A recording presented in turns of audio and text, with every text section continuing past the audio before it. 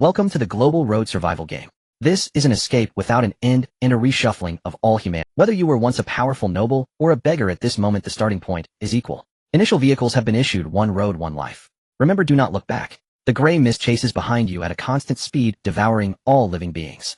Ahead may be supplies. Surviving is the only rule. Suli suddenly opened her eyes. What entered her sight was a narrow carriage. Outside the window was a thick gray mist with visibility less than 5 meters. Roaring sounds. Crunching sounds. The sound of claws scraping against metal came from all around, making one's scalp tingle. She sat in the driver's seat of a beat-up small car, tightly gripping the steering wheel. Lily, don't be like this. Xiaoya is still behind, waiting for us to save her. In the passenger seat, a handsome-looking man frowned and advised earnestly. Yes, Sister Lily. A girl in the back seat with delicate makeup and a white dress leaned over with red-rimmed eyes. Xiaoya lagged behind to distract the zombies for us. We can't abandon her. A sharp pain surged in her brain, and buried memories flooded back like a tide. Reborn. Back to the first day of the global road survival game. Before the mutation, she had just passed the civil service exam in her hometown and was driving this beat-up second-hand car to share the good news. Zhang Hao and Lin Miao Miao were just people who shamelessly insisted on hitching a ride. But then the mutation struck and all humanity was forcibly thrown onto this endless road. In her past life, she had been soft-hearted and brought these two parasites along. As a result, when supplies ran out, Zhang Hao used a rusty wrench to smash the back of her head. He kicked her out of the car as bait to buy time for his own escape. The sharp pain of zombies biting her carotid artery and ripping out her internal organs still felt like steel nails piercing her bones. Suli, are you even listening to me? Seeing her delay starting the car, Zhang Hao's patience ran out and his tone turned. What time is it now, and you're still throwing a tantrum? If something happens to Xiaoya, can you take responsibility? Sister Lily, brother Hao is talking to you. Don't space out. Lin Miao Miao urged in a coquettish voice. The roar of zombies came from afar and twisted groups of zombies appeared in the distance. Zhang Hao slammed the driver's seat backrest. The road ahead is completely blocked. Can't you hear the monsters outside? We need to turn around. Xiaoya and a few of my buddies are still behind. We'll only be safe if we join them. Turn around. Turn back. Xiaoya. Ridiculous. Was she really helping to attract zombies? Zhang Hao overestimated his charm by far. She had actually joined the team driving a tank. Su Li's eyes were emotionless as she calmly glanced at the rearview mirror. On the horizon behind a gray-white mist wall was silently approaching. Constant speed devouring everything. Going backward meant actively jumping into the gray mist to be ground to bone. Rushing forward through the zombie horde was the only way to survive. Why aren't you moving? I've been too nice to you, and now you dare throw a tantrum at me. Seeing Su Li silent, Zhang Hao completely lost his temper. Taking advantage of his strength, he leaned over to grab the steering wheel. Get lost. Su Li lifted her right foot and stomped on the brake. Squeal. The worn tires let out a piercing screech on the asphalt, and a huge inertia burst forth. Completely unprepared, Zhang Hao lunged forward like a sack, and with a muffled thump, his forehead slammed into the hard plastic dash of the passenger seat. Ow. You're f***ing crazy. Zhang Hao held his forehead, as blood immediately flowed through his fingers. Su Li didn't waste a word. Her thumb pressed the seatbelt buckle. She quickly twisted her body, and with her right leg in a Martin boot, she slammed it hard into Zhang Hao's chest, kicking him back into the back seat. How dare you hit brother Hao? Lin Miao Miao screamed, and with claws bared extended her long manicured hand to scratch Su Li's face. Without even glancing at her, Su Li's right hand shot like lightning into the passenger glove compartment and pulled out a rusty heavy metal wrench. Smack! The cold iron smelling of rust roughly pressed against Lin Miao Miao's throat. With just half an inch more, the rusty edge could cut through her trachea. Lin Miao Miao's scream was cut off like a power outage stuck in her throat. One more word, and I'll use it to open a window in your trachea. Lin Miao Miao trembled all over her face, powder flaking off, tears and mucus held back, not even daring to. Zhang Hao climbed up, holding his chest, wincing in pain, his face livid. Su Li, are you out of your mind? If you kick us out, how? There are monsters outside. Put down the wrench and apologize. Otherwise, don't expect me to ever talk to you again. Even at death's door, he still plays the cold abuse PUA game. Su Li didn't even bother to retort. She grabbed the driver's door handle and pushed it open with a click. The piercing cold wind mixed with the low growls of distant zombies instantly filled the carriage. They'll say it once. Get out. Zhang Hao was stunned. He stared at Su Li's icy face, unable to believe that this woman who used to revolve around him dared to turn hostile in the apocalypse. Just by looking at his disgusting face, Su Li knew exactly what he was thinking. This man had an inflated ego, and thought she wanted to avoid him, but he hovered around like a fly seeking attention. In her past life, she had endured it all just to get information about her parents. From now on, this invincible battleship and this exquisite woman would belong solely to him. His gaze shifted to the foot of the bed. Connections to help you find your parents and younger brother. Don't you want to see them? This was his trump card to control Su Li. Hearing the word parents, the veins on Su Li's hand gripping the wrench bulged, and a line of blood was pressed onto Lin Miao Miao's neck. In her past life, he had used this same nonsense to trick her into being a bloodbag for a year. She even scrimped and saved to give rare vehicle upgrade blueprints to this pair of scumbags. Only before she died did Zhang Hao trample her face and mock her whole family had died in the zombie horde on the very first day. But Suli knew this was deliberately provoked by that beast Zhang Hao. Her family was still alive. This was her absolute premonition about her family. Get out or die in the car. Shoot. Suli's wrist flicked, and her murderous aura leaked out unabashedly. Years of survival have made her heart colder than a 10-year veteran in a supermarket. Sister Lily, I was wrong, you'll get out. Don't kill me, woo-woo. Lin Mao's mental defense completely collapsed. Zhang Hao gritted his teeth and glared at Suli. Fine. You're ruthless enough. When I team up with my buddies and get a high-end RV, don't come begging on your knees. He yanked open the door and tumbled out like a beaten dog. Suli seized the opportunity, grabbed Lin Mao's hair, and flung her out of the car. Lin Miao crashed heavily onto the asphalt road, full of sharp gravel, her knees scraped bloody. Bang. The door slammed shut, and the central lock clicked locked. Suli, you BTCH. You'll die a horrible death. Zhang Hao pounded on the window outside like a madman. The chill wind outside grew increasingly biting. The gray mist on the horizon behind pressed upon everyone's retinas. Suli put the car in gear and stepped on the accelerator. Brother Hao, the fog. That fog is catching up. Lin Miao pointed behind and let out a distorted scream. Zhang Hao turned around abruptly. In the rolling gray mist, faint sounds of bone crunching and chewing made one's scalp tingle. At this moment, Zhang Hao finally came to his senses. His previous harsh words instantly collapsed. Suli, open the door. Please open the door. I was wrong, take me with you. His eyes bloodshot, he frantically clawed at the door handle, the scraping of his fingernails against the iron panel piercing. Suli didn't spare a single glance. She stomped the accelerator to the floor. Roar. The old sedan let out a thunderous roar, a thick cloud of black smoke erupting from the exhaust pipe. The tires spun in place for half a turn before shooting forward like an arrow released from a bow. The thick exhaust fumes blasted directly into Zhang Hao's face and hair. Cough. Suli, come back. You venomous woman. Zhang Hao, covered in dust, staggered and ran after her. Lin Miao had even lost one of her high heels and was running barefoot on the gravel in despair. How could two legs outrun four wheels? They could only watch in despair as the small car sped away. A few hundred meters ahead, Suli held the steering wheel with one hand, the speed already reaching 80 miles per hour. She didn't even bother to check the rearview mirror to see the fate of the two behind her. Just then the prompt tone deep in her mind changed, detected host completing the first choice. Mind awakening. Soul compatibility reaching 100. Talent awakening. A thin layer of sweat broke out on Suli's palms. System. In her past life, she had endured an entire year before awakening the most garbage, water storage ability, serving as a human water dispenser for Zhang Hao's group every day. In this life, she gets a cheat from the start. Schwa. A translucent light blue holographic screen appeared before her retina. Name Suli, vehicle old beat-up sedan LV. 0 sanity 100100 physique, 6 note normal, adult average, is 5 determined strength and defense. Spirit 8 note determined sanity resistance and spell load. The basic panel was average. As her gaze moved down, two glaring dark gold data frames flashed at the very bottom. Talent 1 mechanical modification SS level effect ignores blueprint restrictions. As long as there are enough materials or scrap, it can reorganize and strengthen any non-living vehicle. Each modification has a chance to trigger special mutation affixes. Talent 2, plant ability SS level effect, can accelerate growth and control any plant. Currently can grant plants combat characteristics such as metallization, explosion, deadly poison. The car fell into silence. Suli stared at the two golden SSS on the panel and blinked. Holy crap. Double SSS. A royal flush from the start. She knew it. Reincarnation wasn't meant for her to suffer. This way she's got it made. Mechanical modification. Plant ability. 1 for building, 1 for fighting. The perfect combo tailor-made for this apocalyptic road survival. Suli's grin almost reached her ears. Money is hard to earn, shit is hard to eat. But a life with cheats means living as one pleases. She suppressed her inner ecstasy and began to make plans. The top priority was to modify this broken car. Safety. In the apocalypse, safety was the most important thing.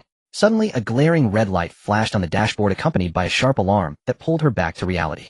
Beep, beep, warning. Fuel remaining 8. Estimated driving range 15 kilometers. Suli frowned. 15 kilometers. The gray mist behind her traveled at 5 kilometers per hour. Running out of fuel meant waiting to die? To get fuel, she either had to kill zombies or find random roadside supply crates.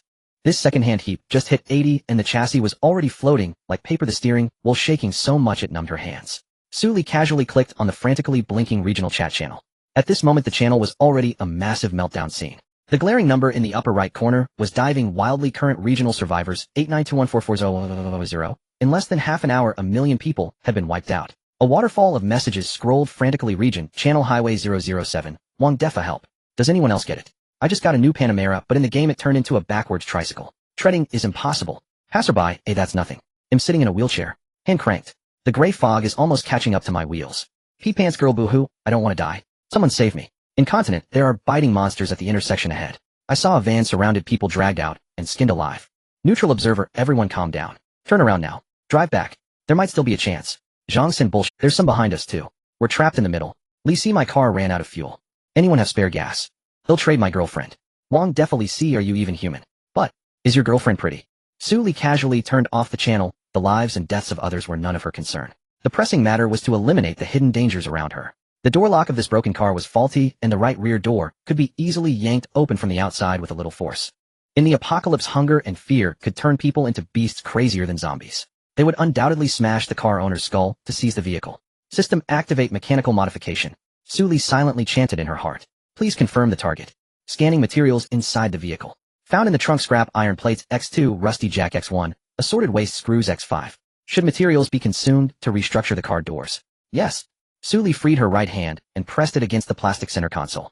A surge of scalding heat erupted from her palm, rapidly spreading along the chassis. The deafening sound of metal twisting exploded within the cabin, as if invisible giant hands were violently kneading the steel door panels. The highly plastic interior panels melted instantly. A thick layer of rough dark metal climbed along the door frame, tightly bonding with the edges of the window. ZZT.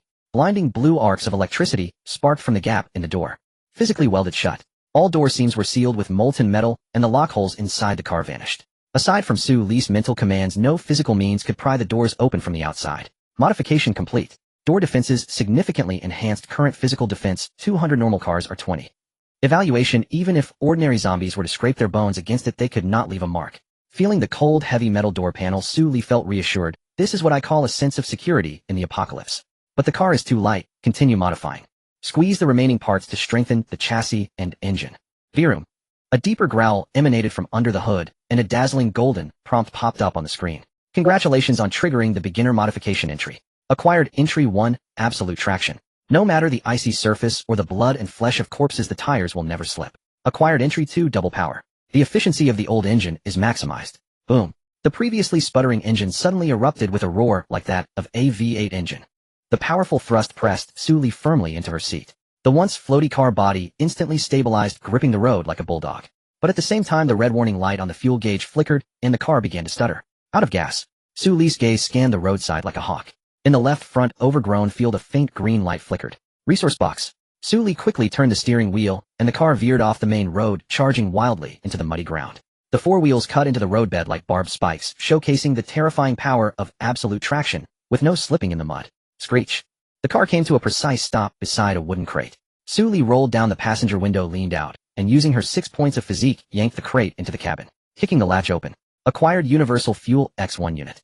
Acquired armor-piercing steel nails X50. Acquired moldy black bread X1 piece. Without a moment's hesitation, she extracted the fuel and poured it into the tank. The warning needle instantly jumped to F full state. A unit of fuel could run for 100 kilometers, temporarily alleviating the alarm. Kicking the latch open. Acquired universal fuel X1 unit. Acquired armor-piercing steel nails X50. Acquired moldy black bread. At the end of the high beams, a dense mass of shadows completely blocked the road. At least 200 or 300 low-level zombies were wandering on the only path. The bright light instantly became a live target. Hundreds of murky white eyes all stared at the source of the light. Roar. The nauseating stench could be smelled from a distance as the swarm of corpses charged like rabid dogs. In the nearby area channel, a survivor following from afar witnessed this horrifying scene. Wong defa damn, that's more than a few hundred. Shit flow, we're dead. There are cliffs on both sides, there's no way to go around. Zhang San, that white car in front is blinding with its high beams, attracting all the monsters. What the hell, it's over. That white car has become a steel coffin. Even an armored vehicle would think twice about this situation. Most people were so frightened that they slammed on the brakes, locking their doors and trembling. But Su Li stared intently at the rolling tide of corpses ahead, and instead of slowing down, she slammed the accelerator to the floor. The tachometer instantly shot into the red. Insufficient resource boxes to explode. Then just use zombies to explode. 90 miles per hour. 100. 110. The white sedan, powered by double the energy, raced down the highway like a frenzied wild stallion. Players observing from the shadows were stunned. Wong defa, is that white car going insane? It's speeding up instead of slowing down. Pedestrian A, it's definitely panicking and accidentally hitting the gas. It's going to turn into minced meat. Su Li ignored all distractions. With only 50 meters left to the edge of the zombie horde, her gaze precisely locked onto a pile of debris on the right side of the road. Several heavy I-beams along with a few barbed wire fences. System. Extract abandoned I-beams. Target car front bumper. Direction, all-angle meat grinder mode. Command confirmed. Modification range activated. Consuming I-beams X3, barbed wire X5, rebar X10. As the sedan rushed past the debris pile, blinding blue arcs of electricity slithered out like a giant python. Hundreds of pounds of heavy scrap steel were forcibly twisted, melted, and flattened in midair. The fragile plastic front face shattered and peeled away. In its place were 2 rows of jagged reddish-brown giant metal teeth. Sturdy rebar was forcibly bent-welded like armor to the exterior of the windshield. Modification complete. Attachment heavy-duty sawtooth collision shovel brutal version. Feature high-speed collisions will cause devastating tearing damage shattering mid to low-level obstacles. In the previous second, it was still a second-hand utility vehicle, but now the front of the car extended into a tumter-long metal-sloped shovel that was wider than the car itself. The sharp barbs emitted a chilling ripping sound in the howling wind. Bang! A thunderous roar erupted on the road as the sedan equipped with the heavy collision shovel crashed fiercely into the dense zombie horde. Crack! The robust zombie at the forefront was shredded at the moment of contact with the shovel, its lower half ground to pieces and dragged beneath the car, while its upper half sprayed black blood high into the air. The windshield was instantly smeared with a spray of foul-smelling blood, and the wipers worked furiously. The series of explosions sounded like firecrackers. Bang bang bang. At over 100 miles per hour, these low-level zombies were as fragile as paper. Severed limbs flew everywhere, and the sound of shattering bones was dense enough to make one's scalp tingle. The absolute grip feature allowed the tires to traverse the thick layers of flesh and bone, as if walking on solid ground, completely unaware of slipping. Inside the driver's seat, Sue Lee felt the violent tremors of the car, her hands tightly gripping the steering wheel without a single blink. Only absolute heavy firepower was the best sedative in the wasteland. Roar! A few misdirected zombies leaped onto the car door, their black claws scratching furiously. Facing the welded armor with 200 points of physical defense, not even a fleck of white paint was chipped off. The sedan suddenly swung its tail, the centrifugal force sucking them into the rear wheels and grinding them into mush. Zombie killed X1, obtained fuel X1. Zombie killed X1, obtained scrap parts X2, killed mutated zombie X1, obtained low-level crystal core X1, Master Kong instant noodles X1. The system's kill notification echoed in her mind like a barrage of messages. After plowing through a bloody path of over 100 meters, the sedan broke through the encirclement, leaving devastation behind. The remaining scattered zombies were quickly wiped out by the gray mist from behind. Area Channel Highway 007. Wong Defadam. Am I blind, or is that guy cheating? Is the crazy Dominator on a rampage? Terrified girl, I watched it kneeling. That car's front is equipped with a heavy industrial cutter, right? Please see, this isn't driving to survive, it's directly heading into a zombie horde to grab supplies, right? Too handsome, big shot, please let me hold your thigh. I can warm the bed, and also have all sorts of skills. Sue Lee slowed down, counting her storage space: 40 pieces of scrap, 30 pieces of wood, a whopping 12 pieces of fuel plus water, and that low-level crystal core glowing faintly. 12 pieces of fuel, enough for her to race over 1,000 kilometers in one go. During the crush through the zombie horde, Sue Lee sensed a slight, distinct vibration from the vehicle. As if she had run over a particularly hard stone. She didn't think much of it until a markedly different system notification sounded in her mind. Ding. Global announcement. Congratulations to Longwall Warzone player Sue Lee for successfully achieving the world's first kill, killing first stage mutated zombie Iron Arm. Reward: random skill treasure chest X1 points 1000. Special seeds X1. Global leaderboard system, world channel activated. A series of system announcements echoed in all players' minds 3 times. The entire world fell silent for a second. World channel Sakura country, Yamamoto, Isoroku Nani. First kill. Is it still Longwa people? Baka. Lighthouse country John Smith, oh my god. Are you kidding me? A Chinese player got the first kill. How? Kim Jaehyun from Kimchi country-ish. Mutated zombie, really? It must be fake. Our great Kimchi country is the strongest in the universe. Longwa Long out yin, ha ha ha. Awesome. Our Longwa players are incredible. Suli, big shot, please take me along. Longwa Wong Defa Suli, damn. Big shot. The one driving the bulldozer just now was you, right? It has to be you. Longwa terrified girl Suli, take my knee. You are my god. The world channel was instantly blown up. Yet the event's protagonist Suli merely raised an eyebrow. First stage mutated zombie. The one I just crushed. She recalled that one zombie had an unusually thick arm, like I didn't expect it to be a little boss. The reward is not bad. She opened her personal panel to claim the reward. An ancient treasure chest lay quietly in her inventory. She didn't rush to open it. The road conditions were unclear, it wasn't the right time to open a chest. She slowly parked the car in a relatively safe spot by the roadside. From the rearview mirror, she could see the spot where she had just crushed the Iron Arm zombie. Something seemed to be glimmering. A crystal core. Sue Lee's eyes moved. Killing zombies has a certain probability of dropping crystal cores. Crystal cores are hard currency in the apocalypse, used to upgrade vehicles, enhance oneself, and even serve as currency. The crystal core from a first-stage mutated zombie is even more valuable. It can't be wasted. She surveyed the surroundings, confirming there were no other zombies, then unsealed the car door and stepped out. A strong stench of blood and rot overwhelmed her. Suli frowned, held her breath, and quickly walked to the pile of. Using a wrench, she pried a few times and quickly found the glowing object. It was a black crystal the size of a fingernail, irregularly shaped, with what seemed like lightning flowing inside. First-stage strength system crystal core contains pure energy of strength, can be used for enhancement or as energy source. Got it. Suli satisfactorily tucked the crystal core away and returned to the car. Just as she was unscrewing a bottle of water to moisten her throat, a scarlet announcement suddenly rolled above her head. Area alert: survivors have dropped below 7 million. The first phase test, Mutated Frenzy, will begin after nightfall. Attention, zombies will attack with doubled aggression at night, and first-stage mutated beings will appear with enhanced agility and strength.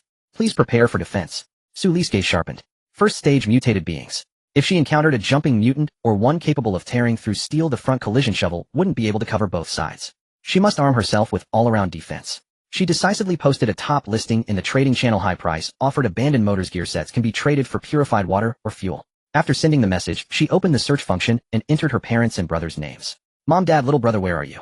If you see this message, reply to me, I will come find you. The message sank like a stone. Just as expected. Is it still not working? In her past life, she had done this thousands of. The merging of regions occurs gradually. Until regions are fully integrated, it is impossible to search or communicate with people from other areas. In her past life, Zhang Hao deceived her just before her death, but he certainly knew about her parents' and brother's whereabouts. Otherwise, he couldn't have known certain things, and she wouldn't have foolishly helped him for so long. 10 kilometers ahead, under the cloak of night, stood the entrance to an abandoned service area. 2 heavily reinforced pickup trucks, one on the left and one on the right, formed an inverted V shape, completely blocking the entire lane. A dozen men in dirty leather jackets stood behind the barricade, wielding half-meter-long machetes and compound crossbows. They were briskly laying out 2 rows of triangular barbed iron spikes on the road. The leader, a scar-faced man, spat out the cheap cigarette, but in his mouth, and squinted at the 2 beams of headlights tearing through the darkness in the distance. Brothers, it's time to work. The scar-faced man waved the machete in his hand, grinning. A fat sheep delivered right to our door. Once we pop those tires, the men will be chopped up as bait, and the women will be kept for warming the bed. The high beams tore through the night. Suli stared at the triangular iron caltrops reflecting cold light on the road ahead. 2 rows of sharp spikes were densely spread over a dozen meters, their pointed ends facing upwards, designed to puncture the tires at their weakest spots. An ordinary car would be immediately rendered useless by the 4 wheels. Behind the heavy pickup truck, over a dozen men gripped machetes and composite crossbows, watching her direction. Suli released the accelerator, reducing her speed to 40 miles per hour. She lowered half of the car window. Cold wind. The lead scar-faced man jumped down from the truck, bed a freshly lit cigarette in his mouth, his right hand holding a machete, the blade gleaming with a greenish light under the headlights. He stood 5 meters in front of the roadblock, sizing up the front of Suli's car. The heavy serrated bumper still bore the remnants of zombie, flesh-black blood dripping down the steel spikes. The scar-faced man squinted. This car has been modified, but it doesn't matter. The caltrops target the tires, not the front of the car. He exhaled a puff of smoke and raised his knife, pointing at Suli's windshield. Stop the car. Shut off the engine. Leave the keys on the roof. Suli slammed on the brakes. The sedan came to a steady stop 3 meters in front of the caltrop barrier. What do you mean? Behind the scar-faced man, a yellow-haired guy in a studded leather jacket stood up from the pickup truck, aiming a composite crossbow at Suli's side window. Can't understand human language. I told you to stop for a check. This road is under our Vulture cruise control. The yellow-haired man shouted loudly, deliberately addressing the other survivors hiding in the shadows nearby. The scar-faced man waved his hand, signaling the yellow-haired man to be quiet. He took 2 steps forward, adopting a negotiating tone. Don't be nervous, sister. We only rob for money, not lives. Hand over 10 portions of fuel, or the equivalent, in clean water and food, and we will let you pass. Of course, he licked his cracked lips, his gaze roaming over Suli. If you are short on cash, you can step out of the car, and we can talk slowly. Several men behind him chuckled softly. Suli glanced at the pinned message in the trading channel. Her listing for purchasing motors and gear sets was still up, with over 10 private messages. She casually clicked on one.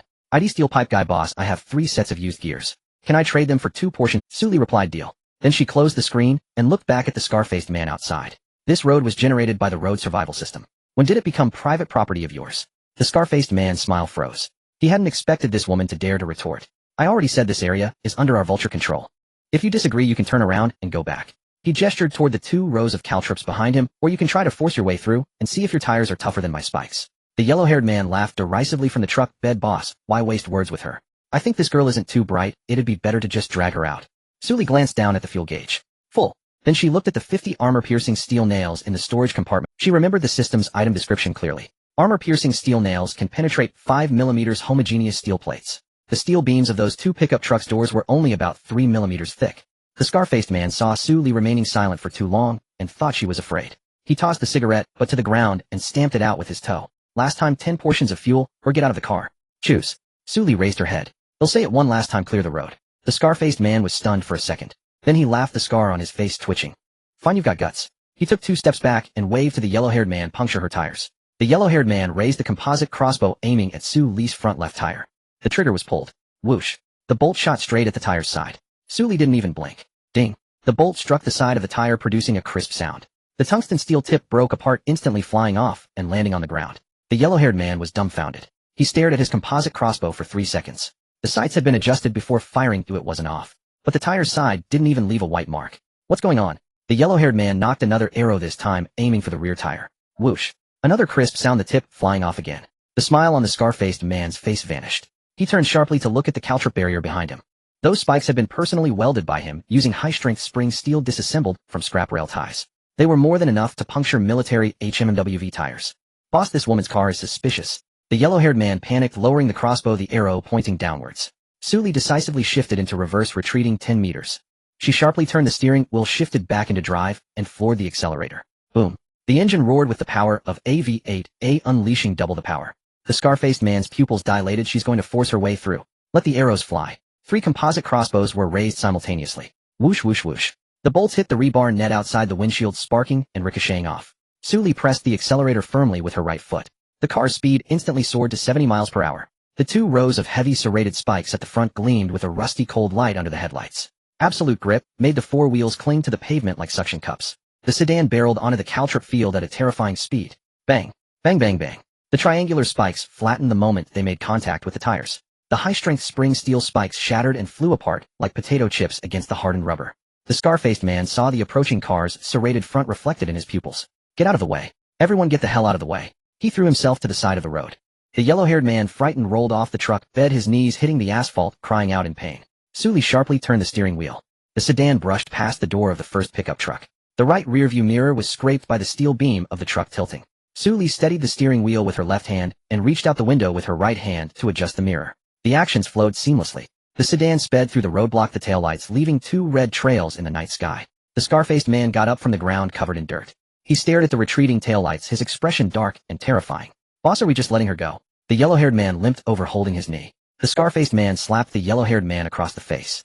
Go. She's getting away. He turned and walked toward the pickup truck, yanking the door open. Get in. We chase. The yellow-haired man covered his face, stunned for a moment. Boss, that gray mist is still chasing us. Shouldn't we head back? Useless. There must be good stuff in her car. Those tires that front are all hard goods. If we take them, we can go anywhere. The scar-faced man started to pick up, the rough roar of the engine filling the air. 2 pickup trucks turned around, their high beams piercing the night as they chased after the direction Sully disappeared into. The other survivors, hiding in the shadows, dared not make a sound. Someone secretly spoke in the area channel. Very tall, the vulture guys went after the white car. Wong Defa, is the scar-faced man crazy? That white car just fought through a horde of zombies. A bit bad. And did you see those tires? The caltrips couldn't pierce them. Is that car a modified one? You're right, you can't reason with someone who's determined to die. If he wants to die, no one can stop him. Sully saw 2 high beams approaching in the rearview mirror. With her right hand, she opened the storage compartment. Armor-piercing steel nails, 50 pieces. She hesitated. She turned to glance at the few seeds on the passenger seat. It was time to test her plan abilities. The 2 pickup trucks of the vulture convoy were tightly gripping from behind. The scar-faced man had a fierce look in his eyes. Huang Mao sat in the passenger seat, holding a compound crossbow with a newly replaced bowstring. In the back of the truck, 4 men crouched. Each held a mountain knife and an iron hook. The scar-faced man stared intently at the taillights of the white sedan ahead. Accelerate. Get close. Use the iron hook to catch her rear bumper. The pickup truck had a 3.0 displacement diesel engine. Although it consumed more fuel after being reinforced with steel beams, its straight-line acceleration was indeed impressive. The 2 vehicles staged a chase scene on the road shrouded in darkness. Sully estimated the distance through the rearview mirror. The pickup truck behind was getting closer. 50 meters. 30 meters. Sully steadied the steering wheel with her left hand and reached into the glove compartment with her right. Her fingertips touched a coarse burlap bag. Inside were 5 seeds. The surface of the seeds had dark red patterns and felt slightly warm to the touch. This item was a bonus from the system when she crushed through the zombie tide earlier. The pop-up notification only contained 1 line: mysterious seed bag source unknown, planting ability can be activated.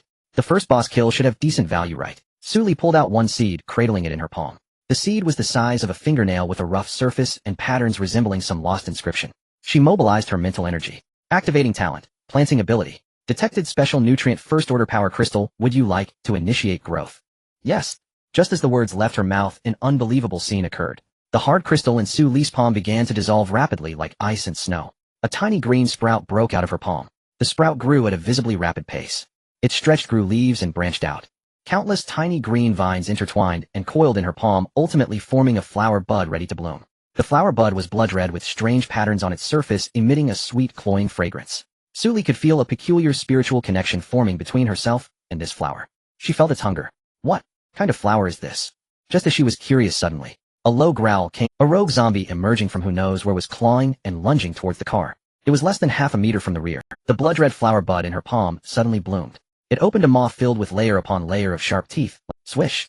The carnivorous flower stem elongated, instantly reaching out of the car, and in a flash it bit down on the crack. A crisp sound like a watermelon being bitten open echoed. The zombie's head was instantly crushed by the sharp teeth of the carnivorous flower. Black liquid splattered everywhere. Under Su Li's wide-eyed gaze, the bloodthirsty carnivorous flower seemed to savor some delicacy as it devoured the remaining half of the zombie's body. Not even a bone was spat out. Burp. The carnivorous flower let out a satisfied belch, and the black blood on its petals quickly faded, returning to a vibrant, harmless appearance. It affectionately rubbed against Su Li's finger. Su Li, damn, this is outrageous. The contrast is both thrilling and stimulating. Ding. Your mutant plant bloodthirsty carnivorous flower has been unlocked. Bloodthirsty carnivorous flower, a mutated plant born from a power crystal possessing strong biting and digestion abilities. It can grow by devouring flesh and blood. Current level 1. Su Li looked at the little delicate flower coiled around her wrist like a bracelet, her mouth twitching violently. This thing is way more useful than a wrench. Even more to her surprise, after the carnivorous flower devoured the zombie, a surge of pure energy flowed back into her body through the vines. Though faint, it was definitely there. Your plant ability proficiency 1. Your physique slightly improved using the zombie's crystal to cultivate the carnivorous flower. Using the carnivorous flower to hunt zombies. A portion of the energy from the kills would nourish herself, while another part would promote the growth of the carnivorous flower. This is a perfect self-sustaining growth cycle. Su Li's breathing became slightly rapid. The mechanical modifications ensured her survival and mobility. The plant ability provided her with the most direct and bizarre combat and growth capabilities. With double SSS talents, it was terrifying. Now her gaze towards the wandering zombies around her had changed. They were all walking experience points and nutrients. Just as she was excited, 2 arrows whizzed towards her car window, likely trying to shatter the glass and kill her. Seeking death, Su Li lowered her voice. Target rear left tire, entangle the brake disc. Then she flicked her wrist. The carnivorous flower detached from her skin. It curled into a ball in midair and was launched forward. The dark green sphere bounced twice on the ground. It accurately rolled under the chassis of the pickup truck. The scar-faced man saw something thrown out of Su Li's car window in the rearview mirror. He instinctively swerved the steering wheel. But nothing happened. Bluffing. He sneered, pressing the accelerator harder. The pickup was only 20 meters away from the white car. Suddenly, a harsh metallic scraping sound came from underneath the chassis. Screech, like something had tightly gripped the brake disc. The steering wheel suddenly jerked to the left, and no matter how he turned, he couldn't regain control. What the hell? The scar-faced man slammed the brakes. But the brake pedal felt welded in place, utterly unresponsive. The brake disc of the left front wheel was entangled by vines, sparks flew from the wheel hub, and the rubber tire left a black. The pickup truck lost control and skidded sideways at 80 miles per hour. The 4 people in the truck were thrown out, 2 of them hitting the ground hard, rolling several meters before going still. Huang Mao clung tightly to the passenger seat, his compound crossbow also flung away. The pickup truck skidded sideways, and then flipped over its chassis facing the sky, its 4 wheels still spinning. The fuel tank ruptured, diesel spilled everywhere. The second pickup truck following closely behind couldn't brake in time, abruptly swerving to avoid it. But the road was only so wide. The right wheel rolled over the soft soil of the shoulder, the vehicle tilted, and directly fell off the embankment. The front collided with a dead tree, the hood popped up, emitting white smoke. Su Li saw the second pickup truck also topple over in the rearview mirror. She stopped her car, engaged reverse, and slowly backed up next to the overturned pickup. The scar-faced man was hanging upside down in the driver's seat, covered in blood. He half opened his eyes, watching helplessly as the door of the white car opened. A pair of hard-soled Martin boots stepped onto the shattered asphalt road, walking up to him. You just said you only rob for money and not for lives. Coincidentally, I'm the exact opposite. She reached in through the window and yanked a bulging canvas pouch from the scar-faced man's waist. She unzipped it. Inside were 2 packs of compressed rations and half a case of mineral water. Can't let it go to waste. She also took the crossbow and the mountain knife. Noticing the scar-faced man instinctively reaching for his chest, she yanked open his shirt, revealing a pendant stored at his chest. A small pouch hung beneath the pendant. The scar-faced man tried to stop her, but the carnivorous flower suddenly popped out, glaring menacingly. The scar-faced man nearly peed himself. What kind of monster is this? Su Li couldn't be bothered to respond. She yanked it off, opened it, and to her surprise, there were 4 primary level 1 crystals. The scar-faced man was surprisingly lucky, but now his luck belonged to her. The scar-faced man's lips moved, wanting to say something. Blood spilled from the corner of his mouth, making him cough violently. Su Li stood up. At that moment, the fuel tank of the overturned pickup finally made contact with the high-temperature brake disc. Sparks flew. A muffled explosion echoed. Flames shot up from beneath the chassis, instantly engulfing the entire front of the car. Su Li took 2 steps back and turned to walk away. Huang Mao crawled over from the roadside, covered in dirt, his knees raw and bloody. He knelt before Su Li. Sis, I was wrong. It was all Scarface's fault. Please take me with you. I'll be your servant. Su Li glanced down at him. Get up. Huang Mao's eyes lit up, thinking he was saved. In the next second, the carnivorous flower swallowed him whole. Your plant ability proficiency 1. Your physique slightly improved. The carnivorous flower smacked its lips, seeming unsatisfied. In the future, eat fewer bad people. What if you get a stomach ache? Su Li advised. The carnivorous flower. You ordered it, master. How can you blame me? I'm feeling wronged. Su Li counted her spoils in the driver's seat. Then she picked up that bag of mysterious seeds she opened earlier. There were still 4 seeds left in the bag. She was very satisfied with the effect of the last one. Metallic thorns, stealthy, lethal, capable of detaching from control. Perfect for dealing with pursuers. But she had just consumed 3 mental energy points. Now her rationality value had dropped from 100 to 97. The system prompted mental energy consumption will affect the upper limit of rationality value. Please replenish sleep or use mental recovery items in time. Suli rubbed her temples. She did feel a bit fatigued, but she couldn't rest yet. 10 kilometers ahead, a faintly lit icon was marked on the navigation. Abandoned service area. Supply probability high. Zombie density moderate. She needed to find a place to spend the night there and collect those motors and gears listed on the trading channel. Just as she thought of this, a private message notification chimed again. ID Steel Pipe Guy Boss, I'm at the coordinates you mentioned. Where are you? Suli replied, wait 10 minutes. She pressed the accelerator, increasing the speed to 90. The outline of the service area gradually became clear in the night ahead. A 3-story dilapidated building stood by the roadside, its walls covered with withered vines. In the parking lot, a dozen scrap vehicles were parked haphazardly.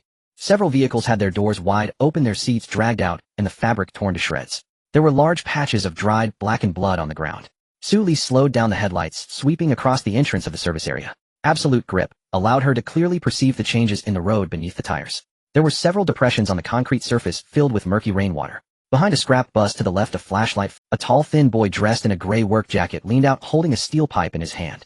He waved at Suli's car. Suli parked next to the bus, but didn't turn off the engine. She rolled down the passenger window. The tall, thin boy jogged over, pulling out 3 sets of gears wrapped in oil paper from his backpack and holding them out through the window. Boss, look, 3 sets of gears taken from a scrapped industrial sewing machine. The tooth surfaces are intact and rust-free.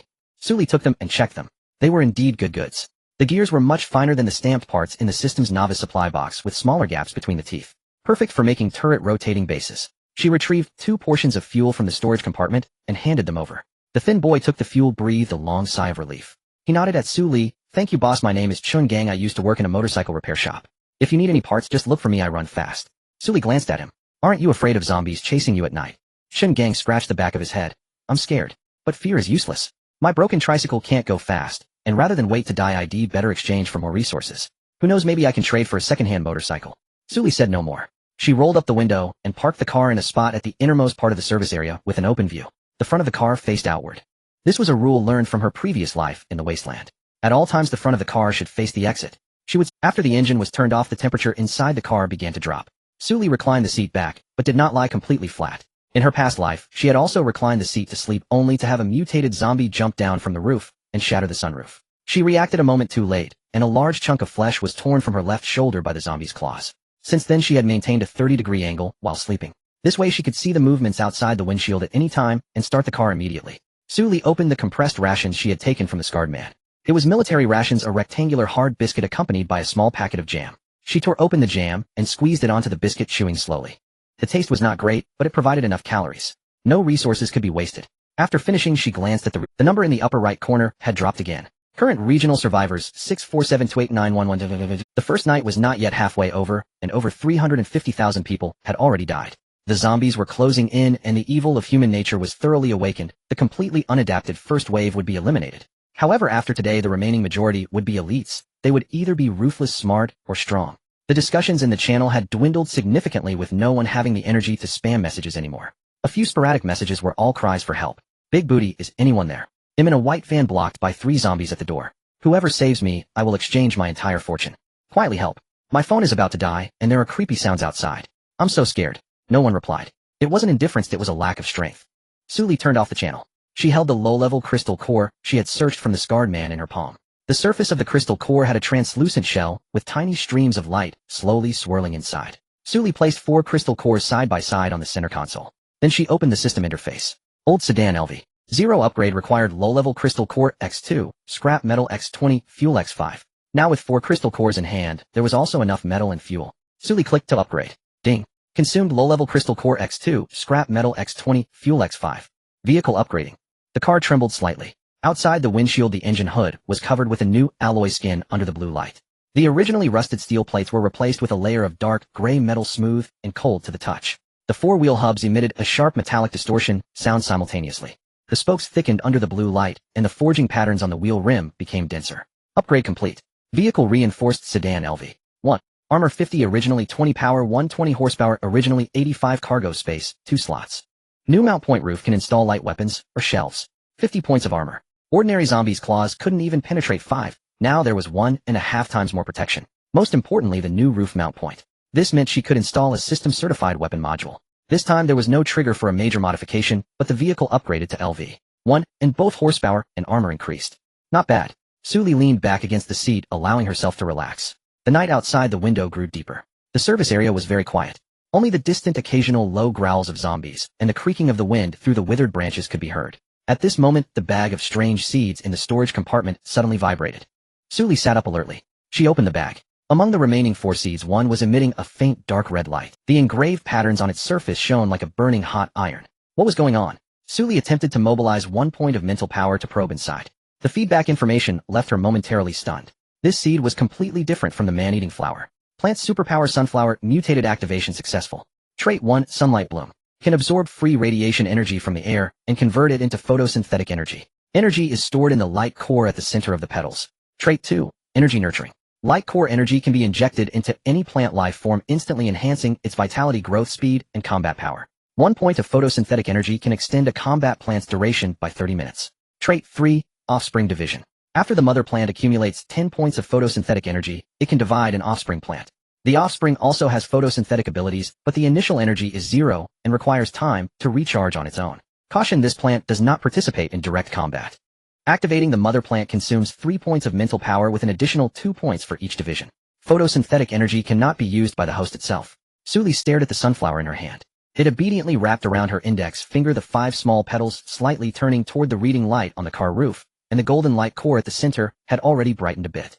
Auxiliary Charging Pile. In her past life, auxiliary charging type superpowers were extremely rare, but once they appeared they required a lot of resources for cultivation, which only large factions could afford. This sunflower in her hand could convert solar radiation and scattered wasteland energy into usable photosynthetic energy for plants. The man-eating flower was a gun, while the sunflower was a bullet factory. This is truly incredible. Indeed, the first kill reward is the best. Sully placed the black vine on the dashboard where it was just catching the moonlight. The 5 petals immediately unfolded, and the frequency of the golden light core's flickering increased a bit. Her rationality value had dropped to 93 due to the activation consumption. If this thing falls to 70, she would start to have a splitting headache, and her mind would wander. If it drops to 50, she would begin to experience a mental breakdown, making normal activities difficult. If it drops to 10, she would completely collapse and lose her humanity. At 0, she would mutate entirely. In her past life, the horrors included not just the zombies and monsters encountered on the road, but also the wall of fog chasing behind, as well as the loss of rationality, leading to various human tragedies. She leaned back against the seat again and closed her eyes. But she slept for less than an hour. Suddenly, a hurried and dense sound of footsteps came from outside the windshield, approaching from the back of the service area. The moment Sully opened her eyes, her right hand twisted the key to ignite the engine, while her left hand simultaneously turned on the high beams. A blinding beam of light cut across the parking lot.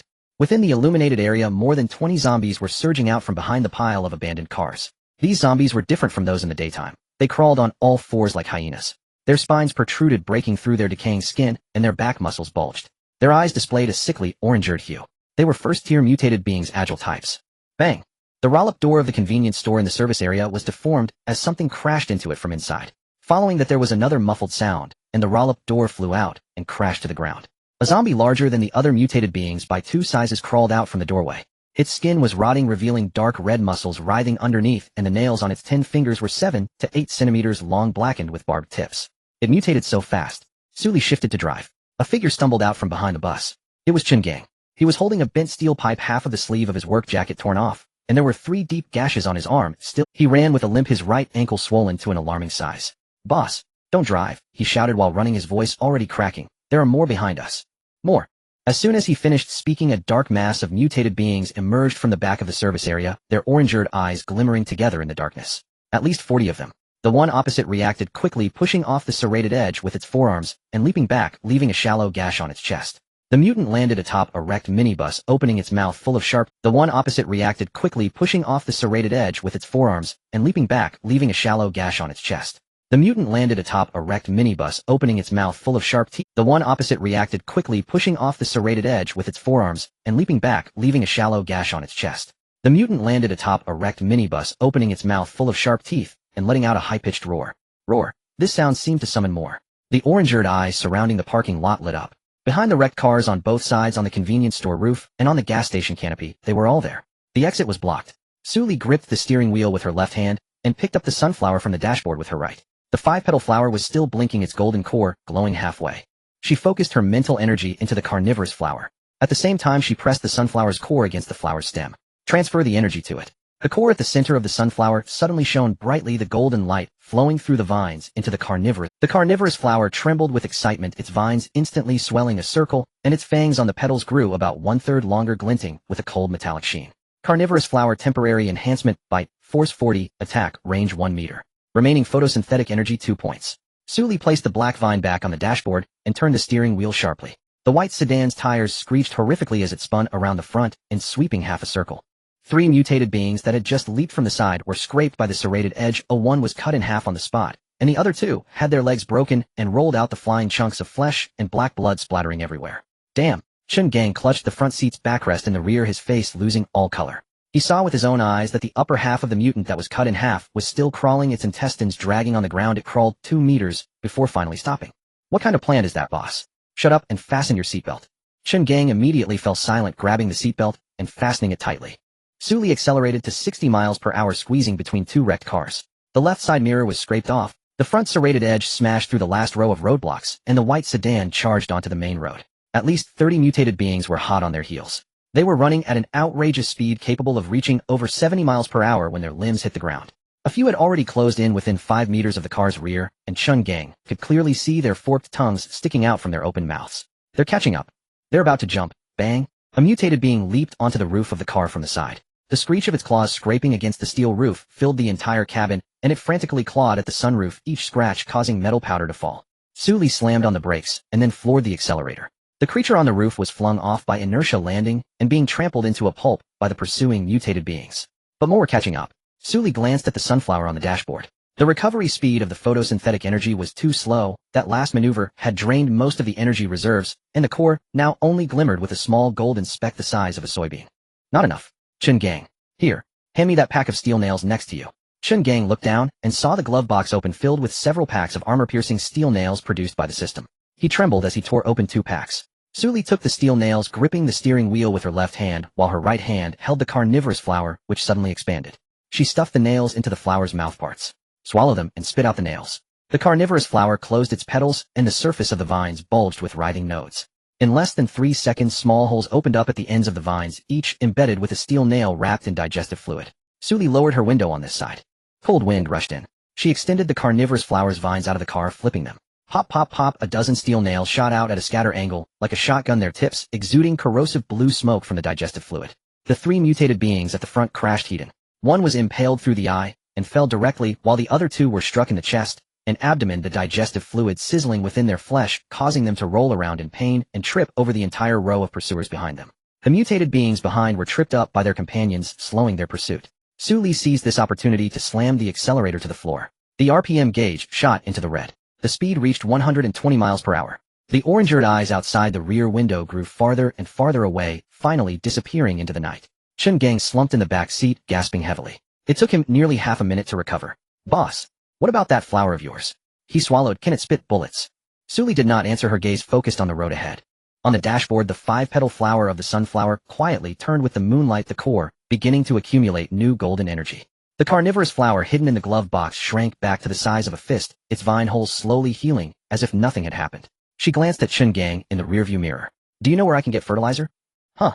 The kind of fertilizer for growing flowers high in phosphorus and potassium. Chun Gang paused. I know there's an agricultural service station about 30 kilometers ahead. I caught a glimpse of it when I passed by earlier. There were bags of fertilizer piled up at the entrance. But there are a lot of zombies over there. Sully steadied the car at 100 miles per hour. Lead the way. She intended to get the fertilizer, nurture the 2 flowers, and then return to fight. The green arrow on the navigation screen flickered. Turn right in 500 meters. Sully reduced the speed of the car. The high beams swept across a low concrete building on the right side of the road, its walls covered in faded green paint with a crooked sign hanging above the entrance that read Huanong Agricultural Service Station. Dozens of bags of fertilizer were piled at the entrance, each bag printed with a yellow background and red characters of a compound fertilizer brand. A few low-level zombies were clustered around the bags. They lifted their heads upon hearing the engine noise, their murky eyeballs reflecting the car lights. Boss, there's more ahead. Chun Gang leaned forward, gripping the back of the front seat. Behind the service station was a small yard. At least 30 zombies were crammed together inside, with a few squatting on the ground, gnawing on a wild dog that had been dead for who knows how long. The bones had already turned black and rotten, with flies buzzing around. Sully shifted the car into drive and floored the accelerator. Boom. The 2 rows of heavy teeth on the front of the white sedan glinted coldly in the light. Bang. The 5 zombies blocking the entrance were instantly crushed, their flesh and black blood splattered everywhere. The carnivorous flower extended from Su Li's wrist, its petals opening to reveal shark-like fangs. It bit down on the head of a zombie that lunged at the side. Crunch. Black liquid flowed down the car door. Su Li sharply turned the steering wheel, sending the last 3 zombies crashing under the rear wheels. After the crushing, only a puddle of dark red meat paste remained on the ground. She checked the rearview mirror to confirm that the outside was clear. The car was facing the yard where more than 30 zombies had been attracted by the earlier engine noise. They were packed inside the yard's iron gate, their claws frantically scratching through the gaps. The iron gate clanged loudly, rust falling from the hinges. The carnivorous flower opened its petals to pounce again. Su Li pressed down on its stem. Hold them off first. Eat, if you want. I need to load the fertilizer. The carnivorous flower obediently nodded, its vines whipping out to block the approaching zombies, each crunching down with a snap. It was like an Aleocaniat buffet. She pushed the car door open and jumped down. As she passed the iron gate, she glanced at the lock. A steel bolt the thickness of her thumb was holding for now. The zombies spotted her, their orange-eared eyes locking onto her all at once. Their growls grew more ferocious. Su Li didn't give them another glance and walked straight to the pile of fertilizer. 20 bags of compound fertilizer, each weighing 40 kilograms. She hoisted 2 bags into the trunk and then threw 4 bags into the back seat. Chun Gang watched her slender figure swiftly moving the cargo under the car lights and swallowed hard. How much do you weigh, boss? 6 points. Previously 6, now 10. The carnivorous flower had consumed zombies, transferring its power back to her. 6 points, lifting 2 bags, 80 kilograms. Like carrying empty bags. Chun Gang muttered, but immediately shut his mouth and got out to help. His right leg was still swollen, and he limped and gasped after only moving 2 bags. Su Li finished with the rest and closed the trunk. The carnivorous flower was already anxiously pacing back and forth. The sunflower poked its 5 small petals out from the dashboard, its golden core shining brighter than before. Go. Su Li shook her wrist towards the iron gate. The carnivorous flower shot forward like a dog unleashed from its leash, its vines straightening in the air, launching itself into the backyard. More than 30 zombies were packed together with no place to hide. Chomp, chomp, chomp. Its petal fangs, like hydraulic scissors, bit down one by one. The heads of the zombies were lining up to be crushed. Black blood splattered across the entire yard. The sunflower's petals turned gently in the moonlight, its golden core continuously overflowing with energy. The energy surged into the carnivorous flower's vine veins through an invisible connection. The fangs of the carnivorous flower grew longer, and a scaly black hard layer began to cover the edges of its petals. Su Li leaned against the car door, arms crossed, watching. The 30-plus zombies were completely devoured in less than 3 minutes. After the zombies were gone, the yard fell silent, leaving only the carnivorous flower grumbling discontentedly, scraping its fangs on the ground, still wanting more. Don't rush. Su Li pulled out a bag of fertilizer from the trunk and tore it open, pouring the gray-white granules into the open petals of the carnivorous flower. The carnivorous flower closed its petals to digest the dark red patterns on its vine surface, growing brighter. The sunflower also received 2 bags. Its golden core suddenly swelled, glowing as bright as an LED light. Your combat plant bloodthirsty carnivorous flower has leveled up to level 1, bite, force 20, vine length. Your support plant sunflower has leveled up to level 1, photosynthesis efficiency, doubled, with a new passive ability energy storage, can hold 15 points of photosynthetic energy. Both plants leveled up simultaneously. The roots of the carnivorous flower had thickened by about 2 circles, its petals turned dark red and dark golden spirals appeared at the base of its fangs. The sunflower sprouted 2 new leaves on its side, the edges of the leaves outlined with golden threads. Chun Gang stared for almost 4 minutes, his jaw dropping.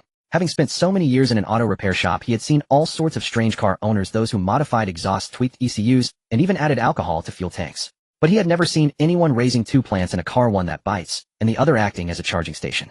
Boss, does your sunflower really use fertilizer? That's not scientific. Su Li opened the driver's side door and got in. Does the Apocalypse Road game care about science?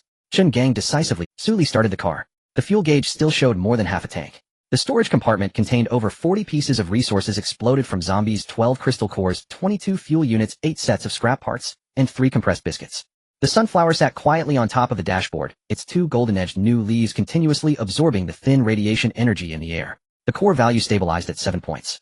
The carnivorous flower shrank to the size of a fist, obediently curling back around her right wrist. The layer of dark red scales brushed against her skin, feeling icy. Chun Gang secretly glanced several times, unable to resist, asking, boss, where are we headed? Back. Back where? Back to the service area. Chun Gang nearly jumped out of the back seat. What about those 40 mutated ones? We barely made it out. Su Li raised her eyelids. In the rearview mirror, Chun Gang's face had already gone pale. They don't have wings, they can't fly. What's there to fear? But I ran earlier because I had no bullets. Su Li removed the carnivorous flower from her right wrist and placed it on the steering wheel, sprinkling half a bag of fertilizer on its stem. The flower curled up contentedly. Now I have enough bullets. Chun Gang saw the 2 happy flowers in the back seat, happily munching away, and swallowed hard. The night enveloped the highway, illuminated by distant headlights. The agile mutant crouched atop the minibus, licking its claws and chewing on a severed arm it had torn from somewhere. The exit of the service area was blocked by dozens of mutants more solid than the evening rush hour. Sully spotted them from 500 meters away. She reduced the speed to 60 miles per hour. The energy value of the sunflower's light core had already jumped to 14, its golden hue so rich it seemed ready to overflow. Man-eating flower, prepare. The man-eating flower coiled around her wrist suddenly opened its 6 petals, revealing its hooked fangs. The golden-edged leaves of the sunflower gently rested on the stem of the man-eating flower as golden energy flowed in like a tap. The vines of the man-eating flower instantly surged from finger-thick to wrist-thick. The surface of the dark red scales bristled, and at the tips of the fangs a dark green corrosive liquid oozed forth. Chun Gang, roll up the car windows, don't let the blood splatter inside. Sully gripped the steering wheel with her right hand and extended the man-eating flower out the window with her left. Chun Gang desperately cranked the rear window up, his hands shaking so much he nearly lost the handle. The mutants in the service area parking lot had all seen her. The one on top of the minibus raised its front half and let out a dozens of orange-red eyeballs lit up in the darkness. Sully slammed down the accelerator. The white sedan charged into the parking lot entrance at a speed of 120. The man-eating flower reached out of the window, its vines leaving afterimages in the air. Pop, pop, pop, pop, pop. Its petals opened and closed in precision, with Sully's speed taking out one zombie head after another. Its biting force was vastly stronger than before. Previously it had to close its petals to crush a head, now it could just chew like it was eating sunflower seeds. The zombies with their heads bitten off spun around in place before collapsing. The ground of the parking lot was instantly covered with twitching headless corpses. The high-level mutant on top of the minibus jumped up. It leaped high, pouncing towards the windshield, its 10 claws glinting with a rusty sheen under the light. Sully slammed on the brakes. At the same time, she violently swung her left hand out. The man-eating flower received the command, and its vines suddenly straightened and swept like a chained sword. The dark red vines turned in the air and accurately ensnared the mutant's waist.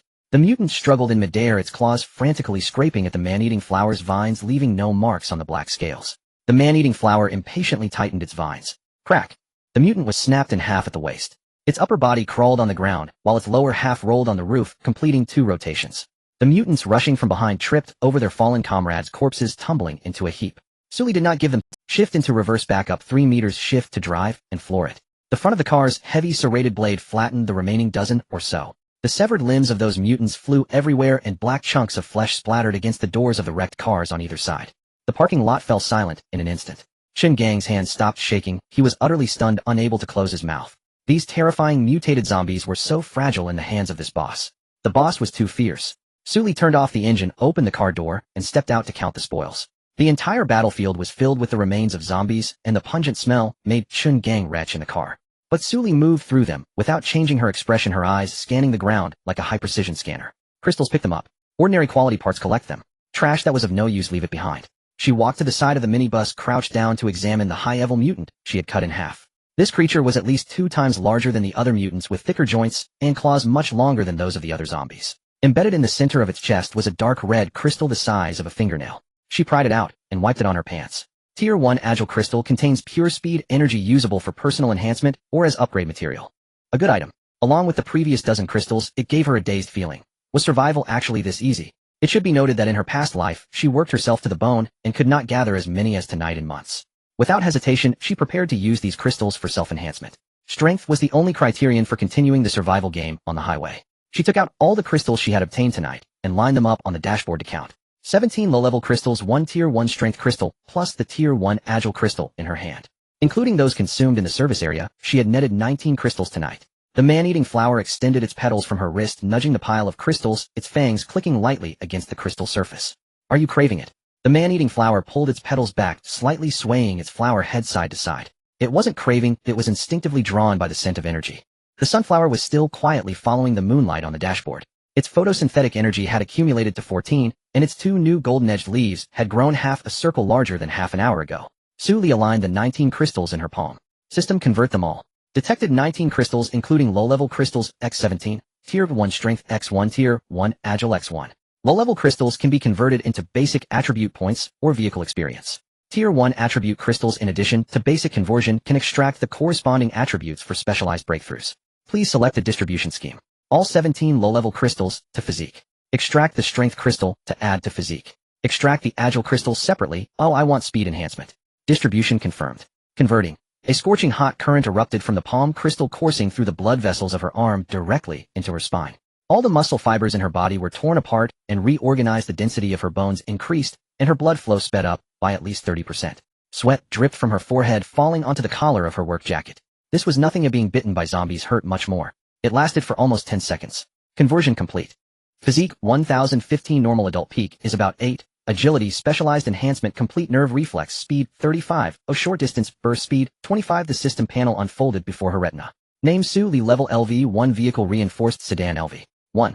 Armor 50, power 120 horsepower, cargo space 2 slots, new mounting point, roof, vacant, rationality 88100, physique 15. Note: normal adult average is 5. Your current muscle density and bone strength have exceeded twice that of an unenhanced ordinary male. Spirit 12. Note: the repeated use of planned abilities has slightly increased the upper limit of spirit. Current spirit recovery, speed 1 point hour. Talent 1. Mechanical modification, SSS, level LV. 1 experience 378,500. Each modification can ignore blueprint restrictions and has a chance to trigger mutation entries. Currently unlocked entries: absolute grip, double power. 2. Planned ability, SSS, level LV. 1 experience 446,500. Currently able to control 2 combat plants, 1 support plant simultaneously. Activated plants: bloodthirsty, man-eating flower LV. 1 biting force 20, ovine length 1 meter. Trait: consuming blood and flesh, can mildly replenish the host physique. Sunflower LV. 1 photosynthetic efficiency, doubled energy storage limit 15 points. Passive offspring: splitting mother plant, can split 1 offspring after accumulating 10 points of photosynthetic energy. Suli moved her fingers. The joints made subtle cracking sounds. The dexterity of her 10 fingers had improved 1 notch compared to before. The speed of her wrist movements had increased by more than 30%, causing the response of her forearm muscles to be almost instinctual. This was the enhancement of agility. She continued to flip through. This high-level zombie had a few items embedded in its joints. A half-rusted iron hook. A black chain of unknown, a grayish energy core. Suli picked up the iron hook, and the system popped up an explanation. Standard drag hook can be installed at the rear of the vehicle, used in conjunction with the chain to drag light debris. Not a very advanced item, but exactly what she needed. Mechanical modifications were lacking such basic attachments. She put the iron hook, chain, and energy core into the trunk, then returned to the car to grab some water. She took a couple of sips to moisten her throat.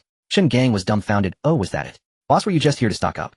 The number in the upper right corner of the regional channel had dropped almost 200,000 during the time she went to the agricultural station and came back. The number of survivors had plummeted to 64500. She casually opened the channel, where people were discussing the engine noise that had come from the service area earlier. Wang Defo, what was that commotion over at the service area? I was hiding in the opposite lane and heard at least 30 or 40. There were also sounds of crashing. Now it has suddenly gone silent, quiet as a grave. Handsome Oil, could it be that a convoy successfully cleared the area? A bit bad, impossible. There are already too many zombies in this area. Who would risk becoming a zombie snack to help others clear obstacles? Don't cue me, you'll make a bold guess. Do you remember the white car that charged directly into the zombie tide during the day? Wang Defa, you mean the one in the alien harvester? Is she in this area too? Don't cue me, I saw a white car heading towards the agricultural station half an hour ago with a row of serrated blades on the front bumper. Now I think I can hear that V8 engine again. Handsome Oil, is she planning to take care of all the zombies in this area? A bit bad, she's being more detailed than preparing for the... Suli did not reply in the channel. Just as she was about to close it, a scarlet global announcement suddenly popped up above her head. Ding. Global announcement. Congratulations to Longwo Warzone player Su Lee for becoming the first player to level up their plant ability to level 1. Reward: a special fertilizer formula. High energy plant cultivation, liquid X3. Mysterious seed X1. This achievement is currently ranked first in the global ability level leaderboard. This announcement played 3 times. The world channel erupted again, even more lively than setting off firecrackers during the new year. Longwo Wang Defa front row. Boss Suli, it's you again. Our Longwo players are just fierce. Longwo Batian brother, what, this survival game can actually level up. I'm feeling confident again. Longwa A Xing, you probably don't know how hard it is to level up right. Longwa scared peeing girl goddess, what talent did you awaken? Can you reveal it so I can worship you? Sakura country Tianzhong Taku plant ability. It's just a skill for farming, what's there to be proud of? Our country already has players who have unlocked lightning ability, and it's great. Lighthouse country My Hunter agriculture is not real combat power. I look forward to seeing her when we all meet in the real. Kimchi country Jin Jishuina. A skill for raising flowers in a greenhouse can take first place. Our big Kimchi country's Park Jonte has engraved fire talent. Burning her flower bed is a piece of cake. Longwa keyboard warrior Jin Jishuan, which Park Jonte are you talking about? The one who does short track speed skating. The fire talent is great for burning kimchi. Longwa handsome oil Tianzhong Taku, the lightning talent is indeed impressive, but may I ask what level? Level 0. Level 0, what can you brag about? Longwa iron straight man, even farming can get to first place globally, that's the value of top tier players. Being sour is useless. The argument in the world channel continued. Suli turned off the light screen. She opened the rewards that the system had just. The special fertilizer formula mixed zombie brain cores with ordinary crystal powder in a 3:10 ratio and fermented for 4 hours to produce energy equivalent to 200 kilograms of fertilizer. High energy plant cultivation liquid 3 bottles in total, sealed in glass tubes, the liquid deep green with light spots moving inside when shaken. The usage instructions stated that it could allow a plant to gain the equivalent of 100 kilograms of fertilizer power within 5 minutes. A good item. The mysterious seed was separately packed in a black bag containing a pea-sized seed. Sully picked it up and examined it under the light. The seed coat was a translucent deep purple with an extremely faint heartbeat sound. It wasn't an illusion. This thing had a life response. She did not rush to activate it. She would wait until she woke up tomorrow to decide.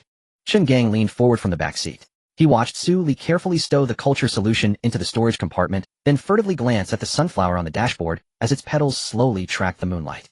Boss, what was that server-wide announcement just now? Sully put her things away. You saw it, why ask? Off. Sully ignored his bewilderment, started the car, and drove out of the service area. After 4 straight kilometers on the highway, she found a slightly elevated shoulder and stopped. She killed the engine. Tonight they would sleep here. She reclined the seat to a 30-degree angle and produced the reward nutrient solution. Following the prescribed proportions, she mixed it thoroughly, sealed it in an empty tin can, and placed it on the dashboard. Fermentation would take 4 hours, just in time for dawn. The sunflower's petals rested lightly on the can lid. The golden radiance from its light course seeped through the seams of the metal, as if hastening the reaction. Sully leaned back. Her sanity had dropped to 88 after a string of intense fights. Though not yet at a perilous level, a dull pressure had begun to throb at her temples. She used the last of her spirit to place the carnivorous plant beneath the lower windshield. It unfurled 6 petals and locked the front window like a silent guardian. She left a vine guarding the rear window. With it keeping watch, she could at least sleep 4 hours. She closed her eyes. Dawn came. The gray mist still crouched beyond the horizon. The oppressive weight had not yet arrived. Sully opened her eyes. Her sanity had recovered to 94. The headache was gone. In the tin on the dashboard, the nutrient had fermented into a pasted surface covered with a fine lattice of pores. Fermentation had succeeded. She returned the tin to the storage compartment, opened a bottle of mineral water, and took 2 sips, then finally glanced toward the back seat.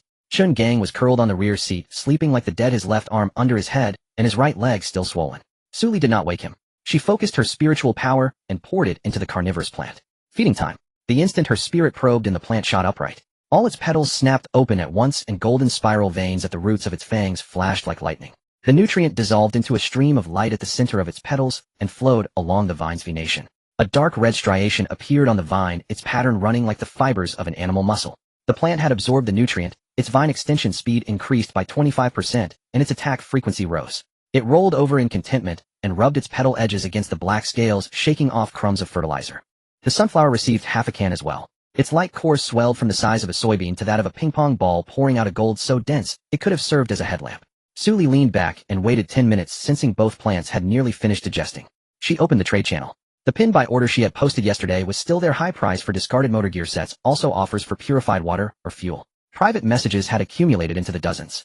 She skimmed them, picked 3 reputable sellers, and arranged offline trades. Then she checked the area channel. The survivor count in the channel's corner had dropped another 100,000. The living had fallen to 64013. Last night's pleas had been buried. New posts were traded verts, and 2 recruitment notices from small guilds. 1 pin message had been flooded with thousands of replies. Ilang Gonghui Longto recruiting combat personnel. Requirements: physique above 8 or combat talent. New members pay 3 portions of fuel as a joining fee. Benefits: unified food distribution and night watch shelter. Currently 47 members, 3 modified pickups, and 2 vehicle-mounted crossbows. Those unafraid of death are welcome. Hundreds of replies flared beneath. Shuai de Liuyo physique 8. The survival game has only been live 2 days, many can't even get enough to eat. Where are they supposed to find 8 points of physique? Yujian Xiao Huai. Last night, Yi Lang stole supplies from Supply Station 9, raiding the goods off 3 vehicles. A van that refused to give fuel was driven people and vehicle into a horde of zombies. Xianyao Le de Sheon, is that for real? And they still dare recruit in the channel. Yujian Xiao Huai. In these days, who can? Only the living have the right to speak.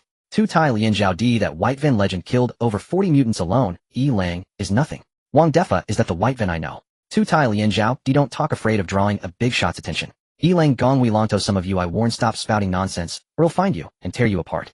The area channel quieted. People clearly did not want to be noticed. Sully closed the channel. Chen Gang finally woke up. He rubbed his eyes and climbed up, nearly falling from the back seat, when he saw the carnivorous plant sprawled across the windshield with a mouthful of fangs. It grew again. Sully handed him a compressed biscuit. Chen Gang finished it in 3 bites. Boss, thanks. If it weren't for you last night. Don't thank me. Can you walk with that swollen ankle? Chen Gang bent his foot. It still hurt, but it was much better than the night before. Sully had given him a dried sunflower leaf crushed into a poultice and applied to the wound. The thing smelled odd, but its anti-swelling effect had been remarkable. After a night's rest, I'm 70 to 80% recovered. I'm going to look for my girlfriend. Then get off here. What? I'm continuing on. The meaning was clear, their routes diverged. Chen Gang sat with his mouth open for 2 seconds, then slowly unbuckled his seatbelt. He knew his meager repair skills were worthless. Besides Su Lise, she could turn a wrecked car into a harvest machine on the spot. She did not need him to change oil. Besides, they were headed in different directions. He had only hitched a ride. As the door was pushed halfway open, Su Li withdrew a white iron key from the storage compartment. This is for you. Shin Gang took the battered key. What is it? Picked it up last night. The scrapped minibus in the service station shop still had fuel in its tank.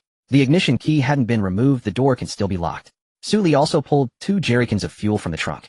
2 cans should be enough to get you up ahead. When he took the cans, his hands trembled.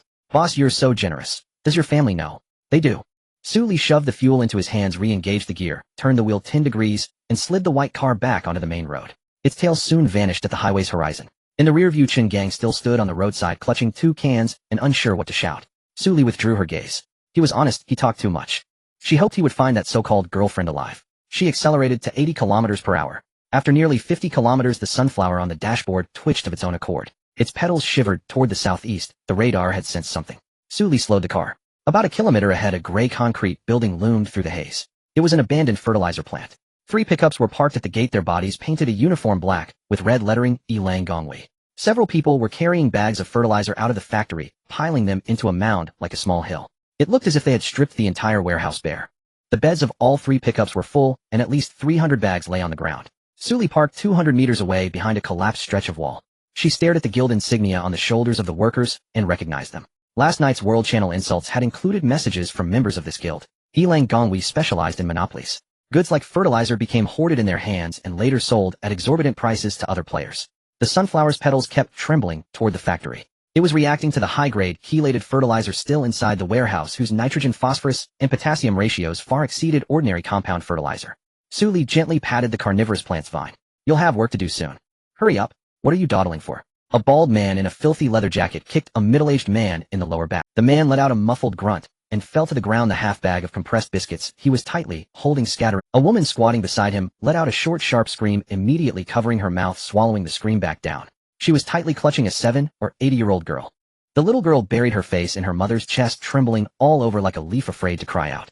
Behind the bald man, 3 men sat on a forklift. One of them with a cigarette, but between his lips, watched the scene with a grin.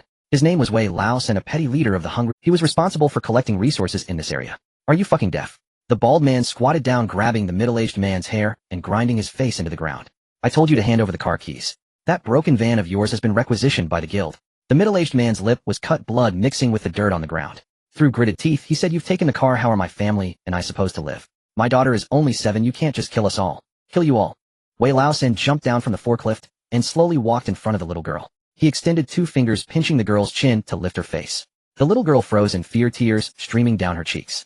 This little girl is quite cute. Wei Laosan smacked his lips and turned to grin at the men behind him. In a few years she might sell for a good price at the base. The middle-aged man's eyes went red in an instant. He suddenly sprang up from the ground, lunging at Wei Laosan like a mad dog. If you touch my daughter, I'll kill you. But before he could even reach Wei Laosan's clothes, the bald man's fist struck his bang. The man fell straight down, a line of blood seeping from his ear. The woman could no longer hold back and let out a heart-wrenching cry. Wei Laosan frowned. Shut up. He raised his hand, signaling the bald man to deal with the woman as well. Just then a clear horn sounded from the direction of the factory gate. Beep. They all halted their actions. Wei Laosan turned to look. A white car was slowly driving in through the gap. The heavy serrated bumper at the front was still hanging with dried dark meat. The 4 wheels rolled over the gravel road, stopping steadily about 30 meters away from them. The car windows were tinted black, making it impossible to see the occupants inside. But just looking at the 2 rows of giant serrated teeth gleaming with rust, and the rebar mesh welded to the outside of the windshield, all the men present stood up. What the hell kind of car is that? The bald man ignored the barely alive middle-aged man on the ground, squinting at the white car. Wei Laosan spat the cigarette but on the ground and extinguished it with his toe. Go take a look. A blond man behind him picked up a crossbow and approached from the side. He walked cautiously, stopping about 10 meters away from the car. He circled around the car, finding that the doors were sealed tightly, not even a welding seam in sight. The windows were pitch black, making it impossible to see inside. Third brother, this car has been modified. The blond man called back. Wei Laosan clicked his tongue and walked in front of the white car, lifting his foot to kick the bumper's serrated teeth. Clang. A dull metallic echo. He glanced down at the dried blood and bits of flesh on the serrated teeth, his expression darkening. Such a level of modification was beyond what ordinary people could achieve. Who is inside this car? Show yourself. The window slowly rolled down a crack. In that crack, a pair of cold, piercing eyes stared at him. It was a woman. Very young. Wei Laosan was taken aback for a moment, then smiled. Oh, it's a girl. He patted the engine hood of the white car, his tone becoming playful. You're brave to be out here alone. Did you modify this car yourself, or did you pick it up? The voice from inside the car was very. What does it have to do with you? The bald man exploded as if someone had stepped on his tail. How can you talk to third brother like that? Do you know who we are? Have you heard of the Hungry Wolf Guild? This area is all our territory. He suddenly remembered something and exchanged a glance with the bald man. Are you the ones who mocked me for not being ambitious in the World Channel last night? Wei Lao San tilted his head. He suddenly remembered something and exchanged a glance with the bald man. Last night, when the World Channel exploded, they were moving fertilizer in the warehouse. The wolf leader cursed a few times, saying that plant abilities were just for growing flowers in a greenhouse. Then that Dragon Kingdom player named Su Li took a global first kill achievement. You are. The blonde man's face changed. He stared at the modified white car, then glanced at the bits of zombie flesh on the bumper, a lump forming in his throat. Third brother, this girl wouldn't be the Su Li, would she? Of course. Wei Lao San slapped the blonde man's head. Did you need me to tell you that? He reassessed the white car, his flippant demeanor fading, replaced by undeniable greed. The first player to level up an ability to level 1 globally. The first player to achieve the first kill of a mutated zombie. How many good things must be in her car? Crystals, items, upgrade materials. Just one of those would be enough for them to trade for a sub-leader position in the guild. Wei Lao San changed to a smiling face. So it's Miss Su Li, I've long admired your name. My brother was a bit ignorant and spoke harshly, please don't take it to heart. But let me remind you of one thing. The car window opened a little more. Su Li's gaze crossed Wei Lao San's shoulder, landing on the pile of fertilizer bags stacked like a small mountain behind him. How many bags of fertilizer do you have in total? Wei Lao San was taken aback. Fertilizer. The window dropped another half-inch. Su Li's eyes fell on the pile of bags. Approximately 320 bags. Plus the ones in the back of your 3 pickup trucks, it should be around 450 bags. You also robbed a medium-sized supermarket, right? In her past life, the Hungry Wolf Guild had done many evils through that supermarket, causing the deaths of countless people. Su Li was not a good person, but she was indeed eyeing these resources. Wei Lao San's smile disappeared. That supermarket shouldn't be far from here. Based on the radiation range of this fertilizer plant, it should be about 5 or 6 kilometers southeast. You guys raided the supermarket, piled up all the supplies in the warehouse, and just took the fertilizer as an afterthought. Am I right? Wei Lao San narrowed his eyes. How do you know? The tire tracks of your 3 pickup trucks are very shallow, indicating they came here empty. Am I right? Wei Lao San narrowed his eyes. How do you know? The tire tracks of your 3 pickup trucks are very shallow. Also, the man in gray next to your forklift has the edge of a discount tag stuck to his sleeve. The paper of that tag is very new, indicating that that supermarket was recently robbed, not an abandoned facility. She finished speaking. The surroundings fell silent for several seconds. The bald man and the blonde man exchanged glances, their expressions shifting from greed to suspicion. This girl not only had a wickedly modified car, but her eyes were also piercingly sharp. Wei Lao San stared at Su Li for a long time before suddenly laughing. He laughed loudly, the flesh on his face twitching.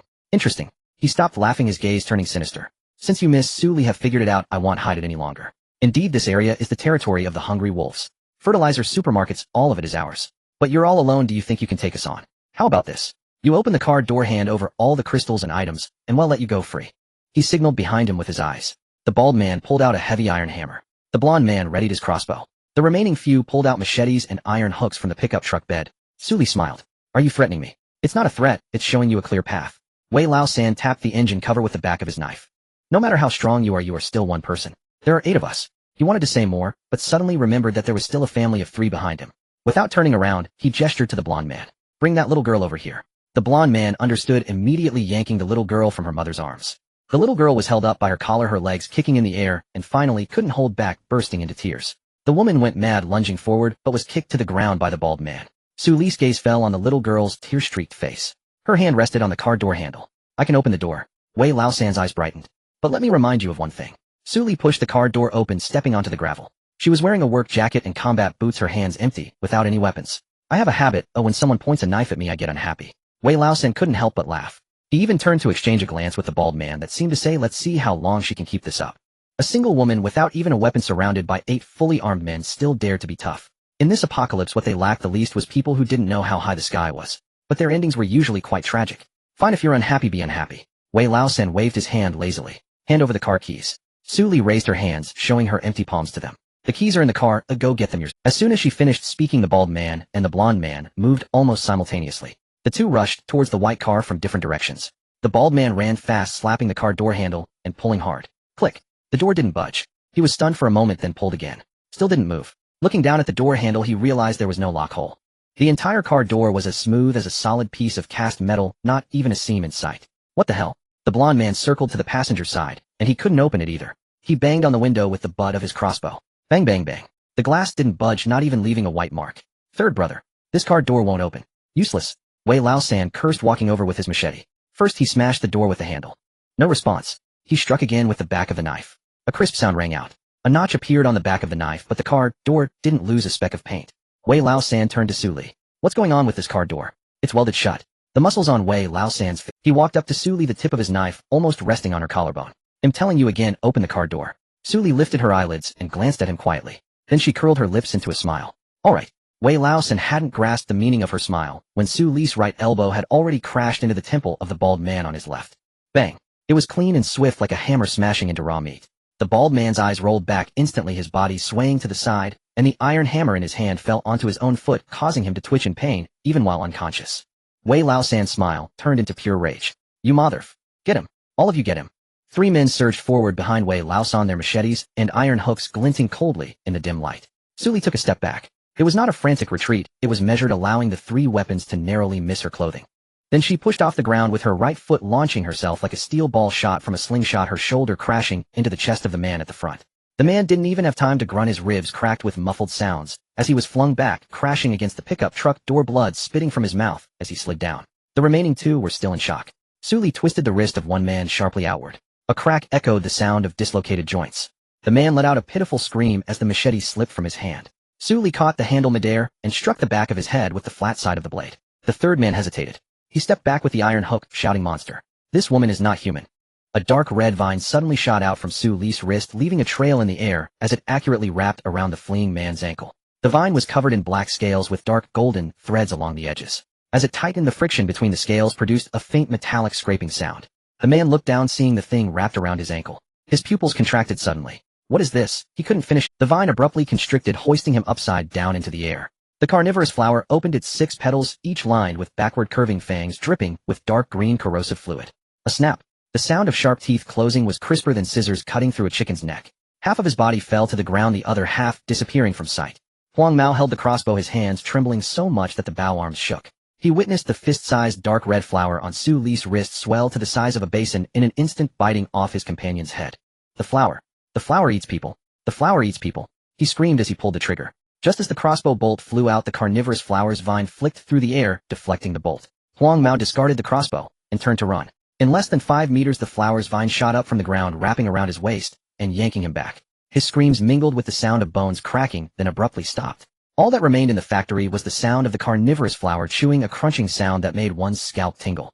3 more members of the Hungry Wolf Guild emerged from the pickup truck bed, their hands still gripping unfilled cross. Upon seeing the ground covered in shredded flesh and the flower licking the blood off its petals, their legs went weak. One of them knelt, a large wet patch forming in his pants. Spare me. Please spare me. We were just followers. All of this was forced upon us by Wei Lao San. Su Li turned her gaze towards Wei Lao San. Wei Lao San remained standing, holding the broken machete. Veins bulged on the back of his hand. His legs trembled, but his face remained fierce. What the hell is this thing? A flower. A flower that jumps up and eats people like snacks. He gritted his teeth, roared, and charged at Su Li with the machete. The blade came down with full force. Su Li didn't even dodge. At the moment the blade fell, she sidestepped the back of the blade, slicing through the air just beside her shoulder.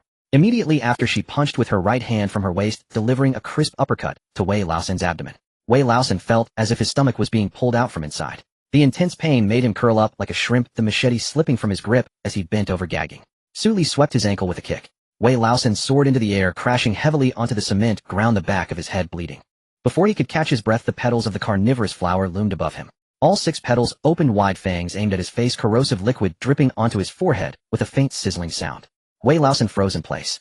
Lying on the ground, he looked up at the flower that could crush his head like a peanut, his lips trembling several times. Spare me. Su Li walked up to him and bent down. Did you spare that little girl when you scared her to tears? Wei Lao San's face turned as white as paper.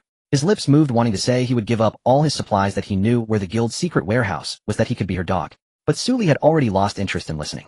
She turned and walked towards the mother and daughter still sitting on the ground. Behind her, the carnivorous flower closed its petals. Crack. Snap. Chewing sounds. After consuming 3 bites, the carnivorous flower smacked its lips, wiping the remnants of flesh from its mouth with a vine, then hopped back to Su Li's side. It spat out 8 crystal cores into her hand, evidently spoils from the zombies Wei Lao San and his crew had killed or stolen, now fortuitously benefiting her. It raised its flower head, fangs still stained with blood, but the flower appeared obedient. It wasn't its fault. It was all the bad people's fault. Su Li glanced down at it and flicked its flower head. No whining. Go get the fertilizer. The carnivorous flower rubbed against her calf in a pitiful manner, obediently extending its vine to start moving bags of fertilizer to the trunk. Su Li approached the mother and daughter. The woman still held her daughter protectively, trembling all over, gripped by fear and the confusion of being rescued. Suli bent down and picked up the hammer that had fallen from the bald man's grasp. Blood from the middle-aged man's ears still clung to the hammerhead. She weighed it in her hand, then flipped the handle and offered it to the man who had just gotten up from the ground. The man clutched his bruised side and stared blankly at the hammer in her hand. Anyone who can protect their daughter in the apocalypse must first stand up for themselves. Suli's voice was soft, lacking emotional fluctuations, yet each word pierced his mind like nails. This hammer is stained with your blood. It now belongs to you. The man stared at the hammer, taking 2 heavy breaths. He reached out and took the handle, gripping it tightly, his knuckles turning white from the force. He looked at the pool of blood left by Wei Laosan on the cement, then at his wife and daughter, a low growl escaping his throat, almost beast-like.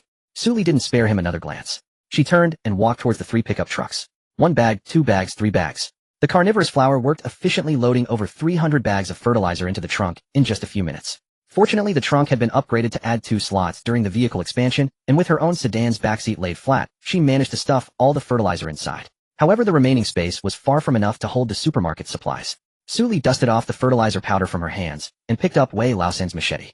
Then she fished a warehouse key from Wei Laosan's pocket, the metal ring spinning around her finger before being tucked into her palm. After the carnivorous flower finished moving, it shrank to the size of a fist, coiling back around her right wrist. The flower burped in satisfaction, licking the last bit of blood clean. Suli opened the car door and started the engine. The sunflower's core on the dashboard had charged through the entire battle and had reached 14 points, the petals turning slowly in response to the gray light filtering in through the window, the fine lines on the golden-edged leaves brighter than yesterday. She opened the trading channel and posted a pinned message. Buying space expansion blueprints or space-related items. Prices are negotiable, available for trading with fertilizer, crystal cores, or fuel. As soon as the message was sent, dozens of private messages flooded in. Suli scrolled through them, her gaze swiftly bypassing the scammers trying to pass off trash, locking onto a gray-quality space expansion blueprint. The seller's ID was Survivor Old Lou. The asking price was 2 low-level crystal cores and 2 portions of fuel. Suli replied with 2 words. Deal. The transaction was completed through the system, and a yellowed blueprint appeared in her hand. There's nothing wrong with system transactions, but there's a handling fee. She unfolded the blueprint and glanced at it. Vehicle space expansion blueprint grade can perform basic spatial folding modifications to the trunk, expanding it to 10 cubic meters. Materials required: scrap metal X30, a low-level crystal cores X5. That's enough. Suli slapped the blueprint onto the center console. Start the magic modification. A scorching surge of heat erupted from Suli's palm, transmitting through the steering wheel into the entire chassis of the car. All the dials on the dashboard turned crimson simultaneously.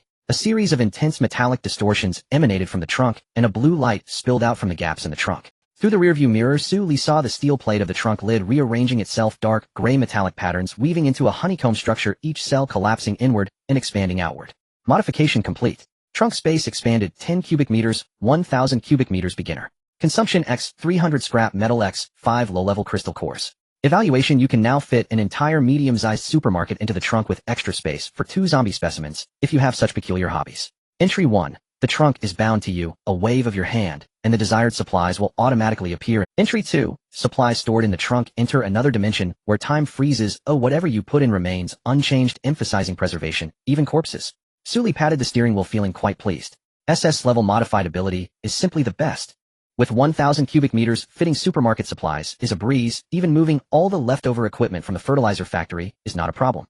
The 2 entries are increasingly practical, unimaginable in her past life. She shifted gears and pressed the accelerator, the white car driving out of the fertilizer factory's gate. The navigation display showed a building marked 5 kilometers to the southeast labeled Living Supermarket. It took less than 10 minutes to arrive. 2 pickup trucks were parked at the supermarket entrance, their bodies similarly painted in the black and red design of the Hungry Wolf Guild. The roll-up door was pried halfway open, hanging crookedly from the frame. A burly man stood at the entrance, idly striking the wall with a chain. Upon seeing the white car approach, he mistakenly thought it was Wei Laosan returning. Third brother. Why so slow? The brothers inside are all ready. He spoke halfway, noticing the fresh blood and flesh hanging from the serrated collision blade on the car's front. His smile froze. The car window rolled down, revealing the face of a young woman he had never seen before. Hungry Wolf Guild members. The burly man instinctively nodded. Then in his pupils reflected the dark red vines that suddenly shot out from Suli's. The vines accurately wrapped around his right ankle, pulling fiercely. The burly man executed a perfectly standard backflip in midair, his back crashing onto the cement ground. Before he could even draw the dagger from his pocket, he was swallowed whole by the carnivorous flower along with his pants. Suli pushed open the car door and stepped into the supermarket where the burly man had just stood. The lights in the supermarket had long gone out, but the emergency lights between the shelves still flickered, casting a pale light on the ground, revealing several puddles of blood that had not yet dried. 3 men were gathered around the checkout counter. One was pressing down on a young woman's shoulder, while the other 2 rummaged through her. In a corner, a man was curled up, seemingly the woman's companion, with a wound on his head, blood smeared across half his face. The three men looked up simultaneously upon hearing footsteps.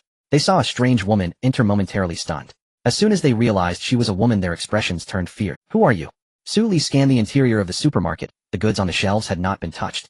The grain and oil section was packed to the brim, the drinking water area neatly arranged with bottled water, and the daily necessities section was also mostly intact. After the Hungry Wolf Guild finished robbing the supermarket, they hadn't had time to take everything out. Inside, they had even seized a lot of other supplies as a stronghold. The supplies were basically all there. I'm asking you a question. The man pressing down on the young woman stood up and drew a dagger. Just as he raised the blade, a dark red vine shot out from the gap behind the shelf, wrapping around his wrist and tightening abruptly. Crack. The sound of bones shattering. The dagger fell to the ground. Before he could let out a scream, a second vine from the carnivorous flower wrapped around his neck, pulling him deep into the shelves. A brief crunching sound echoed in the darkness. Silence fell. The remaining two men were so frightened that they knelt on the spot.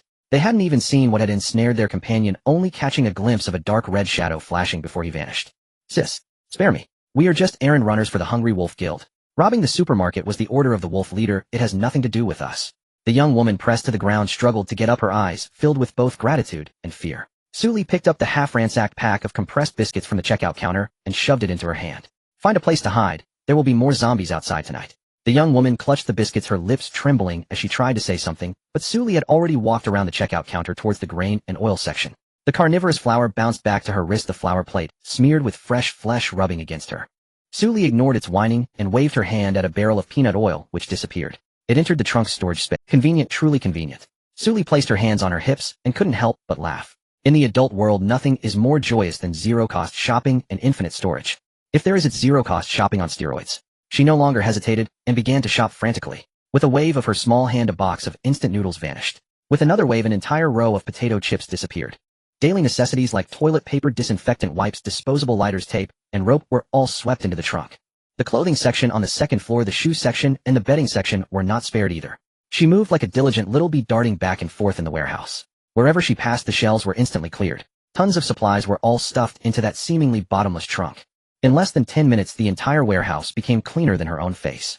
The 1,000 cubic meters of trunk space in her hands was like a professional storage management system, with every item neatly categorized, leaving no space wasted. Sully clapped her hands, revealing a satisfied smile. In the apocalypse, what is most important? Supplies. Mastering supplies means mastering everything. This extreme joy and sense of fulfillment was simply intoxicating. After packing up, she walked in front of the man curled up in the corner with a head injury, squatting down to check his wound. It was a surface injury, not affecting the bones. She placed a roll of bandage and a bottle of iodine next to him. Can you bandage yourself? The man nodded through gritted teeth. Sully stood up, ready to leave, when she suddenly remembered something. She walked to the shelf behind the checkout counter, bending down to pull out 3 unopened bags of compound fertilizer from the bottom. Ordinary survivors wouldn't seize this stuff, and the system wouldn't classify it as a resource item. But in Sully's eyes, this was worth much more than the same weight in rice. Both sunflowers and carnivorous flowers could use it. She picked up the fertilizer, tucking it under her arm, and just as she turned around, she noticed the young woman she had saved was still following her. Is there something else? The young woman opened her mouth, her face full of struggle. I want to come with you. Having witnessed the entire scene, she recognized Sully as a powerful person. No, you would be a hindrance. Sully rejected her outright. In a survival game on the road, it is the least wise thing to rely on others. Moreover, she would not be overly kind again. Her past life was a lesson. The woman stood there, stunned, her lips moving for a long time, only managing to squeeze out a thank you. Sully nodded and walked out of the supermarket door. She tossed the fertilizer into the trunk, closed the trunk lid, and brushed off the dust from her hands. On the dashboard, the sunflower's energy core had already jumped to the maximum of 15 points, with energy overflowing from the golden-edged leaves. The carnivorous flower yawned on her wrist, its fangs still stained with the remains of the people from earlier. The little guy had eaten quite a lot today. According to the sunflower's energy nurturing efficiency, if all 15 points of photosynthetic energy were fed to the carnivorous flower, it could enter a state of frenzy within 3 minutes, doubling its biting force and vine strength. But Sully didn't do that. She opened the 3 bags of new fertilizer, evenly sprinkling it into the root soil of the carnivorous flower, and also replenished half a bag for the sunflower. The 2 plants trembled their leaves in comfort. Sully opened the car door and sat inside, starting the engine. On the navigation display, a new road branch appeared ahead. 40 kilometers east is an abandoned granary, while 30 kilometers west is a medium-sized service area marked by the system. Just as she was about to shift gears and set off, a sudden emergency announcement with a red exclamation mark popped up on the area channel. Area warning: the first phase test mutant frenzy will enter its second round of outbreak in 3 hours. This outbreak will feature second-stage mutants called corpse whisperers, which possess basic organizational capabilities and can command zombie hordes to attack in coordination. All survivors are requested to prepare defenses in advance. Sully stared at the words corpse whisperer for 2 seconds. Zombies with basic organizational capabilities. They can command zombie hordes to attack in coordination. She had seen such things in her past life. Their difficulty level was far beyond that of ordinary mutants. I must find my parents and brother quickly. She glanced at the carnivorous flowers level panel. Bloodthirsty carnivorous flower, 1, biting force 20, ovine length 1 meter. Experience required for upgrade 688-1000. More than 300 experience points are needed to reach level 2. Although the sunflower's photosynthetic energy was full, the carnivorous flower's combat level couldn't keep up, and even temporary enhancements wouldn't last long. More zombie crystal cores are needed. More combat experience. Suli adjusted the navigation direction to the abandoned granary to the east. The terrain near the granary was relatively open, with a medium to high density of zombies perfect for farming experience. She pressed the accelerator, and the white car sped away from the supermarket parking lot. After driving about 10 kilometers, Suli found a spot on the leeward side of the roadbed to stop. She adjusted her seat backward and stretched her body. Her spine made several crisp sounds. From morning until now, she had fought 2 hard battles, dismantled half a fertilizer factory, and casually emptied a medium-sized supermarket. Her body, with a physique of 15, began to feel sore and swollen. But her mood was excellent. The trunk was packed with enough food for her to last 3 years. There were 12 flavors of self-heating hot pot, including braised beef, spicy stir-fry sauerkraut fish, and spicy blood stew. The dessert area also had several rows of tiramisu and cheesecake. The core of the sunflower was steadily at maximum value of 15, and the 2 new golden-edged leaves had grown larger than in the morning. The man-eating flower coiled around her wrist, its petals slightly closing, emitting a faint, even tremor like a cat purring. The little guy had overeaten today. A dozen members of the Hungry Wolf Guild and a few scattered zombies had caused it to spit out more than 10 crystals. Suli spread the crystals in her palm and counted. There were 12 low-level crystals and 2 first-level strength crystals. System convert all to physique. Conversion complete. Physique 1518. A warm flow surged along her spine, and the muscle fibers were once again torn and restructured. This time it hurt much more than before, as if steel needles were stirring in her bones. Suli gritted her teeth and stayed silent, exhaling long after the force passed. She moved her fingers, and the flexibility of her joints improved further. Just as she was about to open a box of self-heating hot pot for dinner, the red notification on the regional channel suddenly began to flash wildly. Someone had tagged her. Suli frowned and opened the channel. At the top was a bold red post from a user named T, titled "Do the Global #1 Big Shots Feel No Guilt When Robbing Resources from Others?" The text began with an accompanying image. The photo captured Sue Lee's white car leaving the fertilizer factory, with bits of unclean flesh still hanging from the jagged anti-collision blade at the back. The angle was cleverly chosen, just framing the bloody traces of Wei Lausen on the ground. Accompanying text: "Today my teammates and I worked hard to gather resources in the fertilizer factory. We managed to move over 300 bags of fertilizer, but this Sue Lee big shot drove in without a word and started attacking. Our team leader Wei Lausen just wanted to discuss whether they could share some, yet she unleashed a mutated plant that bit him. Out of 8 teammates, only 3 survived. All the fertilizer was taken by her alone. I know she is the global #1. Her powers are formidable, and we ordinary players cannot provoke her. But we are all from Long Country. Isn't it better to help each other in this apocalypse? Why must she use her power to rob her own people? Right now I am sitting next to the team leader's corpse. My hands are still trembling. I just want to ask the big shot Sue Lee, are your powers meant to kill your own people?" The post has already received over 1,000 replies. "So handsome it's oozing, damn, is there proof? The blood on the car's jagged edge looks too fresh.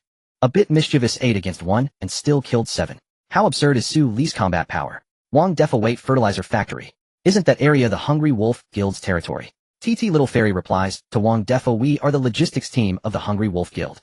The wolf leader sent us to move fertilizer, and it was all robbed. Scared girl, regardless, robbing a logistics team's supplies and killing people is a bit excessive. Keyboard warrior, just yesterday I said Sue Lee was bringing honor to Long Country, and today such matters surface. Indeed, once someone gains power they will turn bad. Steel pipe guy, I've traded with big shot Sue Lee if she is not that kind of person. Can't you all stop just listening to one side of the story?" TT Little Fairy replies to Steel pipe guy, "Then let her come out and explain. Does she have any evidence to refute me?" Sue Lee finished reading the post, her expression unchanged. She enlarged the accompanying image in the post and examined the shooting angle carefully. The photo was taken from the factory gate, with the photographer standing inside the factory near the wall about 20 meters from the gate. That position was her blind spot while counting the fertilizer bags. The person who took this photo must have secretly pulled out their phone while she was moving the fertilizer and then quickly retreated. No wonder she felt something was missing at the time. Among the 3 henchmen kneeling on the ground there were those who were not scared out of their wits but still had the presence of mind to take photos for later reporting and gaining credit. They could be considered somewhat courageous. The popularity of the post was still rising. With every refresh, dozens of replies appeared, and more people were stirred by that bloody image. "Justice bystander, is this the quality of the #1 globally? Disgracing Long Country. Anonymous user seeking to join the Hungry Wolf Guild has at least dozens of people. How can a single person rob the resources moved by the logistics team? What kind of world is this? Low-key tycoon, I suggest the Hungry Wolf Guild mobilize everyone to hunt her down. No matter how strong one person is, can they withstand 40 or 50 people? Rational analyst, are you sure 40 or 50 people would be enough to challenge her? She is the monster that cleared out the service area by herself. TT Little Fairy updated another message below. TT Little Fairy, I don't expect to get the fertilizer back. I just want Big Shot Su Li to publicly apologize and admit her wrongdoing. Is that too much to ask? There was another pile of agreement below. Su Li closed the post. Apologize. She leaned back in her chair and stared at the car's reading light for 3 seconds. The members of the Hungry Wolf Guild were playing the victim in the regional channel, and their logic was consistent. There was no surveillance, no recordings, only a photo showing bloodstains on the back of her car. And bloodstains on the front of her car were quite common. She must have run over at least 800 zombies. Their claim that she killed someone to steal fertilizer forced her to explain from the beginning that the Hungry Wolf Guild had first robbed a supermarket and bullied a family of 3, not to mention explaining how Wei Laosin had drawn his knife at her. The cost of explanation was too high. Moreover, even after explaining, those who insulted her wouldn't necessarily believe her. They didn't care about the truth, they just wanted to see the #1 failure in the world. Su Li couldn't be bothered to respond, and checked her harvest for the day. In the 1,000 cubic meters of space, the food area was neatly organized. Buckets of instant noodles, compressed biscuits, mineral water, disinfecting wipes, lighters, ropes, blankets, clothing, medicines. The list of supplies could stretch for 5 meters. Su Li paused when she scanned the instant food section. 3 whole boxes of self-heating hot pots. Spicy hot oil flavor. A smile curled at the corner of her lips.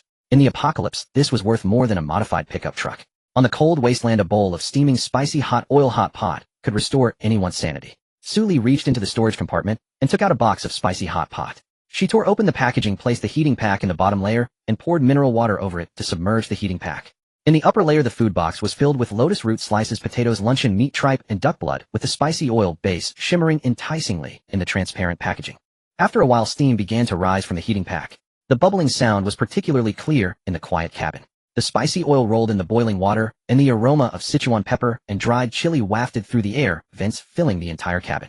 The mouth-watering scent was so strong it could draw a person's soul out. The sunflower petals turned towards the hot pot, and even the drowsy man-eating flower poked its flower plate out from her wrist, a glimmering digestive fluid seeping from between its fangs. You can't eat spicy food. Su Li flicked its flower plate. The man-eating flower sulkily retracted its flower plate, continuing to doze off. After 5 minutes of boiling, the spicy oil had completely melted and the broth was bubbling. Su Li picked up a piece of tripe with chopsticks and swirled it 3 times in the spicy oil. She stuffed it into her mouth. Crispy, spicy, numbing. The numbing sensation of Sichuan pepper spread from her tongue throughout her mouth, followed closely by the fragrant spiciness of the oil. The crispy and tender texture of the tripe mixed with the spicy broth made her forehead break into a sweat. On this cold wasteland night, where temperatures dropped to around 10 degrees, everyone was shivering. While she couldn't even drink a sip of hot water, she sat in her temperature-controlled cabin at 26 degrees, enjoying the steaming hot tripe hot pot. Su Li wiped the sweat from her forehead and suddenly smiled. She took out her phone and snapped a photo of the bubbling hot pot. Adjusting the angle, she made sure the luncheon meat and tripe were clearly visible, with the oily soup gleaming under the reading light. Then she opened the regional channel and edited a post. Title: Indeed cold-blooded, eating something hot to warm up. The text was just 1 line. Someone just said I was cold-blooded, and I reflected on it. Below was the photo of the hot pot. The red oil rolled, the tripe was vibrant, and the steam blurred the edges of the lens. Sent. The channel was quiet for a full 10 seconds. Then it exploded. So handsome it's dripping. What the hell? What the hell? Hot pot. Red oil hot pot. This is the 3rd day of the apocalypse. Red oil hot pot. A bit bad, my eyes aren't deceiving me, right? Is that tripe? Is that luncheon meat? I haven't eaten anything hot in 3 days. Wang Defa Mom, I saw a deity in the regional channel. She's actually eating hot pot. Terrified girl, this pack of compressed biscuits in my hand suddenly doesn't taste good. It crumbled in my mouth just like my shattered dignity. Pipe guy, Su Li, do you need any charms? Just a sip of soup would be Keyboard warrior, I take back what I said earlier. Who cares about robbing supplies? You're right if you can treat me to a hot pot. Justified bystander, I was wrong. I just ate 3 days worth of cold water-soaked noodles, and seeing this photo made me cry. Low-key rich person, I'll trade you 10 portions of fuel for a box of self-heating hot pot. What do you say? I'll up the ante. 20 portions. Rational analyzer, I've analyzed it for a long time, and the conclusion is, Big Shot, how could you eat hot pot without inviting me? Humans do things. The tone of the channel shifted from righteous judgment to a large-scale begging for pampering scene. Those who had just angrily accused her of being cold-blooded were now all queuing below to type Big Shot. Please take me along. Is the hot pot for sale? I'll trade fuel for a sip of soup. No one mentioned the Hungry Wolf Guild anymore. No one brought up the fertilizer factory incident either. More private messages flooded in. Big Shot, do you still need charms? I eat very little. I can fix cars. I can change oil and repair tires. Just provide food. Sister Su Li, I can do anything. I can massage, tell jokes. I can warm the bed. I have a physique of 12. I can carry zombies and run marathons. Su Li raised her eyebrows while scrolling through the private messages. Humans' moral bottom lines were indeed flexible when it came to food. Su Li picked up a piece of duck blood, dipped it in the spicy oil, and stuffed it into her mouth. The regional channel refreshed the post from TT Little Fairy. The last update was 2 minutes ago. TT little fairy. Only 3 question marks. She held the hot pot box, leaned back in her chair, and leisurely sipped the steaming hot oil soup while looking out at the pitch-black wasteland just a window away. What a delight. You must understand she hadn't just started the survival game, but had been struggling in this damn game for 10 years, during which she hadn't eaten anything good. Her pursuit of food had been ingrained in her bones. Not to mention food, she wouldn't waste a single drop of soup. With her physique at 18, her digestive system was very good. TT little fairy posted a pinned message. Don't be fooled by her. She drives a car modified into an industrial cutter and killed several of my Hungry Wolf Guild members with a man-eating monster flower. I saw it with my own eyes. That flower is full of fangs, devouring a living person in one bite. After this statement, the tone of the channel shifted again. Justified bystander, a man-eating flower. That's so sinister. Keyboard warrior plants with combat abilities cultivated from plant abilities do indeed have such aggressiveness. The rewards for a first kill can't be bad. Hype guy, you witnessed it firsthand. If you were there, why didn't you die? TT little fairy fell silent. The channel was filled with question marks flooding the screen. Sully couldn't be bothered to look further. TT little fairy sent a private message. Just you wait. I've already sent your coordinates to the boss. The wolf leader will be here shortly. If you kneel down and beg me now, I might still help you plead for mercy. She picked up the last piece of lotus root, put it in her mouth, wiped her lips, and then opened the regional channel to send a message. Regarding the person who mentioned warming the bed just now. I'm not picky about gender, but we need to handle the Hungry Wolf Guild matter before we chat. Sent. The channel exploded again. So handsome it's dripping what? Is she going to confront the Hungry Wolf Heathen? Wong Defa, the opponent, is a large guild with dozens of members. Hype guy Sully, calm down. The Hungry Wolf Guild has modified pickup trucks and crossbows. Fertilizer seller, I'm already on my way to you. Wait for me. Rational analyzer, what can a fertilizer? Are you going to fertilize them? Fertilizer seller, I don't care. I just want to eat hot pot. Sully closed the channel and tilted the steering wheel 10 degrees, turning the white car onto the main road. In the distance, 2 rows of headlights were approaching from the direction of the fertilizer factory. She counted 6 pickup trucks, all with people standing in the cargo beds. The leading vehicle had a flag with black background and red letters welded to its roof, saying Evil Wolf. The man-eating flower straightened its vines from her wrist. The sunflower's light core jumped to 15A, and the energy in the golden-edged leaves was as dense as liquid sunlight. Sully closed the channel, shifted gears, and stepped on the gas. The black armored RV roared out from the roadside. In the distance, 6 rows of headlights were approaching from the direction of the fertilizer factory. On the roof of the leading pickup, a flag with a black background and red letters was welded. Hungry Wolf. The vines of the man-eating flower swung along the roof's fixing groove. Its fangs glimmered coldly in the grayish light. Sully twisted the steering wheel. Come on, let's see who the real 6 pickup trucks belonging to the Hungry Wolf Guild dispersed at a distance of 500 meters from Sully, fanning out in a broad arc. A towering man, nearly 180 centimeters tall, stood atop the roof of the central modified pickup, bald-bearded, with a crooked wolf head tattoo etched across his left cheek. His leather jacket hung open, revealing 2 rows of ammunition belts across his chest, and he gripped a crossbow fitted with an extended magazine. This was Lang Tu, the guild master of the Hungry Wolf Guild. He squinted, eyes fixed on the massive Hummer-style armored vehicle ahead. Dried, blackened fragments of flesh still clung to the alloy teeth of the hydraulic rock crushers mounted along its front grille. A colossal crimson flower sprawled across the vehicle's roof, its 6 petals fully unfurled. Between its serrated jaws, white bone shards were wedged deep within the gums. The entire vehicle sat utterly still in the center of the road. It waited, silent, patient, as if luring prey into its maw. Boss, something's off about this vehicle, a gaunt man called out from the adjacent pickup. The photo Wei Lausen sent showed a white car. How did it grow so large overnight? Lang Tu remained silent, studying the vehicle for several long seconds. In the survival game, vehicle upgrades demanded blueprints and vast quantities of rare materials. Ordinary players struggled for weeks just to gather enough resources for a single-tier upgrade. Yet this woman transformed a sedan into this monstrosity in only 2 nights. Was the first-place reward truly that potent? Or had she looted an entire military base? Whichever it was, Wei Lausan's death was no injustice. Fan out and encircle. Crossbowman. Switch to armor-piercing bolts. Lang Tu raised his left hand in a sharp signal. Simultaneously, men armed with crossbows rose from the beds of all 6 pickups, their bolt tips gleaming with dull, ominous luster beneath the ashen sky. The carnivorous flower's vines tensed taut across the roof. Crimson scales along their surface flared upright, and dark gold spiral patterns lining each scale began to pulse with eerie luminescence. The sunflower's core light dimmed from 15 to 14 points, channeling golden energy through its leaf veins directly into the flower's rootstock. Corrosive green fluid coalesced at the base of the flower's fangs, dripping slowly onto the armored roof, each drop hissing softly upon impact. Sully lowered her window, just a narrow slit. Lang Tu, where's that TT little fairy? Her voice slipped through the gap, calm and uninflected. Lang Tu paused, then broke into laughter. TT little fairy. That little whore was my pawn. I told her to broadcast those words over the channel. What's wrong? Nothing much. Sully unfastened the carnivorous flower from her wrist and placed it gently atop the steering wheel. I merely wished to confirm whether she answered to you. And if she did, what then? You slaughtered Wei Lausan and 8 of my brothers. That debt must be settled. Lang Tu lifted his crossbow, aiming its bolt squarely at the windshield. You have two choices: surrender your keys and all spirit crystals, and swear fealty to the Hungry Wolf Guild. Or I'll dismantle your vehicle piece by piece, and toss you to my men for sport. Suli regarded him coolly. Have you ever considered one question? What? Are your 30 men enough to feed my flower? Lang Tu's face twitched. Then, suddenly, the carnivorous flower launched itself upward, bursting through the window in a blur. Its vines whipped through the air, leaving afterimages, as the entire bloom executed 3 rapid midair rotations, its 6 petals snapping wide open. Greenish corrosive droplets stretched into glistening filaments between its fangs, shimmering with sickly fluorescence beneath the gray light. Fire! Lang Tu roared. Dozens of crossbow bolts tore from their strings simultaneously, armor-piercing tips shrieking as they rent the air-piercing eardrums with their shrill cry. The flower's vines snapped forward midair. Crimson tendrils lashed out like whips of living chain, striking the first 3 bolts with surgical precision. Their trajectories wrenched sideways, the bolts slammed into neighboring tires instead. The remaining bolts struck the armored windshield, leaving not even a faint smudge. Keep firing. Lang Tu's voice cracked with rising panic. The flower granted no time for reloading.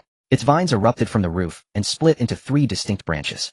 The first wrapped around the crossbow of the gaunt man on the far left pickup, then constricted violently. The weapon twisted into a grotesque helix. The man's 10 fingertips were stripped raw by the flower's scaly surface. The second vine seized the front bumper of the central pickup, yanking it sideways 2 meters, slamming it broadside into another truck.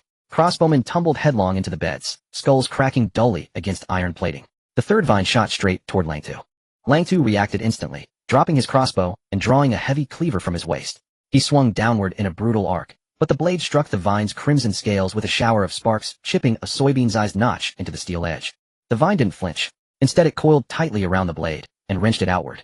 The cleaver flew from his grip, embedding itself deep into shattered roadside gravel 20 meters away. Lang Tu staggered backward 2 steps. His expression shifted from fury to stunned disbelief. What in— The flower's vine snatched up the rear gate of the pickup behind Lang Tu, flinging both gate and crossbowman to the ground in one violent motion. Before the man could rise, the flower's blooming maw hovered directly above him. Its fangs parted. Snap! A brief, choked scream. Then only the wet, rhythmic crunch of mastication. Crunch, crunch, crunch. The entire convoy froze in place. They watched as half a body slid silently between the pedals, boots caked with dirt rolling lifelessly onto the asphalt. The survivors dropped their weapons and fled, desperate, disordered, terrified.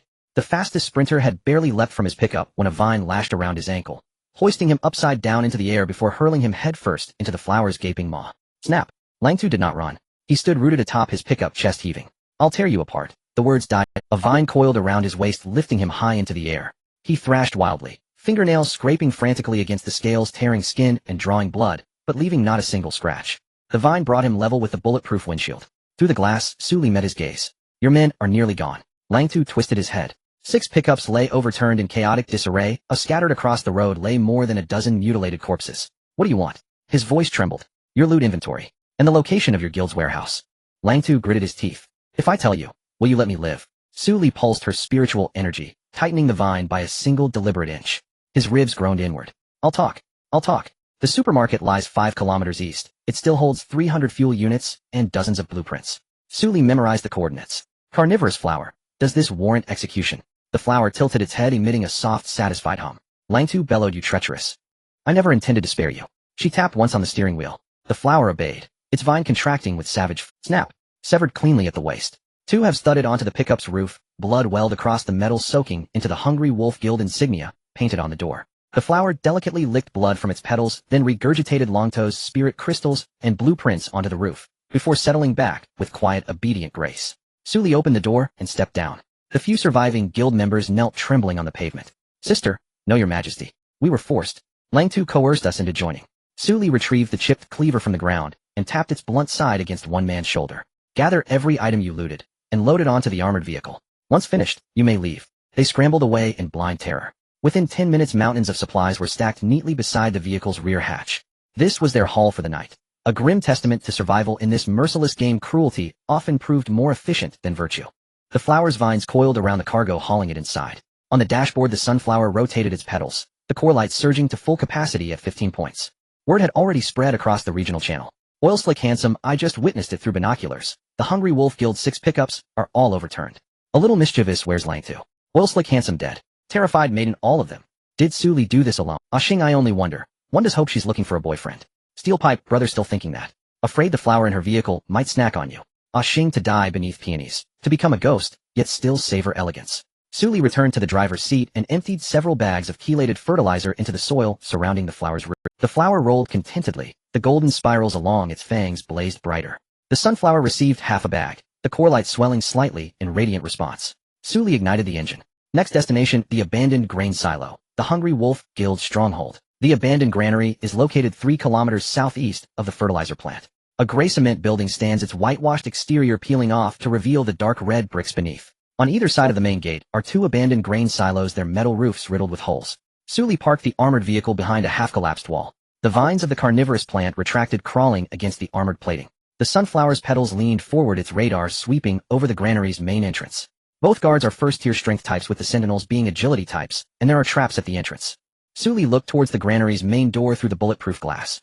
2 modified pickups are parked at the entrance, their beds piled with empty burlap sacks. Behind the pickups is a half-open iron gate with the jagged teeth of a tripwire trap faintly visible through the gap. There are not many left behind by the Hungry Wolf Guild. The main force was taken out to die, led by the wolf head. Quick and decisive. Upon receiving the order, the carnivorous plant's vines shot out from the vehicle's roof, darting towards the granary's side wall. The dark red vines glided silently over the gravel ground. They climbed up the wall and slipped through a ventilation opening. 3 seconds later, a short, sharp scream echoed from within the granary. Then came a second scream. A third. Silence ensued. Sully pushed open the car door and stepped down. Her marten boots crunched over the gravel as she approached the granary's main door, raising her foot to kick open the iron gate. Inside, a man lay slumped against the door, his neck twisted at an unnatural angle, blood oozing from his 7 orifices. The vines of the carnivorous plant were loosening from his neck. In the main hall lay 2 more corpses. A strong man of the strength type had his spine crushed by the vines, face down on the ground with an axe he hadn't managed to pull out lying beneath him. Another agility type lay dead in the corner, half of his head bitten off by the petals of the carnivorous plant. Crystals were scattered beside him. Sully bent down to pick them up. 3 first-tier crystals. Not bad. She circled around the main hall towards the warehouse. Pushing open the rusty iron door revealed a neatly stacked array of supplies. 350-liter barrels of fuel were stacked in 2 layers. On a shelf against the wall were over 20 different types of blueprints. Upgrades for vehicles, weapon installations, space expansions, armor enhancements. There were various types. In the corner were over 20 old engines stripped from cars, still stained with oil. Additionally, there were 2 boxes of grenades, 1 box of crossbow bolts, and a modified double-barreled shotgun. Sully picked up the shotgun and weighed it in her hands. The barrel had been sawed off the stock, replaced with a metal frame, and the trigger group had been re-welded. Homemade short-barreled shotgun, a great effective range of 20 meters, extremely high spread, close-range power equivalent to a full strike from a first-tier strength zombie. Just average, but better than nothing. She packed all the supplies into the trunk. The blueprints were stacked into 3 piles, the fuel barrels rolled into a corner of space, and the grenades and crossbow bolts were stored in the weapon compartment. The old engines were too heavy, so the carnivorous plant used its vines to wrap them up and stuff them inside. Suddenly, the sunflower's radar trembled again. The flower head turned sharply towards the depths of the warehouse. Sully followed its sensing and walked deeper inside, discovering a half-covered hidden door at the far end of the warehouse. There were faint sounds of breathing coming from the crack. There was more than one person. She pushed open the hidden door. Behind it was a small compartment. In the corner huddled 3 ragged women and a boy of about 7 or 8. As they saw Sully enter, they instinctively shrank back. The woman at the front had bruises on her face and blood crusted at the corner of her mouth. She stared at the carnivorous plant on Sully's wrist, which was hiccuping, her pupils constricting. Hungry Wolf's people? Sully asked. The woman shook her head, her voice dry. No. We were captured by them. My husband handed over the vehicle, and they still. She didn't finish her sentence, but Sully understood. Such things happened every day in the apocalypse. She turned and rummaged through her storage compartment, pulling out a bottle of mineral water, a bag of compressed biscuits, and a crossbow she had confiscated from the wolf head. She bent down and placed them on the ground. There's a ventilation window behind the wall of the hidden door, and the iron bars have already rusted through. There's a pickup outside, the tires are spiked, and the gas tank is full. Head southeast. If you encounter a real convoy, try to follow them. The woman stared at her blankly, tears streaming down her bruised face. She wanted to say something, but her throat was choked. Suddenly, the little boy behind her ran out. He dashed to Sully's side, looked up at her, and pulled out a half-dirty crayon from his pocket, stuffing it into her hand. Then he quickly ran back behind his mother. Sully looked down at the half-crayon in her hand. Yellow. The crayon was cut. She tucked the crayon into the inner pocket of her work jacket. Let's go. The woman climbed out with the other 3 through the ventilation window. The sound of the pickup's engine started up, growing fainter. Sully returned to the armored vehicle. The sunflower's energy value was at 14A, and the 2 new golden-edged leaves were noticeably larger than in the morning.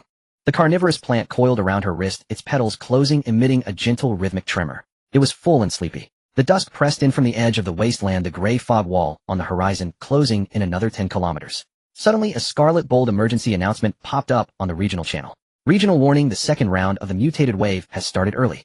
Detected large numbers of first-tier agility-type mutants gathering unified under at least 3 second-tier corpse whisperers. Expected coverage area of the beast wave, a circular area with a radius of 50 kilometers centered on service station No. 9. Current survivors in the area 638914100. Countdown 0014. Warning, please find a sturdy shelter nearby, and do not drive in open areas. Sully glanced at the navigation screen.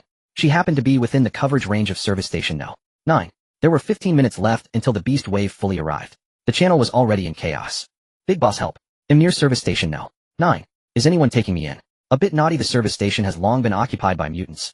It's full of zombies. Fairy TT, my car is out of fuel. Who has universal fuel? He'll trade anything. Don't sit crooked, useless. The announcement says no driving in open areas. Driving makes you a live target. Old man, unyielding, I don't want to think about how terrifying they are. But I can already hear their roars even before the beast wave arrives. Bad, not obvious from afar, it looks like a mass of black denser than the height of a bridge during rush hour. Not cowardly, brother, I'm hiding under the bridge, please stop saying such things. Episode 19, Cross-Level Upgrade. The sense of security of the RV. Sully parked the white vehicle at the end of an abandoned ramp. On either side of the ramp were rusty guardrails, behind them concrete bridge supports with a clear view ahead. The zombie horde would have to first climb over the guardrails to encircle from the sides. The terrain was good. She opened the system panel. Vehicle reinforced sedan LV. 1. Armor 50. New mounting point, roof vacant. Current available materials: scrap metal X187, low-level crystal X32, first-tier strength crystal X1, first-tier agility crystal X1, zombie bone residue X246, refined steel nails X18 packs. Not enough. To withstand the impact of the beast wave, 50 armor is no better than paper. She opened the system panel and counted the supplies scavenged from the granary. 46 types of blueprints, 300 barrels of fuel, 2 boxes of grenades, 1 box of crossbow bolts, 1 short-barreled shotgun, and 23 old engines. Adding what she had previously confiscated from the fertilizer plant and the pickups, her resources were already comparable to a mid-sized convoy. She spread out all the blueprints and selected 2 vehicle upgrade blueprints from LV. 2 LV. Free. Are the materials enough? Scrap metal 457 sets, crystals 89 pieces, special steel 120 units. Enough. Modify into an RV. Vehicle LV. 2 LV. Free. Confirm. Confirm. Blue light exploded from the steering wheel. The entire armored RV was enveloped by a dark golden cocoon of light, the steel frame emitting a dense sound of metal restructuring. The alloy teeth of the hydraulic breaker extended outward by half a meter with a layer of dark gray, quenching patterns coating the tips. The armored dome on the roof bulged with 2 dark golden reinforcement ribs, and the mounting slots changed from 2 rows to 4 rows. The rear of the vehicle added a set of external auxiliary fuel tanks with a capacity of 500 liters. Each side door was fitted with a piece of honeycomb armor-plated surface covered with concave, energy-absorbing grooves. The 4 tires were replaced from hexagonal explosion-proof tires to octagonal all-terrain tires with spiral, meat-grinding spikes embedded in the tread. The system popped up a notification. Upgrade complete. Vehicle medium armor assault, RVLV. Free. Armor 50,380. Horsepower 120,600. Interior space, 2 slots, 11 slots, 11 square meters. New mounting point, rear external auxiliary, fuel tank, 2 new combat slots on the roof. New feature, full vehicle EMP coating, can resist 1 attack from electromagnetic pulse weapons. New feature, double layer armor on the doors, military grade, bulletproof windows, reinforced chassis up to 12 millimeters. Note, can withstand continuous bites from first tier zombies for over 15 minutes. New feature, full vehicle soundproofing layer, external noise reduction of 85, maintains an appropriate decibel level for sleeping inside. Overall evaluation, you can now crush small zombie waves without leaving a trace, while also being comfortable and enjoyable. Not done yet. Sully opened her talent panel, the modified words flashed on her retina, and she saved the double power attribute. She didn't need speed now, as she needed defense and counterattack. She wanted to turn the roof into a moving fortress. System initiate modification. Target locking structure for the window's roof mounting points. Modification started. Blue light spread from the steering wheel outward. The edges of the 4 windows simultaneously glowed with dark golden patterns. The locking structure's metal meshing sound clattering, and an extremely fine serrated alloy buckle was added to the inner side of the window glass. When the buckles closed, the entire window was locked onto the vehicle's steel frame. Unless the entire door was removed, the glass would not budge. The roof mounting points grew 2 rows of dark golden fixing slots perfectly designed to hold the vines of the carnivorous plant. Modification complete. Window locking structure, physical opening requires a lateral force of 1.8 tons or more, capable of withstanding a full impact from a second-tier zombie with a physique of 40. Roof double row fixing slots can mount lightweight weapon modules or combat plants. The vines of the carnivorous plant can wind along the fixing slots, covering all defensive blind spots. Sully placed the carnivorous plant on the roof. The carnivorous plant let out an excited hiss, its vines shooting out along the fixing slots, weaving a dense web of spikes around the roof doors and wheel hubs. Each vine stood upright with dark red scales, and the golden spiral patterns at the base of the fangs shimmered with corrosive liquid dripping down from the tips. The doors were completely sealed, the wheel hubs sealed, the roof sealed, and a gap was left in the front windshield to feed the plant. That's enough. After finishing these, she began to observe the upgraded RV. The interior space of the RV, 11 square meters, was compactly arranged by the system. Behind the driver's seat was a folding bench seat with a table that could be flipped down to seat 4. The bench seat could be laid flat to form a bed 1.5 meters wide, enough for 2 people to squeeze in. Above there was an electric hammock, the switch on the wall panel, which could be lowered with a press. The bathroom was at the left rear of the vehicle with a frosted glass sliding door featuring an integrated toilet and shower head. Sully turned on the faucet to test it, and the water flowed steadily. The onboard water tank held 300 liters along with her reserve of bottled water from the supermarket, enough for 2 people to last half a month without issue. Opposite the toilet was a set of hanging cabinets with 6 doors where she stowed the compressed biscuits and disinfectant wipes she had scavenged from the supermarket. The cabinet doors closed tightly, not swaying during travel. The wardrobe beside the bench seat was deeper, stuffed with blankets and changes of clothes. Sully retreated to the rear of the vehicle and scanned the area. In her past life, she had slept in tents and on the back seats of junked cars in the zombie wasteland for 10 years. It leaked during the rain, froze her awake in the snow, and when zombies crept in, she couldn't even put on shoes, grabbing her knife and rushing out barefoot. Now this armored RV has 380 armor all-terrain tires, 2 rows of combat slots on the roof, and locked windows that can withstand second-tier zombies for 15 minutes. Outside the carnivorous plants, 20 vines were wrapped around the entire vehicle, and the sunflower's 15 energy units were ready to be infused at any moment. In the past, using an RV as a vehicle was not unheard of, but that was the standard for big shots, and it had been a long time since the apocalypse. It was only the second night now, and she had developed to this extent, which was quite good. She planned to bring her parents and younger brother into the vehicle. The 4 of them could barely fit, and then she would wait for another upgrade to increase the interior space. She sat back in the driver's seat, adjusting the backrest to a 30-degree angle. From the trunk, she pulled out a silk duvet. The goods she had swept from the clothing section on the second floor of the supermarket still had tags on them, 100 mulberry silk. She folded it into 2 layers and laid it on the back seat. She took out a bottle of chilled cola from the insulated box. Outside, the roars of the first wave of mutants were already close enough to hear their footsteps. An agile-type mutant jumped up onto the guardrail from the end of the ramp, its orange-eyed eyes locking onto the RV. It opened its mouth full of barbs and let out a high-pitched hiss. Roar. In the darkness behind the guardrail, dozens of orange-eyed eyes lit up simultaneously. More mutants surged up the ramp. The mutant creature ran on all 4s with astonishing speed, its protruding spine breaking through decaying skin, claws scraping against the concrete, creating a jarring noise. 100 meters. 50 meters. 20 meters. The vines of the carnivorous plant suddenly tensed atop the vehicle. As the first mutant lunged forward, the dark red vines lashed out in midair, striking its waist with precision. The mutant was flung away, crashing against the guardrail, its spine snapping in 2. The second and third followed closely, pouncing simultaneously at the car doors from both sides. The vines of the carnivorous plant split in 2, ensnaring the necks of the 2 mutants, tightening crack. 2 headless corpses fell beneath the wheels.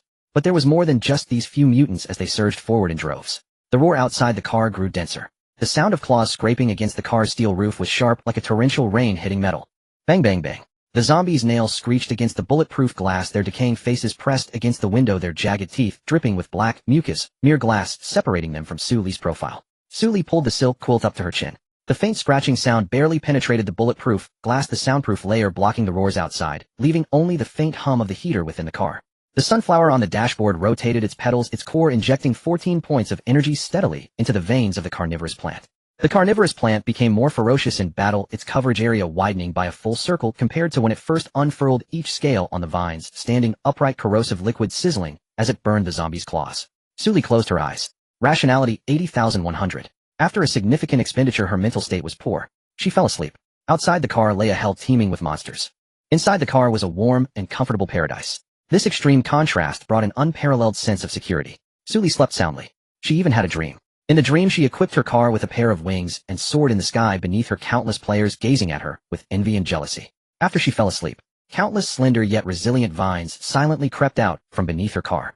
These vines were the roots of the bloodthirsty carnivorous plant. Like the most sensitive predators, they lay in wait in the darkness. A monster resembling a pangolin approached, attempting to overturn the vehicle. Swish! Several vines suddenly shot up from the ground, coiling around its limbs and body like venomous snakes. The monster struggled frantically, yet could not break free in the slightest. The vines tightened further. Crack! Crack! The sound of bones shattering echoed in the night. Soon the creature ceased to move, dragged into the darkness beneath the car by the vines. In the darkness, a chilling sound of chewing could be heard. Moments later, a crystal core shimmering with faint light was wrapped by the vines and sent into the folding space of the trunk. The entire process was silent. Slaughter, feeding, and looting. Fully automated. That night, the highway was filled with wails. Countless players perished at the jaws of beasts. Yet around Sully's battered sedan, it had become the most bizarre forbidden zone. All monsters approaching silently turned into nourishment for the carnivorous plant and loot for Su Li. A night passed without incident. The next morning, grayish-white light filtered through the windshield. Su Li opened her eyes, her rationality stabilizing at 100. The outer side of the bulletproof glass was smeared with dark red blood clots and bits of flesh, leaving only a palm-sized clean view through the front windshield. The chewing sounds from the carnivorous plant atop the car continued. The outer side of the bulletproof glass was smeared with dark red blood clots and bits of flesh, leaving only a palm-sized clean view through the front windshield. The chewing sounds from the shell of the car was smeared with dark red bits of flesh. Su Li pushed the car door open and stepped outside. Her marten boots sank into half-congealed blood, with each step squishing the remnants of zombies. The carnivorous plant sprang down from the roof, its flower disc stained with blood from its kills, bits of flesh wedged between its fangs. The sunflower's energy core had dropped to 3 points. The battle last night had been too intense. It continuously converted photosynthetic energy for the carnivorous plant, and now the entire flower had turned yellow around the edges with the petals slightly wilted. Su Li touched the petals of the sunflower. You worked hard. The sunflower nuzzled against her palm. Seeing this, the carnivorous plant came over to nuzzle as well, wanting affection too. Su Li patted it as well. You are the best. Carnivorous plant. Su Li took out half a bag of fertilizer and poured it into the soil at its roots, then stuffed 2 handfuls of crystal cores into the carnivorous plant's mouth. The carnivorous plant chewed loudly, bits of flesh squeezed out from between its new fangs and fell to the ground. She began counting her loot. The system notifications had been muted last night, and now upon opening, she found a dense record of kills. Killed a Tier 1 Agile Mutant X1, obtained a low-level Crystal Core X1, Universal Fuel X1. Killed a Tier 1 Agile Mutant X1. Killed. A total of 213 entries. The loot automatically collected in the trunk had formed a small mountain. 189 low-level crystal cores, 2 Tier 1 strength crystal cores, 1 Tier 1 agility crystal core, 156 universal fuels, 64 sets of scrap metal parts, and piles of useless zombie remained scattered everywhere. There were also 2 vehicle upgrade blueprints. 1 for LV, 1 LV, 2, and 1 for LV, 3 LV, 4. Both the carnivorous plant and the sunflower were upgraded to level 2. Bloodthirsty carnivorous plant LV. 2. Bitten force 45, ovine length 3 meters, movement speed 30. New skill corrosive spray. Can spray digestive liquid in mist form covering an area of 5 meters with continuous corrosive effects on low-level zombies. Sunflower LV. 2.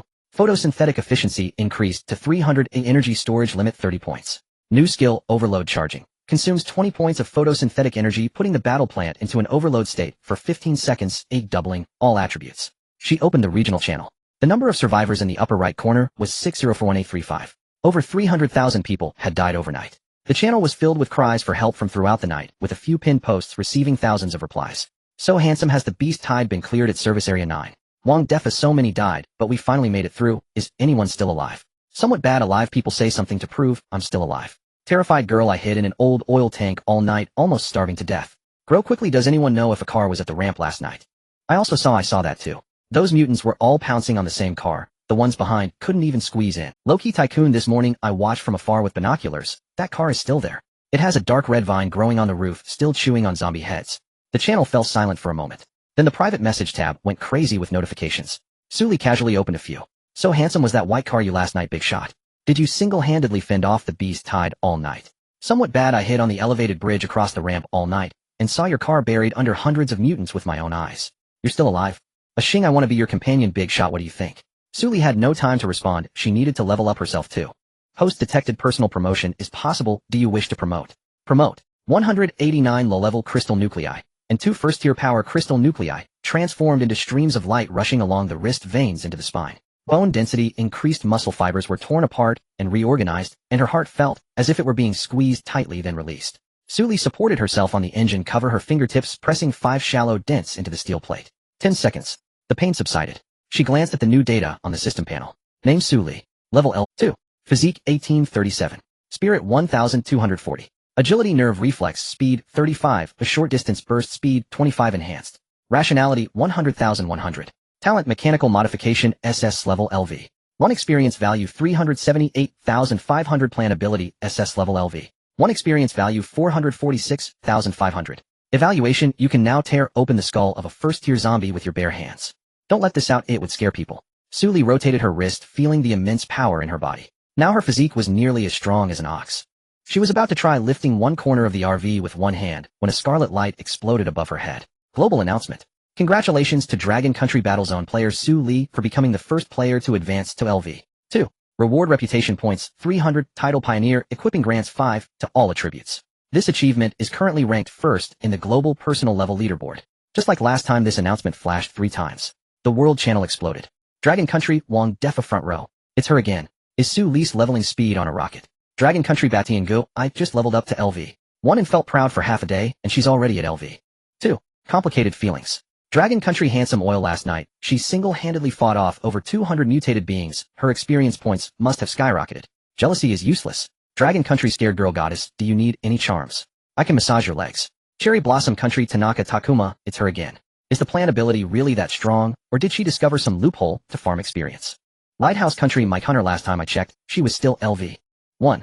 Plant ability shouldn't provide this much combat efficiency. Possible exploit. Pickled Vegetable Country Jean Jishuan, damn it. She's definitely cheating. How could a normal player level up twice in less than 3 days? Our Pickled Vegetable Country's Park Jonte grinds zombies every day and is only at 87 experience for LV. 1. Why does she get to level up so quickly? Dragon Country Keyboard Warrior Jean Jishuan, getting anxious. Doesn't your Pickled Vegetable Country have level fire talent? Why is he still only at LV? 1. Is the fire not strong enough, or is the Pickled Vegetable barrel too heavy to move? Dragon Country Steel Pipe, Guy Jean Jishuan, I saw her single-handedly clear 6 pickup trucks from the Hungry Wolf Guild yesterday. Can your Park Jonte do that? If not, then shut up. Dragon Country A Xing, let me translate what the Pickled Vegetable players said. Besides our Pickled Vegetable Country, all other players leveling up are cheating. A logic is flawless. Bear Country Victor Volkov, excellent work, Comrade Sue. Looking forward to meeting you on the battlefield. Dragon Country Keyboard Warrior, what did the Russian guy say? Is there anyone who understands Russian to translate? Dragon Country Rational Analyst, he said, well done, Comrade Sue. Looking forward to meeting on the battlefield. Even the bear recognizes her strength. The Pickled Vegetables should stop being jealous. Pickled Vegetable Country Jean Jishuan Rational Analyst, who's being jealous? I'm just questioning the authenticity of her leveling speed. Game balance cannot be disrupted. Dragon Country Handsome Oil, what kind of balance do you need in the apocalypse? Do zombies care about balance? The world channel was abuzz with noise, and the regional channel was not quiet either. TT Little Fairy, is she leveling up so fast? Because she cleared out the Hungry Wolf Guild's warehouse. Those crystal nuclei weren't originally hers. Steel Pipe, Guy TT Little Fairy, are you popping up again? Why didn't you say anything when the Hungry Wolf Guild was robbing resources from others? Now that they are being robbed back, you pretend to be the victim.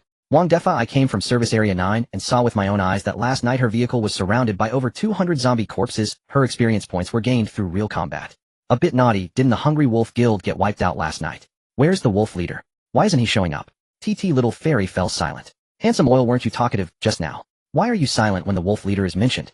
Scared Girl, I heard the wolf leader took 30 people to ambush Suli last night, but not a single one returned. Suli closed the channel chat. She temporarily did not plan to touch the reputation points and title. The Pioneer title grants 5 to all attributes, which doesn't quite show its power now. Once her level increases and attributes grow, the value of this Pioneer title will be significant. She chose to keep it for now. Just as she settled in, the system suddenly popped up a task prompt. Special task triggered. Task location C996, area 92. 117. For a 700 meters from the edge of the gray mist. Current status, a survivor is under attack from second-tier corpse speakers and a horde of zombies. Time held 7 hours 42 minutes. System suggestion, killing the corpse speaker may yield second-tier crystal nuclei and rare upgrade materials, but the corpse speaker has command capabilities and high-tier mutated beings are gathering nearby. A rescue is not advised. Not recommended to rescue. Whether to save the person or not is irrelevant, but the crystal nuclei dropped by this corpse speaker are quite valuable. With her current capabilities, she could give it a shot. Additionally, if it has really gathered a group of small zombies, it would save her energy. Suli input the navigation coordinates into the light screen. C996, area 92. 117. 4. It was not far from her current location, about 40 kilometers away. She shifted gears, and the black armored RV rolled over the still-drying blood on the ramp and onto the main road, speeding up to 120 miles per hour. 40 minutes later, the gray mist wall appeared on the horizon. That gray-white wall connecting heaven and earth had advanced quite a bit compared to the previous 2 days. The red dot on the navigation screen was only 700 meters from the edge of the gray mist. Suli slowed down the vehicle. In the distance, a distorted shadow appeared at the end of the road, a mass of shadows moving in great numbers. She parked the RV behind a half-collapsed overpass and pushed open the armored observation window on the roof. Through the binoculars, the view instantly became clear. 200 to 300 mutated beings crowded on the same stretch of road. Among them were dozens of first-tier agile types jumping around, as well as 4 or 5 enormous strength-type zombies towering over 2 meters with arms as thick as stone pillars. All the zombies were rushing towards a collapsed signal tower. On the half-collapsed steel frame at the top of the tower sat a man. Suli adjusted the focus. The man leaned against the twisted steel frame, his left leg hanging unnaturally, having lost everything below the knee. The severed part was only wrapped with a few strips of torn camouflage fabric, blood trickling down the steel frame, pooling into a dark puddle on the ground. He held a military dagger in his right hand and gripped a piece of angle steel torn from the signal tower in his left. The The knife edge and the angle steel were chipped with various sizes of notches, smeared with black-red zombie blood and flesh. The whole person, including the tattered camouflage combat suit, was covered with wounds. The most severe cut slashed from the left shoulder diagonally to the right rib skin, and flesh, torn open revealing bone. Suli stared at the man, her pupils suddenly constricting. This figure. This face. Lu Muhan. She would never. In her past life, he was one of the top 3 powerhouses in the Dragon Country battle zone, possessing the extremely rare half-beast mutation ability, and was renowned for his ferocious knife skills. He was the war god in the hearts of countless survivors. But he also died very early. It was said that in the 6th month after the game started he perished after exhausting himself, while charging alone into a high-tier monster zone. His death was once a great regret in the Dragon Country battle zone. Unexpectedly, she would encounter him here in this, watching that figure fighting fiercely amidst a horde of monsters on the brink of death. Suli revealed a meaningful smile. A top-tier combat force. A future war god. A genius who would soon fall. Now he was like a piece of supreme, divine weapon dropped on the ground, ignored by everyone. And I just happened to pass by. If I don't pick this up, it would simply be against heaven's will. Lu Muhan was on the verge of collapse. A second-tier corpse speaker stood on a piece of rubble at the edge of the zombie tide. Its size was only slightly larger than an ordinary zombie, lacking the imposing pressure of strength types, but the orange-eared eyes flashed with a fierce light that did not belong to a zombie. It emitted a series of low-frequency hums, and the zombies surrounding the signal tower immediately split into 2 groups. One group continued to pounce upward. The other group circled around to the back of the signal tower, starting to gnaw at the concrete piles of the tower's base. This guy is dismantling the tower. Lu Muhan raised his blood-smeared face. He bit down on a strip of fabric torn from his clothes with his mouth, and with his left hand, he hurled the already battered angle steel down, which pierced the head of an agile zombie climbing up. His right hand held the dagger reverse grip, stabbing it into another zombie's nape, and when he pulled the knife out, black blood splattered half his face. Suli lowered the binoculars. The tendrils of the carnivorous flower on the roof were already taut. The sunflower's energy value was rising, jumping from. Suli pressed down on the accelerator. The black armored RV roared out from behind the collapsed overpass. The tires kicked up rubble and dust, and the hydraulic crushing hammer unfolded at the front of the vehicle. The mutated beings at the edge of the horde turned their heads simultaneously. The hum of the second-tier corpse speaker became suddenly sharp, and dozens of agile types instantly pounced towards the RV. Suli pressed the release button for the rooftop securing slot with her left hand. The tendrils of the carnivorous flower shot out along the dark golden slot, weaving into 3 rows of fangs in front of the vehicle. The carnivorous flower had already leveled up to 2, and both the strength and length of the vines had doubled. The first wave of mutated beings that pounced and crashed into the vine, net their fangs digging into their decaying flesh, corrosive liquid, sizzling black smoke billowing. In less than 3 seconds, all 8 agile types that had pounced were shredded to pieces. Suli controlled the steering wheel with her right hand, flooring the accelerator. The RV's hydraulic crushing hammer charged into the densest part of the zombie horde. Boom, boom, boom, boom. The sound of zombies being crushed by hydraulic teeth was muffled like a drum. Lu Muhan atop the signal tower raised his blood-smeared face. He saw a pitch-black steel monster charging in from the direction of the gray mist, the row of heavy hydraulic teeth at the front crushing all the zombies in its path into a black-red mush. Lu Muhan thought he was doomed. His leg was broken and his strength was nearly exhausted. Surrounding him were dozens of monsters. He had prepared himself to drag down the last monster with him. Then he heard a thunderous roar. Lu Muhan raised his blood-crusted face and saw a pitch-black object rolling in from the direction of the gray mist. Upon closer inspection, it was an armored RV. The hydraulic breaker at the front expanded to nearly 3 meters wide, with 6 alloy teeth, each as thick as an adult's thigh, glinting with a cold blue hue under the dim light. The tires were 8-sided all-terrain tires embedded with spiral meat grinder spikes, leaving 2 rows of deep grooves in its wake, filled with crushed zombie bones. On the roof rested a dark red giant flower, its 6 petals fully opened, each petal's inner side lined with backward curving fangs. Vines whipped out from their slots, weaving into 3 rows of grinding nets at the front. The first wave of agile mutants that charged at the netting collided with it, akin to chicken skeletons thrown into a wood chipper. Crunch, crunch, crunch. 8 mutants were reduced to fragments in 3 seconds. The flower even picked out the cores from the fragments and tossed them through the car window. Lu Muhan was dumbfounded. The hydraulic breaker rolled towards the signal tower's base, and 2 powerful zombies gnawing on a concrete post raised their heads only to be pierced through their chests by the alloy teeth before they could react.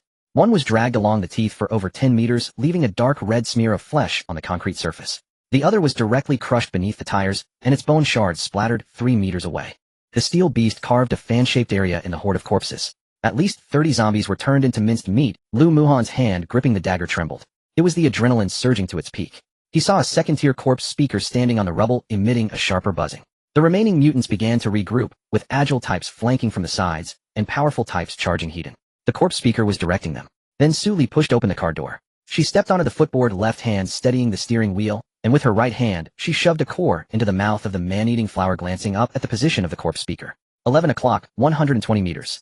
The flower's vines instantly straightened. The dark red tendrils shot out from the roof, cracking like a whip in the air, aiming directly at the rubble where the corpse speaker stood. The corpse speaker reacted swiftly. It jumped back while emitting a series of high-frequency buzzings, and 3 powerful zombies immediately moved in to block its path. 3 walls of flesh over 2 meters high as thick as stone pillars. Just before colliding with the first powerful zombie, the vines suddenly changed direction. The vines slipped past its side, threading through the gaps between the 3 giant zombies, precisely wrapping around the left ankle of the retreating corpse speaker. In that instant, Lu Muhan saw the structure of the vines surface clearly. The dark red scales were all standing upright with dark golden threads shimmering at the edges, and the friction between the scales produced a piercing metallic shriek as they tightened. The corpse speaker's calf deformed the moment the vines tightened around it, and the sound of breaking bones could be heard clearly from over 100 meters away. The corpse speaker let out a piercing scream. It looked down to claw at the vines, but as soon as its claws touched the scales, they were corroded by the acidic liquid producing black smoke. The man-eating flower's vines yanked back hard, flinging the corpse speaker against the roadside barricade, creating a human-shaped dent in the wall. Immediately after the vines hoisted it into the air, the 6 petals waited below. 1 bite. The second-tier corpse speaker's head along with the upper half of its ribcage was bitten off, and the crunching sound echoed 3 times. The lower half of its body fell onto the rubble, and a dark red core rolled out from the severed cervical vertebrae. The remaining mutants lost their commander and fell into chaos on the spot. The agile types began to scatter, while the powerful types spun in place like headless flies. The man-eating flower spat the corpse speaker's core into Su Li's hand, and the vines whipped out to start clearing the remnants. 1 bite at a time, crisp and crunchy. Lu Muhan lay on the signal tower, not knowing when the cloth strip in his mouth. He stared at the armored RV and the man-eating flower feasting on top, then glanced at the young woman in the driver's seat, whose face remained impassive. The corner of his mouth twitched, forcing out 2 words. What the hell? The world suddenly fell silent. He leaned on his broken knife, half kneeling in a pool of blood, gasping heavily. He raised his head, watching the armored RV slowly approaching him, an overwhelming sense of pressure emanating from it, his black eyes filled with vigilance and wariness. Who are these people? Are they enemies or friends? The RV's door opened. A long straight leg stepped down from the revealing Su Li's excessively beautiful face. She walked towards him step by step against the light, completely free of any bloodstains, clean in stark contrast to the bloody battlefield. She looked like a queen, surveying her territory, calm in her gaze and composed in her demeanor. Lu Muhan tightened his grip on the broken knife. His body, weakened by blood loss and alertness, felt as tense as a drawn bow. Su Li stopped 3 steps away from him, looking down at him. He was gravely injured with hardly a good piece of flesh on him. Blood loss had drained the color from his face. But those eyes remained wolf-like, wild and unyielding. A tough nut. TSK. Su Li clicked her tongue. How tragic. Although she spoke words of sympathy, her expression showed little change. Under Lu Muhan's wary gaze, she bent down, grasped his chin, and forced him to lift his head. You actually look quite good. She seemed to be evaluating an item. Lu Muhan's body instantly stiffened. A wave of humiliation surged in his heart. He wanted to resist, but his body had no strength left to move. He could only let this strange woman examine him with an unrestrained gaze. Can you still walk? Su Li asked. Lu Muhan gritted his teeth and remained silent. Looks like you can't. Su Li released his chin, muttering to herself. She made an unexpected move. She directly grabbed his arm, and like dragging a dead dog, lifted his tall body off the ground, heading towards the RV. Hey, what are you doing? Lu Muhan was both shocked and angry. He tried to struggle, but Su Li was shockingly strong. His resistance seemed as feeble as a chick against her. Shut up. Su Li was succinct. If you make more noise, I'll toss you back into the monster pile. Lu Muhan. He instantly quieted down. He had no doubt that this woman could say and do what she threatened. Su Li effortlessly dragged the over 1.8-meter-tall man onto the RV.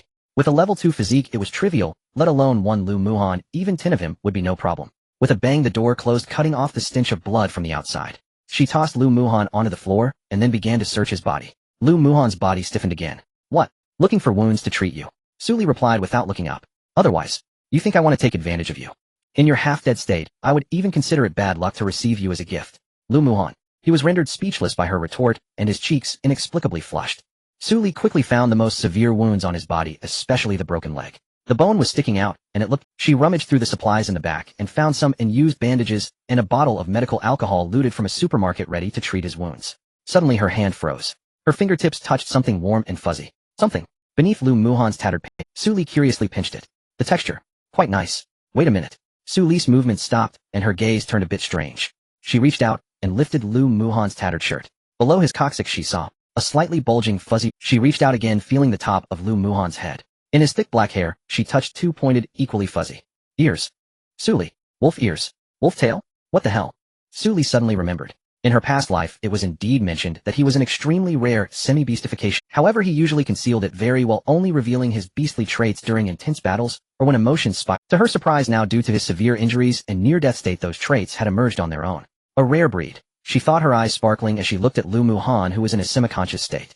This was far more interesting than mere top-tier combat strength. However, he had a broken leg now. His value had significantly diminished. Let's give it a try. Osima would act as a horse doctor. Whether you live or die depends on your fortune. She no longer hesitated and took out the special seed rewarded by the system from her storage compartment. The seed skin was semi-transparent and deep purple with a faint heartbeat pulsating inside. She channeled her mental energy into the seed, triggering her SS level plant ability, illuminating the dark red inscriptions on the seed's skin. Activate. The seed split open in her palm. Dark green vines erupted from the opening, wildly writhing, branching, and intertwining in the narrow space of the carriage. The surface of the vines was covered with a layer of amber-colored semi-transparent film beneath, which a fluorescent green liquid flowed rapidly through its veins. In just 3 seconds, a plant about half a person tall stood in the center of the carriage. Its shape resembled a miniature canna lily with broad fan-shaped leaves and faint golden veins. A straight flower stem emerged from the center of the leaves with an unopened flower bud hanging at the top. The bud was swollen, its surface taut, revealing a thick green glow from within. The system popped up a panel. Special grade plant healing, canna lily, mutant species, grade special level LV1, trait 1, limb regeneration. The pollen released when the bud fully blooms can reconstruct broken bones, nerves, blood vessels, and muscle tissues within 30 seconds. Trait 2, life absorption. The energy required for healing is provided by the target's own vitality. If the target's vitality is insufficient, the canna lily will draw free energy from the surrounding environment as a supplement. Trait 3, one-time bloom. After the bud blooms, it drops off, and the next opening requires energy accumulation. Current bud status awaiting bloom. Estimated mental energy consumption 5 points. Su Li's eyes widened slightly. Incredible. It should be noted that healers are exceedingly rare. Even during her 10 years of experience in the apocalypse, she had hardly seen any healer. Their healing effects were far inferior to those of this canna lily.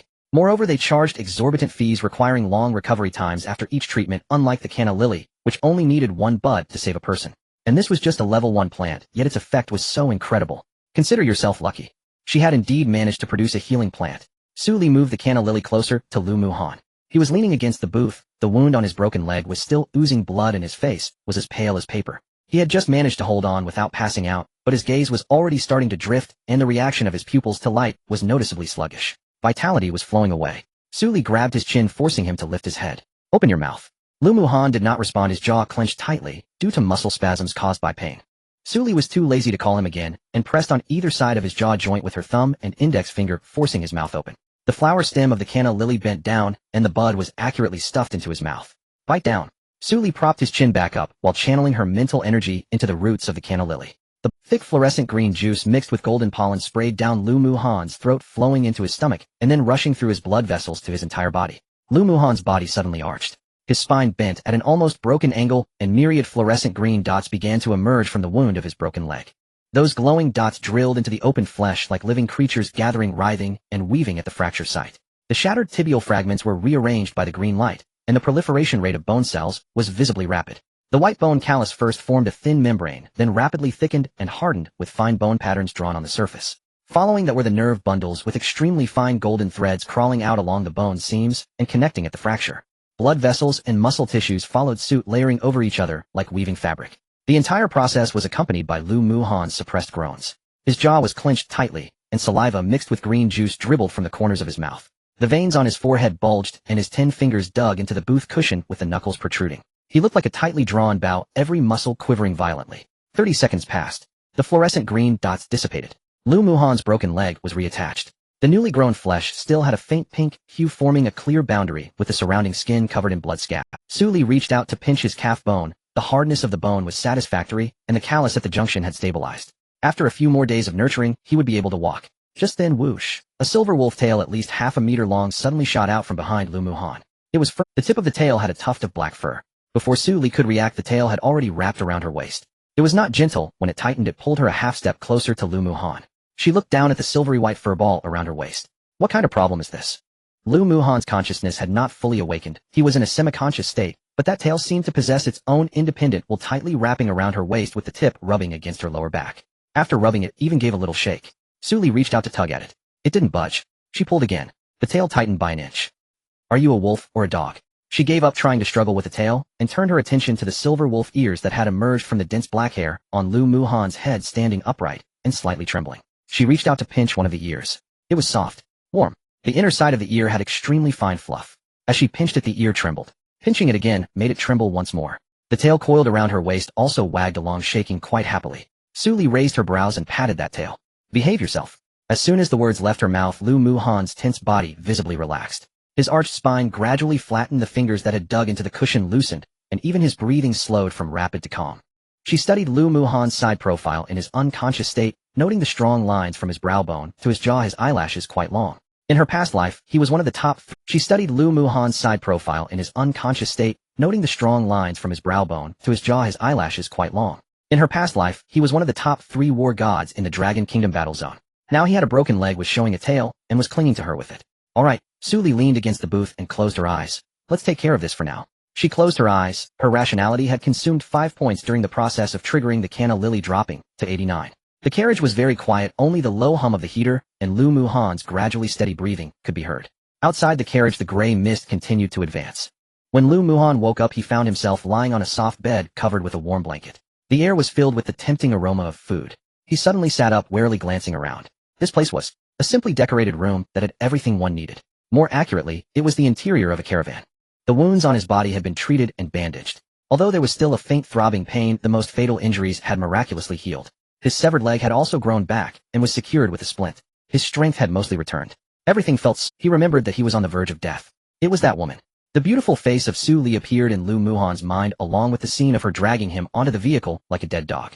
Moreover, he instinctively touched the back of his body and the top of his head. His tail and ears had been retracted. He breathed a sigh of relief, but his cheeks inexplicably flushed. He vaguely remembered that during his unconsciousness his tail seemed to have wrapped around that woman. You're awake. A clear, slightly teasing voice came from the doorway. Lu Muhan quickly looked up. He saw Su Li leaning against the doorframe, holding a bowl of steaming meat porridge, watching him leisurely. How do you feel?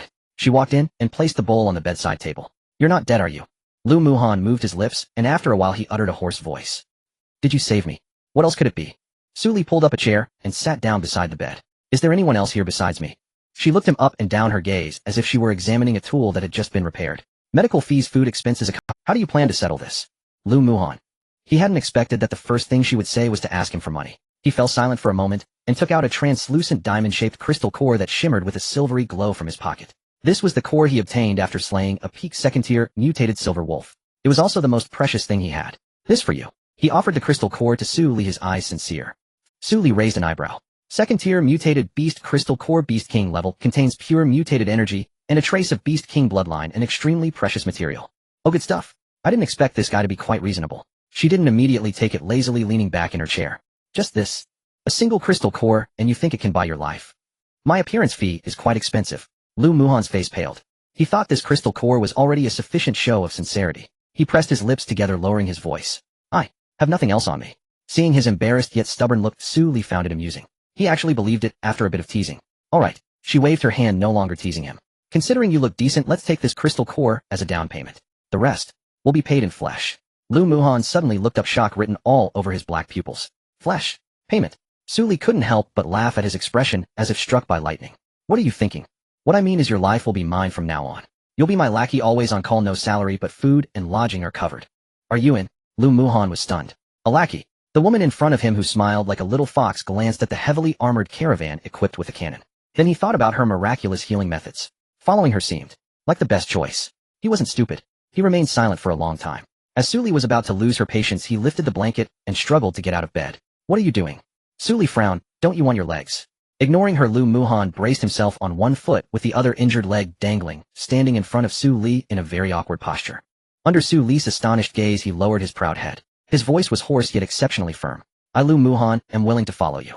As long as you don't drive me away, my life is yours. Su Li was slightly surprised. The man's tall figure was slightly hunched, his black hair falling down, obscuring his expression. But she could sense that he was serious. A future top powerhouse willingly offered his loyalty to her. That feeling was quite nice. All right. Su Li stood up and patted his shoulder. Since you're so sincere, I will reluctantly accept you. First drink the porridge, and then properly recover from your injuries. I don't keep idle people here. Hearing this, Lu Muhan's tense body finally relaxed. In his black eyes it seemed like starlight was flickering. He looked at Su Li, his lips moving as if he wanted to say something. But in the end he simply nodded heavily. Just then Su Li suddenly remembered something. She took the silver crystal core that Lu Muhan had handed her and held it in her palm. Plant ability activate. She wanted to see what good things could be produced using this Beast King level crystal core. Ding. Detected special mutated crystal core containing space and protection dual attributes. Your plant ability is stimulated, undergoing unknown mutation. Congratulations.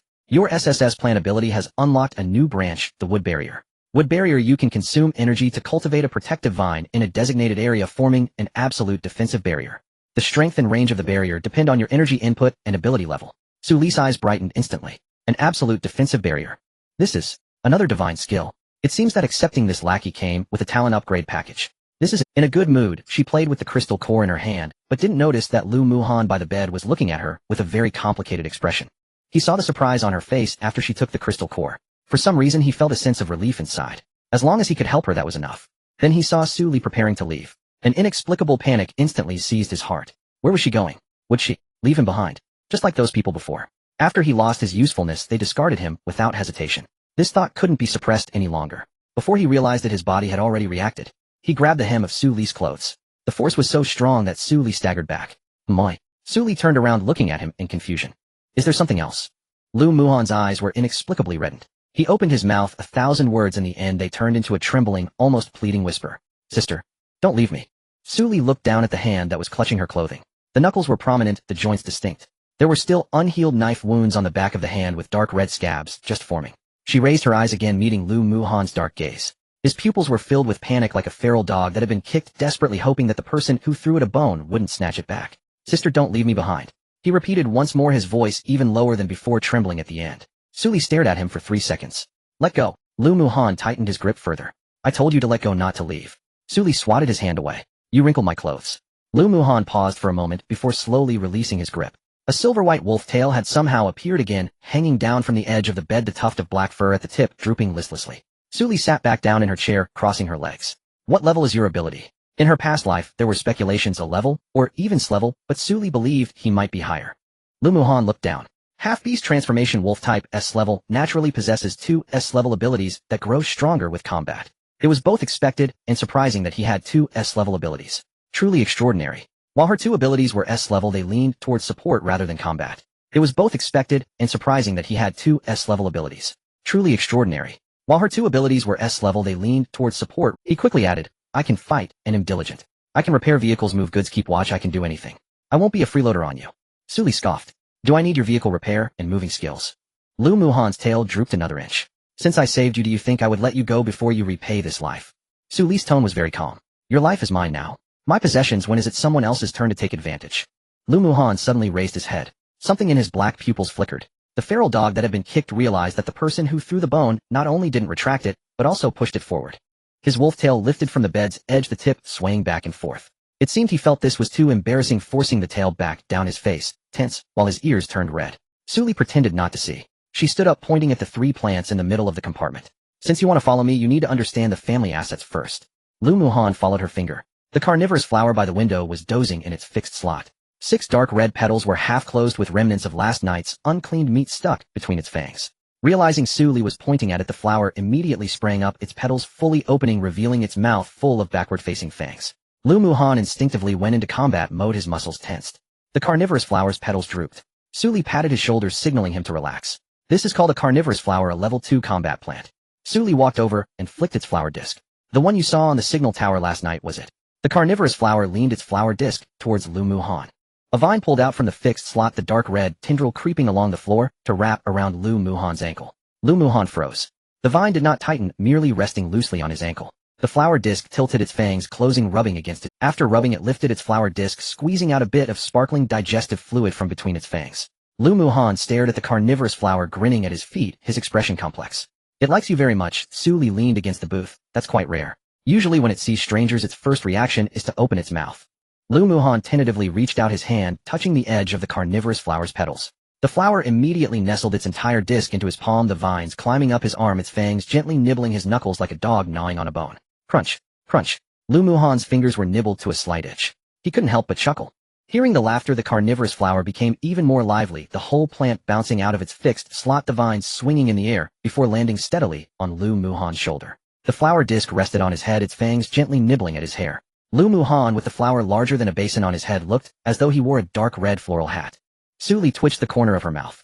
Get down from there. The carnivorous flower pretended not to hear, continuing to nibble on his hair, making satisfied crunching sounds. Lu Muhan raised his hand to lift the flower disc from his head, the carnivorous flower curling up into a fist-sized shape, shrinking into his palm. The petals closed, leaving a small gap, with its fangs peeking out, as if sneaking a look.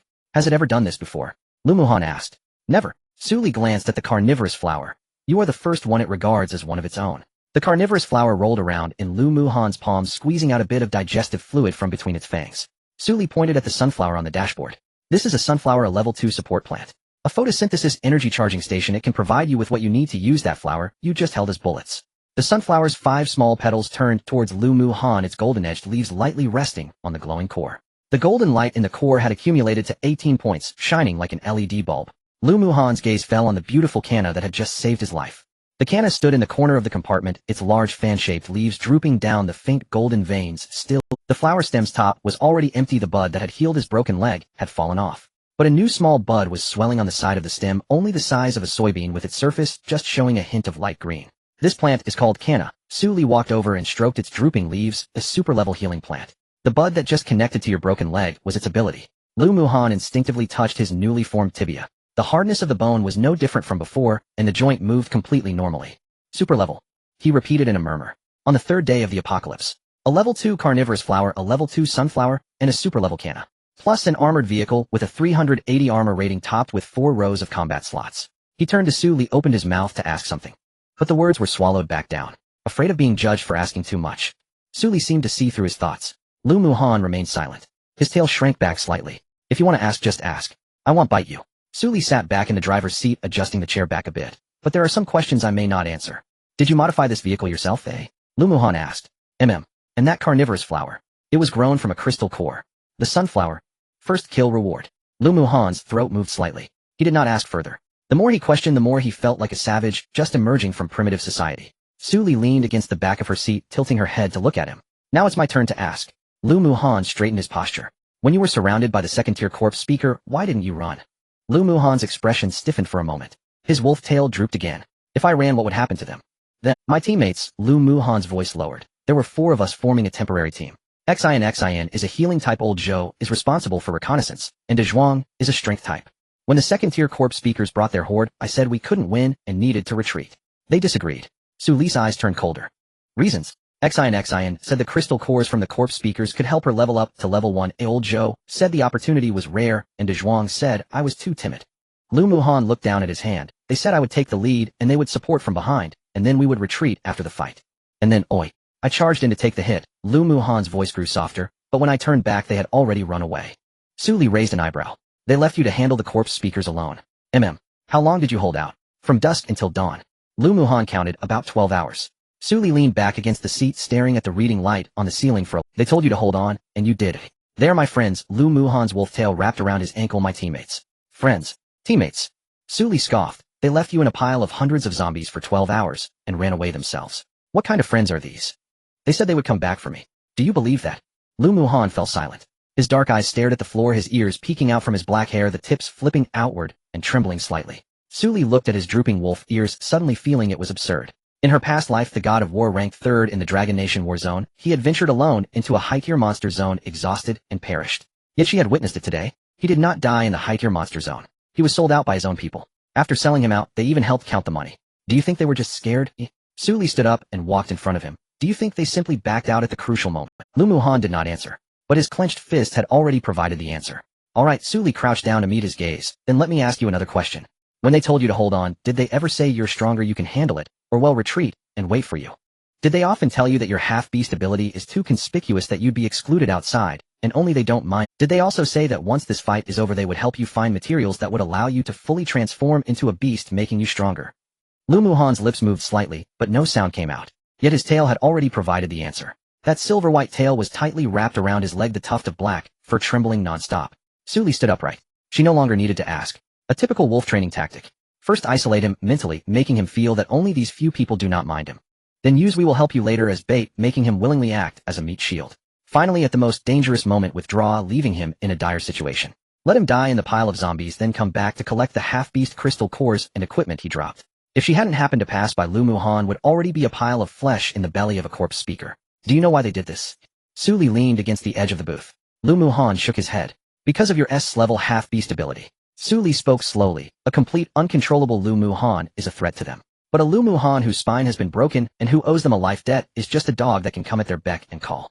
throwing you into a horde of corpses and waiting for you to be close to death, then finding a way to rescue you binds your life to theirs. That's what wolf training is about. Lu Muhan raised his eyes. His black pupils constricted. A wolf cub is too powerful enough to break free from control at any moment. To use it, one must first make it believe wholeheartedly that it is a monster, that no one likes it, that no one is willing to approach it, and that only its master is willing to take it in. Then at the most critical moment throw it into the deepest pit.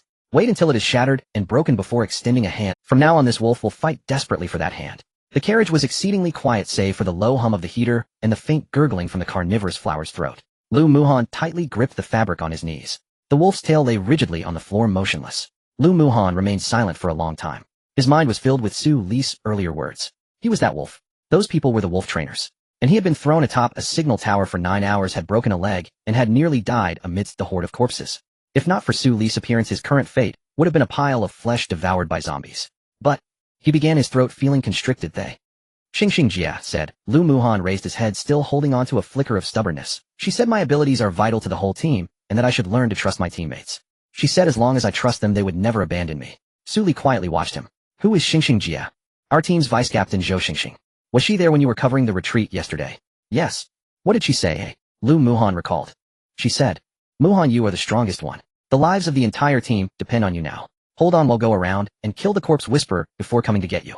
At that time he felt the weight of those words. Now as he recounted them, each word felt like ice shards lodged in his throat. Su Li did not rush to speak. She pulled out a piece of compressed biscuit from the storage compartment, tore open the packaging, and handed half to him. Eat first. Lu Muhan took the biscuit but did not bring it to his mouth. He stared at the half biscuit in his hand and suddenly spoke. You think they never intended to come back? What do you think? I'm an outsider, so I can't comment on your friends. However, I can tell you one fact. While you were stuck at the signal tower when I arrived, there were no signs of battle nearby. Within a radius of 500 meters, there was only your blood. They didn't come. Lu Muhan's fingers tightened around the biscuit. Not just this time, Su Li continued. What was their reaction when you awakened your beastification ability? He visibly stiffened. They. Lu Muhan's voice dropped low. They said it was good that it made me fiercer in battle. They just said to keep it hidden most of the time, so others wouldn't see it. Xing Jia said ordinary people would be scared, and it would affect the team's external image. As he spoke these words, his tail and ears were tucked away, refusing to come out. So you've been hiding them all along? Yes. Ears and tail. Yes. It's tiring to keep them hidden, but I've gotten used to it. They don't like seeing those. Su Li was nearly amused to the point of anger. You, an S-level beastified mutant with top-tier combat prowess, wrap yourself up like a dumpling just because your teammates said they don't like it. Lu Muhan said nothing. The carnivorous flower turned in his shoulder, and the vines gently tapped his chin. Let it show. Lu Muhan looked up. No one dislikes you showing yourself now. I like it. He hesitated for a few seconds. Then the pair of silver-white wolf ears sprang forth from his thick black hair, the tips erect and slightly trembling. The tail also slid out halfway from behind the black fur at the tip, brushing against the floor. Su Li stood up and walked in front of him. She raised her hand and pinched one of the ears. Soft. Warm. There were extremely fine hairs on the inner side of the ears. When her fingertips pinched it, the entire ear would quiver slightly, and even the tail behind him trembled in response. You just said they think this is a monster's trait. Lu Muhan, with his ear pinched, felt it heat up uncontrollably, and his voice changed pitch. They said so. Nonsense. Su Li withdrew her hand, looking down at him. This is called a monster. This is called the manifestation of an S-level talent. Do you know how many people in the world want to awaken beastification abilities? Not to mention whether they can achieve an SS rating. Many can't even grow any beast traits on their bodies. They call you a monster merely to make you feel inferior, to make you think that besides them no one would accept you. Foolish. Foolish. He opened his mouth to retort, but his tail had already wagged ahead of him, brushing against Su Li's cargo pants with a faint rustling sound. Su Li looked down at the tail that was betraying its owner, and Lu Muhan also looked down at his own tail, silently reaching out to press it down. The tail stopped wagging, but the tip poked out from between his fingers and continued to brush against the floor. Su Li sat back down on the booth, crossing her legs. You don't need to hide it here. Ears and tails can be shown freely, no one will mind you. But what? I'm afraid you might think. Think what? Su Li interrupted him, pointing at the carnivorous flower. I keep a flower that bites heads as a pet. Do you think I would care about your wolfie? The carnivorous flower, upon being mentioned, immediately peeked out from Lu Muhan's shoulder, baring its fangs. The sunflower turned around from the dashboard, its golden energy flickering, as if in agreement. Its flower head gently bobbed twice, the golden-edged leaves brushing against the windshield, producing a faint rustling sound. The leaves of the canna swayed, peeking out before quickly retracting. Lu Muhan's lips twitched. He wanted to laugh, but couldn't. The wolf tail lightly swayed on the floor. I understand now. Su Li nodded and walked toward the trunk. Next, let's tally up the spoils from last night. This corpse whisperer truly can summon monsters. It attracted hundreds of mutated beings nearby. She opened the storage panel in the trunk and began counting the supplies. System notifications flashed continuously before Su Li's eyes. Tier 1 Crystal Core, 217 pieces. Tier 2 Power Crystal Core, 6 pieces. Tier 2 Agility Crystal Core, 4 pieces. Tier 2 Fire Crystal Core, 8 pieces. Universal Fuel, 98 portions. Scrap Metal Parts, 43 sets. Zombie remains, 312 portions, can be converted to fertilizer. Sully raised her eyebrows. When the carnivorous flower stole food from the zombies last night, it even shared some fertilizer with the sunflower. The sunflower's energy core value remained steadily at 30 points, and the golden-edged leaves had widened half an inch compared to the previous days. Next, she spotted 3 entries in the supplies list highlighted in special colors. Wooden treasure chest X10, iron treasure chest X2, silver treasure chest X1. There really are treasure chests. Surprisingly, there was even a silver treasure chest, a delightful surprise. One should know that the drop rate for silver treasure chests among low-tier zombies is only 0.1. Sully first opened the 10 wooden treasure chests. Obtained compressed biscuit X20, a mineral water X15, disinfecting bandage X8, obtained vehicle tire repair kit X2, obtained low-level crystal core X10, as expected. For the 2 iron treasure chests, obtained universal fuel X30, a scrap metal X50 sets, obtained vehicle armor enhancement blueprint level X1, not too bad. Finally, the silver treasure chest. Sully lifted it to the booth table. The chest was covered in a layer of fine silver-white patterns chilling to the touch, with a dull energy core embedded at the lock. She pried open the lock. The lid popped open. Inside lay a skill book, glowing with a faint blue light. The cover was inscribed with golden characters, Aura Suppression. Flipping open the cover, a system explanation popped up. Level skill book Aura Suppression effect releases an aura suppression centered on oneself, reducing all attributes of all hostile targets within the range by 1530. Effect varies with skill level and mental power. For the weak-willed, there is a chance to trigger a fear state, causing them to lose their will to fight. Mental power consumption, 5 points per release. Range 50 meters, radius centered on oneself. Restriction, only those with mental power above 40 can learn. Sully's lips curled up high. In level skill book, there aren't many of these in the entire Dragon Kingdom battle zone. In her confirm learning skill, Aura Suppression. Learn. The skill book transformed into a stream of blue light and drilled into her forehead. The system notification sound followed. Skill learning successful. Aura Suppression LV. 1. All attributes of hostile targets within range are reduced by 15, with an additional fear effect for the weak-willed. Sully rolled her neck. She tried to activate the skill. A circle of nearly invisible light blue ripples spread out from her body, sweeping across the entire RV. The carnivorous flower's vine suddenly stiffened, its petals fully opened, entering a battle stance. The sunflower's flower head instantly turned towards Sully, its photosynthetic energy flickering rapidly. Even Lu Muhan felt a chill down his spine, instinctively leaning back as his wolf ears perked up. Sully retracted her skill. The effect is good. The carnivorous flower turned its flower head in confusion, not quite understanding the feeling that had made it instantly bristle. After confirming there was no danger, the sunflower resumed its leisurely turning toward the sunlight. The panel updated. Name Sully, level LV. 2 physique, 40 mental power, 42 talent, mechanical modification, SS level LV. 1 plant ability, SS level LV. 1 skill, Aura Suppression, level LV. 1 Sully clapped her hands. The supply tally is complete and the treasure chests have been opened. Next, she turned to Lu Muhan at the booth. Can you cook? There was quite a bit of fresh meat from the supermarket collected yesterday, but with her cooking skills, she could probably only boil it in water, though she could eat it happily.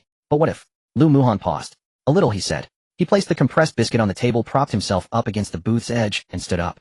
His new leg trembled slightly upon touching the ground, but the bone callus had completely hardened, and he could adapt after taking a few steps. Sully kept the carnivorous flower behind her, and began pulling ingredients out of the trunk: fresh beef, potatoes, carrots, onions, and a small bag of salt. All of it was gathered from the supermarket raid yesterday, frozen stiff in the trunk space. This, just boil it casually. Lu Muhan took the beef and weighed it in his hands. Do you have a knife? Sully pulled out a battle axe from the storage compartment and placed it on the table. Will this do? I'm in a knife for cutting vegetables. Oh. Sully rummaged through the storage compartment and slapped Wei Laosan's chipped cleaver onto the table. This, though it has cut zombies, it should still be usable after a wash. Lu Muhan stared at the black bloodstains and the chipped edges on the cleaver, falling silent. Half a minute later, he returned from the cupboard behind the driver's seat with an unopened multifunctional kitchen knife. Sully was stunned. Clearly the vehicle was hers, but how come this man was even more familiar than her? Wait, the RV was upgraded and even equipped with this. What a guy. He turned on the tap and rinsed the kitchen knife before starting to cut the meat. His movements were not flashy, but the knife skills were crisp. The beef was cut into evenly sized chunks, the potatoes peeled and cut into rolling pieces, the carrots sliced, and the onions peeled and shredded. All the movements flowed smoothly, the rhythm of the knife hitting the cutting board steady as a master. Sully leaned against the driver's seat, raising an eyebrow. A beastified mutant with S-level combat power can cook. Truly multifunctional.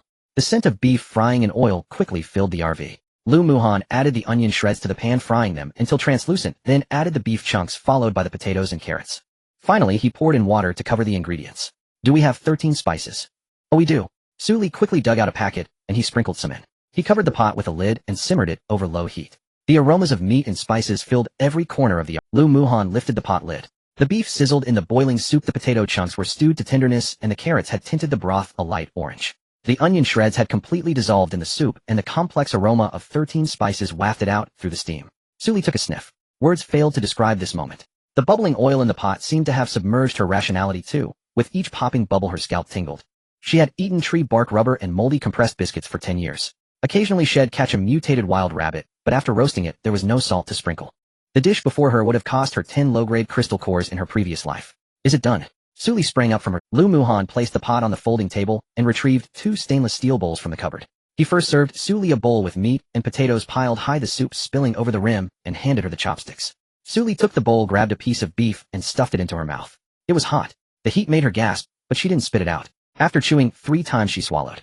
The meat was stewed to tenderness. Biting into it caused the fibers to break apart, filling her mouth with the flavor of fat and the complex notes of fennel and star anise. The potatoes were soft, breaking apart with a mere pinch of the chopsticks, and when she scooped them up with the meat broth, the sandy texture clashed with the chewiness of the beef. She barely paused after finishing half a bowl. Suli exhaled, staring at the remaining half bowl of meat, and suddenly felt that her past 10 years had been a tremendous loss. How wonderful it was to be full. Lu Muhan held his empty bowl without moving his chopsticks. Seeing Suli eat so quickly, he scooped half of the meat from his bowl, which had no soup, into hers.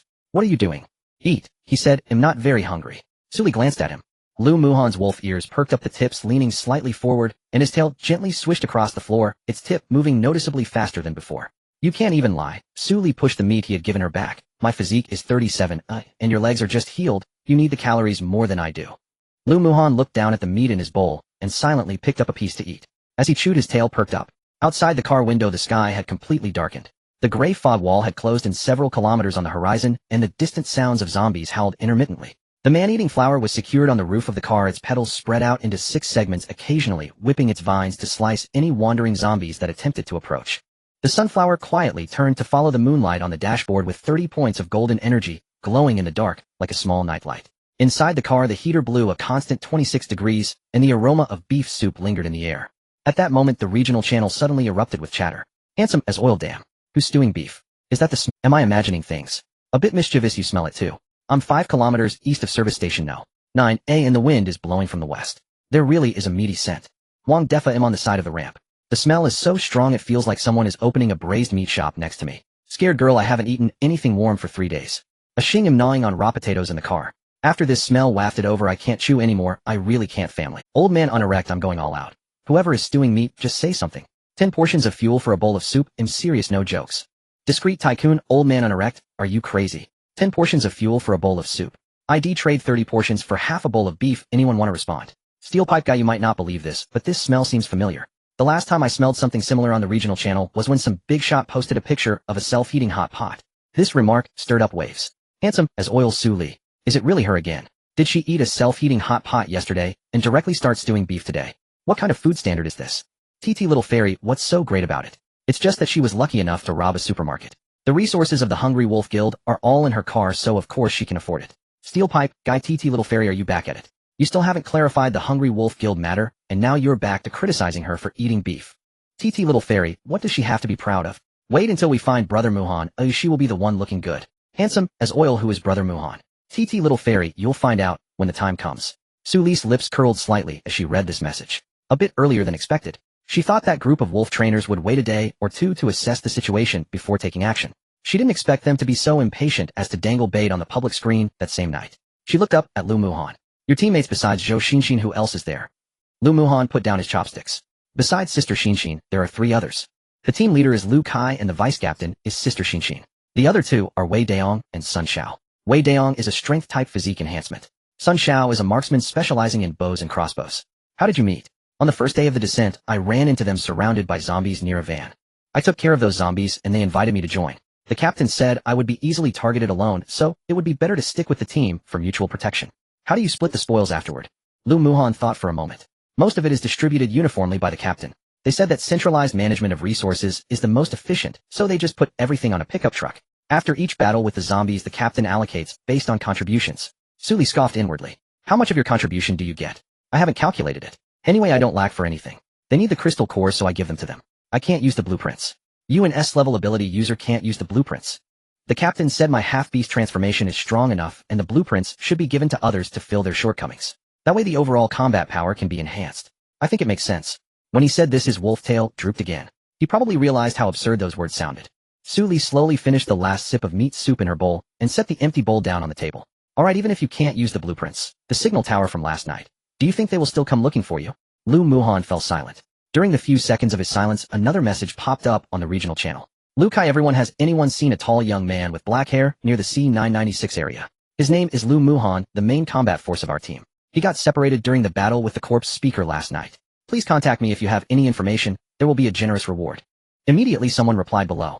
Handsome as oil also in this vicinity. With such a fierce beast tied last night, it's likely he's in serious trouble. Wang Defa, to be honest, if someone gets separated in the range of the corpse speaker's beast tied, there's a 90 chance they won't be found. Lu Kai replied to Wang Defa, Muhan is different. He is our team's strongest combat force, an S-level half-beast ability user. He can definitely hold on. Please, if you see him, make sure to send a message to let him know to return to the team. A Xing S-level half-beast. So strong. Then why didn't your team confront the zombies hidden during the beast tide last night? Lu Kai replied to a Xing. Muhan volunteered to stay behind, and let us retreat first. He sacrificed for the entire team. We all owe him a life, so we must find him no matter what. Suli read this message. Lu Muhan's wolf ears perked up instantly. His eyes were red again, but this time it wasn't from grievance, it was something close to anger pushing out. Did he say that? Suli continued scrolling down, and another message popped up. Zhou Xinxin, Muhan, are you watching? Can you respond? Everyone is very worried about you. It was my fault last night for not stopping you. How could you rush up alone to block so many monsters? You always do this, shouldering everything yourself. Do you know how hard it is for everyone? Immediately another message followed. Zhou Xinxin, Muhan, you must come back. What if your wound gets infected outside? Your injury needs to be treated on time, and all the medicine is with me. I'm on my way to the C996 area with the team right now. Wait for me where you see the message, and don't run around. Her tone was urgent. Every word was filled with concern. It felt like a frantic sister searching for her runaway brother. Lu Muhan tightened the fabric on his knee. Wild Buffalo. Yeah, old Lu, we are all brothers who have been through life and death together. No one expected an accident to happen. You survived, so stop being sentimental and hurry back. Moon Shadow Muhan, that day when I said your ears were scary, I was just being rude. When you come back, I'll apologize to your face. Our car's chassis is still cracked. Without your strength, we can't fix it. Lu Muhan looked at these messages, his fingers slowly tightening the joints, making a slight cracking sound against the edge of the table. Suli glanced at the man-eating flower in his arms, which was being squeezed so hard that it was baring its teeth. She reached out and pulled the man-eating flower from his grasp. The flower used its vines to latch onto her wrist, curling up pitifully. Suli flipped another page, and someone began to speak up. Handsome as oil, this girl is anxious, truly heart-wrenching.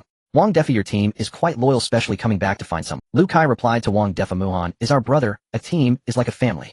Suli couldn't help but chuckle. Do you understand now? Lu Muhan didn't speak, but his wolf tail had already stiffened. Every word on the public screen was meticulously crafted. Lu Kai had shaped himself into a caring and righteous team leader, while Zhou Xinxin played the role of an anxious and gentle sister. All the dialogue was guiding toward the same narrative. Lu Muhan had charged forward to be the hero, and now the team was risking their lives to save him. If there were a witness, it would be perfect, but there were no living souls around the signal tower last night. Except for Suli. These people will keep looking for you. If they can't find you tonight, they'll still search tomorrow. They won't give up on such a valuable tool like you. Lu Muhan remained silent for a while, slowly standing up from the booth. The newly grown legs felt slightly uncomfortable on the ground, but his back was already straight. They'll meet them tomorrow. Suli raised an eyebrow. Have you thought it through? I've thought it through. Lu Muhan's voice was soft, but no longer trembling. Some things need to be clarified in person. A new message flashed on the regional channel. Zhou Xinxin, Muhan, are you watching? Tomorrow at noon, we will wait for you at the north exit of Service Station No. 9. Regardless of whether you come or not, we will be waiting there. If you have new teammates, you can bring them along, or we will thank them properly. Suli finished reading the message and tilted her head. They are blocking your retreat, and also want to see who has taken you in. Lu Muhan nodded, looking at the remaining beef in the pot. Then let's finish our meal first. Suli smiled, pushing her bowl forward. Serve me another bowl with plenty of soup. The man-eating flower bounced down from the roof of the car, its vines brushing against Lu Muhan's ankle. 7 kilometers east of Service Station No. 9. A modified pickup truck rattled over the gravel road with 4 people sitting in the cargo bed. Lu Kai turned the steering wheel sharply to the left, steering around a pool of dark blood on the road. In the blood, half a zombie's jawbone floated, its teeth still gnashing. Stop here. He turned off the engine, pulled the handbrake, opened the car door, and jumped out. Zhou Xinxin got out from the passenger seat, tightening the oil-stained white down jacket around her. From the side, her features may not have been exquisite, but her fair skin was striking. When she spoke, her eyes would curve, giving her the appearance of a gentle sister who knew how to care for others. Wei Daong and Sun Xiao climbed out of the cargo bed, their boots crunching on the gravel. The four stood amidst the chaos. The twisted steel frame of the collapsed signal tower resembled a twisted braid, with half of the concrete piles at the base chewed away, exposing the rusty rebar inside. The ground was stained with dark blood and dismembered limbs of zombies were piled up to half a meter high. The most conspicuous sight was the gravel road beside the tower base. A human-shaped indentation was embedded in the stone. The edges of the indentation were cracked like a spider's web with dark red flesh and bone fragments stuffed in the gaps. What the hell? Wei Daong swallowed hard. Are all these zombies dead? Sun Xiao squatted down and picked up a severed arm from a mutated body. The severed end was clean, not a tearing wound, but a bite. The bone surface was smooth as if severed in one clean cut. It wasn't Lu Muhan who did this. He used a dagger and angle steel. He couldn't inflict such wounds. Lu Kai said nothing. He rummaged through the pile of corpses and kicked aside the head of a second-tier strength-type zombie. The head was severed from the neck, and the cut was not made by a blade. It was crushed. The entire cervical spine and the back of the skull had been flattened by tremendous force. His expression changed. Someone came here after we left. They killed the corpse speaker and cleaned out the remaining zombies. Once these words were spoken, the four fell silent simultaneously. The person who could take down 200 or 300 mutated bodies along with the second-tier corpse speaker must possess strength at least one level above Lu Muan. Is the crystal core of the corpse speaker still here? Lu Kai asked. Sun Xiao climbed onto the gravel road, squatting beside the indentation to dig. He dug out half a finger bone, a handful of flesh, but it was empty. The second-tier crystal core is gone. What about the supplies? All gone. The zombie bodies are still here, but not a single crystal core remains. Lu Kai's expression darkened. The focus is on the crystal core of the corpse speaker and the treasure chest. With a second-tier crystal core and a silver treasure chest, there's a high probability of skill books inside.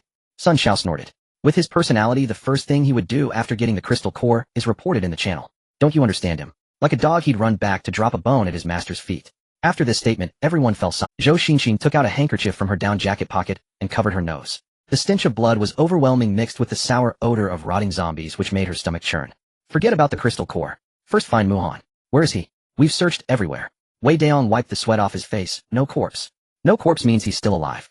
Zhou Xinxin folded the handkerchief neatly and put it back in her pocket. Lu Muhan being alive was a good thing in her eyes. After all, he was their best fighter. The entire convoy relied on him to bear the front. If he were dead with only Wei Daong and Sun Xiao, who were only half capable, let alone dealing with second-tier zombies, even first-tier agile ones would be a challenge. Lu Kai clearly thought of the same thing. He leaned against the pickup truck door, pulled out a crumpled cigarette, and lit it. Last night, I had him cover us. It was meant to. He's too strong enough to possibly break free from control at any time. He needs to understand that he can't survive without the team to keep him obedient.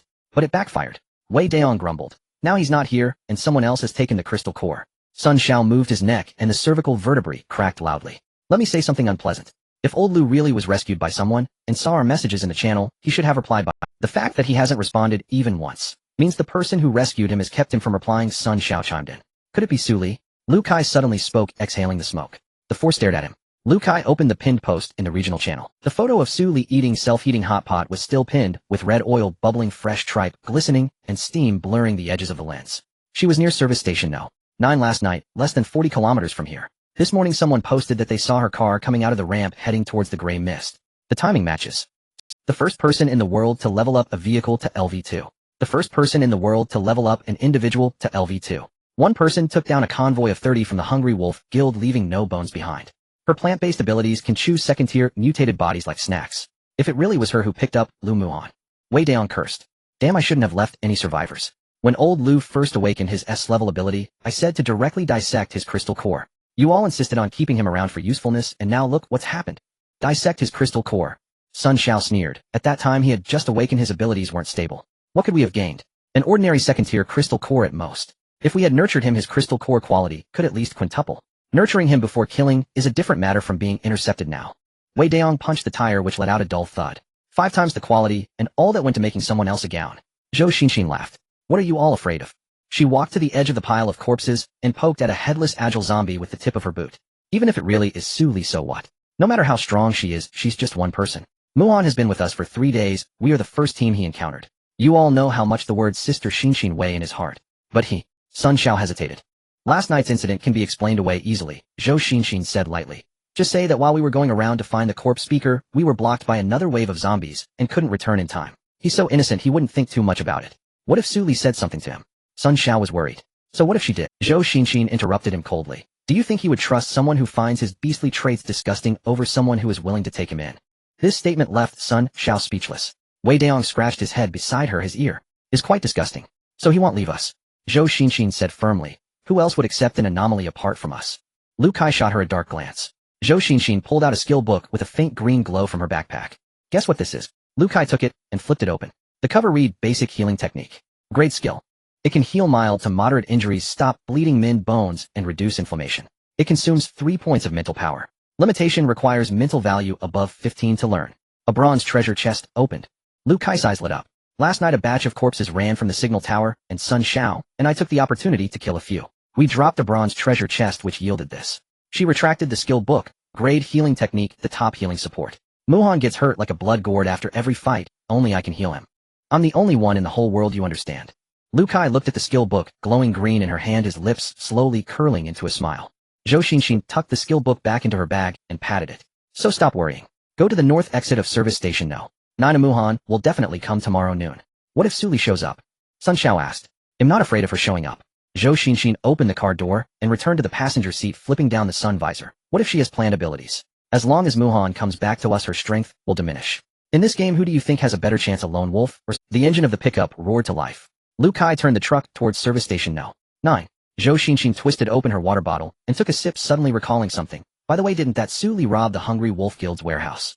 There must be mountains of supplies in the truck. What are you trying to do? Lu Kai glanced at her. When Muhan comes back, he has to bring some gifts. She smiled. Suli scooped the last piece of beef from the bowl into her mouth, chewing it thoroughly before swallowing. Lu Muhan was at the sink scrubbing a pot, his ears perked up and his tail swaying back and forth. The carnivorous flower dozed on his shoulder, its flower disc buried in the fur of a wolf's tail, while its vines coiled around his wrist. Suli opened the system panel. The vehicle space had 11 slots, just barely enough for one person. Now with the addition of a half-beast mutation standing over 1.8 meters tall, and sporting a tail turning around, could easily knock into it. Not to mention she still needed to bring her parents and younger brother over. The space must be upgraded, Suli said as she zoomed in on the map in the car's navigation screen to the northwest corner of area C996. She remembered there was an abandoned chemical factory in that area. In her past life, the factory was discovered by a medium-sized convoy. They sent 3 groups and all of whom perished. Later, as the news spread, several more reckless teams attempted their luck, but they all met the same fate inside. At that time, she drove a dilapidated car and wouldn't even dare to approach that place. Until Lu Muhan single-handedly ventured in. The regional channel buzzed with hundreds of posts. Lu Kai took a photo holding the head of the Spider King, boasting about a second-tier Spider King's crystal core and a system-rewarded arm blade. That weapon was entirely black with barbs on the blade edge, making it as easy to slice through a first-tier mutant as cutting through tofu. Now Lu Muhan was scrubbing pots in her vehicle. I need to ask you something. Suli turned the navigation screen towards him. Do you know what's inside that chemical factory? Lu Muhan dried his hands and walked over, staring at the coordinates on the map for a while. I've never been there, but I heard Lu Kai mention it once, saying there were spiderwebs everywhere nearby, and he avoided it at first sight. Spiderwebs? Yes, he said they were. White, especially thick, wrapping the entire factory like a cocoon. Lu Muhan recalled seriously he even saw a few mutant spiders crawling on them, each as big as a small car. Suli nodded. She wasn't particularly interested in the rewards dropped by those Spider Kings. That factory had once produced 2.0 tons of glass annually. The steel structure of the main factory alone weighed over 100 tons. After dismantling it, she could obtain a large quantity of special steel precision pipelines and electronic components, which were exactly the core materials needed for expanding the vehicle space. In her past life, she had avoided that place, but now things were different, and she could venture there. Let's go. She shifted gears and pressed the gas pedal. The armored RV rolled over the gravel of the ramp, its tires meat-grinding spikes grinding the remnants of zombie bones on the road into powder. The carnivorous flower sprang from Lu Muhan's shoulder, its vines whipping out along the car roof's fixation slots, spreading 6 petals on top of the vehicle. 20 minutes later, the factory's silhouette appeared on the horizon. Under the dim sky, the entire chemical factory was tightly wrapped in a thick layer of white spider webs. From the cooling towers to the storage tanks, from the windows of the office building to the railings of the pipeline bridge, every inch of exposed surface was covered with dense, thick, white webs. The spider silk refracted a faint green glow under the gray light, and as the wind blew, the entire web seemed to wriggle like a living thing. The RV stopped behind an abandoned oil tank 300 meters from the factory entrance. Suli opened the armored observation window on the roof and took out a pair of binoculars from the storage compartment. The factory gate was half open with dozens of thick spider silks hanging down from the gap. Hanging on the silk were some dark, grimy remnant zombie remains and a half-human body. The body was wrapped in webs like a cocoon, with only a discolored hand and a foot encased in ragged sneakers visible. So many spider silks. Lu Muhan stared at the suspended cocoon. How many spiders must be inside? At least one Spider King, a peak second tier. Dozens of worker spiders, all above first tier. Suli lowered the binoculars. The crystal cores of spiders are different from those of zombies. Zombie crystal cores mainly enhance physical and mental attributes, while spider crystal cores boost agility and poison resistance. Of course my plants can consume them too. Plants can eat crystal cores. Lu Muhan looked at the carnivorous flower that was playing with his tail, using its vines. It can't. Suli pushed the car door open. Sunflowers store photosynthetic energy, while carnivorous flowers convert it into combat energy. The spider crystal cores contain corrosive venom and weaving attributes greatly enhancing the hardness of the carnivorous flower's vines. Lu Muhan stood up from the booth. The newly grown leg pressed firmly against the ground, and after the bone callus and muscles fully integrated, his standing posture was much more stable than last night. He rummaged through the cabinet for a spare military dagger and tucked it into his belt. They'll go with you. The newly attached leg hasn't completed the 24-hour observation period yet. It's no problem. He rolled up his pant leg to show her the fresh skin. The pink skin and the boundary line with old scars were already so faint they were hard to distinguish. When pressed, the bone felt solid, and even the soreness was gone. The effect of that cannibal plan of yours is truly remarkable. Sully stared at him for 2 seconds. The reflection of the faint green glow from the distant spider webs shone in his black eyes. His wolf ears were perked up, slightly twitching as they caught some low-frequency friction sounds from the factory. Spider claws scraping against metal, Lu Muhan said. There are quite a few. At least 30 all in the reaction kettle area in the southeast corner of the factory. Sully raised her eyebrows. She hadn't heard anything. Her plant abilities were sensitive to vegetation and soil, but not very responsive to movements within metallic structures. But half-beast mutations had hearing and smelling senses over 3 times that of normal humans. Having him around was indeed useful. Alright, if you break your leg again, the flower bud of the cannibal plant will take 3 days to bloom again. You should weigh your options. Lu Muhan nodded, his ears twitching. The carnivorous flower bounced down from the car roof and coiled around his shoulder, its vines wrapping around his arm. The sunflower jumped into Su Li's hand from the dashboard, its flower disc pressed against her palm, and the warmth from the 30-point energy core transferred through the petals into her skin. At the factory gate, spider webs layered over the door frame and the ground. Su Li pulled out her axe gun, aimed at the gap in the door, and fired a shot. The bullet pierced through the spider webs, tearing a hole the size of a wash basin. The edges of the hole contracted sharply, as if sensing pain, and dark green liquid seeped from the break. She sidled. Lu Muhan followed closely behind. The visibility inside the factory was extremely low. All the skylights were sealed with spider webs, and only a few beams of gray-white light leaked in through the cracks in the walls. Dust and fragments of spider silk floated in the beams. The reaction kettles were lined up along the 2 side walls, each one rusted beyond recognition. The surfaces of the kettles were tangled with spider silk, some as thick as cables glowing with a dim green fluorescence in the darkness. A rustling sound came from above. Sully looked up. Hanging from the steel framework of the ceiling were a dozen worker spiders. Each one was as big as a small car, with 8 limbs curling around the steel beams, their abdomens connected to spinning organs pulling down new silk. Dozens of pairs of compound eyes glowed with a faint green light in the darkness. The first mechanical spider sprang down from the steel beam. Its 8 limbs spread wide in the air, and the scythe-like claws aimed directly at Su Li's head. Lu Muhan moved first. He pushed off the ground with his left foot, propelling himself upward, while his right arm expanded in midair. The nails of his 5 fingers extended to 3 inches long, glistening with a cold iron sheen. He thrust a claw into the mechanical spider's chest. The pitch-black carapace was forcefully torn apart, and dark green bodily fluid splattered over him. The mechanical spider's 8 legs were still twitching as he withdrew his claw, and then thrust it into the eye of a second spider that pounced from the side. His ferocious fighting style was intense and effective. Sully was not idle. A pressure field emanated from her, with faint blue ripples spreading outward from her body, sweeping across the entire factory. The mechanical spiders hanging from the ceiling emitted sharp screeches simultaneously. The moment their compound eyes encountered the pressure wave, their pupils shrank to the size of pinpricks. 2 smaller mechanical spiders let go of the steel beam, falling to the ground with their 8 legs twitching towards the sky, their carapaces trembling violently.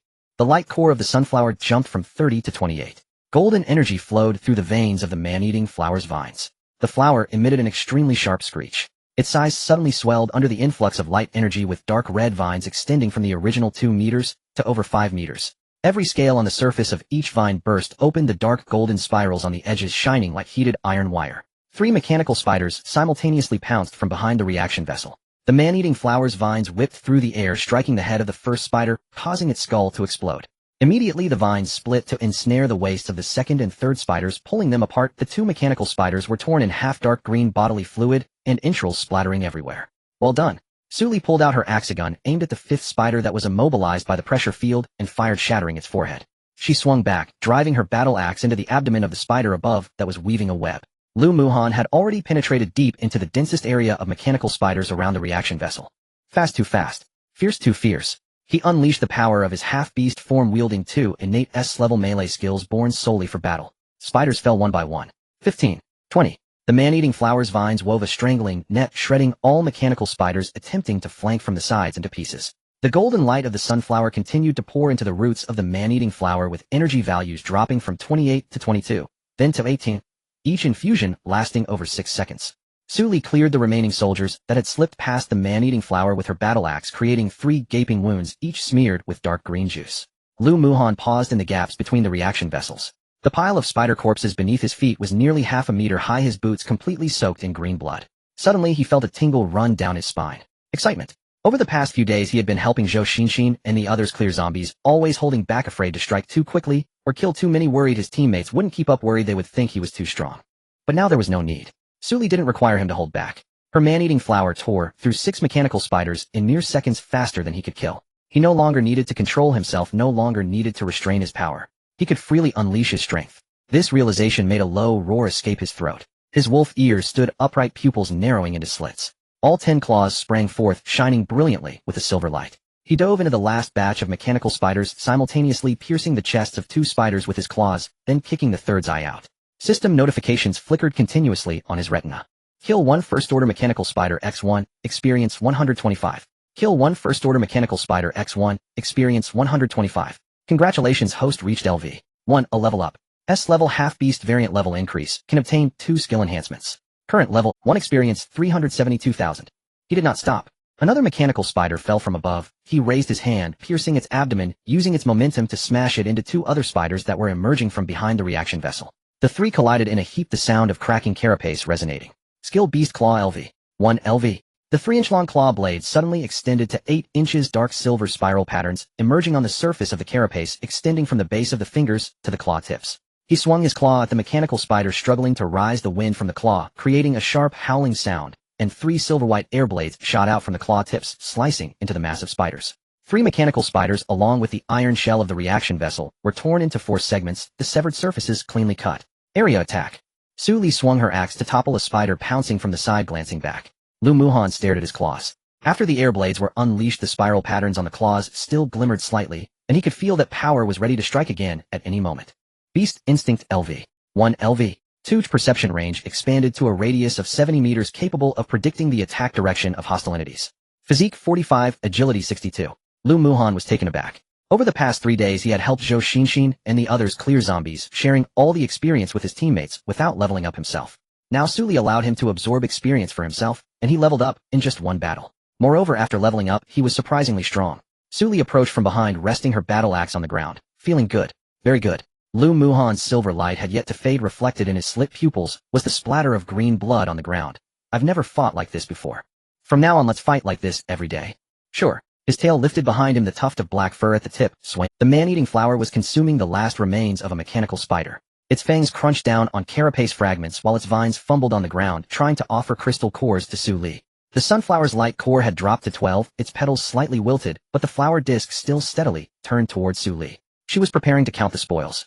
Suddenly, the steel plate beneath her feet shook violently. In the very center of the reaction vessel area, a 3-meter diameter concrete slab was violently thrust upward from below, fragments scattering over 10 meters away. 2 thick black limbs first emerged from the hole, followed by a third and a fourth. A giant spider 5 times the size of a mechanical spider crawled out of the pit. Its body was pitch black, adorned with dark purple patterns, and 8 compound eyes arranged in a ring above its cephalothorax, each the size of an adult's fist. Its abdomen bore a spinneret, which was squeezing out new silk. Here it comes. A red warning box popped up on second-order peak variant Spider King. Strength 125. Agility 158. Physique 130. Skill Toxic Web covers a radius of 30 meters. Corrosive venom contact causes decay to the bone steel carapace, defense level equivalent to second-order explosion-proof steel plate. Evaluation: this is a Spider King with domain awareness. It treats the chemical plant as its nest and will fight desperately to protect it. Lu Muhan's wolf ears stood straight up. His beast instinct was sounding alarm bells, the danger signals in his brain so strong that it made his scalp tingle. It's at least 1 rank stronger than the corpse speaker. Otherwise it wouldn't be called a second-order peak. Su Li tightened her grip on the battle axe, releasing her pressure field again. The faint blue ripples struck the Spider King. The Spider King narrowed its compound eyes, pressing down its 8 limbs, defiantly bracing against the pressure field as it crawled step by step toward them. With each step it left depressions in the ground, the concrete floor cracking into a web-like pattern under its weight. The man-eating flower's vines snapped taut and collided with the Spider King's carapace. A piercing crack echoed as the dark red scales fiercely rubbed against the pitch-black carapace, sending sparks flying. Only shallow scratches were left on the Spider King's shell.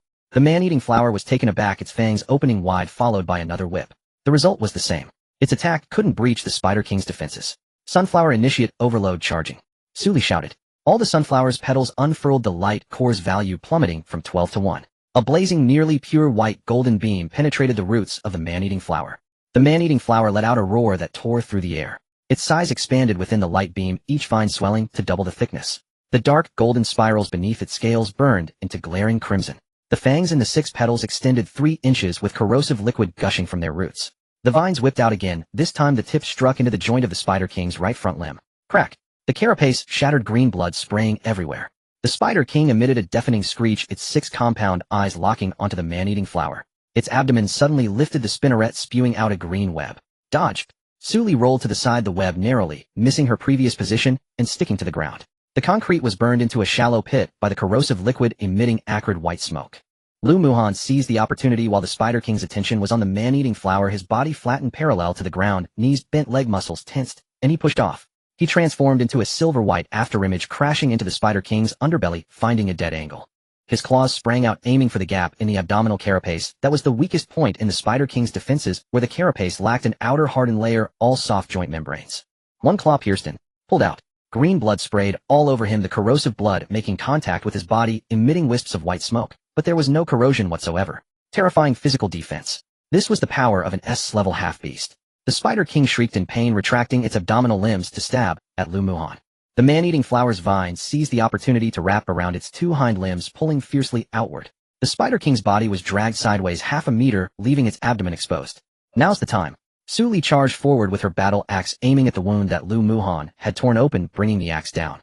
The axe blade lodged into the gap of the carapace, and she hung onto the axe handle, plummeting downward, using her weight to tear the wound open a full circle. The Spider King let out a furious screech, its upper body suddenly lifting 8 limbs, simultaneously crashing down onto the 2 people and a flower on the ground. In an instant, the man-eating flower's vines all retracted, weaving a defensive net in front of the 3. The Spider King's limbs crashed into the net, the dark red vines trembling violently, 6 or 7 vines snapping under the force, but the attack was blocked. The sunflower's light core value was fluctuating wildly, dropping from 8 to 6 to 4 to 2, with each second of overload charging, burning its last reserves of energy. Lu Muhan darted out from beneath the man-eating flower's vine net. He leaped onto the Spider King's back. All 10 claws dug into the gaps of its back carapace, pressing his entire body tightly against the Spider King.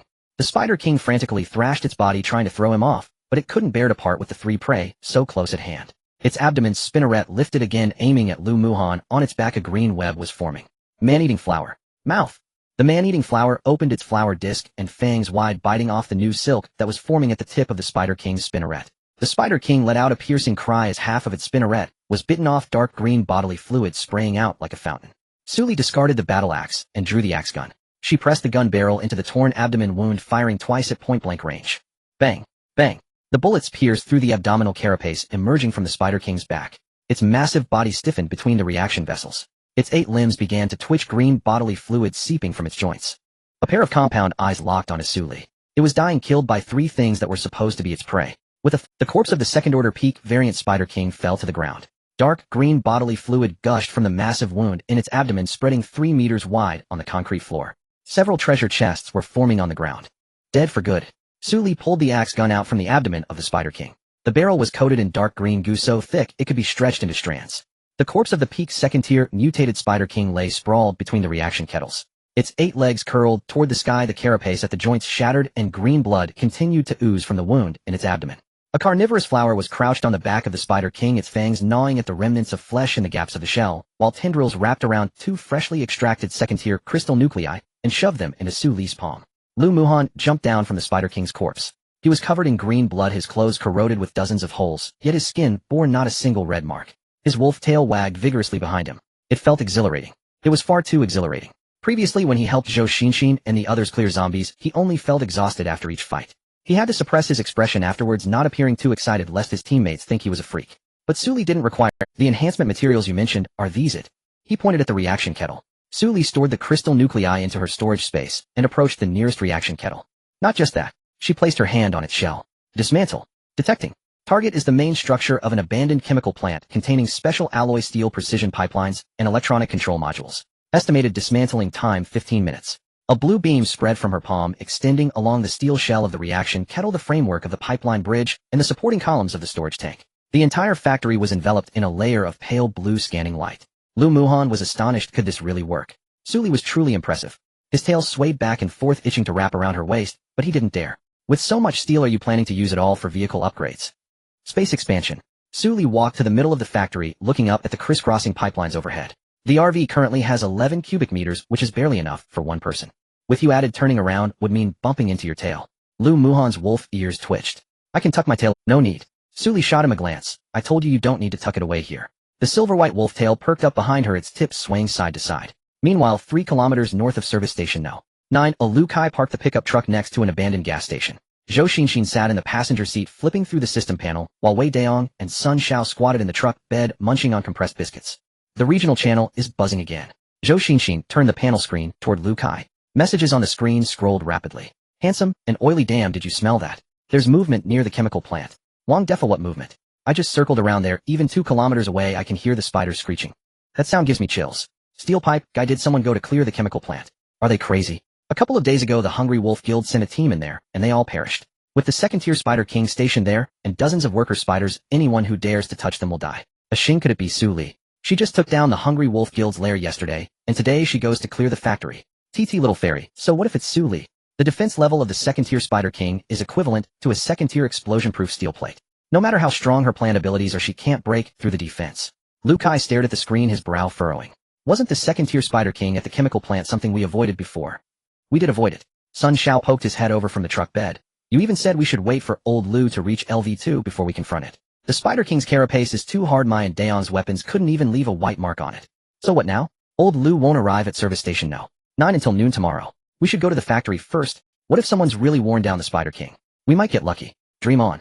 Sun Xiao scoffed. The Spider King is peak second tier. There are no more than 3 people in the entire C996 area capable of soloing it. Su Li counts as one, old Lu counts as another, and Zhao Tianba as the third. Do you think the first 2 would be at the factory? Just then 4 system prompts popped up simultaneously on the panels of the 4 team members. Side quest triggered, clear the abandoned chemical plant. Quest objective, kill the second-tier Spider King, 01, kill worker spiders, 037. Quest reward, vehicle space expansion module, X1, random level skill book, X1, universal fuel, X50. Warning, this quest is a regional shared quest. The first completer will receive a world announcement and additional rewards. Zhou Xingxin's eyes lit up. A shared quest. Whoever completes it first gets the world announcement. Lu Kai snatched the steering wheel, starting the engine and putting it in gear. What are you waiting for? To the chemical plant. Without old Lu here, the 4 of us can still take down a few worker spiders. What if someone is fighting inside? We can seize the final hit amidst the chaos. The pickup truck's engine roared, and the tires kicked up a cloud of dust on the gravel road. Wei Daong grabbed a corner steel from the truck bed. Hurry up, hurry up. The side quest reward includes a space expansion module. If we get that, our pickup can hold twice the supplies. Sun Xiao knocked an arrow on the crossbow leaning against the truck bed. Don't celebrate too soon. A regional shared quest means anyone can take it. We can see it, and so can others. What if Su Li has already arrived? How fast can she possibly be? Zhou Xinxin closed the panel. Yesterday she was still battling the Hungry Wolf Guild, and today she comes to clear the factory first thing in the morning. Doesn't she need to rest? The pickup sped down the highway at 111. Lu Kai floored the accelerator, the tachometer needle jumping into the red zone. Zhou Xinxin reopened the regional channel, preparing to see if any other teams had already made it near the factory. A world announcement with a bold golden frame, full-screen display, and maximum effects crashed into the center of all survivors' system panels in the C996 area. World announcement: players Su Li completed the side quest, clear the abandoned chemical plant. Killed peak second-tier mutated Spider King, X1. Killed first-tier worker spiders, X37. This player became the first survivor in the C996 area to complete a shared quest. Received additional rewards: vehicle space, folding module C, grade skill upgrade scroll, X1 universal. Due to the team completing the quest without any losses, the rewards were multiplied by 10, resulting in a vehicle space folding module A grade, a skill upgrade roll S grade, a random skill A grade, and 500 boxes of universal fuel. The glow of the golden text had not yet faded. A second world announcement promptly followed. World announcement: congratulations, player Su Li. Personal level increased to LV3. Became the first survivor in the C996 area to reach LV3. Achievement reward unlocked: advanced storage space, 50 slots. The golden characters lingered on everyone's retinas for a full 5 seconds. No one in the vehicle dared to speak. The pickup truck's engine was still roaring, but Lu Kai's hands gripping the steering wheel had frozen. The speed of the car dropped from 101 to 60, and it continued to slide down. Zhou Xingxin's panel slipped from her hands, bouncing off her knee. She is level 3. Sun Xiao released the arrow from his hand, the tip clinking against the iron plate of the truck bed. Wei Daong had half a mouthful of compressed biscuit crumbs fall onto his pants, forgetting to swallow. The world's first level 3. His voice cracked. She just advanced to level 2 yesterday, and now it's only been a day. The regional channel was in an uproar. Handsome and greasy, damn. Level 3. Level 3 brothers. Wang Defa, what did I just say? I said the chemical plant had movement. That movement is Su Li soloing the Spider King. Alone, she took down a peak level 2 mutated Spider King, and over 30 worker spiders. Steel Pipe Guy the level 2 Spider King has a defense level equivalent to a level 2 explosion-proof steel plate. Just how powerful is her plant ability? It's not just plant abilities. Look at the task report details. Killed 1 peak level 2 mutated Spider King. No team, no allies. She did it all by herself. Old man Wu Ju, I can barely handle a level 1 zombie, and she's already soloing a level 2 boss. Is this game unfair or what? Low-key Tycoon, it's not that the game is unfair, it's that Su Li is too outrageous. Just look at her leveling speed level 2 on the first day, level 3 on the second. At this rate, she'll be level 4 in 4 days and level 5 in a week. By the time she reaches max level, we'll still be TT Little Fairy. What's so impressive about that? Isn't it just good luck? You have good luck, you go solo the level 2 Spider King. Once you step through the factory's entrance, the spiders will hang you up as reserve food, believe it or not. TT Little Fairy, just wait. Once I find Brother Muhan, our team can raid the factory too. No one paid her any attention. Everyone's focus was pulled away by another message. Iron Blood Heavy Industry President Zhao Gang. Su Li, I am Zhao Gang, the president of Iron Blood Heavy Industry. Congratulations on reaching level 3. I'd like to ask if the Venom Sack from that Spider King is still available. Our guild is willing to trade a grade vehicle armor molds for it. The price is negotiable. Rose Society President Luo Qinxue. Su Li, I am Luo Qinxue from the Rose Society. I want to talk to you privately about a partnership. Our guild is all female and can provide medical and support assistance. Overlord Alliance Vice President Qin Feng. Su Li, President Zhao Tianba, asked me to convey this message. We already have the level 4 blueprint, but we need 3 peak level 2 crystal cores as materials. We can collaborate. You provide the crystal cores, and the blueprint product belongs to you. We just want the naming rights. Wolfpack Guild remaining member anonymous. This user has blocked all related keywords. Handsome and greasy, my god. The 4 major guilds are all trying to woo her at the same time. Iron Blood Heavy Industry wants to trade for the Venom Sack. The president of the Rose Society personally reached out. The Overlord Alliance even revealed the level 4 blueprint. Wang Defa, is this the kind of clout a global #1 has? Yesterday she was just making everyone gasp in surprise, and today she's made all 4 major guilds bow down. Submitting to evil forces. You're all shocked by this. Shouldn't you be shocked by the fact that her rewards have a 10-fold critical? Steel Pipe Guy, the most critical thing is that Su Daolao hasn't said a single word so far. She's been in the factory finishing off bosses and dismantling materials, not even bothering to glance at the public screen. Wei Daong slammed the panel into the truck bed. Damn. Space folding module. Skill upgrade scroll. High-level storage space of 50 slots. All of it went to her alone. Shut up. Lu Kai shouted angrily. What good is shouting now? The factory isn't here yet, and the task is already gone. The world announcement has already been sent out. Oh, what more do you want? Zhou Xinxin picked up the panel, her fingers trembling. How can she? Yesterday she robbed a supermarket, and today she robbed a factory. We just received the task, and she's already finished it. Is this reasonable? Is it fucking reasonable? Her combat power is indeed unreasonable. Sun Xiao leaned against the barrier staring at the 2 lines of golden announcement that had not yet faded from the panel. But she just finished it. You say it's unreasonable, but the system recognizes it. The pickup continued to drive forward, and no one in the vehicle spoke again. At the northern exit of Service Station No. 9 they had agreed to meet Lu Muhan there at noon tomorrow. But now everyone's mind was not on Lu Muhan. It was on Su Li. It was on that woman who jumped from level 2 to level 3 in a single day and soloed the level 2 Spider King. So what do we do now? Wei Daong held back for a long time and finally said something. Lu Kai extinguished the cigarette, but on the steering wheel. Keep driving. To the factory. The task is gone, but the corpses are still there. The Spider King's Venom Sack worker spider crystal cores and leftover steel from the factory. Take as much as you can. Will Su Li still be there? Sun Xiao asked. Lu Kai stared at the road ahead. Having reached level 3, she has 50 slots of storage space and a space folding module. Next, she'll definitely return to the vehicle to install the module and upgrade it. She won't stay in the factory for a second longer. The outline of the chemical plant appeared on the horizon. For gasps of astonishment sounded simultaneously. Where's the factory? Wei Daong stood up in the truck bed, hands gripping the barrier, neck stretching long. On the horizon, that chemical plant covering several thousand square meters was gone. Completely gone. What's going on? Wei Daong was utterly dumbfounded.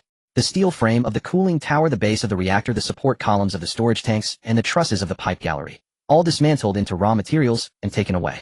All that remained were a pile of concrete debris and the spider corpses buried within the rubble. Let's go in and take a look. Lu Kai's face was incredibly grim. The pickup slowed down and stopped at the entrance. Lu Kai pushed open the car door and jumped down, his boots landing on a ground covered with green blood and shell fragments. The air was filled with the strong smell of corrosive liquid mixed with the burnt odor left after metal dismantling. The webs on the factory floor had been torn to shreds, and the worker spider corpses lay piled high. Each shell had been pierced by sharp claws with cleanly broken edges. These are all Lu Muhan's claw marks. Sun Xiao squatted beside a worker spider corpse, tracing his finger along the penetration wound on the shell. 8-inch-long claw blade penetration wound. Yesterday, he could only push out 3 inches in his half-beast mutated form, and now he's reached LV. 2. He leveled up. Wei Daong turned to look at him. He was with us for 3 days and didn't level up. He leveled up to level 2 in just 1 day with Su Li. No one responded to this. Everyone knew exactly what the situation was. Zhou Xinxin stepped over the blood-soaked ground and walked towards the reactor area. The place that originally had dozens of reactors now only had the concrete bases left. The reactor body's steel beams, pipes, and valves were all gone. She stood at the edge of the base and looked down. In the center of the base was a 3-meter-wide pit with webs crawling up the walls, and the bottom of the pit was black and bottomless. That level 2 Spider King crawled out from this pit. Now its corpse lay on its back at the edge of the pit, its 8 limbs curled up, its abdomen punctured from the inside, and its carapace covered with claw marks and grooves left by vines. From the fatal wound, the killing process was extremely brutal. Lu Muhan ripped open the carapace from the abdomen, and Su Li pushed the gun into the wound to pierce the thoracic cavity. The venom sac is gone. The crystal core is also gone. Zhou Xinxin squatted down and rummaged through the Spider King's abdomen. It's as clean as if it had been licked clean. So we ran a wild goose chase. Wei Daong kicked a piece of concrete rubble beside him. No task to collect, no materials left, and Lu Muhan leveled up, but not with us. This is troublesome. Sun Xiao stood up, brushing the dust off his knees. Actually, it's not like we gained nothing. What did we gain? Lu Kai looked at him. We know who Lu Muhan is with. Sun Xiao walked to a worker spider corpse and pulled out a dark red vine fragment from the gap in its shell. The edges of the fragment were still slightly warm, and the dark golden threads shimmered with residual heat in the gray light. This thing was described in the regional channel, carnivorous flower. Su Li's plant ability. He tossed the vine fragment at Lu Kai's feet. Not only did she level up herself, but she also helped Lu Muhan level up. When he was with us, he was at level 0 for 3 days. In just 1 day with Su Li, he leveled up to LV 2. If you were him, who would you choose? Wei Daong and Zhou Xinxin fell silent. Lu Kai lowered his eyes, lost in thought. On the other side in the armored RV, Su Li sat in the driver's seat, the system panels light filling the entire windshield. Vehicle space expansion complete. Current space 40 cubic meters. New modules, independent bathroom including hot water system, water purification circulation device, 2-layer storage loft inside the vehicle. The space folding module is indeed powerful. Su Li turned off the panel and stood up from the driver's seat. The originally narrow interior of the RV had completely transformed. The seating area had extended back by 3 meters, adding an entire living area. Although the interior of the RV had changed, the exterior looked no different than before. That's the vehicle space expansion module. All one could say was comfortable. In the corner against the rear of the vehicle was an independent bathroom with a glass sliding door and faint dark patterns etched on the frosted glass. The bathroom was equipped with a stainless steel showerhead and a constant temperature water heater with hot water supplied directly from the vehicle's energy source. The water purification circulation device was embedded in the bathroom wall with the system marking it as infinite purified water. All used water is treated and recycled with a loss rate of less than 0.1. In other words, as long as she wanted, she could soak in a bath all day. There is indeed a bathroom. Su Li pulled the shower head and steaming hot water gushed out, droplets splattering on the floor tiles and creating a cloud of mist. She stretched out her hand to test the water temperature, adjusting it to 42 degrees, just hot enough to warm her skin without being unbearable. Since her arrival, she had been hacking away in piles of zombies every day, covered in rotten meat juices and crystal core fragments, with enough blood on her clothes to fill a blood bank. Though there was enough mineral water in the trunk of bath, she had never even thought of it. 10 years in a post-apocalyptic world had made her treasure water immensely.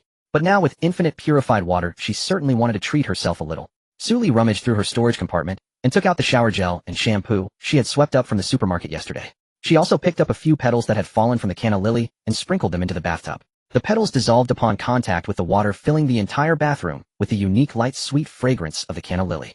The hot water filled the bathtub. She took off her work jacket splattered with the green blood of the Spider King and stepped into the tub, her body slowly sinking down. At the moment the hot water enveloped her shoulders, Su Li let out a sigh from her throat. Lu Muhan stood outside the bathroom door. He had just cleaned the dried green blood off himself and changed into a clean black. The carnivorous flower rested on his shoulder, its flower disc, tilted fangs, partially bared, also looking towards the bathroom. 3. The sound of water. The bathroom door swung open. Su Li stepped out wrapped in a towel, her damp long hair cascading over her shoulders, droplets still trickling down from the tips. She stood barefoot on the floor, her toes tinged with a light pink from the hot water.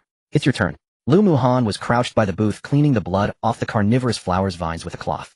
Upon hearing her, he looked up. The moment he saw her, his pure black pupils visibly contracted.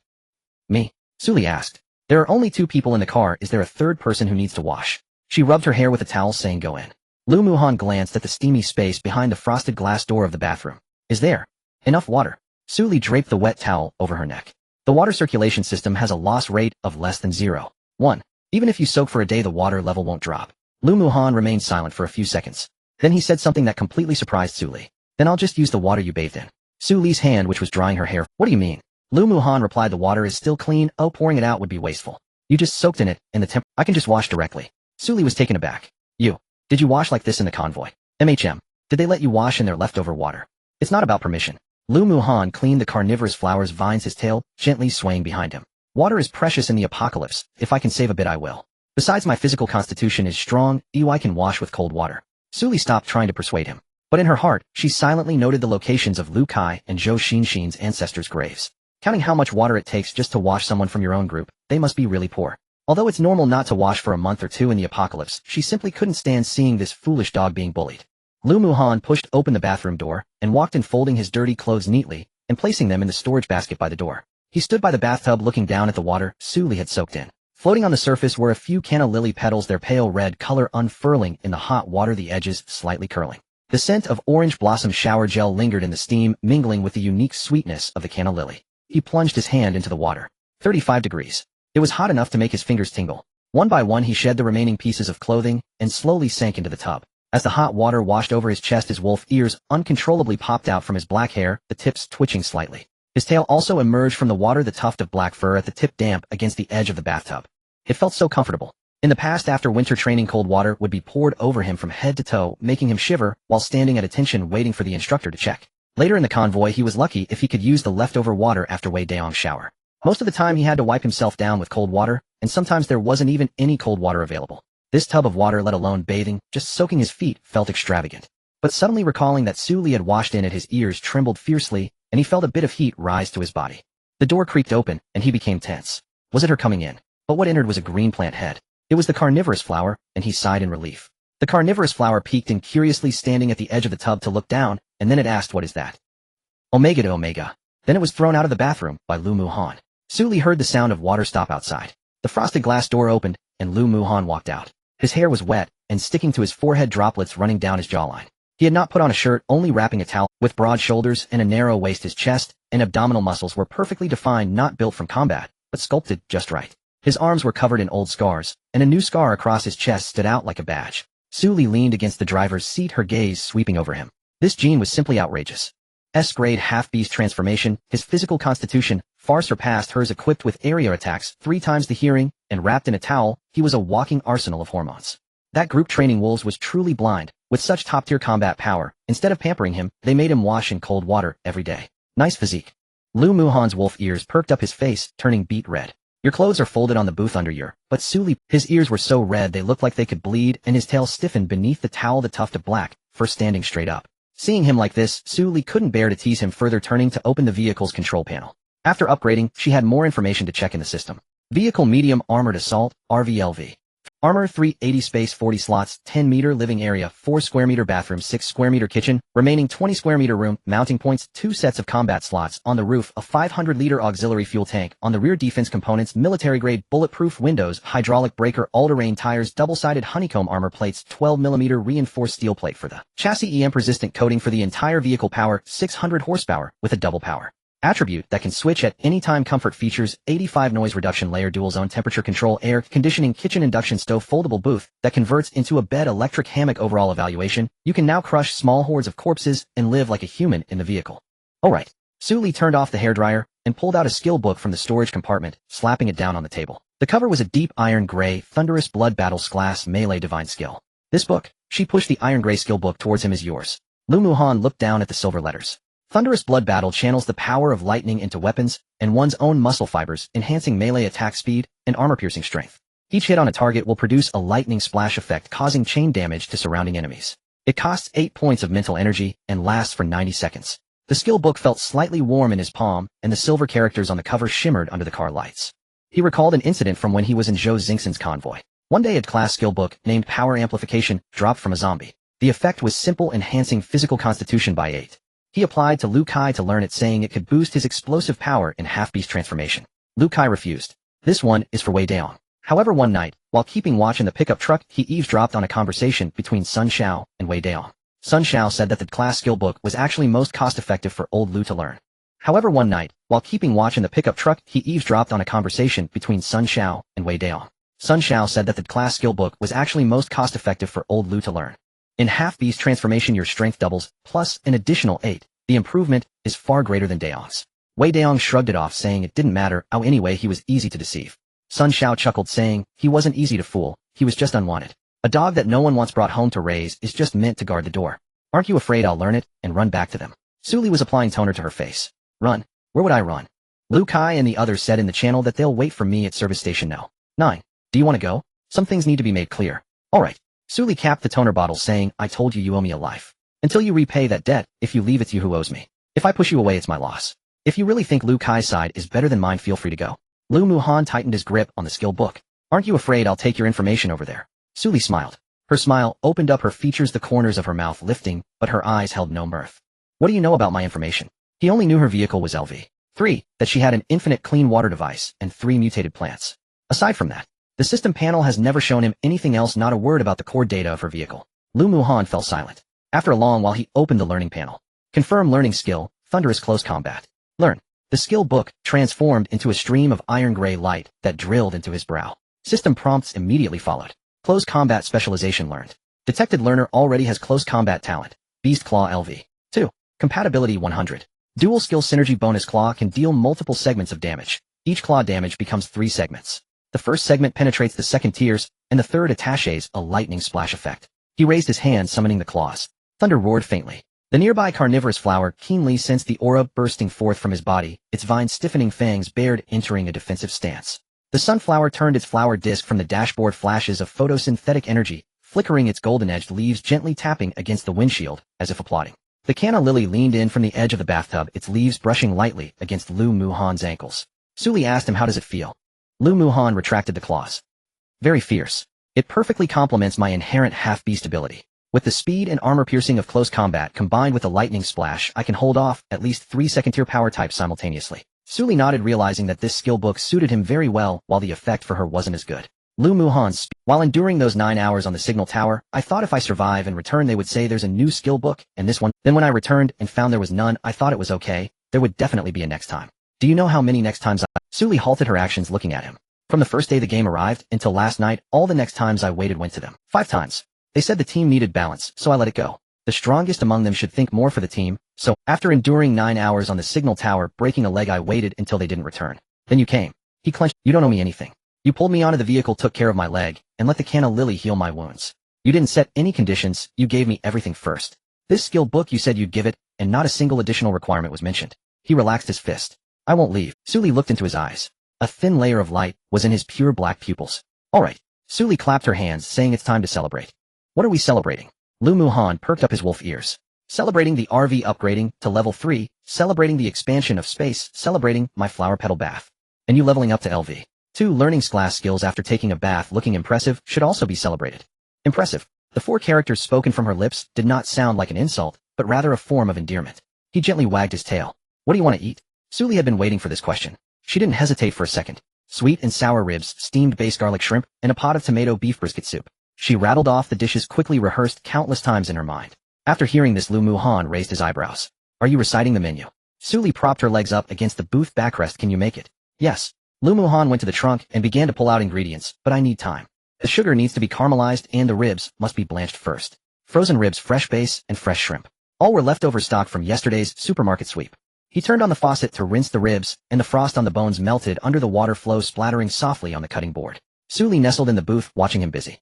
So swift, incredibly swift. Scales off the bass, and gutted ginger sliced to cushion the fish. The shrimp had its whiskers trimmed back, split to remove the shrimp vein, and garlic cloves smashed and chopped. The ribs were blanched in cold water to remove the blood foam, then taken out to drain. He prepared 3 dishes, simultaneously moving between the cutting board and sink, like a production line. How come you're so good at cooking? Lu Muhan's hands paused for just a moment. Just for a moment. He continued smashing the garlic. But Suli noticed. His hands were smashing garlic, every muscle in his body tensed for a moment, then slowly relaxed, his Adam's apple bobbing. I learned when I was a child. You're an orphan. She guessed as children raised in orphanages often mature quickly in household chores. Lu Muhan shook his head. No. He gathered the smashed garlic onto the knife and poured it into the oil pan. With a sizzling sound, the aroma of garlic surged up, causing the wolf's tail behind him to stiffen momentarily. My family is quite wealthy. Wealthy? Yes. A family business in military supplies. It started with my grandfather. My father is an only child, and I am the eldest son with a younger brother beneath me. A family heirloom training program. I was separated from my parents at 6, taken care of by a steward and private tutor. Up at 6 in the morning, 2 hours of physical training, 3 hours of combat cultural classes, until 9 at night. I had to fend for myself when it came to meals. The kitchen was at the far west of the training base. No one cooked for me. If I wanted to eat, I had to make it myself. I once squatted in the mud eating cold steamed buns, and later I learned how to steam buns. The ribs sizzled in the oil. He flipped them with chopsticks, frying them until they were evenly golden brown, then set them aside. Eventually I learned. Suli said nothing. 6 years old. When she was 6, she was still sweet-talking her parents for candy. When Lu Muhan was 6, he was cooking for himself. At 16, I was sent to military school. Cross-country running, combat knife skills, disassembling firearms, wilderness first aid, cooking, and sewing, fire starting, without tools, navigation. Everything was etched into muscle memory. You don't hate them.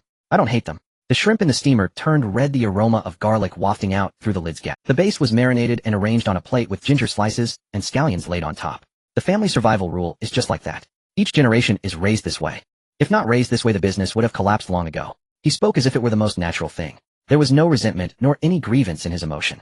After hearing this, Su Li fell silent. Someone raised as a wolf cub since childhood. No wonder. No wonder he could guard the signal tower for 9 hours and believed in Zhou Xingxin's words that you will guard until we come to get you. Because in Lu's family, education, guarding is an order. No retreat, no giving up before the order is fulfilled. I don't know. Lu Muhan covered the pot, lowering the heat to braise the ribs. On the first day of arrival I called him, but he didn't continue speaking. But Su Li saw his fingers tighten momentarily around the pot lid handle. Very quickly, the sweet and sour ribs bubbled in the pot, the sauce thickening and glistening. The steamed bass was brought out, the fish intact, eyes bulging fresh to the last second. The garlic shrimp with its back split curled into a beautiful ball, the shrimp shell gleaming red, the garlic aroma filling the air. The tomato beef brisket soup was temptingly red, tender, and bouncy. The 4 dishes were laid on the foldable table. Su Li leaned against the booth watching the aromatic feast, and the busy man suddenly feeling that those 10 years in her past life were truly wasted. Back then, if she wanted to eat something warm, she had to trade her life for it. A bowl of instant noodles could be priced at 10 first-level crystal cores on the regional channel, and there were plenty of people scrambling for it. She picked up a bowl and grabbed a piece of rib. The sweet and sour sauce was thick enough to stretch, and the meat was stewed to the point of falling off the bone with just a light bite. The moment the sour-sweet flavor hit her mouth, her mind went blank for 2 seconds. She grabbed another shrimp. The shrimp shell was crispy, the shrimp meat bouncy, and the fragrant garlic wrapped around the shrimp oil bursting on her tongue. Even the crunchy shell of the shrimp tail was chewed and swallowed. With a poke of the chopsticks, the tender white garlic flesh slid off the fish bones. Dipping it into the steamed fish soy sauce, Su Li closed her eyes for a moment. 10 years. The memories of 10 years in her past life, gnawing on tree bark and chewing moldy compressed biscuits, were completely washed away by the taste of this fish. How is it? Lu Muhan wiped his hands and walked over. Marry me, Su Li said, her words muffled around the rib she was chewing. Lu Muhan, who was about to grab his chopsticks, nearly dropped them to the ground. Don't joke. I'm not joking. Su Li grabbed another shrimp. You cook, I'll fight monsters, we will partner up to live until we clear. Lu Muhan didn't respond, but his tail gently wagged behind him as he picked up his food. His face turned red to the point of bleeding. Just then the alarm on the regional channel sounded unexpectedly. A blood-red bold announcement popped up on all survivors' panels. Regional announcement: attention, all players in Zone C996. In 3 hours the zombie wasteland will be hit by a cold wave. The temperature is expected to plummet to -20 degrees with freezing winds accompanied by acidic fog. Staying outdoors for more than 15 minutes will cause permanent damage to physical attributes. All survivors are advised to prepare cold-resistant supplies and heating fuel in advance. Repeat, in 3 hours -20 degrees. The channel was filled with wails. Another one. How long has it been since the last time? My fuel gauge is already on the red line, and you're telling me to turn on the heat. I have only 8% fuel left. This little fuel isn't enough to escape, and you want me to turn on the heater. Rather, is there a kind soul willing to sell me some fuel? He'll give you all my supplies. Can anyone take me in? I can do anything, really. The trading prices are insane. The price of universal fuel has doubled, compressed biscuits have tripled, and there's no stock of thermal clothing. A low-key tycoon, collecting thermal supplies. Blankets, down jackets, hand warmers, he'll take them all. The price is I don't even have an extra blanket. Tonight, I can only wrap myself in the seat cover and tough it out. The price of universal fuel has gone from a 1-10 exchange to a minimum of 2 supplies. 5 supplies have directly increased to a minimum of 2, and the sellers are almost all out of stock. Compressed biscuits and water were snatched up as quickly as locusts. There isn't even a trace of thermal supplies. Some people have started to buy and sell, but there are also those who are asking, is there anyone selling old clothes? Even a torn quilt will do as long as it can keep me warm through the night. My car doesn't have heating, and I'm relying on body heat to endure. I don't care if it's dirty or torn, I'm begging you. You can set whatever price you want for thermal supplies. I have fuel, will take as much as you have. By the way, does anyone know where I can find blueprints for a heater? I'll offer 20 units of fuel for information.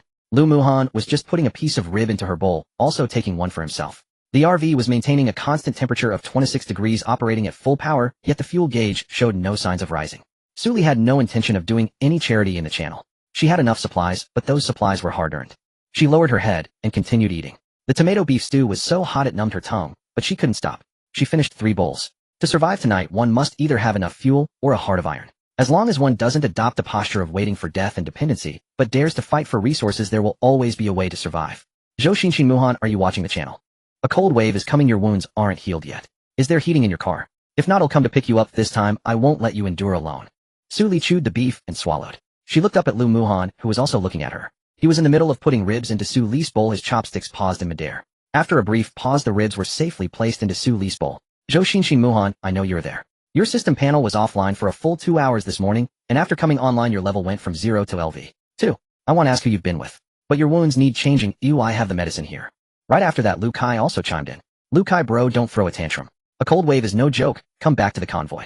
We four will pool our fuel enough to last through the night. Real men should say what they need to say faceta face, not cause a fuss in the channel. Su Li extended her bowl and ladled more. Su Li took the bowl and continued eating. Zhou Xingxin's messages kept popping up in the channel. Zhou Xinxin Muhan, come back. The convoy can't do without you. I opened a healing spell from a bronze treasure chest yesterday. It's great. You can charge in boldly from now on, or if you get hurt, it'll heal you. I'm your dedicated healer. Su Li almost burst out laughing. Upgrade healing spell isn't even worth her time, especially since she just gave Lu Muhan an grade combat technique. Lu Muhan had just finished learning the Thunder Strike melee technique, his hand bones still adjusting to the new power. Hearing the words healing spell, he silently extended his claws to take a look. With sharp blades forming at his fingertips, 3 energy blades sprang from his claws, radiating with thunder. He retracted his claws and continued eating. Su Li suppressed her laughter and finished the ribs in her bowl. She didn't reply in the channel, instead placing the last piece of rib into Lu Muhan's bowl. Wow, Sister Xinxin personally stepped in to call out a dedicated healer, huh? This werewolf brother sure has a big presence. Wang Defa, Abe grade healing spell, huh? I haven't even seen a grade skill book. Steel pipe, guy, hurry back with the convoy and a dedicated healer plus an S-grade half-beast transformation. Your convoy is configured well enough to form a small guild. Sun Shao, old Lu, come back. With such a strong cold wave, your old car won't hold up. Last time you endured from dawn till dawn, I couldn't bear to watch. Then came an even more glaring message. Wait, Ayong, hey old Lu, I admit, I often find your ears quite annoying. But if you die, we will be truly worried. Hurry back, the convoy needs you. Lu Muhan's chopsticks were stuck in the rice, not moving again. Su Li finished the beef stew at the bottom of her bowl and set it down. Zhou Xingxin's messages popped up again. Zhou Xinxin stared intently at the words on the panel. Su Li, but he has Insgrade skill, so there's no need for healing. Insgrade skill. The golden bold text lay quietly on the public screen, each word piercing her pupils like red-hot iron nails. Bullshit. Zhou Xinxin slammed her palm on the dashboard of the pickup truck, her nail breaking off as it hit the plastic casing. She didn't care about the pain. Scrade skill? Scrade. No one in the entire C996 area has even seen an Insgrade skill book until now. Where did she get Insgrade from? And she gave it to Lu Muhan. What a joke. Lu Kai forgot to light the cigarette hanging from his mouth. Wei Daong leaned halfway into the truck bed, stretching his neck like a giraffe. Sun Shao leaned against the barrier, not even bothering to pick up the crossbow that had slipped to his feet. The regional channel had already exploded. Handsome and greasy, wait, let me sort this out. Su Li doesn't have healing skills, but she got Insgrade skill for a werewolf brother. Scrade. Am I seeing things, or is the system displaying an error? Wang Defa, you're not seeing things, Su Li said it herself. Scrade skill. Steel pipe guy, I haven't even touched it. Grade brothers. She's already shoved Insgrade into her teammate's hands. What kind of divine teammate is this? I want one too. Ashing, the point isn't the Scrade skill itself, the point is, she gave it. She gave it to someone she just met yesterday. You all think about that, think deeply. Old man, can't get it up. I've been in a team for 3 days and my teammates won't even share compressed biscuits with me. Su Li gives Insgrade skill without batting an eye. Low-key rich man, let me correct you. It's not that she gave the Scrade skill without batting an eye, it's that she gave the Scrade skill and couldn't even be bothered to show off on the public screen. When the Level 3 world announcement just happened, she didn't say a word, and the skill matter was still forced out of her. Level 3 vehicles, a grade space modules, grade skills. Wouldn't any of these cause a stir throughout the entire server? She silently pocketed everything. Su Li didn't return to the public screen. She was nestled in a booth sipping her 4th bowl of tomato beef brisket soup. Lu Muhan scooped all the meat from the bottom of the pot into her bowl, leaving none for himself. Aren't you eating? I'm full. I can absorb the hunting power. Lu Muhan placed the pot into the sink. My stomach. The S-grade half-beast transformation has a formidable advantage as well. Killing prey allows one to gain a share of the killed's power. This is also one of the reasons for his rapid growth. This secret he hadn't told Zhou Xinxin and the others, but he had revealed it to Su Li. He was straightforward, but not truly foolish. The man-eating flower stretched down from the roof of the truck, its fangs filled with crystal core fragments baring its teeth at Lu Muhan. It also overindulged in the factory treasure. Zhou Xingxin's message popped up again on the public screen. Zhou Xinxin, Su Li Scrade skill. You say Scrade just because it's Scrade. No one in the entire server has seen what an Scrade skill book looks like until now. You just say it and expect us to believe you. Zhou Xinxin, Lu Muhan, come out and say something. Don't let her make up a story for you. In the 3 days we've been in the team, when have we ever shortchanged you? Leveling up, learning skills, getting equipment. Wasn't it always prioritized for you? You say you haven't Scrade skill, show it to us. Su Li glanced at the panel. She wants you to reveal your skill. Lu Muhan was wiping the stove with a cloth. Upon hearing this, he folded the cloth neatly and hung it by the sink, casually flicking his right hand. Whoosh. 5 sharp claws sprang from his fingertips. The originally 8-inch-long claw blades had now shortened to 5 inches, the armor layer shifting from dark silver to nearly transparent tungsten gray. The claw tips were no longer exposed. All the sharpness was pulled back into the armor layer with electric light winding into fine patterns at the base of the claws. He slashed at the air. 3 air blades wrapped in thunder struck out, slashing against the truck wall. There was no sound of impact. The truck wall was unharmed, but at the moment the air blades penetrated the wall, 3 muffled sonic booms were heard from outside. The vines of the man-eating flower instantly snapped taut, all 6 petals opened wide, and its fangs displayed a combat posture. The sunflower turned its flower plate from the dashboard, its photosynthetic energy flickering rapidly. The leaves of the canna suddenly curled into a ball. Su Li's eyes brightened. Is this the thunderous melee? What I just used was less than a third of it. Lu Muhan withdrew his claws. The melee frenzy hasn't stacked yet. If it reaches 5 layers, the splash range can cover 20 meters. Su Li thought to herself that she truly hadn't made a mistake in giving him that grade skill book. The public screen was still in an uproar. TT little fairy, Su Li, why don't you let brother Muhan come out and say something? He must be under your control. Otherwise, why isn't he replying to Sister Xingxin's messages? Handsome and greasy TT little fairy control. How do you control someone who soloed the signal tower for 9 hours with an S-grade half-beast transformation? What would you use to control them? Braised pork. Wong Defra, it's possible. Su Li was spotted eating self-heating hot pot on the public screen yesterday, and today she's stewing beef. If it were me, I would also follow her. Zhou Xinxin Muhan, I know you're watching. Why don't you speak? If you have grievances, say it out loud. We'll help you seek justice.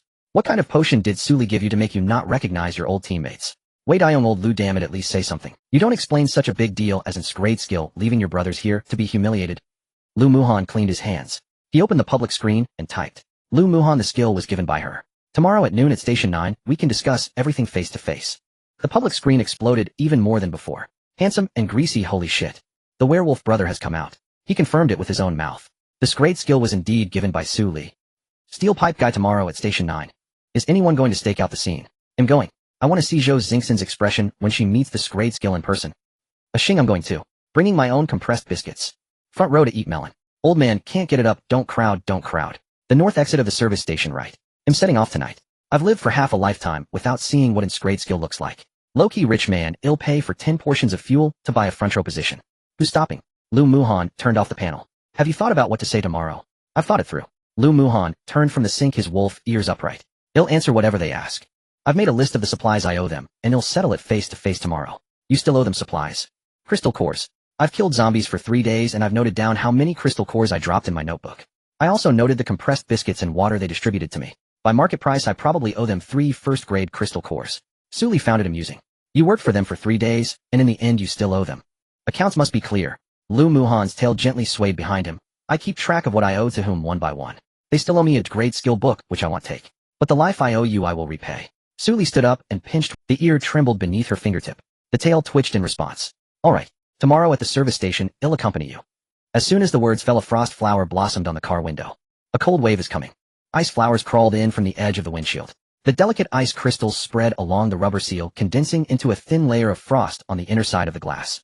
The temperature outside had dropped below -20 degrees. The biting cold wind whipped through the wasteland, freezing the withered grass into icy needles. The man-eating flower perched on the fixed slot of the roof. It folded all 6 petals, the dark red scales glimmering faintly in the cold wind. The low temperatures capable of cracking steel plates struck its petals, leaving not even a white mark behind. It had reached the physique of a second-tier mutated plant, could withstand extreme cold of up to -40 degrees. This temperature was akin to air conditioning for it. The sunflower peeked out from the dashboard, its golden-edged leaves gently resting on the tendrils of the man-eating flower. The golden light of photosynthetic energy flowed into the man-eating flower's body, replenishing the heat it consumed in the cold wind. The man-eating flower rubbed its flower disc against the sunflower's leaves. The petals of the sunflower slightly folded, and the golden light flickered twice. The calla lily stood quietly in the corner of the living room, its leaves curling into an elegant arc, the light pink petals gently unfolding in the constant 26 degrees of air. It did not need to keep watch. Its duty was to heal and purify. Su Li pushed open the door. The upgraded RV had 40 compartments, with the living area divided into 2 levels. Downstairs were the living room, kitchen, and bathroom, while upstairs was a private room. But inside there was only a bed. Su Li stood at the door, momentarily stunned. Next upgrade, needs to add more rooms. Lu Muhan followed her, and saw the only 1.8-meter double bed in the room. His wolf ears perked up. I'll sleep on the living room sofa. He turned to leave. Su Li yanked him back by the collar. What are you being so dramatic? Lu Muhan stumbled back a half step from her pull. His neck exposed a layer of goosebumps rising on his skin. But, there's nothing but. Su Li let go of his collar. Barefoot, she walked into the room. In her past life, to survive, 7 or 8 people squeezed into the back of a pickup truck, hugging each other for warmth in the -20 degree cold. At that time no one cared if you were male or female, or if you knew each other. If you didn't huddle together you would freeze to death. She lifted a corner of the quilt, boldly sat down, and patted the empty space at the foot of the bed. This bed is enough for 4 people, you sleep over there. Lu Muhan stood at the door. He looked down at the bed, then up at Su. He was in conflict.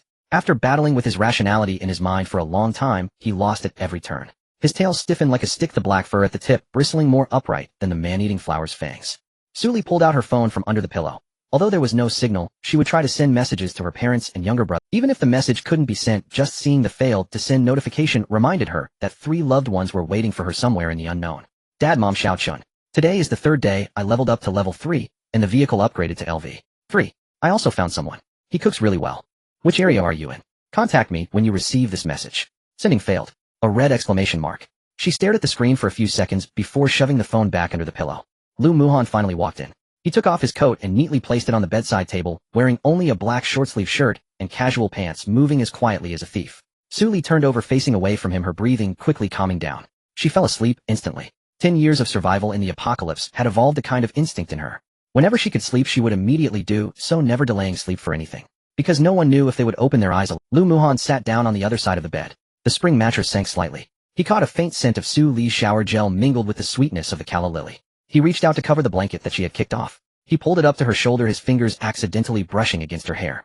The black strand slipped through his fingers, feeling like satin. He paused. His hand hovered in the air as he looked down at her sleeping profile. Her long eyelashes lay quietly against her cheeks. In sleep, all her defenses were shed, revealing the face of an ordinary girl. He couldn't help but lean down. His face drew closer to hers. He could feel her steady breathing brushing against his own. His heart raced, pounding in his chest, buzzing in his ears. Just a little closer. Suddenly, he caught a faint scent wafting from her neck, the scent of her skin. He abruptly covered his mouth and jumped up. His back hit the bedboard with a muffled thud. He felt his face burning as hot as if he could fry an egg on it. He raised a hand to wipe under his nose.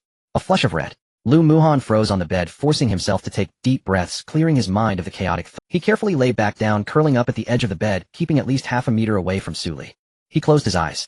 Counting sheep. 1 sheep, 2 sheep, 3 sheep, 4. Suli turned over. Her hand crossed that half-meter distance, grabbing his tail. Lu Muhan went rigid all over. Suli hugged that furry tail to her chest, pressing her face against the fluffy silver-white wolf fur rubbing against it. Big Huang. Her voice was slurred, sounding like she was talking in her sleep. Don't go. His tail stiffened like a stone. Lu Muhan's pupils constricted sharply. He didn't even dare to breathe. The tail was a highly sensitive part of his half-beast mutated body. Because the nerve endings of the wolf's tail were 3 times denser than those in his fingertips, each touch magnified into electric-like stimulation. Even the slightest friction through the fabric of his pants would make him tense up. Now Suli was holding his entire tail. Her face pressed against the base, her nose brushing against the most sensitive tuft of black fur. Her breath was warm against his tail. Once, twice, 3 times. It felt unbearably hot. Lu Muhan clenched his back teeth. He couldn't move. He told himself he absolutely could not move. But his tail did not obey him. The tuft of black fur at the tip of the tail involuntarily brushed against Su Li's cheek. She furrowed her brow in her sleep, reaching out to scratch the spot that was tickled, hugging the tail closer. His toes curled under the blanket. He didn't know who Big Huang was. From the name it sounded like a dog. For some inexplicable reason, he felt a twinge of jealousy towards that dog named Big Huang. In her dream, Su Li returned to the 2nd year of the apocalypse. It was a mixed-breed dog, dirty all over, that had run after her broken bread truck for a full 2 days. At that time, she had only awakened in Flevel water storage ability, and her vehicle was still a leaky Wuling Hongguang struggling to survive alone in a zombie wasteland. Big Huang had followed her for 2 years. It helped her fetch resource boxes, kept watch while she slept, and stood in front of her baring its teeth when zombies approached. It only asked for a compressed biscuit every day and to snuggle up by her feet for a warm sleep at night. Later, Big Huang died. It died in a zombie tide. It stood at the door of the driver's seat to buy her time to start the engine, only to be bitten in the throat by a zombie. Blood splattered on the windshield. Before it fell, it turned back to look at her. Its tail wagged as if to say to hurry and leave. From that day on, Su Li never kept any pets again. Until now. Lu Muhan lay wide-eyed in the dark. He listened to Su Li's steady breathing, feeling the warmth and softness coming from his tail. She hugged his tail, while sleeping, treating him like the dog named Big Huang. Logically, he should have felt uncomfortable. He only felt a pang. A heart-wrenching sorrow. That kind of ache seeped from the center of his chest, flowing through his veins, and finally filling his eyes. He dared not move. He remained stiff at the edge of the bed, his tail gently protruding from her embrace, the tip resting lightly on her wrist. As dawn approached, Su Li woke up by herself. She opened her eyes and found herself hugging a furry something. Look, a silver-white wolf tail. Following the tail upward, Lu Muhan lay on the edge of the bed, his body rigid as a steel plate. There was a faint bluish hue under his eyes, his ears drooping, indicating that he hadn't closed his eyes at all. Su Li looked down at the tail in her arms. Then she looked up at his face, which seemed devoid of life. You? Didn't. Lu Muhan remained silent. His tail slipped out from her embrace, the black fur at the tip puffed up like a dandelion. Suli cleared her throat. She returned the tail to him. I had a nightmare dreaming of the dog I used to raise. Lu Muhan's voice was a bit hoarse. You called it Big Huang. Suli averted her gaze, not saying anything. After a long while she spoke. Next upgrade, needs to add more rooms. She lifted the blanket and got out of bed. Lu Muhan sat on the edge, his tail sliding out from behind, wagging slightly, the warmth of the tip still lingering on her cheek. 8 kilometers west of service station No. 9. An abandoned residential building. A 6-story old brick concrete structure, its exterior wall covered in dry climbing ivy. Most of the windows are shattered, with the remaining panes swaying back and forth in the cold wind, shards of glass frozen into ice chips embedded in the window frames. Zhou Xinxin and the others huddle at the end of the third-floor corridor. The fire in front of them is ignited by dismantled door panels, window frames, and a few old books used for wall covering. The flames flicker in the cold wind, barely maintaining a palm-sized warm glow. They are not the only group in the building. The first-floor hall is crowded with over a dozen people, all survivors whose vehicles have broken down or run out of fuel. 2 corpses lie at the corner of the second floor, frozen, stiff, no one bothering to drag them out for burial. In a corner curls an old man with gray hair. He is wrapped in a moldy blanket, his dry hands resting on his knees. In front of his knees lies a half-burned piece of pine with the flames already extinguished, leaving only dark red embers slowly creeping across the board, resembling a nearly burnt-out fuse. Wei Daong walked back through the corridor. He was carrying 3 wooden boards and 2 chair legs. As he passed by the old man looked up at Wei Daong, opened his mouth, but no sound came out. Wei Daong also glanced at him. His gaze lingered on the board, still glowing with embers, for less than a second before he stepped forward and continued walking. His boots crunched on the broken glass. He tossed the wooden boards into the fire, sparks flying up with a crackling sound. This damned weather is colder than last night. Wei Daong rubbed his hands together and squatted down. The cars downstairs are all frozen. The little oil left in the tanks pours out like jelly. Sun Xiao placed a crossbow bolt on his knees, spreading his red frozen fingers to warm them. Is anyone watching over the service station? Yes, Lu Kai spat out a mouthful of smoke, the smoke ring blown away by the wind. I just saw someone on the channel talking about it, saying they arranged to meet at the north exit of service station No. 9 tomorrow noon. A bunch of people on the public screen said they want to go watch the excitement. Watch the excitement. Zhou Xinxin scoffed, throwing 2 dry tree branches into the fire, sparks leaping up, casting her cheeks in shifting light and shadow. Lu Mukan now has its level ability and is protected by the world's top boss, so of course he wouldn't shy away from the excitement. He has changed. Wei Daong kicked a chair leg, breaking it and throwing it into the fire, half of the wood crashing onto the charcoal, causing sparks to scatter. He used to not dare to make a sound when asked to collect an ear, but now he directly says on the public screen that he wants to clarify things in person. His wings have hardened. Sun Xiao rubbed his frozen fingers. Suli gave him more than just its level ability. That broken leg of his was seen by us last night, bitten to bone by a mutated creature. But he has killed quite a few spiders in the chemical plant. Suli might have some high-level healing items or abilities. Healing abilities. Lu Kai flicked the cigarette, but into the fire, and laughed dryly. Isn't that just making it harder to live? The wind poured in through the broken window, pressing the flames down close to the floor. Zhou Xinxin tightened her tactical jacket, her teeth still chattering. If we see him tomorrow noon, what do we say? What? Lu Kai poked the fire with a stick, the burnt wood charcoal sinking down, the light flickering again. First, show weakness. Just say that the signal tower incident was a misunderstanding. We didn't intend to abandon him, we just couldn't find him. Will he believe that? He used to believe it. Lu Kai glanced at Zhou Xinxin. But now with Suli by his side, it's hard to say. But as long as you play your part well enough, he'll have doubts in his heart. He is not the type to speak definitively. Indeed, he is not, Sun Xiao said, but the one beside him certainly is. A moment of silence followed. Lu Kai rubbed his forehead in frustration. No matter Suli, no matter how strong she is just one person. We've known Lu Mukan for 3 days. The bond of life and death is there. He wouldn't completely turn against us for someone he just met for a day. Bond. Sun Xiao reloaded the crossbow. Are you sure we still have that with him? No one spoke. A loud crack sounded from the fire, a burnt board collapsing into the charcoal, sparks flying. Suddenly, there was a commotion. Damn, who stole my wood? A hoarse scream echoed from the end of the corridor. Dry and hysterical. The old man had a board missing from beside his leg. It was one of the pieces Wei Daong had brought back. The board still had embers on it, glowing again in the wind, now lying in the fire and crackling. The old man sprang up from the ground, swaying unsteadily, and madly lunged over. His fingers reached for the fire, aiming to retrieve the burning board. Before the back of his hand could touch the fire, Wei Daong kicked him. The old man rolled onto the corridor floor. He did not get. You dare steal my firewood. Wei Daong kicked him again. Get lost. The old man did not leave. He lay there just a half step away from Zhou Xinxin, his dry hand still reaching toward the fire. His fingers had turned purple-black. 2 of his fingernails were already gone, and his knuckles were shiny from the frost. Zhou Xinxin glanced down at him.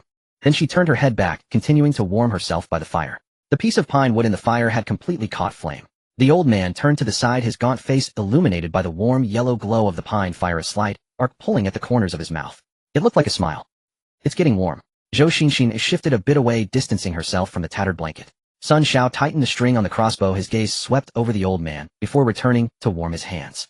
You kicked a bit too hard, or at his age he might not withstand a night in the cold, he said. If he can't withstand it, why should I be blamed?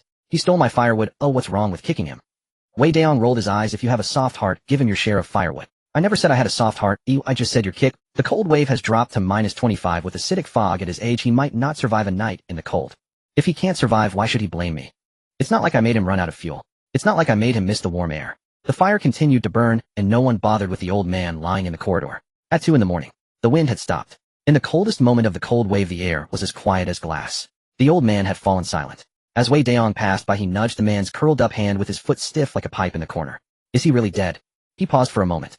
Zhou Xinxin squatted down to check for breath. She stopped. The blanket was still wrapped around him, but the person inside was no longer warm. Damn it, what bad luck. Wei Daong wiped the bottom of his boot, which had kicked the old man against the broken bricks. Why die here right next to my feet? Lu Kai glanced at the figure against the wall and turned back. We need to head to the service station tomorrow. Don't waste energy here. Sun Shao shouldered his crossbow. There are more than just him frozen to death in this building tonight. There are 2 more on the first floor, and those 2 at the corner of the second floor also don't know when they stopped breathing. In the corridor at dawn, the flames gradually diminished, and no one added new firewood. The sky was about to brighten. A gray-blue dawn leaked in through the broken windows, and the air felt green with cold. The fire had died down, leaving only a ring of black ash. Zhou Xinxin stood up from the ashes, stepping over the embers left by the old man in the corridor, brushing off the dust from her tactical jacket. Let's go. Service station No. 9. As they stepped over the blanket, the old man still maintained the posture of reaching toward the fire. His 5 purple-black fingers glistened in the morning light, and the frost on his fingers remained still as the morning breeze blew past. The pickup truck's engine roared. The 4 of them climbed into the vehicle, the exhaust pipe spewing white smoke as they drove over the scattered broken glass towards the service station. The sun rose shining on the dilapidated 6-story building, and on those who couldn't get up from last night. Some people would remain. Service station No. 9. The canopy of the abandoned gas station at the northern exit is riddled with holes corroded by acid mist, allowing morning light to filter through and scatter into patches the size of copper coins. More than 30 people have gathered outside the gas station. Some are driving pickup trucks, some are riding tricycles, and one guy is on a modified shared bicycle with half a compressed biscuit and a jug of cool water in the basket. Is he here yet? What's the rush? There are still 10 minutes until the scheduled time. I've been waiting here since last night, afraid I wouldn't get a spot in the front row. I need to see what ins-level skill looks like with my own eyes. You haven't even touched a level skill. What do you know? Who says I have? I spent 10 units of fuel yesterday to buy a level enhancement technique, and my physique increased by 0. 3 after learning it. Is a level even a level? A rusty pickup truck was parked on the west side of the gas station. The truck door swung open, and Zhou Xinxin jumped down. She had changed into a clean white down jacket today, her hair tied back again, and there was even a light layer of foundation on her face. Sun Shao leaned against the truck bed, a crossbow slung over his shoulders, scanning the crowd with a frown. These people must be bored coming to watch old lose excitement. Wei Daong climbed out of the truck bed, chewing on half a compressed biscuit. Let them watch. I know old Lu well, he saw. If Sister Xinxin cries a couple of times, he'll soften up immediately.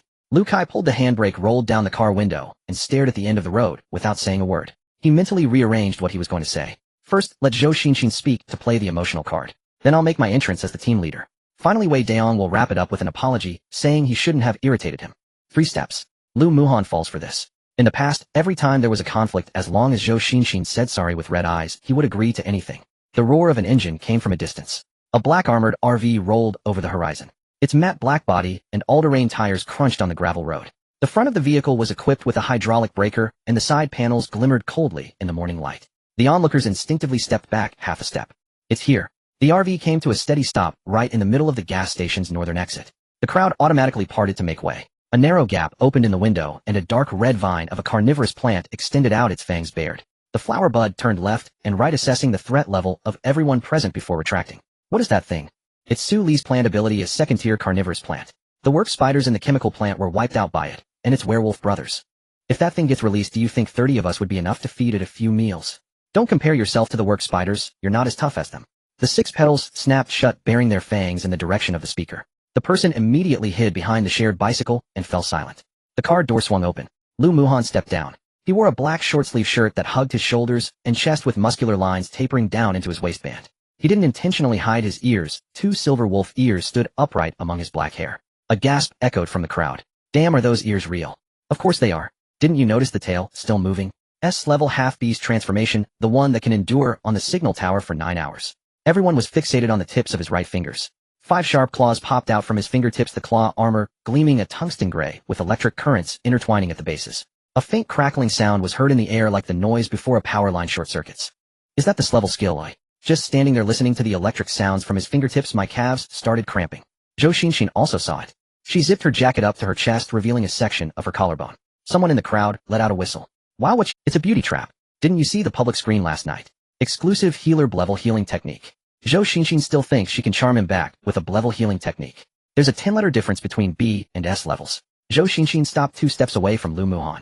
This distance was just right for her to slightly tilt her head back, allowing the light to reflect beautifully in her teary eyes. Muhan, you finally came.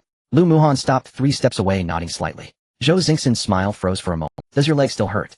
Zhou Xinxin took half a step forward, reaching out to touch his arm. About that incident at the signal tower, I really... Lu Muhan took a step back, clean and decisive. Zhou Xingxin's hand froze in midair. Sister Xinxin, you're Captain Lu's girlfriend, this isn't appropriate. Zhou Xingxin's expression stiffened. The carefully maintained gentleness nearly shattered into pieces. Her lips twitched twice, and she forcefully pulled back her cracking expression. What nonsense are you talking about? Lu Kai and I are just teammates. Oh, Lu Muhan replied. Then he added, so what were you and Lu Kai doing in the back of the pickup the other night? Silence. The entire northern exit of the service station fell silent, leaving only the sound of the wind. Zhou Xinxin's face turned completely pale. Lu Kai stood up straight from beside the pickup, veins bulging on his neck. Wei Daong nearly fell out of the truck bed. Sun Xiao lowered his head to clean his crossbow, his lips pressed into a line. The onlookers erupted. What the hell? What? In the back of the pickup? The other night. Front row. I'm definitely having this gossip. Steel pipe guy leaned over the top of the gas pump, nearly falling down. I knew something was off with this woman. Yesterday she was so sweet on the public screen, and it turns out she's Lu Kai's girlfriend. Her boyfriend is right there, and she's calling another man her exclusive healer. This is exciting. So damn exciting. Zhou Xinxin suddenly turned her head and shouted at the crowd, shut up. She turned back, her eyes red. Muhan, you can't slander me like this. I know you have grievances against the team, but you can't joke. Lu Muhan tilted his head, his wolf ears following suit. Whether it's a joke or not, you can ask Captain Lu. Everyone's gaze turned to Lu Kai. Lu Kai dropped the cigarette he was holding. He bent down to pick it up, and when he looked up again, his face was already ashen. Old Lu, we're here to discuss disbanding today. What do you mean by all this? It means nothing. Lu Muhan wrapped his tail around from behind, flicking the tip lightly. I just wanted to remind Sister Xinxin that I'm a taken man now. Being too close to me might lead to misunderstandings. Another blow. Several players in the front row had already pulled out their panels and started frantically posting messages on the public screen. Handsome as oil emergency broadcast. Emergency broadcast. Service station no. 9 live. Zhou Xinxin's beauty trap failed, and her romantic history was exposed. It turns out she's Lu Kai's girlfriend. A flower with an owner still trying to flirt with another man. Wang Defa, I knew her words on the public screen yesterday were off. Exclusive healer. How ambiguous. And her boyfriend is right next to her. TT little fairy, stop. Sister Xinxin is just caring for her teammate. Lu Muhan is the one overthinking it. Why is he slandering her? A Xing TT little fairy, your Sister Xinxin's face is as white as if it were painted with white paint. Are you sure you want to keep defending her? Steel pipe guy, I'm right here on the scene. Lu Kai's neck veins are about to burst. This gossip is definitely ripe. Su Li leaned against the honeycomb armor of the RV, her arms crossed over her chest. She hadn't spoken throughout, only noticing Lu Muhan's tail swaying leisurely in the air. She felt quite pleased. This silly dog who said he had thought about how to say it yesterday turned out to mean it this way. Old Lu, we've known each other for 3 days. We indeed made a mistake that time at the signal tower. But you can't just dismiss everything from before because of that. When you were in the team, did the team ever shortchange you on crystal cores, fuel, or compressed biscuits? Do you forget who stood behind you in a sea of zombies? Lu Muhan raised his finger. I collected a total of 43 crystal cores, handed in 32, and the team Wei Daong collected 11, handed in 6, and the team allocated him 5. Based on the ratio, I contributed 73, and he contributed 54. You were there during the back protection incident. The zombie wasn't coming for me, it was coming for Wei Daong. I stood in front of Wei Daong, and later you said on the public screen. Sun Xiao fell silent. He hadn't expected Lu Muhan to remember even such details. Every single event, every single bit. Crystal core distribution should consider the weaker teammates. Lu Muhan interrupted him. I demand to get back what I'm owed. He turned to Lu Kai. I've prepared a list. 32 first-tier crystal cores minus the 11 allocated to me by the team and minus the compressed biscuits and water you gave me according to market price. I still owe you 3 first-tier crystal cores. He pulled out 3 pale white crystal cores from his pocket and tossed them onto the pickup truck's hood. Clink, clink, clink. 3 crisp sounds. That clears it. Lu Kai stared at the 3 crystal cores. The cores glimmered a pale white in the sunlight, reflecting in his pupils like 3 nails. Old Lu, are you really going to do this? I still need a level skill book. Strength amplification. That's what I'm entitled to according to the distribution rules. You gave it to Wei Daong. I won't take this one. I'll consider it tuition for leaving the team. Lu Kai's expression was equally grim. Lu Muhan turned the wolf ears forward. All the crystal cores you have are basically from me, including the treasure chests that dropped. According to your distribution principle, I should receive 20 crystal cores, 5 treasure chests, and the supplies you owe me. Hand them over. He produced a debt note. Lu Kai's face darkened like water. Are you sure you want to do this? Wei Daong jumped down from the truck, bed his heels slamming into the ground with a loud bang. holding the angle steel veins bulged on the back of his hand. Fuck you, Lu Muhan. You think you're tough just because you're close, and glass skill is impressive, huh? Lu Muhan extended his hand, opening his fingertips. With a whoosh, 5 gray tungsten claws shot out from his fingertips. 3 energy blades wrapped in electric currents struck the ground half a meter in front of Wei Daong. The asphalt surface was ripped apart, leaving 3 half-meter-long gashes. Debris flew everywhere. The electric current slithered along the cracks, the burnt asphalt smell mingling with the cold wind. Wei Daong stepped back 3 paces, almost dropping the angle steel. The crowd fell silent. Lu Muhan retracted his claws. And glass skill is indeed impressive. If you don't believe it, you can try it yourself. Wei Daong's hand trembled as he gripped the angle steel. His body instinctively feared. When those 3 energy blades came down, his legs went weak, almost buckling at the knees. It was a feeling where every cell in his body screamed, run. He had never felt this terrified, even when chased by zombies. Muhan, this is too much. Lu Kai still wanted to assert his authority as the captain. Lu Muhan simply replied, pay me back. Lu Kai was so furious he nearly exploded. What was wrong with this kid? Why was he so difficult? The onlookers laughed. What a ridiculous team. Honestly, this team is too much. If I had such a powerhouse on my team, I would treat him like a god, and wouldn't dare to bully him like this. And Suli is the best. She directly gives out glass skills. Even an idiot knows how to choose. Zhou Xinxin has no idea where her confidence comes from as she's trying to seduce him without even knowing her own underwear is gone. Zhou Xingxin's face turned red with embarrassment. She prided herself on her charm, usually being the absolute center of the team, and secretly delighted to have Lu Muhan, who was so easy to manipulate. But now this strong dog had become someone else's. She couldn't bear it. Muhan, have you really forgotten all about our bond? She looked pitiful, appearing utterly wronged. She didn't believe her charm couldn't compete with Su Li's. Muhan, I know you're blaming me. That day at the signal tower, we really searched for you for a long time, finding you at around 2 in the morning. We shouted on the team channel until we were hoarse, we only. Her fingertips hadn't even touched his sleeve yet. The wolf claws crackling with electric arcs suddenly blocked the space between them. You can stand there and talk. Zhou Xinxin froze, sensing the killing intent. Had she stepped forward just a bit more, her arm would have been severed. She bit her teeth tightly. Seeing the situation could not be resolved easily, Lu Kai could only gravely say, all right, Lu Muhan, we will repay what we owe you. But our relationship ends here. Lu Muhan turned without looking back. You better hurry, my patience is limited. Su Li had been leaning against the honeycomb armor plate. Are you done? Yeah. The tail shows better when it's out than when it's retracted. Lu Muhan's tail flicked. On the other side of the service station, Lu Kai pocketed 3 crystal cores from the hood and said nothing more. His expression had returned to calm, so calm that it didn't look like someone who had just been kicked out of the team and had their romantic history exposed. Zhou Xinxin stood by the door of the pickup truck, the foundation on her face cracking into a fine pattern due to the wind. Sun Xiao reloaded the crossbow and shouldered it again, whispering to Wei Daong as he passed, get in the car. Wei Daong still glared with the angle steel in hand. Get in the car. The pickup truck's engine roared. The exhaust pipe spewed a puff of black smoke as it turned and drove south. The onlookers were still sending messages on the public screen with lingering feelings. What a ridiculous team, how shameless can they be? The pickup truck left the gas station, and the atmosphere in the truck bed was colder than last night's cold wave. Wei Daong sat in the truck bed munching on compressed biscuits, but threw the biscuit down on the board after just 2 bites. Fuck. Lu Muhan used to not dare to say a word in the team. Now after mingling with that woman for 2 days, he's learned to talk tough. Sun Xiao leaned against the board, the crossbow resting on his knees, remaining silent. Wei Daong imitated Lu Muhan's tone, his voice rising several pitches. Disgusting.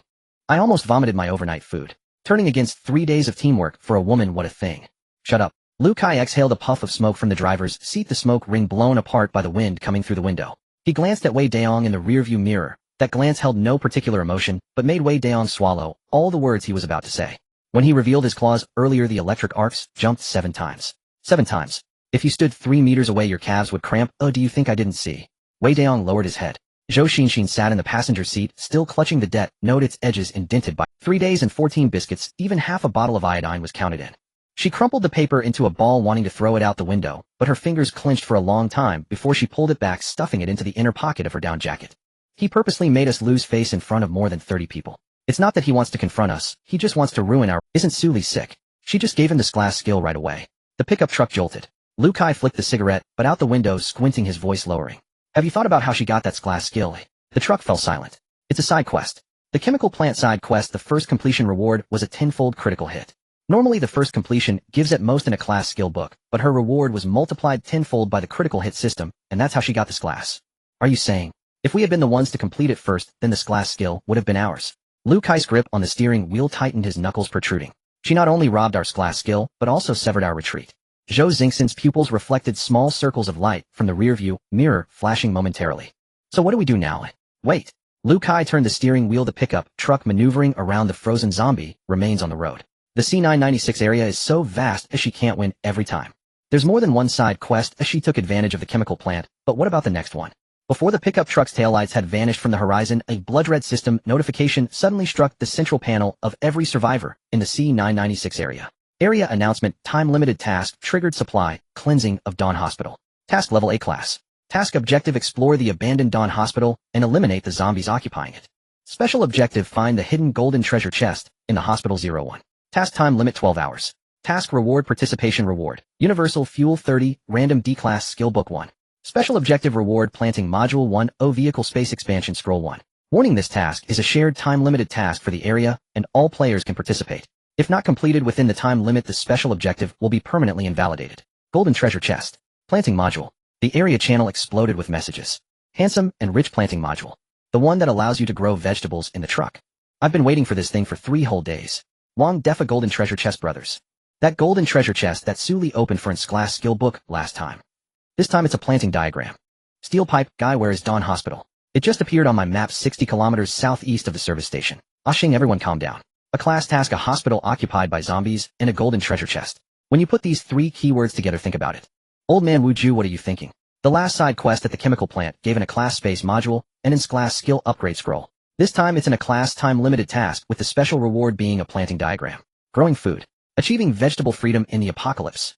Low-key tycoon, what's the configuration of the zombies in the hospital? Is there any intel?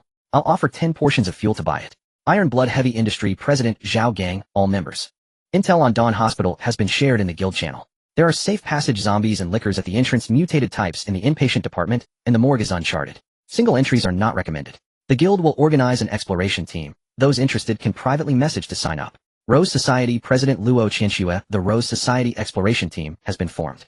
There will be a class healer accompanying who female players are welcome to join. Domineering Alliance Vice President Chen Feng President Zhao Tianba will personally lead the team with level 2 vehicles and heavy firepower. Anyone wanting to hitch a ride should sign up with Universal Fuel. Wolf Guild Anonymous. The statement of the guild player has been reported multiple times and is not displayed. Suli turned the panel screen towards Lu Muhan. Planting diagram, the module that allows growing vegetables in greenhouses. Lu Muhan's gaze lingered on the words planting diagram for a few seconds. Do you want it? Of course. Suli closed the panel. Fresh vegetables, tomatoes, cucumbers, lettuce. Those things are hard currency in the post-apocalypse. A single lettuce could be exchanged for 3 first-tier crystal cores. She stepped on the gas pedal. I must get that planting diagram. Lu Muhan turned the wolf ears forward. Alright, you want it? Suli nodded. Dawn Hospital is one of the most famous dungeons in the C996 area. But it's also extreme. The first floor's clinic hall has a mix of safe passage zombies and ordinary zombies. The second floor pharmacy has liquor zombies that can climb walls. There are mutated types on the 3rd floor and above in the inpatient department. The morgue is on the basement level, or what's inside. In his past life, this task was completed by someone. But the people who completed it never came out alive. The team only brought back 1 planting diagram. 3 days after bringing it back, that batch of people all died from an unknown infection. Their wounds turned black, their skin rotted to mush, and their SAN value dropped to 0 within 3 hours. They were still smiling before they died. Suli leaned against the passenger seat, her gaze fixed on the rearview mirror. Some said it was zombie poison. Others said it triggered a trap in the morgue. Some old players had also mentioned on the public screen that there was a not quit dead mutant in the morgue. Its attacks don't deal physical damage, but directly deduct SAN value. That hospital has something strange. Follow my command when we get there. 60 kilometers away on another road, Lu Kai showed the panel to everyone.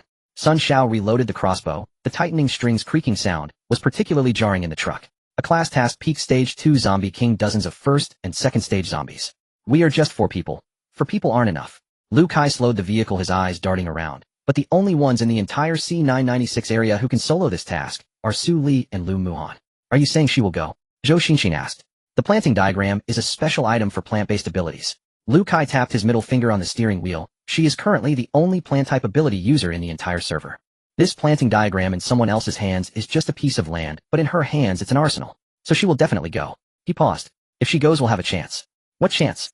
To steal the treasure chest. Lu Kai lit another cigarette. There are many zombies in the hospital. Even if she can fight, it will take her time. We can sneak around to the back and steal the silver treasure chest while she's battling the zombie king. Zhou Xinxin pulled out the crumpled debt note from her inner pocket. There's only 1 treasure chest. She wants the planting diagram, and we want the skill book and space module. There's no conflict. No conflict. Lu Kai exhaled smoke, his tone casual. But what if we run into each other in the building? Zombies don't have eyes, who knows what? The truck fell silent for a few seconds. Sun Xiao chuckled. Let's lure a few second-stage zombies toward her. After all, the hospital is full of those things. Lu Kai stepped on the gas, the pickup truck accelerating toward Dawn Hospital. An armored RV sat at an abandoned gas station about a li from Shuguang Hospital. Su Li stared through the windshield at the drab building in the distance. 6 stories high, its exterior crawled with withered ivy, most windows lay shattered, and several still belched black smoke. The air reeked of death. Inside, the zombies were so numerous that the rot-coagulated stench had formed a visible black haze seeping from the broken panes. The glass revolving door at the main entrance lay in ruins. Shards of glass heaped on the steps frozen into icy clumps. The neon above the doorframe hung half torn away, the hospital's signage had been mutilated. Su Li pushed open the passenger door. A carnivorous bloom thrust its floral disc from the roof's mounting channel. 2 dark red petals peeled apart, revealing rows of fine fangs. A sunflower leapt from the dashboard into Su Li's coat pocket, its photosynthetic gold seeping along her collar. A canna lily remained in the RV, folding its leaves and entering dormancy. Its healing radius was limited by distance and useless inside the hospital. Lu Muhan stepped up to Su Li. How do we move? First floor outpatient hall. About 16 or 17 zombies in the corridor. You take the left, I take the right. And the liquor? The second floor pharmacy. I'll draw it out, you hold the doorway. When it drops from the ceiling, its frontal defenses are weakest. Lu Muhan produced his claws, tungsten gray blades flashed cold in the morning light. The thing in the morgue. Save it for last. Clear the upper floors first. They agreed and slipped inside. The outpatient hall was dim, littered with blood and overturned waiting chairs. A dozen corridor zombies turned their heads in unison. Pale eyes rolled once in their sockets, then they hissed and lunged. The carnivorous bloom catapulted from behind Su Li, its vines snapped, taut fangs parted, and it bit clean through the skull of the lead zombie. Lu Muhan cut in from the left. 5 claws scored, 3 necks. The first stroke pierced the second, tore the third, sent sparks like lightning. All 3 heads exploded at once, black ichor splattering half a wall. The sunflower pushed its disc from Su Li's pocket, photosynthetic light illuminating her fingertips. She sprang off a zombie's spine, drove her axe gun into another's mouth, and pulled the trigger. Bang! The entire skull shattered to pulp, black blood spraying wild. Though Su Li specialized in support, and was only level 3, her individual strength equaled that of 10 adult men. In under 4 minutes the first floor was clear. On the second floor, Su Li crouched at the pharmacy door and peered into the shelves lay overturned, the floor strewn with broken bottles and dried medicine. Dark shapes hung inverted from the ceiling, slowly turning their heads to gauge the intruder's weight. She tossed a shard of glass into the room. Clink! A shadow leapt from the ceiling. It was a liquor, joints bent the wrong way, fingers thin as needles squealing as they scraped the wrecked fluorescent tubes. Su Li slipped aside from its pounce and pressed the axe gun to its chest. Bang! Its thoracic bone density far exceeded a first-tier zombie. The bullet lodged in the sternum, smoking white. The liquor shrieked and sprang up, limbs folded as it climbed the wall and hung from the ceiling to lunge at Su Li. Lu Muhan surged forward from the pharmacy doorway. Magic wrapped his claws and thunder lanced into the liquor's back, cutting through spine, thorax, and neck. 3 chi blades burst from the wound, tearing the creature in 2. Black blood splattered onto the broken light tubes and dripped down. Su Li slid the axe gun back at her hip. That was cleaner than at the service station. Power amplification stacked 3 layers. Lu Muhan sheathed his claws, faint currents still crackling at his fingertips. The third floor housed the inpatient ward, mutated zombies. The fourth floor held the operating rooms, the mutated leader. The 2 of them plus a carnivorous bloom and a sunflower fought upwards, sweeping each floor clear. An hour and change later, Su Li stood before the fourth floor operating room and ejected the last round from her axe gun to swap in a fresh magazine. Many chests had been cracked open, mostly wooden or iron. The golden chest should be in the underground morgue, Lu Muhan said, wiping black blood from his trousers. His black t-shirt bore 3 rips from the liquor's claws, exposing recently healing muscle and faint white scars. But how do you intend to deal with whatever's in the morgue? We'll see. Su Li pushed aside the iron door. The refrigeration had long since failed. Still, a breath colder than the corridor washed over them. The stench of formalin rot and old coagulated blood mingled into a sour reek that churned the stomach even through masks. Emergency lights along the aisle flickered. Su Li stepped into the morgue. On the central slab sat a chest half the height. The chest's surface bristled with reliefs, rotting arms reaching from its seams, fingertips clutching a sheaf of still dripping stocks. A placard read golden chest, planting layout module. Beside the chest crouched a figure. Or rather, that thing had once been human. Great skin clung to bone. Empty eye sockets held only 2 slow-rotating gray mists. Its limbs folded against the stainless slab head. It simply crouched there watching. Su Li's hand rested on the axagon's grip, unmoving. Lu Muhan flashed his claws. His wolf ears stood at attention. He caught a strange scent, sickly sweet like too many petals steeped in formalin. The thing continued to stare. Human words scraped from its throat like nails on frosted glass. It's been so long. No. Visitors. Eerie and wrong. A talking zombie. A sane person would run. Su Li squeezed the trigger. Bang. The bullet passed through its skull. Gray mist poured from the rupture, and in a few breaths the hole sealed, as if nothing had happened. The figure remained crouched, head tilted like a scolding child. In a hurry. Su Li did not wait for the sentence to finish. She emptied a burst. 3 rounds punched through its chest, gray mist surged out, and sealed again, leaving no trace. Physical attacks are useless. Lu Muhan flanked from the left. His claws bit into its neck. 3 chi blades detonated from the wound. The gray mist billowed. The thing finally reacted. It rotated its head a full 180 degrees, aiming its two gray mists at Lu Muhan. His sand value panel flashed wildly 98, 95, 89, 82. He clapped a hand to his forehead and took a half step back. Unfamiliar voices flooded his mind. Screams, laughter, the sound of bone being chewed. Don't look into its eyes. Suli grabbed his collar and pulled him back. Its attack works through visual contact. Stare for more than 5 seconds, and your sand value drops. Lu Muhan averted his gaze, lowered his eyelids, and steadied his breath. His sand value froze at 82. You alright? Headache. Still can fight. Footsteps sounded outside the morgue. For figures filled the doorway: Zhou Xinxin, Lu Kai, Wei Daong, and Sun Xiao. Zhou Xinxin held a small round shield, whose face reflected a pale blue light. Wei Daong carried a slab of iron door, likely pried from the stairwell. Sun Xiao leveled a crossbow toward the slab, eyes fixed on the misting figure, his atoms apple-bobbed once. Zhou Xinxin raised her shield high and addressed Lu Muhan. Muhan, we passed the area notice and guessed you'd come. This is the morgue mutation. You can take one hit, but not a second. She held out a hand. Join us. We'll fight together. I have healing and a protective shield. Lu Muhan ignored her, flicked the lingering mutterings from his mind, his fingertips hissing with electricity. Lu Kai spoke with the tone of someone who'd seen it all. Old Lu listened to Xinxin.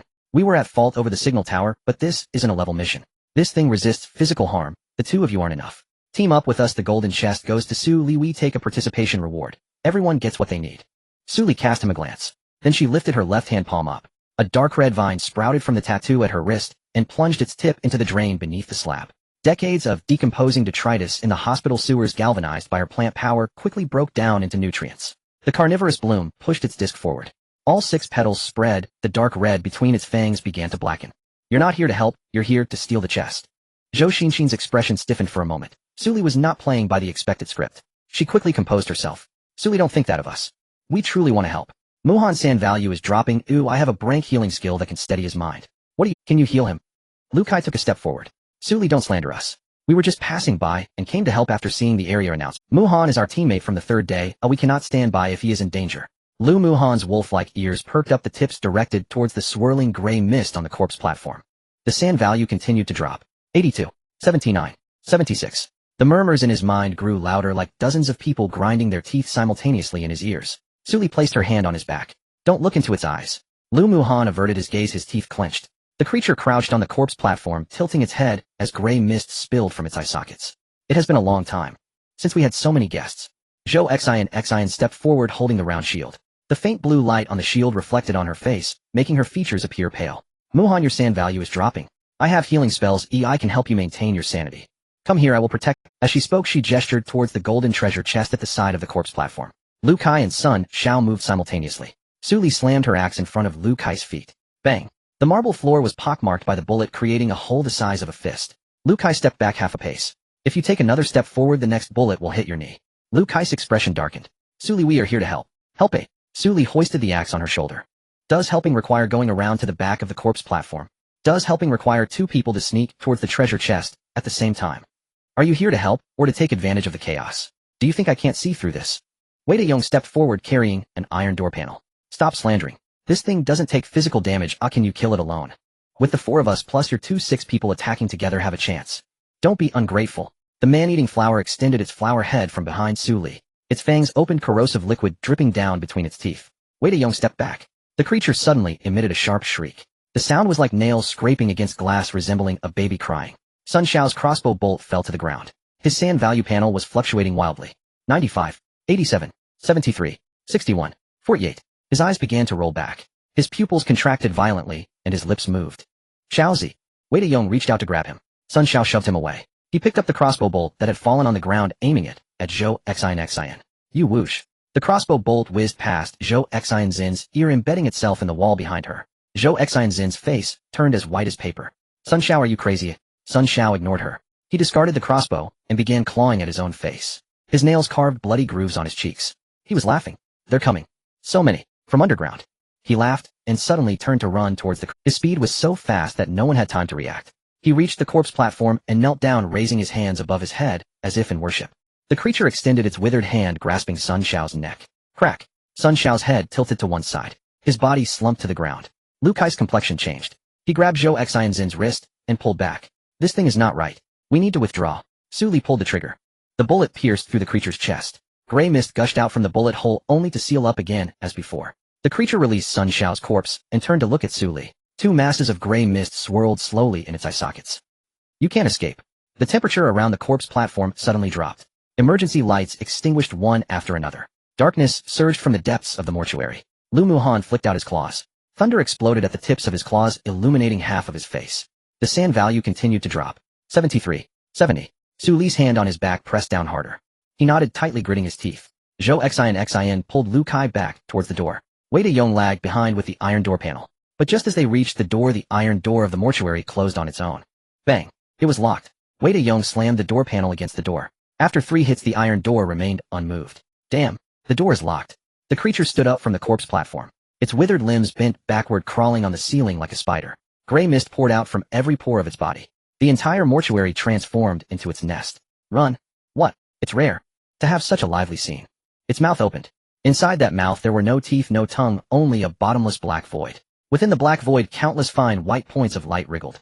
Lu Muhan's sand value dropped again. 67. 64. 60. He knelt on one knee, his claws digging into the ground to support his body. The voices in his head were no longer grinding their teeth. They were screaming. Su Li slid the axe back into her waist. She did not step back. She stepped forward, standing in front of Lu Muhan. Your mouth sure can chatter. A sunflower sprang out from her pocket.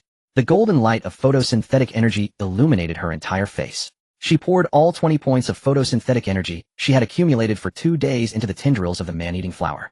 The man-eating flower emitted a scream that tore through the air. All 6 petals opened, its fangs shifting from dark red to pitch black. Corrosive liquid splattered. The dark green corrosive liquid splashed onto the creature's back, causing it to emit an even sharper cry than before. The pipes began to tremble. The exhaust fan began to spin on its own. Emergency lights lit up again, bathing the entire mortuary in a ghastly white light. Bang, bang, bang, bang, bang.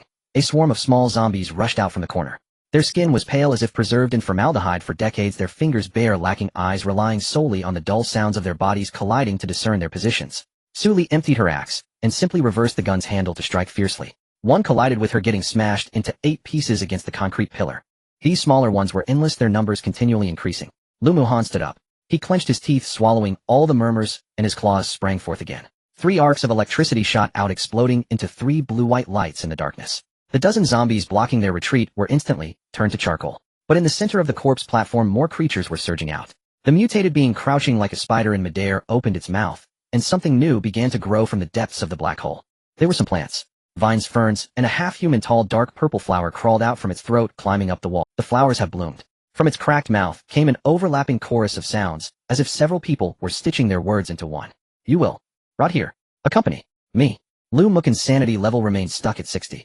The wolf's ears stood upright, the tips quivering slightly. It is growing. Su Li stared at the dim purple flower bud that flickered within the gray mist. No, it is blooming. The sunflower peeked out from Su Li's pocket. The golden light of photosynthetic energy brightened at her fingertips, reflecting her slightly furrowed brows. That thing hatched a plant. Plant-type abilities countering plant-type abilities. This match had its casualties. Su Li pressed her right hand against the carnivorous plant's vine, withdrawing the already empty gun from her lower back, and smashed the bud against the head of a small zombie sneaking up from the side. Black blood splattered onto her sleeve. She did not wipe it away. Zhou Xinxin huddled by the iron gate, her round shield raised in front of her, hands trembling. The golden treasure chest is beneath the morgue table. You now have 2 choices. First, join forces with us to slay this thing. Second, you can continue to cower at the door and wait for it to devour us, then go for it yourself. But I must remind you, Su Li smashed another zombie with her gun butt. This thing is growth-oriented. For every person it consumes, another plant will sprout within its belly. Are you sure you can outrun it? Zhou Xingxin's hand gripping the shield turned taut, with veins bulging. She wanted to, but she looked at the now-closed morgue door, at the corpse of Sun Shao lying on the ground, then at the corpse master from which the vines were spewing out like a black hole. She said nothing. Lu Kai pulled Zhou Xinxin behind him and pulled out 2 grenades from his waist. First attack. He threw the grenades into the pile of small zombies. 2 explosions echoed. Chunks of flesh flew, temporarily clearing a space. Wei Dayong pushed forward with an iron door panel, squashing several straggling zombies into patties. But he couldn't stop the increasing number of plants surging from the center of the morgue table. The dark purple flower buds began to tremble, and with each tremor the closest wall shed another layer of crumbling cement, the area of corrosion continuing to expand. Suddenly the iron door of the morgue was split open from the outside. The door panel flew out, crashing against the opposite wall, shattering into 4 pieces. At the entrance stood a man like a steel tower. Over 9 meters tall, bare-chested, with a dripping blood axe tattoo on his chest. He held a fire axe that was half his height, still smeared with the remnants of zombie flesh. Zhao Gang, the president of Iron Blood Heavy Industries. Zhao Gang strode in, swinging the axe and sweeping away an entire row of zombies in front of him. Behind him followed 6 people, all dressed in matching uniforms, wielding an array of weapons from crowbars to chainsaws. Zhao Gang glanced at the monstrous entity in the center of the morgue table that was still spewing flowers. What the hell is this thing? A peak second-tier corpse king. Su Li sheathed her axe. It has mastered a set of physical attacks are ineffective and close combat risks being bitten, draining sanity quickly, making it difficult to handle. Zhao Gang looked at Su Li. You are Su Li. Yes. That's strength skill. Not mine his. Su Li nodded towards Lu Muchan. Lu Muchan drove his claw into the nape of a mutated being, arcs of electricity, crackling, sending the corpse flying. Zhao Gang had seen him clear monsters by the elevator shaft, and didn't waste any more words. How do we fight? You hold off the smaller ones, and I will take on the main body with Lu Muchan, Su Li instructed. Zhao Gang nodded. More people rushed in from the staircase. It was a woman in a white lab coat, followed by 4 armed girls, all with fire-type abilities. Rose Society Lu. Zhao Gang turned to her, sweat covering his face. Weren't you supposed to be guarding the courtyard against the surrounding zombie tide? How did you get in? The surrounding zombies suddenly turned and rushed inside. Someone just blasted the brain of the devourer downstairs, but it also attracted at least 200 straggling zombies. By the time your door was sealed by the vines, the way downstairs was already blocked. Luo Qinxue turned to Su Li. You are Su Li. I am Luo Qinxue, president of the Rose Society. Your deeds are well known in the C996 area. I brought a brank healer and a fire team to assist you. Zhao Gang hacked apart a spore that sprayed towards him. No need for pleasantries, there's a reckless fool who came along too. Another series of footsteps thundered down the stairs. A man in tattered jacket jumped around the corner, holding a modified harpoon gun, electric arcs crackling around him. Dominion Alliance Chen Feng. President Zhao Tianba sent me to provide support. This is our first encounter with a growth-type boss specimen in an rank mission, and the Dominion Alliance does not charge a toll. We will assist for free. 3 vehicle teams, dozens of people completely blocked the entrance to the morgue. Zhou Xinxin retreated to the corner, her expression extremely complicated. She glanced at the golden treasure chest beneath the morgue table, then at the players pouring in. She said nothing. Lu Kai wiped the dirt from his face. With so many people, we can discuss the treasure chest later. Let's fight first. Zhao Gang hoisted the fire axe onto his shoulder. Su Li, you lead. You two were the first to engage with this thing, so you are clear on its weaknesses. Su Li took the sunflower from her pocket and placed it on Lu Mukin's shoulder. The golden light of photosynthetic energy flowed down his shoulder, raising his sanity from 60 to 65. This thing does not rely on sight to find people. It senses sanity. Whoever has lower sanity, it will target. Zhao Gang, you take a group to clear the small ones. Do not let them approach the center of the morgue table. Luo Qinxue, your fire team, will suppress its vines from the left and right sides. When it spits flowers, the buds will tremble, and after 3 tremors it will bloom. Once it blooms, it will release toxins. Burn it after the 2nd tremor. Chen Feng, you provide rear support. When it opens its mouth, shoot into the hole. That should be. Lu Muchan, you will engage it Hedon. Its mental attacks are more effective against those with lower sanity, but you just withstood its shriek, so you should have temporary resistance. Lu Muchan deflected the claw blades. 3 arcs of electricity struck into the gap at its collarbone. The gray mist had not yet had a chance to seal, and the arcs had already burrowed in half an inch. The stench of burnt flesh immediately filled the air. The creature trembled slightly. It was not in pain, but in excitement. It opened its mouth. From the depths of the black hole sprouted a new dark purple flower bud. But before the bud could tremble even once, Su Li shouted, Luo Qinxue. Flames erupted simultaneously from both sides of the corridor, incinerating the unopened flower into ash. Zhao Gang slashed through a row of zombies. This is just too fragile. Not fragile. Su Li focused on the humanoid figure writhing madly in the gray mist. It won't take action until it wears us down to exhaustion. It wants to exhaust us. The battle reached a stalemate. The people from Iron Blood Heavy Industry hacked the fire axe into the pile of zombies surrounding the mortuary. Zhao Gang, with several wounds, bleeding black blood on his bare shoulders, retreated to the back to wrap bandages before charging back in. The flame team of the Rose Society gradually narrowed the spread of the vines with walls of fire on both sides. However, the fuel consumption was too great, and sweat dripped down Luo Qianxue's forehead. Clutching the healing staff, she ran back and forth behind the fire wall, immediately cauterizing the wounds of any team member sprayed in the face by spores. The people from the Overlord Alliance were loading crossbow bolts in the back. Chen Feng was firing each cooled shot into the black hole at the creature's throat, but nothing that went in ever came out again. Lu Muhan had stacked his power amplification to 5 layers, and his wolf ears buzzed with a sharp shriek. With each claw strike, arcs of electricity tore open hand-sized gaps in the gray mist. The gaps healed before he could make a second strike. But what was revealed inside those gaps made Su Li see clearly. There was a core inside that creature's belly. The true heart was not behind those humanoid gray mists, but at the bottom of the black hole, a blood-red bud that had yet to bloom. Su Li mobilized her mental power to inject it into the man-eating flower's vines, weaving 3 rows of fangs in front. The sunflower continuously infused photosynthetic energy into the vines, maintaining every rhythm to prevent any vine from branching out towards Lu Muan. However, her mental power was running low after 40 minutes of intense command, and her temples pulsed. Zhao Gang was also nearing his limit. Wang Sheng's scapula had been corroded by spores, and he retreated to the wall, gritting his teeth as Luo Qinxue cauterized the wound. Without healing abilities, cauterizing the wound was the only way he could stop the bleeding. Su Li, you have to hurry. Su Li pressed her temples. Breaking through this layer of gray mist defense required stronger, close-range firepower. This thing couldn't be handled with conventional methods, something more severe was necessary. Suddenly, 3 notifications popped up on the system panel. SS-level talent mechanical modification upgraded to LV. New ability unlocked battlefield reconstruction consuming mental power to temporarily restructure equipped weapon structures and ammunition types during combat. Reconstruction effects are influenced by material quality and mental power limits. Detected host mental power at 43 points. Reconstruction limit is a grade antimatter ammunition currently able to reconstruct a maximum of 3 rounds. For every 10 points of mental power increase ammunition level can be reconstructed by 1 tier. Antimatter potion. Just in time. Initiate mechanical modification. She injected all of the remaining 187 sets of scrap metal, 120 units of special steel, and the remaining crystal cores into the vehicle's roof mounting point simultaneously.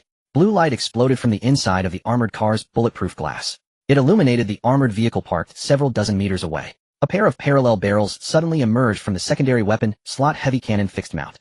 Antimatter explosive round, a grade explosion radius of 3 meters with penetrating armor effects against second-tier mutated entities. Ammunition stock 33. Su Li threw the man-eating flower vines out of the window to wrap around the cannon body, forcibly pulling the several hundred pounds of grenade launcher from the roof into the mortuary. Zhao Gang and Wang Sheng turned pale. What the hell is that? Su Li actually had this kind of heavy-duty gear hidden. Su Li wedged the cannon mount into the windowsill, loaded the antimatter explosive round into the cannon, and aimed at the target locked in the center of the gray mist. Everyone get back. She pulled the trigger. The antimatter warhead shattered through the gray mist, and all sound vanished at the same time. It was the high-density explosion compressing the air to the point where hearing couldn't react. Everyone hurriedly covered their heads to avoid. A dark green light exploded above the mortuary. The gray mist was torn in half, and the dark purple buds and vines vaporized under the power of the explosive round, leaving not even ashes behind. Everyone was stunned. This thing is too fierce. If it aimed at me with a burst, how could I survive? Luo Qinxue said speechlessly, are you two even worth Su Li using this against? That creature was exposed. A withered humanoid curled up on the mortuary with a perforated hole in its chest, revealing a blood-red bud floating inside its thoracic cavity. The bud was still alive. It contracted and expanded like a heart, and with each contraction it expelled a large amount of fresh spores. Lu Muhan leaped in with his claws extended.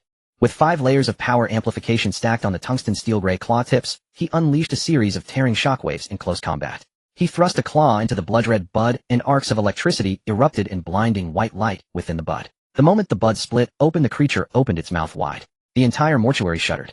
Zhao Gang smashed the last zombie with an axe, his head and face splattered with black blood. He turned to see the creature's shell peeling away like fragments of paper on the mortuary. His expression was grim. The eerie and terrifying nature of this creature surpassed everyone's expectations. Even so, it still hadn't died. Is it dead? Su Li's gaze shifted from the mortuary to the corner.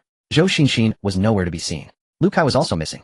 The golden treasure chest under the mortuary was gone as well. In the corridor, Zhou Xinxin was running towards the staircase with the golden treasure chest, her white down jacket already smeared with gray and black. Lu Kai followed behind her, glancing back to see if any zombies were chasing them. As they passed the corner of the first-floor pharmacy, a hand reached out from the gap in the door and grabbed Zhou Xingxin's ankle. It was not a human hand. The skin was grayish-white, the nails curled like vines, and a half-dark purple petal was embedded in the center of the palm. The fragments torn apart by the antimatter round reassembled into tentacles capable of sensing living beings. Lu Kai turned around, and upon seeing that hand, drew out his back knife and slashed at the wrist. The hand was severed. But where it was cut, there was no blood, only an endless stream of fine spores that splattered all over Lu Kai's face. Lu Kai stumbled back and collided against the wall, the focus in his pupils beginning to scatter. The speed at which the spores penetrated his scalp was much faster than the rate at which his sanity was dropping. Zhou Xinxin looked back at him, and Lu Kai already had several thin, dark purple tendrils growing from his eye sockets, crawling across his cheeks like insect silk. Help me. Zhou Xinxin hugged the treasure chest, taking a step back, then another step. You're right, the treasure chest is out. Lu Kai let out a sound from his throat that was not human. It lasted only a moment before he collapsed, his posture rising like those little zombies crawling by the mortuary. Zhou Xinxin turned and ran wildly towards the stairwell. As she exited the stairwell, several purple spots had already appeared on her arms. The embossed design on the treasure chest pressed deep into her flesh. She ran out of the hospital's main entrance, leaping through the shattered glass door, stumbling on the gravel, with the thick gold plate in her arms leaking something drop by drop. She reached the side of the armored vehicle, her fingers touched the chest lid, and she popped open the lock. The treasure chest was empty. Empty. The decay began at the gaps of her nails. The skin slowly developed a layer of white frost along the edges of the nail. There was only one line of text on the note. The director said that thing cannot die. Zhou Xingxin's fingers froze in midair. Then she looked down and saw her fingers rotting. The decay began at the gaps of her nails. The skin slowly developed a layer of white frost along the edges of the nails, wrinkling, as if aging rubber glue came into contact with alcohol. No. No. No. She screamed as she dug at the expanding black spots on the back of her hand, her nails carving bloody grooves into her skin. The black spots instead grew faster and faster, surging towards her wrists. She knelt on the gravel, throwing the treasure. The chest rolled several times, and came to a tilted stop by a puddle. The empty note was stained with mud as she slumped beside the vehicle, her rotting fingers clutching her reflection on the bulletproof glass. No one opened the door. Inside was only a canna quietly unfurling its purifying petals. As her reflection shattered, she took her last breath, and the note in her hand was flipped by the wind. The back of the note had a line from the medical history form rewritten with a steel pen. Immediate incineration is recommended. Bang! The two anti-gravity bullets struck, and the zombie fell completely still. He fixed his gaze on the shattered shell on the corpse table, licking his parched lips. Is it dead this time?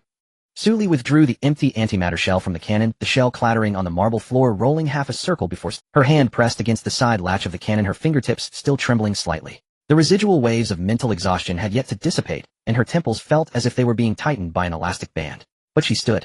It's dead. Lu Muhan retracted his claws. The fivefold power enhancement dissipated in an instant, and the soreness in his muscles surged back. He knelt on one knee for 2 seconds to catch his breath, his wolf ears twitching forward, confirming that the creature's aura had completely vanished before standing up. The burly leader wiped the bloodstains from his face, staring at the lingering gray mist on the corpse table for a long time. What the hell is that thing? It can talk. Bloom is immune to physical attacks, and can even absorb sand value. Everyone broke into a cold sweat. If it weren't for Sully this time, or if any of their teams had come, the result would have likely been total annihilation. That thing is terrifying. Sully locked the cannon latch again, and took out a sunflower from her pocket, placing it on the cannon. The sunflower's petals had wilted somewhat, and its light core faded from deep gold to pale yellow with only the last 3 points of photonic energy remaining. It obediently chased the twilight seeping in through the window, spinning around twice, injecting the last bit of weak energy into the carnivorous flower on Sully's wrist. The carnivorous flower shrank back to the size of a fist, the dark blood still lingering on its fangs, curling gently in the position of her thumb, gently rubbing against it. It was quite exhausted today. The members of the Rose Society circled around the morgue to count the casualties. Luo Qinshue shouted at the door, "There's a corpse here." It was Sun Shao.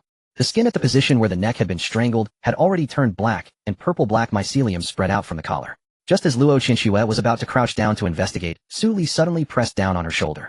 "Don't touch it, the spores aren't dead yet." Luo Qinshue immediately retreated, swinging her flaming staff forward, a circle of pale, golden purification flames burning past, incinerating the mycelium, in the air within half a meter of the corpse. After the flames extinguished, the corpse remained, but the spores had stopped emerging. At the eastern end of the corridor, the burnt mycelium was still smoking. Several team members went around and discovered the iron door panel that Wei Daong was carrying. The door panel was overturned in the corner, with a corpse pinned underneath. Wei Daong's neck was pierced, and the dark purple rootlets emerging from the wound crawled across his cheeks, his expression frozen between terror and pain. He had snatched how many door panels along the way to block how many zombies, yet in the end, he couldn't stop a vine as thick as a finger from piercing his neck. Further outside at the corner of the stairs, Lu Kai lay against the wall. His limbs were bent backward against the wall, just like that creature squatting on the corpse table. Chun Feng arrived at the morgue door with his harpoon gun. "Is someone chasing from the stairwell?" "I was just clearing the last wave in the corridor." He saw Lu Kai's corpse and swallowed the latter part of his sentence. "Who is this person?" "The team leader of the convoy," Lu Muhan replied. Chun Feng frowned. "How did he die here?" Sully hung the axe gun back at her waist. "He could have survived. If someone had pulled him back or given him a quick death, he could have lived." "Where are his brothers?" Sully remained silent, her gaze sweeping across the empty base of the corpse table. Chun Feng followed her gaze and immediately understood. "Where's the box?" "It was taken away." "By whom?" "Zhou Xinxin." Luo Qinshue, who was originally counting the casualties, immediately looked up upon hearing that name. "It's her again." Sully paused for a second at the entrance of the morgue. She shouldn't have run far. Outside the hospital gate, Luo Qiangshu's fire team found the tire tracks of the pickup truck on the outskirts, extending less than 500 meters along the main road before veering off into a patch of abandoned farmland. In the center of the farmland, a pickup truck lay on its side, its doors wide open, and no one in the driver's seat. Next to the puddle lay an opened golden treasure chest. The chest was empty. Near the handle of the golden chest there were several pieces of rotting skin tissue, and ashes like torn paper floated in the reflection of the puddle. The paper was flipped over by the wind, the last line of the medical record written over in pen, still visible. "Suggest you." By the edge of the puddle curled a person. It was Zhou Xinxin, her limbs bent back against the ground, fingers rotting down to the bone, her right cheek pressed against the gravel. In her last moments, her right hand stretched forward with all its might. Yet she ultimately couldn't reach the box, or anything else collapsing here, to breathe her last. Completely dead. Sully crouched down to drag the golden chest from the edge of the puddle to check the compartment. Inside the compartment's plush lining was a hidden latch sealing a dark green module chip. The surface of the module was engraved with several lines of fine inscriptions, and as sunlight hit it, the inscriptions began to spontaneously rotate and transform, forming frames of pale blue diagrams floating in midair. Layout of light collection in the cultivation room, irrigation pipe path, planting soil, fertility, circulation nodes. The golden treasure chest was merely a shell. The real planting diagram module had been hidden in the compartment all along. She tucked the module into the inner pocket of her coat and turned back. Twilight pressed over from the end of the fields. The armored vehicle's high beams pierced through the gray-blue sky, illuminating the bloodied survivors standing at the hospital entrance paying her their respects. Zhao Gang stood on the steps, his fire axe resting at his feet. "Sully, did you get the goods?" "I got them." Zhao Gang fell silent for a moment, and when he spoke again his throat felt a bit tight. "Just now our Vice President Wang Sheng was counting. He said that without you at least half of the iron blood heavy industry team would have perished on this trip. I owe you a life." Sully wiped the dust off the cannon. "No need to make it sound so serious." Zhao Gang stepped down the steps. "It's not just everyone wants to grab the first completion of an A-level mission, but today you single-handedly took down the mutated leader on the 4th floor. We just helped you clear some minor monsters in the morgue. The things that belong to you, take them." This time the hospital also yielded 2 silver treasure chests and 5 iron treasure chests all piled up in the 1st floor outpatient hall. Sully turned to look at him. "You don't want them?" "I only take the iron treasure chests. The repair tool schematics are exactly what our iron blood heavy industry needs." He lifted the fire axe from the steps and rested it on his shoulder. "The silver treasure chest is yours." In the hall, Chen Feng also stood up. "The Overlord Alliance, Chen Feng. I just reported to the president. He said you set up 2 lines of defense that even we couldn't breach a silver treasure chest as a token of respect." Luo Qinshua leaned her healing staff against her shoulder, smiling at Sully. "The Rose Society doesn't have so many twists and turns. We saved 4 teammates, so we owe you a favor. The silver treasure chest belongs to you." Sully detached the empty magazine containing antimatter explosive rounds and walked towards the armored vehicle. "Alright, I'll accept it. If you need anything in the future, just find me on the public screen."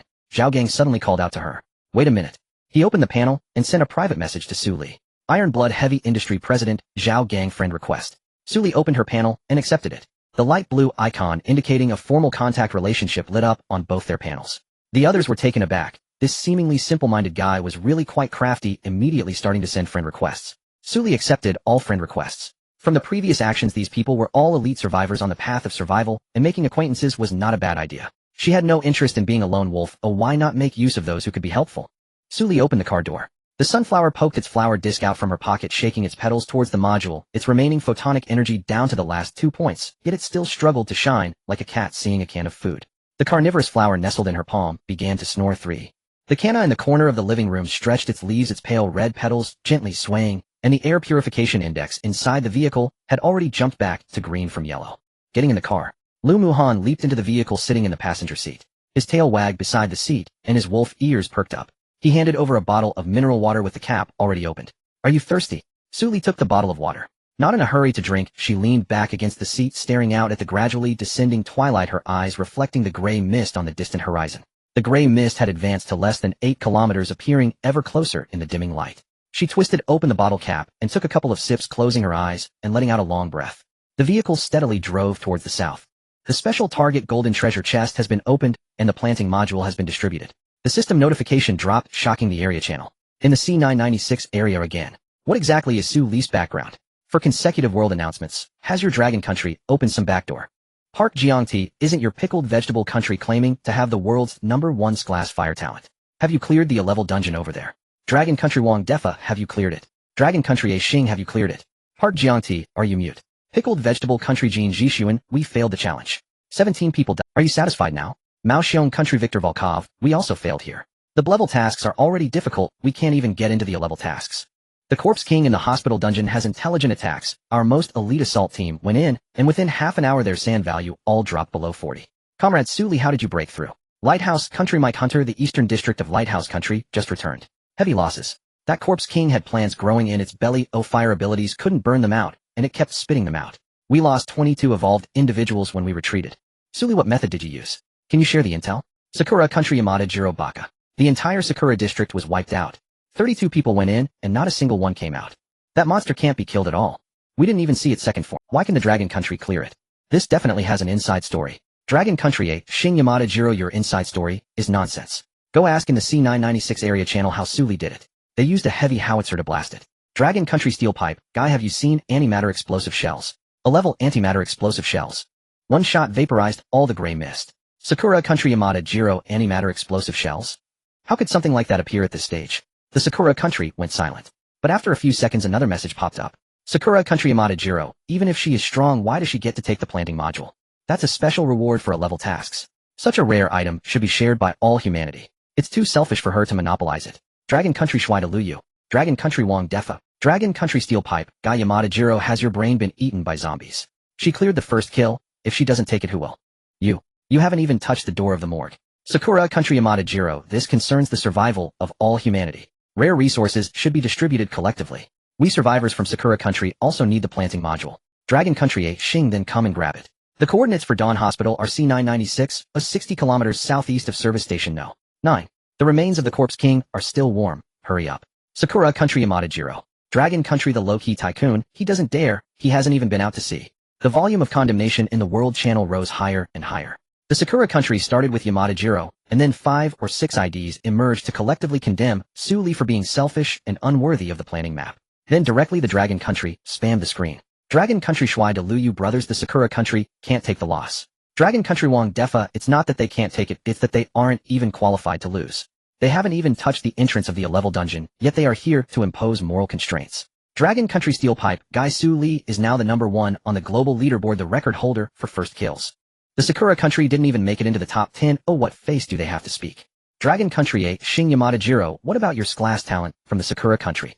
Bring them out for a stroll. Dragon Country Old Man Wu Ju, don't ask. Their class talent was bitten by a zombie and lost an arm in a level task. They are still recuperating. The Sakura Country fell completely silent. The last message was 3 ellipses sent by Yamada-jiro. The world channel started to spam different content, but the message volume in the C996 area channel surged.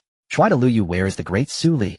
Why haven't I seen her speaking on the public screen? Steel Pipe Guy, I just saw her driving south from the service station. The werewolf brother was sitting in the passenger seat. Neither of them spoke, probably resting. Wang Defa, after continuously fighting for 4 hours in the 11 dungeon, even a great person needs to recover. Don't rush. Ashing, I just glanced at the service station. Oh, President Zhao Gang from Iron Blood Heavy Industry sat on the steps for quite a while before he recovered. He said the Corpse King in the morgue can speak. Shuai de Luyu can speak. Ashing, yes. When it opens its mouth, there are black holes in its mouth and flowers grow in the black holes. Old Man Wu Ju, not only can it speak, but it also consumes sand value. Zhou Xingxin's team was completely wiped out. The person surnamed Lu was parasitized by spores and turned directly into a zombie, while the person surnamed Wei was pierced through the back of the neck by vines. Zhou Xingxin herself ran for 500 meters holding an empty box only to collapse by a puddle. She cried out for at least 3 minutes before dying. Wang Defa, I just saw the cleanup team moving corpses over there in the farmland. Zhou Xingxin's hands were rotting down to just bones. The C996 area channel was quiet for a while. Then it became lively again. Shuai de Luyu retribution. This is what true retribution looks like. Steel Pipe Guy, weren't you just saying she was pitiful? Shuai de Luyu, what a pity. If she hadn't stolen the box and ran away but stayed in the morgue to fight with Su Li and the others, could Ashing, in the end it's still Su Li who is awesome. She commanded 3 guilds along with herself and the werewolves, maintaining firepower coverage for 40 minutes without interruption. Zhao Gang said, without Su Li, Iron Blood Heavy Industry would have lost at least half its members. Wang Defa, so Zhao Gang, Luo Qinxue, and Chen Feng all publicly stated on the public screen. 3 silver treasure chests, all for Su Li, she deserves it. Old Man Wu Ju, brothers, don't say anything. In the next 72 hours, the output of all resource boxes will increase by 15. Hurry and seize the opportunity. Su Li nestled in the passenger seat, scrolling through the notifications in the world channel one by one. She didn't respond to a single word of the Sakura Country's clamor. It's useless. The rules of the apocalypse have never been dictated by mere words. Whoever has the strongest fist survives. Whoever can clear the dungeon gets the rewards. She leaned back against the seat, twisted open her water bottle, and took a sip. The twilight outside turned deep blue. The light core of the sunflower faded from pale yellow to nearly transparent, resting on her knee, no longer glowing. The carnivorous flower had shrunk to the size of a fist, sprawled across her palm, and snoring. The car's temperature was a steady 26 degrees with the heat blowing up from the floor. The beauty lily in the corner stretched its leaves, and the air purification index in the car jumped back from yellow to green. The light red petals swayed gently. It was too quiet. Su Li suddenly turned her head. Lu Muhan was leaning against the driver's seat, his arms crossed on the steering wheel, resting his forehead on them. Su Li reached out and pressed on the back of his neck. Hot. Scarily hot. He turned his head and his entire face was flushed red. Su Li opened his panel. Sand value 42, still dropping. Su Li's hand, which was supporting his waist, paused for a moment. In the information she had on Lu Muhan from his past life, only his achievements were mentioned. One of the top 3 war gods in the Dragon Country battle zone, an S-level half-beast mutated entity who had single-handedly defeated 3 third-tier corpse kings. Half a year later, he rushed into the high-level monster zone and died from exhaustion. No one mentioned his parents. What he always displayed was calmness and restraint. But now he was shouting for his parents in his nightmare. This was 100 times more difficult than the rational Lu Muhan. Su Li clenched her back teeth, draping one of his arms over her shoulder. With a physique value of nearly 40, supporting a man over 1 meter 80 tall was not difficult. However, from the passenger seat to the living room booth, she took each step with extreme caution. Lu Muhan was having a nightmare. In the winter when he was 8 years old, his mother took him back to their hometown in the north for the new year. On the highway, an out-of-control fuel truck came crashing from the opposite lane. His mother slammed the steering wheel, and the front of the car crashed through the guardrail, tumbling into the roadside drainage ditch, with the entire passenger side caving in. She used her last breath to push him out of the window. Run down, don't look back. The car exploded. Flames engulfed half the road, and thick smoke rolled into a black mushroom cloud. He lay in the drainage ditch for an entire night. Until the rescue team dug him out of the ditch the next morning, the 80-year-old Lu Muhan had not shed a single tear. From that moment on, he learned to calculate everything clearly. He remembered what he owed others, and he remembered what others owed him. He didn't want to owe anyone, nor did he believe that anyone would treat him well unconditionally. As he grew older, he joined the army, became an instructor, learned how to train others, and also learned how to be trained by others. Yet the 80-year-old boy who lay in the drainage ditch for a night never came out. He was afraid of being abandoned, so he desperately made himself useful. Useful enough that no one would want to throw him away. Thus, despite how the convoy treated him, he remained there. It wasn't that he was foolish, it was that he was scared. Scared of being left in a place waiting all night with no one coming to pick him up. Suli did not know these things. But she knew that if his sand value dropped below 30, it would trigger a deep-seated fear resonance. The system would dredge up the memories he feared the most in his life, replaying them over and over in his mind. In the apocalypse, death was easy. Being tortured by memories to the point of wishing for death was what truly hurt. She laid Lu Muhan down on the back seat. His tail curled around her wrist, the grip strong enough to make her wrist bones ache. The tip of his tail trembled. Suli, a sunflower, sprang from her pocket, its flower head aimed at Lu Muhan's forehead, pouring all its remaining 3 points of photosynthetic energy into him. His sand value jumped from 31 back to 34. It was useless, it was still dropping.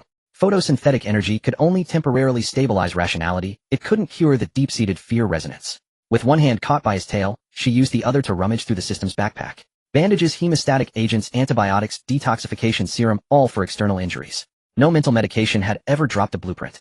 Suddenly a pot of canna in the corner emitted a crisp sound. It had bloomed. A curled light pink bud emerged from the innermost layer of tinder, leaves unfolding layer by layer. It bloomed extremely quickly. At the moment the bud fully opened, the entire cabin was filled with a faint sweet scent. It was completely different from the smell emitted when the canna usually purified spores. That scent was like wild strawberries warmed by the sun, sweet and pure. A system prompt appeared. Special plant healing canna, mutated species, new bud generated resonance flower. Effect can dispel all mental anomalies, restoring sand value to 100. Additional feature, immune to similar mental attacks for 72 hours after consumption. Usage must be consumed within 3 minutes after the bud blooms. If overdue, the bud will wither automatically and energy will flow back to the roots. Consumption method, mouth-to-mouth feeding of nectar or directly chewing the petals. Warning: the petals are extremely bitter. Chewing may trigger a vomiting reaction leading to loss of efficacy. It is recommended to use the first method. Suli stared at the bud for a few seconds. It was not the same one she had used to treat Lu Muhan's broken leg last time.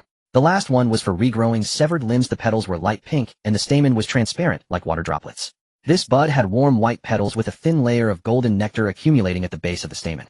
But what was the canna's leaves gently brushed against her fingertips. It offered her the flower. Suli glanced down at the tail that was wrapped around her wrist.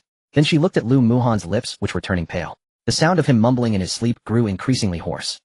"Don't leave me." Suli sighed. "Is this what I owe you for my past life?" She leaned down, biting the warm white petal and drawing the layer of golden nectar into her mouth. The texture of the nectar was like honey, sweet and cloying. She pinched Lu Muhan's jaw, leaning down to press her lips against his. The moment her tongue pushed past his teeth, the nectar flowed into his mouth through the gap between their lips. Lu Muhan's body tensed suddenly. His tail sprang off her wrist, and he arched his whole body on the seat like a drawn bow. Then, his lips began to respond. An instinctive reaction from his unconscious state. He was kissing her back. Suli's pupils constricted, wanting to retreat, but the back of her head was held in place by his palm. His grip was so strong that even her Tier 3 physique couldn't break free. Lu Muhan kissed her without any technique, like a person who had been thirsty in the desert for 3 days suddenly encountering a water source. Desperate enough to draw blood. His fingers tangled in her hair, and his tail wrapped around her waist again. The first thought that popped into Suli's mind was silly dog. She wanted to kick, but couldn't. It was too tight. She closed her eyes, clenched her teeth, and bit down on his lower lip. Not hard, but surely painful. Lu Muhan let out a muffled groan, but he did not pull away. Instead, he tightened his grip even more. Suli had no choice but to struggle fiercely. Yet unexpectedly, the unconscious Lu Muhan came up to kiss her. Suli let out a muffled sound, and Lu Muhan seemed to hear it, reluctantly licking her a couple of times. He softened completely. The kiss stopped. His breathing gradually steadied, and the numbers on the sand value panel began to bounce back. Suli sat up straight. The purifying petals of the canna gently floated down, landing on Lu Muhan's forehead. The sunflower leaned over the booth's armrest, its flower head flashing twice, as if asking, "Is he okay now?" The carnivorous flower reached down from the roof of the car, its fangs still stuffed with undigested crystal core remnants from the hospital, tilting its flower head to look at Lu Muhan, then at Suli. Suli wiped the remaining nectar from her lips with the back of her hand. It was sweet. She raised her hand to touch the bite mark on her lip. It wasn't deep, but her tongue detected a faint taste of blood. This little wolf cub has quite the temper. Lu Muhan was in a deep sleep. The creases on his forehead caused by a low sin value finally smoothed out. His wolf ears ceased twitching, and his tail slid down from his waist, lightly drooping. Suli stood up, picked up the blanket that had slipped to the floor, and covered him with it. The movement was lighter than she expected. A sunflower sprang out from her pocket, landing beside Lu Muhan's pillow. With only a trace of photosynthetic energy remaining, it enveloped that glimmer of golden light on his temple like a thin veil. The beauty bellflower retracted its purifying petals, gently folding its leaves. A small bud remained at the position of the flower bud, its color yet to bloom. The carnivorous flower crawled down from the fixed slot on the top of the vehicle, shrinking to the size of a fist, and jumped into the wrinkled blanket around Lu Muhan's shoulder. Its fangs retracted into the petals, and the flower disc gently rubbed against his chin. It had developed a tacit understanding with Lu Muhan over the past 2 days, while clearing monsters, already considering him one of its own. Suli glanced at the system panel. Lu Muhan's sand value had already recovered to 82 and was steadily rising. She turned to walk towards the rear section of the RV. The planting module embedded into the control panel slot, and a pale blue holographic structure diagram spread across the entire wall of the vehicle. Drip irrigation pipeline paths, light collection layout diagrams, soil fertility circulation, nodes temperature and humidity, zoning controls. The module automatically matched the spatial structure of the medium-sized armored assault RV, optimizing it into the best layout. However, the materials needed to build the planting space were considerable. It wasn't simply a matter of inserting a module to conjure a greenhouse out of thin air. The list of required materials popped up: special glass, 10 units, high-grade steel bars, 20 units, high-pressure water pumps, 5 sets water purifiers, 3 sets drip irrigation pipes, 50 meters nutrient soil, 200 kilograms basic organic fertilizer, 100 kilograms supplementary lights, 12 sets temperature control module, 1 piece. Suli listed these on the panel. Her past life experience told her that the planting space was the most critical production building in the later stages of the apocalypse. There was no doubt about it. Crystal cores could explode zombies, fuel could be scavenged from abandoned service stations, and blind boxes could be opened, but fresh vegetables and seeds for extraordinary plants could only be reliably produced by the planting space. 1 lettuce could be exchanged for 3 first-level crystal cores, while 1 tomato could be traded for 5. This price wasn't set by anyone, it was forced out by the apocalypse. People were lacking vitamins to the point of having rotting skin and bleeding gums, and their sand values dropped faster than if they were scared by zombies. Therefore, this planting space was not only something she had to build, but also to build well. She opened the regional channel and began to post her exchange requests on the public screen.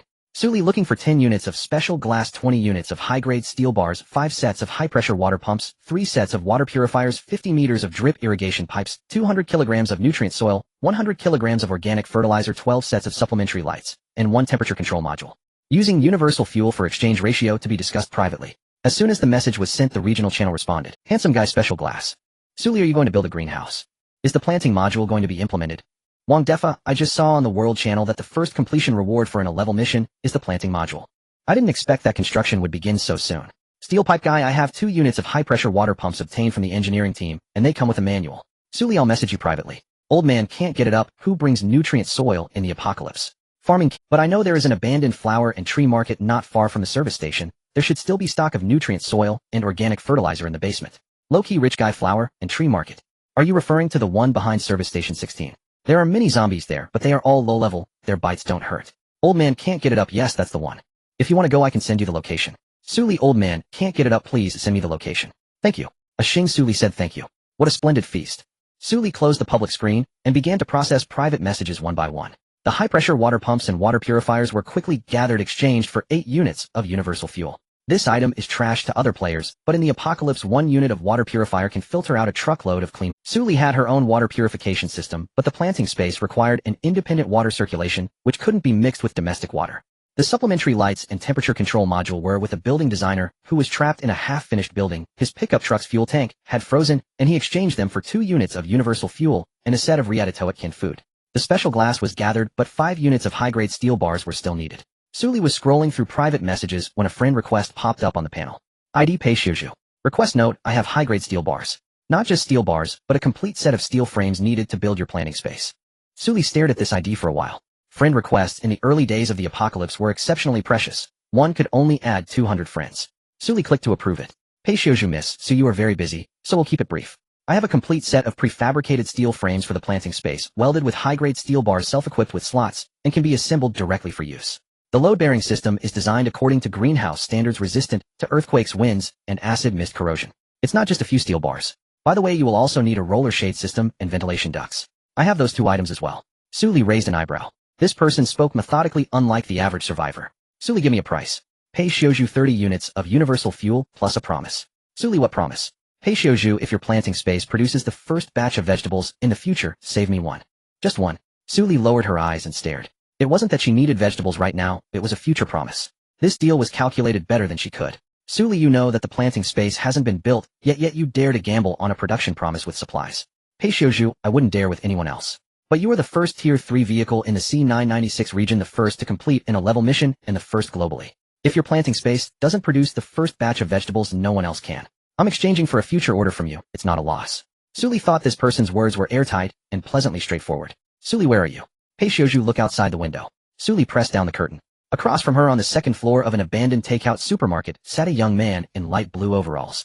With broad shoulders and a narrow waist, a pair of excessively long hands rested on a total station tripod, his face outlined by the last bit of sunlight at dusk. His features were clear, wearing glasses, and his eyes held an unhurried composure. He waved in Suli's direction, his movements light and unhurried, as if to say, I've been waiting for you for a long time, but I'm not in a hurry. Suli opened the car door. The carnivorous flower sprang out from Lu Muhan's shoulder, its flower disc opened, and dark red petals entered a defensive posture.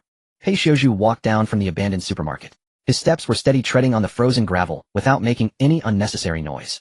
2 engineering rulers were tucked into the pockets of his trench coat, and a tool bag hanging from his left shoulder revealed a few rolls of measuring tape and a triangular ruler. He stopped 2 steps away from Suli, keeping a distance that allowed him to look at her without tilting his head. The man, standing at a height of 185 centimeters, held a proper posture, his back straight, as if he had been measured. Suli, slightly over 170 centimeters, looked at him with her gaze meeting his straight nose. Pei Xiaozhu, he extended his hand. Suli. She did not shake hands, but raised her other hand, pointing towards the takeout window. Where are the supplies? Pei Xiaozhu smiled faintly. The smile was subtle, like a thin mist exhaled in winter, warm, but quickly dissipating. Miss Su is even more efficient than described on the screen. He led her into the supermarket's basement. The entrance to the basement was blocked by a half-collapsed shelf, appearing to be just a pile of junk from the outside which no one would bother to look at. As they circumvented the shelves, the lights turned on. That was the most orderly row of shelves Suli had seen since her rebirth. Dozens of bundles of steel framework components were arranged by length, categorized with different colored ties. The track of the rolling sunshade system was coiled on the wall, and the galvanized duct reflected a matte finish under the emergency lighting. It did not look like supplies hoarded by refugees. It resembled prefabricated components prepared by a professional construction team for the next job site. What did you do before? I was an architect. Pei Xiaozhu took a roll of sunshade netting from the shelf. Before the apocalypse, I was working on an ecological greenhouse project, and this stock was originally meant to be transported to the construction site. When the apocalypse broke out, the project owner turned into zombies, so I moved the materials here first. His voice was pleasing to the ear, reminiscent of a late-night news narrator with clear enunciation, not rushed nor drawn out. Suli leaned against the steel framework. She did not believe that this man was merely an architect. An architect's inventory would not include emergency generators and military-grade water purification systems. She transferred the universal fuel. Pei Xiaozhu glanced at the system transaction panel, accepted the fuel, and took out a neatly folded engineering blueprint from his tool bag. He placed it on a shelf within Suli's reach. The installation sequence of the steel framework for the planting space has a blueprint, and there are also notes in your RV's base slot compatibility table. If there are any issues during installation, feel free to contact me. Suli tucked the blueprint into the inner pocket of her coat. Do you live here? Pei Xiaozhu nodded and pointed to an iron door deep in the basement. For now, there's a micro-weather observation station next door where I take records. The speed of the gray fog walls advance acid fog concentration temperature fluctuation curves. If Miss Su needs precise data, I can provide it here. Suli glanced at him. This man spoke without a hitch, every word providing value to the other party, yet he didn't say too much. She said nothing more, turning to carry the materials back to the RV. Pei Xiaozhu stood on the steps for a moment. The temperature in the basement was low, and his hands, tucked in the pockets of his trench coat, turned slightly pale, yet he seemed completely unbothered by the cold. He softly muttered something that seemed to be meant for no one in particular. So it really is you. Suli activated the planting blueprint module, and the panel displayed the construction interface. Consume 10 units of special glass, 20 units of high-grade rebar, 5 sets of high-pressure water pumps, 3 sets of water purification filters, 50 meters of drip irrigation pipes, 200 kilograms of nutrient soil, 100 kilograms of organic fertilizer, 12 sets of supplementary lights, 1 temperature control module, 10 second-stage mutation crystal nuclei. Planting space under construction. 3. 17. 45. 89. Triggered SS-grade mechanical modification, enhancing the planting module's characteristics by tenfold.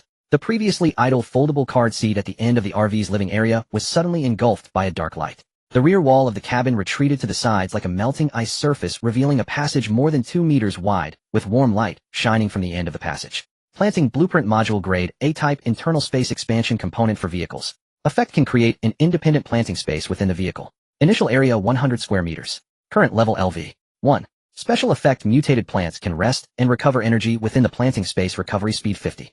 Special effect the growth cycle of ordinary seeds is shortened to 1/10 of the original. If there are plant-based supernatural beings to hasten the ripening, a harvest can be completed within a few hours. Special effect the quality of plants produced in the planting space increases by 2 levels. Sully walked into the cultivation room. 100 square meters, 3 meter high, with a simulated full-spectrum artificial sunlight panel overhead. The ground was covered with black soil at least a foot thick, soft and fluffy underfoot already tilled into ridges. There was a control panel on the wall with automatic environment controls for temperature, humidity, light, and drip irrigation. Sully stood in the aisle between 2 rows of cultivation beds. Beside the beds were several special planting slots with the bottoms engraved with runes for plant abilities specifically for combat plants to rest. The carnivorous flower was the first to bounce in, choosing the slot with the best sunlight flower disc, facing up, fangs retracted, and 6 petals spread out like a dark red blanket. The sunflower jumped out from her pocket, its photosynthetic energy restored to 80%, with golden-edged leaves sprawling under the sunlight commencing photosynthesis. The canna lily stood in the central slot, its roots digging deep into the nutrient soil, with the bud's color slightly more vibrant than before. Sully took out 4 seeds from the system backpack. First kill reward unactivated supernatural seeds. She placed the seeds in her palm, channeling plant abilities into them. Green light seeped from her palm into the seeds shell, causing the faint silver patterns on the shell to illuminate, and the seeds lightly bounced in her hand. Each seed consumed supernatural energy 3 times that of the carnivorous flower when fed. 3 times. These 4 seeds consumed 12 bursts of energy in one go before stopping. The sheen on their shells shifted from pale silver to a warm gold green like new leaves washed by spring rain. Sully carefully placed them into specially formulated nutrient soil and watered them for rooting. Having eaten so much, don't let me down. The 4 seeds lay quietly in the soil. The growth rate of supernatural plants in the cultivation room was 3 times that of the outside, with recovery speed doubled. Ordinary seeds once planted had their growth cycle shortened to 1/10. Tomatoes 15 days. Lettuce 1 week. Cucumbers 10 days. Sully squatted by the ridge, her fingers digging into the black soil. She also had carrots, potatoes, corn, and cabbage. She pulled out 2 more packets of ordinary seeds. Radishes, lettuce, cucumbers, peas. Fast-growing vegetables. They could be on the table within a week. After planting the vegetables, she turned to take a shower, changing out of her work uniform, stained with black blood. As the door to the cultivation room closed, Sully collapsed onto the couch in the living room. She piled the treasure chests she brought back from the hospital on the coffee table. 2 silver chests, 5 iron chests, and 12 wooden chests stacked together formed quite a spectacular sight. The carnivorous flower poked its flower plate out from the cultivation room, its fangs stuffed with black soil, curiously prodding one of the silver chests with its vines. A sunflower bounced out from the corner of the cultivation room, the golden light of photosynthetic energy reflecting off the surface of the chests, causing the copper locks to shine on the roof of the vehicle. Let's open the silver ones first. Sully dragged the 2 silver chests in front of her. The first chest. Obtained A-Class Space Module 1 Medical Capsule Blueprint 1 Universal Fuel 100 First Stage Crystal Core 20. Medical Capsule Blueprint. Sully's eyes lit up. In her past life, this item fetched a sky-high price, with 1 blueprint trading for a Class 3 vehicle. What was most scarce in road survival was not weapons, but medical supplies. Without a medical capsule, one had to rely solely on sheer willpower against injuries, infections, frostbite, burns, and zombie viruses. Although she now had the calla lily, it could only treat 1 bud at a time, and was not worth using for minor injuries. Having this item was equivalent to gaining several extra lives. She stored the blueprint in the innermost layer of her folding space, planning to start crafting once she had all the materials. The second silver chest. Obtained D-Class Skill Book Precision Shooting 1 Universal Fuel 150 A First Stage Crystal Core 15 Equipment Enhancement Scroll E-Class 1. Precision Shooting D-Class. She couldn't use it, but Lu Muhan was close combat, and couldn't use it either. This can be exchanged for something good. She stored the skill book away. The equipment enhancement was directly applied to the wheels, yielding a durability increase of 99, making it usable for a long time. 5 iron chests. Obtained E-Class Modification Kits 3 Universal Fuel 80 A First Stage Crystal Core 25. Iron Armor Plates 10 A Crossbow Bolt Blueprint D-Class 1 A Vehicle Air Conditioning Upgrade Module E-Class 1. The crossbow bolt blueprint could add an automatic crossbow bolt attachment to the fixed slot of the carnivorous flower. The air conditioning upgrade module would be directly tossed to the RV control system, ensuring that even in a cold wave dropping 20 degrees, the interior would remain at a constant 26 degrees. 12 wooden chests. Obtain Universal Fuel 40 L compressed biscuits 200, bottled water 50, medical bandages 30, disinfectant alcohol 20, lighters 10, candles 50. All basic supplies, but the quantity of basic materials obtained from the wooden chests was sufficient, so she would find use for them. Sully classified and stored the supplies in her folding space. She pushed half of the crystal cores over to him. He had stacked 5 layers of power enhancement in the hospital and endured 6 rounds of sharp screams. Without him, they couldn't have won the battle in the morgue. This is yours. Lu Muhan woke up and started wiping the stove with a cloth, glancing at Sully's movements. The pile of crystal core supplies was out of sight. His eyes were only on Sully. He vaguely remembered having a dream, while unconscious, a dream that filled him with shame. Initially he thought it was just a dream. However, upon waking and feeling the wound at the corner of his mouth, his whole body trembled with a tingling sensation. Sneaking a glance at Su Li, it seemed like she also had a wound at the corner of her mouth. Could it be? He felt even more ashamed, having wiped the stove for more than 10 minutes. Until Su Li pushed the crystal cores over to him. His wolf ears perked up. Mine. The crystal cores from the hospital are split in half for you. The other supplies and blueprints I need for this RV, we need the skill books, planning to exchange for some practical items. Do you have any objections? Lu Muhan was silent for a few seconds. He had no objections at all. Su Li had taken everything, yet she surprisingly allocated half of the crystal cores to herself. His tail wrapped around from behind the tip, gently sweeping over the pile of crystal cores. In the convoy before the treasure chests were distributed uniformly. I dealt the most damage but got the least share. Lu Kai said that close combat consumes a lot, so the equipment should be prioritized for the back row. He's already dead. Su Li paused, and we don't follow that here. I understand now. Lu Muhan swept the pile of crystal cores towards him, his expression deep. You? Did I do anything while I was unconscious? He felt embarrassed and turned his head away, continuing to wipe the stove. While you were unconscious, you nibbled on me. Su Li said, needing to make this kid aware that a decline in SAN value was very dangerous, making a person particularly vulnerable, bringing forth all the dark sides of their inner self. Creak. The cloth was shredded by Lu Muhan. Indeed. Did he really do that to Su Li? He's truly a beast. Outside, someone on the public screen was spamming trade information. Su Li took a glance. Li Tieju buying universal fuel. Buying universal fuel. It's 30 degrees below zero and freezing to death. 3 portions of compressed biscuits for 1 portion of fuel. Wang Dezhu, that compressed biscuit of yours has been expired for 7 days. Who would trade fuel for that thing? Zhao Laosi buying cotton clothes, any level, as long as they can be worn. Lu Ning offering 2 sets of E-class protective clothing, trading for 50 portions of universal fuel. No bargaining, poor people stay away. Shuidal Yo-Yo, damn, didn't Su Li just post buying information on the public screen? Gongwan Xiaoga, she did. She did. I saw her trading with a handsome guy. A Xing, I've seen that handsome guy before. Pei Xiuzhu. A big shot before the Wang Defa, calm down up there in this survival game. Even if you had billions before, it won't matter. Lao Fu Buju, but he's not only a big shot, he's handsome too. His skin is even more radiant than my daughter's face mask. Dio de Teheo, can you get to the point? What did Su Li Shuidal Yo-Yo, I don't know. But the big shot's armored RV has been parked by the roadside for over an hour and just drove away. It looks even more handsome now. Old Wang, does anyone know if Su Li is still buying crystal cores? I have 2 first stage ones, want to trade for fuel. Li Tieju, Su Li, big shot. I have 1 mutated second stage crystal core. Can I trade it for 10 portions of universal fuel? Su Li cut in to reply privately. Su Li, Li Tieju, I accept second stage crystal cores, 10 portions of fuel. Li Taiju almost dropped the compressed biscuits in his hand. Li Tieju, great. Big shot, I'm sending it now. I'm 20 kilometers southeast of service station No. 9, at an abandoned gas station. Big shot, you must come. Su Li, sure. Li Tieju, big shot, do you want compressed biscuits? I saved them myself. Although they expired a few days ago, they are still edible. Su Li, no, you keep them for yourself. Li Tieju, okay, big shot. Thank you, big shot. Su Li had just closed the trading panel when a bold message suddenly popped up on the Zhao Tianba. Su Li, are you there? I'm from the Batian Alliance. Su Li, speak. Zhao Tianba, we just returned from scavenging supplies, encountered something out there, let me show you. A fragment of biological tissue glimmered with a faint blue cold light under the sunlight. The edges were frozen solid with remnants of undegraded dorsal fins on the bones, and the torn wounds bore the marks of canine teeth interlacing. Su Li, a second-tier mutated beast, where did you encounter it?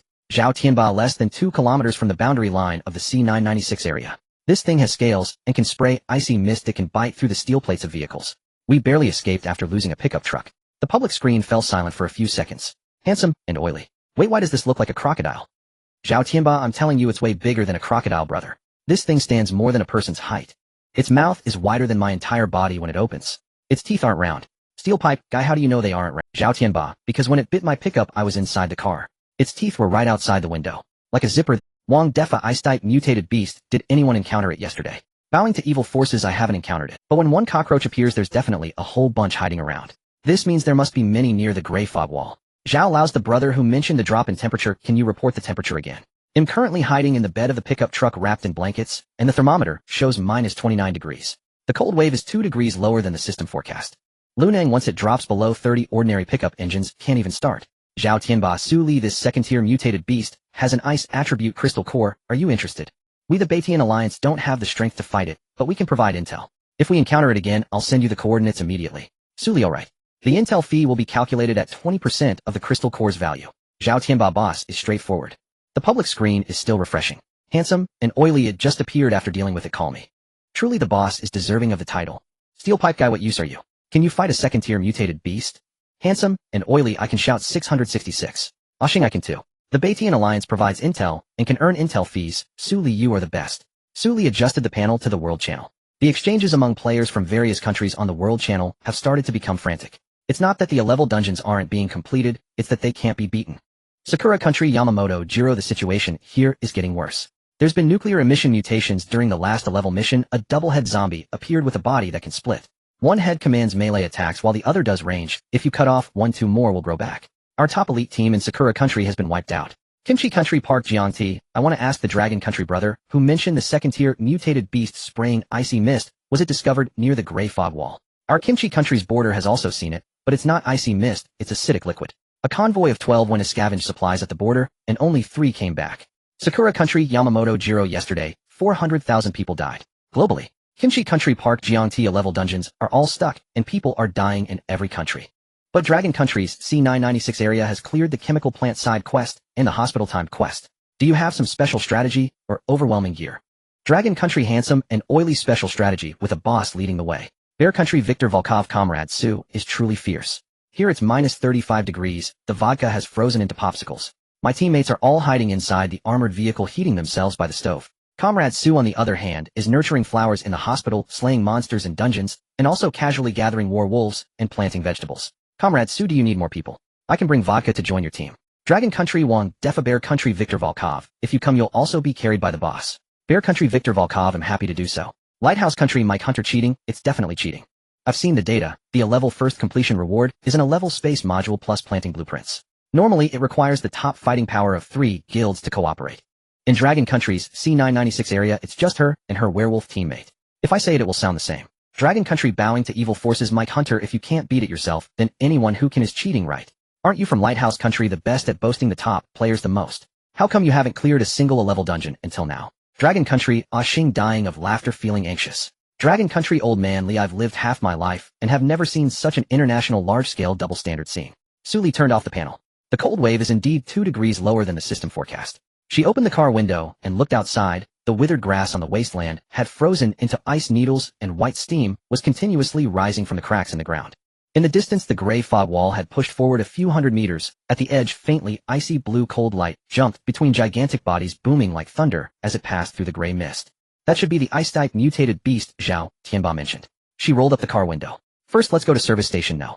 9, collect Li Tieju's crystal core and find a batch of cold-resistant eggplant seeds to bring back. The second phase of the planting room's ridge hasn't been fully planted yet. Lu Muhan lifted his head from the stove. The pot was stewing again. This time it was radish and rib soup. He skimmed off the foam from the surface with a ladle. Can we exchange seeds at the service station?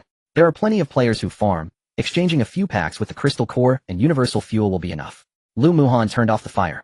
Alright, I'll accompany you. Li Taiju was wrapped in a tattered military coat, crouching under the eaves of an abandoned gas station with a half bucket of ice-cold tap water at his feet. Since last night he had been poking his head out every 10 minutes to gaze toward the end of the highway, his neck stretching like a giraffe's. They're coming. They're coming. The black armored vehicle rolled over the cracked asphalt, the all-terrain tires crunching the gravel beneath them. Frost clung to the honeycomb armor panels on the sides of the vehicle, while a carnivorous flower perched atop the roof, its dark red scales glinting in the morning light. Li Taiju stood at attention, holding the crystal core above his head. Boss, the crystal core is here. Suli pushed the car door open and jumped down to take the crystal core from his hands. The core was a light blue ice attribute, still retaining the low temperature of the mutated beast. It felt icy to the touch. She brought out 10 buckets of 50 liters of universal fuel and placed them at his feet, also tossing over 2 packs of compressed biscuits and a box of self-heating hot pot. The biscuits and hot pot are on the house. Find a sheltered spot to cook and don't let others catch a whiff. Li Tieju, hugging the self-heating hot pot, had red rims around his eyes. Boss, I haven't had anything warm to eat in 3 days.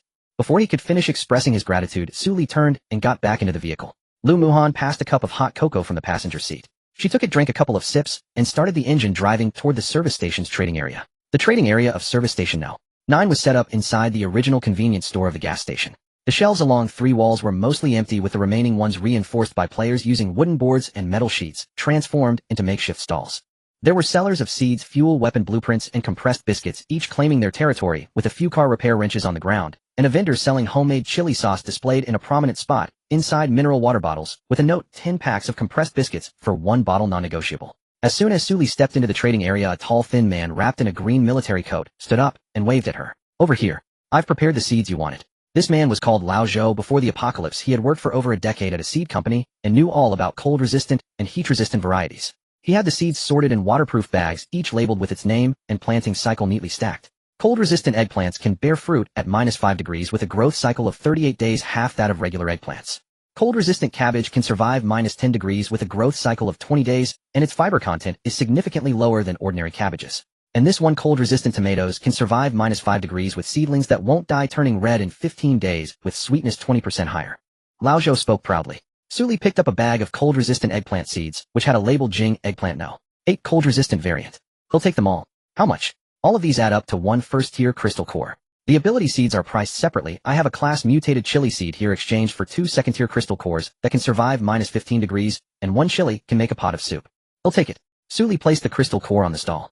Originally half of this was meant to be for Lu Muhan to exchange for equipment, but high-tier melee weapon blueprints were virtually worthless in the C996 area, and after shouting for 2 days no one responded, so they focused on farming instead.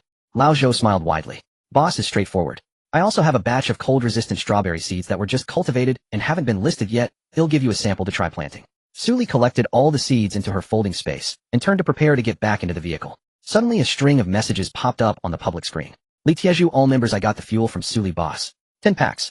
Boss even gave me a self-heating hot pot and compressed biscuits. Image a box of hot pot steaming with 2 packs of compressed biscuits beside it. Handsome, you son of a gun. Hot pot. I can smell it. Wang Defa, what's that cloth underneath the hot pot? Let me zoom in. Is that the edge scrap of an A-tier protective suit? Not scrap. It's the cleaning cloth from boss vehicle. I picked it up from the trash can. Li Tieju, it's very warm. Old man is not erect. I've never seen anyone so proud of picking up trash. Xing, does boss still accept crystal? I got a power-type crystal from a zombie I killed near the abandoned mine yesterday. Can I exchange it for universal fuel? I don't need much, just 2 portions. Also, do you want to try my homemade pickled cucumbers, boss? Suli Xing, send me the coordinates, they'll be there in the afternoon. Bring the pickled cucumbers too. Xing, okay. Thank you. Bowing. JPG steel pipe, guy. Suli boss is taking advantage of others' tight resources to get things for free. Handsome Suli is giving out benefits.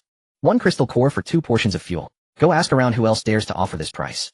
Wang Fuguei, will trade 5 portions of fuel for a second-tier crystal core. Is anyone selling? Wang Fuguei, can we not do this? I'm also a player.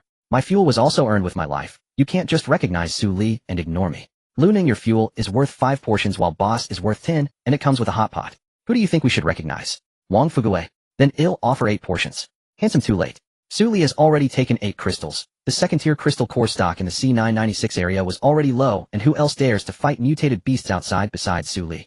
Zhao Tianbao 1. I encountered a group of ice-type mutated beasts near the fog wall yesterday, and I had to wreck a pickup truck to escape. If you want me to go again, I'd rather hug Su Li's thigh and shout 666. Li Tieju, can you all consider my feelings? I'm sitting here holding a hot pot, tears streaming uncontrollably. It's been 3 days and I finally had a warm meal. There's even beef in this hot pot beef. The public screen fell silent for several seconds. Then a flurry of private message notifications flooded in, all from Su. A former worker at the candle factory, boss. I have 5 first-tier crystal cores. Can I exchange them for fuel? A passing dandelion, Su Li, boss. I still have 3 first-tier crystal cores here. Would like to exchange for some medical bandages. Before dawn, Su Li's sister, my tin has been corroded by acidic mist and is leaking wind. Do you have any extra fuel? Su Li responded to each one before switching the panel back to the control interface of the planting chamber.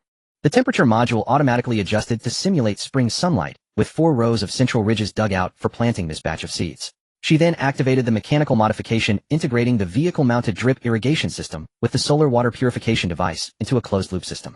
As the drip irrigation system started, a thin layer of mist rose in the planting chamber. The top layer of black soil was moist, and the buried seeds lay quietly. The carnivorous flower leaned at the edge of the ridge, nudging the freshly covered tomato bed with its flower stalk. The sunflower planted itself in the southeast corner of the planting chamber, its flower head turning to track the artificial sunlight, continuously outputting photosynthetic energy. The beautiful canna spread its leaves, evenly distributing the purified pollen across the entire bed. Each pollen sac, upon landing on the water surface, was promptly sucked into the drip irrigation pipes by the microcirculation system, nourishing the soil. Lu Muhan leaned against the door of the planting chamber, crossing his arms with a smile on his face. His wolf ears gently swayed above his head while his tail curled around from behind the tip, drawing slow circles on the ground. What are you laughing at? Nothing. Your tail is drawing circles. Lu Muhan's tail stiffened for a moment before it started to draw even larger circles. Su Li buried the chili and strawberry seeds in the soil, dusted off the black dirt from her hands, and as she passed by him, she playfully pinched one of his wolf ears. The ear twitched under her fingertips, and his tail quivered in response. She handed him a pair of gloves. These are yours. They were melee enhancement gloves, tire black Halfinger style, with a thin layer of magical conduction material embedded on the back of the fingers.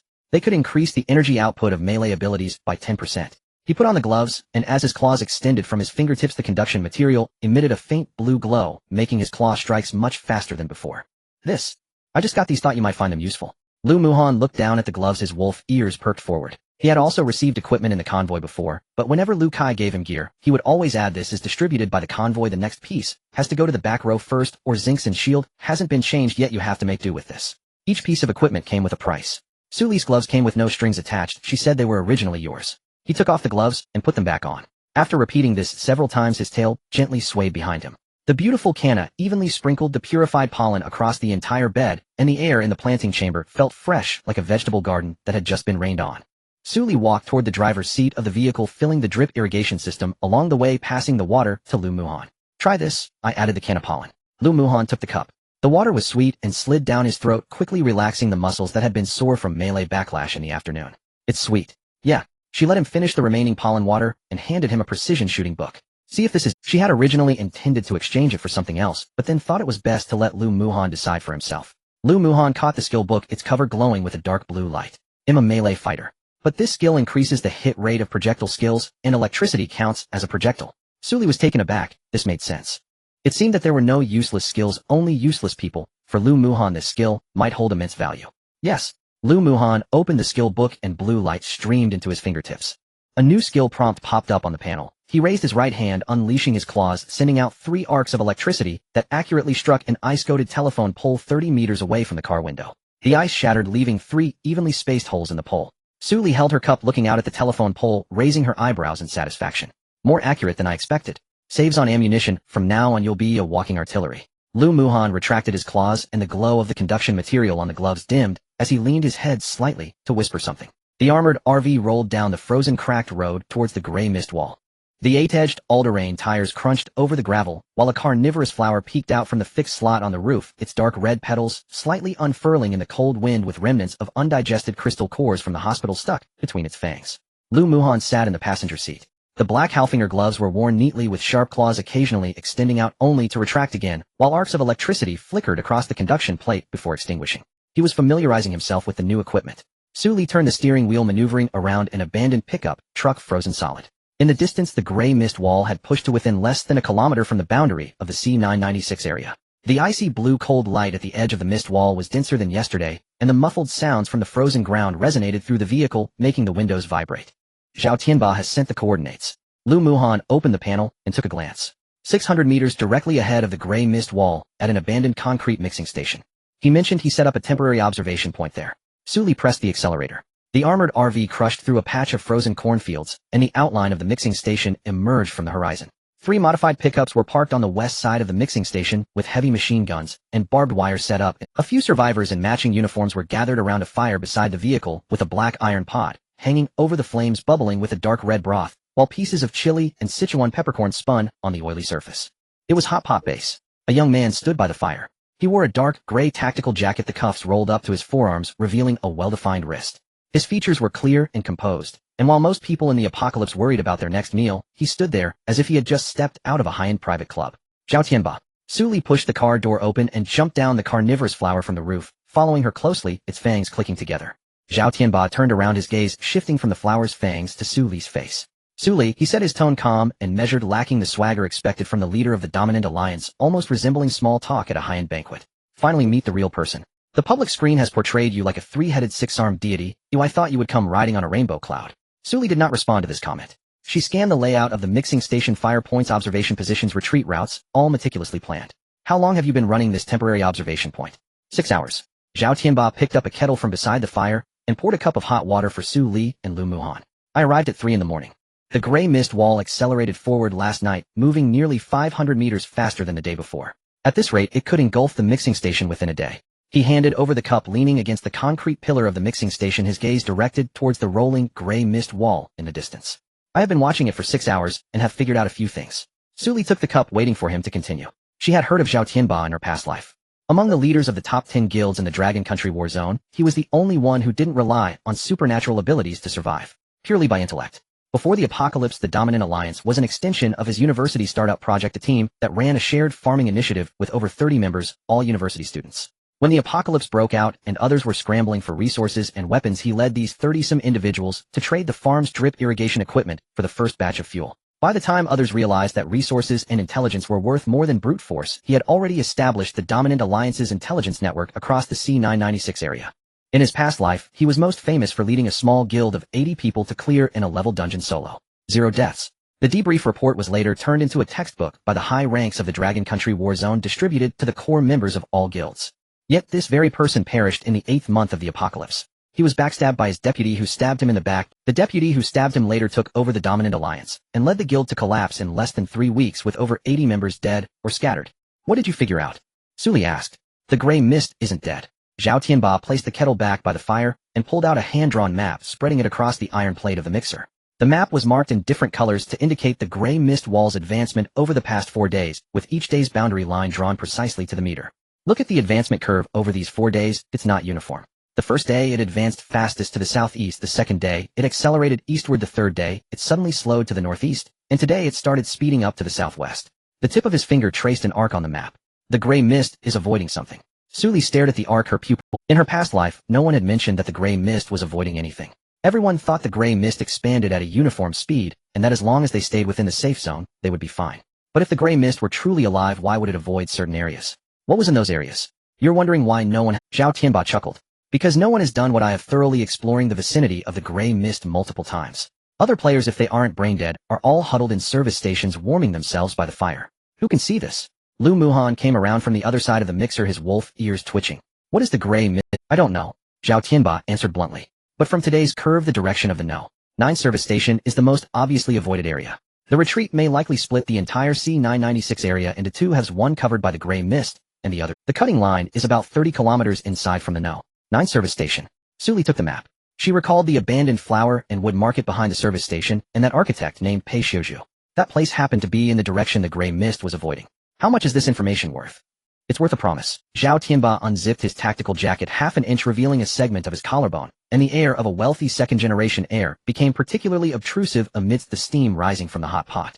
If the gray mist really splits the area into 2 halves in the future, the dominant alliance will need an ally capable of traversing back and forth between the safe and dangerous zones. Sully raised her eyebrows.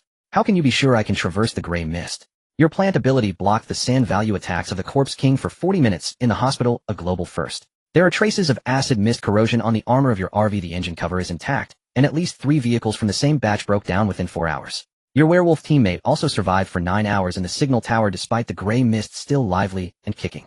Zhao Tianba lifted the cup to take a sip. If I couldn't deduce even this much data, the dominant alliance should have disbanded long ago. The players by the fire were adding vegetables to the pot. A frozen cabbage core was tossed into the red oil broth, softening in less than half a minute. Someone pulled out half a bag of frozen lamb rolls from the pickup, the bag still bearing the supermarket price tag, which had sold for over 20 yuan per pound before the apocalypse, now traded for 3 bags in exchange for 6 first-level crystal cores. Sully tucked the map into her inner pocket. I accept the promise. But for the reason behind the gray mist avoidance, I need to form my own judgment. Zhao Tianba nodded. I've already sent you the materials you requested. Considering the dangers on the road, I will arrange for someone to load the supplies. Before he could finish speaking, a short, sharp scream suddenly erupted from the lookout post on the north side of the mixing station, followed by a tremendous crash as a heavy object struck the metal roof. Bang! The engine cover of the modified pickup caved in entirely, with a giant claw covered in scales resting on top. The scales, shimmering blue ice, each the size of an adult man's palm. The claw punctured the steel plate and pierced into the engine compartment, pulling out a large mass of metal debris wrapped around an oil pipe when it was withdrawn. A second-tier ice-type mutated beast. Its size is similar to the one killed at the service station last night, but this one is more robust, with bulging muscles around the shoulder blades and thicker scales. It burst out from the gray mist at an astonishing speed, trampling the warning trap before it could be triggered. The creature stood atop the pickup's hood, its ice-blue vertical pupils scanning the crowd at the mixing station, suddenly opening its mouth. The angle at which its mouth opened was not typical for a lizard. Its jaw dislocated and elongated like a python, with 2 rows of bony teeth embedded in the inner walls of its mouth, each half a foot long and serrated. It sprayed a foul cold mist into the face of the nearest guard. The man's skin turned a grayish white at a visible pace, cracking and spreading like a dried riverbed from the corners of his mouth to his ears. Ain't it? Zhao Tianba smashed his cup on the ground and drew his pistol, firing repeatedly. The 9mm bullets struck the scale, sparking, but leaving no marks. The creature released the frozen player, turning to face Zhao Tianba, its hind leg muscles swelling as it prepared. The tendrils of the man-eating flower suddenly shot out from behind, Sully stretching into a dark red line in the air and sinking its fangs into the creature's nape. The scales at the mutated beast's nape shattered under the bite of the man-eating flower, black blood gushing out and splattering onto the pickup's windshield, hissing. The creature let out a shriek, shaking its head in an attempt to dislodge the man-eating flower. Lu Muhan cut in from the right. The conductive plates on his black Halfinger gloves glowed blue, and the speed of his claws extending was nearly 30% faster than during the hospital incident. With his 5 fingers spread, 3 arcs of electricity intertwined at his fingertips. A precise shot. The current acted as a projectile. He timed his attack with the creature's head movements, striking 3 arcs of electricity into its left eye socket. The eyeball exploded, ice blue liquid spraying into the air and crystallizing. The second claw followed. 4 arcs of electricity penetrated the wound previously bitten by the man-eating flower, drilling into the torn muscle fibers and scorching the nerve bundle in its left forelimb into a charred mass. The creature rolled down from the pickup's hood and crashed onto the ground, cold mist spewing from its mouth, but the intent. Lu Muhan stepped on its jaw, driving his claws into its throat, and arcs of electricity exploded in a flash of white light within its cranial cavity. It stopped moving. The mixing station fell silent as a grave. Several players still held their guns in shooting posture, but had forgotten to pull the trigger. The young man hiding behind the mixer with a kitchen knife had turned as pale as paper. Damn. Zhao Tianba tucked his pistol back into his waist. He glanced at the man-eating flower regurgitating bone fragments, and suddenly smiled. I told you my push was right. Lu Muhan pulled his claws from the mutated beast's throat and shook off the black blood. The wolf's ears perked up and the tips turned towards Su Li. Su Li had crouched next to the player who had been frozen, pulling out the pollen water of the canna from her folding space and pouring it into his mouth. The cracks on his face began to retract from the ears, his gray-white skin regaining a flush.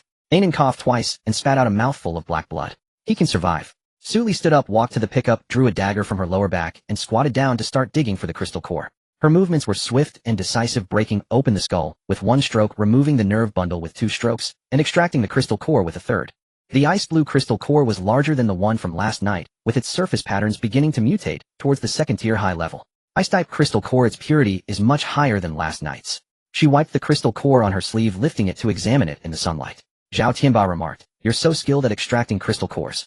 Ignoring him, Su Li was about to store the crystal core in her folding space when another creature burst out from the gray mist. This one was even larger, its scales having changed from ice blue to deep blue, and the bony spines on its dorsal fin reflected cold light in the sunlight. It emerged at an extremely tricky angle, perfectly positioned in everyone's blind spot, its mouth opening directly towards Su Li, who was crouching beside the pickup.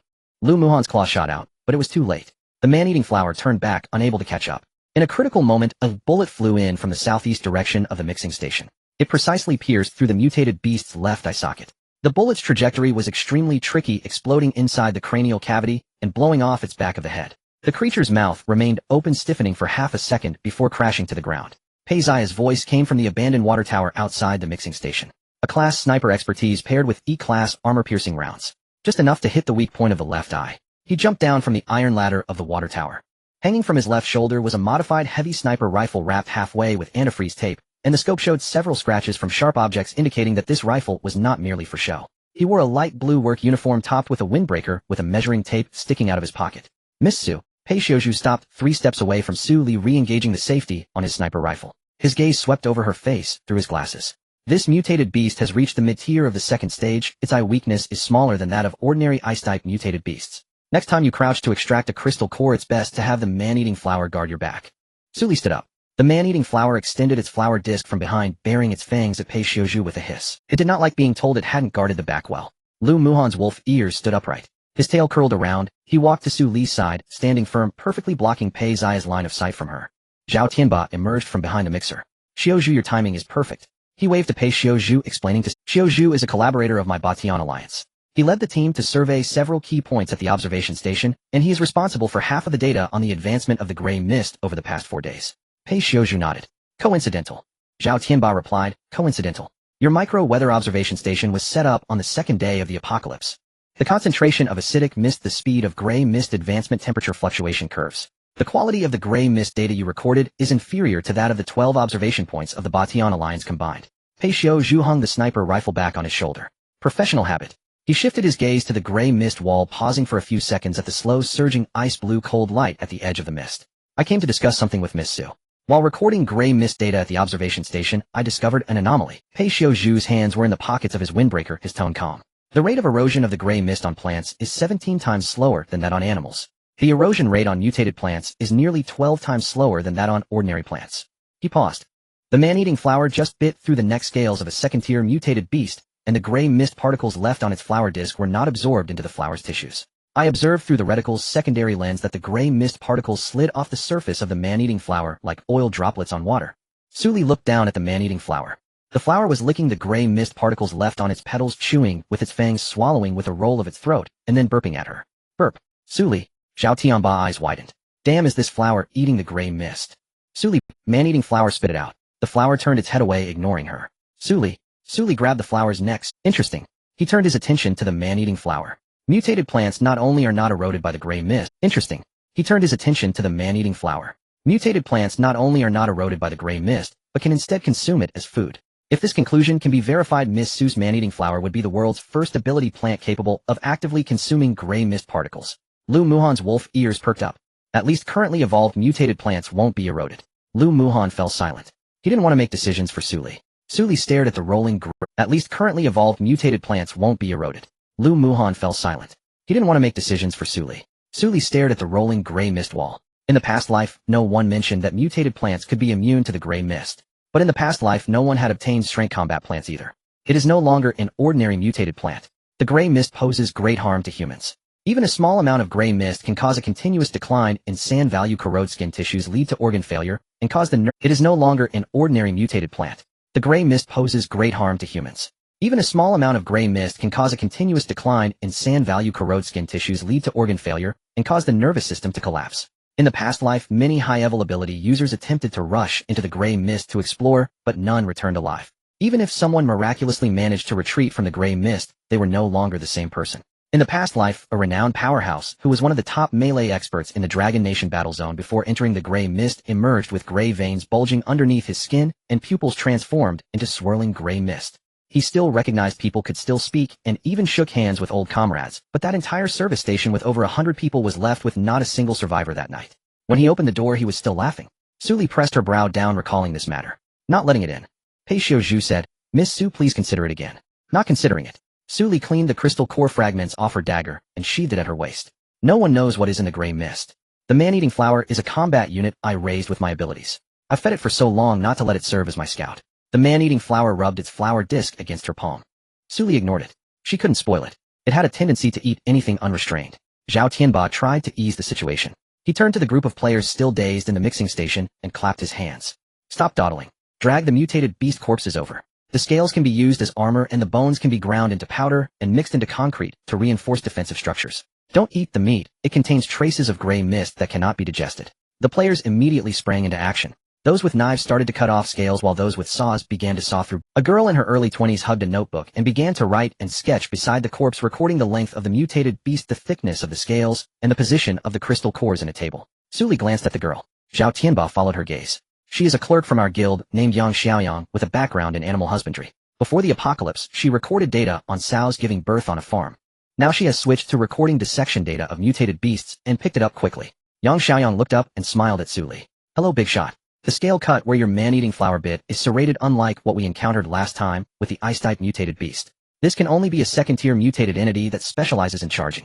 Can I take a sample? Suli nodded. The man-eating flower reluctantly opened its mouth, spitting out a piece of scale debris it hadn't swallowed. Yang Xiaoyang picked it up with tweezers and placed it in a sampling bag, casually drawing an arc diagram on her form marking the approximate range of the man-eating flower's fang-biting force. The entire process taking only 40 seconds. This efficiency is impressive, befitting someone who recorded data on sows giving birth. Twilight descended. The gray mist wall appeared even closer in the darkening sky, its edges ice blue cold light, nearly twice as dense as during the day. The muffled sounds produced by the movement of those massive bodies transitioned from occasional thuds to a continuous rumble, like distant thunder rolling without end. Zhao Tianba put the map away into his tactical jacket pocket. After dark, the speed of the gray mist's advancement will accelerate again. Our mixing station is too close to the gray mist wall. We cannot stay here at night. He pointed in a direction. 2 kilometers south, there is an abandoned commercial development. The framework has been topped off, the walls are sturdy, and the basement can be used for parking. My subordinates have cleared the 3rd floor. There's still half a pot of hot pot base left, and I want charge you for meals tonight. Suli glanced at the time. Continuing to travel at night is unsafe. The mutated beasts near the gray mist wall are nocturnal, hiding in the gray mist during the day to conserve energy and coming out to forage at night. All right. She turned the steering wheel, and the armored RV followed the 3 pickup trucks of the Batian Alliance heading south along the cornfield frozen solid. The framework of the abandoned commercial development was indeed sturdy. This must have been a pre-sale project that a real estate developer abandoned before completing it. The multi-story building framework was fully constructed with the elevator shafts and fire escape passages, all poured with concrete. Several buildings were connected by temporary bridges, forming an integrated concrete fortress. Zhao Tianba chose a building on the 3rd floor, The lobby had no partition walls, creating a spacious area. In the center of the hall were a few iron tables dragged from the property office with a black iron pot on top, the red broth still bubbling. In the corner of the wall, several stacks of soundproof rock, wool brought from the building materials market, were piled up, the light from the fire casting a warm yellow diffuse reflection on the wool surface. The entire third floor resembled a fancy hot pot city interrupted by the apocalypse. Even the smoke exhaust ducts were cleverly handled with vent shafts. Sully ascended to the floor. Beside the hot pot, a dozen people were already seated, including Zhao Gang from Iron Blood Heavy Industry, Luo Qianxue from the Rose Society, and Shen Feng from the Batian Alliance. The three surrounded the table, snatching lamb rolls with chipped enamel bowls, while still discussing the details of the fight at the hospital 2 days prior, with Zhao Gang being the loudest. I'm telling you, when that thing opened its mouth, my calves were cramping. Sun Wukong could only manage for 74 days in the 8 trigrams furnace. That corpse king had flowers growing in its belly. Who wouldn't be scared? Luo Qianxue scooped the blanched cabbage into her bowl and casually retorted, President Zhao, you were happily chopping spores with a fire axe back then, or it didn't seem like you were cramping. Shen Feng lifted his face from the edge of the bowl with a smile. He was limping after chopping. I said, Luo Qianxue, did you guys from the Rose Society clean up Sun Xiao's corpse afterward? After leaving the morgue, I had nightmares all night, filled with petals and mycelium. Zhao Gang nodded. The Rose Society handled it very reliable. After finishing, he noticed Su Li, who had come upstairs, immediately standing up, the enamel bowl clanging on the iron table as he took a few steps forward. His expression was so eager it was as if he had seen a long-lost relative. Big shot, Su Li. Seeing you is even more heartwarming than seeing my wife. Su Li paused. Lu Muhan's gaze turned cold. Ha ha ha, I misspoke, I accept punishment. Zhao Gang downed a small bottle of strong liquor. We from Iron Blood Heavy Industry went to the morgue with over 20 people that day, and not a single one came back, all thanks to you, Big Shot. No doubt if you ever need me, just shout on the public screen, I'll go through fire and water for you. Luo Qianxue leaned her healing staff against the chair, her white coat still stained with cleaning solution, and added lightly. Su Li is our honorary advisor in the Rose Society. If you want to befriend her, wait your turn behind me. Shen Feng leaned his harpoon against the corner of the wall, also smiling. The cooperative relationship between the Batian Alliance and Big Shot Su Li was established a few days ago. You all step back a bit. Zhao Gang was taken aback. What's wrong with you all? I was the first to add her as a friend. Pei Xiuzhu came up the stairs, his trench coat slightly dusted with construction site dirt, placing the sniper rifle against the wall. He took off his glasses to wipe the fog and put them back on. His gaze silently landed on Su Li by the fire. Lu Muhan followed behind him. His wolf ears perked up and his tail swayed lazily behind him as he sat down beside Su Li, placing a bowl of freshly blanched lamb rolls in front of her. Su Li took the bowl and playfully pinched his ear. His ear twitched under her fingertips. Lu Muhan did not shy away, but the tip of his tail drew small arcs on the ground. Pei Xiuzhu's gaze darkened. Just after finishing, the hot pot footsteps echoed from the stairs. A woman wrapped in a white down jacket walked up. Her long hair cascaded down her shoulders, her face lightly coated with foundation, and her lips adorned with a soft pink lip glaze. In a post-apocalyptic world, someone who can apply makeup to this extent either possesses supernatural abilities that allow them to avoid directly confronting monsters, or they have others to fight on their behalf. She held a plate of freshly washed lettuce leaves with droplets of water still clinging to them. In this temperature of -20 degrees, even the water used for washing vegetables could freeze into ice shards, yet she managed to wash the lettuce to look as if it had just been stocked on a supermarket shelf. Chairman Zhao, I washed some vegetables downstairs thinking that after a day of fighting monsters, eating compressed biscuits is too dry, so I brought you some greens. Her voice was soft and melodious with a rising intonation that sounded caring. Shen Feng frowned slightly at the sight of the plate of lettuce. This lettuce was collected from a fresh produce store and kept in the refrigerator to maintain its freshness. They had painstakingly brought the entire refrigerator back. It wasn't that they were unwilling, but her words sounded like her own. When she placed the plate on the iron table, her body angled slightly towards Pei Xiuzhu. Zhao Tianba glanced at the plate of lettuce and politely remarked, Miss Shen is thoughtful. Shen Yutong, one of Zhao Tianba collaborators. Before the apocalypse, she worked in high-end catering supply, providing organic vegetables to several top private clubs, with 3 ecological farms in the suburbs. After the apocalypse broke out, her farms were engulfed by the gray mist. She joined the Batian Alliance with her Clevel plant affinity supernatural power, mainly responsible for logistics. In terms of supernatural power levels, she was 8 or 9 letters behind Su Li. In terms of actual combat, she had never even been to a service station. However, in terms of popularity in the guild, she was quite well liked. Beautiful and sweet-voiced, she presented a gentle and considerate demeanor to everyone. She could change dressings for the injured until her own eyes turned red. Delivering hot soup to the night patrol team could last until 2 in the morning. Even when distributing supplies, she often gave out more than the stipulated quota. Shen Yutong arranged the lettuce and sat down beside Pei Xiuzhu. Xiuzhu, did you go to the gray mist wall today? I saw frost forming on your sniper rifle barrel downstairs. In such cold weather you should have put on an extra layer. She rummaged through her canvas bag and pulled out a hand-knit scarf with dense stitches in a muted dark gray that matched Pei Zia's work attire. I knitted it because I saw your trench coat collar was too loose last time. It's not anything valuable. If you find it a hassle, you can use it as a gun cleaning cloth.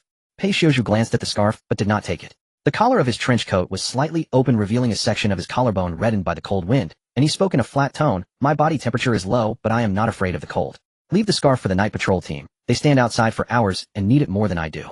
Shin Yutong's smile froze. She folded the scarf and placed it back in the canvas bag, her tone still gentle. "Indeed, you always think of others first." She turned her gaze to Lu Muhan. Lu Muhan was focused on eating the lamb rolls that Su Li had given him.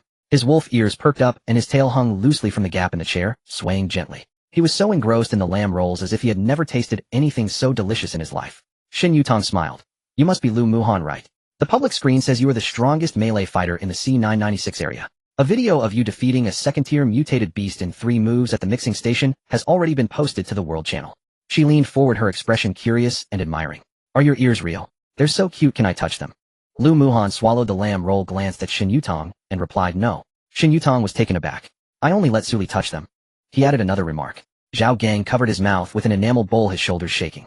Luo Qinxue turned her face away, the sleeves of her white coat covering half of her face, but not hiding the corners of her eyes that were curving up. Chun Feng put down his chopsticks, his hands crossed over his knees, and the smile at the corner of his mouth could not be suppressed. Shin Yutong managed a smile that fell into Su Li's eyes. "It seems Muhan likes Miss Su quite a bit." Su Li held a cup of water, the aroma of tea rich, and ignored her. This girl's background she already knew from her previous life. In the later stages of the apocalypse, the Batian alliance was in turmoil. Zhao Tianba was stabbed to death by his deputy, and among the traitors was the material distribution list signed by Shin Yutong. That batch of supplies was the Batian alliance's medical reserves for 3 months. Zhao Tianba intended to send it to the heavily affected areas, but she had redirected it overnight to a convoy completely unrelated to the Batian alliance. After Zhao Tianba's death, she became the logistics supervisor for that convoy, living quite comfortably. Su Li had never regarded such a person seriously. In her previous life, she had no time to deal with her. If she were to cross paths in this life, then she shouldn't blame herself for stripping away her carefully applied foundation along with the small schemes hidden beneath. As the night deepened, several people sat around the campfire discussing news from the regional channel, the advancement speed of the gray mist wall, nude level tasks at the service station, and the technology developed by a guild in Lighthouse Country for using zombie crystal cores as fuel. Shin Yutong quietly listened while holding a cup, occasionally refilling hot water for everyone. She walked around the table, replacing everyone's lukewarm water with hot, her movements as fluid as a tea master. No one noticed when she poured water for Su Li how her finger gently flicked beneath the rim of the cup. Su Li raised the cup to take a sip and detected a faint sweetness in the water. The cold-resistant tomatoes from the cultivation room were still in her foldable space, and the drip irrigation system had used canna pollen liquid, leaving a taste of sweetness in the water that was different from the teas. There was cane sugar in this cup of water. It was added in extremely small and fine amounts, barely perceptible, requiring the tongue to press against the roof of the mouth to taste. Su Li lifted her eyelids and glanced at Shin Yutong. The woman was sitting sideways, placing the hot water kettle back on the iron rack by the fire, her movements gentle and harmless. If there was nothing else in this water, what was her intention with the sugar? Sweeteners can enhance sensitivity to unpleasant. They can also mask the taste of medicine. Su Li set the cup down. A sunflower jumped out of her pocket, the golden light of its photosynthetic energy shining on the rim of the cup, the large petals waving. A carnivorous flower climbed up from the stairs, tilting its flower head to look at the cup, its fangs open wide as it licked the undissolved sugar grain from the remnants of the water. It turned its gaze towards Shin Yutong, its 6 petals standing upright, producing a low growl from deep within its throat. Su Li tapped the flower's calyx with her fingertip. The carnivorous flower quieted down, its dark red pupils lingering on Shin Yutong for a few last seconds before retreating silently into the corner. Shin Yutong sensed something and lifted her head to glance over. Su Li disposed of the water and stood up to place the cup down. "The water is too sweet, it doesn't suit me." In the later part of the night, Su Li turned over on the folding bed in the RV, her consciousness alerted by an abnormal status prompt. She opened the panel, and a line of text appeared in the status bar. Electrolyte imbalance, nerve reflex speed reduced by 15, lasting for 30 minutes. She remained silent. Carefully getting out of bed, she opened the RV door and walked around to Shin Yutong's truck. The toolbox was half open, a deep brown medicine bottle pressed under the wrench, the label torn off with a few drops of murky residue left at the bottom. The inner side of the bottle cap was engraved with an anti-counterfeiting code. Pressing it felt rough, indicating it was a targeted version from the drug factory. Su Li pulled the curled up Shin Yutong to the drainage ditch behind the commercial building. Shin Yutong was only wearing thermal underwear beneath her down jacket, her lips shaking as they quivered against her teeth. Miss Su, what are you doing? Did I offend you in any way?" Her face was innocent. Su Li held the bottle of residue in front of her. Targeted nerve suppressor specifically designed to counter plant supernatural power optimization. Who developed this? Shin Yutong stubbornly turned her face away. "I don't know what you're talking about. I haven't done anything." A carnivorous flower leaned down from above the drainage ditch, its fangs gripping the edge of her collar. "I'll tell you, but you must guarantee my safety. You have no conditions to negotiate." The teeth clicked more fiercely and Shin Yutong squeezed out a sentence from her throat. It's Chu Yang. You have offended too many people, somewhat you dead." Su Li let go of her collar. Chu Yang. She had never heard this name in her previous life. Who is Chu Yang? He is the vice captain of the Iron Blood Heavy Industry Convoy. Shin Yutong no longer dared to hide. Su Li showed no signs of shock, anger, or panic, nor any unnecessary harshness. It was as if she were flipping through a ledger that was bound to come due. When it was your turn, you settled the account. She really could kill. He is the cousin of Zhou Xinxin. He blames you for the death of his people and wants you to pay the price. I only please don't kill me. Su Li loosened her grip. Shin Yutong collapsed to the ground. Does Zhao Tianba know?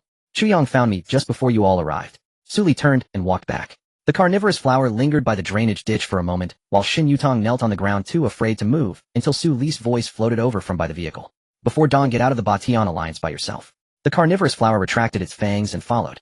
Before dawn, Su Li woke up. As she opened the door of the RV, the compartment above was empty. The man-eating flower was not there. The sunflower poked its flower head out of her pocket, golden light from its photosynthesis sweeping across the roof of the car, the petals trembling in confusion. She jumped down and circled around the third floor of the commercial building. Under the hot pot table it was empty. At the stairway it was empty. By the drainage ditch it was empty. Su Li stood by the drainage ditch, the cold wind rushing into her work uniform collar. That flower was usually gluttonous, but never ran away. If it really ran far, the contract mark on the system panel should have, but the status bar of the man-eating flower on the panel remained quietly displayed with no injury alerts, no abnormal statuses, simply missing. She searched again, still not finding it. Forget it. That flower had tough skin and thick flesh. It dared to chew even the gray mist particles and could bite through the neck scales of a second-tier mutated beast in one go. If it encountered something it couldn't defeat, it would run. Maybe it ran out to play, Su Li said, brushing the dust off her hands. The sunflower was anxious, hopping in her palm, desperately shaking its flower head towards the gray mist wall. Alright, it will come back once it's done playing, Su Li said, stuffing the sunflower back into her pocket. When the sky was fully bright, the hall on the third floor gradually filled with people. Zhao Gang squatted by the hot pot table, gnawing on a compressed biscuit. Luo Qinxue used a healing staff as a rolling pin to crush a block of instant noodles that had frozen solid on the metal table. Chun Feng leaned against the wall, cleaning his harpoon gun. Pei Xiuzhu sat by the window, flipping through a construction log picked up from the property office.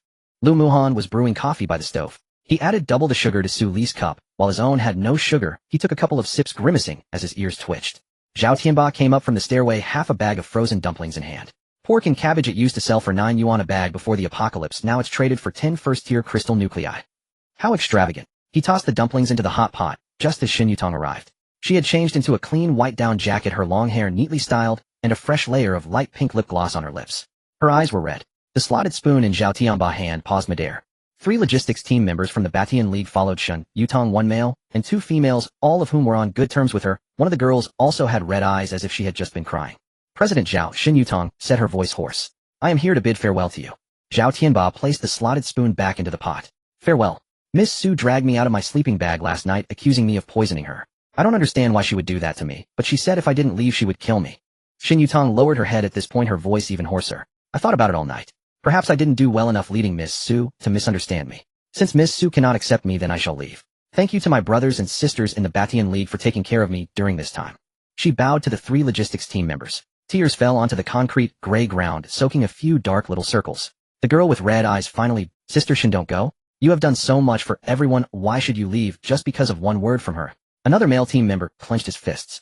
President Zhao's sister Shun has been in the guild since the apocalypse, changing dressings for the wounded until midnight, sharing supplies without holding back, and the ginger soup she made during night patrols has saved countless people. She said to drive people away. Oh, what right does she have? The 3rd logistics team member, a middle-aged woman in her 40s, was not as agitated as the younger ones, but her tone was sharp. President Zhao, while Miss Su has indeed helped us in the Batian League, internal guild matters should not involve outsiders, right?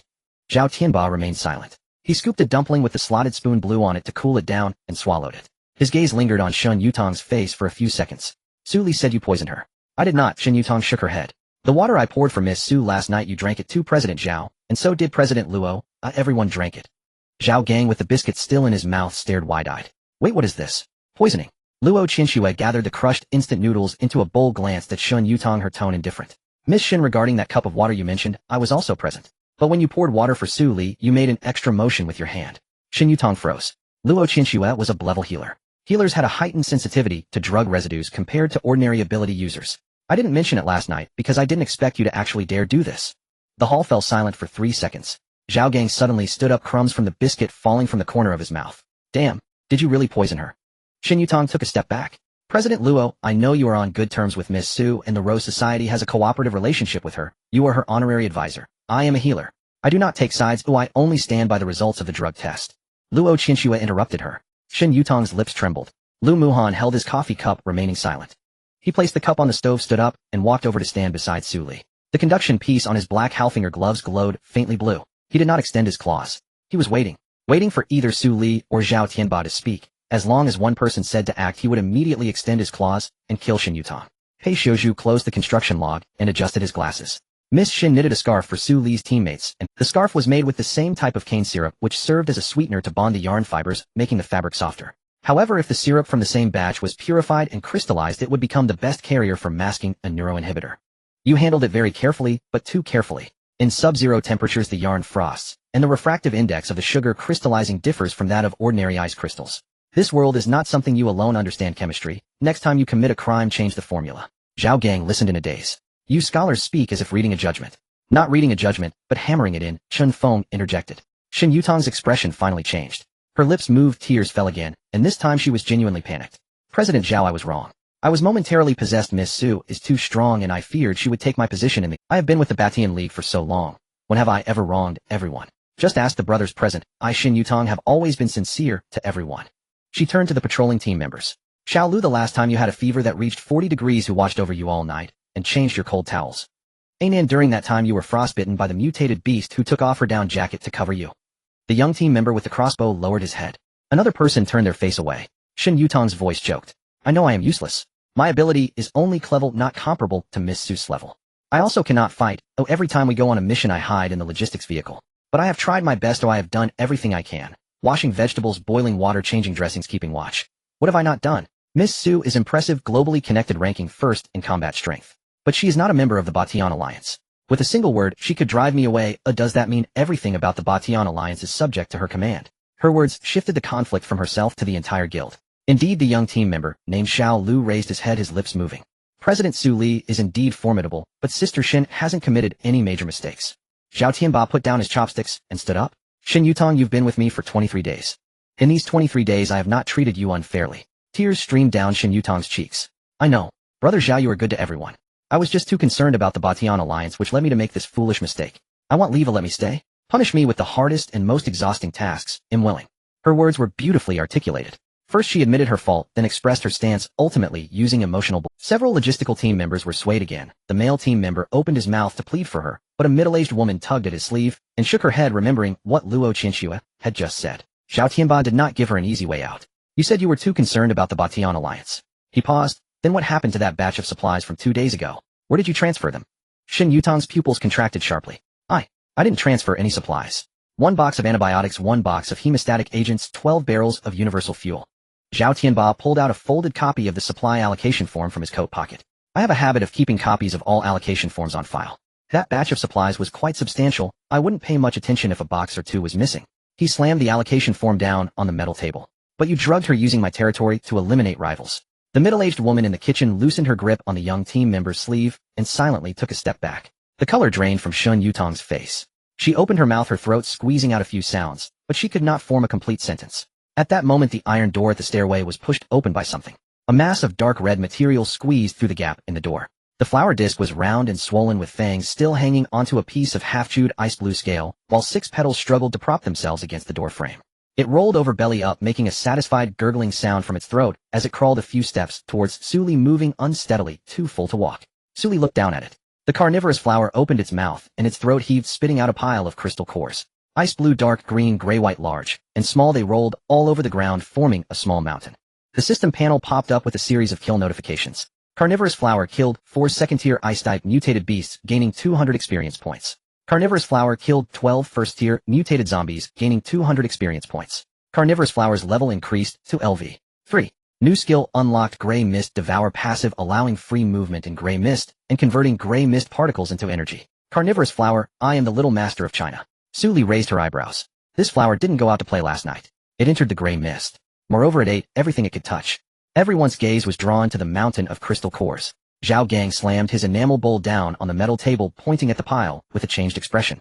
No way. Did it steal this or rob it? Chen Feng squatted down to pick up an ice blue crystal core, squinting at it for a long time. A second-tier ice-type crystal core, at least 4 of them. The dark green ones are poison type, and the gray-white ones are mental type. Together these exceed the quality of what the Corpse King at the Dawn Hospital dropped.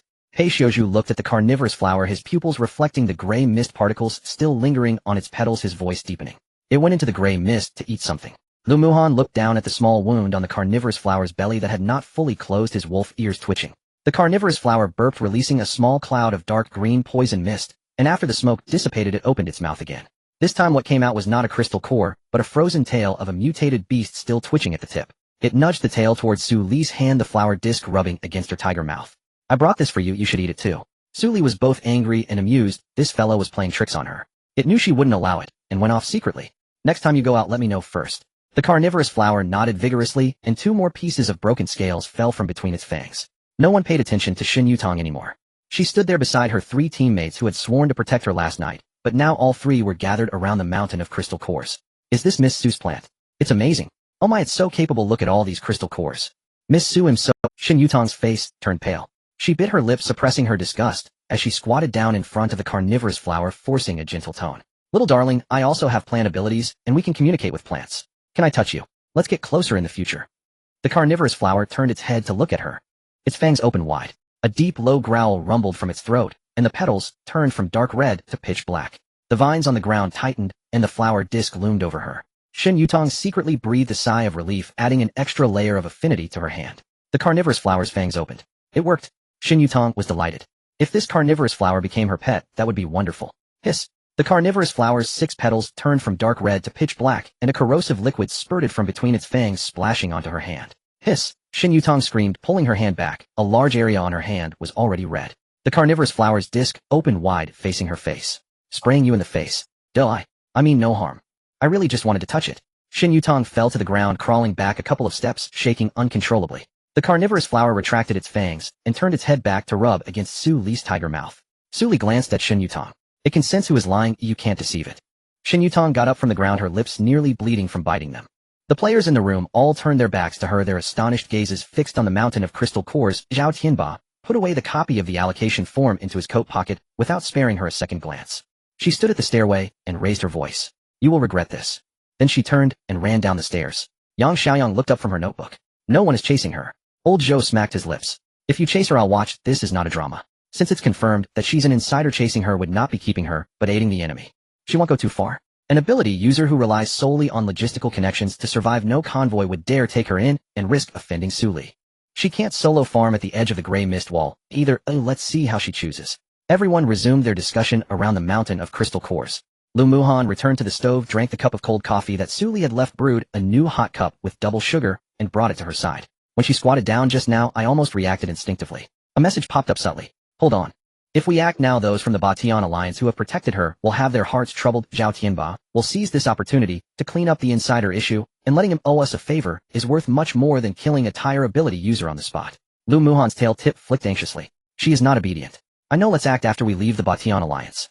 Shin Yutong walked down the safety passage to the first floor and stopped next to the elevator shaft in the underground garage. The corrosive wound on the back of her right hand had swollen, with the skin peeling at the edges, causing her intense pain. She glanced back. No one followed her. The laughter from the hot pot table on the 3rd floor echoed down through the concrete floor. She gritted her teeth, her nails digging painfully into her palm. Su Li. Again it was Su Li. Why? She had Cray plant affinity, so logically she should also be able to communicate with mutated plants and nurture a battle plant. But when her affinity ability was used on that man-eating flower, it didn't even give her a glance. The moment she crouched on the 3rd floor and pushed her ability out, other mutated plants would have already bowed down. Yet the man-eating flower raised all 6 petals, and the shrill roar from its throat made her teeth ache. That thing was warning her. It was like looking at a bug that could be crushed at any moment with no interest in attacking.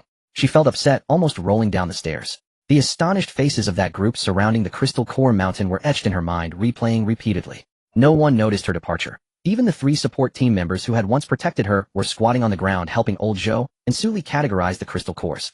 She took her hand out of her pocket and, using the morning light to inspect it for a moment, tore off the damaged skin and casually tossed it at the base of the wall. A private chat popped up on her system panel. Shin Yutong, Su Li's ability is at least 2 levels stronger than we estimated, and the nerve suppressant is completely ineffective. Shin Yutong, her man-eating flower killed 4 second-tier mutated beasts alone in the gray mist last night without a scratch. The other side was dead silent. Chuyang, are you sure it went into the gray mist alone? Shin Yutong, I saw it spit out 4 second-tier crystal cores with my own eyes. Shin Yutong, the suppressant you gave me, was it fake? Silence lingered for almost 2 minutes. Chuyang, the suppressant is real. High Blood Heavy Industry opened it from an 11 dungeon treasure chest specifically designed to restrain plant abilities. Any plant abilities below second tier would drop a level upon contact. Xin Yutong, then why is she unaffected? Chu Yang, the ability level that can be linked to the gray mist, if not S, she must have hidden cards. It's not an issue with the medicine. Xin Yutong, I was driven out by her. Chu Yang, you were exposed. Xin Yutong, Zhao Tianba found out about my resource transfer. He won't let me go. Chu Yang, where are you now? Xin Yutong, in the basement of an abandoned building. Xin Yutong, but I need a place to stay and also need treatment. My hand has been corroded to the point where the edges are black, and it hurts terribly. Chu Yang will give you a coordinate, but can you find? Xin Yutong, Cray Plan Affinity, what do you think? Chu Yang, what about other skills? Xin Yutong, I learned about field anesthesia from someone studying medicine before. I also specifically studied how to interfere with other system abilities. That medical student said I had talent. Chu Yang, you're quite the talent. They'll give you an address, we need to discuss, Su Li in person. Behind the ruins of the commercial building to the south, there was a modified gray pickup truck. The truck bed was welded with iron mesh to resist acidic mist. A layer of white frost formed on it. One of the headlights was broken, and the bumper was smeared with the dried black blood remnants of zombies. The windshield was cracked like a spider web, and 2 chipped machetes lay on the engine cover. Chu Yang leaned against the car door. His dark, gray cold-proof jacket was unzipped, revealing only a thin sweater underneath with a deep gash on his neck that exposed a fresh, deep scratch. Standing around him were 4 players from Thai blood-heavy industry, each tall and fierce, their bodies smeared with blood. As Xin Yutong approached the pickup truck, Chu Yang was wiping the blood off the machete. He flipped the cloth over, resting the blade against his knee, and glanced at her. Did that flower hurt you? No, I did it myself. Xin Yutong sat on a nearby barrel. That thing doesn't like me. Chu Yang chuckled. You can't even handle a flower. If you have the ability, go handle it yourself, Xin Yutong retorted with, Su Li's ability level is not as simple as S. The regular suppressants can't penetrate it. The man-eating flower can kill second-tier mutated beasts in the gray mist. You know how much intel you've leaked. Chu Yang's fingers rubbed against the anti-slip tape on the knife handle. Zhou Xinxin, is Lu Kai's convoy arranged by you? Not really. They formed their own team. I just gave them some intel telling them they could pick up scraps by following Su Li. Chu Yang's voice was very calm. My cousin wants that box. She's not greedy, as she just wants to pick up a golden treasure chest, not to kill that woman. Xin Yutong listened quietly. I told her not to compete with Su Li, as she insisted on going. If she dies, it's her own choice. Chu Yang's knuckles turned white. But Su Li left her at the moored door, but she could have pulled her back. Zhou Xinxin made her own choice. Xin Yutong had no intention of sharing Chu Yang's resentment, she was very clear-headed. Chu Yang glanced at her. You're surprisingly calm. What good is crying? Tears are weapons, not emotions. Weapons need to be used in the right places. Xin Yutong tightened her military coat. I cried for half an hour in front of Zhao Tianba, almost turned the tables. Unfortunately, Zhao Tianba won't fall for that trick, and neither will Su Li. But those brash fools from the Batian Alliance bought it. That guy named Xiao Lu even wanted to chase after, but unfortunately he was useless. Chu Yang's knife edge struck against the metal, producing several muffled thuds. How do you plan to deal with Su Li? Xin Yutong paused for a moment. Do you have a plan? Chu Yang tilted his head towards the depths of the ruins. The gray mist walls surged beneath the visible southern skyline. I've been watching her for several days. A person like her cannot be approached without a trap. He took out a hand-drawn map from his cold-proof jacket and spread it on the pickup truck's engine cover. The map was new, the ink not faded by the cold mist. Service station No. 9, a Dawn Hospital, the abandoned horticultural market, several mutated ice ridges, all marked in different colors for terrain and zombie density. Step 1, force her into a trap. The route of the gray mist wall pushing south has a bend. The inside of the bend is an abandoned mine with only one entrance. You lure the man-eating flower into the mine to cut off her retreat, and my people will pressure her into going in alone. His finger pressed down on the mine marker on the map. Step 2, I've pre-placed 12 anti-infantry mines in the mine. These things are specifically designed to blow up enhancers with a physique above level 3. Even if she doesn't die, she'll lose a layer of skin. Xin Yutong focused on every detailed node on the map, her eyes gradually brightening. What about that man-eating flower? Chu Yang looked up. Do you want that flower? Yes. Xin Yutong replied decisively. Su Li uses her abilities to feed it, nurturing such a reckless creature.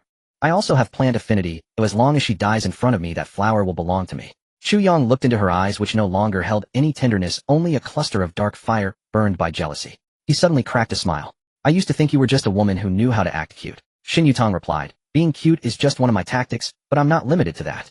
Chu Yang folded the map and tucked it back into his cold-proof jacket. Alright, that flower belongs to you. I just want Su Li dead. When she caused Zhou Xingxin's death, my cousin sent me a video where she cried for a full 4 minutes. Her suffering cannot be in vain. His tone was very calm, as if he were speaking about someone else's business. Xin Yutong did not respond to that. She was not interested in Zhou Xingxin's life or death, she was only interested in that man-eating flower. When will we strike? The density of zombies near the mine is increasing, indicating that high-tier mutated entities are concentrating there. We will follow the tide of corpses. In the evening, when Su Li leaves the commercial building, you and my people will meet at the mine. Chu Yang pulled the ignition key halfway out, his gaze crossing the ruins to the silhouette of the distant commercial building. I want her to die in a place where no one can find her. To the south of the commercial building, the sky had already begun to darken. Lu Muhan cleaned the frost off the bulletproof glass of the RV and glanced at the Hummer following behind. The black Hummer had been modified. The roof was welded with a honeycomb armor plate to resist acidic mist, and a spare fuel tank, an all-terrain spare tire hung off the back. Pei Ziya's sharply defined profile appeared in the windshield. Lu Muhan folded the cloth neatly, and put it back in the sink, picked up Su Li's empty cup from the window, filled it with hot water, and handed it to her. The tail flicked lightly at the edge of the seat. What is he following us for? Su Li took the cup, holding it in her hands to warm them, glanced out the window, then looked at him amused. This big wolf dog was too easily jealous. Why do you care what he does? The highway isn't my family's. Lu Muhan glanced at the Hummer in the rearview mirror again, his wolf ears perked up, and then drooped, then perked up again, the tips twitching. He's driving a Hummer, we're in an armored RV. If our destinations were different we would have split by now. He was behind us as we left the commercial building, and even after 3 turns he was still behind us. Su Li took a sip of hot water. Then why don't you just ask him directly?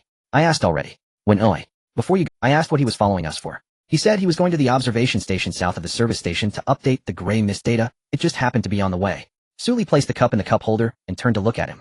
Lu Muhan turned his face away. Su Li reached out and pinched the back of his neck, forcing him to turn his head. Lu Muhan, you're unhappy. No. Your wolf ears are about to get tangled up. Lu Muhan flattened his ears, but as soon as she released her hand, they perked back up. He was silent for a moment, his voice muffled deep in his throat. I don't like him looking at you. Su Li released her hand from his neck. She herself felt a little conflicted. There are architects who can survive the apocalypse, but someone who possesses mastery in a level sniping can independently build a weather observation station and can make gray mist data better than the combined 12 observation points of the Batian Alliance. If such a person existed, they would have been poached by top guilds long ago. Yet she had never heard this name in her previous life. Either he died early in the apocalypse, or there was some other reason for him to deliberately hide his identity. Regardless of which it was, this person definitely had secrets. Seeing that she did not refute him, Lu Muhan felt a bit better. He did not pursue the matter of Pei Xiuzhu further, but kept his gaze fixed on the Hummer in the rearview mirror. The RV continued to roll south, and the drip irrigation system in the planting room emitted a small water pulse reminder. Su Li saw 2 new lines of data on the monitoring panel, set her cup down, and stood up. Come in and take a look. A warm light enveloped her in the planting room, and in the 2 special planting slots at the edge of the field 2 ability plants had broken ground. The first plant, the pea shooter. The tender stem has emerged from the nutrient soil, barely 10 centimeters tall, with a miniature pea pod perched at its top, its body a translucent green adorned with intricate vein-like patterns. The pod's opening slightly unfurls, autonomously absorbing the photonic energy waves from above the planting slot. Grade, a mutant plant, pea shooter seedling, stage, attack power 30, rate of fire 1 shot second, attack range 50 meters, current ammunition type, regular pea ammo, characteristic, infinite ammunition, no need for reloading. Characteristic, killing zombies can accumulate evolution points, allowing for a switch to advanced forms of frozen pea, fire pea, or rapid fire after evolution. The second plant, the exploding nut. It grows slightly slower than the pea shooter, having just broken through the soil at less than 5 centimeters. Its shell is already covered with a hard brownish pattern, feeling rough to the touch. Grade, a mutant plant, exploding nut seedling, stage, defense power 200, explosion range 3 meters, explosion damage 200 points, explosion trigger condition, withstands over 50 points of damage, or can be detonated actively. Characteristic, will regrow and bear fruit within 24 hours of exploding, no need to replant. Characteristic, the nut's shell can withstand a full force impact from a second-tier mutated beast without breaking. Su Li gazed at these 2 seedlings internally, exclaiming their prowess. The 4 unactivated seeds given as a first kill reward are indeed not of low grade, starting at grade A, which would astonish anyone if taken out. The man-eating flower leaned out from behind her, sniffing the tender sprout of the pea shooter, retracting its fangs into the inner petals, and gently tapped it with its flower calyx. The sunflower bounced over from the southeast corner, its photonic energy showering down on the 2 planting slots, visibly invigorating the seedlings. The beauty lily stood beside, purifying the pollen that flowed into the roots through the drip irrigation system. SS grade plant ability. A green light enveloped the tender stems of the 2 seedlings. The pea shooter surged upward significantly, its pea pod swelling. The pod's green hue deepened to a rich emerald, the vein patterns shifting from translucent to silver, and the shooting hole slightly opened, an air-compressed bullet swirling at its throat. S-grade, mutant plant, pea shooter, LV1, attack power 300, rate of fire 5 shots second, attack range 200 meters, current ammunition type, frozen pea ammo, slows by 40, lasts 3 seconds. Cooldown 10 seconds, fire pea ammo, additional burning damage of 50 points second, lasts 5 seconds. Cooldown 10 seconds, rapid fire pea ammo, fires 5 regular bullets at once, no cooldown, infinite ammunition, newly unlocked characteristic, can actively switch ammunition types without cooldown during combat. The exploding nut also grew taller. Its shell transformed from brown to dark steel gray, thin silver lines embedded in the grooves of its patterns, the roots burrowing into the nutrient soil with a creaking sound. It had grown to nearly half a person's height, its shell rounded and hard, glistening with a layer of cold light.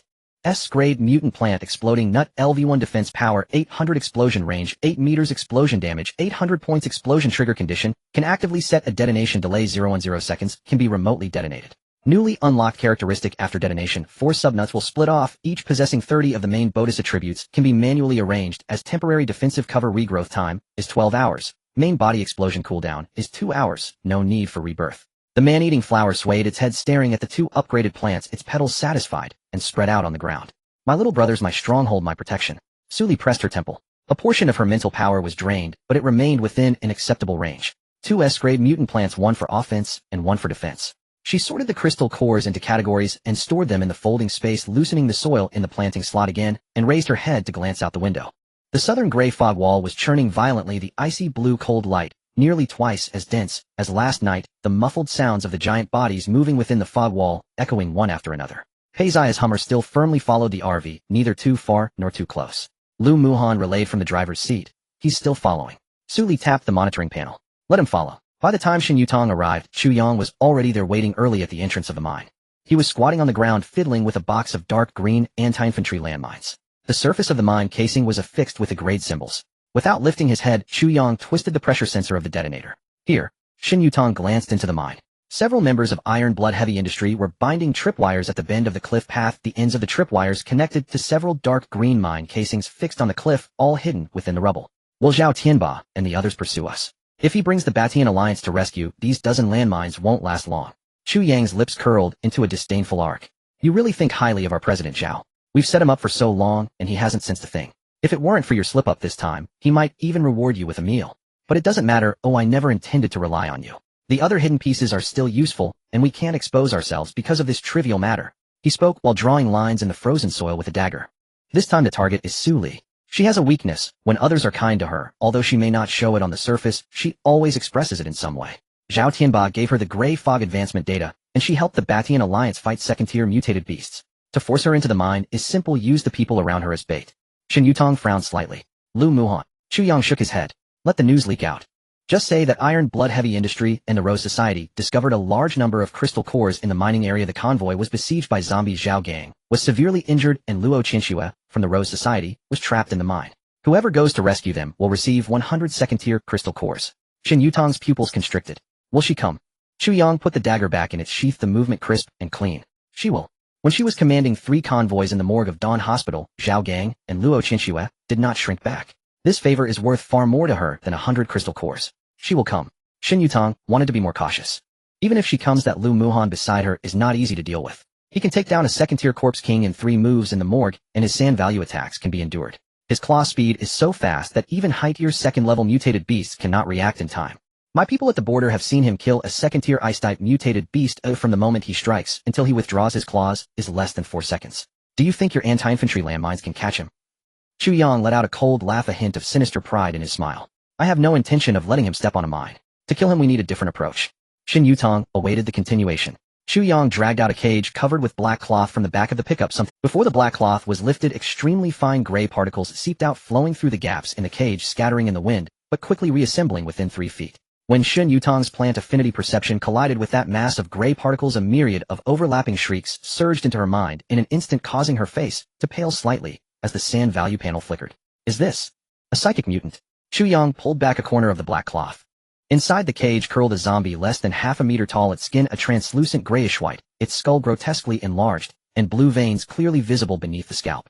Delicate gray filaments crawled out of its nostrils and ear canals, immediately twisting into countless fine tendrils as they clung to the bars of the cage. A psychic piercing entity specifically targeting high sand value players ranked 2 mid-tier. Many died during capture.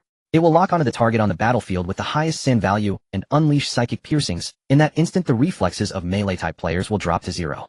No matter how fast Lu Muhan is, it won't matter. For a fraction of a second, he won't be able to move, and the explosives would be enough to blast him several times.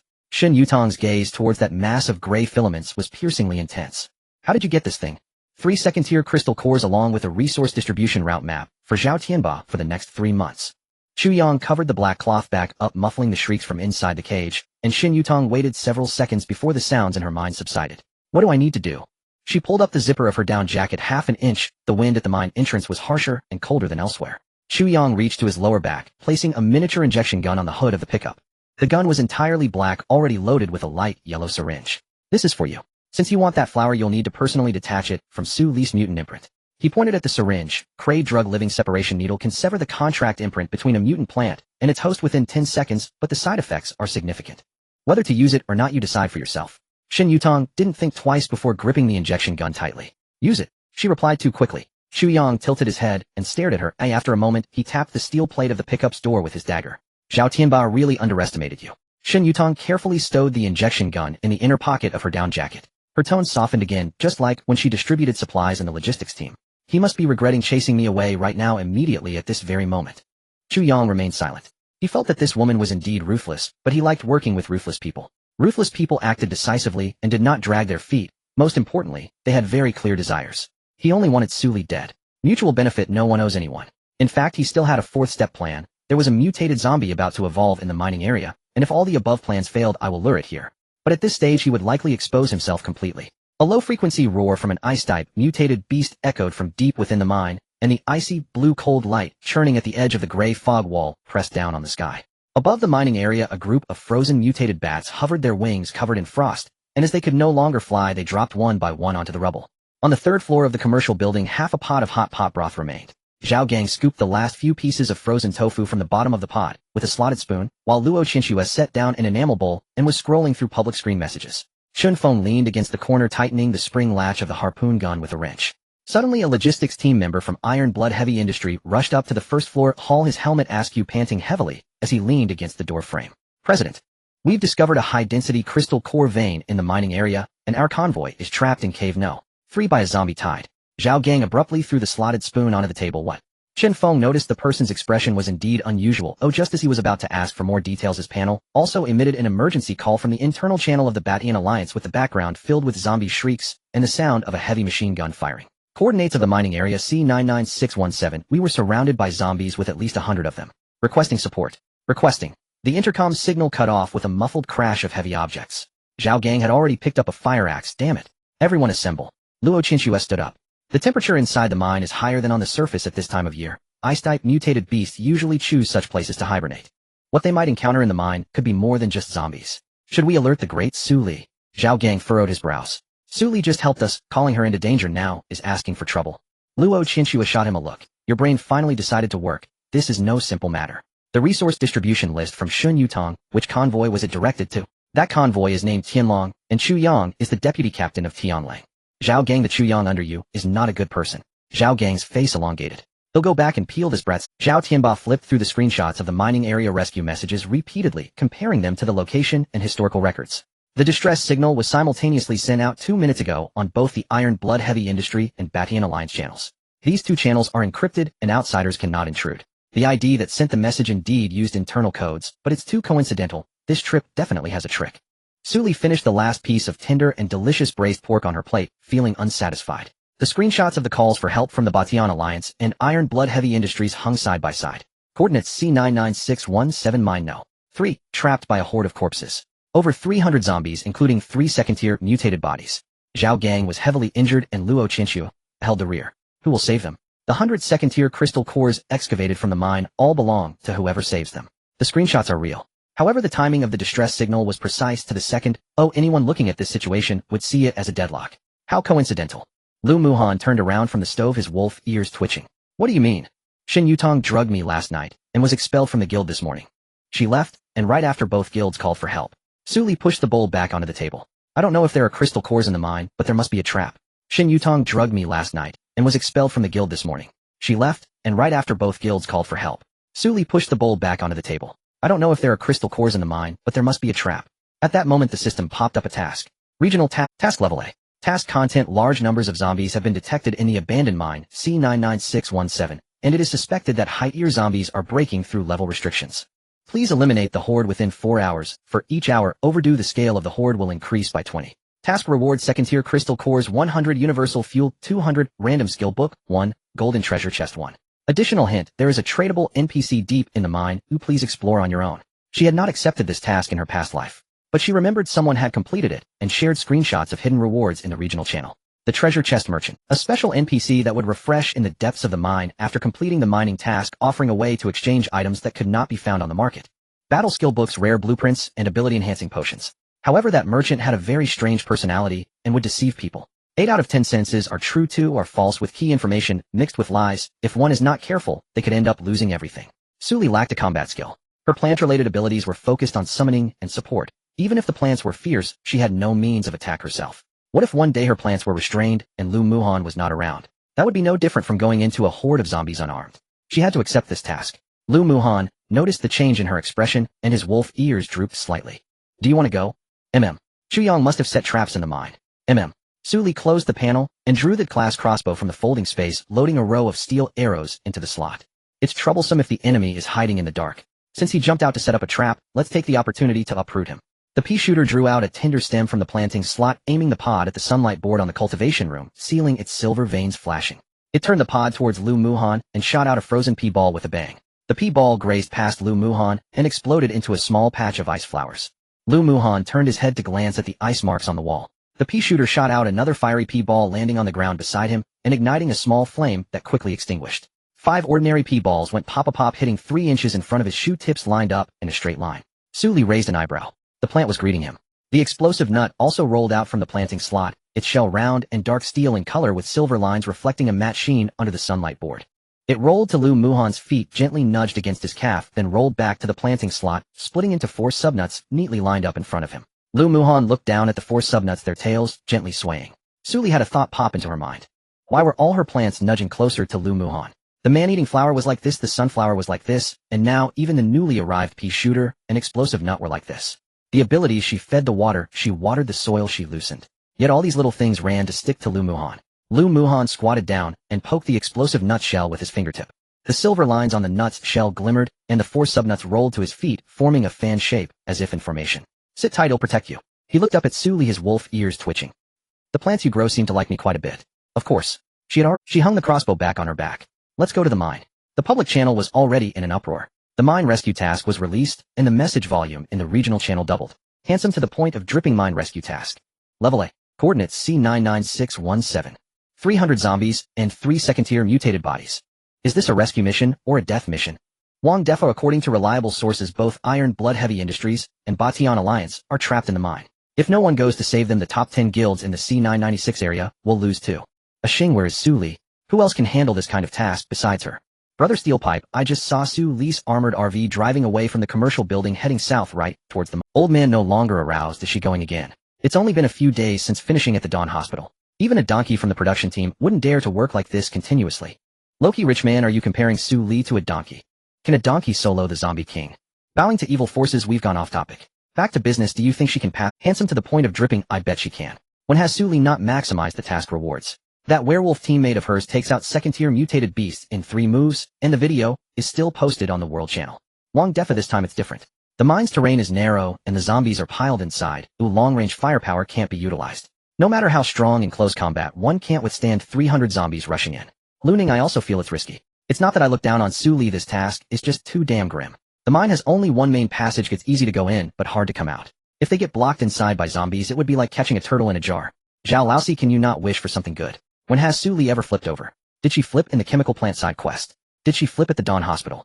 Li Tieju, flip my ass. Suli is #1 in the world. Screaming. JPG, the World Channel, quickly. Pickled Vegetable Country Park, Jiangti, the C996 area, has an 11 task again. It's still Suli. Sakura Country, Yamamoto Jiro. In such a terrain where visibility is limited, what's needed is not individual combat power, but battlefield control capability.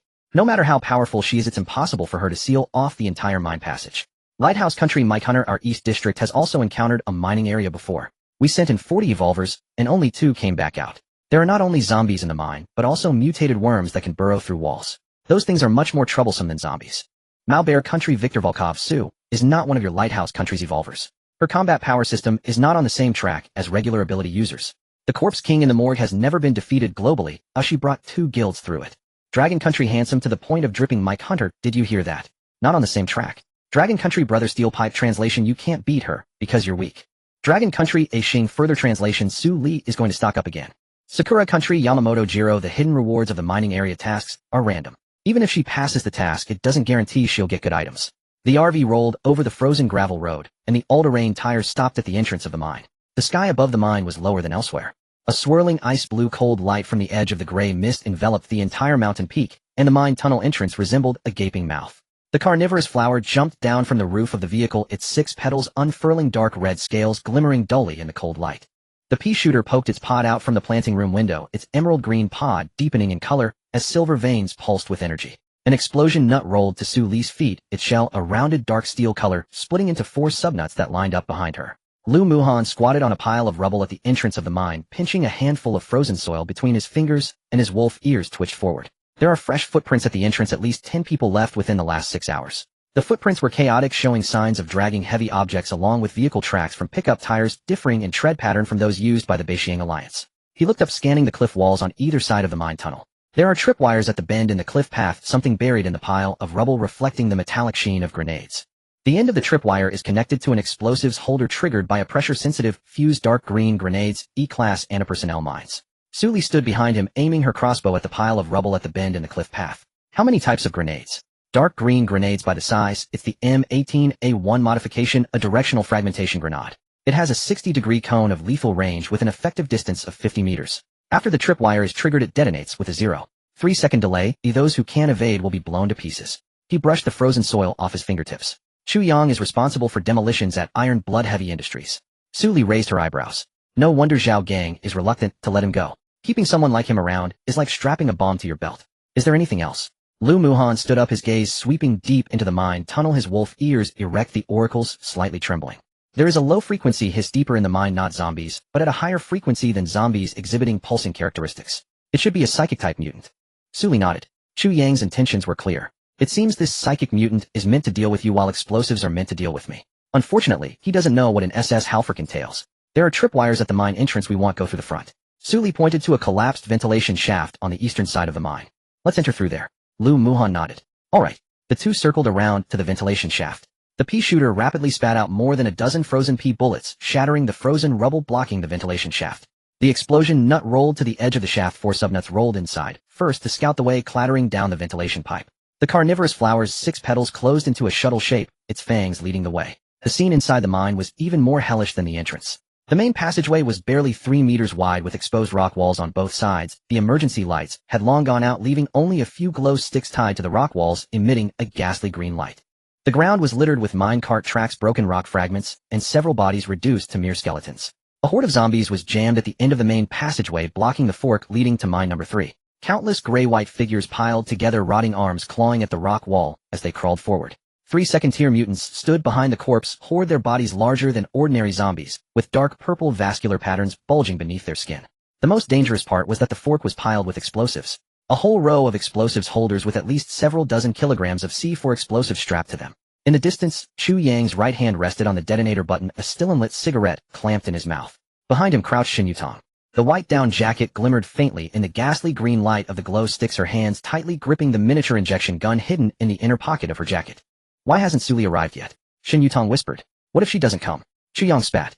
What's the rush? She will come. The person watching her reported that she has already set off. He glanced deeper into the mine tunnel. The cage for the psychic mutant had already been opened. The gray tentacles of the screaming entity were creeping out from the gaps in the cage, fine gray threads spreading against the rock wall, the low-frequency pulses emanating from its skull, growing denser with each pulse. A smile tugged at the corners of Chu Yang's mouth. We've set a perfect trap, but she's doomed. Just as he finished speaking, a large hole suddenly opened up in the rock wall directly ahead at the fork. The subnuts of the explosion nut rolled out from the crack in the rock wall, detonating with a roar, sending fragments flying as a dark red vine suddenly shot into the mine tunnel. The carnivorous flower's flower had squeezed out from the hole. Its fangs, fully extended 6 petals, transformed from dark red to pitch black, emitting a deep low hiss from its throat. It was followed by the pea shooter. The emerald green pod rapidly fired 5 frozen pea bullets, striking the leading zombies, with gray-white rotten skin spreading ice patterns from the impact points, visibly slowing to a stop the frozen bodies, blocking the advance of the horde behind. Fire pea bullets followed closely behind. The frozen zombie's chest was burned through, leaving a hole as big as a bowl, dark purple corrupted blood spattering against the rock wall with a hissing sound. The explosion nut rolled to the center of the fork. Its dark steel-colored shell, with silver lines glowing bright, with 800 points of defense in the narrow terrain of the mine tunnel, it was practically a moving steel wall. The 4 subnuts split off to block the left and right forks, the zombie horde crashing into them, and exploding bones and flesh scattering everywhere. Chu Yang and Shin Yutong stared in shock. What the hell is this thing? But no matter what it is, it must die? Die. Chu Yang slapped the detonator button with his right hand. The stack of explosives at the fork in the road remained completely still. He struck it several times, but not a single spark was ignited on the blocks of explosives. Lu Muhan leaped down from the high ground on the right side of the mine tunnel. The black Halfinger gloves emitted a blue light and sharp claws shot out from his fingertips with 4 electric arcs precisely striking the fuse slot of the explosives. The detonator in the slot melted into a lump of copper slag from the electric current. All the explosives buried by Chu Yang were rendered useless. You. Xu Yang's pupils constricted sharply. Without waiting for him to speak, Lu Muhan fired his second claw. 5 electric arcs split into 3 directions in the air, with 3 striking the 3 second-tier mutated creatures and 2 directed at the psychic screamer trapped in the crack of the rock wall. The gray tendrils of the psychic screamer emitted a piercing scream at the moment the electric arc struck. The entire mine tunnel trembled with sound waves rebounding off the rock walls, causing the horde of zombies to stagger, and the actions of the 3 second-tier mutated creatures were also delayed for a moment. However, Lu Muhan's sand value remained perfectly still. The purification petals of the beauty lily had already granted him a 72-hour immunity shield while he was in the vehicle. The psychic piercing struck the shield, creating a faint golden ripple that shattered. The cold smile on Chu Yang's face. He reached for the spare grenade at his waist, but the carnivorous flower shot down from the right side rock wall, its vines wrapping around his arm tightly. Crack! The sound of bones breaking was as crisp as snapping a frozen celery stalk. Chu Yang let out a miserable scream and fell to the ground, the grenade rolling out from between his broken finger bones. The carnivorous flower released his arm, turning its flower head towards the 3 second-tier mutated creatures, its fangs bared as its vines launched from the ground, stretching into a dark red line in the air. 2 smaller plant minions followed closely behind it. The pea shooter spat out continuous rounds of pea projectiles to cover its movements while the explosive nut rolled into position ahead to block the counterattack from the horde of zombies. The flower head of the carnivorous flower bit down on the throat of the foremost second-tier mutated creature. Its fangs penetrated the dark purple vascular patterns, spraying black blood onto the rock wall as it tilted its head, shaking off the bone fragments before lunging at the second one. Chu Yang knelt on the ground, his left arm hanging helplessly at his side, while his right hand trembled as it reached for the spare grenade in the crack of the rock wall, but found nothing. Su Li jumped down from the ventilation shaft, aiming her grade crossbow at his forehead. The steel arrowhead reflected a cold light in the sickly green glow of the glow stick. Still reaching for something. The detonator has melted, the landmine has been disassembled, and the psychic mutated creature's first round of piercing is done, but it's still twitching. I just conveniently took the spare grenade next to the cage when I came down. What other tricks do you have left? Use them all at once. Chu Yang lifted his face, his jaw clenched tightly. You shouldn't be here. Chu Yang's lips were stained with blood. Su Li frowned slightly. Suddenly a bizarre sound echoed from deep within the mine tunnel. A string of laughter. A horse-dry laughter. A sunflower jumped out of Su Li's pocket, its golden light from photosynthetic energy illuminating the depths of the mine tunnel, the petals bursting open and the golden patterns on the flower head instantly shining brilliantly. It was a warning. As the laughter echoed from deep within the mine tunnel, the hairs on the back of Su Li's neck stood on end. This thing felt as if someone was stabbing an ice pick into your temple the moment it heard the laughter.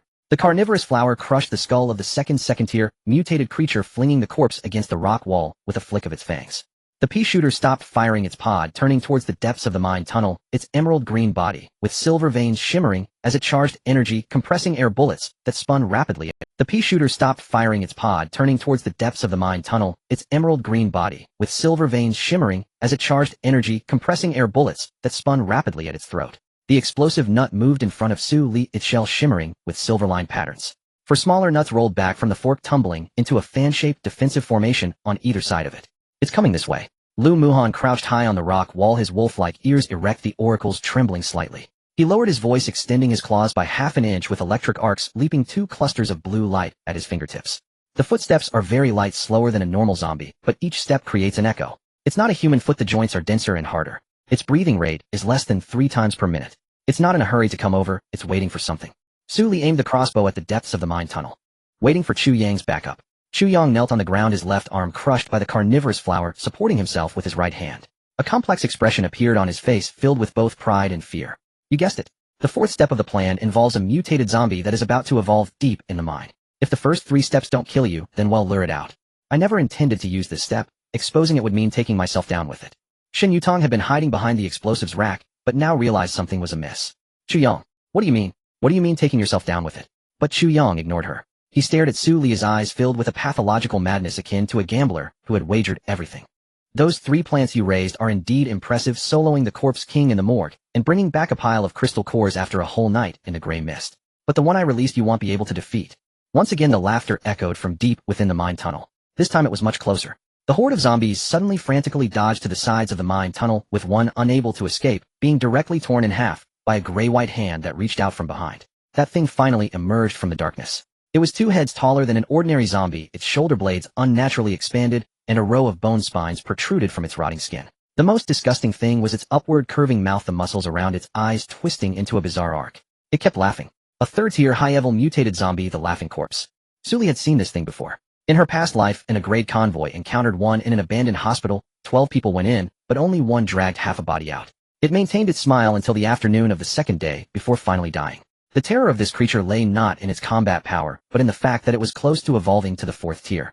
Once evolution is complete, it will awaken psychic abilities capable of planting zombie seeds in all living beings within a 20-meter radius. The infected beings will mutate into new laughing corpses within 8 hours. The one before them was halfway through its evolution, and from within its skull one could faintly hear the sounds of its brain nucleus cracking and reassembling. Chu Yang had locked up a mutated zombie on the verge of evolving to the 4th tier deep within the mine, feeding its zombies daily, waiting for it to reach its critical point before using it against Su Li. You have gone insane. Su Li aimed her crossbow at the brow of the grinning corpse, her finger frozen on the trigger. You think you can control it by feeding it 300 zombies? Chu Yang crawled up from the ground, leaning against the rock wall, his severed left arm dangling at his side. I can't control it, but it recognizes me. After I have fed it for so long, the first person it will kill won't be me. It will kill you first, then all the living things in this mine, and only then will it get to me. So I originally didn't want to use this 4th step, but you forced my hand. Shin Yutong rushed out from behind the explosives rack, her down jacket, making a rustling sound on the gravel. She ran in front of Chu Yang, pointing towards the grinning corpse, her face pale. I said I would let you sleep tonight, and now you— Chu Yang didn't even glance at her. What was one woman worth? The grinning corpse raised its arm, its grayish-white bony claws pointing at the nearest Shin Yutong. Her smile still intact, the next moment, she vanished from sight.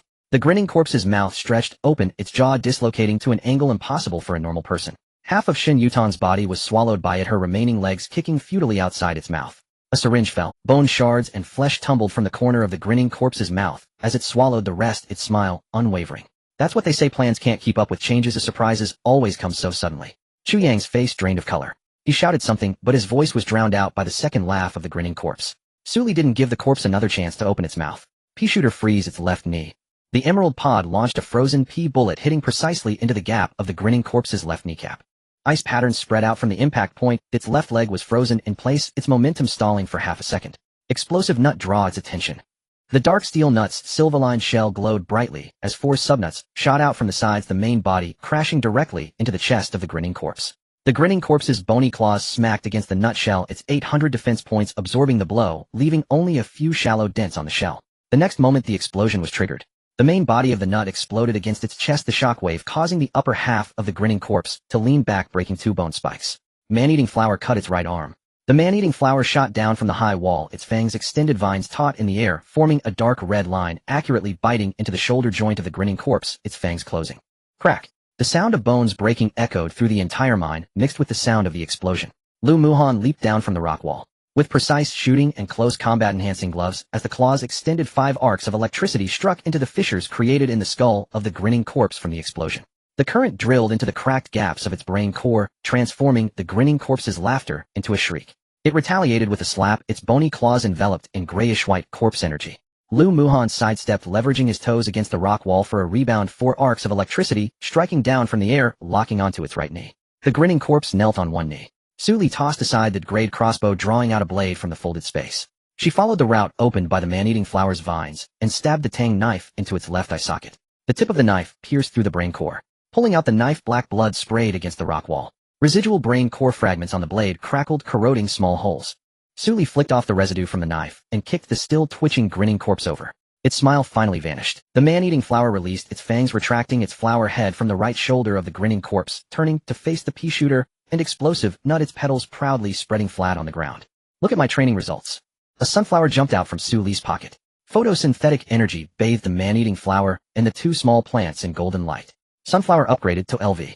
3. Unlock skill, solar amplification. Effect increases all attributes of all mutant plants within range by 30, lasting for 30 minutes.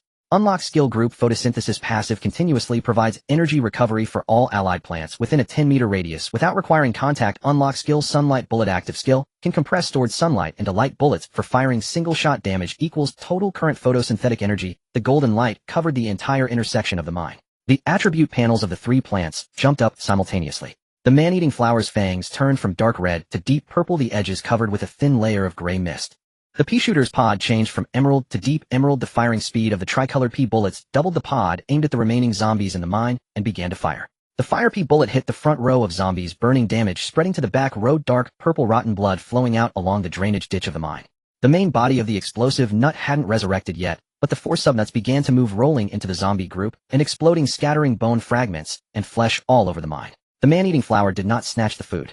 It used its vines to roll up the low-tier zombies one by one, beating them into a pulp, and then threw them in front of the pea shooter, an explosive nut. Attack level up quickly. The pea shooter rapidly eliminated this batch of wounded zombies, the experience bar rising quickly. Shooting pea level increased to LV. 2. The small pea's tender stem trembled with excitement. It's so good to have a big brother protecting me, leveling up so fast. Explosive nut level increased to LV. 2. The explosive nut was extremely touched. Boss's mighty boss is the best. Within 3 minutes the zombie group in the mine was completely cleared. The intersection was piled high with zombie remains, dark purple rotten blood soaking the crushed stone of the track, and the fluorescent stick's sickly green cold light reflected a greasy sheen. Chu Yang was still kneeling by the rock wall. The madness of a gambler had left his face, replaced by pure fear. This woman is not human, these plants are monsters. Su Li walked over, dragging the blade. The tip of the knife scraped against the gravel, creating a spark. Is this your 4th step, eh? A broken syllable squeezed out from Chu Yang's throat. Su Li didn't give him a chance to continue. Man-eating flower. Chu Yang's back pressed against the rock wall. The sickly green light of the glow stick illuminated his face, which had lost much of its color. The place where his left arm had been crushed by the man-eating flower no longer bled, frozen into a blackish red chunk of ice. Su Li, you think I lost, don't you? Tang Dao's blade tip touched the rubble-strewn ground, dark purple blood trickling down the blade's groove. The man-eating flower extended its blossom from behind her, its fangs aimed at Chu Yang's neck, a low-frequency hiss emanating from its throat. The pea shooter aimed its pod at his forehead. An explosive nut rolled to his feet 3 meters away, its shell adorned with silver lines ready to unleash its power. Do you have a backup plan? Chu Yang forced a smile.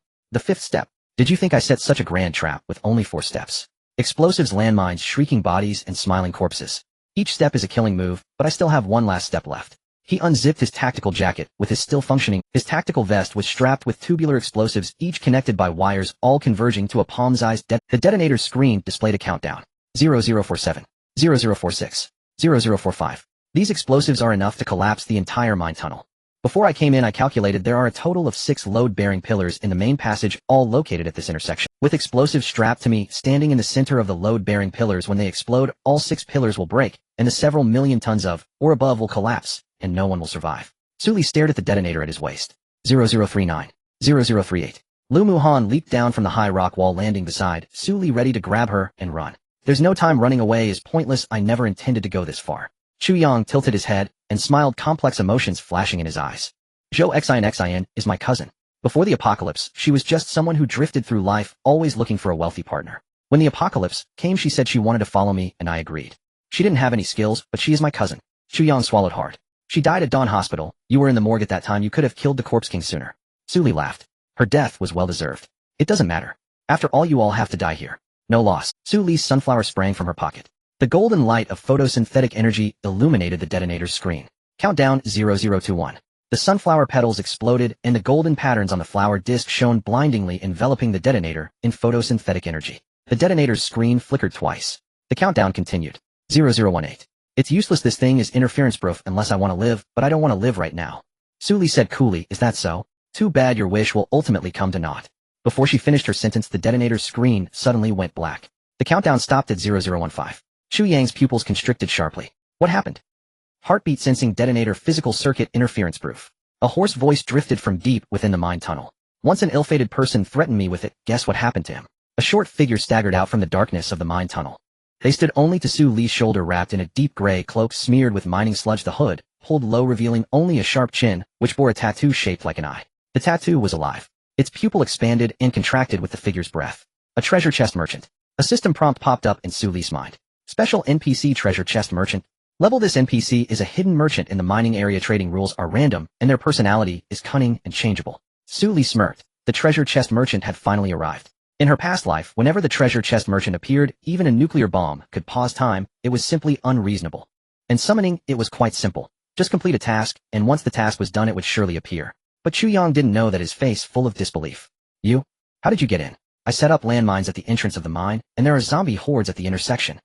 Do you think those useless things can stop me?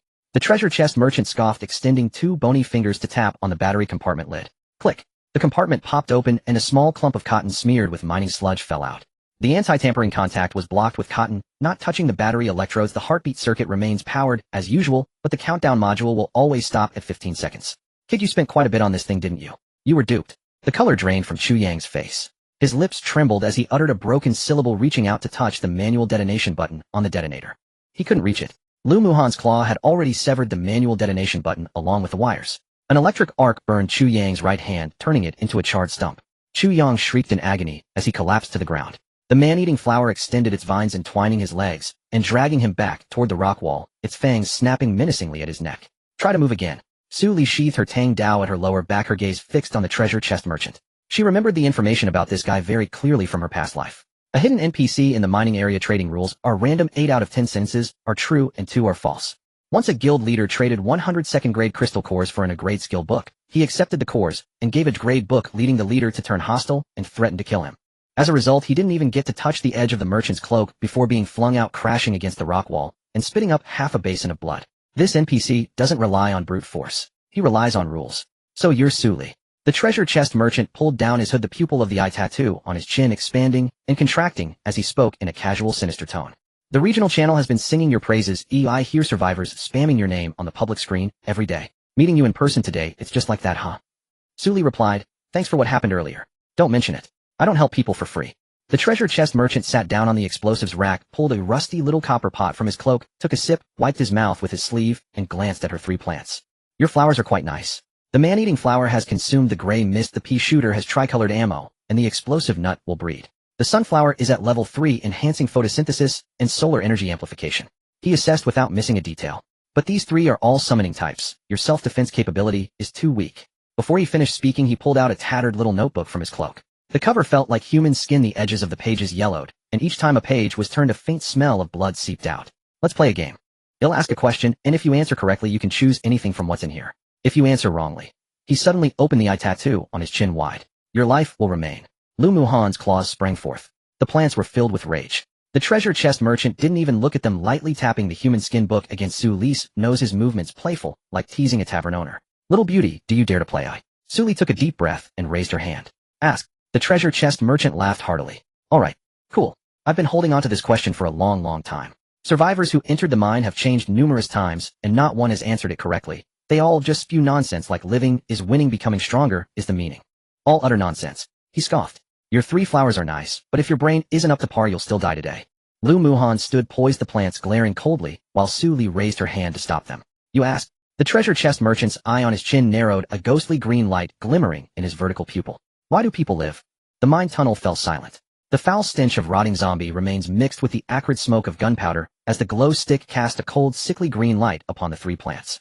The man-eating flower tilted its flower head, remnants of a smiling corpse's bones wedged between its fangs. The pea shooter pod drooped, its silver veins dimming. For explosive nuts rolled to a stop at Su Li's feet. This question was indeed difficult to answer. To make it grand, it would be too empty and hollow. To make it small, it would be narrow-minded. Shouting slogans was not his style. Discussing feelings did not interest him. No one answered correctly, at least, he wasn't satisfied. Su Li looked up, she couldn't answer. In other words, even if she could answer, the treasure chest merchant would likely still be unsatisfied. I have no answer. The treasure chest merchant's pupils contracted suddenly. Are you toying with me? His cloak billowed without wind, and all glow sticks in the mine tunnel exploded simultaneously, showering ghastly green shards that sizzled against the rock walls. That eye opened fully, the vertical pupils swirling with thick gray mist. The last person who dared to answer like that has their bones still embedded in the mine's drainage ditch. Lu Muhan's claws extended, fully arcs of electricity swirling at his fingertips. The man-eating flower tilted its head to look at him, its fangs slightly parted. The pea shooter pod aimed at his brow. Explosive nuts rolled to Su Li's feet, their silver line patterns glowing with a poised light. Su Li did not retreat. When you ask why people live, the question itself is already problematic. The treasure chest merchant paused. What's the problem? You are not human. You ask human questions to humans and judge right and wrong by human standards. No one answers correctly, not because the question is too difficult, but because from the very beginning you never intended for anyone to answer correctly. She stepped forward. You crouch in the mine using rules as a guise, posing questions as traps waiting for people to fall into them. Answer wrong, and you kill. This isn't about finding answers, it's about finding amusement. The gray mist in the treasure chest merchant's eyes stilled. Su Li stared at him. What you want isn't an answer. What you want is for someone to see through you. The mine tunnel was so quiet that only the sound of the remnants of the smiling corpse's brain nucleus corroding the gravel in the drainage ditch remained. The vines of the man-eating flower stiffened. The pea shooter pod aimed at the treasure chest merchant. For explosive nuts, shells shone with silver lines ready to unleash. A sunflower jumped out of Su Li's pocket, its photosynthetic energy, casting golden light on the treasure chest merchant's face. The treasure chest merchant suddenly burst into laughter. His laughter echoed throughout the mine tunnel, sharp and piercing, yet imbued with an inexplicable sense of relief. He laughed so hard that tears streamed from his eyes, wiping the corners with his bony fingers. Interesting. Really fucking interesting. He closed the human skin book, leaping down from the explosive device, rack brushing off the gravel from his cloak. I have watched over countless low-level worlds. You are the first to see through this question. Su Li furrowed her brow. This statement carried significant weight. You just said there was a problem with this question. Oh, where's the problem? By including the word human, you lock all answers away. People do not answer the meaning of life. They merely do what they ought to do. The treasure chest merchant's eye on his chin slowly closed. A good one, only doing what one ought to do. He pulled out a rusty copper coin from his cloak and flicked it towards Su Li. One question for another. You ask me one, if you can't answer, you can pick anything from that book. I won't ask. You ask. I won't ask. She stared at him. Because you are not human. Asking human questions to you is as meaningless as you asking human questions of me. The treasure chest merchant was stunned for a few seconds, then laughed again. You girl sharper than I am. After laughing, his vertical pupil suddenly flared. But if you don't ask me, I refuse to trade. Su Li did not expect the treasure chest merchant to be so difficult, openly cheating. Indeed, there was no way to deal with an Mr. Treasure chest merchant. I will ask the question. Pei Xiuzhu emerged from the darkness wearing glasses. Su Li was not surprised to see him. She just didn't expect him to take over this topic. What was his purpose in helping himself? The treasure chest merchant tilted his head to look at him, his eye on his chin narrowing. What do you have to say? Pei Xiuzhu said. I have a paradox I would like you to solve. The treasure chest merchant became interested. Speak. The following statement is false. The previous statement is true. The treasure chest merchant fell silent for several seconds. Then he slapped his thigh and cursed loudly. Damn it, I hate paradoxes the most. Pei Xiuzhu remained expressionless. Using a paradox to break a paradox, just right. He paused. Does this count as a question? The treasure chest merchant clicked his tongue. Counts. But your question has no answer. You asked me a question with no answer, and I can choose not to respond. Pei Xiuzhu nodded. So you owe Su Li a question. Now I owe you a question. A question for a question, no one owes anyone. The treasure chest merchant stared at him for a long time. You are truly clever like a sieve. Pei Xiuzhu smiled slightly. Architect's occupational hazard. The treasure chest merchant waved his hand. Fine, I accept. He reopened the human skin book, his bony finger tapping on one of its pages. A question for a question, no one owes anyone anything. But today I'm in a good mood, so I'll give you a chance. Whoever answered that previous question can choose. Su Li stepped forward. On the open page of the human skin book, densely packed rows of skill, names glimmered with varying shades of dim light. Combat skills, support skills, life skills, special skills. Ranging from D to S level, all lined up together without classification. Su Li took a glance. One skill name caught her eye. Active attack skill, Thorn Grip. Effect: use plant-based powers to control all plants within a 30-meter radius as weapons. The number of controllable plants' attack range and attack power increase with the skill level. Special effect: during control, the host can share vision with the controlled plants. She had seen this skill once before in the world chat. Its owner was a Nordic player who used it to control an entire black forest to massacre a fully equipped squad, becoming a legend in a single battle. Later, that person was besieged by several large guilds. After dying, the skill dropped and eventually landed in the hands of the president of the first guild in the Lighthouse Nation's war zone. The Dragon Kingdom's war zone held this skill in high regard, but no one had seen its physical form. Now the physical form lay within the human skin book. I want this. The treasure chest merchant followed her gaze, and the eye on his chin suddenly opened wide. SS level active attack. You girl have quite the discerning eye, picking something from the depths of my collection. He smacked his lips. It's doable, but you must agree to one condition. You girl have quite the discerning eye, picking something from the depths of my collection. He smacked his lips. It's doable, but you must agree to one. Not for free, I will trade you something of equivalent value. Su Li nodded. The treasure chest merchant tore the page from the human skin book, and his bony finger traced a line on the page. The skill page transformed into a stream of golden green light, drilling into Su Li's forehead. A system prompt appeared. Acquired SS level active attack skill, Thorn Grip. Current level LV. 1. Control range 30-meter radius. Number of plants controllable simultaneously. Cooldown time for shared vision 60 seconds. Skill description: use plant-based powers to control all plants within the range as weapons. During control, the host establishes a deep resonance link with the plants, enhancing all their attributes by 20, and the host can share the sensory vision of any plant in real time. New subskill, Thorn Thrust. Control vine-type plants to launch piercing attacks from the ground or walls, covering any angle within the control radius.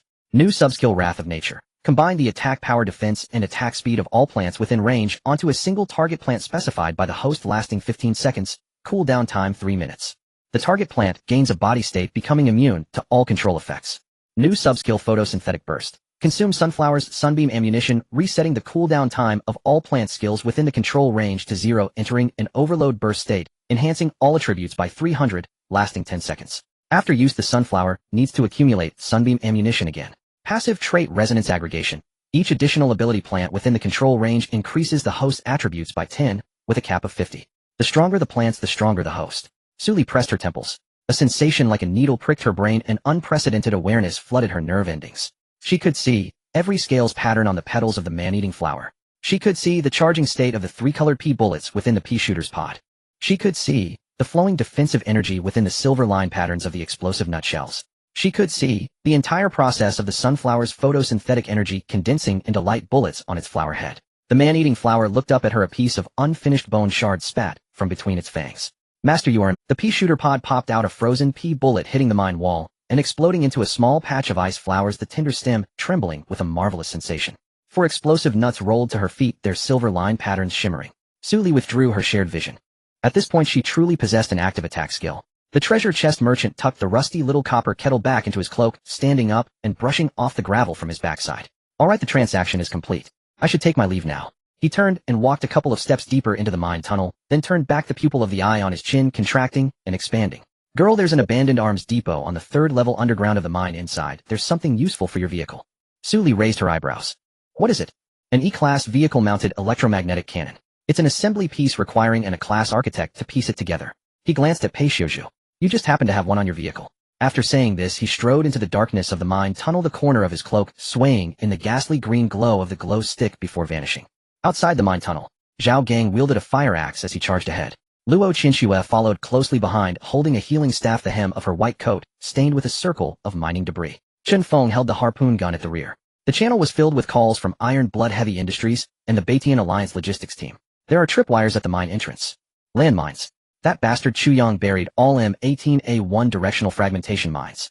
Zhao Gang cleaved the tripwire with his axe and pried the mine shell from a pile of rubble with the back of his axe as frozen soil debris splattered across his face.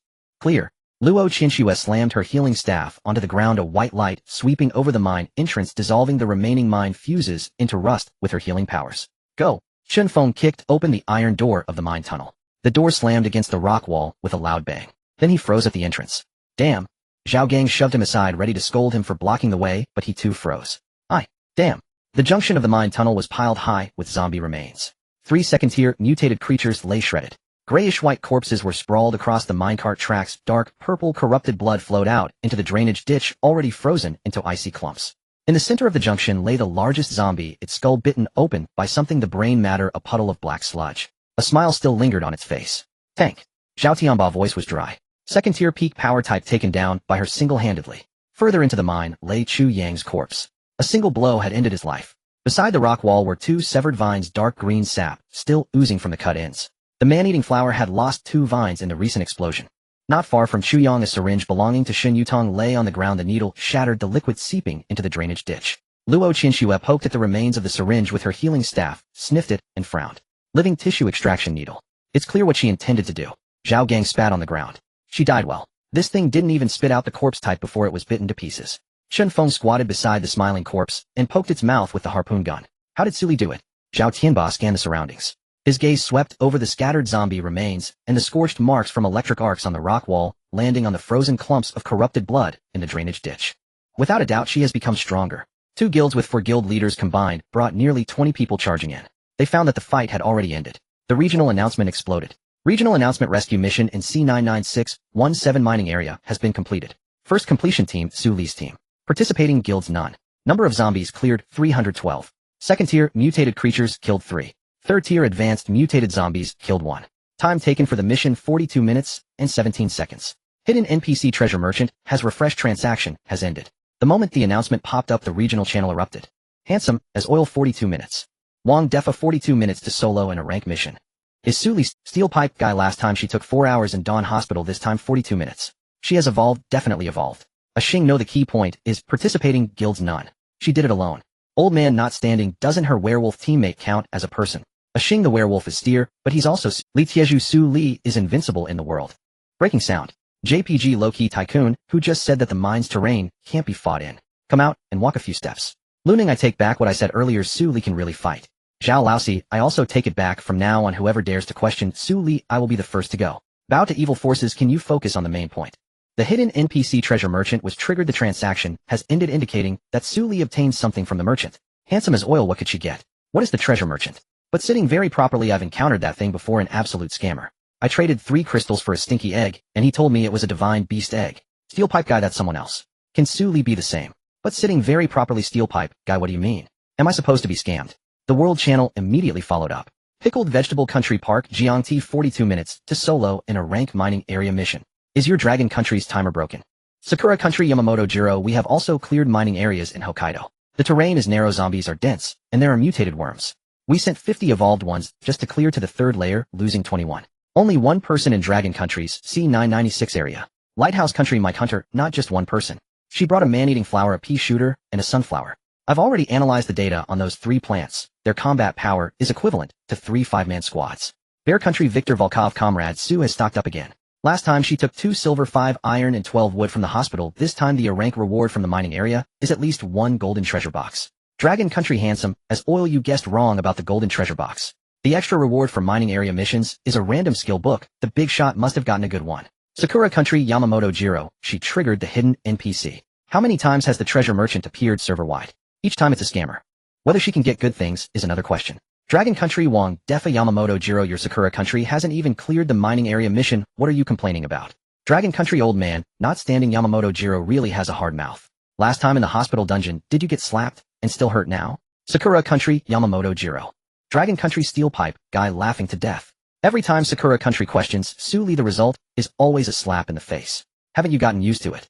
Congratulations on completing the mining area rescue mission. You have received 2nd tier crystal, 100 universal fuel, 200 skill book, golden treasure box, 1 Zhao Tianba, put away the walkie-talkie, and walked up to Su Li. Deep in the mine, Su Li was crouched beside the smiling corpse, using a dagger to extract the crystal core. Her movements were crisp and efficient. A single stroke shattered the skull, 2 strokes removed the nerve bundles, and 3 strokes extracted the crystal core. Grayish-white, spiritual type, 3rd tier advanced. The surface patterns of the crystal core had already evolved to the critical point of the 3rd tier.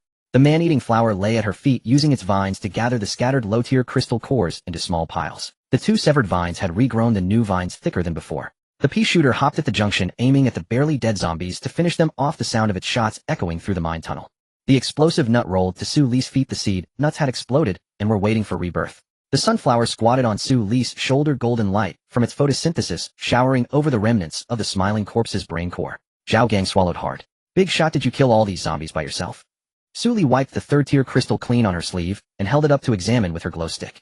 No. Zhao Gang breathed a sigh of relief. Who else helped you? It. Su Li pointed at the man-eating flower, then at the pea shooter. And this one. She gestured at the explosive nut, and him. She nodded toward Lu Muhan. Lu Muhan's ears twitched, and his tail wagged happily. Zhao Gang glanced at the 3 fierce-looking plants. He felt relieved. Thank goodness all of them are raised by you. Luo Qinshua shot him a glance, and used her healing staff to sweep over the man-eating flower's newly grown vines. The vine regeneration speed is nearly doubled compared to that time in Dawn Hospital. Did this flower evolve on its own? Su Li stuffed the crystal core into her backpack. Yes, it leveled up to LV3. Luo Qinshua paused her fingers. LV3. How terrifying. She said seriously to Su Li, we didn't help at all with the mining area rescue mission. The Rose Society owes you a big favor. Zhao Tianba walked up from behind. The Baitian Alliance also owes you a big favor. Shin Yutong is my person. What she did, I cannot absolve myself from blame. Zhao Gang raised his fire axe. Iron Blood Heavy Industries too. That bastard Chu Yang, when I get back, I'll check all his men. Shen Feng thrust his harpoon gun into the ground and nodded towards Su Li. The meaning was clear. What the Baitian Alliance owed, he owed too. Su Li sheathed her dagger at her waist and stood up, brushing off the mining debris from her knees. Chu Yang is dead, and Shin Yutong is dead. I killed 2 people in your guild. Do you have any objections? Zhao Gang shook his head so hard it hurt his neck. No. Big shot cleaning up the ranks. I can't thank you enough. Zhao Tianba was even more straightforward. No objections. Su Li nodded and turned to walk deeper into the mine tunnel. The abandoned armory mentioned by the treasure merchant is located on the 3rd level of the underground mine. Pei Xiuzhu followed behind, while Lu Muhan leapt down from the rock wall, landing silently, and followed to Su Li's right. Wolf ears twitched, and the tail lazily swept across the gravel floor behind him. He glanced at Pei Xiuzhu, his handsome face emotionless. Pei Xiuzhu also glanced at him and smiled slightly. Zhao Gang scratched his head with the fire axe behind him. Why do I feel like something's off between those two? Luo Qinshua tapped him lightly with her healing staff, lowering her voice. Shut up. You're just asking for trouble by talking now. Chen Feng silently moved a couple of steps aside. Zhao Tianba sighed, patted Zhao Gang's shoulder, and handed him a bottle of water. Brother, have a sip, don't ask any more questions. The 3rd level underground of the mine. The iron door of the abandoned armory was rusted beyond recognition, with concrete cracks stretching from the ceiling down to the floor. Vines of the man-eating flower wrapped around the doorknob and pulled hard. Creak. The door panel crashed down, raising a cloud of dust that swirled in the emergency lights. The armory measured 50 square meters. The weapon racks on all four walls had collapsed, and the ground was scattered with rusted rifle parts and several boxes of expired ammunition. In the corner lay a gray-green metal box, its surface emblazoned with a faded military emblem. Sully opened the box. Inside were components for an E-class vehicle-mounted electromagnetic cannon. Barrel-based capacitor, assembly, magnetic rails, cooling module, fire control chip. The 6 components were neatly embedded in shockproof foam, with a layer of light green anti-rust oil coating the metal surfaces. Pei-Shouju crouched down, running his fingers over the capacitor's shell, pausing for a few seconds on the parameter nameplate behind the lens. E-class electromagnetic cannon, effective range of 800 meters, single-shot damage around 300 points. It takes 3 minutes to fully charge the capacitor, during which an external power source is needed. He looked up at Sully. Does your RV's solar water purification system have a modified power generation module? Is the power sufficient to operate this cannon? Sully pulled up the RV control panel for a glance. Power remaining for power generation module 72. Power required for electromagnetic cannon, charging 45. That's enough. The anti-gravity cannon could be kept as a backup, it wasn't frequently used. However, this electromagnetic cannon was a regular necessity, perfect for eliminating zombies. Pei-Shouju nodded and pulled out a measuring tape from his toolkit, measuring the dimensions of each of the 6 components of the electromagnetic cannon, then laid out the engineering drawings on the ground. The base needs reinforcement. Your vehicle's roof support frame was originally designed for the man-eating flower. After installing the electromagnetic cannon, the recoil will transmit into the vehicle's framework. If not reinforced, the roof will deform after 3 shots. His drawing motions were swift and precise, the measuring tape gliding over the blueprints with every stroke accurately marked with dimension tolerances. Lu Muhan leaned against the armory door, his wolf ears perked up, his tail swaying leisurely behind him. Suddenly he spoke. Can you build a generator? Pei-Shouju did not look up. Yes. You mean I shouldn't touch Sully's power generation module? Lu Muhan's ears perked forward. He indeed meant that, but did not say it out loud. Pei-Shouju had directly figured it out. I won't touch the power generation module. The electromagnetic cannon's capacitor assembly has its own power distribution module. All that is needed is to connect a converter between the vehicle's power supply and the cannon base. I will make the converter separately, without touching the original vehicle circuitry. Lu Muhan fell silent for a moment after hearing this. That's good. Pei-Shouju raised his head and adjusted his glasses. You care a lot about Sully's vehicle. It's not the vehicle I care about. Lu Muhan stared at him. It's her. Pei Zia's hand paused for a moment before continuing to draw lines, his tone slightly more subdued than before. I care about her too, otherwise I wouldn't have followed. Lu Muhan's claws extended half an inch, fixating fiercely on Pei-Shouju. How bold. This man with bushy brows and large eyes suddenly emitted a moment of intense killing intent. He hadn't felt such a strong urge to kill, even when betrayed before. Pei-Shouju pressed his hand against the gun handle, realizing that in such a confined space, with Lu Muhan erupting with killing intent, he was undoubtedly facing death. He might as well just do what he needed to do. Lu Muhan's claws traced a path along the back of Pei Zia's neck.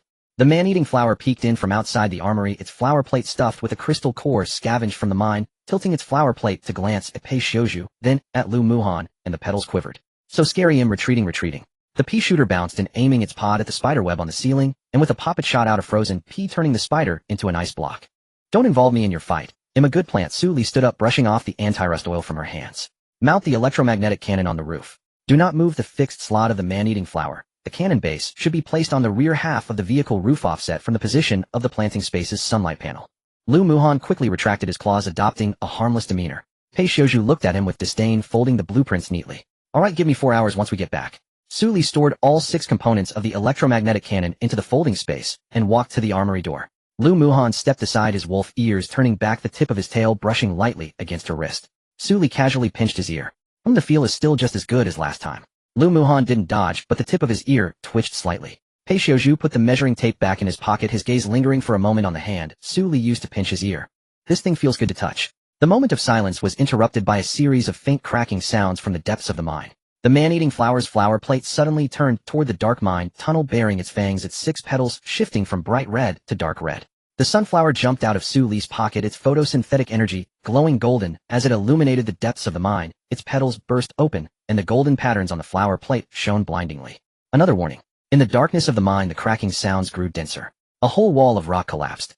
The swarm of insects flowed like a tide down the mine tunnel, devouring the remnants of the zombies along the way at a speed visible to the naked eye. A single zombie was reduced to a skeleton in half a second. The swarm of insects flowed like a tide down the mine tunnel, devouring the remnants of the zombies along the way at a speed visible to the naked eye. A single zombie was reduced to a skeleton in half a second. Lu Muhan extended his claws, 5 arcs of electricity striking the front row of the swarm. The dark purple exoskeleton was ruptured by the electric arcs, splattering ichor against the rock wall with a sizzling sound. but the swarm behind continued to surge forward over the bodies of their fallen comrades, their numbers too great to be repelled. Suli drew her broadsword from her lower back, cleaving a mutated insect that lunged at her. The blade struck its exoskeleton, sending a shower of sparks flying and leaving a shallow white mark. With a level 3 physique and over 70 points of strength, it couldn't be cut through. Pei Xiuzhu raised his sniper rifle, a penetrator round piercing through a mutated insect that jumped towards Suli, the insect's body exploding midair into a splatter of goo that fell to the ground and twitched twice before going still. He stepped back to Suli's side, the bolt of his sniper rifle being pulled back swiftly. There are too many, we can't fight them all. Let's retreat to the upper levels of the mine. Suli's pupils reflected the densely packed dark purple exoskeletons, and she suddenly tightened her grip on the broadsword. Thorn grip. The lichen's corrosive liquid seeped into the ground beneath the insect swarm as the dark purple shells melted into a black sludge one after another. Lu Muhan stood to her left, his wolf ears perked up with his pupils reflecting the figure of Suli enveloped in a green light orb. Her hair flew in the turbulent air of her abilities, and faint golden strands of light surged from her eyes. Pei Xiuzhu lowered the sniper rifle, his gaze through the lens, landing on Suli's face. Her expression was icy, her lips pressed into a straight line, and her demeanor radiated intense focus. The reactions of the plants were equally direct. As Suli's direct contract plants, they experienced an enhancement of nearly 1/5. The carnivorous flower shot in from Suli's right, its fangs precisely crushing a mutated insect's skull with each bite. The pea shooter fired a barrage of colorful bullets, sealing off the retreat for the insect swarm. The explosive nuts crashed into the densest part of the swarm, erupting with a roar, and the shockwave toppled 7 or 8 mutated insects around. The mine tunnel fell silent. The insect swarm turned into a carpet of insect corpses with dark purple liquid flowing out along the drainage ditch, pooling into a small dark purple puddle in the low area at the fork. Suli withdrew her thorn's grip, and after the icy sensation in her mind faded, nearly 40% of her mental energy was drained. She leaned on her tang knife, steadying herself against the wall to avoid toppling over. Suli withdrew her thorn's grip, and after the icy sensation in her mind faded, nearly 40% of her mental energy was drained. She leaned on her tang knife, steadying herself. The carnivorous flower crawled out from the pile of insect corpses, its flower disc smeared with insect sludge. Its 6 petals shifted from dark red back to bright red, fragments of insect shells wedged between its fangs as it looked up at her, making low gurgling sounds. Meaning it's been taken care of. Are you alright, master? Suli picked up the tang knife, only to find it dulled and unusable. She needed to get 2 good knives. She casually tossed the knife into the pile of insect corpses and turned to walk towards the upper level of the mine tunnel. Returning to her RV, the sunlight simulation panels in the planting space bathed her shoulders in a gentle glow, mixing the scents of dark soil and tender leaves. She first went to the cultivation trough to plant the explosive nuts for recovery. The pea shooter and the carnivorous flower obediently settled in, exclaiming, "Ah, comfortable." The sunflower evenly distributed the stored photosynthetic energy to each plant. Suli mixed fertilizer into the nutrient soil and poured it at their roots, causing the plants to sway joyfully. Burp. So happy. Suli opened the gray-white, third-level psychic crystal core, wiping away the residual brain tissue. She contemplated how to use this item. Outside the car window, Pei Xiuzhu hung the sniper rifle on the side of the Hummer. The cuffs of his light blue work uniform were rolled up halfway, revealing a circle of skin on his wrist reddened from the cold. He took out an enamel cup from the pocket of his windbreaker, placing it on the Hummer's engine hood. A chip was missing from the outer wall of the cup, exposing the dark gray iron beneath. "Miss Sue," he said in a low voice.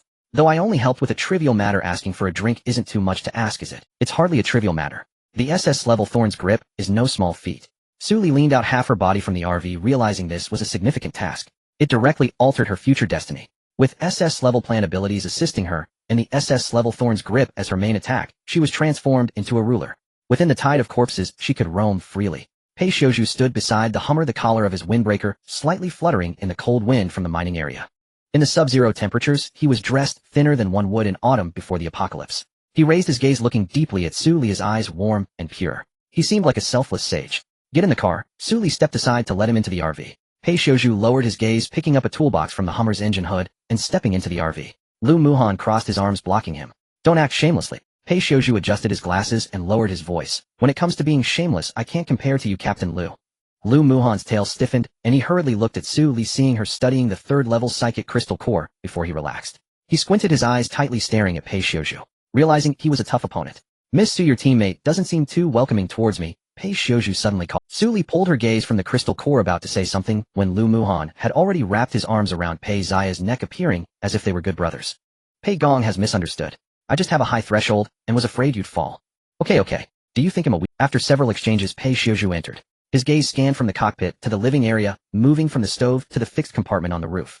From the outside, this armored RV looked like a steel fortress, but the interior was even more complete than expected. It had a shower, a folding bed, a full set of cooking utensils, a bedroom, and even a planting area. In the corner there was a neatly arranged box of crystal cores. Moreover, it was estimated to be 40 square meters, far larger than the 6 square meters visible from outside. A hidden gem. Pei Xiuzhu placed the toolbox beside the stove and adjusted his glasses. Could you share the modification blueprints for this RV with me? I can't divulge exclusive technology. Suli poured him a cup of hot water and handed it over. This was no joke. How could one reveal their trump cards unless they were teammates? Pei Xiuzhu accepted it, lightly tracing the rim of the cup with his fingertip before slowly finishing the water and placing the cup back on the stove. Lu Muhan reached out from the seat gap to the tail, lightly resting the tip of his tail on Suli's wrist.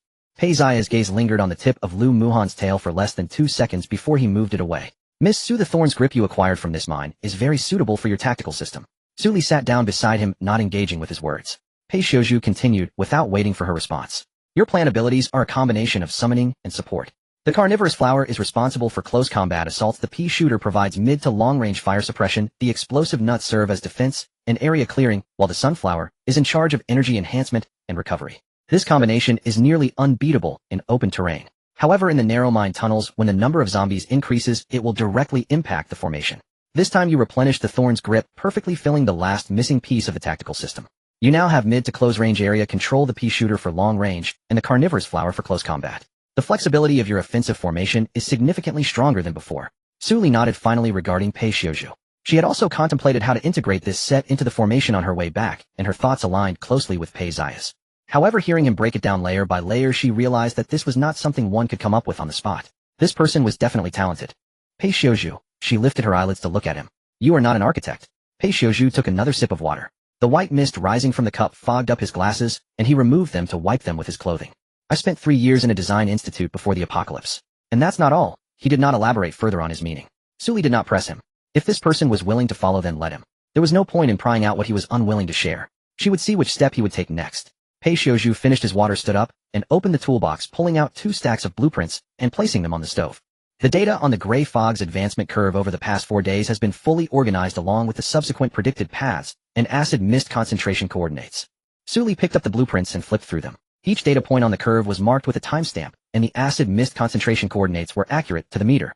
They were far more detailed than the map provided by the Batian Alliance. Lu Muhan parked the vehicle at the edge zone. Pei Gong, you mentioned before that you spent 3 years in a design institute. Pei Xiuzhu put on his glasses and adjusted the nose pads, observing Lu Muhan's posture, which was completely different from how he had looked at Suli. I did. As far as I know, the ownership of an entire office building in the prime downtown area, as well as a standalone villa by the river, all bear your name before the apocalypse. To acquire those in 3 years at the design institute, were you running a bank on the side? Pei Zia's lips curled slightly. Mr. Lu seems very interested in me. Mr. Lu, you're being too serious. I'm just an ordinary person. I pose no threat to Miss Su. Suli felt something was off with these two, as if they were engaging in some sort of verbal sparring. But she couldn't blame herself for being confused. After 10 years of survival on the road, her mind was preoccupied with thoughts of how to survive each day. The rest of the things had already been pushed to the limit. Lu Muhan's tail lightly brushed against Suli's ankle. He did not turn his head or speak. Suli directed her gaze towards Pei Xiuzhu. Pei Xiuzhu, moi. Tell me about your gray fog data, focusing on the safety zone boundary line for the next 48 hours. Pei Xiuzhu pulled out the topmost sheet from the 2 stacks of blueprints and spread it on the stove. Lu Muhan sat down beside Suli, his tail wrapped around her calf. Suli reached under the table and pinched the tip of his tail. Lu Muhan's ears twitched. Pei Xiuzhu paused momentarily, then pointed at the blueprint, his speech steady. Over the past 4 days, there have been 3 significant avoidance patterns in the gray fog's advancement route. The first avoidance was the signal tower, where there was residual radiation that the gray fog dared not approach. The second avoidance was southeast of Service Station No.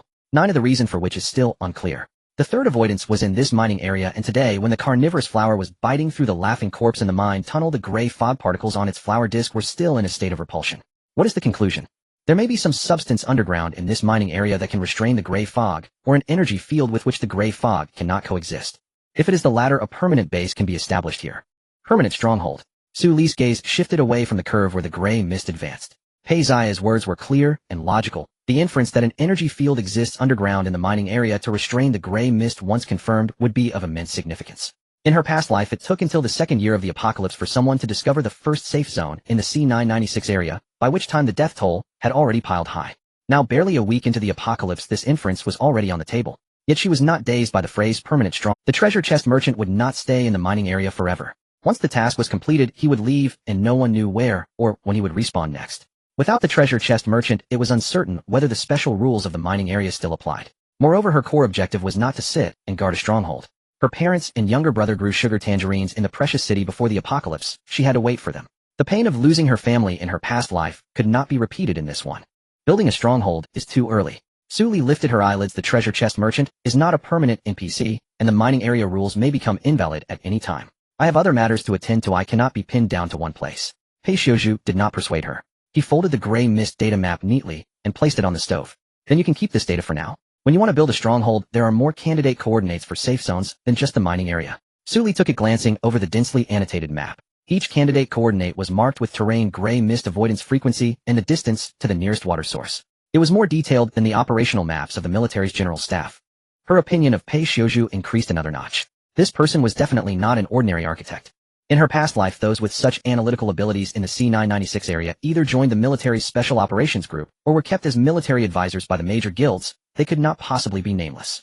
Unless he died early in his past life without having the chance to make a name for himself. This possibility was quite high. The number of geniuses who perished in the early apocalypse far exceeded those who survived. Suli looked up at him. With that brain of yours, you could have been an academician before the apocalypse. Pei Xiuzhu set down the enamel cup, the lens fogged by the steam from the hot water.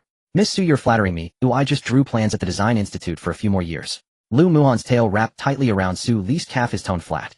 Does the Design Institute also teach gray mist energy field analysis? Self-taught. Pei Xiuzhu took off his glasses to wipe the lenses, revealing his slender fingers, his movements unhurried. Before the apocalypse, I took on a project for an underground laboratory. The client required protection against radiation, electromagnetic pulses, and biological contamination. To get it approved, I went through all the available energy field data. Su Li's heart skipped a beat. Underground laboratory. Protection against radiation. Protection against electromagnetic pulses. Protection against biological contamination. These three keywords together would have been top secret in her past life. Only a handful of architects in the country could take on such projects. Pei Xiuzhu was definitely not someone who had merely spent 3 years at the Design Institute. Pei Xiuzhu raised his eyes. I'll leave the installation of the electromagnetic cannon to you. 6 cannons installed on both sides of the car windows without obstructing the fixed slots for the man-eating flowers or the shooting holes for the pea shooters. Pei Xiuzhu adjusted his glasses and picked up his toolbox. For hours, he walked toward the rear modification area, his movements decisive without a word of unnecessary talk. Lu Muhan jumped down from the driver's seat, his wolf ears swiveling back, and his tail lazily swished behind him.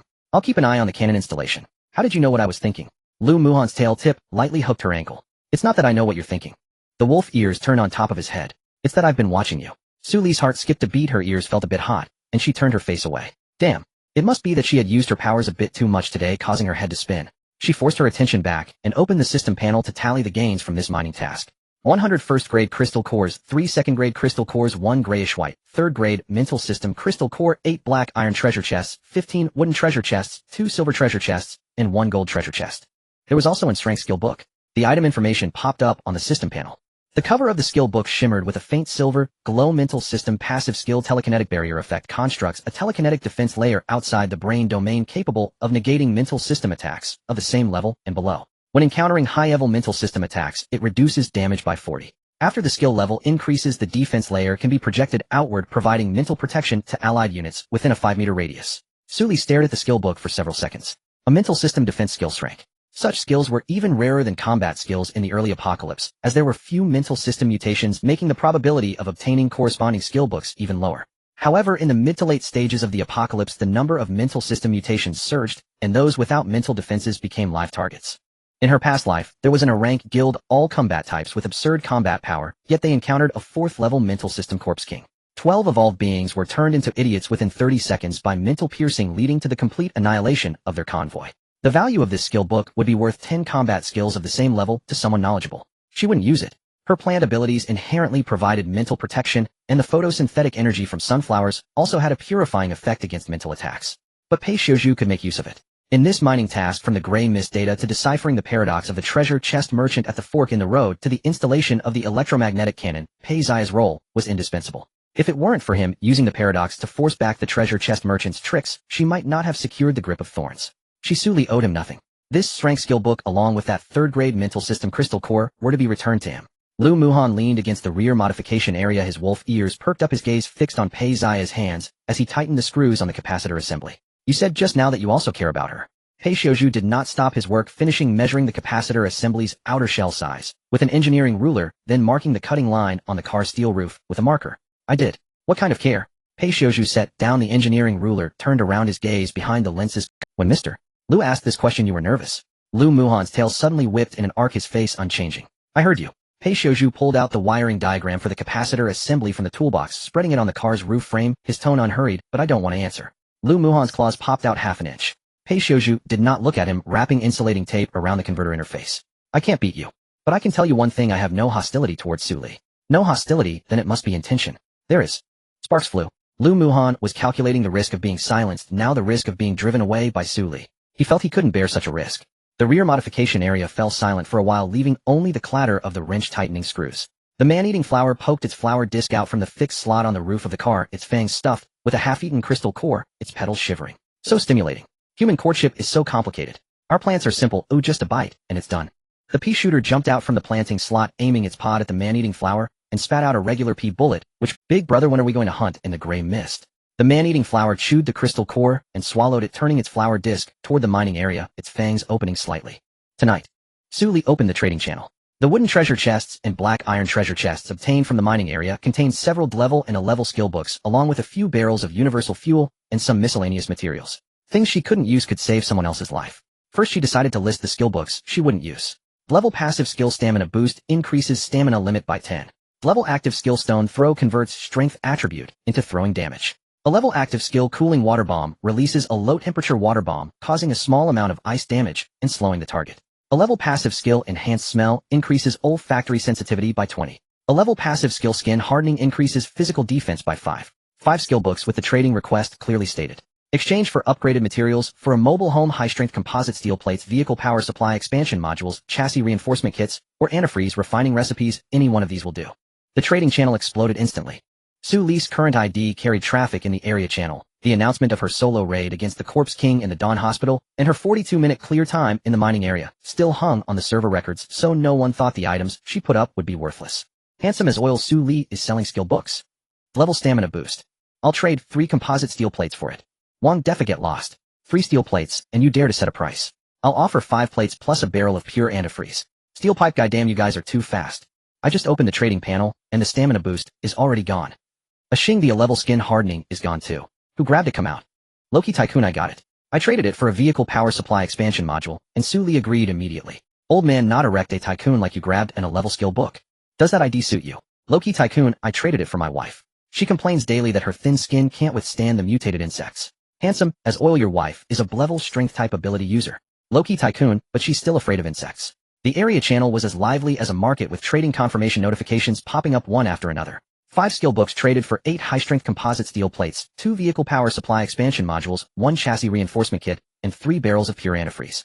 Still missing an antifreeze refining recipe. She listed the universal fuel. 20 barrels of universal fuel, a hard currency, 1 barrel, can keep a vehicle warm for several nights.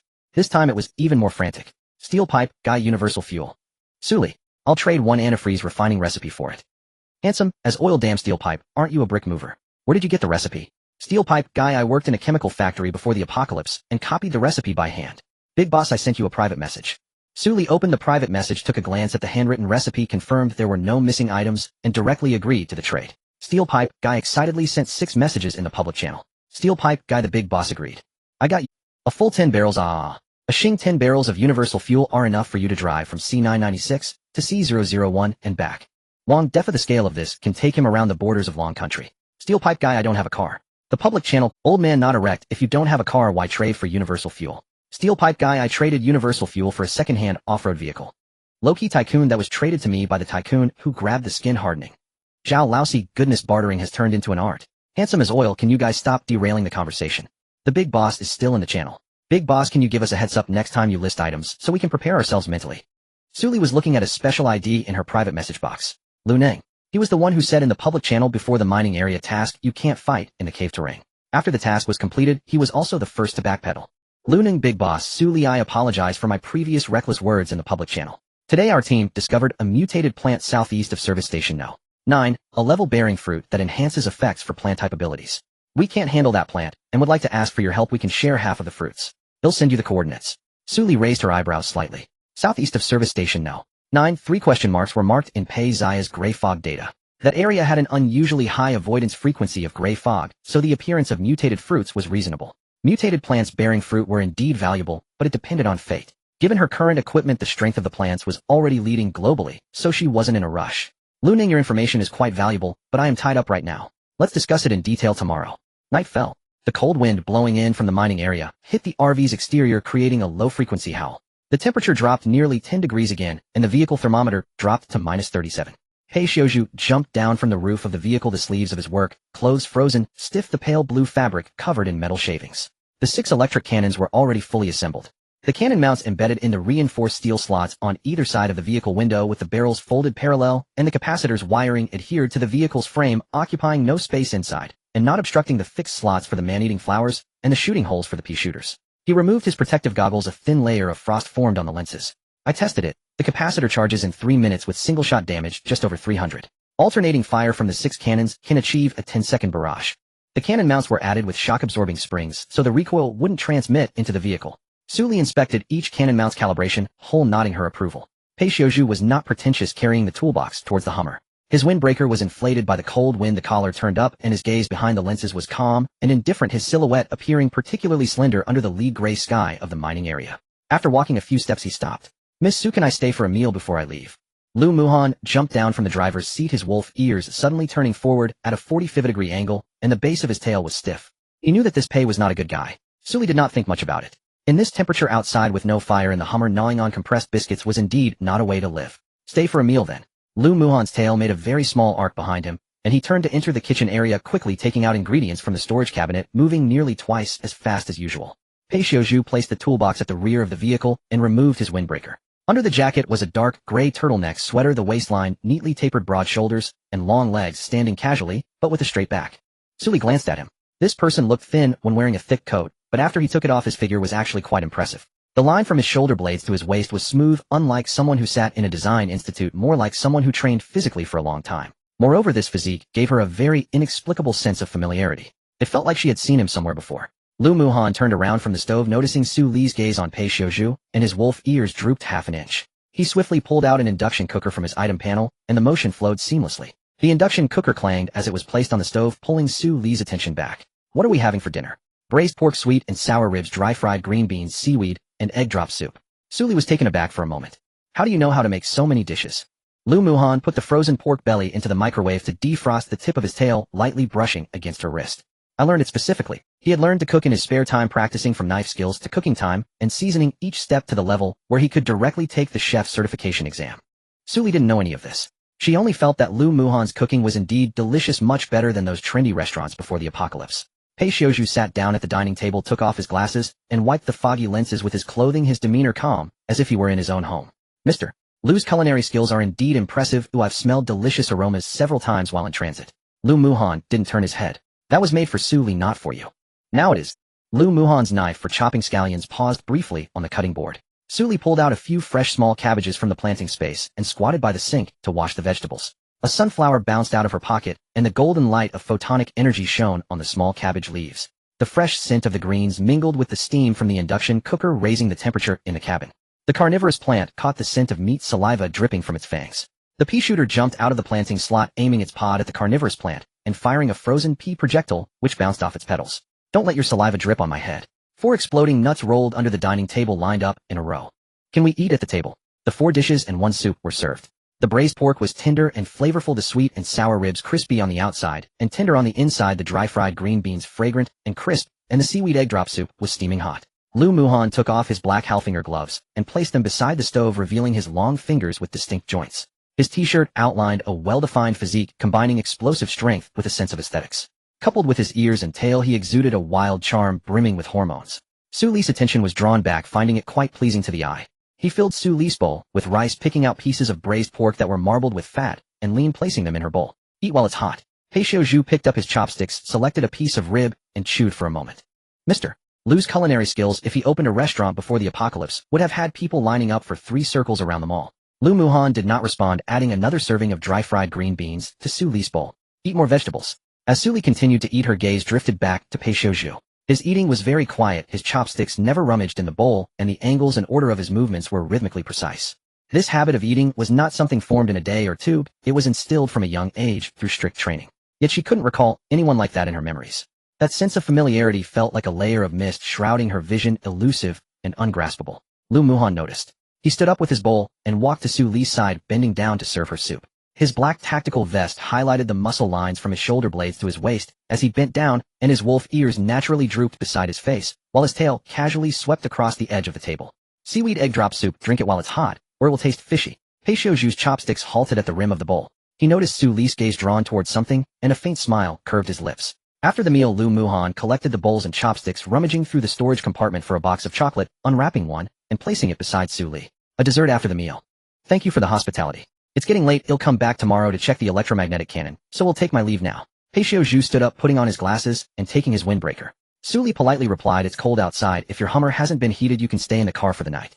Peixioju paused, then I shall intrude. He hung his windbreaker back on the hook by the door. Lu Muhan's tail became completely straight. His earlier reluctance to keep Peixioju was intentional, wanting him to leave quickly. Once Su Li's polite words were spoken, it meant she would have to spend the night in the same cabin with this person. When he cleaned the stove, his movements were noticeably more forceful than usual, and the spatula clanged against the iron pot several times. After Su Li finished showering, she emerged wearing a clean t-shirt, her long hair draping over her shoulders, the rising steam mixing with the heat in the cabin.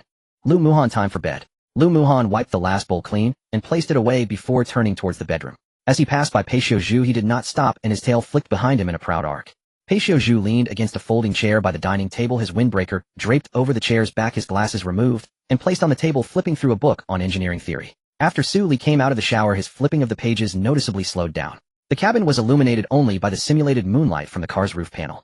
After a moment, faint sounds came from the direction of the bedroom. Peixioju closed the book and leaned back in the folding chair, closing his eyes. In the bedroom, Su Li lay down while Lu Muhan curled his tail into a circle for her to rest on, tucking the duvet around her. You were exceptionally polite to Peixioju today. Was I? Lu Muhan's tail lightly brushed her nape. You were. You weren't this friendly to strangers before. Lu Muhan fell silent for a moment. He's not a bad person, but he's not exactly a good one either. Su Li opened her eyes, catching a glimpse of his wolf ears slightly pressed back. How do you know? Intuition.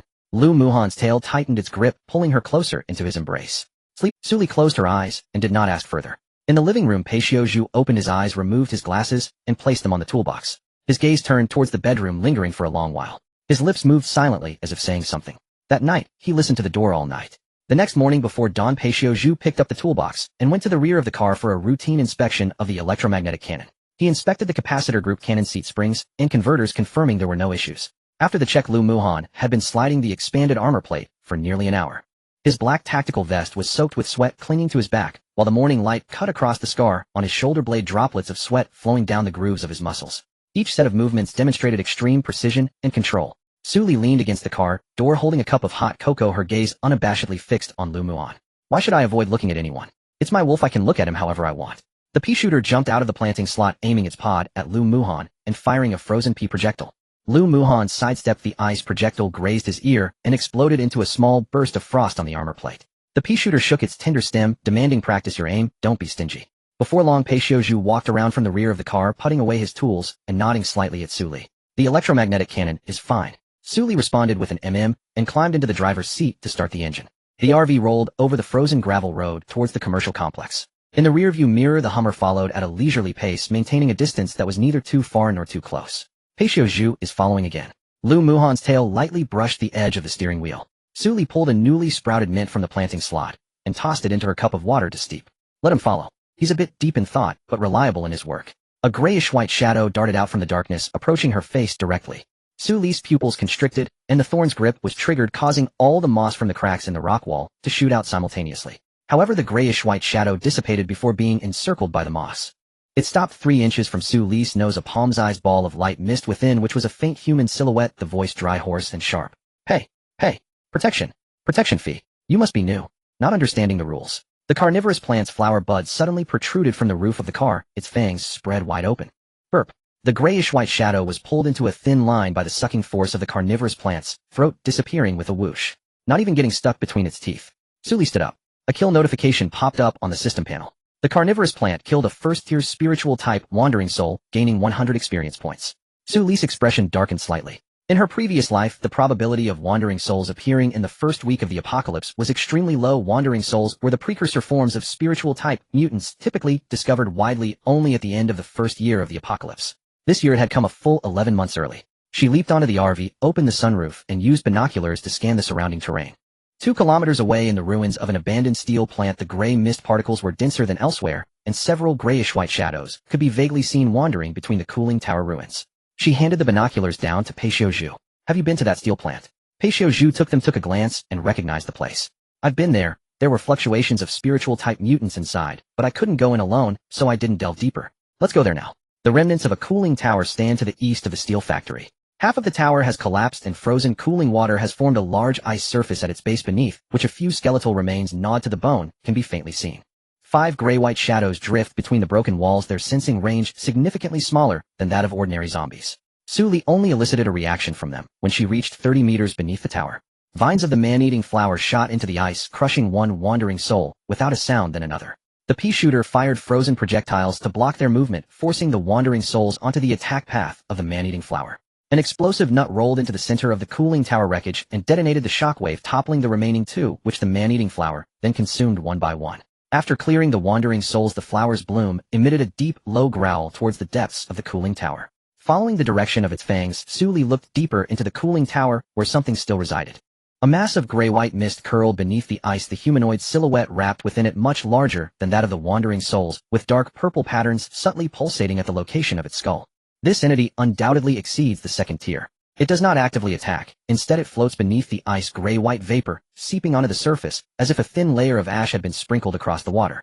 Pei Xiaozhu set C4 on the frame. Lu Muhan's claws extended electric arcs began to gather in his palm. Su Li pointed the pea shooter at the entrance of the cooling tower from the car window. The man-eating flower was the first to shoot inside. The moment its fangs snapped shut, the gray-white mist suddenly opened its eyes. The gray fog burst forth from beneath the ice, swirling with shrill screams into the mouth of the man-eating flower. A gagging sound arose from the flower's throat, its bloom arched back as gray mist gushed out between its fangs. The sunflower immediately leaped onto Su Li's shoulder, photosynthetic energy, infusing golden light into the man-eating flower, continuously purifying the gray mist. The man-eating flower shook its bloom, its fangs opened again, and it bit down for a second time. This time it pierced through. With a hearty gulp, the gray-white mist was entirely swallowed. The man-eating flower emitted a muffled belch, expelling a small cloud of dark green poison mist with dark red scales on its bloom gleaming like blades freshly tempered in fire.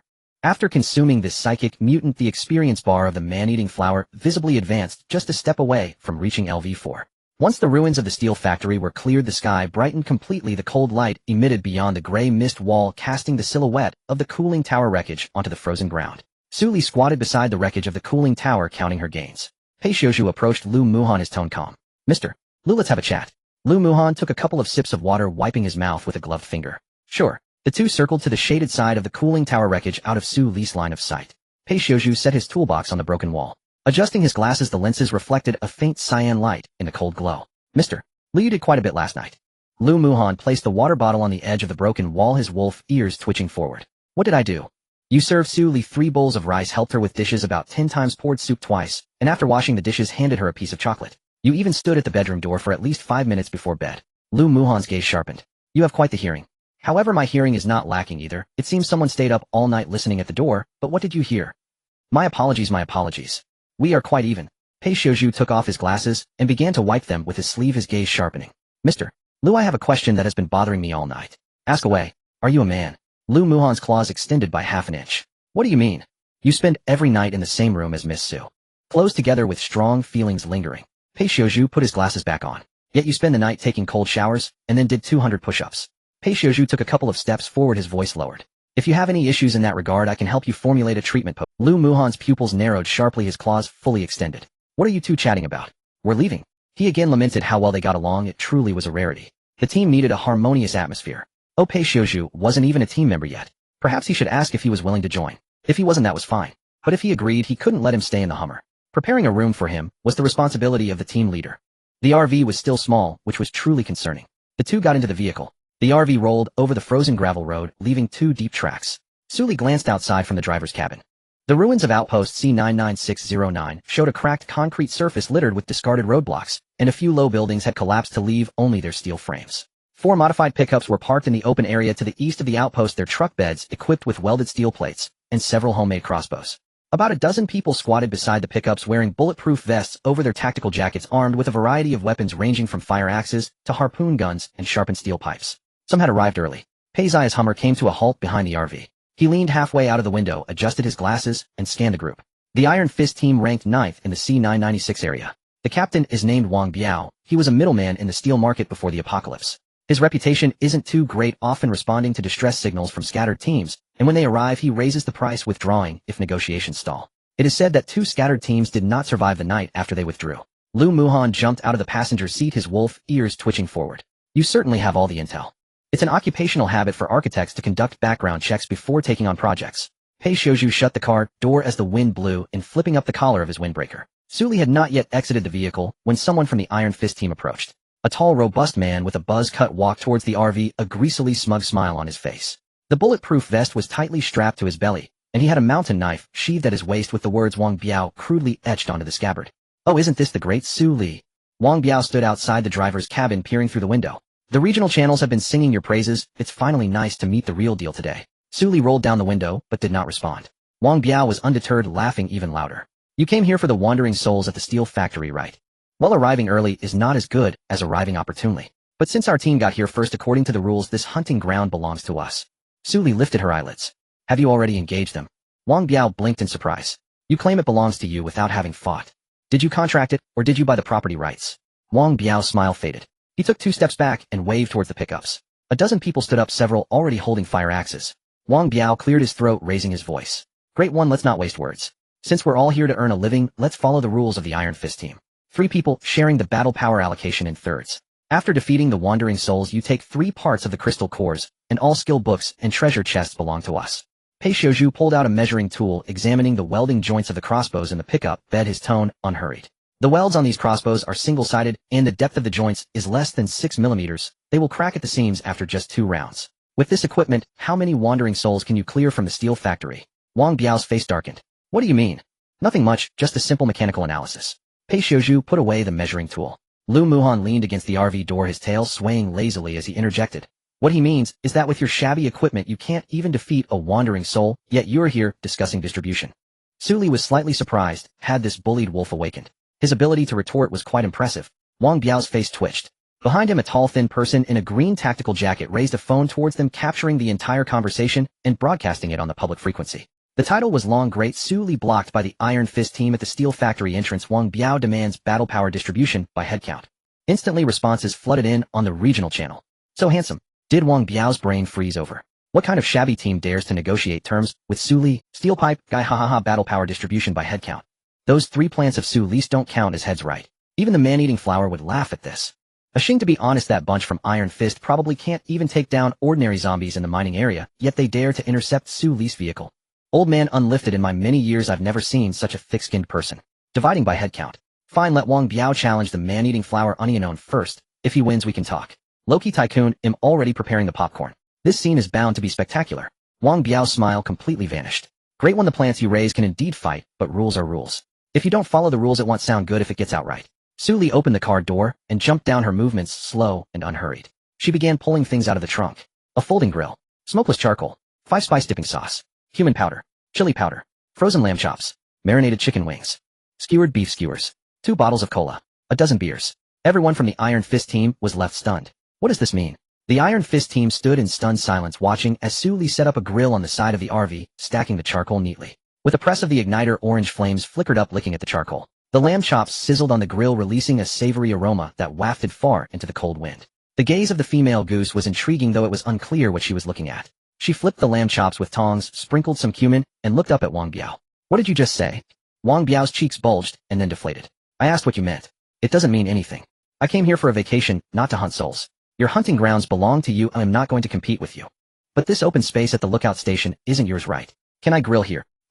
Lu Muhan couldn't hold back. Elise's actions were always unexpectedly natural, as she took over the tongs and became a merciless grilling machine. Pei Xiuzhu began to contemplate the necessity of learning cooking skills, realizing that he might not have the talent for cooking that Lu Muhan possessed, and started thinking about other things. A tall, slim figure in a green jacket held up a phone, live streaming the scene as it refreshed in real time. Steel pipe guy, she's grilling. Wow, she's grilling. So handsome that he flows oil, how delightful. Grilled meat. My goodness. This is on the survival. Ashing, she said she's here for a vacation. Ooh, I cried out loud. Old man can't get it up, grilling outdoors in minus 40 degrees. Su Li's mental state is 10 years ahead of mine.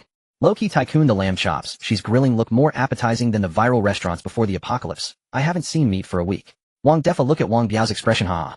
Wang Biao's face had turned the color of pig liver. The situation behind him among the team members was even worse, with several staring wide-eyed at the lamb chops. In the weeks since the apocalypse, everyone had nearly finished off their last compressed biscuits, and they had never seen freshly grilled lamb chops. That tall figure was drooling as he live-streamed. The three of them really sat down to eat. Sully gnawed on 2 lamb chops and opened a bottle of cola. The handsome werewolf was sprinkling chili powder on the lamb skewers. The bespectacled handsome guy helped pass the skewers. The entire Iron Fist team stood in the cold wind, watching them eat, thinking, damn, I want to eat too. Steel pipe guy, I can't take it any more than going to die laughing. So handsome that he flows oil. Sully's move is even more ruthless than a direct slap to the face. You're stopping me from fighting monsters, right? Final eat grilled meat in front of you. Ashing, the Iron Fist guys are practically drooling a look at that tall guy. He can barely hold his phone. Wang Biao turned to look at his team, his face darkening further. Put away all the damn weapons. What are you staring at? Haven't you ever had grilled meat before? No one replied. One team member quietly muttered, Captain, it has indeed been a long time since we ate. Wang Biao nearly choked.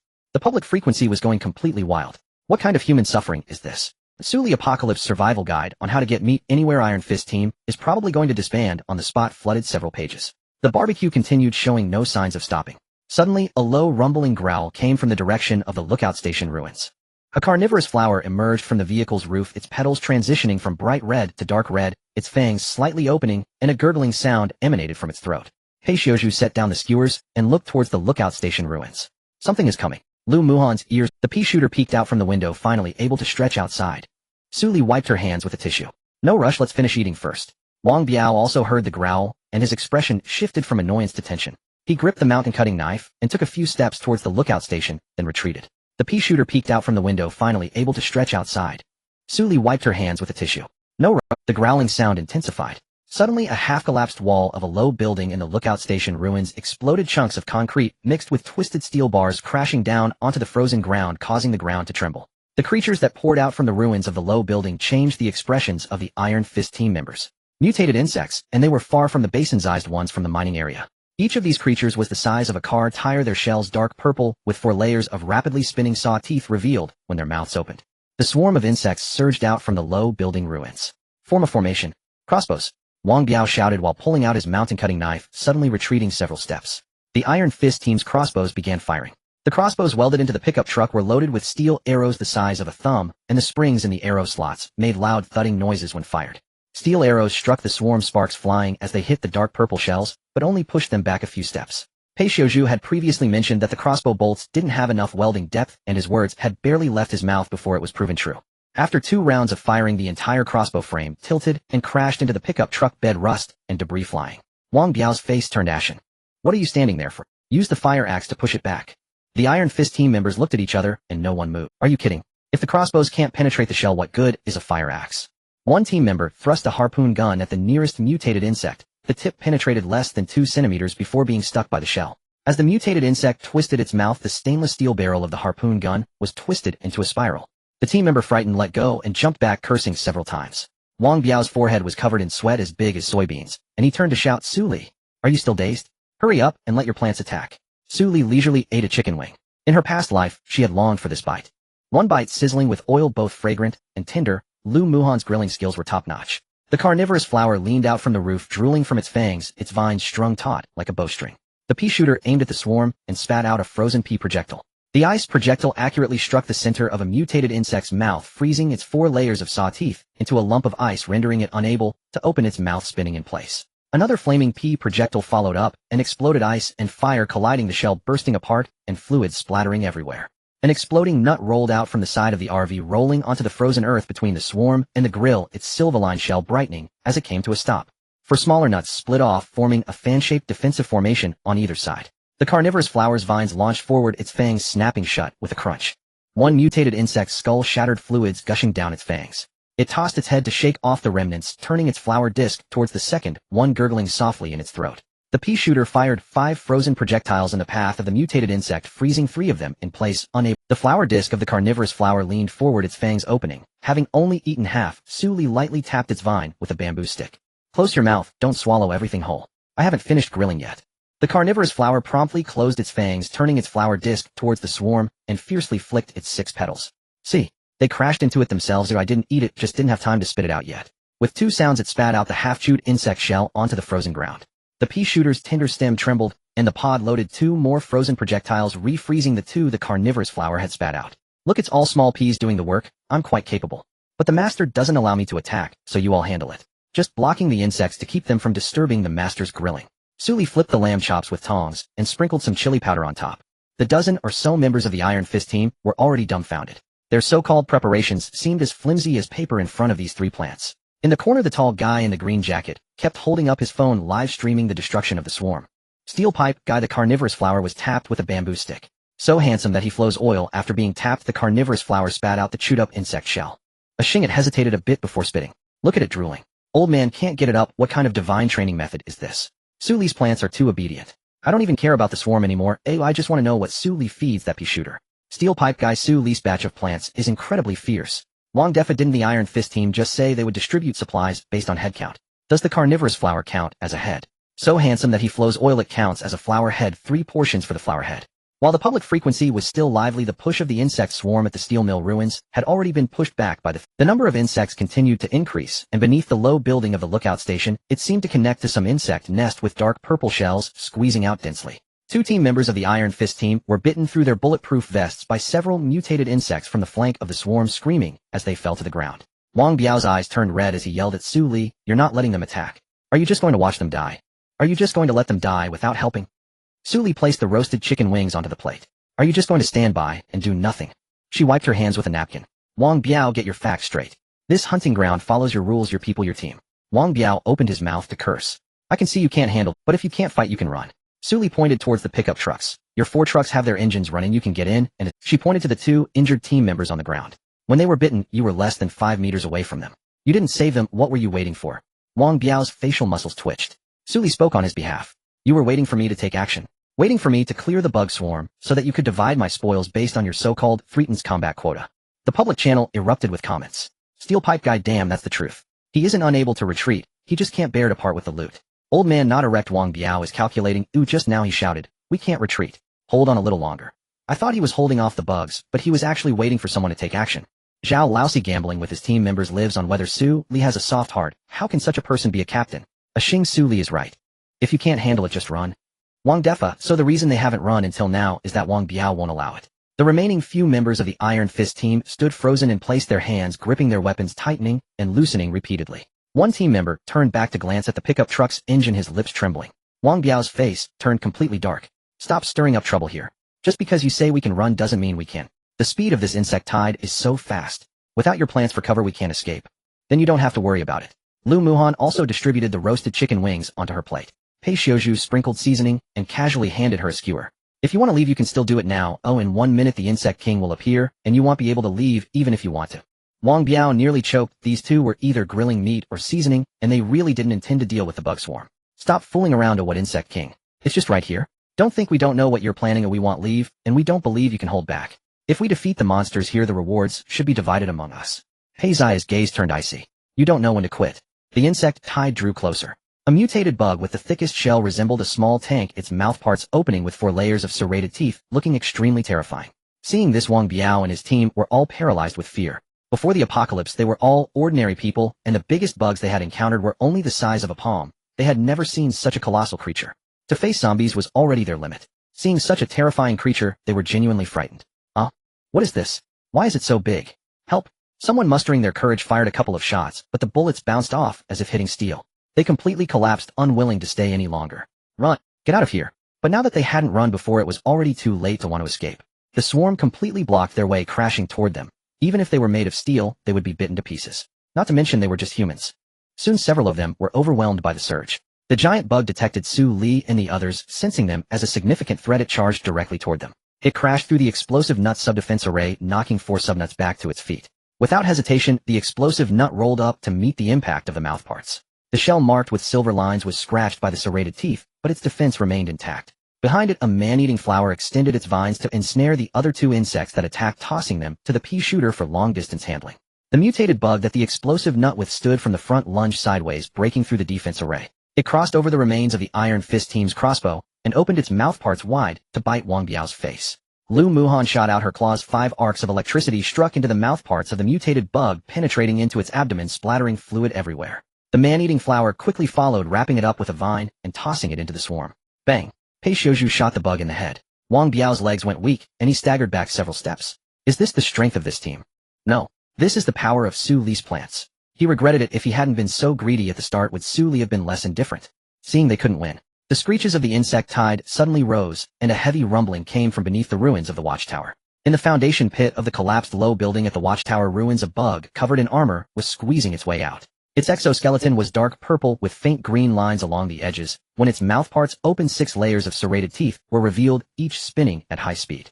In the center of its brain was embedded a gray-white crystal core, its surface pulsating with dark purple waves like those of a psychic spirit. The Insect King, a dual attribute of psychic and physical, peak 2nd tier, just a hair's breadth away from 3rd tier.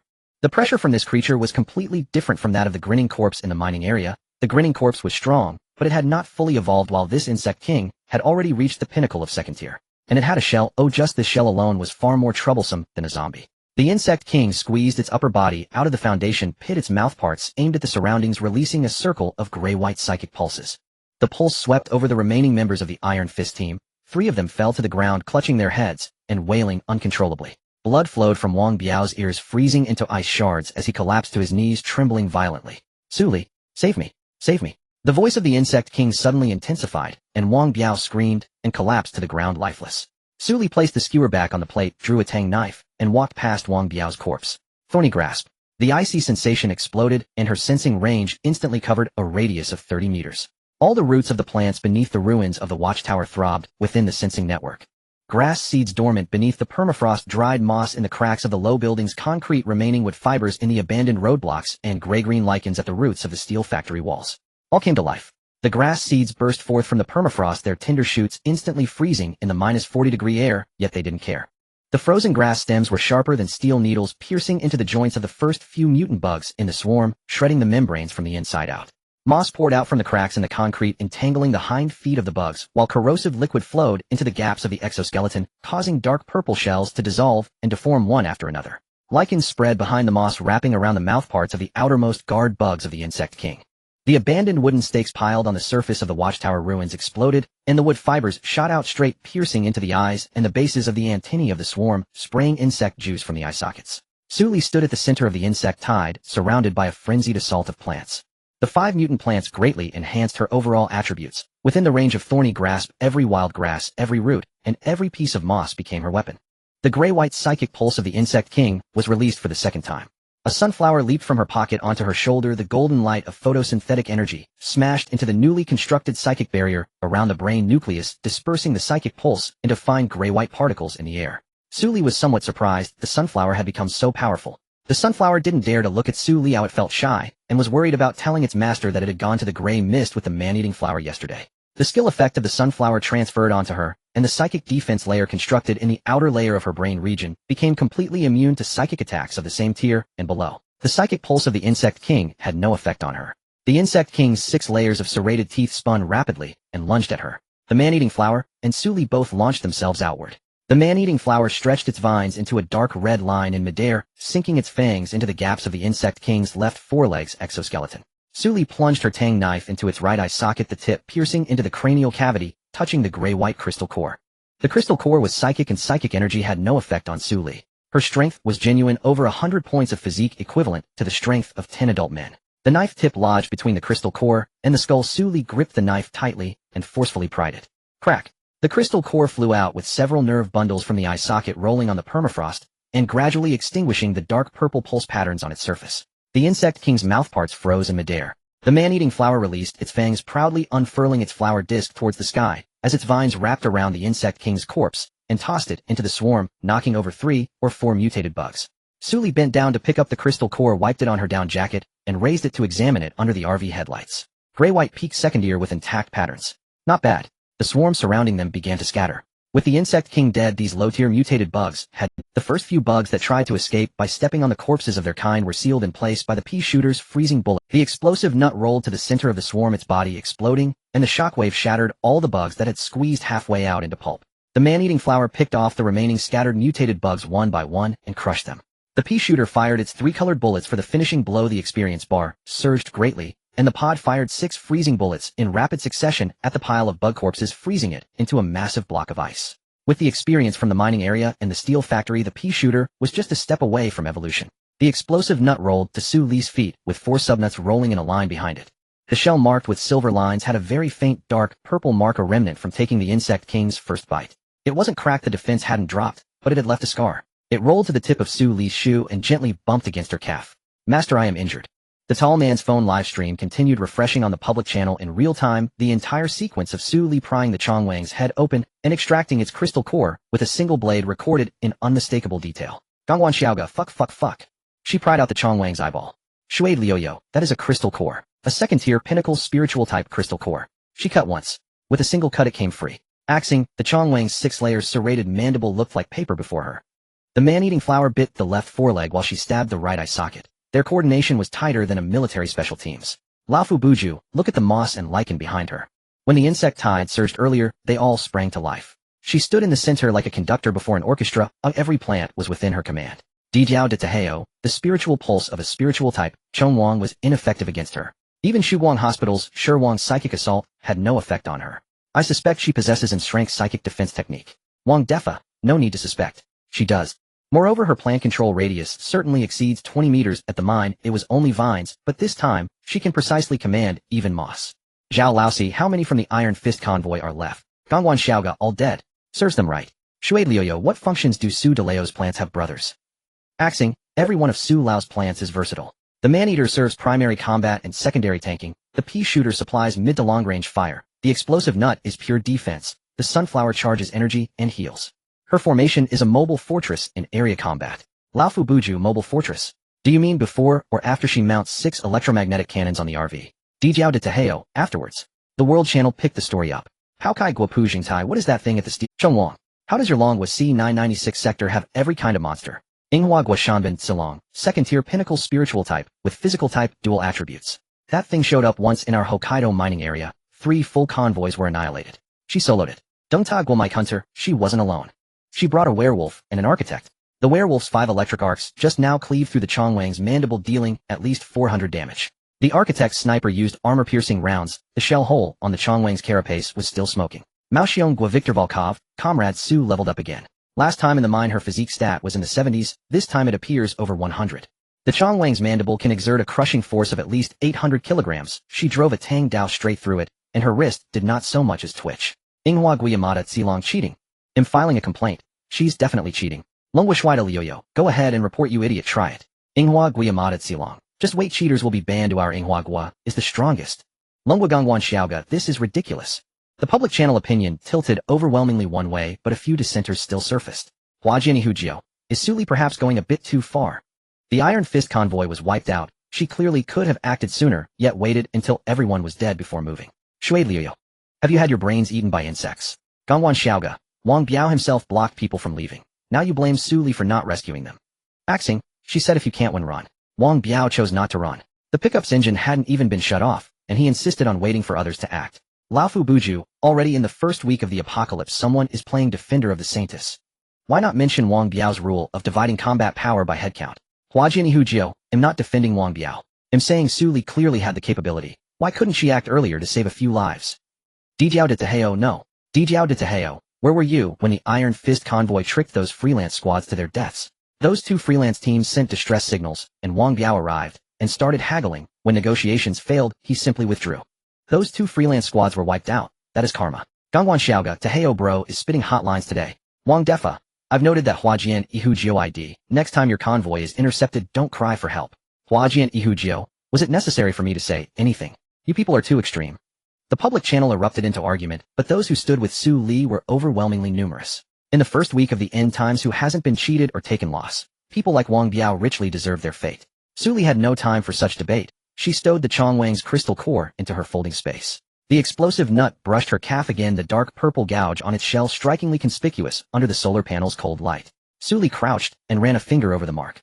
No crack. Its defense had not dropped. But the shell surface carried a shallow groove scraped by the Chongwang's mandible, rough to the touch like sandpaper. Does it hurt? Yes.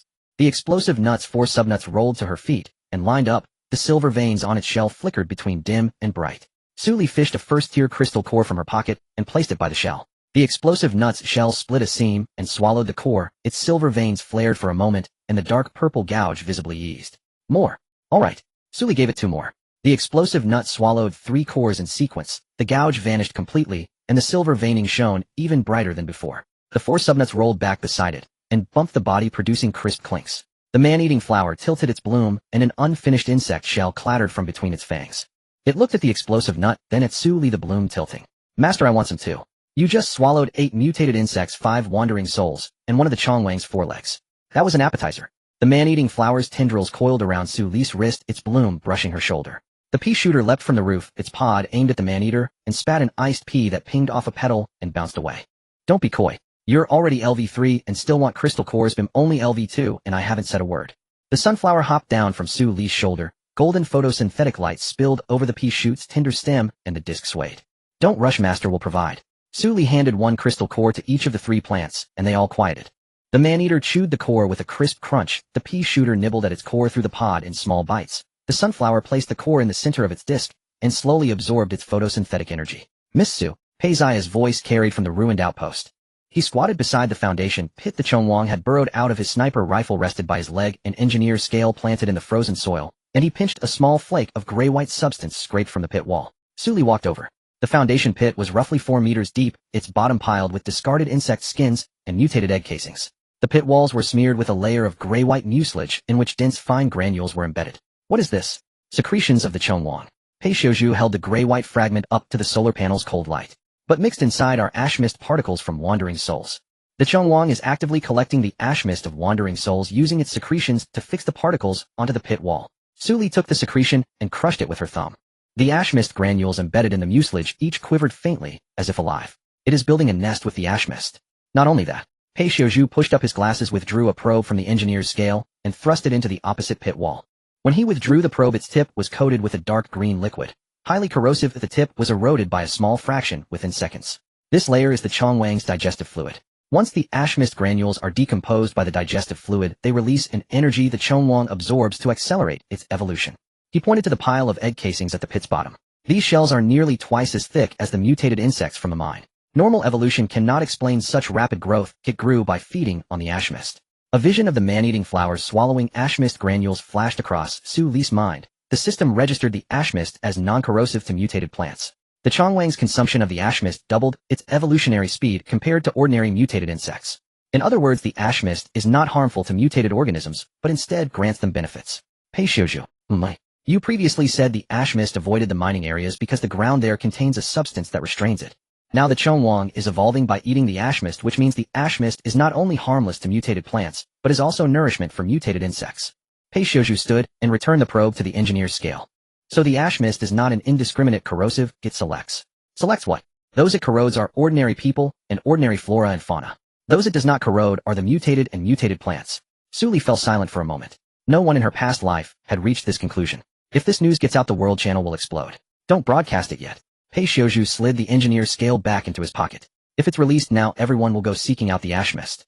But whether the ash mist's benefits to mutants carry side effects cannot be determined from the Chongwang's death. Long-term observation is required. At that moment, the sunflower's disc turned toward the depths of the steelworks ruins, and its golden veins suddenly flared. Another. Su Li tapped the vine with a bamboo stick. Get up and get to work. The carnivorous plant rolled over, unwilling to move, and remained propped up. Su Li pointed at the half-collapsed factory building in the steel mill ruins. Go over there and clear the area. There are lingering wraiths that haven't been dealt with yet. The carnivorous plant immediately sprang from the top of the vehicle, its vines stretching into a straight line in midair, as joyful as a dog running towards a bone. Passing by the lair of the Worm King, there were not only eggshells and secretions inside, but also a pile of debris. Several rusted steel bars, a half-collapsed concrete slab, a fire axe broken in two, and a few corpses that had been gnawed down to the bones. The clothes on the corpses were not completely rotted, and one could tell they were work uniforms from before the apocalypse. These people were workers from the steel mill. Pei Xiaozhu followed her gaze. There must have been casualties here before the Worm King built its nest. The wraiths appeared first, and later the Worm King dragged both the wraiths and the bodies into its lair as nourishment. A thought flashed through Su Li's mind. Both the wraiths and the Worm King were drawn here by the gray mist. The mist is particularly dense in this steel mill area, even thicker than in the mining area. A thought flashed through Su Li's mind. Both the wraiths and the Worm King were drawn here by the gray mist. It is pushing towards the steel mill faster than elsewhere, because it has what it wants here. Lu Muhan interjected. That, it is breathing. Encirclement, or one might say captive breeding. Pei Xiaozhu adjusted her glasses. The direction of the gray mist spread is not random. It confines everything that can be fought, and can evolve within the abandoned industrial park. The reason there are so many mutants and wraiths in the mining area, steel mill, and service station now 9 is that the gray mist is herding them into that circle. Su Li's heart sank slightly. She turned and walked towards the main building of the steel mill. Half of the factory building had collapsed, and the remaining steel structure creaked in the cold wind. Half of the factory sign had fallen, leaving only the crooked words C996 Steel Mill hanging on the door frame. Inside the factory there were piles of discarded steel materials. I-beams, angle, steel channel, steel plates, steel coils, and rebar were stacked high on the factory floor and on the rail carts. Some were already rusty, but most had only a thin layer of rust on the surface, which could be easily removed with sandpaper. Suli's eyes lit up. She was about to expand her RV. Pei Shouju mentioned that the electromagnetic cannon mount needed reinforcement, the roof support structure needed strengthening, and the chassis also needed a buffering structure added. She found it too troublesome and decided to just modify it directly. Now all the steel materials from the entire steel mill were piled here, saving her the time to search for materials everywhere. I want all this steel. Suli opened the folding space and began to collect the steel materials. The I-beams went in first, followed by the angle steel and channel steel, then the steel plates and steel coils. Piles and piles. The factory floor visibly emptied at a noticeable speed. Halfway through, a gray-white mist suddenly floated out from behind a pile of steel coils in the corner. The outline of the humanoid figure was blurry, but it was clear that it resembled a middle-aged man in work clothes. It floated in front of Suli, the gray-white mist contracting, and its voice was dry and hoarse. The steel cannot be taken. Suli paused her actions. Why not? Everything in the factory belongs to the factory. Cannot be taken. The gray-white figure repeated these phrases, the mist swirling, but it showed no intention to attack. Suli could tell that it was not a wraith. Wraiths had no consciousness and only attacked instinctively. Though the humanoid outline wrapped in the gray mist was blurry, it spoke logically with obsession and emotion. It was an evolved form of a wraith, or one might say a different direction. You were a worker at the steel mill in your lifetime. The gray-white figure paused for a moment, the mist contracting, as if trying to remember. I was the warehouse manager. My surname is Lu Jiangwo. These steel materials are under my management. Cannot be lost. If lost, my salary will be deducted. Suli fell silent for a moment. In the first week of the apocalypse, this person had already died, but his obsession was strong enough to keep him from dissipating even after death. Lu Jiangwo, the steel mill has been shut down and no one cares whether these steel materials are here or not. Shut down. The gray-white mist of Lu Jiangwo rolled violently, the humanoid outline fluctuating in size. It's good that it's shut down. My granddaughter told me to retire early, but I never did. Where is your granddaughter? I don't know. Don't know. Before I died I called her. Told her not to go outside. Not to go outside. The gray-white mist began to dissipate, the humanoid outline becoming increasingly blurry. You can take it. Take it all. It's shut down. It doesn't matter anymore. Suli raised her hand. A light green orb of ability floated from her palm, gently landing on Lu Jiangwo's Sunto dissipate, gray-white mist. The mist stopped. What is this? Plant ability. It can't bring you back to life, but it can keep your obsession alive. Lu Jiangwo remained silent for a long time. Thank you. No need to thank me. You saved me the time of searching for steel materials, and I will help you carry your obsession with me. I have no other requests. My granddaughter's name is Lu Yutong. If you meet her, tell her, Grandpa is sorry. I never went on the retirement trip I promised her. All right. Lu Jiangwo's gray-white mist completely dissipated, leaving behind a gray-white crystal core. The surface of the crystal core had no dark purple patterns unlike the spiritual-type mutants, but instead displayed a faint silver-white, flowing light. Suli picked it up, and a system panel popped up with a prompt. First level special crystal core residual obsession effect. The bearer can be immune to mental interference from wraiths of the same level. Suli picked it up, and a system panel popped up with a prompt. First level special crystal core residual obsession effect. The bearer can be immune to mental interference from wraiths of the After the last pile of I-beams in the factory disappeared, she noticed a dozen rusty metal boxes piled in the corner. Upon opening, they were all high-strength alloy steel plates. With a thickness of 20 millimeters and coated with anti-rust oil, these were spare parts for the blast furnace. They were several times stronger than ordinary steel plates, and were just what she needed to reinforce the RV's chassis. I've hit the jackpot. Suli stored all the alloy steel plates in the folding space, and brushed the rust off her hands. Exiting the factory, Pei Shouju had already completed the data recording for the gray mist around the lookout station. Lu Muhan leaned against the RV door, his tail lazily swaying behind him. Upon seeing Suli come out, his wolf ears perked up. Finished collecting. Finished. All the steel materials from the entire steel mill are here with me, enough to expand 10 RVs. What's next? First we return to the edge area to reinforce the electromagnetic cannon and the chassis. Then we head southeast of Service Station No. 9. I want to see the fruit-bearing mutant plant that Lu Ning mentioned. Pei Shouju closed her engineering ruler and adjusted her glasses. Southeast of Service Station No. 9. The frequency of gray mist avoidance is the highest. That mutant plant can make the gray mist take a detour. It must either be of extremely high level or a special variety. We'll find out when we go take a look. Suli jumped onto the RV and started the engine. The RV rolled over the frozen earth and debris road, heading towards the edge area. In the rearview mirror, the ruins of the steel mill grew smaller under the lead gray sky. Where the gray-white mist had dissipated, only a few hardened dead grasses at the edge of the foundation pit remained gently swaying in the cold wind. The RV was parked beside an abandoned gas station on the outskirts. Pei Shouju spread out the engineering blueprints in the car's modification area, beginning to reinforce the chassis with a buffer structure. High-strength alloy steel plates were cut to appropriate sizes and welded onto the load-bearing beams of the chassis, with each weld measured with an engineering ruler, ensuring an error of no more than half a millimeter. Lu Muhan was installing heat sinks onto the electromagnetic cannon on the roof of the vehicle, his tail swaying back and forth in the cold wind. Su Li sat in the cockpit, placing Lu Zhengwo's Obsession crystal core on the system panel, aligning it next to the third-tier mental crystal core obtained from the mining area. Two crystal cores, one grayish-white with dark purple patterns, and the other grayish-white with silvery flowing light. Both were of the mental type, yet their directions were completely different. The dark purple one was an attack type capable of absorbing life force suitable for those with strong mental power. The silvery one was a defense type immune to interference from the same tier of mental entities, suitable for ordinary people or support-type teammates. Pei Xiuzhu had no use for the attack type. He was an architect and mental attack was not his major focus. However, the silvery defense type was just right for him. Su Li stored both crystal cores away, preparing to discuss them with Pei Xiuzhu after the chassis reinforcement was complete. Suddenly a notification popped up on the system panel. Detected special event trigger conditions. The exploration of the Worm King's lair at the ruins of the outpost has completed preliminary exploration. Task progress 13. Current phase reward area survival rate increased by 10, gray mist spread rate slowed by 5. Next phase task, complete a comprehensive analysis of the spectral entity ecological chain, reward unknown. Su Li frowned slightly. There were still 2 segments of the task. The system notification had just popped up and the regional channel was already in an uproar. Area announcement C996 area survival rate increased by 10, current survival rate 72. Gray mist spread rate slowed by 5, safe zone boundary extended by 3,500 meters. Handsome oil. Steel pipe guy survival rate increased. Gray mist slowed. Who did it? A Xing, who else could it be? Just now Su Li had cleared a wave of Worm Kings at the steel factory, and the area announcement stated that the Worm King's lair task progress was 13. Old man doesn't rise. Su Li killed a Worm King and conveniently raised the area survival rate by 10. What kind of deity is this? Low-key tycoon. The gray mist slowed by 5, and the safe zone expanded by 3,500 meters, which means our convoy won't need to withdraw from the outpost, as planned 3 days later. Long Defa. Su Li alone has raised the survival line for the entire area. I have never respected anyone in my life, but Zhao Laosi no look closely at the announcement. Task progress is 13, indicating that there are still 2 phases left. If Su Li completes the remaining 2 phases, can the survival rate be raised further? Lu Ning, it can be raised. But what are the task objectives for the next 2 phases? The system didn't say. Steel pipe guy. Su Li definitely knows. She had been lurking in the steel factory for so long that she turned the Worm King's lair upside down. Handsome oil. Su Li, please reveal the task objectives. Steel pipe guy. Su Li is no longer just the captain of one vehicle. She is the lucky star of C996. Lu Ning, who was disrespectful to the boss in the public frequency before. Come out and face the consequences. Pure bystander. You guys still here after saying Su Li was cruel? Su Li was not looking at the task details that popped up on the system panel. Complete analysis of the spectral entity ecological chain. Task description. Phase 1, discover the symbiotic relationship between spectral entities and gray mist. Completed. Phase 2, discover the symbiotic relationship between spectral entities and mutated insects. Completed. Phase 3, discover the symbiotic relationship between spectral entities and human ability users.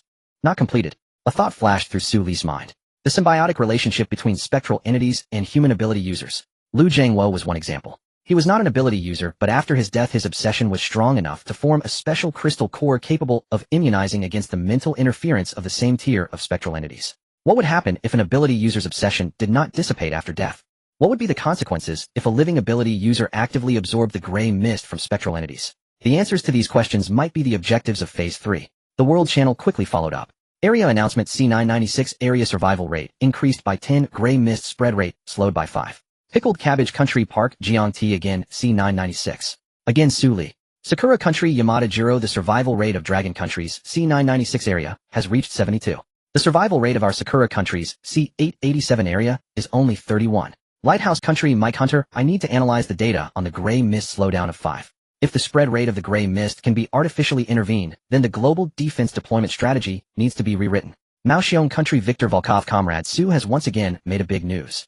Last time, it was a 42-minute solo run in the mining area. This time directly raised the survival rate of the area by 10. Our Maoxiong Country's C001 area survival rate is only 58. Envy. Dragon Country, Handsome Oil, Yamada Jiro. Your Sakura Country survival rate is 31. What happened? Sakura Country, Yamada Jiro. The gray mist spread rate is 3 times faster than yours. Moreover, the spectral entities on our side have begun to evolve into physical forms. Yesterday, an outpost in the C887 area was breached by a tide of spectral entities, resulting in over 200 deaths. Dragon Country, Old Man doesn't rise. Spectral entities have evolved into physical forms. What level are the spectral entities on your side? Sakura Country, Yamada Jiro. 2nd level. They're much more troublesome than ordinary zombies. Physical attacks can't hit them, and mental ability users are not enough. What we need most right now are books on mental defense skills. Dragon Country Low-Key Tycoon Suli definitely has something for mental defense.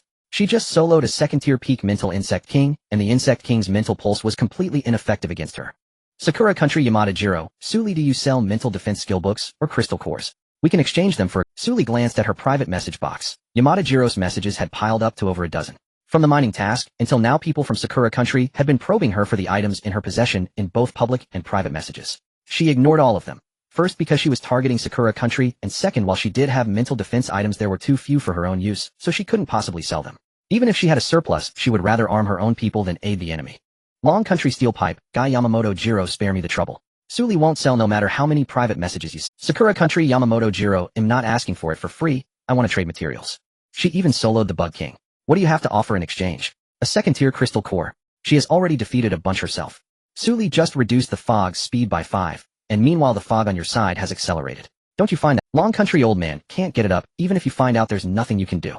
The overall combat power of Sakura Country is inferior to Long Country, even if you know the reason you can't win. Sakura Country, Yamamoto Jiro, you Long Country folks are impossible to deal with. A newsflash erupts in the Sakura Country regional announcement. The fog in Area C-887 is spreading 10 faster, with the current survival rate dropping to 24. The evolved spirit soul has appeared for the first time at level 3, immune to physical attacks with mental attack coverage radius of 500 meters. Bear Country Victor Volkov, the straight line distance from Sakura Country's Area C-887 to Area C-996 is— Bear Country Victor Volkov, the straight line distance from Sakura Country's Area C-887 to Area C-996 is less than 2,000 kilometers.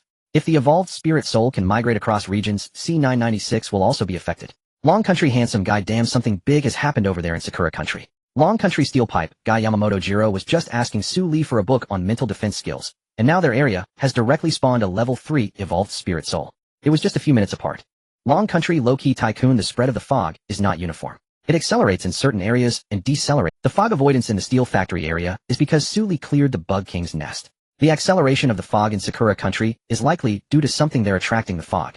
Long Country Xing, a level 3 evolved spirit soul, immune to physical attacks with a mental attack radius of 500 meters. If this thing appears in C-996, who besides Suli can handle it? Long Country Wong Defa Suli help. The survival line in C-996 depends entirely on you now. Suli disconnects from the public channel. She noted down the acceleration of the fog in Sakura Country. But the most pressing issue right now is not Sakura Country, it is the ecological chain of spirit souls within the C-996 area. She has not yet completed the task objective for Stage 3. The symbiotic relationship between spirit souls and human ability users requires more data. Pei Shouju knocked on the modified steel plate at the back of the vehicle. The chassis reinforcement is complete. Suli jumped out of the car and walked to the back to inspect. 6 high-strength alloy steel plates were welded onto the load-bearing beam of the chassis with smooth and neat seams. The reinforcement structure follows a route of distributed force. The recoil generated by the electromagnetic cannon will be evenly dispersed across the entire chassis and will not concentrate at any one point. The heat sink for the electromagnetic cannon is also installed. Lu Muhan jumped down from the roof of the car, his tail swishing half a circle behind him, metal shavings stuck to his Halfinger gloves. The alternating fire of the door cannon has nearly doubled the heat dissipation efficiency compared to before.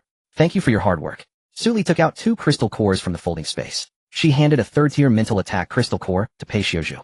This is for you. Pei Shouju accepted the crystal core, his gaze falling on the silvery white, flowing light, pausing for a moment. Why are you giving this to me? You will find it useful. Next time you encounter a mental-type mutant you won't have to retreat. Pei Shouju fell silent for a moment before carefully putting the crystal core into the pocket of his windbreaker. Thank you. No need to thank me. You helped me reinforce the chassis for the electromagnetic cannon. Oh, what I'm giving you is what you deserve, not a gift. Pei Shouju adjusted his glasses, the reflection of the lenses hiding the emotions in his eyes. Now that you say that, I feel a bit, then keep helping me with my tasks. Lu Muhan leaned against the car door, his tail lazily swishing behind him. His gaze lingered on Pei Zai's action of putting away the crystal core for less than a second before moving away. Ali, how did Lu Nang from service station know? 9 respond. His voice was both sexy and gentle. Pei Shouju stared at him suddenly. Okay. So that's how we're playing it. He'll go now. Suli didn't notice anything amiss, her family just called her like. She jumped into the driver's seat and started the engine. The RV rolled over the frozen road heading towards service station now. 9. Pei Shouju's cold-faced Hummer continued to follow behind, maintaining a distance that was neither too close nor too far. Inside the vehicle, the carnivorous flower poked its flower disc out from the thick slot on the roof, its fangs stuffed with half a chewed insect shell, and the flower disc tilted slightly. Master, that Pei guy's hand was shaking when he took the crystal core. Shaking. He never shakes when he uses the engineering ruler or when holding a sniper rifle. Don't talk nonsense, he's just excited. The sunflower jumped down from Su Li's shoulder, the photosynthetic energy, casting golden light on the pea shooter, causing the flower disc to sway. It might not just be excitement, it could be something else. Su Li glanced at the cold-faced Hummer following behind through the rearview mirror. Pei Xiaozhu, from analyzing the fog data to cracking the paradox of treasure chest merchants, from installing the electromagnetic cannon to analyzing the bug king's nest, had done everything flawlessly. But his hand shook when he received a crystal core. This is not like him. Could there be something wrong with this crystal core? To the southeast of Service Station No. 9 or at the edge of the gray mist wall. The RV was parked about 3 kilometers from the service station at the entrance of an abandoned quarry, with the onboard thermometer displaying -41 degrees and a layer of frost flowers covering the windshield. The quarry was pockmarked from explosions, with piles of waste rock resembling small hills, and several rusted mining trucks overturned at the edge of the tracks. The gray mist pushed slowly at the quarry's edge, making a noticeable curve around the outskirts, as if it were circling something. Pei Xiaozhu stepped out of the Hummer, inserting an engineering ruler into the edge of the gray mist wall, and a series of numbers popped up on the scale. The gray mist concentration has dropped by 60% around the quarry. The mutated plant you mentioned is most likely deep within the quarry. Su Li pulled out the coordinates sent by Lu Neng, comparing them to the current terrain. At the deepest part of the quarry, at the bottom of an abandoned mine, Lu Neng said that plant has borne fruit which enhances plant-based abilities, but they couldn't handle it. It's not surprising they couldn't handle it. Pei Xiaozhu adjusted his glasses, pointing to the pile of waste rock at the quarry entrance. Several mutated beast corpses lay haphazardly across the rubble. Each corpse was the size of a car, with grayish-brown fur, exposed fangs, and their abdomens split open. The internal organs and cores were completely gone. Second-tier mutated badgers, social creatures with thick skin and strong aggression. There are at least 8 corpses at the quarry entrance, all killed by the same attack method. Pei Xiaozhu crouched down, using the engineering ruler to probe the incision on one badger's corpse, and a dark green hue immediately appeared on the scale. There are signs of plant acid corrosion at the incision edge, which is the same principle as the corrosive liquid from your man-eating flower, but with stronger corrosiveness. A thought flashed through Su Li's mind. This mutated plant is not low in level. At least a level, most likely. Pei Xiaozhu put away the engineering ruler, gazing deep into the quarry. The gray mist actively avoids it, indicating that the area where this plant is located has formed some kind of energy field, preventing the gray mist from entering. The man-eating flower peeked out from the top of the vehicle, its fangs fully displayed, and its 6 petals shifted from bright red to dark red. It sensed the presence of a similar species, a wild type, with a higher level. The pea shooter aimed its pod at the depths of the quarry, its tender stems straightened, and its 3-color seeds spun rapidly in the pod. The sunflower jumped off Su Li's shoulder, its photosynthetic energy shining golden light over the depths of the quarry, the golden patterns on its flower disc shining brightly. It retracted its light, shaking its petals. That big guy inside, very strong. How strong? Strong enough to swallow me whole right now. Su Li was stunned. After leveling up to LV3, the sunflower's power ranked only behind the man-eating flower in the team. That mutated plant was definitely not ordinary. Lu Neng said his convoy couldn't handle it, and it seemed he truly meant it. Lu Neng, where are you?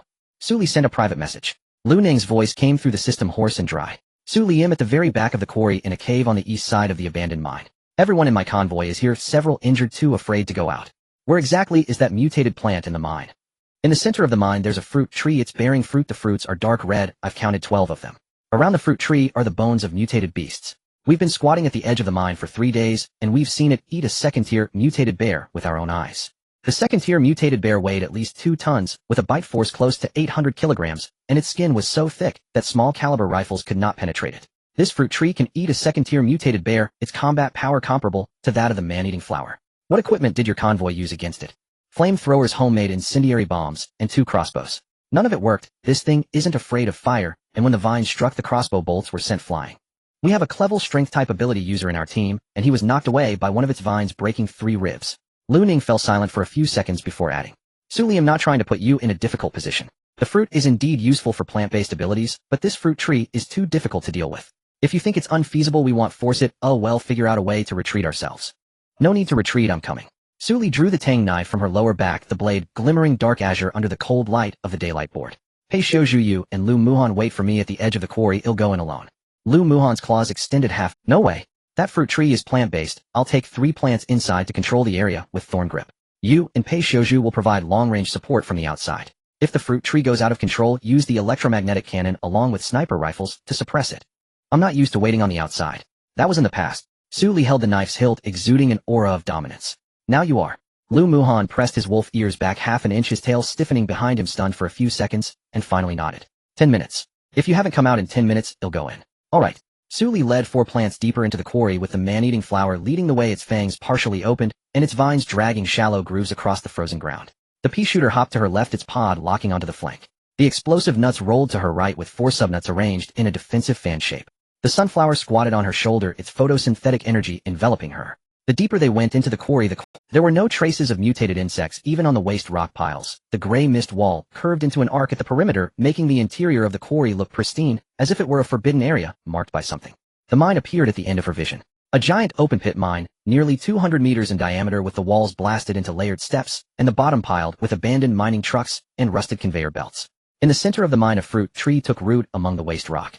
Its crown spread nearly 15 meters wide with a trunk too thick for 2 people to embrace, and its bark was a dark purple. 12 dark red fruits hung from its branches, each the size of a fist, their surfaces coursing with dark purple patterns glowing eerily under the cold light outside the gray mist wall. Around the fruit tree were piled bones, those of mutated beasts, human bones, and several corpses of zombies that had not fully. All were entwined by the tree roots dragged deep into the root system, with the cores completely drained. As soon as Su Li approached, the fruit tree's crown swung sharply towards her, and several dark purple vines erupted simultaneously, moving so fast that they created sonic booms in the air. Thorn grip. The cold sensation exploded instantly, covering a radius of 30 meters. All the wild grass, moss, and lichens at the bottom of the mine sprang to life. Wild grass burst from the cracks in the rubble, entangling the first vine that it struck. Moss surged from under the wreckage of the mining truck, wrapping around the dark purple tree bark, and corrosive liquid flowed into the cracks of the bark. Lichens spread down the steps of the mine, wrapping around the thick aerial roots of the fruit tree as the corrosive liquid eroded the surfaces of the aerial roots. But the fruit tree's level was too high. After being bitten, the vine shook violently, and the dark purple patterns on its surface lit up simultaneously. The corrosive liquid could not penetrate at all. Su Li chopped at a vine, lunging at her, the blade striking the vine's surface and sparking. It was harder than the insect king in the mining area. The pea shooter fired 3 color seeds to block the eastern attack route of the fruit tree. The freezing bomb first struck several vines, freezing them for less than a second before shattering. The dark purple patterns shattered the ice into powder. The fire bomb exploded on the vine, only charring the outer layer of skin, while the dark purple patterns remained bright under. The corrosion bomb hit the base of the vine, the corrosive liquid sizzling against the dark purple patterns, but as the patterns glowed, the corrosive liquid was repelled, leaving the vine completely unharmed. The explosive nuts rolled in front of the fruit tree, detonating and sending shockwaves that knocked over 7 or 8 vines, while all 4 subnuts collided, creating shallow pits on the vines. However, the dark purple patterns flashed twice, and the shallow pits began to rapidly repair themselves at a visible speed.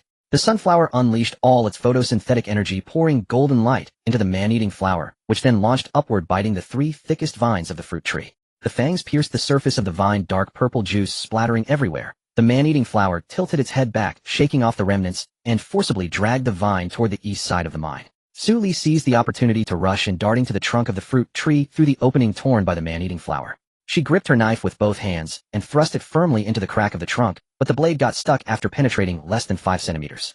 Not enough. One more time. She withdrew the tang knife, preparing to stab again, but the crown of the fruit tree suddenly turned towards her, and several vines retracted to form an encirclement, trapping her directly beneath the trunk. Get away from me. Su Li activated Thorn Grip, once more causing all the plants at the bottom of the mine to go wild. However, despite Su Li's strength, the fruit tree was stronger. There were too many vines, and the crown pressed down, tightening the encirclement abruptly. Su Li crossed the tang knife in front of her chest, preparing to take the hit. No, she raised her eyes and noticed that the vines had not tightened, remaining suspended in midair. A dark green juice oozed from the crack in the trunk, landing on the back of her hand without a warm sensation. The crown of the fruit tree swayed, gently releasing a low, deep hum from the crack in the trunk. Are you here to steal the fruit? Su Li was taken aback. This fruit tree could speak. To be precise, it transmitted its meaning directly to her mind through some form of perception. This ability was extremely rare. This fruit tree was extraordinary. If it could communicate, that was one thing, but what if it couldn't? Su Li immediately switched to a different approach. You have the scent of plants on you. Who are you? I am a plant master. This profession did not exist in my past life, but in this life it can. What is a plant master? Someone who can make plants evolve. The fruit tree said, the flowers you nurture are very strong. You are strong too. I have no master. What a pity. Can your fruit be shared with me? Su Li sheathed her knife and looked up at the 12 dark red fruits in the treetop. I can trade them for crystals. Lu Nung and the others were dumbfounded. Wait, how did you two start talking? The canopy of the fruit tree swayed gently. What can you trade? The crystals in your hand wouldn't last 10 minutes. Su Li pressed her palm on the frozen soil, a pale green light emanating from it. The ability seeped into the mutated tree's root system, establishing a resonance link through the grip of thorns. The deep purple wriggling patterns on the mutated tree's trunk froze. There is a mass of necrotic tissue infected by gray mist beneath your roots. I will heal it for you. The mutated tree fell silent. Is a plant master really this good? The remaining fruits on the treetop lit up simultaneously, silver patterns dancing within the flesh. You can cure my illness. It was incredulous. It desperately preserved 12 fruits, hunting monsters and zombies, just to be reborn. If Suli could heal it, why bother? Giving her a few fruits wouldn't matter. I do not deceive plants, Suli said. Send the ability light down through the root system. At the end of the roots was a fist-sized necrotic mass corroded black by gray mist. The mutated tree had been suppressing the spread of the mist with its powers, but it couldn't hold it back. The necrotic tissue was slowly expanding. If this tree does not deal with the necrotic tissue, soon it will fall from strength back to a rank in a few months, until it completely becomes an ordinary mutated tree or dies. The pale green light enveloped the necrotic mass, the gray mist being peeled away bit by bit. The necrotic tissue became vibrant again, restoring its deep purple hue similar to the surrounding roots. The fruit tree's buzzing tone was noticeably lighter. Thank you, plant master, I owe you a tree life. Suli stood up and brushed the dirt off her knees. Fruits. The fruit tree lowered 3 vines, each with a dark red fruit at the tip, gently placing them at Suli's feet. Suli piled a bunch of first-tier crystals beside the tree. This is for you, recover quickly. If the gray mist envelopes here, your old injuries will flare up again. Suli certainly wouldn't treat humans this way. Human hearts are too complex. Especially on this survival path, how many have turned into ghosts? Plants are different, they are relatively simple, and stick to their principles. Though they may become cunning in the future, overall they are simpler than humans. The fruit tree was shocked. Are you giving this? It was incredulous. Are humans really this good? But it quickly realized. It wasn't that humans were good. Those few bad guys just wanted to snatch my fruits. It was this plant master who was good. I will remember you, plant master. Meanwhile, Lu Nung was regarded as a bad guy. Lu Ning thought, alright, so you think that way. I may not be a good person, but am better than this woman. The roots of the fruit tree stretched out from the rubble, engulfing all the crystals deep into the root system, dark green sap, seeping from the cracks in the trunk, slowly healing. What is your name, plant master? Suli. Suli, I will remember you. Next time you come, bring good things. Alright, Suli stored 3 fruits in her folding space, and a system panel popped up with a prompt. Shrank mutated fruit blood fruit effect after consumption by plant type ability, user's plant affinity permanently increases by 20, ability recovery speed increases by 50. Special effect after consumption, there is a certain probability of gaining the passive skill heart of plants, allowing simple communication links with all plants within a radius of 50 meters. Description: a gift from the mutated fruit tree. It has lived for a long time and seen many plant masters. You are the only one willing to trade fruits with it. Suli was taken aback. This tree. The road survival game had only just arrived for a week, yet the system said it had lived for a long time. This was similar to what the last treasure chest merchant said, revealing a lot of information. Suli initially wanted to contract it, but looking at this description, she couldn't take the initiative. Otherwise, her previous efforts, she had to let it take the initiative. There's no rush, no rush. Suli took a deep breath and placed the fruits carefully.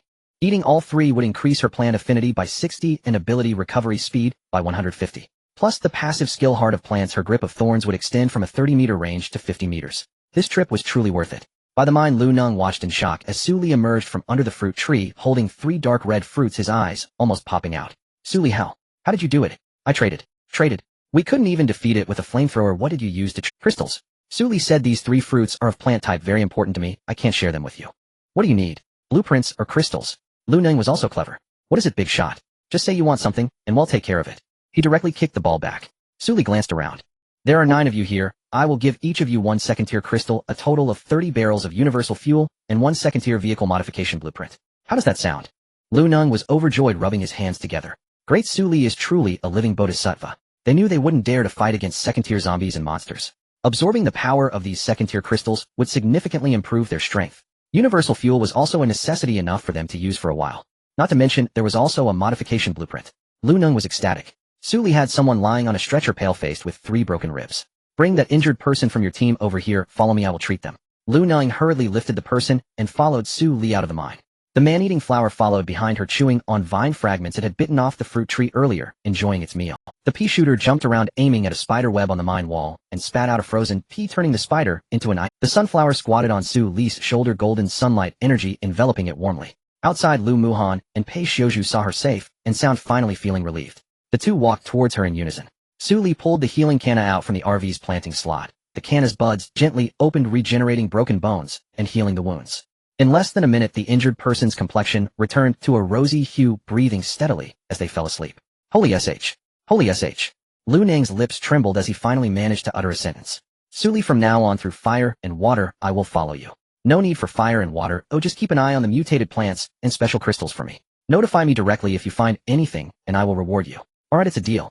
Not far from the center of the mine, the fruit tree's canopy swayed gently, dark purple patterns flickering quietly, remembering this name. Suli. Suli emerged from the quarry, climbed into the RV, and popped a blood fruit into her mouth. The flesh melted instantly, a warm current sliding down her throat, leaving her limbs feeling as if they had been soaked in warm water. The system panel displayed a notification: plant affinity 20, ability recovery speed 50. She consumed all. The affinity rose to 60, and the recovery speed increased to 150. Originally, after exhausting her abilities, it would take at least an hour to recuperate, but now that time was compressed to about 15 minutes. Suli opened her eyes, a faint green pattern flashing briefly in her gaze. Lu Muhan leaned against the car door staring at her, his tail swaying behind him. How do you feel, eh? Comfortable. Suli stood up, stretching her wrists, the joints cracking. In her previous life, one of these fruits could exchange for a whole base. After finishing, the system panel popped up another notification: complete analysis of the Wandering Soul ecological chain phase 2 completed. Regional survival rate increased by 8, current survival rate 80. The rate of gray fog spread decreased by another 3, expanding the safety zone boundary by 1800 meters. Phase 3 task activated: discover the symbiotic relationship between Wandering Souls and human ability users. The regional channel erupted in excitement. Regional announcement: the survival rate in Area C996 has increased to 80, the rate of gray fog spread has cumulatively slowed by 8A, and the safety zone boundary has expanded by a total of 5,300 meters. Handsome as oil, here it comes again. Suli has raised the survival rate by 8 again. Steel pipe guy 80. What the hell? The survival rate in C996 is stable. Ashing other areas are still struggling at 40, while we are heading towards 90. What kind of deity is Suli?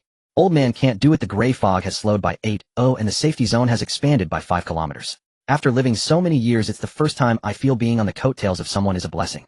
Loki Tycoon, do you know what a survival rate of 80 means? In all regions globally, C996 now ranks first in survival rate. The second is Bear Country C001 with 58. The third is Lighthouse Country C003 with 52. Wang Defo, a clear gap at the top. Zhao Laosi, a clear gap at the top. Loki Tycoon, what did Suli do back in the quarry? Looning me. I know. Suli fought with enscraved mutated fruit tree, crushing it the whole time. The fruit tree actively offered her 3 blood fruits. Wang Defer, enscraved mutated fruit tree. It actively offered fruit. Is there any justice left? Zhao Laosi, Luna, you're just boasting. Enscraved fruit tree actively offering fruit. You think the fruit tree is a delivery guy? Lu Nung, am I boasting? My team of 9 was all at the quarry. I saw with my own eyes Suli trading crystal cores for fruit with the tree. The fruit tree even thought her crystal cores were too few. Then she crouched down to touch the roots of the fruit tree, and it wilted. It actively brought the fruit to her feet. Handsome as oil, she touched the fruit tree, and it wilted. Is her hand blessed? Old man can't do it blessed. But Suli is a plant type ability user, and the blood fruit has a special enhancement for plant types. The fact that she could exchange crystal cores for fruit from enscraved tree indicates her plant affinity is high enough that wild mutated plants do not see her as an enemy. Loki Tycoon, to make enscraved mutated plant actively offer fruit, that affinity must be over 100. I have a plant type teammate whose affinity is only 30 and he can't even command a crade mutated vine. A Xing So, is it the apocalypse, or is it just her personal infrastructure game? Lu Nang posted another message on the public. Lu Nang, Suli also gave each of us a second-tier crystal core, 30 barrels of universal fuel, and a second-tier vehicle modification blueprint. Steel pipe guy, wait, is Suli out there fighting monsters? Why is she doing charity too? Lu Nang, she said it was a reward. I said, big shot, you don't need to give so much. She said it's the rule. I nearly knelt down to her on the spot. Handsome as oil, Suli's rule, help me with something, and I'll help you become wealthy. Wang Defa, Lu Nang, you're making a killing. Second-tier crystal cores, universal fuel, second-tier modification blueprints. These 3 items in the trading channel are worth at least a whole apartment in Haishur before the apocalypse. Lu Ning, I know. So I told Suli, in the face of danger I'll stick with her. The world channel was buzzing with activity. Regional announcement: the survival rate in Area C996 has increased to 80, and the rate of gray fog spread has cumulatively slowed by 8. Pickled Cabbage Country Park Jiangti, here it comes again.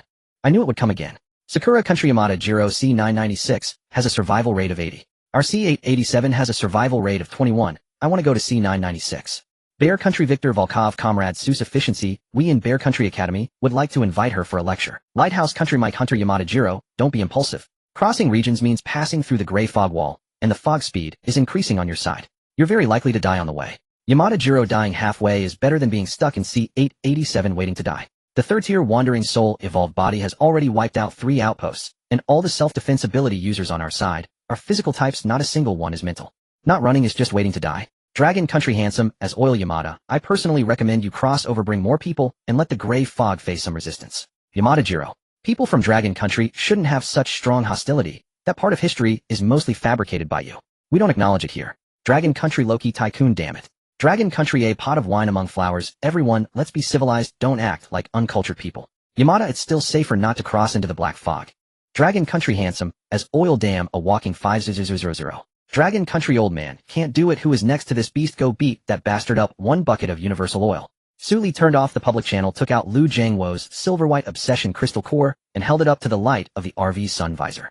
The silver-white flowing light inside the crystal core was still pulsating, feeling slightly cool to the touch. The third stage of the Wandering Soul ecological chain, the symbiotic relationship between wandering souls and human ability users. Lu Jiangwo was not an ability user, but after his death his strong obsession formed a special crystal core which can immunize against mental interference from souls of the same level. What happens if an ability user's obsession doesn't dissipate after death? This question lingered in her mind, refusing to leave. Finding Lu Yutong might lead to the answer. She started the engine and the RV rolled over the frozen dirt road. Pei Ziya's Hummer followed closely behind the distance, neither too near nor too far. Lu Muhan leaned against the passenger seat, his tail sweeping the edge of the seat, occasionally glancing at the rearview mirror. Ali, what are your plans next? Su Li recounted Lu Jiangwo's last words. His granddaughter is named Lu Yutong, and she was studying at university in Haishur before the apocalypse.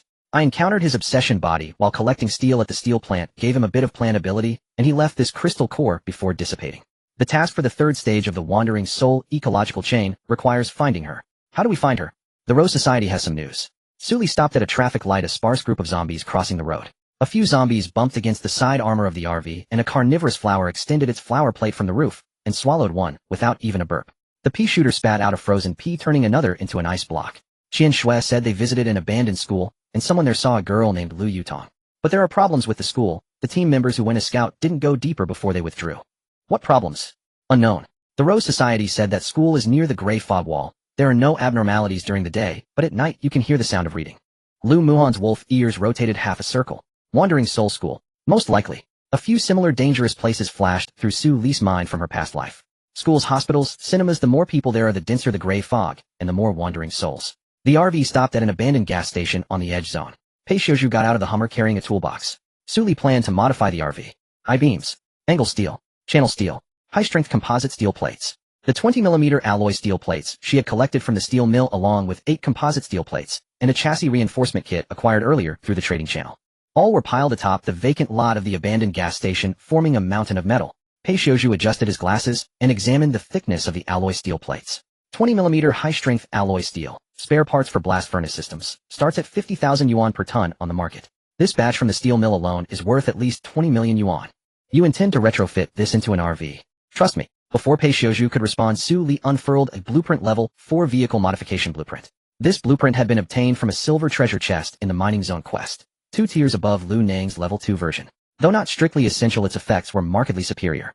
Her SS Steer mechanical metamodification ability could no longer remain concealed, and she had no intention of suppressing it indefinitely. Dozens of additional blueprints, all usable, would be deployed without reservation. She aimed for nothing short of a monumental upgrade. Activating SS Steer mechanical metamodification ability. Please confirm modification target. Upgrade the entire RV to level 4.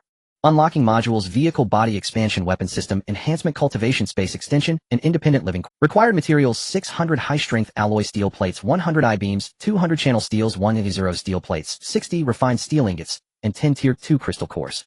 Post-modification RV specifications: interior space of 120 grid units arranged across 2 levels, 3 bedrooms, 1 living room, 1 kitchen, and 2 bathrooms. Independent heating system, vehicle-mounted weapon array expanded to 8 mounting slots, foldable rear storage compartment spanning 5,000 square meters, dedicated plant cultivation module covering 300 square meters. Confirm metamodification. 120 square meters. 3 bedrooms, 1 living room, 1 kitchen, and 2 bathrooms. Before the apocalypse, this would have been a standard 3-bedroom apartment. After the collapse, it was a mobile fortress. Proceed with metamodification. A pale blue light column descended upon the RV. The frozen earth surrounding the abandoned gas station trembled faintly. Within the luminous column, the vehicle underwent rapid dramatic transformation. The chassis frame expanded outward, UI beams and channel steels were disassembled by the system into standardized components, then layered precisely atop the load-bearing chassis beams. High-strength alloy steel plates automatically cut and shaped themselves, then welded seamlessly onto the exterior hull, joints smoother than any manual weld Pei Xiuzhu could produce. 2 folding steel plates extended from the rear, unfolding into an independent cargo module offering 5,000 square meters of storage capacity, ideal for mass provisioning. 4 weapon array slots opened symmetrically along each side of the body. 6 electromagnetic cannons mounted themselves automatically. The remaining 2 slots remained vacant, reserved for future armaments. The cultivation space relocated to the rear section, a self-contained greenhouse module spanning 300 square meters equipped with full-cycle photosynthetic lighting and climate control. Interior grid units increment visibly outward. 40 units, 60 units, 80 units, 100 units, 120 units. The light column dissipated. A brand new level 4 RV stood motionless beside the abandoned gas station. Length nearly 3.5 meters, height 1.8 meters, a deep gray exterior shell composed of high-strength alloy steel coated with a matte anti-corrosive finish. A hydraulically retractable rock-crushing hammer nestled beneath the front bumper. The prow featured a ferocious, serrated blade. 8-sided all-terrain tires carved 8 deep furrows into the frozen soil. 8 electromagnetic cannons lay parallel and retracted within dark gold mounting channels atop the roof, their barrels shimmering with cold metallic luster. Bulletproof windows reflected the shattered skeletal frame of the gas station canopy. The vehicle crouched low like a steel leviathan with claws drawn in, fearsome in form, profoundly reassuring in presence. Sully pulled open the door and stepped inside. The entryway opened directly into the living room, dark gray non-slip flooring and L-shaped sofa along the left wall, and opposite it, a foldable dining table with 4 chairs.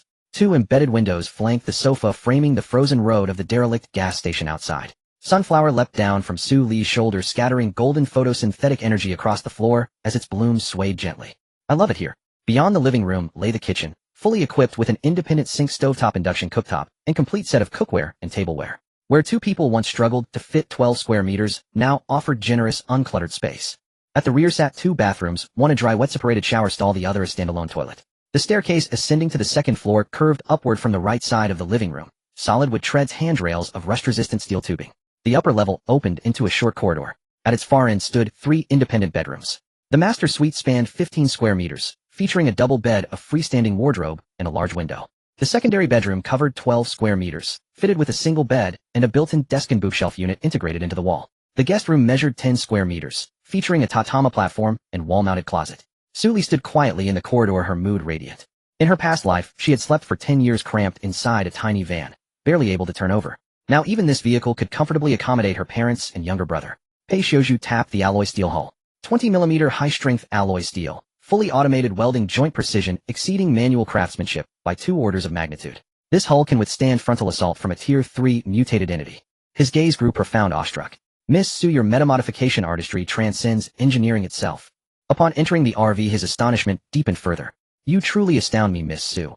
Your mastery is unmatched on any path to survival. Sully smiled faintly. Too kind. By revealing such ability before me, you place your trust in me. Sully met his eyes steadily. I choose to believe you will not betray that trust. Her unspoken corollary lingered in silence. Should he fail her, she held countermeasures ready. Pei Shouju grasped the implicit meaning instantly, his awe mingling with quiet elation, genuine delight, and a subtle private thrill. Understood. He suppressed that thrill with practiced restraint. Patience. Lu Muhan paused briefly before each of the 3 bedroom doors. His expression was ineffable. First room a bed. Second room a bed. Third room a bed. 3 beds. He turned and descended the stairs, his tail flicking lightly against the handrail. Sufficient accommodations, wouldn't you say? You'll take one room, I'll take another. And if Pei Shouju joins our team, the guest room suits him perfectly. Should my parents and younger brother arrive later, we'll simply upgrade again. Lu Muhan's wolf ears flattened backward by half an inch. What did you say? That 3 rooms are sufficient. His tail tip brushed her wrist. You and I, each with our own room. Exactly. Sully remained utterly unaware of the shift in his demeanor. Before we shared a single room. You couldn't stretch your tail fully. Now with separate quarters, aren't you pleased? Pleased. Profoundly, overwhelmingly pleased. Pleased enough to dismantle the legs of the secondary bedroom's bed. I don't require a private room. You do. Sully clapped his shoulder, voice sincere. Your tail is so long. Now you'll sleep soundly on a proper spacious bed. Lu Muhan fell silent. His ears pressed flat against his skull. Finally, I don't have to squeeze anymore. She collapsed onto the 2-meter bed in the master bedroom, sinking into the soft mattress. How delightful, how soft. Lu Muhan stood at the door of the master bedroom, watching Sully roll joyfully on the bed, her tail raised stiffly. She was truly happy. Is sleeping alone really happier than sleeping with him? Ali, moi.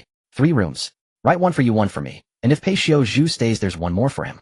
Lu Muhan's tail swished halfway, his jaw clenched tightly. Sully sat up from the bed, finally realizing that Lu Muhan seemed to be angry. What's wrong? Lu Muhan seemed a bit nervous, his eyes filled with anticipation. Did Ali understand? Would she want to keep him? On such a cold day, how warm his tail was. If Ali wanted to keep him, should he hesitate a bit before accepting? Forget it, perhaps he shouldn't hesitate at all. Sully saw the sparkle in his eyes and understood. I see you like this room. You've gotten used to it. Lu Muhan nodded vigorously. So the empty room should stay empty. In that case, let's switch. This room. Sully looked regretful. Oh, she actually quite liked this room, but the others were nice too. If Lu Muhan liked it, it would. Lu Muhan felt struck by lightning. What? I didn't complain about the small space, I didn't want to change rooms, I was.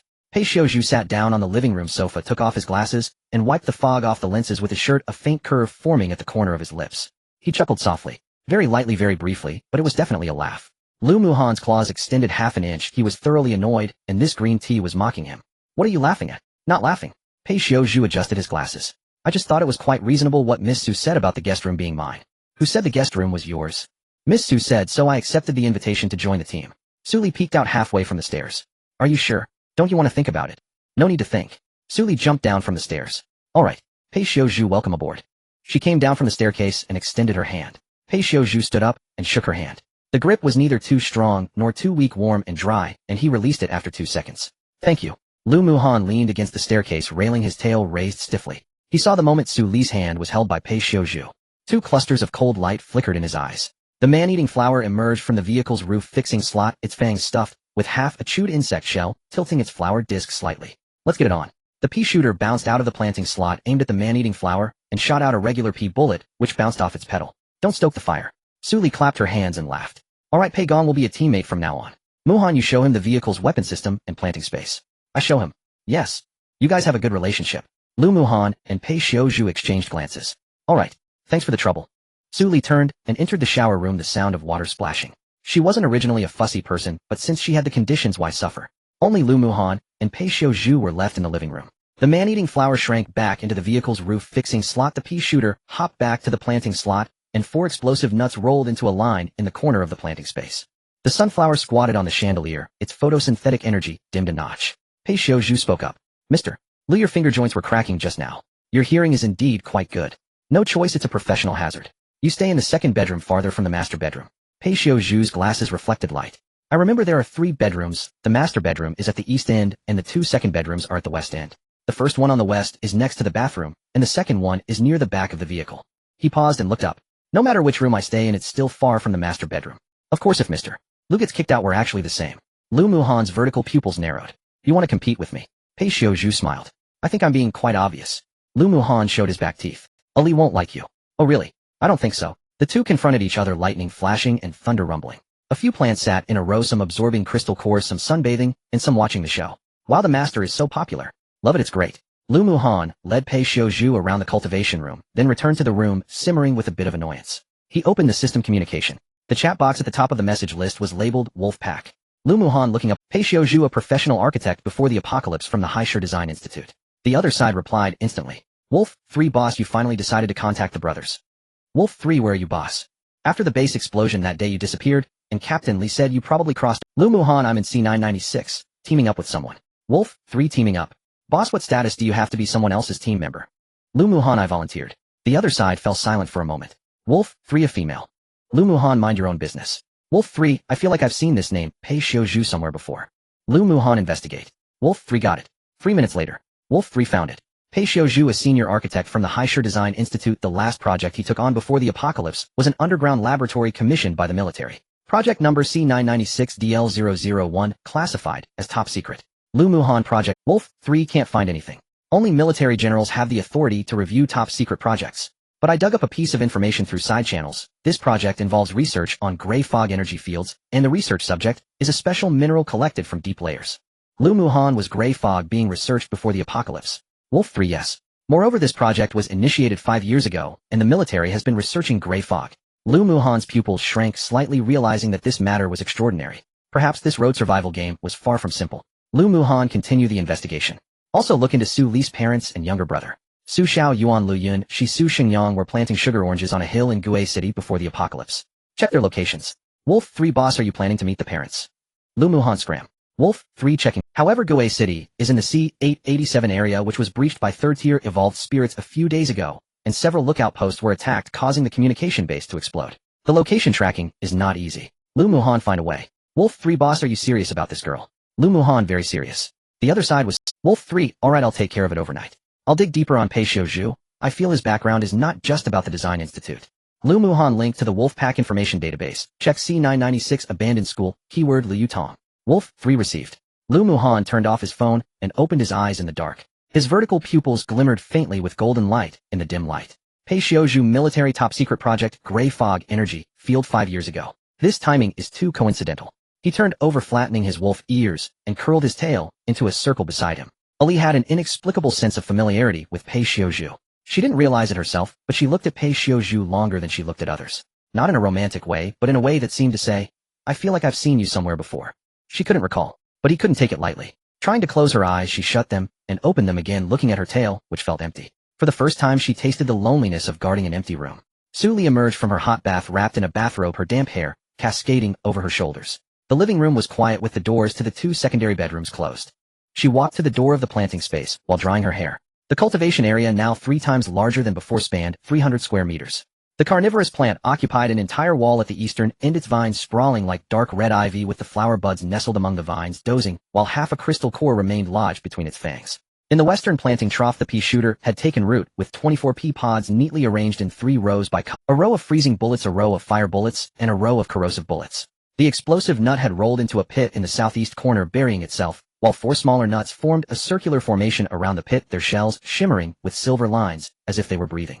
The sunflower squatted under the sunlight board in the center of the cultivation area, enveloped in a golden glow of photosynthetic energy, its golden patterns on the flower head slowly flowing as it absorbed the remaining light from the day. The canna lily was exhaling murky air, delivering fragrant and sweet air in return.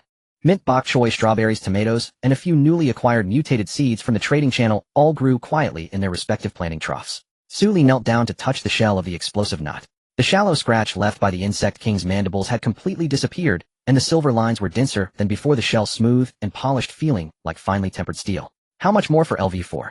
The explosive nut rolled to her feet, gently nudging her calf with its shell. Almost. They'll take you all out to hunt tomorrow. The carnivorous plant poked its flower head out from the vine pile, its fangs fully bared. Oh, when shall we go? We'll go when dawn breaks. The pea shooter's tender stem shook slightly, and the 24 pea pods swiveled at the opening. Suli stood up, passing by the door of Lu Muhan's secondary bedroom. There was no light under the door crack. Just as she was about to leave, the door swung open. Lu Muhan stood in the doorway wearing a black tactical vest, cargo pants, and barefoot. His hair was somewhat disheveled, one wolf ear perked up while the other drooped halfway, his tail lazily swaying behind him. Still not asleep. Just finished taking a bath. By the way, were you just a bit unhappy? No. Suli leaned against the door frame, drying her hair. The space was small before, and it was cramped in one room. Now that we have 3 rooms, I just want everyone to be a bit more comfortable. Lu Muhan took the towel from her hand and began drying her hair. His movements were gentle, and the wolf ears slightly turned forward. I'm not unhappy. Then what were you thinking? Suli's heart skipped a beat, her ears turning warm. After drying her hair, Lu Muhan folded the towel neatly and placed it on the cabinet by the door, looking down at her. A single room is fine, but you have to promise me one thing. What is it? If you can't sleep at night, call for me. He paused, his tail brushing lightly against her hand. My tail will always be hugging you. Suli felt a shiver run down her spine from his words, turning around and heading back to the master bedroom, throwing one last line over her shoulder before closing the door. Got it. She shut the door. Suli threw herself onto the 2-meter-wide bed, burying her face in the pillow, her heart racing for a long time before it settled down. Damn it, she cursed softly in the dark. When did this wolf learn such things? Where did the wolf that blushed to the roots of its ears after just one touch go? As she pondered, she heard very light footsteps from the direction of Lu Muhan's door. It was Pei Shouju. He seemed to be going to the living room for water, and paused briefly when passing Lu Muhan's door. Then Suli heard Pei Shouju let out a very soft laugh. Mr. Lu, congratulations on your new room. Pei Gong, congratulations on staying at the tail end. There was a moment of silence. Lu Muhan shut the door. Pei Shouju returned to his room after getting water. Suli buried her face in the pillow, her mind consumed by a single thought. These two are so sharpied, oh, life will be lively from now on. She messaged her parents below their names. Dad, Mom, I'm currently at the edge of the C996 area. I have a mobile home, supplies, and teammates. I'm very safe. Which area are you in? Please reply when you see this. The message was sent. Status send failed. Target area is out of service range. She waited for a moment.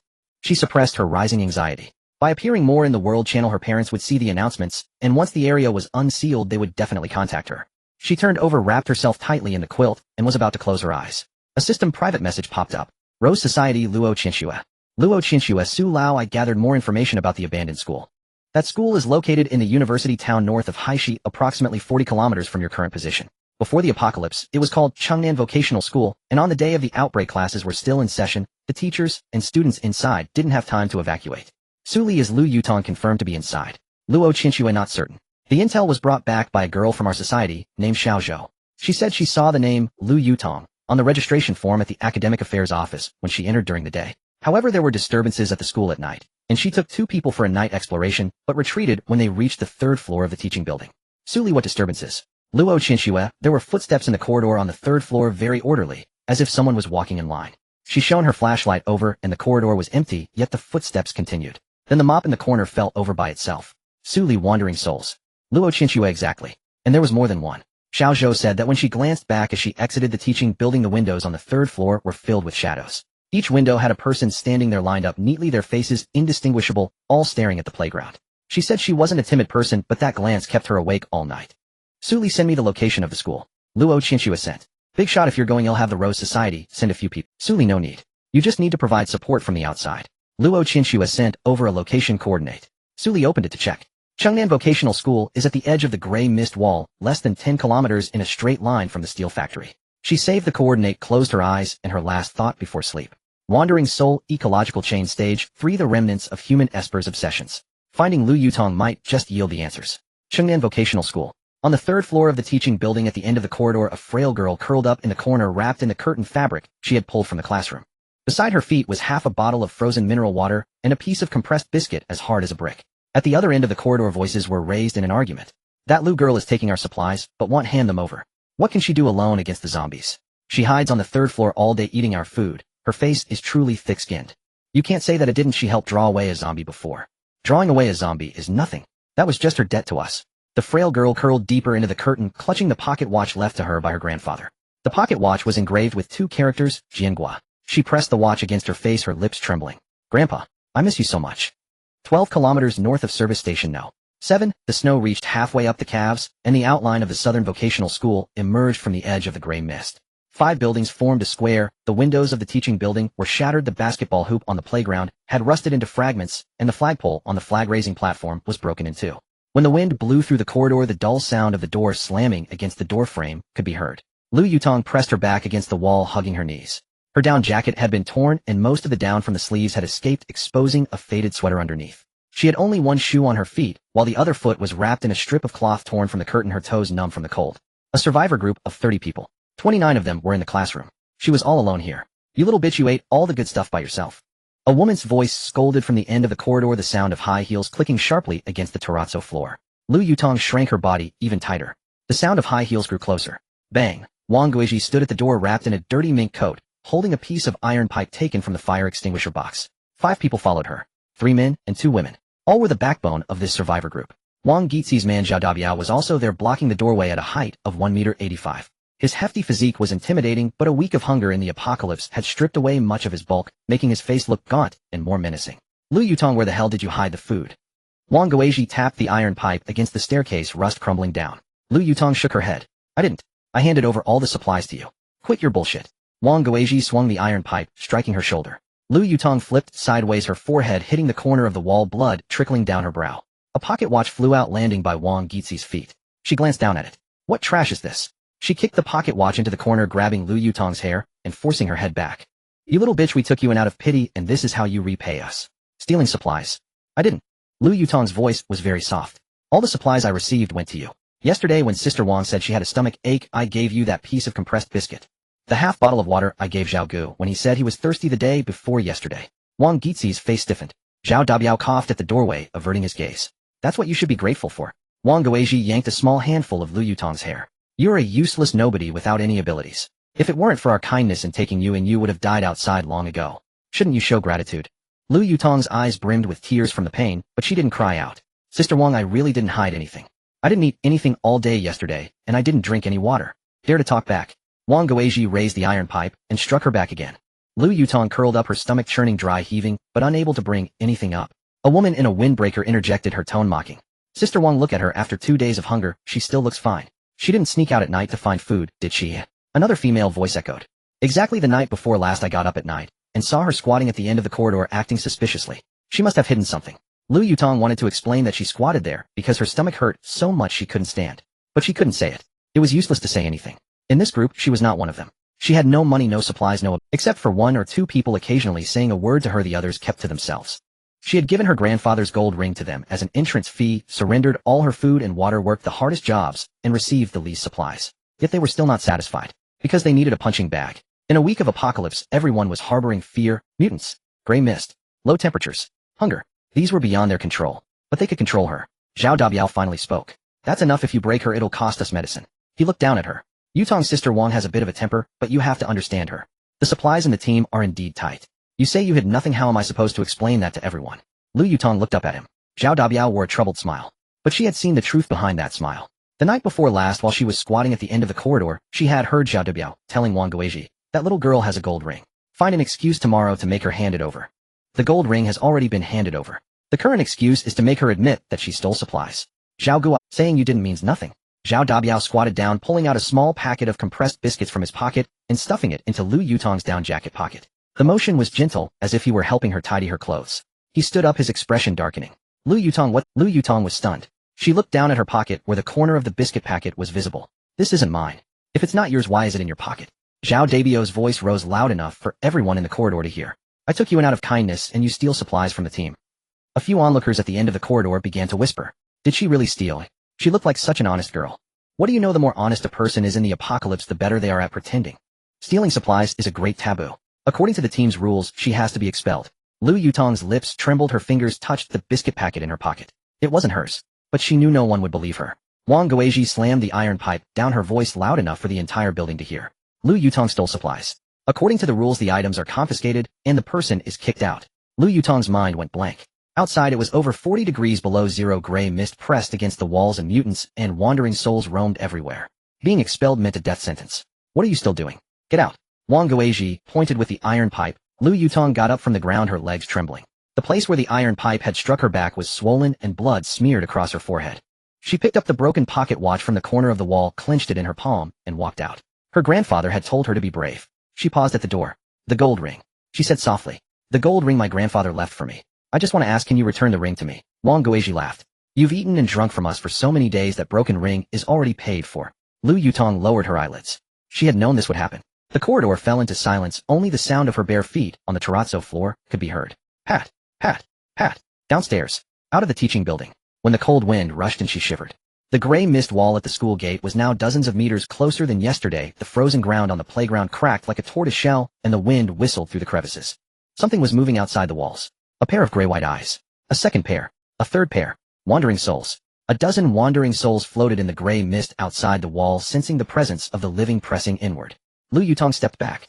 The wandering souls squeezed through the wall cracks, their gray-white mist wrapping around fuzzy human figures drifting towards her. They were less than 3 meters away. Lu Yutong clutched the pocket watch, her hands trembling and unable to hold it. She was only 19. Her grandfather had said he would take her traveling once he retired. She had waited for so long. Grandpa, I'm sorry, I might not be able to wait for you anymore. Tears fell from her eyes. A dark gray RV crashed through the frozen ground and rubble at the school gate. 6 electromagnetic cannons, charging simultaneously, their barrels trailing 6 dark blue beams of light beneath the gray mist. The armored RV crashed through the 2 rusty iron gates at the school entrance, tearing them apart like frozen sheets of tin. Shards of iron scattered across the playground, creating several shallow pits. A man-eating flower was catapulted from the roof of the vehicle, its vines stretching into a dark red line in midair, and its blooms suddenly opened, revealing sharp fangs.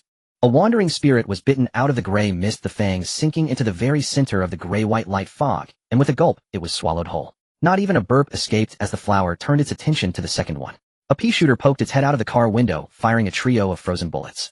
3 wandering spirits had just squeezed through the crack in the wall when they were frozen solid, their gray-white silhouettes contorted within the icy embrace. A fireball followed closely, exploding and shattering the frozen masses into debris, scattering the gray mist. An explosive nut rolled to the center of the playground, silver lines shining as 4 subnuts split off, fanning out to block the straight path from the school gate to the teaching building.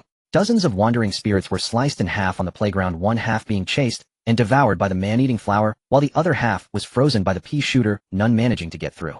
Zzz. 6 electromagnetic cannons swept across, annihilating one wandering spirit after another.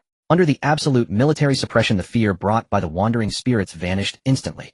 Lu Yutong sat slumped beside the flag-raising platform, leaning against the broken flagpole, completely stunned. She couldn't help but gaze at the deep gray RV. The dark blue glow of 6 electromagnetic cannons had yet to fade. A woman jumped down from the vehicle, clad in black tactical pants, military boots, short hair, and a tang dao strapped horizontally at her waist. 2 men followed her, one in military uniform with wolf ears and claws protruding half an inch, crackling with electricity. The other wore glasses, a measuring ruler tucked into his windbreaker pocket, his expression indifferent. Can you stand up? Suli stepped in front of Lu Yutong. Lu Yutong looked up, her lips trembling for a long while. She was so beautiful. Up close, oh dazzlingly beautiful, like a goddess pulling her out from despair. Lu Yutong's mind buzzed. Suli, she had seen this name countless times on the public frequency. Solo clearing of Task 42 in the mining area, a single strike to pry the crystal core from the Insect King at the steel factory, and the Sklass mutated fruit tree in the quarry actively offering its fruits, a living immortal with an 80 survival rate in the area. She thought such a person should be a legend, never expecting to see her standing right in front of her. Lu Yutong wanted to say something, but her throat felt blocked, and her eyes stung painfully. Suli pulled her up from the ground. Can you walk? Lu Yutong nodded. Suli took out a windbreaker from her folding space and draped it over her shoulders, then handed her a pair of military boots. Put these on. Lu Yutong accepted them, her hands trembling violently, feeling wronged. She couldn't even produce a single resource, yet this person asked nothing and first offered her clothes and shoes. She bit her lip, trying to hold back her tears, but couldn't, and tears dripped onto the military boots. A sunflower jumped down from Su Li's shoulder, golden sunlight pouring over her, warmth flooding from her head to her toes. Lu Yutong cried, even harder. Lu Muhan glanced around the playground, his wolf ears rotating half a turn. This school has problems. Su Li nodded. The perception range of the grip of thorns covered a radius of 50 meters. All the grass seeds and roots in the frozen soil below the playground were jumping within the perception net.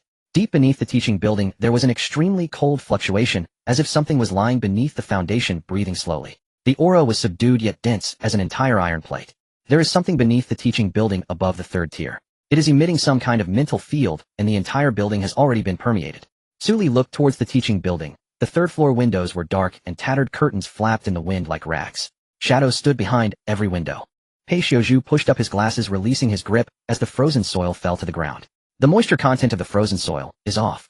The frozen soil near the foundation of the teaching building has a moisture content 12% higher than that of the playground, indicating a heat source is causing the frozen soil to thaw. He thrust the measuring ruler into the ground and pulled it out again. A thin layer of gray-white viscous liquid clung to the tip, embedded with fine fragments. This thing is nesting. Damn, no wonder she felt like being watched since entering. Su Li glanced back at the gray mist wall outside the school gate. The gray mist was pushing slowly around the perimeter of the school, but steadily seeping inward. It was as if someone was using a straw to suck strands of gray mist into the depths of the school. This thing is consuming the gray mist. The sound of engines rumbled again at the school gate. 3 modified off-road vehicles parked behind the RV, and Luo Qinxiu jumped down from the first vehicle, her hood pulled low, a hand crossbow strapped at her waist. 6 people followed her, 4 women and 2 men. One of the men wore a fluorescent green jacket, tall and somewhat handsome, but with a greasy confidence on his face. He jumped out of the vehicle and walked quickly towards Su Li, his eyes scanning her up and down twice. A flash of amazement crossed his gaze. Su Li, big shot. It's an honor to meet you. I'm Gong Hao from the Rose Society, a friend of Qinxue. He extended his hand, smiling widely, revealing 8 teeth, his gaze drifting from Su Li's face to her collar before returning, thinking he was being discreet. Big shot, Su is much more beautiful than I imagined. Su Li did not extend her hand. Lu Muhan stepped forward, blocking Su Li, his claws tracing 3 faint cold arcs in the air. Stand back. Gong Hao's smile froze for a moment. Luo Qinxue coughed from behind. Gong Hao, settled down. Gong Hao shrugged, retracting his hand, his mouth twisting downwards as he turned to whisper to his girlfriend Xiaozhou. Tisk, Su Li is quite a big deal, not even letting me shake hands. Isn't she just the captain of a convoy? Xiaozhou pulled him back, say less, she can fight. Gong Hao snorted, lightly glancing at Su Li again from the corner of his eye. Luo Qinxue approached. Big shot, what's the situation inside the school? Su Li briefly summarized the fluctuations beneath the teaching building. There is something inside above the third tier, and it is still growing. How many people are inside the school? There is a survivor team stationed inside, about 30 people. Luo Qiangshu's expression darkened. I didn't find anything when I sent Xiao Zhou to scout earlier. The nest had. Pei Xiaozhu cleaned the gray-white viscous liquid off the measuring ruler. This thing builds nests very quickly. The insect king at the steel factory went from nesting to peak second tier in less than a week. The conditions here are even better than at the steel factory. The teaching building is an enclosed space naturally insulated with many people, and the resentment and fear all accumulate within the building, providing nourishment for it. Luo Qinxue frowned. Then hurry and get the people out. Before her words had even settled, a woman leaned out of the third-floor window of the teaching building, her voice sharp. Who are you? What do you want? Su Li glanced at the window on the third floor. A woman in mink fur holding a metal pipe wore a fierce expression. She had clearly witnessed Lu Yutong being attacked through the perception of the thorny grasp. Some people who starve and freeze still deserve to be called human, while others who are full and warm are unworthy of the title. Wang Guizhi is a prime example of the latter. Luo Qinxue shouted towards the window. We are the Rose Society. You need to evacuate quickly. There is something nesting beneath the school. If you don't leave now, it will be too late. Wang Guizhi was momentarily stunned after hearing this, and then broke into a mocking smile. That smile was both sarcastic and triumphant. Oh, the Rose Society. Isn't that the group full of women? I say your tricks are too cliched. Saying there's something underground. Bah. I've been living in this building for several days. Aside from the cold killing someone, where is this so-called thing? You just want to drive us out because you eye this school's high walls and sturdy buildings, don't you? She turned to shout towards the classroom. Did everyone hear that? A group from the Rose Society is saying there are monsters under our school, trying to get us to go out and die. The people inside responded in unison. We don't believe it. These people are just here to take over the school. Yes. We were the first to occupy this school, why should we leave? Wang Guizhi turned back again, tapping the metal pipe against the window frame. Did you hear that? This school belongs to us. You better put away your tricks and not think you can take advantage of us. Luo Qiangshu's expression turned cold as she raised her hand crossbow a few inches higher, but stopped herself from lifting it fully. She was here to save people, not to fight with survivors. Gong Hao sprang out from behind Luo Qinxue, calling out to Wang Guizhi. Sister, you've misunderstood. We really came to help. My name is Gong Hao from the Rose Society. Qinxue is my friend. Come down, let's talk properly. There is real danger here. Wang Guizhi looked him up and down and scoffed. Who do you think you are? A pretty boy does talking even work. Gong Hao's smile vanished completely. How can you speak to someone? I was trying to be nice, Gong Hao. Come back. Luo Qinshue warned in a low voice. Gong Hao darkened his expression and retreated whispering to Luo Qinshue. This person is unreasonable, oh let's retreat, and let her and her pig teammates die. Xiaozhou tugged at his sleeve, but he shrugged it off. Su Li pressed her palm against the frozen ground, extending the perception of the thorny grass beneath the foundation of the teaching building. The fluctuations from that thing underground had just intensified. The doors along the corridor on the first floor of the teaching building began to shake and the hinges creaked, as if someone was pushing. Fine cracks appeared on the terrazzo floor near the wall, and grayish-white mold squeezed out from the crevices with filaments growing in strands climbing halfway up the wall. At the end of the third-floor corridor, Zhao Dabiao leaned against the wall smoking a half-burned cigarette he had found. He heard Wang Guizhi arguing with someone outside, and he flicked the cigarette in his mouth dismissively. In this day and age, who believes whom? Once you step outside the school gate, it's just gray mist and mutants. This building of his had walls, doors, and water. It was as stable as Mount Tai. What those outside said about monsters 9 out of 10 were just here to scout and take over territory. He was just about to yell at Wang Guizhi to stop arguing and come back to sleep. There was something moving at the base of the wall. He looked down. The grayish-white mold was creeping up along the wall, seams the filaments as thin as hair growing densely and rapidly, soon crawling from the baseboard to his knee level. He cursed and lifted his foot to stomp on it. The filaments broke and more filaments erupted from the broken ends wrapping around his shoe sole, and in the blink of an eye they wrapped around his calf, piercing into his pant leg and into his skin. Zhao Dabiao screamed in agony, falling backward, the back of his head hitting the terrazzo floor and the cigarette in his hand. Filaments poured out from the wall seams wrapping his legs in a grayish-white cocoon, tightening, and the sound of bones being crushed echoed from within the cocoon.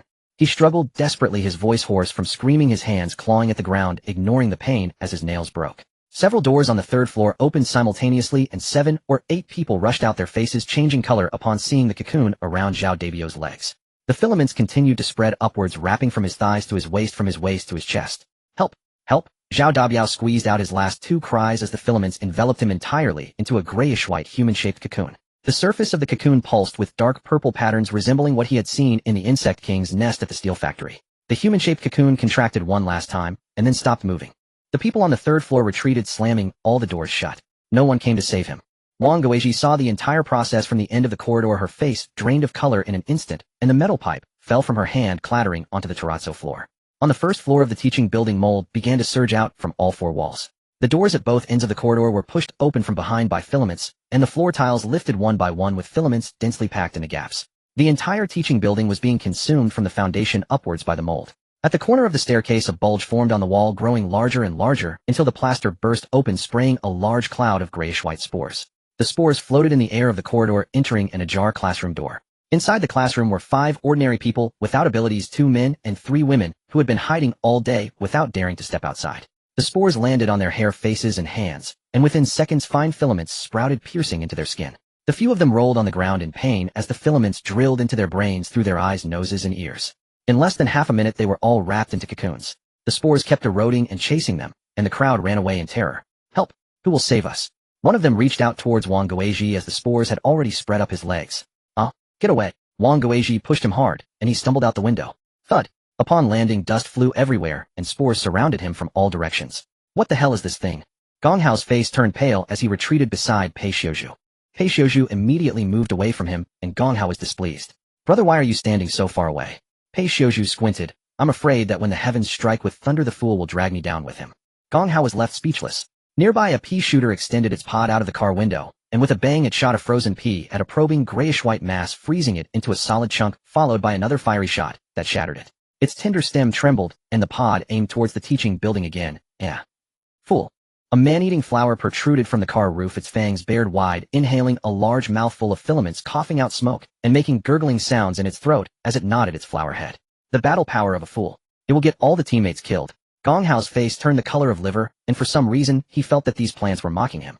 But right now he was too preoccupied to focus on that as the public frequency for the live broadcast quietly opened the camera aimed at Su Li and himself. Brothers, we are at the vocational high school in the south of the city. There are still 30 survivors inside the teaching building. I suggested to the captain that we go in to save them, but Su Li wouldn't let us in. A flood of viewers instantly filled the live stream. Steel pipe guy. Su Li won't let you go. Handsome guy, not handsome, who is this? Flower between a jug of wine. This must be Gong Hao from the Rose Society. I think I've seen him in the channel before. Gong Hao saw the barrage of comments rising quickly, finding a sense of presence, and his voice grew louder, filled with grief and indignation. I want to save people too. But Su Li said there's no time and wouldn't let us in. I really. I just don't understand why don't we save them if we have the strength. Did Su Li really see someone in danger and choose not to help again? Last time with the Iron Fist team, and now at school, does she value human life so little? Have you been kicked in the head by a donkey? When has Su Lao ever not helped someone in need? Each time it's always been because others brought disaster upon themselves. But to be honest, Su Lao never gives up on someone without reason. When she says there's no time, she truly means there isn't. Lu Muhan surged into the frame, sweeping his claws, dispersing spores with 4 gusts of wind and 4 currents of electricity rebounded on the ground, weaving into an electric net protecting Su Li. With a leap of 3 meters, he moved as fast as lightning. Any spores attempting to approach Su Li were shattered by the electric net. Gong Hao couldn't hold back any longer. You are way too handsome. The live stream exploded with excitement. Oh, so reassuring. Su Lao is doing amazingly well. Su Lao will give you 3 crystal cores if Lu Handsome gives me 1 night. What are you even thinking upstairs? Who could possibly allow that? Holy crap, holy crap, holy crap. This overwhelming power makes my legs weak even through the screen. What the hell is this divine aura? The move he used to kill the spores. I'm going to bend over. The men upstairs are acting strange. Swallow your saliva, hey. His gaze at Gong Hao is like that of a frozen rat, too perfect. Gong Hao let out a faint gasp, his throat rolling slightly, not daring to utter a word. His girlfriend Xiao Zhou stood a few steps away witnessing this scene. Her lips moved, as if she wanted to say, "Why are you so timid?" But she held back, feeling dissatisfied with his actions. Lu Muhan sheathed his claws and turned back to Su Li. Pei Xiaozhu pulled out an explosion-proof flashlight from the toolbox, the light illuminating Gong Hao's still scrolling livestream on his phone. Your livestream quality is too poor, otherwise I could see your greasy face. Gong Hao, how can this person be so sharp? Oh, the scream from the teaching building pulled everyone's attention back. The window of the classroom on the west side of the 3rd floor exploded from the inside, shattered glass, mixed with a spray of spores splashing onto the frozen ground of the playground, and still wriggling. A hand protruded from the window. It was a man's hand with spores growing up to his wrist. He desperately tried to crawl out, but as soon as his upper body peeked out from the window frame, the spores pulled him back completely. Only 5 white marks left by fingernails remained on the window frame.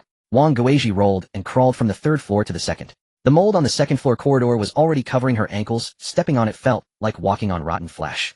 She ran to the corner of the staircase, and upon looking up she saw a human silhouette at the end of the 2nd floor corridor. It was her man Zhao Dabiao. To be precise, it was something wrapped in Zhao Dabiao's form.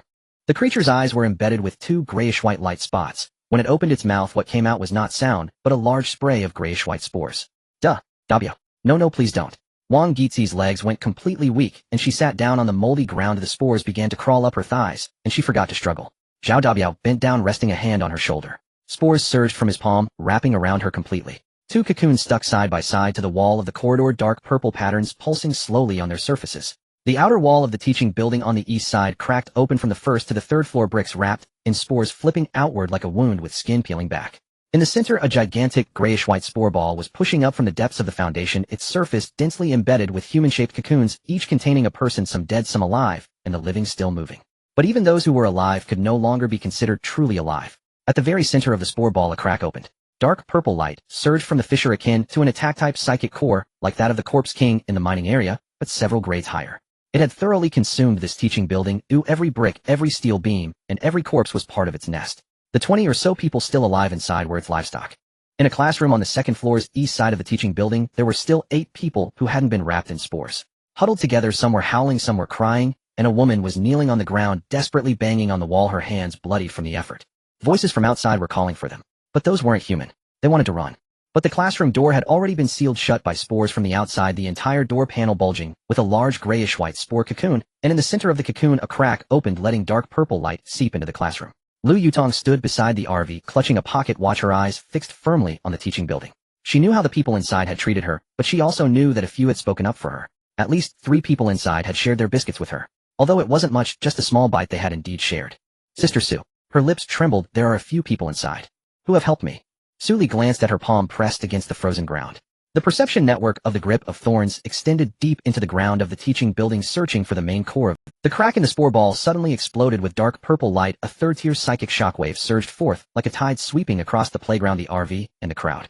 The sunflower immediately jumped onto Su Li's shoulder. Photosynthetic energy, golden light penetrated her mental barrier, and the psychic shockwave hit the barrier, shattering into countless tiny shards of light. The 3rd-tier psychic attack had no effect on her. But when this shockwave swept through the teaching building, several people inside who hadn't been wrapped in cocoons fell to the ground, clutching their heads. Lu Yutong was also affected. Her body swayed, and she had to hold onto the RV shell to avoid falling. The glass of her pocket watch cracked with a sharp sound. Grandpa. She looked down at the pocket watch, her eyes reddened. A faint light seeped from the crack in the pocket watch, silver white, exactly like the flowing light on Lu Jiangwo's core of obsession. Silver-white flowing light drifted out from the crack in the pocket watch, floating into the air, forming a blurry human. The silhouette was not tall, slightly hunched over, wearing work clothes, sleeves rolled up to the elbows, and a small metal tag pinned to the left chest. The words on the tag were not clearly visible, but Lu Yutong could see clearly. "Grandpa," she called out, her voice breaking, tears flowing uncontrollably. Lu Jiangwo's essence body hovered in midair, glancing back at her. The face in the silver-white mist was so blurry that it was almost unrecognizable, but the eyes were still there. The mist shrank slightly as if the person was taking a deep breath. "Yutong, Grandpa is here." His voice was hoarse and dry, reminiscent of the warehouse manager who used to murmur, "Steel cannot be taken in the steel factory." The difference this time was that his voice carried an iron-like determination. The essence body turned around, facing the teaching building. The silver-white flowing light suddenly surged around him, transforming from a blurry mist into a straight beam of light. The beam of light crashed into the crack on the east side of the teaching building, striking directly at the dark purple slit exposed by the third-tier mutant. This creature's psychic attack was forcibly blocked by an old man's obsession. Everyone watching this scene on the regional channel was stunned. "Steel pipe guy, what is that thing?" "Handsome oil, it's the one that floated out of the pocket watch earlier. That girl called him Grandpa." "A Xing, a willpower entity. It still has consciousness." "Lu Ning, it's him. I heard Su Lao mention it at the quarry." This old man died, but his willpower lingered, guarding the warehouse and watching over the steel. Old man non-erect, even after death, he still thinks of his granddaughter. When she is in trouble, he directly bursts out from the pocket watch as a level 3 monster. What kind of grandpa is this? Loki Rich, the willpower entity, can block level 3 mental attacks, indicating that the intensity of his will before death exceeded the energy level of a level 2 crystal core. If such a person awakened their powers while alive, they would at least be a grade. Wang Defa, don't say that, my eyes are sore. Zhao Laosi, that kid is still watching from below.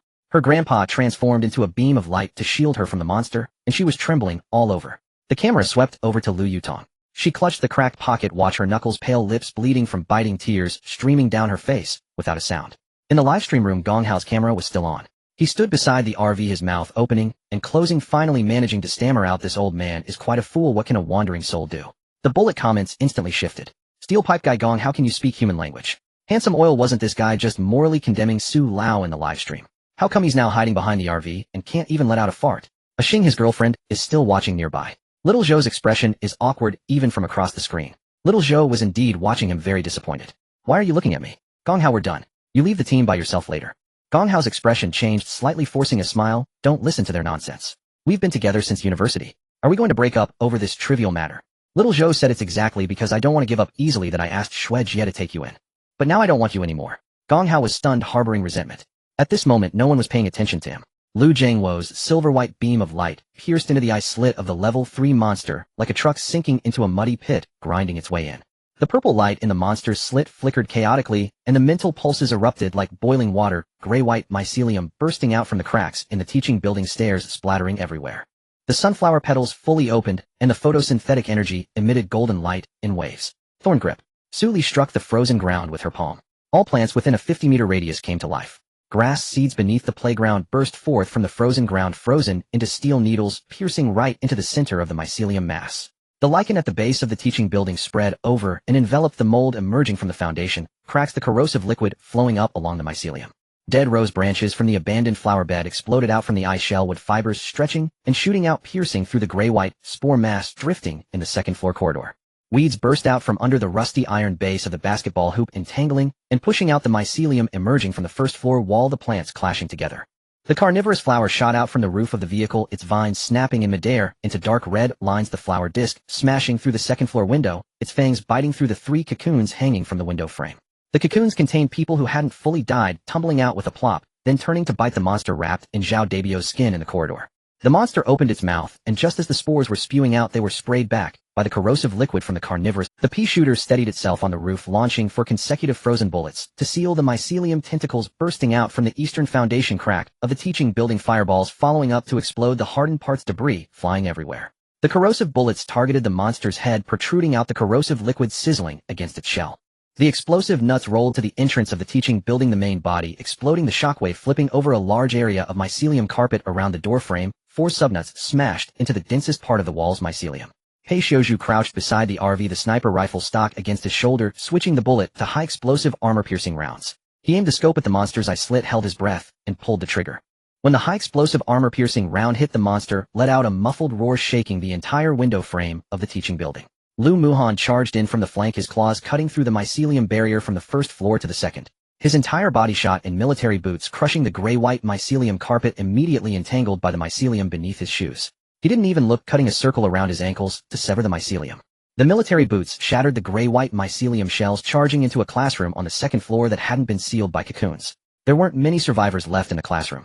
8 were all huddled behind the podium, a woman kneeling on the ground covered in blood supported by 2 people beside her. Lu Muhan scanned around, slashing his claws against the wall, tearing down the door panel sealed by mycelium. He turned his head, his gaze cold. Run. If you can run, then run. If you can't, then die. At the same time, Lu Jiangwo's willpower beam was gradually. The faster willpower is consumed, the faster it dissipates. When the silver-white flowing light completely extinguishes, it marks the moment when this person leaves the world. Grandpa.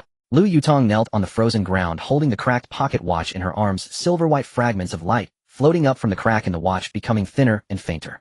She desperately tried to grasp those lights, but couldn't as they slipped through her fingers. Lu Jiangwo glanced back at her. The face in the silver-white mist blurred for a moment before solidifying again. Yutong, don't cry. Grandpa has long died. To see you again, heaven has treated me well. He poured the last bit of silver-white flowing light from his willpower beam into the eye slit of the level 3 monster. The beam penetrated the dark purple pupil, and the mental attack was completely halted for a full 10 seconds. These 10 seconds were enough for Su Li to lock onto the core position of this thing via the perception of thorn grip. The core was not in the teaching building, but 4 meters deep beneath the foundation, wrapped in a mass of mycelium mixed with gray mist secretions. Pea shooter. Flood the foundation cracks with corrosive bullets. The pea shooter trembled its tender stem, aiming the pod at the eastern foundation crack of the teaching building, switching the 3-color bullet to corrosive bullet rapid fire mode, firing 12 rounds in one go. The corrosive bullets drilled down into the foundation crack, the shells exploding upon hitting the layer of mycelium liquid, high concentration corrosive liquid, melting a fist-sized hole in the liquid layer. Carnivorous flower. Hold its tentacles. The carnivorous flower shot back from the second-floor window, its vines twisting in midair, 6 vines simultaneously wrapping around the mycelium, tentacles pulled out from beneath the foundation, its fangs biting into the base of the tentacles. Dark purple liquid sprayed onto its petals, corroding several shallow pits. It didn't care, biting even deeper, a low rumble emanating from its throat, the flower disc swinging fiercely, directly tearing 2 tentacles from the root. Lu Muhan. Is the classroom cleared? Lu Muhan jumped out of the second-floor window, one hand under one injured person, his tail wrapping around another's waist, claws carving 3 deep grooves in the ground to dissipate the impact. 3 injured people rolled onto the frozen ground, and the members of the Rose Society immediately carried them away. He shouted back, there are 4 more. Pei Xiuzhu, cover me. Pei Xiuzhu adjusted his glasses, replacing the high-explosive armor-piercing round with a new magazine. Su Li drew her sword. The dominion of thorned grip pressed into the blade of the tang, sword the frozen ground, exploding into a crack reaching 4 meters deep into the foundation. She jumped into the crack. The underground was filled with mycelium and gray mist liquid, the temperature several degrees higher. The main core of that thing was at the end of the crack in a ball of liquid, a dark purple crystal core, its surface adorned with level 3 peak patterns. She thrust her blade in, the tip piercing into the gap between the core and the liquid membrane, twisting her wrist to pry it out. The crystal core and liquid membrane were connected to many nerve bundles, each thicker than a thumb. When broken, they exploded in purple light. Su Li gripped the handle of the blade, her arm muscles tensing, pulling outward.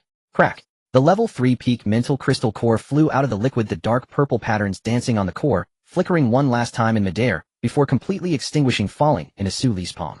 It was still warm. The mycelium beneath the entire teaching building went out of control, simultaneously surging outward from the wound of the crack, then quickly losing vitality, turning into gray-white dead ash, collapsing into the depths of the foundation.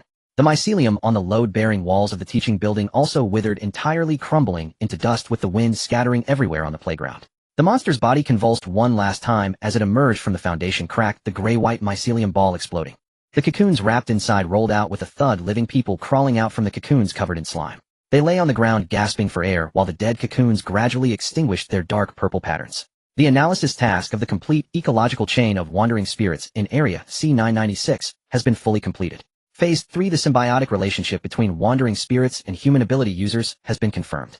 Survival rate 10I, current survival rate 90. The spread of the gray mist has slowed down by a cumulative 15. The boundary line of the safe area has expanded by a cumulative 12 kilometers. Announcement from the area: all survivors in Area C996 have gained the passive benefit obsession protection. Within the area, all human obsessions will no longer actively attack humans. Global announcement: Area C996 has taken the lead in completing the highest completeness exploration of the wandering spirit ecological chain. Reward: all regions of the Dragon Kingdom receive a 5 survival rate, and the spread of the gray mist slows down by 5. Global announcement: the first survivor to complete the complete analysis of the wandering spirit ecological chain, Su Li, has received the special title Obsession Guide. Effect of the title: all obsessions have an initial favorability towards the title holder of respect. The global champ. Did someone raise the national survival line alone? Is this reasonable? This is unreasonable, right? You don't have to come if you're busy, I'll drink for you. The gray mist has slowed by 5, and the safe area has expanded nearly a kilometer. This is the first hidden task completed globally, and I am currently recording the data. In the Dragon Kingdom, the area has the passive benefit of obsession protection. Obsessions do not actively attack humans. The common people no longer have to huddle in the outposts waiting to die. Suli is now my real sister. Sister, if anyone blackens her, I will crawl through the internet to them. Look at the new title. The initial favorability of obsessions is respect, which means that if you encounter human obsessions in the wild, there's no need to fight back. They treat you as an honored guest. I want to apply to join C996. Is it too late? It's too late. The area boundary is locked. Then he'll commit suicide and restart. Don't stop me. Someone from the lighthouse country can't sit still. A person named Marcus Dane has popped up speaking very harshly. One person completed the hidden task and raised the Dragon Kingdom's data. This is absurd. I suspect a system calculation error or Suli exploited some loophole. 3-level teams from our country are still chewing through the wandering spirit ecological chain, and they are only in phase 2. What gives her the right to complete 3 phases alone? You don't agree. What I don't agree with is the data. A reward of this level in national survival should be the result of teamwork. It cannot be triggered by a single person. Suli must have triggered a system bug. If you suspect the system is faulty, go file a complaint with the system. Don't just spew nonsense. Mike Hunter, you should shut up, Marcus. I've checked the data. The gray mist in C996 has genuinely slowed down, and the safe area has genuinely expanded. Before you question it, push your 3 teams past phase 2. Haha, even Mike Hunter's own people won't support him. Marcus, does your face hurt? Look, the A-level team from the lighthouse country can't push phase 2 and blame us for Suli pushing too quickly. This logic, Marcus still insists. I'm not targeting Suli personally. I'm saying that the mechanism of one person raising national data has issues. What if someone cheats? Then let me ask you, how far have your 3 A-level teams progressed in pushing the wandering spirit ecological chain? Haven't you even touched phase 1? Phase 1 has been completed, of phase 2 is in progress. How many days have you been pushing phase 2? Suli completed phase 2 in less than 24 hours. 3 days. 3 days, huh? You 3 A-level teams took 3 days while she did it in 1 day. You suspect she cheated? You might as well question the rating standards of your A-level teams. Marcus was left speechless. The public channel's direction turned overwhelmingly in favor of Suli. Those who occasionally spoke up for Marcus were quick. Suli squatted on the playground of the vocational school in the south of the city, counting the spoils, completely ignoring the public. Completing the full chain task rewarded her with 3 golden treasure chests and 6 silver treasure chests. The third stage peak spiritual core was still radiating heat. The dark purple patterns on the surface of the core had completely extinguished, leaving only a faint silver halo slowly circulating within. It was the last fragment of light from Lu Jiangwo's obsession seeping into the core. The sunflower jumped down from her shoulder, the golden light of photosynthetic energy sweeping over the core, gently shaking the flower plate. This core contains a trace of obsession residue, which is the fragment of light from that old man. Suli looked down at the core and walked to Lu Yutong. Lu Yutong was still kneeling on the frozen earth, holding a cracked pocket watch in her arms. The last bit of silver light in the watch had already extinguished. The words Jian Guo on the case were covered in frost. She looked up and saw Suli wanting to move closer, her lips trembling as she tried to say something. Lu Muhan stepped forward to block Suli, his wolf ears slightly pressed forward, his gaze as cold as the light on the frozen earth. Get lost. One word. Wang Gizi's face turned pale, her legs softened, and she sat on the ground crying. I just want to live. What did I do? Her husband is dead, her face is ruined, she is in so much pain. She wanted to follow Suli. Oh, what did she do wrong? Pei Xiaozhu adjusted his glasses, his tone objective and indifferent. You did nothing wrong, you are alive because Suli came here, but you have no right to demand anything else. Wang Guoji pleaded. Please let me follow you, I can do anything. Click. Pei Zia's sniper rifle was pointed at Wang Gizi's head. Don't you understand human words? Wang Guoji lowered her head, no longer daring to say anything. She felt that if she said one more word, this man would really kill her. Luo Qinxue commanded the members of the Rose Society to carry the injured onto the off-road vehicle, counting the number. Not many survived. Among the 29 people, only 9 were rescued alive from the cocoons. Zhao Dabio's cocoon rolled down the corridor on the 2nd floor. When the cocoon shell cracked open, only a curled-up skeleton remained inside, the flesh and blood completely drained by the fungi. Luo Qinxue pressed her lips into a line, inserted the hand crossbow back into her waist, and walked up to Suli. Suli, I will take the injured to the Rose Society's shelter, and I will also take Lu Yutong with me. What do you think? Alright, thanks. Lu Yutong followed Luo Qinxue. It was the best choice. Luo Qinxue treats people well, and since she has good relations with various top-tier teams, there will definitely be a way for Lu Yutong to survive. Public chat flooded with rapid-fire comments. Steel Pipe Brother Gong Hao claims he deserves a share of the rewards. Did I mishear that? Handsome to the brim, you heard correctly. He meant he insisted on claiming at least one of the golden or silver treasure chests. Ashing, this guy was live streaming from behind the RV earlier, piggybacking on the spotlight, then suddenly pops up demanding spoils. Is his face forged from alloy steel? Wang Defa, even alloy steel isn't this thick. Where was he when Su Lao soloed that tier 3 monster? Crouching and covering his head. Old master unaroused in my half-century of life, I've never seen such brazen shamelessness. When Lu Yutong's grandfather's lingering spirit surged forth to confront the monster, Gong Hao had mocked him as an idiot, yet now dared extend his hand for loot. Luo Qinshua's expression turned utterly frost-cold. Gong Hao, say that again. Gong Hao stiffened his neck, jabbing a finger toward the ground. I provided critical intelligence. This school's intel came from the Rose Society, and that intel was gathered by my girlfriend Xiao Zhou. Without Xiao Zhou's reconnaissance, could Su Li have even located this place? Intelligence gathering is labor. Why shouldn't it be rewarded? Xiao Zhou stood 3 paces away, her lips pressed so tightly they bore faint imprints of her teeth. Why drag me into this? You're not my girlfriend. We're family. Whatever I claim reflects upon you too.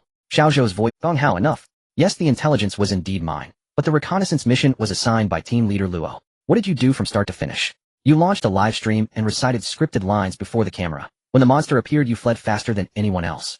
Gong Hao's cheek muscles twitched. Didn't I stream to promote our team? None of you grasp the value of visibility. Su Li's fame rests entirely on exposure, nothing more. Lu Muhan's gaze sharpened instantly. Pei Xiuzhu adjusted his sniper rifle.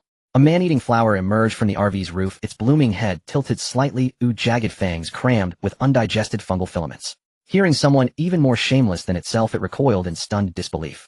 The pea shooter's pod aimed squarely at Gong Hao. Its frost bullet whirled once inside the mouth, but failed to fire, while its tender stem trembled visibly. It couldn't strike a human, so it endured the agony of restraint. Su Li wiped her Tangdao clean and sheathed it smoothly. Her eyes swept coldly over Gong Hao. Why are you staring at me? What's wrong with what I said? The rules are plain. Before he finished speaking, a slab of concrete plummeted from the ruined rooftop of the classroom building, crashing beside his feet, sending shards of frozen earth and splinters of ice flying. You made 3 errors just now. First, the Rose Society shared intelligence only after Luo Qinshuo initiated contact, not through you. I owe that debt to Luo Qinshuo alone, not to you, not in the slightest. Second, what precisely did you contribute during the battle? You streamed. You cowered behind the RV. You called Lu Yutong's grandfather an idiot. Every word you uttered live is recorded. Shall I replay it publicly for everyone? Instantly, public chat erupted. Steel pipe, brother, I've got the recording. I saved it, frame perfect. That clip where Gong Hao called the elder an utter fool. Not a single frame cut. A Xing broadcast it now. Handsome to the brim, he still thinks he'll get a chest. Does he truly believe Su Lao's temperament is gentle? Gong Hao's face flushed deep purple. Third, my spoils. Why should you claim any share? Su Li planted her Tongdao's scabbard into the frozen earth. The courtyard cracked with a hairline fissure snaking from the scabbard's tip straight to Gong Hao's boots. You may claim a share if you first rescue the 6 deceased trapped beneath fungal filaments on the first floor of the classroom. If rescue proves impossible, your live stream is still live. Enter the ruins now, descend into the foundation, and retrieve the remains of that subterranean creature. Then I'll grant you 1 Tier 1 crystal core. Gong Hao's lips parted and sealed repeatedly. No sound escaped. Then a new username flickered into the live stream, a jug of wine among flowers. Su Li, your statement is overly absolute. Gong Hao didn't engage directly in combat, but intelligence originated collectively from the Rose Society, and every member contributed. Per fleet protocol, intelligence qualifies as valid contribution, thus he merits a share. Steel pipe, brother, here we go again. Every time someone challenges Su Lao, you appear. A jug of wine among flowers, I'm offering objective analysis. A Xing objective. Please. Luo Qinshuo, the Rose Society's captain, hasn't spoken a word. Who authorized you to speak for her? Luo Qinshuo observed the exchange in public chat, and opened her interface, her voice cool and unyielding. Matters internal to the Rose Society require no outsider's counsel. Gong Hao is neither a member nor affiliated. He merely accompanied us temporarily as Xiao Zhou's boyfriend. Effective immediately, he holds no connection whatsoever to the Rose Society. Gong Hao jerked his head toward Xiao Zhou. She refused to meet his gaze, her eyes glistening with unshed tears. Team leader Luo speaks truth. Gong Hao, you're dismissed. I refuse to remain tied to you. The moment you mocked the lingering spirit as an idiot on stream, my decision was final. What did you say? We're incompatible. You're fired. Wang Defa, Xiao Zhou, unflinching. Old master unaroused, this young woman possesses clarity. She distinguishes weight from triviality. Low-key tycoon, keeping Gong Hao as a teammate, is like harboring a time bomb. Today he morally coerces Su Li. Tomorrow he'll betray comrades before monsters. Gong Hao's mouth flapped open and shut, then opened again. By what right? The Rose Society doesn't belong to you alone. Luo Qinshuo, what authority do you wield? By virtue of being its founder. Luo Qinshuo raised her crossbow. Its bolt aimed precisely 3 inches before Gong Hao's feet. Will you leave, or must I compel you? Wait. Su Li activated her system interface, pulling up the detailed description of her title, Lingering Spirit Ferryman. The translucent panel hovered midair, text crisp and luminous. Title effect: all lingering spirits begin with respect as their initial affinity toward the title holder. The title holder may actively adjust a lingering spirit's attitude toward specific targets. I neglected to mention, one additional function allows inducing aversion in lingering spirits toward designated individuals. Dozens of indistinct silhouettes drifted slowly from the mist's edge toward the courtyard. Sensing the title holder's presence, they halted respectfully beyond safe distance. their hazy gray-white forms revealing blurred outlines of work uniforms, school uniforms, and casual attire. Gong Hao, from this moment, all lingering spirits regard you with aversion. A system prompt flashed across the interface. Confirm adjustment of lingering spirits' attitude toward Gong Hao to aversion. She confirmed. In the next instant, every lingering spirit hovering above the ruined classroom building pivoted. Dozens of blurred gray-white faces turned in unison toward Gong Hao. The nearest squeezed through a fissure in the perimeter wall, its spectral palm swinging wide and striking his cheek with brutal force. Slap. Sharp. Deafening. Gong Hao spun halfway before collapsing onto the frozen ground, his left cheek imprinted with a ghostly gray-white handprint. He scrambled upright, spitting out clods of frozen soil. Who struck me? A second lingering spirit glided up from beneath the flagpole, slapping him again. Slap. Left. Right. Swollen beyond recognition, his face ballooned like a steamed bun. Lingering spirits converged upon him. Gray-white mist seeped through wall cracks and thin serpentine streams, their number multiplying rapidly. Gong Hao's lips trembled as he staggered backward. Don't come near me. Help. Suli, you dare. This is premeditated murder. Before he finished, a third spirit struck the back of his skull. He crashed headfirst into the frozen earth. Splintered ice bit into his palms. Pain sent him howling. He frantically opened public chat screaming for aid. Anyone? Where's the Mirage service station? I'm stranded here at the school. Help. No one answered. Wang Guoji and the others rescued from the classroom building huddled behind the Rose Society's SUV. None dared step forward. Gong Hao screamed anew. Is anyone willing to take me in? I have livestream experience. I know how to generate traffic. A jug of wine among flowers' icon blinked repeatedly, but remained silent. Steel pipe, brother, a jug of wine among flowers. You preach objectivity. Go shelter him. A jug of wine among flowers. My squad is at full capacity. A shing ha ha ha. So much for analytical prowess. Suddenly full capacity ha. Lingering spirits surged forward, gray-white palms striking in relentless succession. Slap, slap, slap. Gong Hao writhed on the ground, snot and tears smearing his face, his voice shredded raw from screaming. His livestream remained active. 3,000 viewers watched him flail helplessly beneath spectral blows. No one spoke in his defense. Luo Qinshua lowered her crossbow and walked back toward the SUV, pausing briefly beside Xiao Zhou to rest a reassuring hand on her shoulder. Get in the vehicle. Eyes still red-rimmed, Xiao Zhou nodded and followed Luo Qinshua aboard, never glancing back. Lu Yutong rose from the frozen earth, cradling her cracked pocket watch and the silvery crystal core, trailing silently behind the Rose Society's formation. She paused before Su Li. Sister Su, thank you. Su Li gently patted her shoulder. Go with team leader Luo. Your grandfather watches you, even now. If you fail to carve out a meaningful life, he'll emerge from that watch to seek me out for conversation. Lu Yutong laughed through her tears, nodding fiercely, clutching the watch as she climbed into the SUV. The Rose Society's convoy roared to life. The tires groaned against the frozen earth. Gong Hao crawled on his knees, both cheeks grotesquely swollen beyond recognition, arms outstretched toward the departing SUV. Don't leave. Don't abandon me. Every inch here teems with lingering spirits. The SUV's taillights pulsed twice, then vanished beyond the rusted remnants of the school gate. Final messages floated across public chat. Handsome to the brim, thus the Mirage gains a new landmark, the Gong Hao face exhibit. Steel pipe, brother Su Li, drop coordinates Su Lao. I'll visit for commemorative photos. A Xing, tread carefully when you go. Don't get mistaken for target practice. Old master unaroused, fear not. Others won't be mistaken. Su Lao specified this effect targets only Gong Hao. Su Li muted public chat and turned toward the RV. Lu Muhan followed, his tail sweeping a gentle arc across the frozen earth. That fellow still breathes. He'll survive. Lingering spirits strike only the spirit, not the flesh. He'll endure one night's freeze on the courtyard. By dawn, when the mist lifts, he'll crawl back on his own. Lu Muhan's wolf ears swiveled halfway, his lips lifting in a subtle approving curve. He found Su Li increasingly endearing. Inside the RV, Su Li sank into the living room sofa and exhaled deeply. Immediately, her system interface materialized before her. A golden beam of light descended from the clouds, enveloping Su Li entirely at its radiant center. Current physique 1085. From title 113. Current spirit 126. 0 from title 126. 0. Current agility, neural reflexes 55. Short distance, burst 45. Sanity, sand value 100100. Title pioneer. All attributes 5. Title, obsession ferryman. Initial affinity with obsession entities at respect level. S rank, aura suppression LV. 2. Radius extended to 80 meters. Hostile targets suffer 20 to 35 across all attributes with a 30 chance to trigger fear. SSS rank, botanical ability LV. 2 LV. Freak ability, recovery speed increased by 200. Plant affinity exceeds 100. New branch ability, life resonance. Activated all allied plants within range gain 30 to all attributes. SSS rank, mechanical modification LV. 2 LV. 3. Battlefield reconstruction advanced. Unlocked, allows temporary reconfiguration of enemy mechanical units for allied use during combat lasting 15 seconds. Data on the interface scrolled upward in rapid succession. Su Li stood motionless at the heart of the golden column. Warmth surged through her limbs and marrow like soaking in a natural hot spring. Deep within her cerebral domain it felt as though a heavy stone had been lifted. Her spiritual perception expanded outward, tripling its previous range. Outside the window, the man-eating flower sprang upright from frozen soil. Its floral disk's jawbone clicked sharply as fangs lengthened further, sprouting 2 new rows of barbed hook-like tusks. Its vines multiplied from 6 to 9, each tip splitting open to reveal bony, serrated spines. It raised its head, mouth gaping skyward, emitting a low guttural roar. Crimson runes shimmered across its hide like molten lava beneath moonlight. Strands of residual mycelium spat from between its teeth as the floral disc gave a slight, disgruntled shake. I've reached peak tier 4. Meanwhile, the pea shooter bounced twice inside its planting trough. The emerald glow at its pod mouth deepened from pale green to rich jade, and a second pod emerged atop its tender stem. 24 standard peas plus 12 newly generated frost pellets from the fresh pod aligned neatly in 4 rows. 36 multicolored projectiles in total. The frost pellets' cores shifted from pale blue to crystalline white. Flame pellets' outer flames burned from orange to sapphire blue. Corrosion pellets acquired a ring of dusky violet etched into their shells.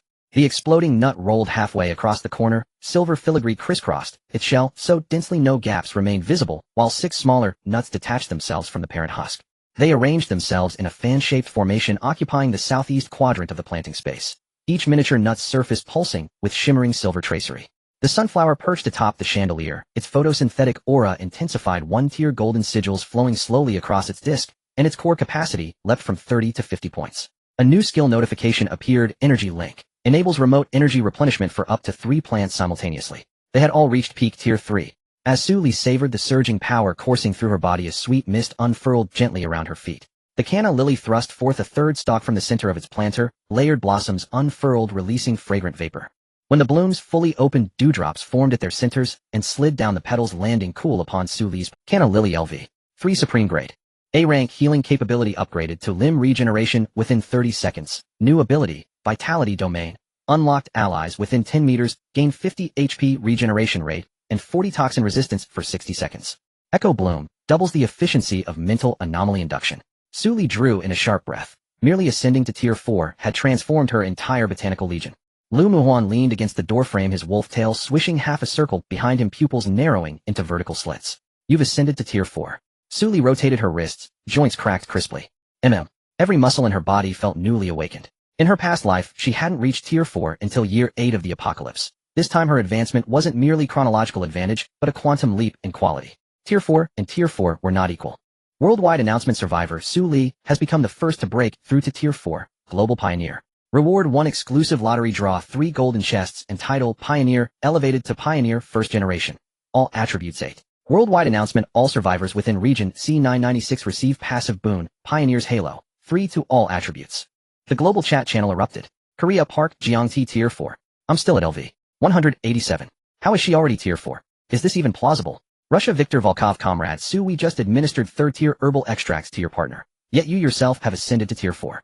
Our military institute of research watched this and collectively considered resigning. USA Mike Hunter tier 4. She stands alone worldwide. Fewer than 100 have even reached tier 3. China handsome overflowing Su Lao's tier 4 ascension beam just lit up half the gray mist wall over Haish. Wow. China steel pipe brother, she's tier 4. My elder sister just hit tier 4 and granted 3 to every survivor in C996.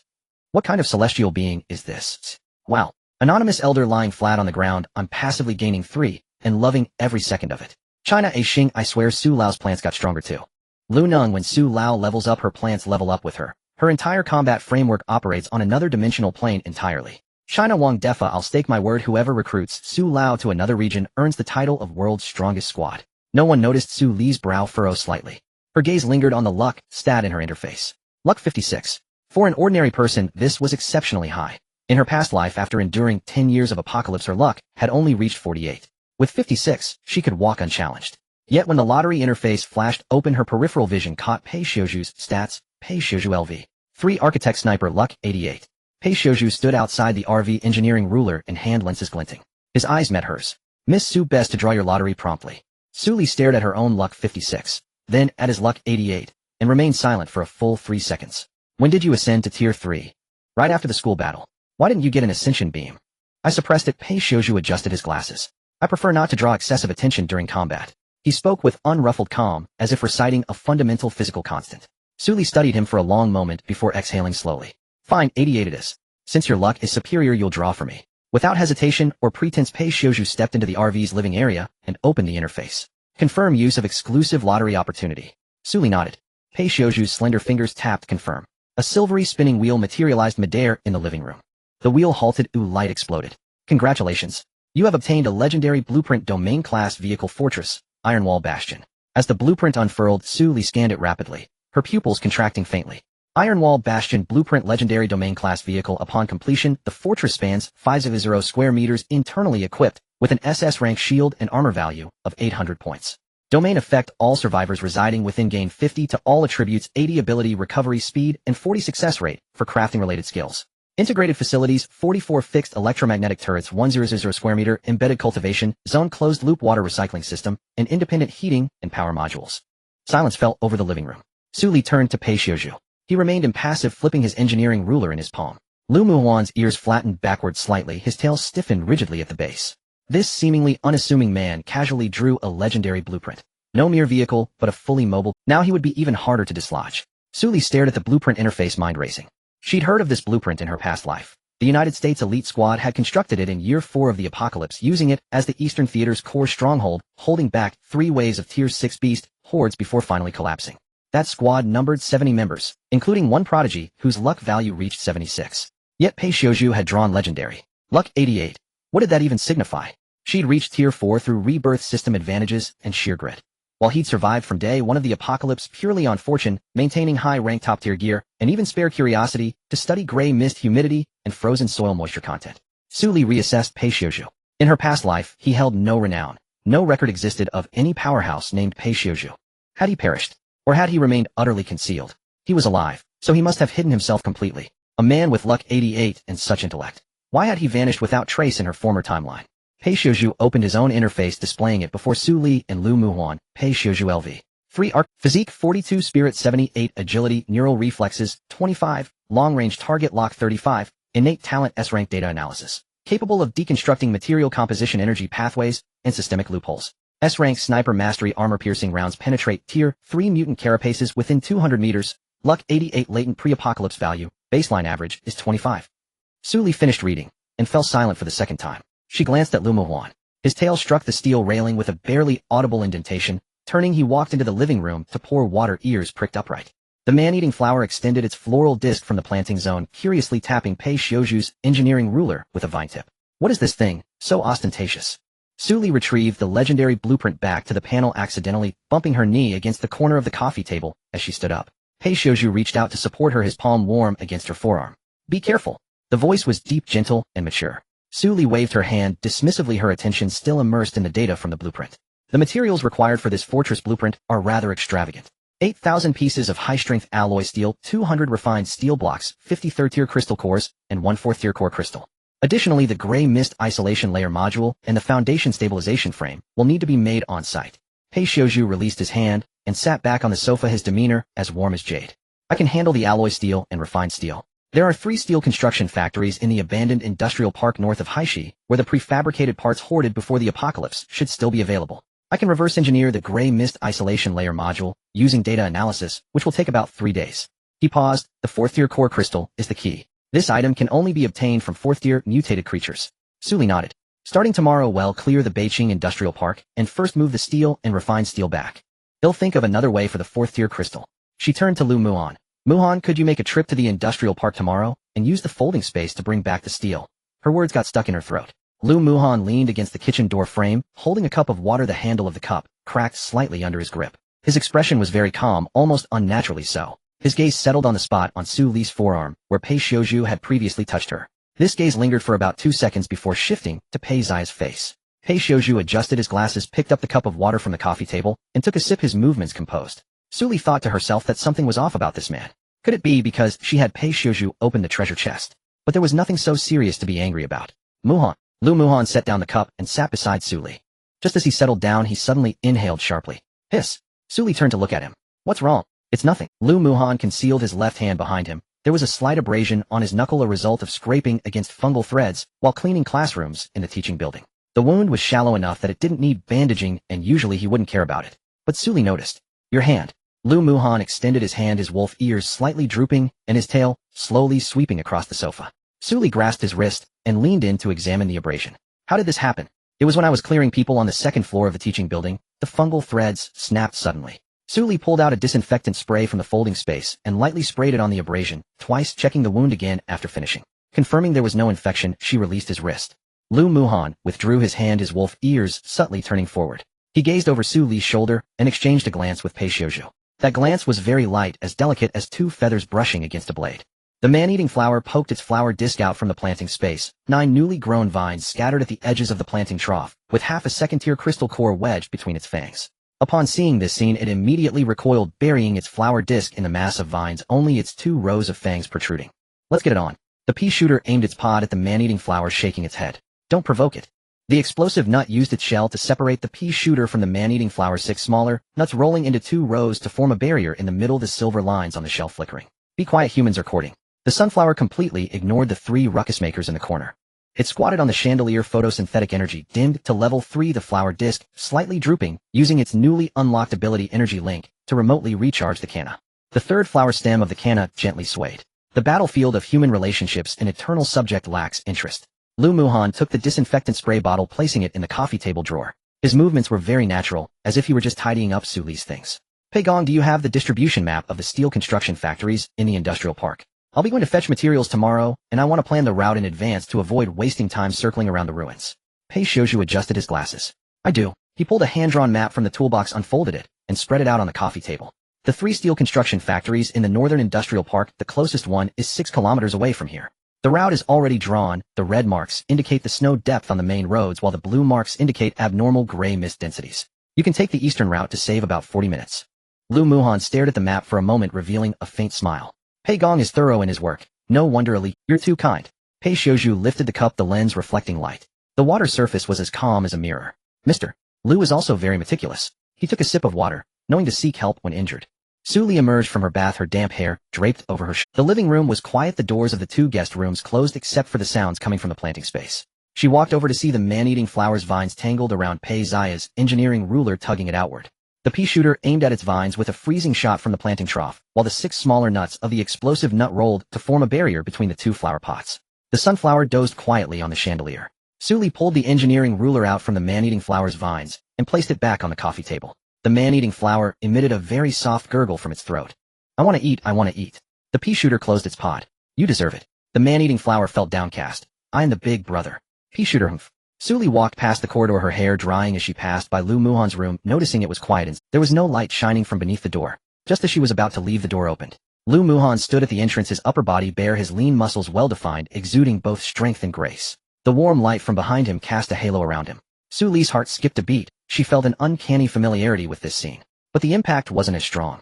A beautiful physique is always difficult to resist. But looking a little longer is not a crime. After all, they were right in front of each other. Lu Muhan extended his hand palm, facing up, and the abrasion was nearly invisible now. Su Li glanced at it, and casually touched the back of his hand. Alright, it's not bleeding anymore. Lu Muhan's ears twitched slightly, and the drooping ear perked up immediately. He opened his mouth as if to say something, but then closed it again. Su Li turned away. He grasped her finger again, this time with a bit more strength than before. The room is too big. Lu Muhan's voice was a bit hoarse. I can't sleep. Su Li looked back at him, the moonlight pouring through the small skylight at the back of the car, illuminating his silver ears with a cold sheen. Do you want my tail? He offered his fluffy silver-gray wolf tail, draping it over her hand, the tip gently swaying. Su Li looked down at the tail, and then back up at him. Lu Muhan's expression was serious, his wolf ears perked up, the moonlight reflecting in his pupils. He was clearly being childish in the most innocent way, yet looked utterly nonchalant about it. The door of the guest room, next door, opened a crack. Pei Xiuzhu emerged holding a mug, likely heading to the living room to get water. As he passed through the corridor, he saw this scene, pausing in his steps. Lu Muhan pressed Su Li's hand onto his tail, then tilted his head to reveal 8 sharp teeth to Pei Xiuzhu. His white teeth seemed particularly sharp in the dim corridor, like a wolf smiling. Pei Xiuzhu adjusted his glasses, his expression unfazed. Mr. Li, your tail looks nice. He walked past with the cup, but Miss Su needs to get up early tomorrow to head to the industrial park. There might be a tough battle ahead. Lu Muhan's tail stiffened instantly, his wolf ears flattening.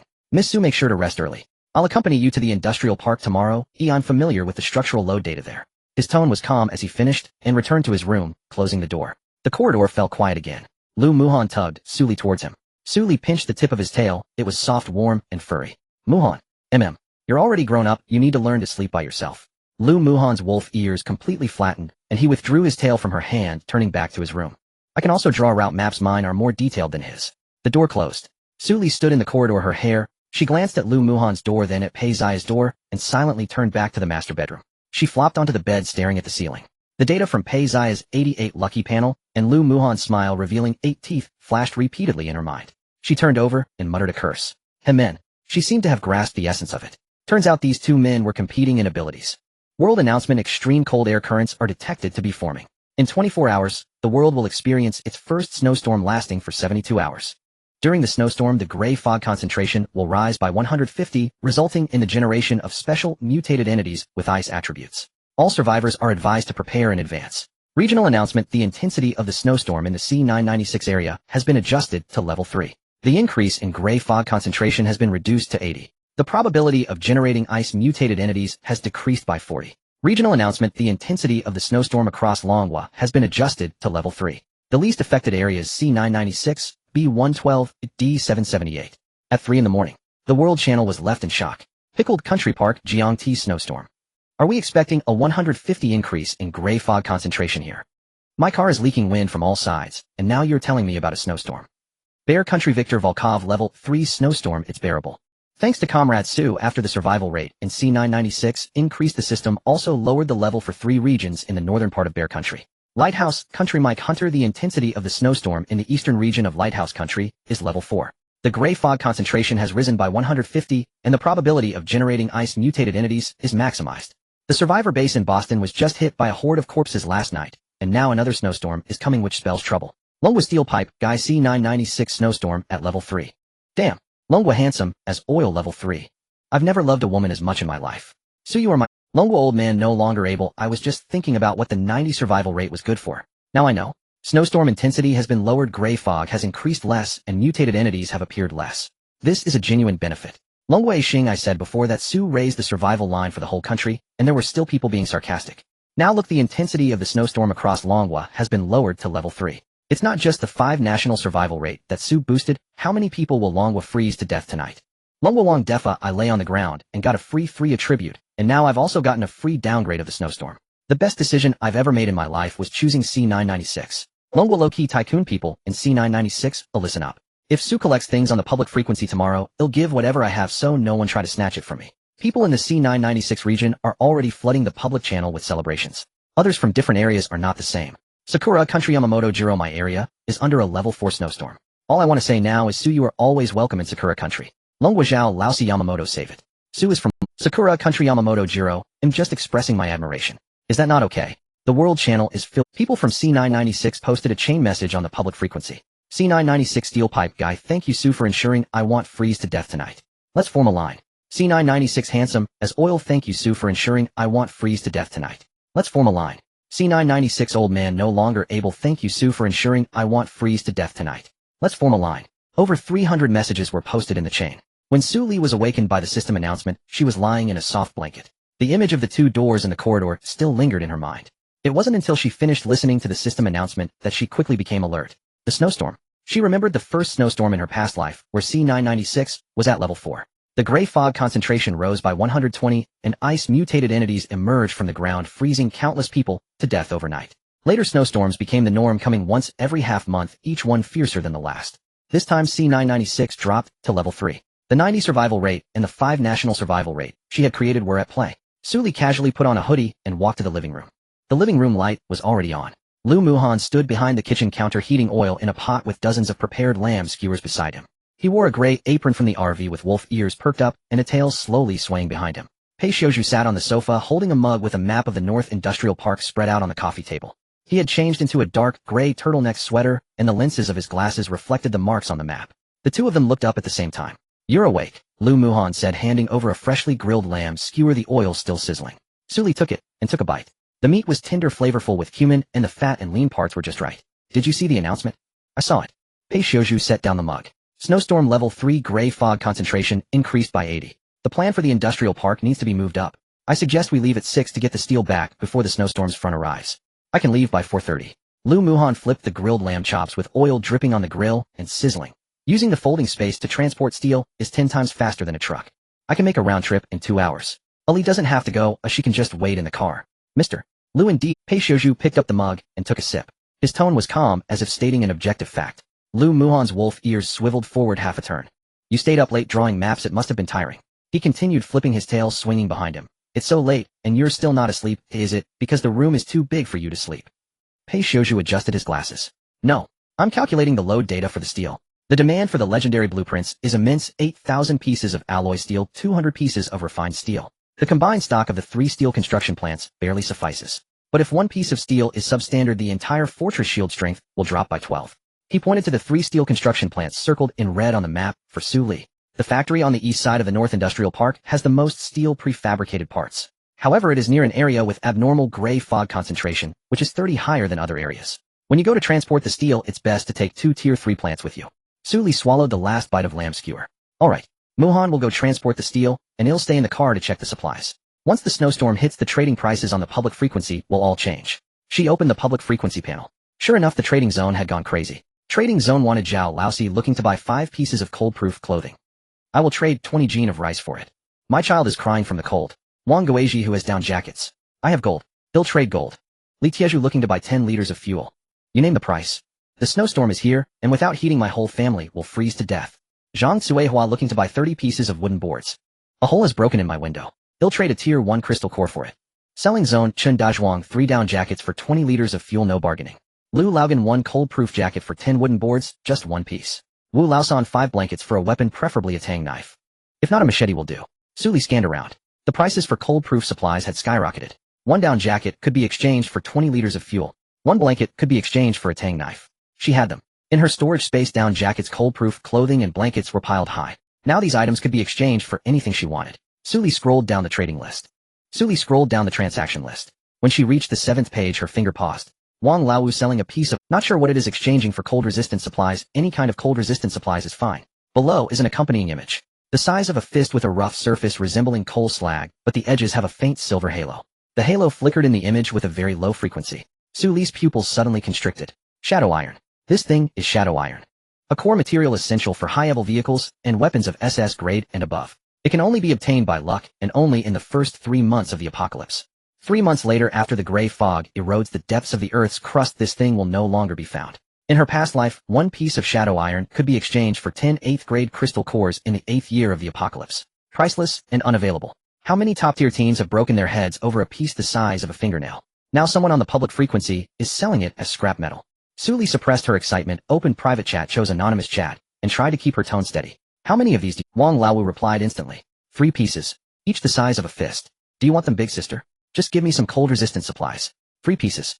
A string in Su Li's mind snapped. 3 pieces of shadow iron. Enough to build an iron wall fortress, and add, you have 3 pieces of this stuff all in your hands, right? There was a pause on Wang Lao's side. How did you know, big sister? This thing can't be melted or broken. I hammered it for half a day, and there wasn't even a dent. Originally wanted to make a knife, but it was completely unusable. Throwing it away would be a pity, so I thought I'd hang it, and see if there were any fools willing to take it. Su Li thought to herself that she was the fool he mentioned, but today she was determined to be that fool. I will give you 3 cold-resistant suits, 2 jackets, a down blanket, and a barrel of universal fuel. I want all 3 pieces. There was a long silence from Wang Laowu. Big sister, are you serious? Serious. She truly couldn't be more serious. In fact, she could give 10 times the supplies, even 100 times. But at this moment she couldn't offer such a price, or it would disrupt the market. Later they would cherish their own items, and it would be hard to acquire this thing. Wait a moment. 3 cold-resistant suits, 2 jackets, a down blanket, and a barrel of universal fuel. His voice trembled. Do you know that 1 cold-resistant suit can be exchanged for 20 liters of fuel on the public frequency? I know. Then why are you offering so many things for 3 pieces of scrap metal? Be honest, what do you want it for? I want to make a necklace. Su Li blurted out. Make a necklace. The other party clearly didn't expect Su Li to say that, and he hesitated, wanting to raise the price. Suddenly, Wolf 3 selling a piece of black metal, just 1 down jacket, traders hurry up. Cheetah, don't joke, I won't pay a dime for this scrap metal. Eagle, I have some 2 don't want a down jacket, who wants 3 pieces of wood. Gugu, some people are really crazy about money. Su Li looked at the channel. Wolf 3. Such a familiar name, isn't this one of the official elite squads from her past life, each member a powerhouse, with extraordinary combat capability? Cheetah, Eagle, Gugu. Didn't they know each other? Why were they pretending not to? Just as she was pondering, Wang Laowu had already thrown the 3 pieces of metal into the transaction box. Big sister, we already agreed on the price, so don't go back on your word. Su Li suddenly understood the intentions of those 3, whether intentional or not, they had helped her greatly. She quickly clicked confirm, fearing the other party would go back on their word. Big sister, you are a good person. My name is Wang Laowu. If you need anything in the future, just let me know. Su Li received the shadow iron. She continued to search the transaction list, searching for black metal, unknown stones, unbreakable iron. For more people popped up. One was selling 2 pieces, another 1 piece, another 5 pieces, and another 4 pieces. All at scrap metal prices. Suli spent 40 minutes sweeping through all the shadow iron listings on the public frequency. She collected about 500 pieces. Then she anonymously listed these cold-resistant suits down blankets and universal fuel, specifying that she would exchange for shadow iron, aiming for long-term procurement. Cold-resistant suits down jackets, blankets, and universal fuel, batch after batch sent out. In her storage space, these supplies piled up like a mountain, and now she used them to exchange for top-tier materials in the later stage of the apocalypse. Worth it. So worth it. Taking out a piece to examine, Suli felt extremely happy. While she was looking at the iron, someone was watching her. Lu Muhan was secretly glancing at her while grilling, and seeing her in high spirits made his ears twitch, lifting his mood as well. On the system, the conversation was still ongoing. Lu Muhan had Wolf go to the transaction area to list shadow iron, put on a show. Wolf 3 for sister-in-law. Eagle right. Sister-in-law increases the survival rate nationwide. For this alone, I acknowledge it. Gugu boss, if sister-in-law doesn't want you, you can recommend me. Lu Muhan had Wolf get lost. Sunflower jumped down from the chandelier, and the photosynthetic energy golden light swept over the pile of shadow iron, gently shaking the flower disc. There is a dense shadow energy in this stuff, even purer than that in the mutated crystal cores. The third flower stem of the canna blossomed, and fragrant mist spread over the surface of the shadow iron, the silver halo flickering several times. The carnivorous flower poked its flower disc out from the planting space, counting the number of shadow iron with its 9 vines. 1 piece, 2 pieces, 3 pieces. So many. I'm going to get rich, I'm going to get rich. The pea shooter shook its pod. Never seen such a scene. Suli had just finished collecting all the shadow iron. A pinned recruitment popped up again on the public transaction frequency. A blizzard is approaching, and the Songlong team is recruiting new members. We have 3 modified tractors that can crush first-level zombies. Joining benefits: each person will be provided with a cold-resistant jacket and a military blanket.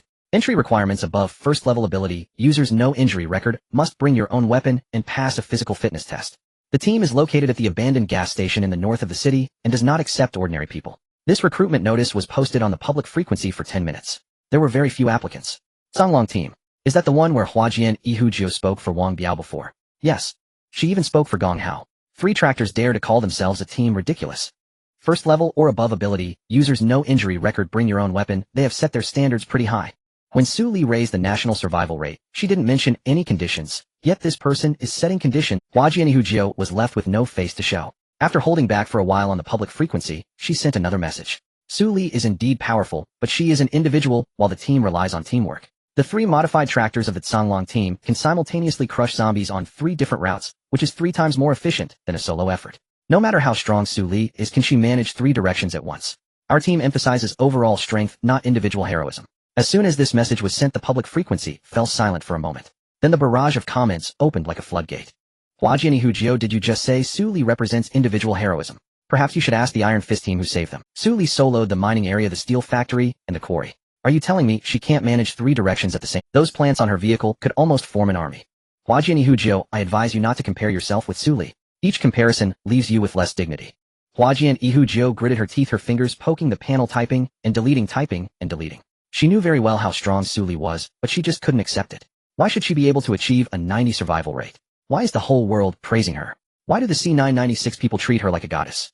As the vice-captain of a team, Huajian Ihujio has led over 20 people to survive since the first day of the apocalypse, modified 3 tractors, and stockpiled enough supplies. How can she not be as good as a flower grower? She sent another message. I didn't mean to belittle Su Li. She is indeed strong, but you cannot deny the value of other teams just because she is strong. The Songlong team's recruitment of new members is for survival during the blizzard.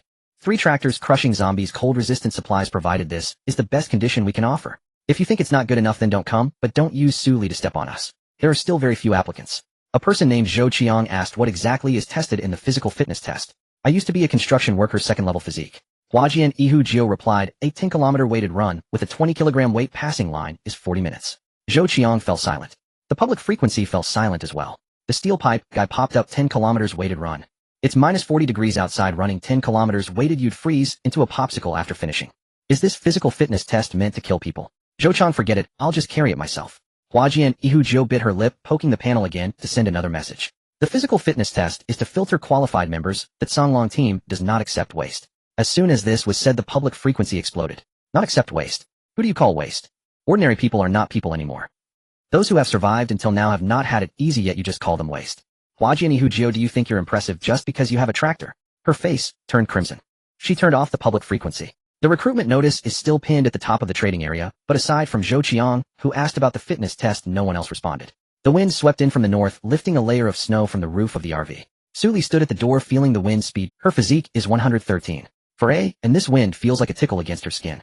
However, the gray mist mixed with icy crystals has already thickened by 40% since the evening. The gray mist wraps around tiny ice crystals with dark purple particles embedded within, heralding the coming of the blizzard. Ali. Lu Muhan draped a thick coat over her shoulders from behind.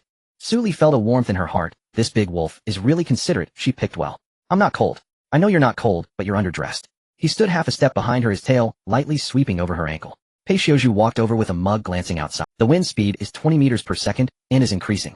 The main force of the blizzard will probably arrive in about 2 hours. Mr. Li, you can leave at 4:30 and make it in time. Lu Muhan glanced at his watch. 4:30. He tightened the coat around Su Li's shoulders a bit more, turned, and headed into the kitchen to continue roasting lamb chops. The lamb chops were already done golden brown on the surface with grease sizzling. He served the lamb chops on the coffee table. Eat something hot, I'll make you hot cocoa when you come back. Su Li picked up a piece of lamb chop and took a bite. The fat exploded in her mouth, delicious. Lu Muhan went to fetch steel materials. The RV fell silent. Pei Xiaozhu put away the map and sat opposite the coffee table, taking out a small engineering ruler from the toolbox with dark blue data patterns dancing on its surface. Miss Su, have you noticed something? Your luck value has been increasing. It was 56 before, now it's nearly 60. Su Li paused for a moment. She opened her panel. Luck 59. She stared at that number for several seconds. Pei Xiaozhu adjusted his glasses.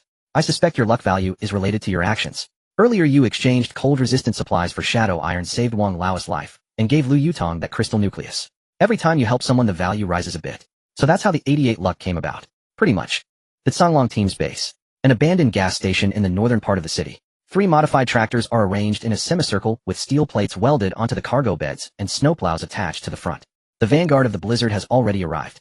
The wind howls through the broken roof of the gas station, making the metal sheets rattle. Zhao Jin's, also known as Huajian Ihujio, squats in the tractor's cabin, broadcasting on the public frequency. The more she broadcasts, the darker her expression becomes. Just now she was recruiting new members on the public frequency, a convoy of about 20 people, 3 modified tractors, with cold-resistant supplies distributed. The conditions are good enough, right? But the public frequency is filled with mockery. Su Li's personal heroism. Can Su Li really cover all 3 directions? Songlong team emphasizes overall strength. Every word she types on the panel is met with backlash from that group of brainless fans. What did the steel pipe guy say again? Right, he said Su Li's plans could form an army. An army? Zhao Jin bit her lip. Why? Isn't Su Li just lucky with a flower-growing ability at the start? If those plants weren't fighting for her, could she really achieve a 90 survival rate as a mere flower cultivator? Can she lift the national survival line? Can she be supported by the whole world? The more Zhao Jin thought about it, the angrier she became.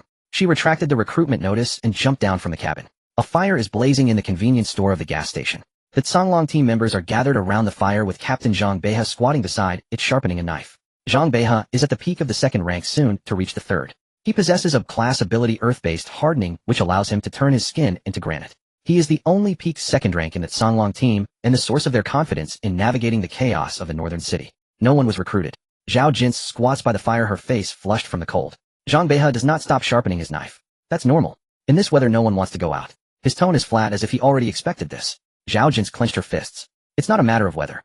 It's that group of people on the public frequency comparing us to Su Li. They say the plants on Su Li's vehicle are worth more than our tractors. They say Su Li can single-handedly mine from the steel factory and quarry. I just don't understand. No matter how strong she is, can she survive for everyone in the region? Our team is willing to take in new members and distribute supplies. Why has that become a joke? No one responds by the fire. Zhang Beihe pauses in his knife sharpening. Say a little less. It's a fact that Su Li has raised the survival rate. Our team has survived to this day, partly thanks to her. Zhao Jin nearly gritted her back teeth. Thanks to her. Again, thanks to her. She stands up abruptly. Thanks for what? The C996 Blizzard has been downgraded to level 3 because she raised the survival rate. But who is she raising the survival rate for? Isn't it for herself? She received the global announcement rewards, earned a title, and got treasure chests. And we just get to sip some soup, and we're supposed to be grateful. Still no one responds by the fire. A girl's voice timidly speaks up from the corner. Sister Hua, it seems Su Li hasn't targeted our team right. She has never mentioned that Songlong team on the public frequency. The speaker is a girl with a ponytail named Su Xiaola, who is responsible for logistics. Zhao Jin's gaze snaps to her. Su Xiaola, are you speaking up for Su Li? Su Xiaola retracts her neck. No. I just think that the reason we can't recruit anyone might be due to the blizzard, not because of Su Li. Her voice grows. So do you think I'm wronging her? Zhao Jin's expression turns icy. Do you think I'm not fit to be the vice captain? Do you think that Songlong team is unworthy of you? Su Xiaola's face turns pale. Sister Hua, I didn't mean that. If you didn't mean it, then why say anything? The team can't recruit anyone, and instead of helping to find a solution, you're speaking up for outsiders. What has Su Li given you in return? Su Xiaola's eyes turn red. Really nothing. Sister Hua, I'm just handling logistics. I wouldn't dare speak for anyone. Zhao Jin stared at her for several seconds before taking off her scarf and tossing it by the fire. Fine. Since you feel that handling logistics is beneath you tonight, you can clean the frozen soil under the tractors. The chassis of all 3 vehicles is frozen solid. If you don't clear it, we won't be able to operate tomorrow. After that, fill the fuel tanks and change the oil. If the vehicles freeze in the blizzard, you will be fully responsible. Su Xiaola opened her mouth, tears welling up in her eyes, but not daring to fall. The chassis of the 3 tractors is frozen with half a foot of ice. Clearing it will take at least 5 or 6 hours. Going out to shovel in the blizzard could freeze her fingers off. Everyone by the fire remains silent. Zhang Beihe furrows his brow. Xiaola is logistics, not a mechanic. Let Lao Zhao handle the ice removal. Zhao Jin sits back down by the fire, tossing a piece of wood into the flames. Lao Zhao has to drive tomorrow. Xiaola doesn't have much to do tonight. Oh, what's wrong with her doing some work? Captain Logistics should contribute more effort. Don't you think so, Xiaola? Su Xiaola stands up, her knuckles turning white. He'll go shovel. The gale outside whips ice shards against her face. She squats under the tractor, the shovel clanging against the frozen earth as hard as iron. Tears slip down her face, freezing as they fall. Inside the convenience store, Zhao Jin lowers her voice, leaning toward Zhang Beihe. Captain, we can't keep dragging this out in the northern city. What do you want to say? Suli. Zhao Jin's eyes shine in the firelight. What do you mean? I've thought it through. The reason our team can't recruit anyone is that Suli has taken all the spotlight from C996. As long as she's around, the Songlong team can never rise to prominence. Always being compared to her, and never being able to measure up. Zhang Beihe sets down his knife. What do you want to do? Find people close to her, familiar with her, get on her vehicle, and gather intelligence. And then, steal the plants. Zhao Jin squints and says her strength lies in those plants. Without them, she is just an ordinary ability user. With initial stage 3 plant abilities, what remains if you take away the plants? Zhang Beihe falls silent. If we steal them, our team can level up. Stage 3 plants can easily crush a tide of corpses. Just as Zhang Beihe is about to speak, a system announcement pops up. Regional task, clear the icy zombies from the Northern Industrial Park Steel Factory. Task, reward 1 golden chest, access to Steel Factory's stored supplies. Zhang Beihe stands up. Steel Factory, Lao Zhao, start the engine. Huajin, you stay with the team to guard the base. Zhao Jin shakes her head. I'm going with you. The reward for the Steel Factory task is a golden chest. What our team lacks most right now is high-level equipment. Alright, as long as you understand.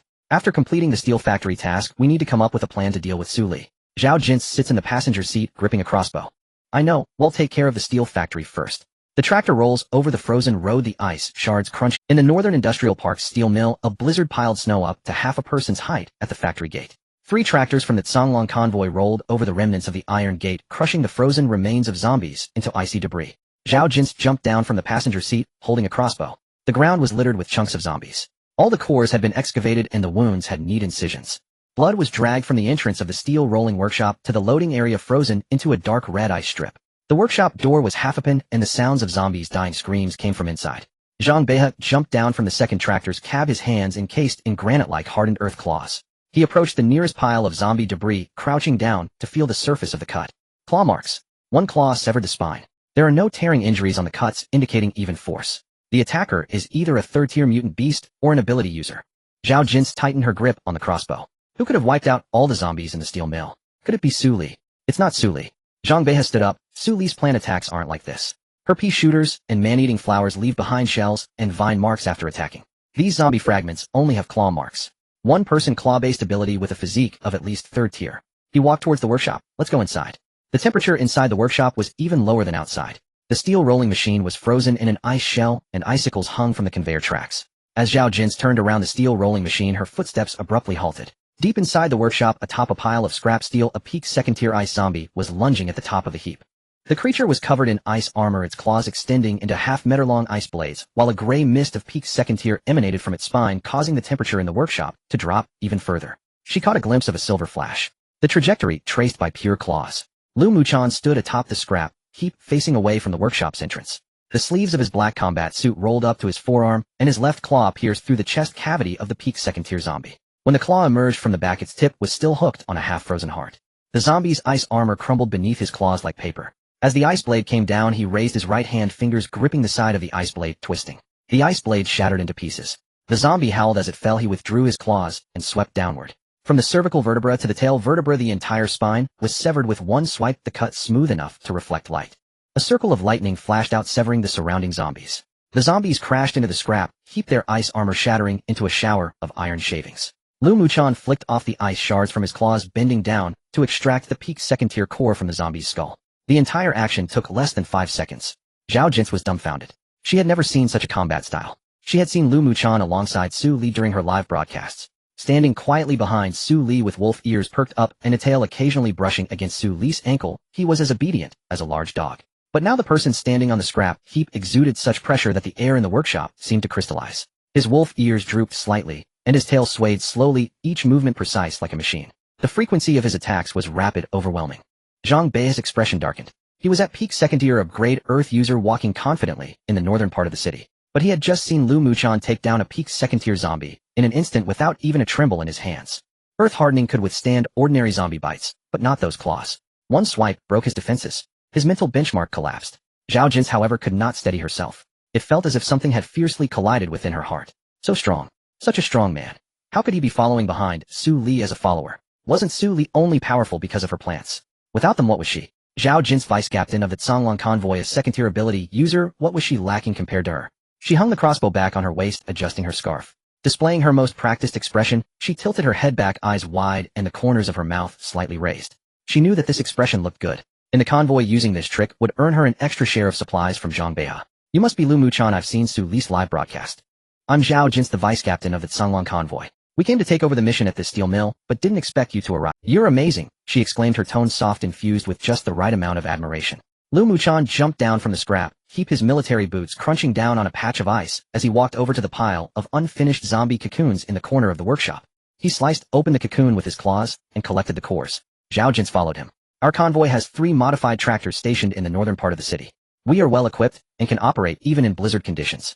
You're alone here clearing zombies in the steel mill, and with the blizzard approaching, why not come sit with our convoy? Her tone was inviting.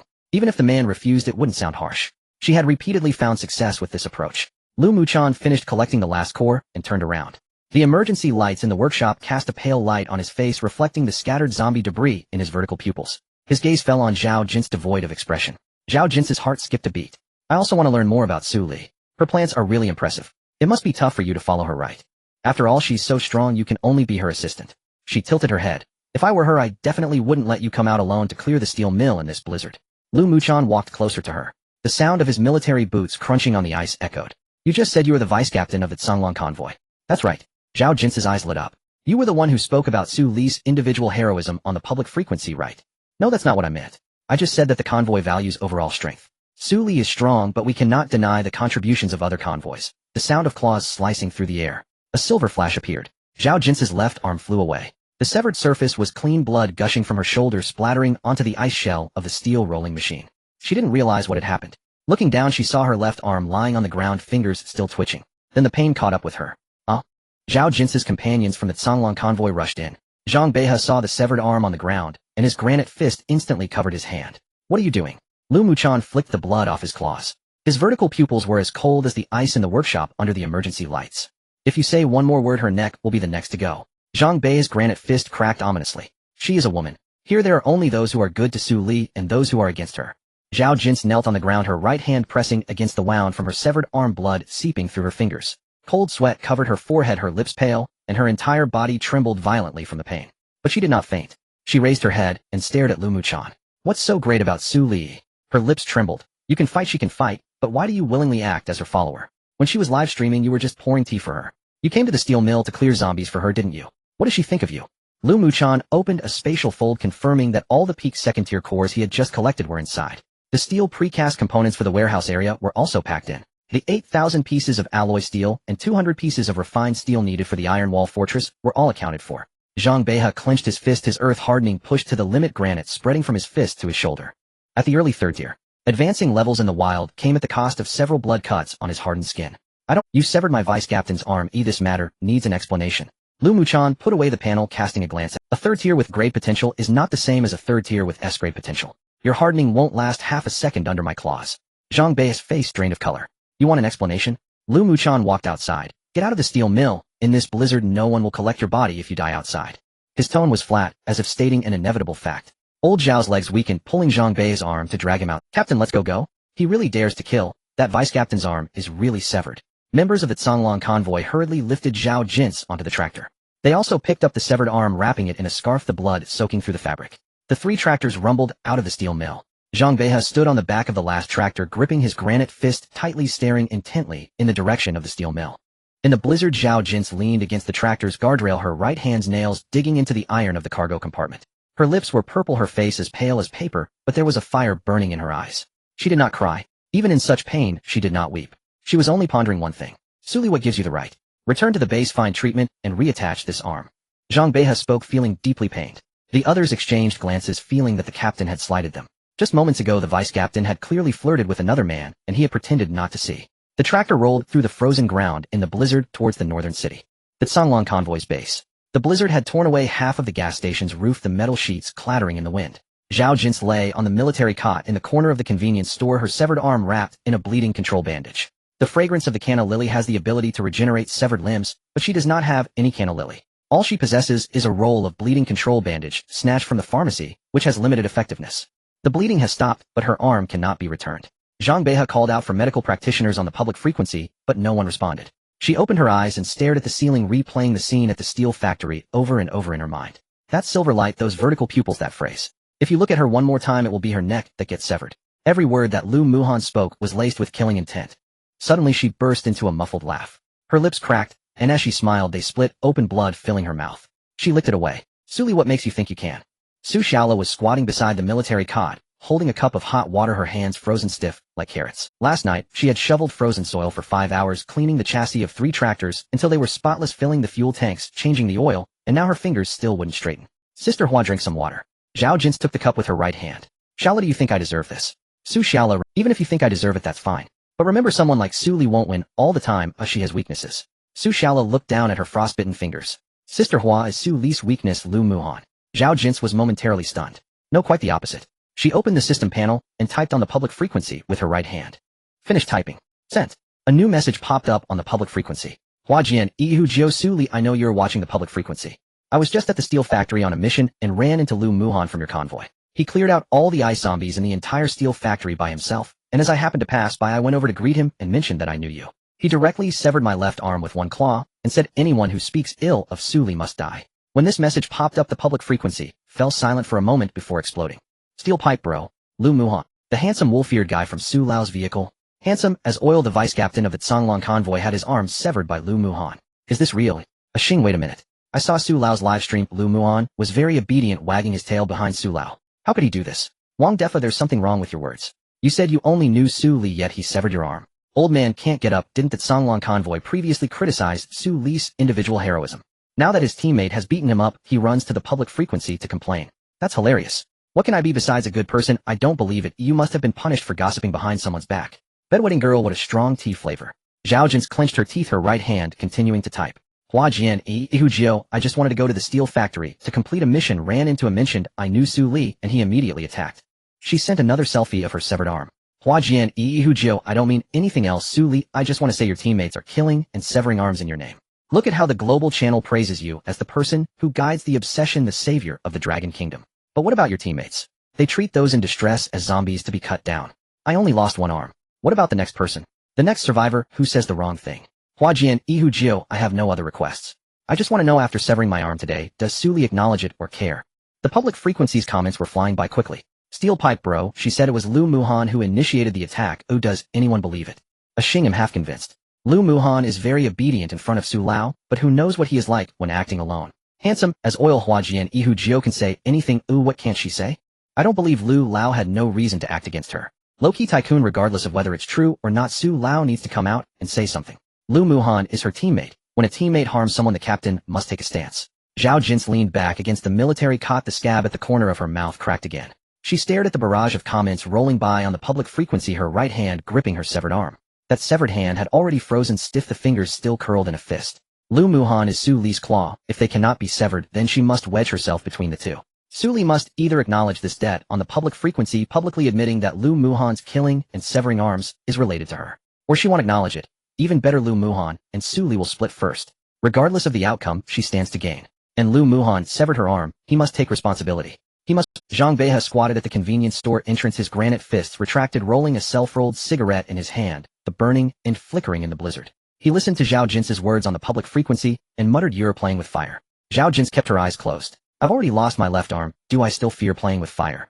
Zhang Beha took a deep drag on his cigarette. Lu Muhan is not Su Li. Su Li cares about her face. He does not. When he cleared out the ice zombies at the steel factory, he didn't even catch his breath. Don't mention severing an arm. He wouldn't even blink if he wiped out the entire team. Zhao Jin's opened her eyes wide, her gaze frenzied and excited. Let him come. The faster he comes, the more those watching the public frequency will believe I am innocent. Does he dare to kill a living person in front of 30,000 people? This arm of mine cannot be severed in vain. Lu Muhan owes me, he must repay. Zhang Beihe fell silent. Su Xiaola squatted beside the military cot, shrinking into a small ball. She stole a glance at the public frequency and quickly turned it off. The comments on the public frequency were still rolling. Old man can't get up. Hua Jian, Yihu Jiu throwing this matter on the public frequency is trying to make Su Lao take a stance. If Su Lao acknowledges it, it means admitting that her teammates are killing indiscriminately outside. If she doesn't acknowledge it, how will she deal with Lu Muhan? This woman, after losing an arm, is still able to stir up trouble. Xing, have you considered that what Hua Jian, Yihu Jiu said might be the truth? Lu Muhan is obedient in front of Su Li, but who has seen how he acts when alone? Steel pipe, bro, shut up. Su Lao hasn't spoken yet, it's not your place to lead the narrative here. The comments suddenly stuttered. In the upper left corner of the public frequency, the wolf head icon lit up. Lu Muhan came online. Lu Muhan, Hua Jian, Yihu Jiu, you are courting death. Lu Muhan, I'll say it again. No matter who it is, if you touch a Li, it won't just be an arm that gets severed. The public frequency fell silent. So quiet that even the barrage stuttered. Soon comments erupted. Steel pipe, bro, what the hell? Handsome as oil, he made it very clear it's because Zhao Jin's openly criticized Su Li. She lied just now. Xing, I remember now. Hua Jian, Yihu Jiu publicly said Su Li was an individualist. Lu Muhan acted on Su Li's behalf. Wang defa, damn, I'm dying of laughter. Hua Jian, Yihu Jiu, you publicly criticized her first, then got punished by her teammate, and now you run to the public frequency acting innocent. Where's your face? Old man can't get up severed well. If I were Lu Muhan, I would have severed her too. Publicly criticizing Su Lao doesn't qualify her to be the #1 convoy. Her face is as big as a basin. Zhao Jin tightened her grip on the blanket. She thought Lu Muhan wouldn't come online to explain. Wouldn't speak for Su Li. To her surprise, he responded immediately, and so decisively. Zhang Beihe extinguished the cigarette, but on the frozen ground. I told you can't outplay him. Zhao Jin bit her lip and remained silent. After Lu Muhan sent that message, there was no more movement on the public frequency. He sprinted through the blizzard, carving a path through the snow. The blizzard reduced visibility to less than 5 meters. He caught the scent of blood. 3 modified tractors with the Songlong convoy's markings on their bodies. Lu Muhan drew his claws, the tips glinting coldly under the dashboard's light. Lu Muhan's claws shimmered with cold light in the shadow of the blizzard. The first tractor of the Songlong team had just turned past the ruins of the steel factory wall, and its headlights pierced through the storm, illuminating him. Zhang Beihe jumped down from the driver's seat, his granite fist thrust at its limit. But upon seeing Lu Muhan's expression, he froze in place. Old Zhao jumped down from the second vehicle, his calves beginning to cramp. Behind the broken walls of the factory ruins, shadows of the Songlong team were faintly forming long spears. Lu Muhan strode directly toward the first tractor, his military boots crunching through the snow with a dull sound. He fixed his gaze on the direction of the first tractor's cargo area, his claws tracing 3 silver-white arcs in the air. Touch a Li and die. Zhao Jin leaned against the cargo board, her right hand still gripping the public frequency panel that hadn't been turned off. Upon hearing these words, the scab on her lips split open, revealing an expression of extreme terror on her face. Is this man insane? I really admire you, Zhang Beihe shouted. You actually dared to chase through the blizzard? Lu Muhan continued forward less than 10 meters from the tractor. Suddenly the snow on the ground trembled. The low-frequency vibration of the wheel rolling over the frozen earth penetrated the blizzard from the main road on the east side of the steel factory. An RV emerged through the blizzard. Su Li's RV. The 8 electromagnetic cannon barrels on the roof were still retracted in their dark golden fixed slots, but the headlights had already pierced through the storm. The light fell on Lu Muhan's back, stretching his shadow long and straight. The RV stopped less than 20 meters away from the Songlong team. The door sprang open. Su Li jumped down from the driver's seat. She wasn't wearing a coat, her hoodie sleeves rolled up to her forearms, and she gripped a tang knife in her hand. Who touched my Muhan? The vehicle's broadcast amplified her words, shaking the icicles hanging above the ruins of the steel factory. The entire Songlong team was left dumbfounded. Zhang Bei's granite fist thrust was still suspended in the air, his mouth opening and closing without a sound. Old Zhao dropped the spear from his hand, causing ice shards to fly high. Su Xiaola poked his head out from the cargo area of the third tractor, seeing Su Li striding toward them through the blizzard from the direction of the RV. Her hair was blown all over her face, and the blade of the tang knife in her hand reflected a bone-chilling light in the snow.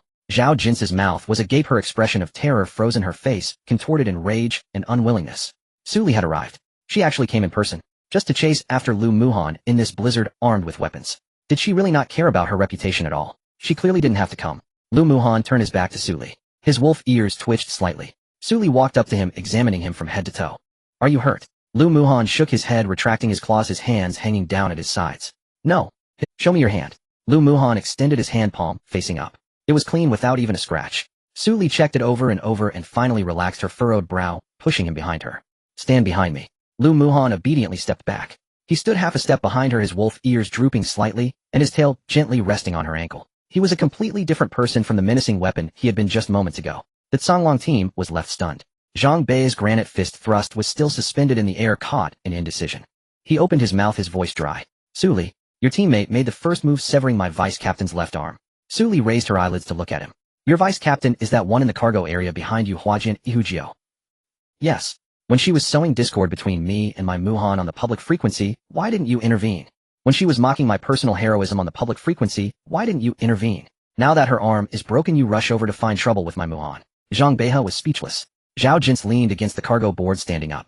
Her left sleeve was empty, the wound from when Lu Muhan had severed her arm, still oozing blood. Her face was pale, her lips purple, yet her expression was fierce. She stared at Su Li. It was your teammate who made the first move. I merely praised him once, saying I knew you, and he came up and severed my arm. She looked at Lu Muhan, her voice softening. Isn't that right? Lu Muhan stood behind Su Li, his hands obediently hanging at his sides, his wolf ears turning slightly outward. So obedient. No, you're disgusting. The pallor on Zhao Jin's face was replaced by a deep blue. He was so straightforward. So very straightforward. He called her disgusting. Is she disgusting? Su Li remained focused on Zhang Beihe. Did you hear that? My Muhan said she is disgusting. Zhang Bei's lips moved a few times, but no words came out.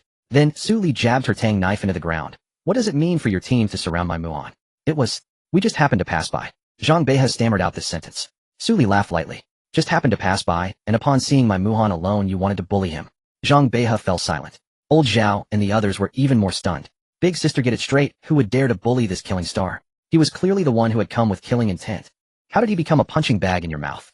Why are you being so unreasonable? Pei Xiuzhu elegantly stepped out of the car, holding a coffee mug. He glanced at Lu Muhan, who was obediently standing behind Su Li, adjusting his glasses. Mister, Lu was clearing zombies at the steel factory just now, but you Songlong team members didn't see him in this posture, did you? Does Huajian Ihu still think he is a brainless thug that with just a beckon he could pull him away from Miss Su? Zhao Jin's face twitched violently. Pei Xiuzhu took a sip of coffee. On such a cold day, you can't catch up even from that far away in the blizzard, and you still want to chase him down. I can only admire your hot-bloodedness. Zhang Bei's flabby face trembled along with it. Lu Muhan stood behind Su Li, his tail gently sweeping against her ankle. His wolf ears stood up, his eyes bright. No one could sow discord. He only needed this person in his life. Su Li stared at Zhao Jin's. If my Muhan cuts you, it's because you said something you shouldn't have. Severing your arm is a light punishment. If you are unconvinced, you can seek me out. But I might sever your other arm. Pei Xiuzhu continued to sip his coffee. Miss Su's meaning is very clear. Your Songlong team members surrounded Mr. Lu, and you were in the wrong from the start. Now isn't it time to give an explanation? The Songlong team was once again shocked. Wait, how did this turn into their fault? And they were supposed to give an explanation. Zhang Beihe paused for a moment. He turned to look at Zhao Jin's in the cargo area, who was biting her lip. I'm sorry. Zhang Beihe lowered his head. I apologize on her behalf. I'm sorry, we were in the wrong. Zhao Jin's couldn't believe it. Apologize? Why should we apologize, It turned out Su Shaola had covered her mouth. We retreat. Zhang Beihe retracted his granite fist, thrust the hardened earth patterns on his hand retreating beneath his skin. Back to the gas station. The three tractors revved their engines. Zhao Jin's lips trembled, continuously staring fixedly at Su Li and Lu Muhan's direction in the rearview mirror. In the driver's seat of the RV, Su Li closed the door. Lu Muhan sat in the passenger seat, moving gently as he fastened his seatbelt. Ali, will I affect your plans for tomorrow? Not at all. Su Li started the engine. Whoever bullies you, I will make them pay. It doesn't matter who comes. Lu Muhan's wolf ears quivered lightly. His heart raced violently. He pulled his tail from beneath the seatbelt, gently resting it on Su Li's hand, the tip curling between her fingers fluffy. Miley spoils me, who I don't care about anything else. Su Li squeezed the tip of his tail. Speak nicely. Lu Muhan retracted his tail slightly, his ears standing straight. Pei Xiuzhu was also in the car just now. What about it? Not much. He got out, and said those few words quite appropriately. He paused. Appropriate as it may be, it pales in comparison to me. In the back seat of the RV, Pei Xiuzhu glanced over. Their eyes met across the distance. Pei's eyes gaze seemed sharp. Lu Muhan's lips curled into a smile, revealing 8 white teeth. The RV continued to drive out, the whispers of objects and the heartbeat of humans drowned by the blizzard. The motorhome ground over the frozen dirt road as the blizzard outside the windows howled like some restless ghost. Su Li steered with one hand, while the other still clutched the tip of Lu Muhan's tail, unwilling to let go. The tail was fluffy and warm, its tip curled gently between her fingers. Lu Muhan sat in the passenger seat, his wolf ears standing perfectly erect. He sat with measured composure, but his tail betrayed his mood, flicking back and forth in her palm. Ali, I collected all the crystal cores from the steel mill. He opened the folding space panel to reveal a neat little pile: first-tier cores, second-tier peak second-tier, and 3 early third-tier cores, all arranged tidily. The cores shimmered in the warm air with a riot of colors, ashen blue, silvery, like someone had opened a jewel shop inside the panel. Su Li glanced at the pile, a small twitch at the corner of her eye betraying her surprise. This kid must have ransacked the steel mill, she thought. Lu Muhan pointed to the stacks of alloy prefabs and refined steel blocks. 8,000 pieces of alloy steel and 200 refined steel blocks. Enough for the TB fortress. He paused, his ears tilted forward half a turn. I followed the red line Pei Gong drew. The eastern detour cost 20 extra minutes, but it avoided the zombie clusters where the gray mist was thickest. When he finished, his tail rested motionless on the back of her hand. His vertically slit pupils watched her without blinking. Su Li understood immediately. She had seen that look on De Huang returning with the training ball between his teeth, sitting before her, with his tail thumping the floor, waiting for the praise of a single good dog. Lu Muhan was in exactly that posture now, patiently waiting for a compliment. Su Li turned the wheel left, and the motorhome swung through a rutted, icy patch in the frozen road. Muhan, you cleared the entire steel mill by yourself. Those early third-tier ice zombies and the peak second-tier cocoons, you fought them all alone. And you hauled all the steel back and followed the route perfectly. Lu Muhan's ears leaned forward another half-turn, and he shifted his weight on the passenger seat. Su Li reached out and ruffled his hair.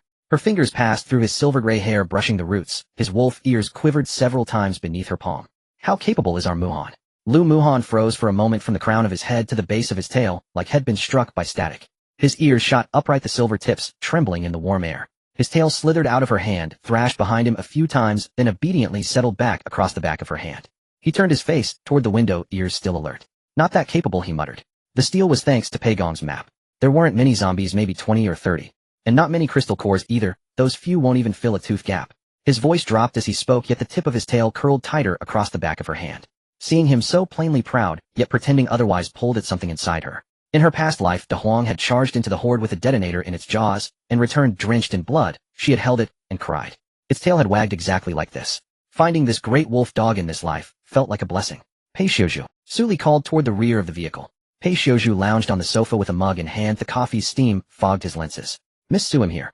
Muhan followed the map you drew to the letter, and said your route was excellent. Pei pushed his glasses up, the lenses flashed. Mister, Lu does have stamina. If it had been me hauling the steel, one trip would have taken at least 4 hours. Mister, Lu did it in 2, twice my efficiency. Lu Muhan's ears turned half a circle. Why was this man suddenly complimenting him? Pei took a sip of coffee, and spoke evenly. When Mr. Lu said there weren't many zombies, he was likely being modest. My data panel showed the gray mist concentration inside the steel mill was 30% higher than outside. There were at least 40 ice zombies within, and no fewer than 2 early third-tier ones. Mr. Lu cleared them all and returned without so much as a scratch. Such combat power would rank among the best worldwide. Lu Muhan's tail paused for a moment. Was Pei trying to curry favor on his behalf? Pei set his mug down. Miss Su, Mr. Lu's performance today exceeded expectations. I recommend we give him extra rations tonight. Lu Muhan's wolf ears flattened half an inch. Something felt off. Pei was definitely scheming. Su Li chuckled. Extra, absolutely. Add 2 more lamb skewers.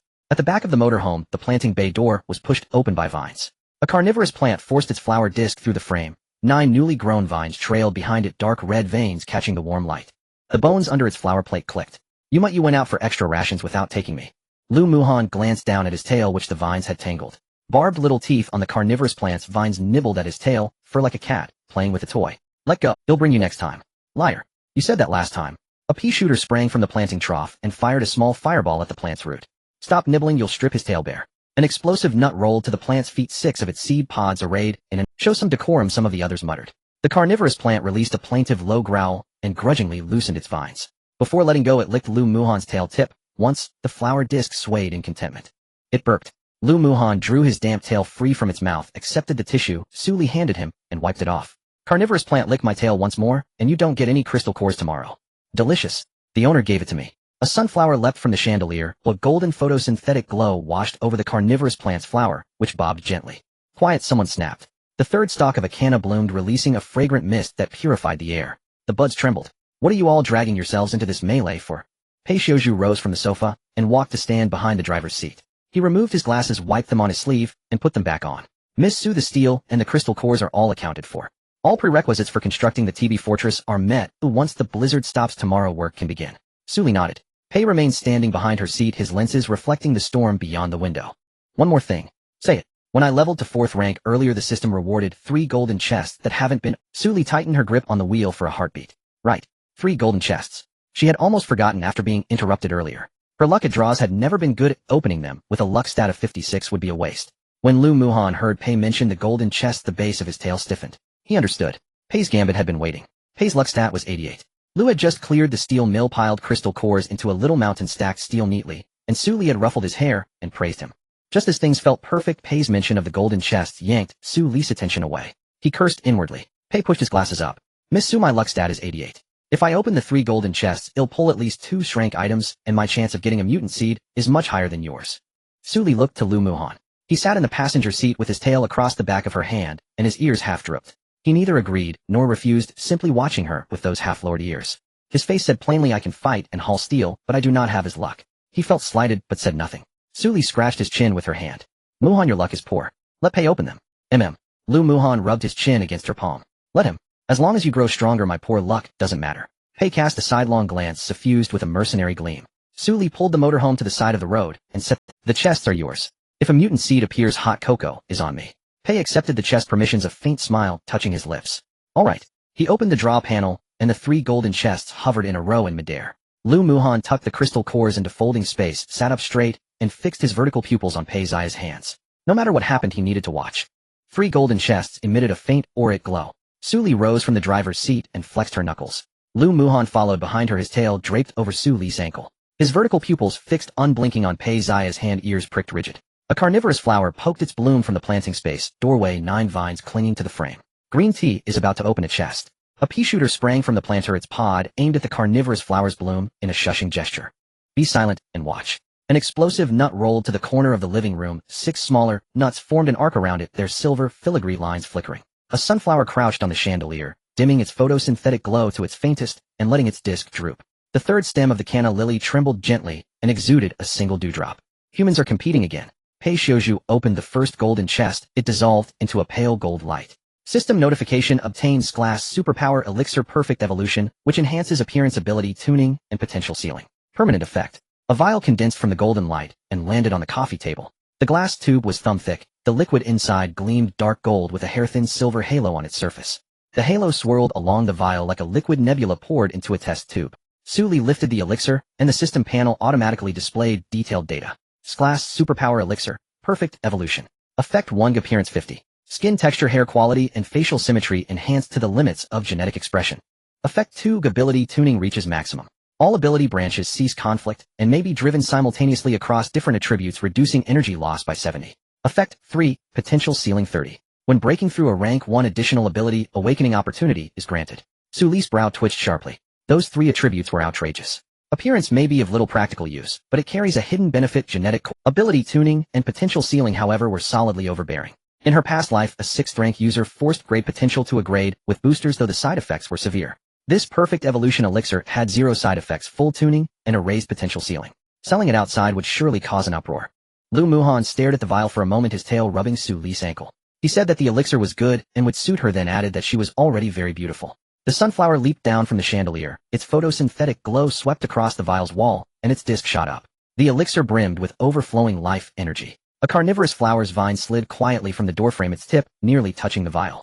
Pei Xiuzhu blocked the vine with the base of his mug and remarked evenly that it was not a crystal core and could not be eaten. The carnivorous flower objected, but Pei Xiuzhu ignored it and opened the second chest. Golden light flashed. System notification obtains class skillbook plant domain solidification, which can solidify a plant domain onto any carrier. Within the domain, plant combat power 80 and spiritual energy consumption for the area reduced by 50. System notification obtains class skillbook shadow instant kill, a shadow displacement skill that enables shadow jumps within range with jump distance linked to spiritual energy. It grants penetration. The first attack after teleportation deals an additional 30 shadow damage. 2 skillbooks fell from the golden light. One book had an emerald cover embossed with vines and buds. To the touch, the veins of leaves seemed to rise beneath. The other was jet black, a claw scratch etched across its center, cold to the touch. Su Li flipped open the first book and plant domain solidification. She had seen this before in her previous life, and class plant user in Yingjiang built a vine fortress on the ruins with this skill and withstood 3 waves of 6th rank beast tides. But that skill back then was only a grade and offered no spiritual energy reduction. Every domain solidification cost half a life. The copy in her hands came with a built-in 50 reduction.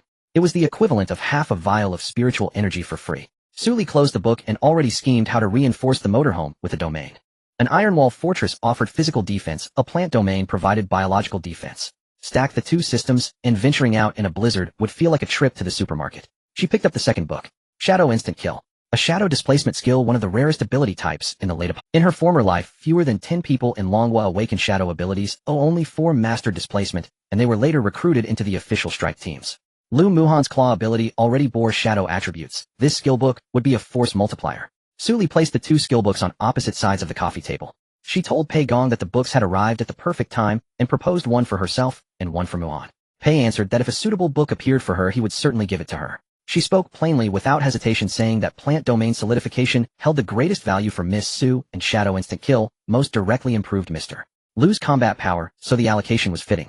He accepted that as matter of course and showed no displeasure about not receiving a skill. Lu Muhan picked up shadow instant kill, ran a fingertip over the claw scratch on the cover, and the base of his tail stiffened for a moment. He skimmed the first page of the skill description, and his vertical pupils narrowed. The skill allowed 6 jumps within shadow range distance tied to spiritual energy with penetration and 30 shadow damage. He closed the book and pressed it to his chest, announcing to Ollie that he could now shadow jump. No more chasing in fights. He could teleport, add shadow damage to his claws, and fell each opponent with a single slash. Pei explained that Su Li's plant domain solidification combined with Lu's shadow instant kill could produce a theoretical combo. Lu's shadow jumps double distance. Pei explained that Su Li's plant domain solidification combined with Lu's shadow instant kill could produce a theoretical combo. Lu's shadow jumps double distance inside a plant domain, and each teleport restores spiritual energy to Su Li. Lu Muhan glanced at him and asked how he knew. Pei said he had skimmed the skillbook data and done the math in his head. Lu's tail flick diluted his lingering annoyance at Pei with the excitement of the combo. Annoying as green tea could be, he was indeed clever. The carnivorous flower's vine stealthily stretched again its tip, reaching to pry at the shadow instant kill cover. The carnivorous flower demanded to see the book, but an explosive nut rolled over, and its shell knocked away the vine that had just— "It's not a crystal core, you can't gnaw at the pea shooter," warned the carnivorous flower, and added that even if it ate it would not learn it. The carnivorous flower bared its fangs, and insisted it only wanted to look. The sunflower's photosynthetic glow swept over, and its disc wavered. The canna lily chided that as an anomalous plant it did not need skill books. It exhaled fragrant mist, and said it did not care for the human world, it only bloomed. Pei Xiaozhu ignored the plant's fuss, and opened the third golden chest. The golden light burst, so bright it lit the entire cabin for an instant. System notification obtained: golden grade weapon, dark gold engineering ruler, with doubled load-bearing analysis precision, and real-time architectural projection. In ranged attack mode, it becomes a spear of light, with a 200-meter range, and a grade penetration. System notification obtained: golden grade weapon, wolfbone knuckle duster, forged from blackaron grade wolfbone, with a shadow tribute crystal core in the grip. The wearer gains 35 claw ability damage. Each hit stacks a layer of shadow corrosion, and at 10 layers the target's defense collapses. 2 weapons landed on the coffee table. The ruler measured 3 feet, dark gold and color blue data lines dancing across its face. A fine groove along its side adjusted to the grip so that the tool matched the palm automatically. Su Li marveled at another golden drop. Her luck was indeed extraordinary. She weighed the ruler in her hand. It balanced perfectly the grip, carrying a faint warmth instead of the chill of metal. She handed the ruler to Pei Xiaozhu. He drew a finger along its face, and the dark blue data lines flared to life. A projection of the entire motorhome's structure unfolded in midair: wall load points, tire pressure values, planter humidity, water tank circulation rates. All streamed as real-time data. Those data streams reflected in his lenses, and the corner of his mouth lifted. He remarked that it was Featherlight with a grade penetration and real-time architectural projection, congratulating Pei Gong on a handy weapon. Pei's smile vanished as he sheathed the ruler into a side slot on his tool belt, the body fitting the groove with perfect. He said the ruler was a treasure and thanked Su Li. Su Li lamented that there had been no skillbook suited to him. Pei replied that perhaps next time he was not in a hurry and time was plentiful. Lu Muhan's gaze darkened slightly. He sensed an implication in the remark. Su Li picked up the wolfbone knuckle duster. A shadow tribute crystal core sat in the grip. The black iron wolfbone bore fine natural grain and matched the finger gaps so well that once worn it felt as if it had grown from the hand. She turned and handed the knuckle duster to Lu Muhan, telling him it was his.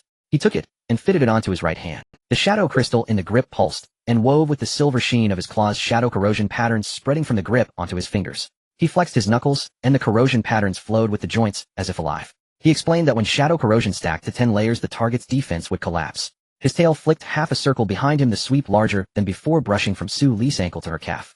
He vowed that since she had chosen it for him, he would train it to full stacks. Pei commented blandly that the items had come from the chest, and Su Li had not selected them. Lu countered that the knuckle duster had been handed to him by Ailey, so he would regard it as her choice. Su Li noted that he was good at keeping accounts, then picked up the glass elixir on the coffee table and removed the stopper. A fine thread of silver light welled from the dark gold liquid at the tube's mouth. She tipped her head back and swallowed it in one gulp. The instant it passed her throat, a warm current of electricity raced through her limbs and bones. Every pore on her skin opened. Even her exhalation scattered tiny dark gold sparks. Su Li's skin grew visibly more translucent. Her delicate fair complexion lifted toward the luster of mutton fat jade. Even the veins on her inner wrist took on a tender rosy hue. Her hair fanned across her shoulders, blacker and purer. The roots shimmered with a faint dark gold halo. Lu Muhan stared, the base of his tail rigid and the fur on his ears bristling. The tips of his ears flushed red. Pei Xiuzhu gripped his mug, leaving a hairline crack in the handle, and then set the cup. The plants declared that the cup needed replacing. The carnivorous flower peered from the planter doorway, its bloom cocked to one side, and enthused that the master had become more beautiful. The pea shooter folded its pod closed.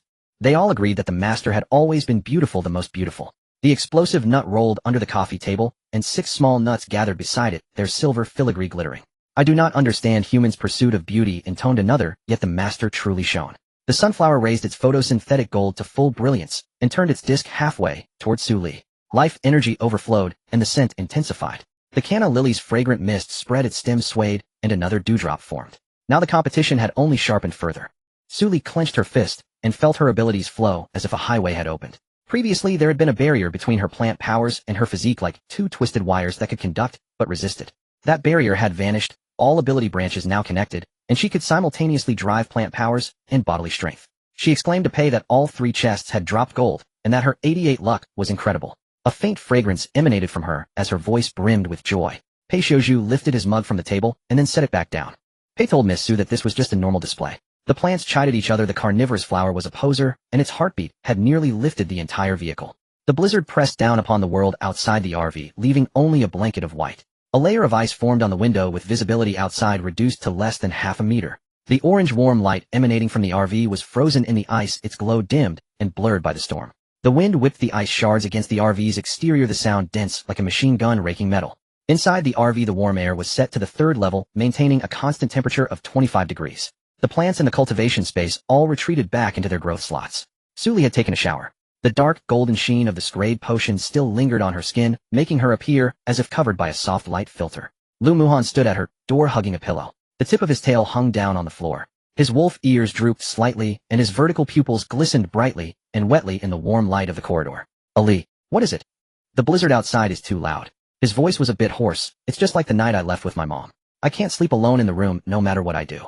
Su Li paused for a moment. This big wolf usually didn't blink an eye while slaying zombies outside. Now standing at her door with a pillow, his ears drooped, claiming he couldn't sleep. Her heart softened instantly. After all, they had slept together before, and the big wolf was very well behaved, never overstepping boundaries. Come in. Lu Muhan's ears perked up instantly as he stepped into the master bedroom, clutching the pillow, his tail wagging more vigorously. He walked skillfully to the right side of the bed, placing the pillow next to hers, patting it to fluff it up, and sat on the edge of the bed. His actions flowed smoothly, as if rehearsed 100 times. Su Li closed the door and turned to see him sitting on the edge of the bed, his tail resting motionless on the blanket. Sleep now. Lu Muhan lay down, turning to his side, burying his face in the pillow, leaving only the tips of his ears and half of his tail exposed. He listened with his ears perked up. Su Li lay down, pulled the blanket snugly around her, and just as her eyes closed, he said, Ali, moi, can you hold me? His voice was muffled in the pillow, deep and resonant with a slight tremor in the end. It wasn't a whine, but certainly not a tone of a normal request. Su Li turned her head to look at him. Lu Muhan lifted his face slightly from the pillow, the warm yellow light of the bedside lamp reflected in his vertical pupils. When my mother was still around during thunderstorms, she would hold me to sleep. As he said this, his ears drooped completely, but his tail poked out from under the blanket, gently resting on Su Li's wrist with the tip curling into her fingers. A string in Su Li's heart was plucked once more. She reached out to pull him along with his tail into her embrace. Lu Muhan froze. Su Li's body heat transmitted through the sweatshirt, fragrant and warm, making her soul feel as if it were floating. His head nestled in her shoulder, his nose brushing against the skin above her collarbone, catching a faint floral scent. His soul seemed to be lost. His wolf ears transitioned from drooping to upright, and then to completely perked up, trembling at the tips. His tail flicked uncontrollably a couple of times, and he hurriedly pressed it down with his foot. Stop flicking it. It's too embarrassing. Bang, bang, bang. His heart raced fiercely. Ali, moi, you're so warm. His voice was muffled in her shoulder, his breath warm against her collarbone, making it feel scorching. Su Li sensed the temperature in her arms rising at a perceptible rate. This big wolf usually had a higher body temperature than an average person, and now he was practically radiating warmth. She glanced down. Lu Muhan had buried his face in her collarbone, the tips of his ears bright red, yet he remained completely still. Too good to be true. She couldn't help but want to tease him a little. Just as the atmosphere was warming up, there was a knock on the door. The knocking was slow and deliberate, 3 knocks. Lu Muhan squinted, his eyes hugging Su Li's waist tightly. Don't go. Su Li released him. Be good, I'll go take a look. Maybe Pei Gong is looking for me. Pei Xiuzhu was too good. He opened 3 golden chests, each time yielding gold. He was so uncompetitive that Su Li felt a bit guilty towards him. She stood up to open the door. Lu Muhan slammed his fist on the bed. Damn green tea waiting right here. Pei Xiuzhu stood at the door with a pillow, having changed from a gray turtleneck sweater to a deep blue cotton pajamas. His glasses still perched on his nose, his eyes behind the lenses fixed intently on Su Li. After a moment of silence, he said, Miss Sue, the heating vent in my room is blocked by ice shards, and the temperature has dropped to -3 degrees, making it impossible to sleep. The blizzard outside is getting louder, and I'm scared. Can I squeeze in with you? Lu Muhan lifted his head from Su Li's shoulder. The ears that had been drooping instantly straightened up. He stared at the figure at the door, his tail stretching out from under the blanket resting on the edge of the bed, the tip straightened tightly. Peigong, -3 degrees shouldn't be a big deal for your third-tier physique, right? Besides, can you be a bit more normal when you lie? How could this RV possibly block the heating with ice shards? Pei Xiuzhu walked in unceremoniously, placing the pillow on the left side of the bed next to Su Li. A third-tier physique is still susceptible to colds. Besides, I already said I'm mainly scared. He fluffed the pillow casually, as if he were at his own bed. Lu Muhan's tail snapped against the bed's edge, making a loud noise. Peigong, your fear has come at just the right time.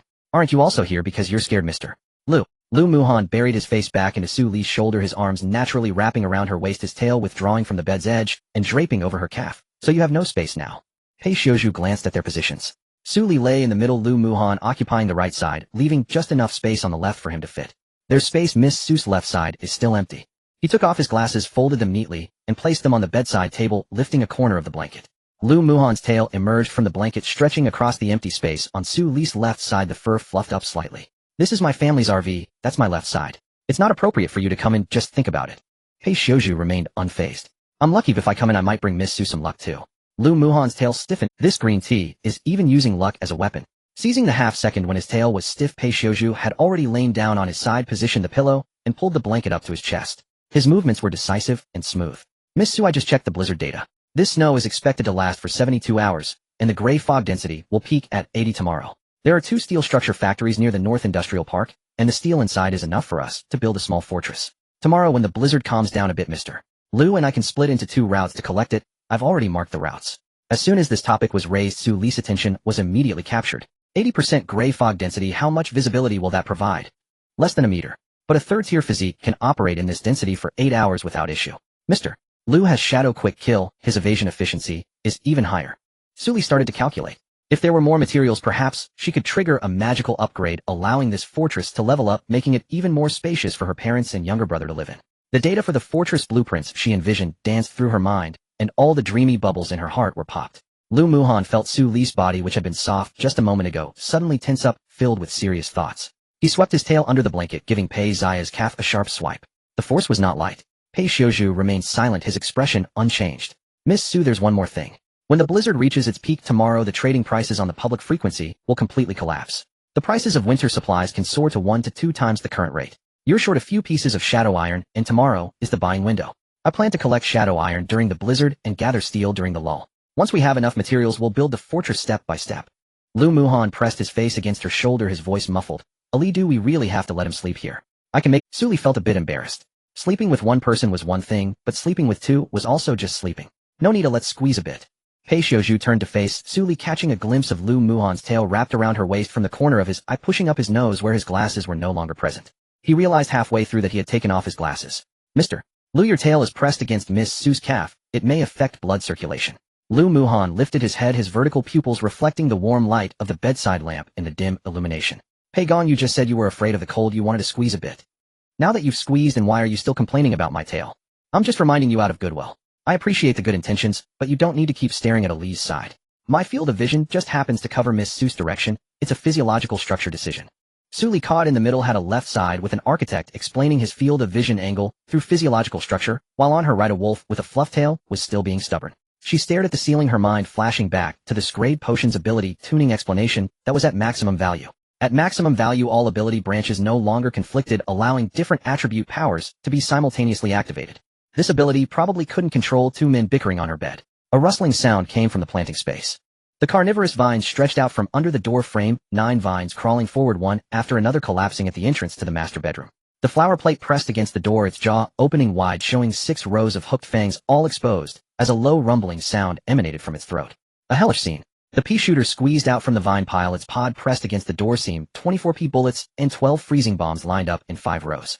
Don't squeeze you, I can't hear clearly. The explosive nuts rolled to the front, 6 of them, nudging the carnivorous vine to the sides, the husk pressed against the door, seam silver lines flashing rapidly. His tail fluffed up again, ooh, I could hear it whipping against the bedsheet.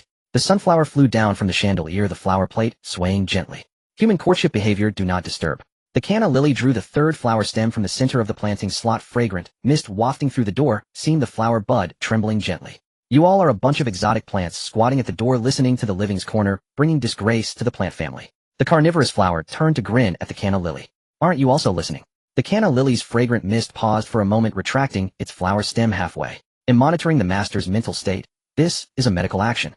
In the master bedroom, Su Li turned over to stare at the left side. Pei Xiuzhu lay with his eyes closed, breathing evenly, his position as orderly, as if in formation, with his hands crossed outside the blanket. She turned her head to look at the right side. Lu Muhan had buried his face in her shoulder, his arms wrapped around her waist, his ears drooping, and his tail resting on her ankle. His breath against her collarbone felt hot, sending tingling sensations throughout her skin. A blizzard raged relentlessly for 8 full hours. Snowflakes thick as cotton wadding whipped by howling gales pounded the corrugated iron roofs with dull, thunderous thuds. Everywhere echoed with wails and shrieks, as if the land itself were mourning. The C996 regional channel fell into stunned silence. Steel pipe, brother, I'm 26. I've never seen snow like this in my life. The bus windows froze solid, the doors sealed shut with ice. Stepping outside to relieve oneself nearly cost a man his life, and his manhood. Oil slick handsome, that's nothing. I huddled inside the bus, 30-odd souls crammed together like sardines in a tin. Our breath rose in visible plumes, freezing instantly into jagged icicles clinging to the ceiling. One man had fallen asleep the night before and never woke. By morning he lay rigid, frozen stiff. Ashing, 3 apartment buildings in our compound cracked open. The pipes burst. We're surviving solely on bottled water we stockpiled earlier. An elderly man insisted on going out to find his grandson, and vanished. His grandson just sobbed over the channel. Grandpa went out looking for me at -40 degrees, and he hasn't returned. Elderly, unaroused, I've lived most of my life. Endured famine during the 3-year natural disasters, escaped floods and calamities, but for the first time I truly believe I won't survive this.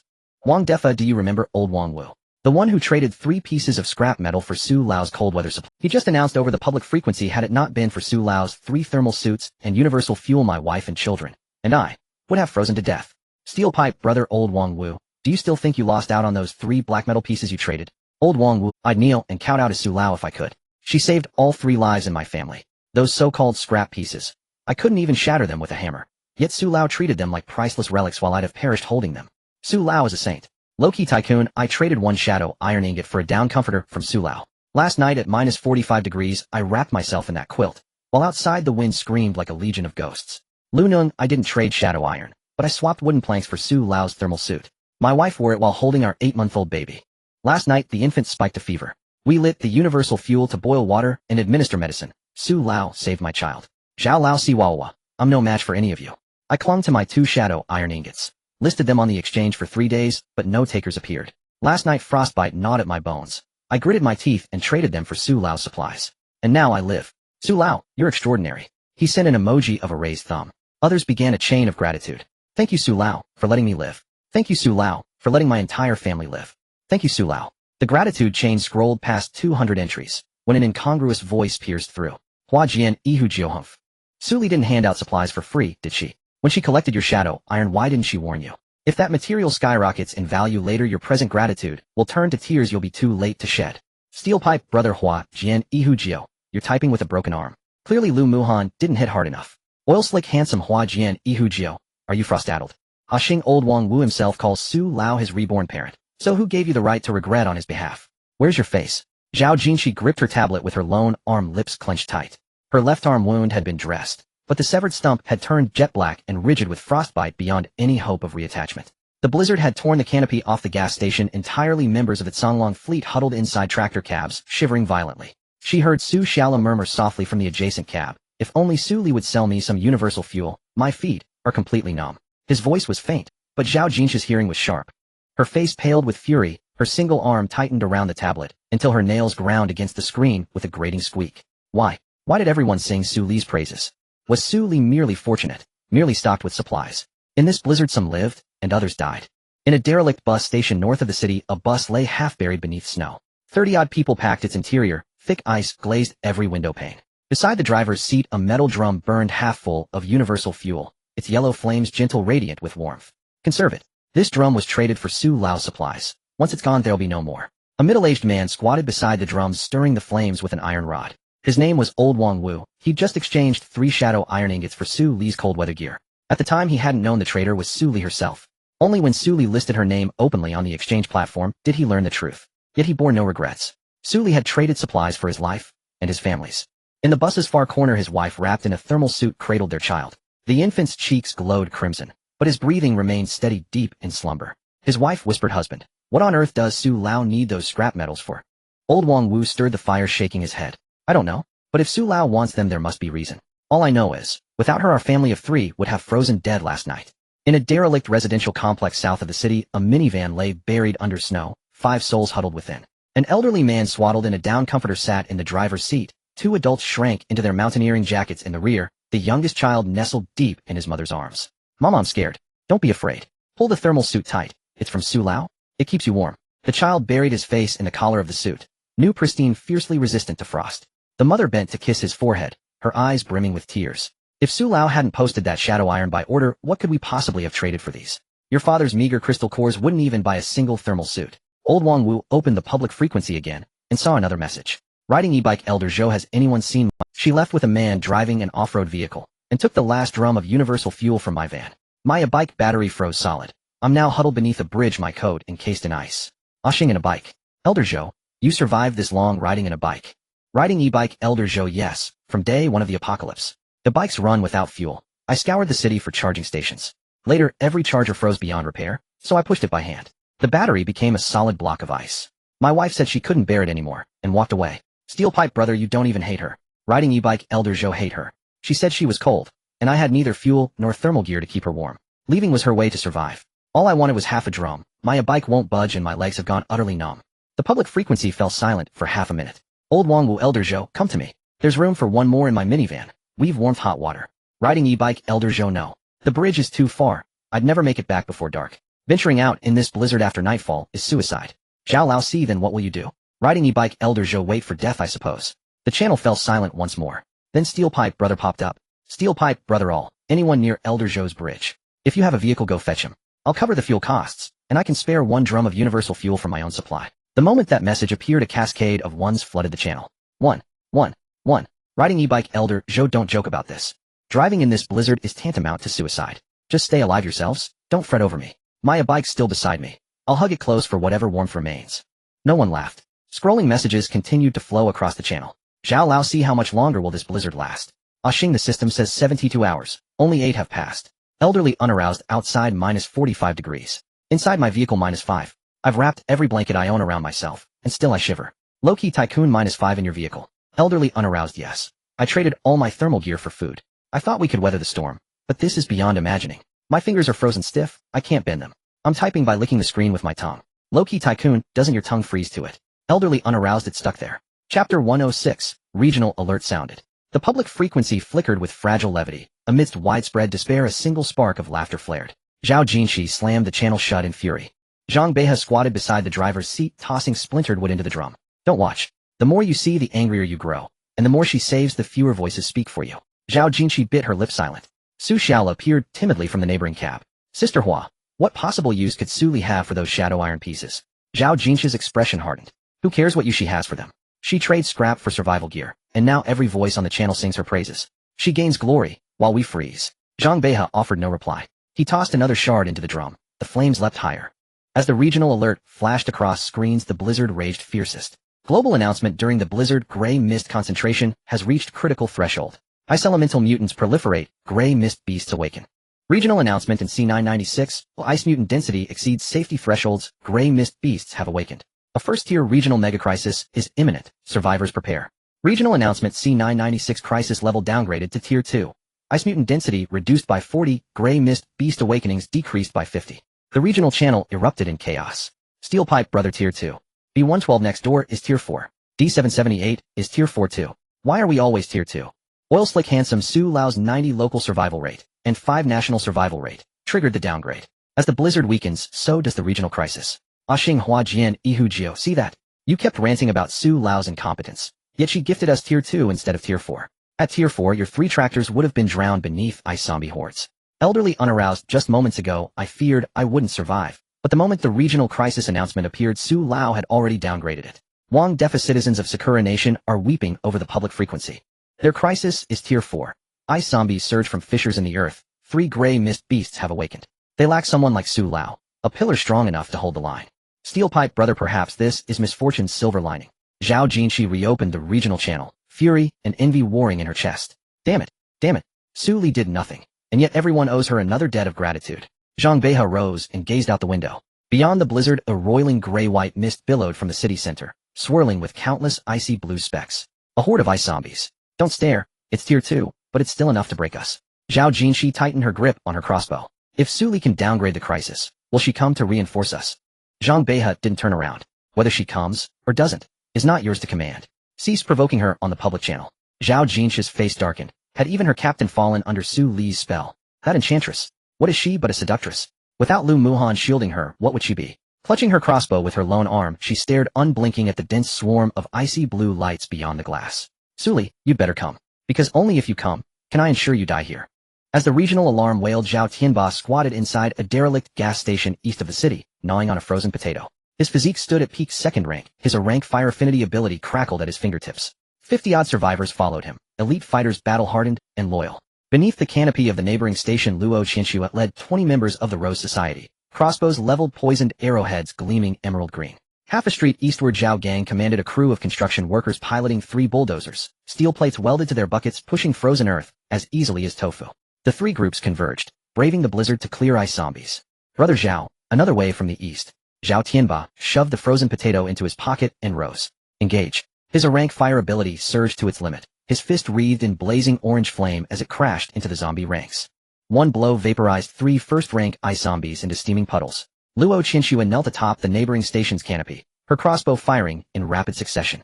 3 poison bolts struck a second-rank ice zombie squarely in the eye sockets. Its shriek choked off as it collapsed, its ice carapace fracturing into glittering shards. Zhao Tianba, conserve your ability or you won't last. Zhao Tianba shattered another zombie with a second punch. I'll try, but the situation grows dire. Zhao Gang's bulldozer convoy advanced from the east, its reinforced bucket hurling zombies aside like chaff. No time for talk. Another wave surges from the south, twice as many as before. From the city center, gray-white mist rolled forth, dense, suffocating. Within it swarmed countless icy blue specks. The ice zombie horde surged like a tidal wave erupting from cracks in the earth. Second-rank, third-rank initiates, and among them one third-rank apex gray mist beast. It crouched atop a ruined shopping mall, shrouded in a cocoon of swirling gray mist, 6 pairs of icy blue eyes glowing faintly beneath the veil. Its gaze rotated slowly, each revolution summoning fresh waves of zombies. Zhao Gang crushed 3 zombies in quick succession, panting heavily. Damn it, that gray mist beast perches on the roof, summoning endlessly. We can't clear them fast enough, they just keep coming. Luo Qianxue fired her last bolt. Her hand plunged into the quiver and found it empty. My bolts are nearly spent. Zhao Gang, how much fuel remains? Zhao Gang leaned from the bulldozer's cab, his face raw with frostbite. Fuel enough for 2 more hours, but if we delay further the machines stall, and we perish with them. 50-odd survivors huddled behind the gas station's rubble, gripping steel pipes and machetes. Some lips turned violet with cold, others shivered violently beneath ragged blankets. They were Zhao Tianba's recruits, drawn from the city's ruins, ordinary citizens and rare adepts alike. Adept numbers remained few. They stood, not for glory, but because loved ones waited behind them, parents, spouses, children. A whisper rose, when will Su Li arrive? No one answered. Zhao Gang smashed 2 more zombies, then bellowed over his shoulder. Don't count on Su Li. Her arrival is her choice, not ours. We fight now alone. In a shadowed corner of the rubble, Zhao Jinshi leveled her crossbow with her lone arm. The Songlong fleet trailed behind the 3 main groups, scavenging remnants. She'd come here deliberately, having heard Zhao Tianba was present. Zhang Beihut failed to dissuade her. She heard a survivor mention Su Li, and curled her lip in disdain. They waited, yet the zombie tide only intensified. Zhao Tianba's ability neared exhaustion. A Luo Qianxue held only 3 bolts left. A Zhao Gang's fuel reserves dwindled below 1 hour. The gray mist beast atop the mall roof rotated its 6 pairs of eyes faster. Each revolution swelling the horde. A child frozen and terrified began to cry. His mother clamped a trembling hand over his mouth, shrinking into a corner. Someone broke, shouting into the void. Where's Su Li? Isn't she ranked number 1 worldwide? Didn't she save all of C996? Why hasn't she arrived yet? Zhao Tianba didn't turn. Luo Qianxue tightened her grip on her crossbow. The public frequency glowed, but Su Li's RV remained absent from every street, every map point. Zhao Jinshi spoke, voice low, certain. Su Li won't come. While you were publicly lining up to thank Su Li, what was she doing? She was collecting shadow iron, treating the scrap metal you bled for as if it were treasure. It's a level 2 crisis now. Even if she came, it would be useless. Some survivors paled. She really isn't coming. Zhao Jin stood against the wall, the sleeve of her missing arm hanging hollow. World number 1, the obsession guider, the pioneer. Those titles sound grand, don't they? Yet when her people hacked off my arm, she stood right there beside them. If she wanted to come, she would have come earlier. She doesn't want to. No one can persuade her. Someone clenched a steel pipe and rose. Then what do we do? Zhao Tianba suddenly turned and smashed his fist into the frozen ground. The permafrost splintered, fissures radiating from beneath his fist to the earth at Zhao Jin's feet. Huajian Ihujio, you're at it again, stirring up trouble. Whether Su Li comes is her own choice. Do you not know how many lives she saved in C996? Zhao Jin's face was expressionless. I'm speaking the truth. She was indeed collecting shadow iron on the public channel, which she indeed did not come. Luo Qianxue leapt down from the gas station awning, leveling a crossbow. The bolt was aimed at the frozen ground 3 inches before Zhao Jin's feet. Zhao Jin, say one more word. Zhao Jin fell silent. The corner of her mouth curved slightly. Her objective, a thorn had been planted in the hearts of these people. As long as Su Li did not come, that thorn could not be pulled free. In the howling snow, a gray mist beast let out a low roar. 6 pairs of eyes flared with icy blue light at once. The horde of zombies doubled.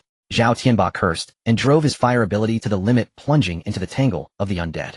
2 hours earlier, the blizzard still raged. In the RV's master berth, Su Li had a dream. In that dream of her previous life, the blizzard had lasted a full 7 days. C996 was at level 4 regional crisis. Ice zombies poured from the fissures, and 3 gray mist beasts awakened together. 70% of the survivors had perished. She had hidden in the ruins for 7 days, gnawing frozen potatoes and drinking snowmelt. When she woke, her blanket was soaked in cold sweat. Her mind not yet clear, the system panel popped up, and 3 global announcements streamed in. Global announcement: during the sustained blizzard, the gray mist concentration has reached critical levels. A large number of ice attribute variants are generating and gray mist beasts are awakening. Regional alerts are about to trigger for all districts. Survivors, please prepare. Regional announcement: the density of ice variants in C996 has exceeded the safety threshold. Gray mist beasts are awakening. A regional level major crisis is imminent. Regional crisis level 2. Hidden quest triggered: the Snow King descends. Detected regional avatar assemblages are forming with the Snow King's core located in C996. Killing the Snow King will permanently reduce the regional crisis level by 1 for all participating districts, and each participant will receive 1 platinum chest. While the Snow King survives, ice variant density in every district will continue to climb, and the number of awakened gray mist beasts will grow exponentially. Su Li sprang out of bed. Lu Muhan still had his arm around her waist, his tail draped over her calf, ears pricked straight up from the system announcement. The Snow King. Pei Xiuzhu sat up on the left side of the bed. Avatar assemblages across districts. This thing is bound to the regional crisis. The longer it drags on, the more pressure every district faces. C996 has been reduced to level 2, while other districts are level 4 or higher. The Snow King is here with us. The sooner we kill it, the fewer will die elsewhere. Su Li's mind raced. No wonder 70% of C996 died in her last life. The Snow King had nested in a level 4 crisis for 7 days, and no one could take it down. Every district was suffocated beneath ice zombies and gray mist beasts, unable to spare hands. This time she had raised the national survival rate by 5% early. C996 dropped to level 2, and the Snow King dropped with it. I'm going out. Lu Muhan retracted his tail and narrowed his vertical pupils. He'll go with you. Pei Xiuzhu picked up his glasses from the nightstand and put them on. I can reverse engineer the Snow King's core location using gray mist flow data. Give me 10 minutes. He paused. I won't stop you. Whatever you intend'll help. Lu Muhan glanced at him, opened the panel, and messaged Lang, San Fei, Ing Liebao, and Gugu. Lang San, Fei Ing, Liebao, Gugu, the Snow King is here. I'm going with my ollie to hit the core. Hold the city. Oh, don't let Frostfang build a nest. Lang San received. Lang San, leave the Frostfang on the C996 city side to us. Boss, guard my sister-in-law. Fei Ing, I've brought armor-piercing rounds. If I can't penetrate the ice shell, I'll parachute down from above the gray mist to finish the job myself. Liebao, I'll take the southern ice zombie horde. I'll handle the tier 3 vanguard. Divide the rest among yourselves. Gugu Logistics full channel broadcast is live. He'll oversee convoy and supply allocation across the city. Call out if you need anything, sister-in-law. The 4 were all online, replies crisp and decisive. Pei Xiuzhu projected the gray mist flow data into the air, dark blue grids layering outward. Snow King location locked: the ruined West City Stadium. Gray mist concentration 92. Perimeter ice zombie density 3 per square meter with no fewer than 40 above tier 2. Add at least 2 gray mist beasts. The Snow King's core was wrapped in a gray mist cocoon roughly 2 meters thick. Recommend using an electromagnetic cannon to blast open the cocoon, then an anti-gravity cannon to strike the core. Su Li had already sheathed her Tang Dao at her waist. Alright, Muhan, how many tier 3 crystal cores remain in fold space? Lu Muhan opened the fold space. Enough. Cleared from the steelworks, and with what we had 60 tier 3 cores, and tier 2s piled into a small mountain. Su Li stepped outside. Passing the planting chamber, the man-eating flower squeezed its bloom through the doorframe, 9 tendrils dragging behind it, dark red veins flowing like molten lava. The man-eating flower said, where the master goes I go. What is the Snow King? Can it be eaten? The pea shooter popped from the planter. The pod's rim shifted from deep teal to crystalline white as 36 tricolored pellets lined up in 5 rows. What would you eat it with? The Snow King is ice type. Your teeth aren't up to it. Let me. The explosive nut rolled into the living room's center. 6 subnuts split from the mother shell, silver veins on their husks flashing sharply. The Snow King's core defenses equaled roughly an 8th tier variant. I can self-detonate to breach it, but only once. The sunflower leapt from the chandelier and landed in Su Li's pocket. He'll recharge you remotely. My new skill energy link is perfect to test. The Kanna's third stock bloomed due exuding as a fragrant mist dispersed. When we arrive I'll take over driving from master. The RV's engine thundered, its headlights pierced the blizzard cutting through. Lu Muhan's gaze lingered on Su Li. "Ailey, do whatever you must. I have your back." The RV ground over the frozen road, carving a snow trail through the storm. They hit full speed, the frozen ground creaked beneath the tires. Snow and gray mist billowed several meters high behind the vehicle. Su Li stared into the blizzard ahead, one thought consuming her mind. The Snow King must die. Too many people had died in that blizzard in her last life. If she could save them this time she had to. This was not about being a saint among these people, might be her parents, her younger brother. Killing the Snow King would ease the burden on other districts and increase their chances to survive. This was the only thing she could do. The RV tore over the drifts, racing toward the West City Stadium. The stadium lay in ruins. A blizzard had collapsed much of the dome, the steel groaning and trembling in the freezing wind. A gray-white mist hung so thick, it was like porridge of visibility, fell below 1 meter. Within the fog, countless ice-blue pinpricks of light flickered. Layer upon layer of frostbitten zombies heaped around the venue. Second-tier ones crouched on the spectator debris. Early third-tier specimens clung to the tops of the steel framework. At the center, a gray mist aberration crouched on the wreckage of a collapsed basketball hoop, a peak third-tier beast wrapped in a cocoon of gray vapor, its 6 pairs of eyes turning with a sluggish, terrible slowness. Farther in the heart of the stadium, a vast snow-white cocoon lay half buried in the rubble. Ice-blue patterns raced across its surface. With every pulse of those veins, more frozen zombies consolidated themselves from the gray fog. It was the Shui Wang. It had not yet broken from its shell. Su Li stomped the brake. The RV's tires gouged 2 deep ruts in the frozen earth and sent plumes of snow shooting meters into the air. The mounting locks for the 8 electromagnetic railguns on the roof released the dark golden barrels, swinging to aim at the perimeter horde. Pei Xiuzhu sat in the passenger seat, his engineer's ruler streaming numbers like a fever. Perimeter ice zombie numbers are 20% above estimate.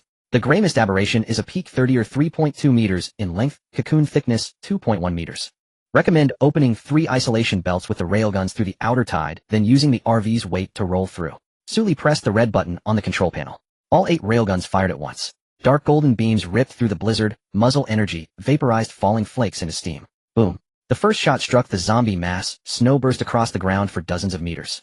3 second-tier ice zombies were pulverized into shards of frozen gore. Boom boom boom. The railguns alternated, carving 8 vacuum corridors through the horde. Crystal cores popped free from the ice, and the man-eating flower vines swept them into folding space like grasping hands. Remaining tendrils lashed out, a bone-tipped barb at a vine's end pierced the second-tier zombie's chest, and with a pull yanked its entire spine out. Ice armor shattered into a scatter of metallic flakes. Pea-shooter pods aimed at the horde and unleashed 36 tricolor rounds in a single volley. Freeze rounds turned first-tier zombies into clotted ice. The flame round's outer blaze shifted from orange to blue, carving vacuum pockets in the pile. Corrosive shells, their casings streaked with dark purple sigils, burst on impact. Acid fog dissolved 3 second-tier zombies to bare skeletons. The sunflower's photosynthetic energy flared, sending 3 golden threads of charge to distant devices. Man-eating flower vines regenerated twice as fast. Pea-shooter magazines have their cooldown. 6 subnuts from the explosive nut rolled into the horde, their silver thread shells blinding in the light. Boom, boom, boom. 3 subnuts detonated simultaneously. The shockwave overturned an entire row of spectator debris. Second-tier zombies were hurled meters away. Ice-blue crystal cores rained down from the sky. Boom, boom, boom. 3 subnuts detonated simultaneously. The shockwave overturned an entire row of spectator debris. Second-tier zombies were hurled meters away. Ice-blue crystal cores rained down from chassis plating was smeared with ice shards and zombie fragments. The flower bud trembled. "Sorry, I'm the medic. Car washing is not in my remit." Su Li leapt from the driver's seat. Her Tang Dao slid free. Dark golden filigree along the blade flashed brazenly against the storm. She cleaved open the ice armor of 1 second-tier zombie with a single stroke, then swept to cut another. The blade painted 2 dark golden arcs through the snow curtain. Both second-tier creatures shattered into ice rubble. She raised a hand and ignited her plant domain solidification. Emerald green sigils bloomed across the frozen ground around the RV, unfurling from the undercarriage, and in an instant covering dozens of meters of rubble.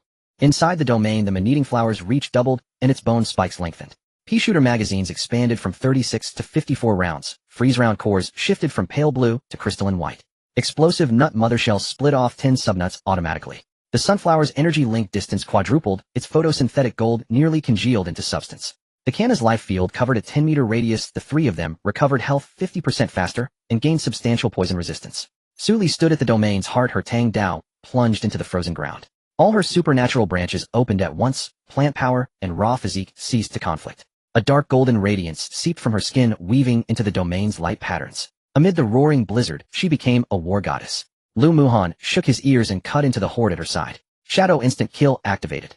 He became a silver afterimage, the shadow field carrying him in 6 successive leaps. Each landing slit opened the chest of a peak second-tier zombie with his claws. The Wolfbone Finger Tiger's grip crystal core flared blindingly. Claw damage rose by 35% as dark erosion sigils crawled from the handle onto his fingers. An early third-tier ice zombie roared and lunged. Lu Muhan did not dodge. His claws drove straight into its chest. Dark erosion stacked to 10 layers. With a brittle snap, the ice armor collapsed inward, the whole plating crumbling to shards. He plucked the crystal core free and flung it into folding space. His tail flicked half a circle behind him. We've got enough cores. The Shui Wang's cocoon hasn't broken. Bomb it now. Pei Xiuzhu stood on the RV roof as his dark golden engineer's ruler resolved into a spear of light. A beam from its tip pierced precisely through one of the gray mist beast's eye pairs. The gray mist aberration howled and tumbled from the hoop wreckage. A second beam struck and pierced a second pair of eyes. A third beam shattered the third pair.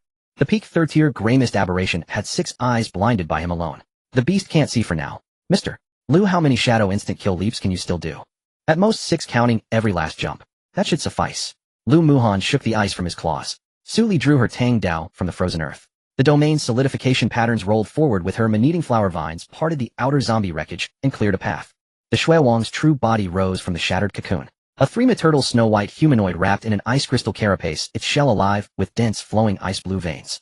With every pulse of those veins, the surrounding snow flowed toward it and wove into fresh armor. It opened its eyes. In the ice blue pupils, Su Li's reflection shimmered. Su Li swung her Tang Dao. Clang. The dark golden blade struck the ice crystal shell and left only a pale white mark. Her pupils tightened. Her fourth-tier physique poured all its strength into that strike, and could not breach the shell. Lu Muhan shadow leapt to the Shui Wang's flank. The Wolfbone Finger Tiger's crystal core flared, and his claws drove into the armor. Crack. A fissure split the ice plating. Dark erosion sigils crept from the grip into the cracks, stacking to 5 layers. The Shui Wang glanced down at him.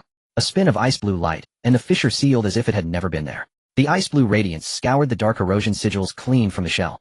Lu Muhan was blasted backward, his boots carving 2 deep furrows in the frozen soil. His tail whipped the ground before he found balance once more. He looked at his claws. A notch had been shattered from a tip, shadow energy partially consumed by the ice blue light. It self-repairs. Stacking dark erosion to 10 layers won't work. Its repair outpaces the accumulation. Pei Xiuzhu's dark golden ruler became another spear of light. Its beam cut through the blizzard and struck the Shui Wang's brow. The beam halted at that point, as if striking an invisible wall. Pei Xiuzhu pushed up his glasses. Only the cocoon's outer layer remains, but the body's ice armor self-repairs. The gray mist density is 92%. Standing in that mist is like bathing in an energy pool. No matter how you strike, you can't break it. The Shui Wang raised a hand. Ice blue light erupted from its palm. Boom. All rubble within 50 meters froze into clotted ice. Half of the plant domain's emerald patterns were bleached away by the blue cold. The bone spikes at the ends of the man-eating flower vines iced over into brittle pendants. It howled as it reeled the vines back, its hooked fangs cracking the ice shell, the flower disc flipping open to the sky. This thing was cheating. 36 tricolor rounds struck the Shui Wang's armor. Freeze rounds were absorbed. Flame rounds could not burn deeper than a scant half-inch. Corrosives dissolved one layer only for the next to regrow in an instant. Its podmouth shut. Nothing dented it. 10 subnuts detonated at once. The blast tore away half of the Shui Wang. Half a second later the armor regrew, not even a crack remaining. The silver thread patterns on the explosive nut mother shell danced wildly. I could self-destruct to punch a hole through it, but only once. Even if we breach it, it will repair in a fraction of a second. Such a blast would be wasted. The sunflower's golden photosynthetic lines split into 3 to remotely charge. The golden filigree on its disc began to dim. Something leapt from Su Li's pocket. The sunflower's photosynthetic gold swept across the Shui Wang, and its disc shuddered. There was a core inside this thing. Unless the core was destroyed, the ice armor would regenerate forever. Su Li tightened her grip on the Tang Dao. They had underestimated it. She had assumed she was 4th-year Lu Muhan, a peak 3rd-year Pei Xiuzhu and strength sniper, and the Plant Legion, all high-tier, surely enough to wear the Shui Wang down. But they had not expected this. Blades would not cut, claws could not stack, light spears would not pierce, explosions would not shatter. Standing in a pool of gray mist was equivalent to infinite regeneration. Her mind raced, calculating ways to break the deadlock. Thorn grasp. All vegetation within a 30-meter radius becomes a weapon, but the Frost Sovereign's ice armor remains unscathed even by Lu Muhan's razor-sharp claws. What then can creeping vines possibly achieve? Electromagnetic cannon. Anti-gravity artillery. The chrysalis shell may shatter, but the blast fails to penetrate the core. Its regeneration outpaces even sustained bombardment. Only a Wideria high-intensity assault, capable of overwhelming its self-repair through sheer explosive fury, could stand a chance. The Frost Sovereign stepped forward. A cobalt blue light radiated from its feet, instantly freezing the snow buried in the ruins into a seamless glacial crust. Cracks raced across the frozen earth toward the motorhome. Su Li's plant domain solidification sigils, once luminous and expansive, were now eroded by the cobalt frost, shrinking to a mere sliver. The carnivorous flower's tendrils turned deep violet with cold. The pea shooter's magazine cooldown stretched from fractions of a second to a full half-second. The sunflower's photosynthetic golden light flickered near exhaustion. The explosion nuts silver thread patterns dimmed to obscurity. The banana lily's vitality domain, originally 10 meters in radius, shrank to 5. Its dewdrops crystallized into icy beads. Master, my restoration rate cannot keep pace with your bleeding. Lu Muhan rose from the rubble, blood tracing his lip. He licked away the crimson streak, his vertical pupils narrowing. Shadow Strike Assassination surged to its apex. 6 simultaneous shadow jumps launched at once, his claws carving a gash across the Frost Sovereign's armored hide. The wound barely parted before cobalt light flashed and sealed it whole. Lu Muhan's tail slammed into the frozen ground, carving a trench. Damn it. Pei Xiuzhu exchanged his light lance for architectural projection. Structural data of the ruined gymnasium unfolded midair. Behind his spectacles, his eyes narrowed in sharp focus. The Frost Sovereign's core lies precisely at the center of its thorax, encased in ice armor 1.2 meters thick, regenerating at a frequency of 1 layer every 0.3 seconds. In theory, a single instantaneous strike capable of piercing that armor and shattering the core would be fatal. Yet we possessed no weapon meeting both criteria. Su Li's mental thread strained to its breaking point. She possessed a 4th-tier physique and SS rank plant ability domain solidification and Thorn Grasp. But Thorn Grasp required living flora as weapons, and her strongest defensive plant remained the explosion. Not its detonation could breach the ice armor, only for it to reform within half a second. Half a second. Insufficient. Unless, Watermelon Thrower. If that rank mutated seed sprouted, if it ascended to 3rd tier. Its armor-piercing effect layered atop the explosion shockwave could theoretically breach the 1.2-meter ice armor and obliterate the core, all within 0.3 seconds. But the seed remained dormant. Su Li pressed her right palm flat against the ground. Emerald sigils of plant domain solidification spread from her palm toward the cultivation tank, wrapping the glass dome in shimmering green light. She poured her SS rank plant abilities energy directly into the seed. Hurry! A hairline fissure appeared. From the crack seeped a minuscule emerald luminescence. Still too slow. The Frost Sovereign advanced another step. Cobalt light surged like a tidal wave, compressing Su Li's domain sigils to a palm-sized circle. All 9 tendrils of the carnivorous flower froze solid, yet it roared, shattering its icy prison, dark red veins pulsing beneath the fractured ice. Immobilized. The pea shooter's magazine emptied, its pod mouth sealed under frost, freezing both ice pellets and flame projectiles mid-chamber. The explosion, Nut's mothershell silver filaments went utterly dark, its 10 offspring hardened into icy orbs. The sunflower's photosynthetic energy depleted entirely. The bloom drooped lifelessly. The banana lily's vitality domain contracted to its final 2 meters. Frost began edging its petals. Lu Muhan stood before Su Li, claws raised across his chest, ready to evacuate her at the first sign of collapse. Pei Xiuzhu's engineering ruler flashed crimson warnings. Miss Su, how long until the seed germinates? And Shrank mutated seed requires 2 hours under natural conditions. But necessity overrides nature now. Su Li pushed her plant ability to its absolute limit, channeling every ounce into the cultivation tank. Another hairline fracture split the seed shell. A tender shoot pierced forth, a mere sliver of green. Still too slow. Su Li clenched her jaw, then recalled the properties of that Shrank hyperenergy serum, maximum ability attunement, eliminating all internal conflicts between ability branches, enabling simultaneous activation of disparate abilities. As plant energy flooded the seed, so too did her physical prowess. Golden-tinged aura intertwining with emerald light, cocooning the seed in dual radiance. The cultivation soil erupted. The sprout shot upward, stem elongating visibly, leaves unfurling, vines spreading, blossoms blooming, and fruit swelling. In under 3 seconds, 24 watermelons hung heavy on the vine, their rinds emerald-sheened with silver tracery. Data scrolled across Su Li's interface. Watermelon Thrower S rank, mutant catalyzed by SSS rank, plant ability to SS rank. Trait 1, wide area explosive damage. Each melon detonates upon impact, unleashing indiscriminate AoE damage within a 10-meter radius. Trait 2, armor penetration. Trait 2, armor penetration. Inflicts 50% additional damage against ice armored defenses. Trait 3, incineration. Residual explosive energy sustains thermal erosion, actively degrading target defenses post-detonation. Trait 4, thorn symbiosis. Trait 4, thorn symbiosis. When synchronized with Thorn Grasp, the vine's root system absorbs control signals from each tendril. Each absorbed tendril doubling the melon's blast radius, incrementally amplifying armor penetration and extending incineration duration. Su Li's eyes blazed. SS rank. Her SS rank plant ability had forcibly catalyzed this mutant beyond its natural limits. Into SS. The watermelon thrower's vines spilled from the cultivation tank roots, embedding into the emerald domain sigils. It had just germinated, still only at early 1st tier. Insufficient. Su Li raised her hand. The entire domain sigil surged into the vine's roots. The carnivorous flower, pea shooter, explosion, nut, sunflower, and banana lily each funneled their residual abilities into the watermelon thrower's vines. The carnivorous flower's tendrils remained locked in ice, its bloom tilted sideways. Take my energy. Blow that bastard to dust. Frost crusted the pea shooter's pod mouth, yet all 36 tricolored pellets fired, without hesitation, shattering at the vine's base, their husks dissolving into pure energy. Count hours 2.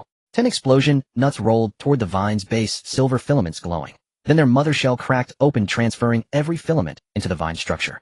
This is my final ripple. Take it. The sunflower's last golden filament stretched taut, aiming directly at the vine, transforming into a luminous conduit feeding its roots. The banana lily's vitality domain collapsed to its final half-meter, its blossom unfurled, its last petal releasing fragrant mist and dew that cascaded onto the watermelon's tender stem. Push onward. Emerald and silver luminescence flared along the vine's rind. First tier, mid-stage. First tier, peak. Second tier, early stage. Second tier, peak. Third tier, early stage. Third tier, peak. 24 watermelons ripened simultaneously, emerald rinds swirling with liquid silver auroras, each etched with Thorngrasp's golden sigils. Thorngrasp activated. All vegetation within a 30-meter radius fell under Su Li's conscious command. All 24 watermelons synced into Thorngrasp's control network. The vine's roots absorbed the directive force from every tendril, doubling blast radius, stacking armor penetration, and prolonging incineration residue. She raised her hand. Detonate. The first melon struck the Frost Sovereign's chest. Boom. Emerald shockwaves expanded, from 10 meters to 20. Armor penetration synergized with Thorngrasp's piercing amplification. Half the 1.2-meter ice armor shattered. Incineration residue clung fiercely to the cobalt repair patterns, preventing regeneration. The Frost Sovereign looked down at the crater in its chest, cobalt eyes widening in shock. What sorcery is this? Su Li granted no time for reaction. Second, third, fourth. Boom, boom, boom. 3 melons struck in unison, shockwaves pulverizing the ice armor, gouging a meter-deep crater in its chest. Its cobalt core emerged, fist-sized, pulsing with liquid ice light. Incineration residue burned away all repair pathways. The armor ceased healing entirely. The Frost Sovereign recoiled with a guttural roar, snow from the ruins surging toward its wound. The 5th melon slammed into the crater. Boom. Emerald shockwaves veined with golden light detonated within its thoracic cavity. The cobalt core cracked with a brittle snap, fractures radiating outward, each seam bleeding golden luminescence. Then 6th, 7th, 8th. Boom, boom, boom. 24 melons struck in relentless sequence. The sky above the ruined gymnasium dissolved into a blinding emerald inferno. The Frost Sovereign staggered forward. Lu Muhan lunged through the fissure, his wolf-bone knuckle-dusters blazing with white-hot shadow crystal energy. His claws plunged deep into its thorax, corrosive sigils crawling from the hilt across every eye scale, layering tenfold. Crack. Its entire chest plate disintegrated, cobalt sigils shattering into drifting motes of light. Pei Xiuju's light lance followed instantly, a golden beam piercing the Frost Sovereign's forehead. Su Li arrived last, her Tongdao's blade sheathed in solidified plant domain sigils. With one cleaving stroke, she split the Frost Sovereign's skull. Its collapsing form froze mid-fall. Ice scales began fracturing from its crown downward, shattering all the way to its feet. Cobalt motes exploded into a glittering mist, like diamond rain amid the blizzard. A fist-sized snow-white crystal core tumbled from its skull. Su Li caught it, icy cold to the touch, yet flooding her palm with searing heat. Within the snow-white core swirled hyper-compressed gray mist energy and fragmented ice domain loss. Victory achieved. Frost Sovereign slain. The crisis in the C996 area has been resolved. All participants have their crisis level permanently decreased by 1 rank. All participants receive 1 golden treasure chest. Additional rewards for the contributors to the kill: 1 platinum treasure chest. Detection of the first kill contribution, ranking Su Li 52, Lu Muhan 23, Pei Xiuju 15, Plant Legion 10. Rewards are distributed according to contribution. 4 global announcements popped up in succession. World announcement: the C996 area successfully killed the Snow King, complete form, marking the first in the world. All participants receive additional global first kill rewards: 2 golden treasure chests and 1 platinum treasure chest. World announcement: due to the fall of the Snow King, the duration of global blizzards is shortened by 24 hours. The concentration of gray fog has decreased by 30, and the probability of generating ice mutants is permanently reduced by 20. World announcement: the C996 area becomes the first area to completely resolve the regional crisis. All survivors in the area receive a permanent passive buff: Snow King Nemesis damage to ice-type units 15, and for the entire Dragon Country damage to ice-type units 10. World announcement: the core contributor to the Snow King's defeat, Su Li, has received the special title Snow King, Slayer 30 suppression of all attributes against ice-type units, and 20 permanent tuning degree for ice-type abilities. Su Li clutched the crystal core, feeling a bit dazed. Complete form. The system referred to it as the complete form. In her past life, no one had killed the complete form of the Snow King. The blizzard lasted for 7 days, with various areas being suffocated by ice zombies and gray fog beasts. The Snow King remained deep within, continuously absorbing the gray fog, becoming stronger with its level and rank consistently rising. Only after the system automatically determined the end of the blizzard did the Snow King disappear. Perhaps it didn't disappear, but rather went to another place. But that wasn't important. What mattered was that in this life, she had killed the complete form. The ice-type rule fragments within that crystal core were enough to elevate her ironclad fortress defense module to the next level. The global channel couldn't contain itself. Pickled Cabbage Country Park, Gyeongti Complete Form Snow King. She killed the complete form. Our area just had the Snow King's avatar peek out, and we were already struggling, and she directly took down the complete body. Bear Country Victor Volkov Comrade Sue Ice Type Rule Fragments Platinum Treasure Chest plus Golden Treasure Chest multiplied by 2. Your loot list is worth more than our military's warehouse now. Lighthouse Country Mike Hunter. Wait a minute. The duration of the global blizzard has been shortened by 24 hours. She killed a Snow King, and the blizzard worldwide ended a day early. Dragon Country Steel Pipe Guy, I just want to ask Sue, do you still need little brothers? The kind that can warm your bed. All C996 survivors benefit from the permanent buff of the Snow King Nemesis, with damage to Ice-type units increased by 15. Sue, you are our sister. Dragon Country Old Man, can't get it up, I was just shivering in the bus, and now, with a permanent 15 damage to Ice-type units, it's too blissful. Sakura Country, Yamada Jiro. Our area's blizzard is at level 4, and the Snow King's avatar is nesting in the city center, having frozen 3 waves of people already. So you killed the complete form Snow King, which has lowered the global gray fog concentration. Sakura Country owes you a life. Dragon Country Zhao Lousy Yamada, stop, just talking is show some sincerity. Sakura Country Yamada Jiro, I privately messaged Sue. Sakura Country offers 5 third-tier crystal cores and 10 pieces of shadow iron, asking Sue to come to Sakura Country for a regional task. I emptied my entire savings. The barrage in the C996 area channel started again. C996 Steel Pipe Guy, thank you Sue for letting me survive the blizzard. Formation go. The barrage filled the entire panel. East City gas station ruins. Zhao Tianba smashed the last ice zombie with a punch. The ability pool emptied, and his stamina reached the red line, flames flickering on his fist like a lighter. He crouched on the frozen ground, gasping for breath, looking up at the sky. The blizzard seemed to have lessened a bit. When the system announcement popped up, he was stunned for a moment. He laughed out loud. Halfway through he choked and coughed several times. Snow King. Complete form. Suli killed it. Cough. Cough cough. Zhao just jumped down from the driver's seat of the bulldozer, the bucket, filled with chunks of zombies. I saw it. The global blizzard shortened by a day. C996 permanent buff, Su Li, is incredible. He glanced at the corner of the gas station ruins.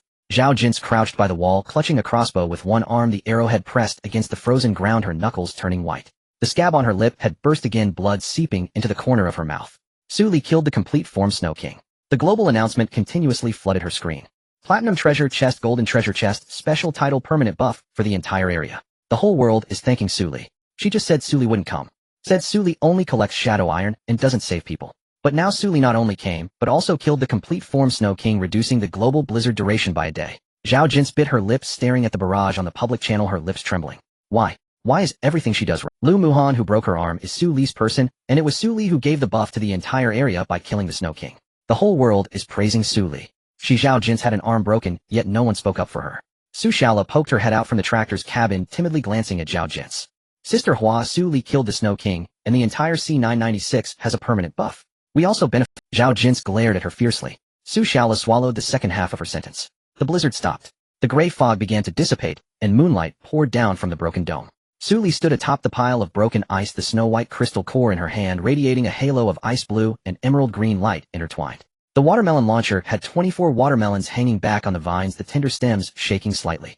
Just sprouted and already took down a king. I will walk sideways in the future. The carnivorous flower's vines broke free from the ice shell, dark red patterns swirling in the moonlight, the flower head tilting slightly. Clearly I arrived first, am still the elder brother. The pea shooter pod defrosted, spitting out a small fireball to warm. You almost turned into an ice pop just now.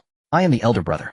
The carnivorous flower was furious. These plants are rebelling against the heavens. The exploding nuts, 10 subnuts rolled back, the mother shell's silver lines restored their brightness. Stop arguing. Ooh, I almost self-destructed.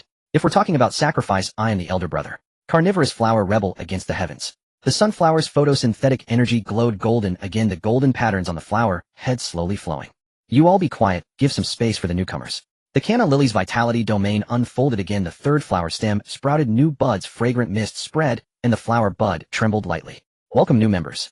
The watermelon launcher's vine curled around the tip of the carnivorous flower's vine, the tender stem rubbing against the small watermelon.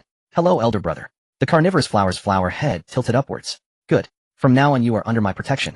The pea shooter silently made a shushing gesture to the watermelon launcher. Don't mix with it, its brain isn't functioning well. The exploding nut rolled between the watermelon launcher and the carnivorous flower to separate the two. Be quiet, don't disturb the master from doing serious business. Su Li gazed at the data on the Snow King crystal core panel. It can be used to power the core of the Iron Wall Fortress, serving as a substitute for the 4th tier core crystal, additionally activating the SS level shield Frost Barrier. Frost Barrier immunity to all ice attribute attacks with a 60 increase in physical defense. She tightened her grip on the crystal core. The 4th tier core crystal for the Iron Wall Fortress was secured. Lu Muhan rose from the rubble, a small gap from his broken claws healing under the nourishment of shadow energy. He walked over to Su Li, his tail gently resting on her ankle. "Ali, you are truly impressive. It's just okay." Pei Xiuzhu retracted the dark gold engineering ruler, saying, "Miss Su, the watermelon thrower has mutated to SS level in unprecedented data. The mutation limit catalyzed by SS level plant abilities may far exceed our expectations. If there's another S-level mutated seed, perhaps we could consider inducing growth in a more extreme environment." Lu Muhan lowered his eyes, thinking this green tea has quite a sharp mind. Lu Muhan's wolf ears turned halfway. "Pei Gong, you're scheming again." Pei Xiuzhu adjusted his glasses. Data analysis is instinctive, not targeted at specific subjects. When you struck the Snow King's forehead with the light spear, just now did you miss? The deviation was only a few tenths of a millimeter. That was a low-power probe for data collection. So you treated the Snow King as an experimental subject. To be precise, it's a data sample. The carnivorous flower's vines reached between the two, swaying its flower disc left and right. "Can you two argue somewhere else?" The new little watermelon is utterly dumbfounded. The watermelon thrower's tender stem held up a small watermelon, the silvery green halo on its skin pulsing. "So this is a hellish scene. Beautiful, captivating, more of this, please." Su Li said, "I think Pei Gong's suggestion is excellent. We should definitely try it next time. An S-level ability plant can sweep through a region, and a watermelon thrower like this can serve as a trump card." Of course, Lu Muhan immediately fell silent, obediently following behind her. Su Li stored the Snow King crystal core into the folding space and turned towards the RV. Back to the vehicle. With the core crystal for the Iron Wall Fortress secured, work will commence as soon as the blizzard stops tomorrow. She took a few steps before suddenly turning back. "By the way, watermelon thrower, you jumped straight to the peak of the 3rd tier right after birth. Don't you feel anything odd?" The watermelon thrower's vines curled slightly, the tender stem shaking with 24 small watermelons. "Odd? Not at all. I just feel a surge of dark golden energy rushing inside me, as if I could explode once more." Su Li halted her steps. "Explode once more." She opened the watermelon thrower's panel data and scrolled to the bottom, her pupils narrowing sharply. Hidden entry not unlocked, thorned heart. Unlocking conditions unknown. Effects unknown. Pei Xiuzhu leaned over for a glance, the reflection on his glasses glinting. "Thorned heart shares the same prefix as your skill Thorn Grip. If this entry is unlocked, it might be related to you." Su Li fell silent for a moment. Thorn Grip, Thorned heart. The pairing of these two names seemed far from coincidental. The RV engine roared to life, tires grinding over the snow as it headed toward the base. The skies above the ruins of the gymnasium cleared completely, and the moonlight illuminated the shattered ice piles like a broken ice sculpture. In a corner of the ruins beneath the remnants of the Snow King's shattered shell, a slender ice blue light thread quietly slipped into the frozen ground's cracks. The light thread disappeared deep into the frozen soil. On the surface of the frozen ground, not even a crack was left. Inside the RV driver's seat, the Snow King crystal core rested on the coffee table, its snow-white glow brightening the entire living room. Su Li sat on the sofa with Lu Muhan on her left, and Pei Xiuzhu on her right, 3 cups of hot cocoa steaming with water. Opposite the coffee table, the watermelon thrower's vines reached in from the planting space doorway, 24 watermelons hanging again from the vines, dark golden patterns jumping on the rind. The carnivorous flower's vines quietly stretched toward a watermelon to steal it, while the pea shooter aimed at the tip of its vine and shot a small fireball. The explosive nut rolled into the middle, separating the 2 pots of plants, while the sunflower's photosynthetic energy swept over in golden light, causing the flower disc to sway. The can of flower's fragrant mist dispersed the flower stem, gently swaying. Su Li leaned back against the sofa backrest. "All materials for the Iron Wall Fortress are ready. The Snow King crystal core can strengthen the defense module, and the watermelon thrower can be integrated into the fortress turret. The plant domain solidifies and stacks the fortress defense system, making it not a big deal for a mobile fortress to withstand a 6th-tier beast tide. Once the main force of the blizzard passes tomorrow, we can start work. The remaining 2 steel structure factories in the North Industrial Park need 1 more trip for steel. The fortress can still be expanded even larger." Lu Muhan handed the hot cocoa to Su Li, his tail resting on her ankle, his wolf ears perked up. "Ali, when you killed the Snow King, just now your ability pool was fully opened and your mental energy was overly consumed. Get to bed early tonight." Su Li took the hot cocoa and took a sip. "All right. Once the blizzard passes tomorrow, work will commence. After the Iron Wall Fortress is completed, the first regional fusion will begin. Hopefully there will be news of my parents and brother in this merger. Having appeared on television so many times, they should have seen it right." She paused, lowering her gaze to the Snow King crystal core on the coffee table. "This thing can be used after the fortress is completed. Ice attribute rule fragments are enough to create another S-level weapon." Lu Muhan's wolf ears twitched. "Let's make Pei Gong a sniper rifle. His light spear is long range, but the firing speed is a bit slow." Pei Xiuzhu glanced at him. "Mister Lu, are you fighting for equipment on my behalf? You didn't open the treasure chest to get your own equipment. Ali said she would compensate you with one, and her word is final." Pei Xiuzhu paused for a moment, lifting his mug. "Thank you, Miss Su." "Thank Lu Muhan," he suggested it. Pei Xiuzhu turned to Lu Muhan. "Thanks." Lu Muhan's tail flicked half a circle, revealing 8 white teeth. "Tomorrow, if you draw fewer detours while hauling steel, that will count as a thank you." Pei Xiuzhu adjusted his glasses. "Detours are to avoid areas with abnormal gray fog density, saving time. You have good stamina. Running a few more trips won't tire you. Suli listened to the two engaging in banter again, pulling herself deeper into the sofa with the hot cocoa, a slight smile creeping onto her lips. Outside the blizzard was still raging, but the wind had noticeably lessened. Beneath the coffee table, a fist-sized white crystal core emitted a pale blue glow. Inside the crystal core, ice attribute rule fragments slowly circulated. Within the glow, a faint gray mist was seeping along the patterns toward the deepest part of the crystal core. Silently, the blizzard had diminished significantly. The snowflakes transformed from fluffy cotton into granules gently falling down. The wind still howled, but the force was no longer strong enough to topple a caravan. Suli stood by the car window with a cup of hot cocoa, the white mist of her breath fogging the glass. Outside, everything was a dull gray. The frozen ground was thoroughly covered in snow, occasionally revealing a few tips of withered grass. Another scene unfolded in her mind. The next stretch of road led to a forest. In her past life, this forest had a nickname known as the Graveyard.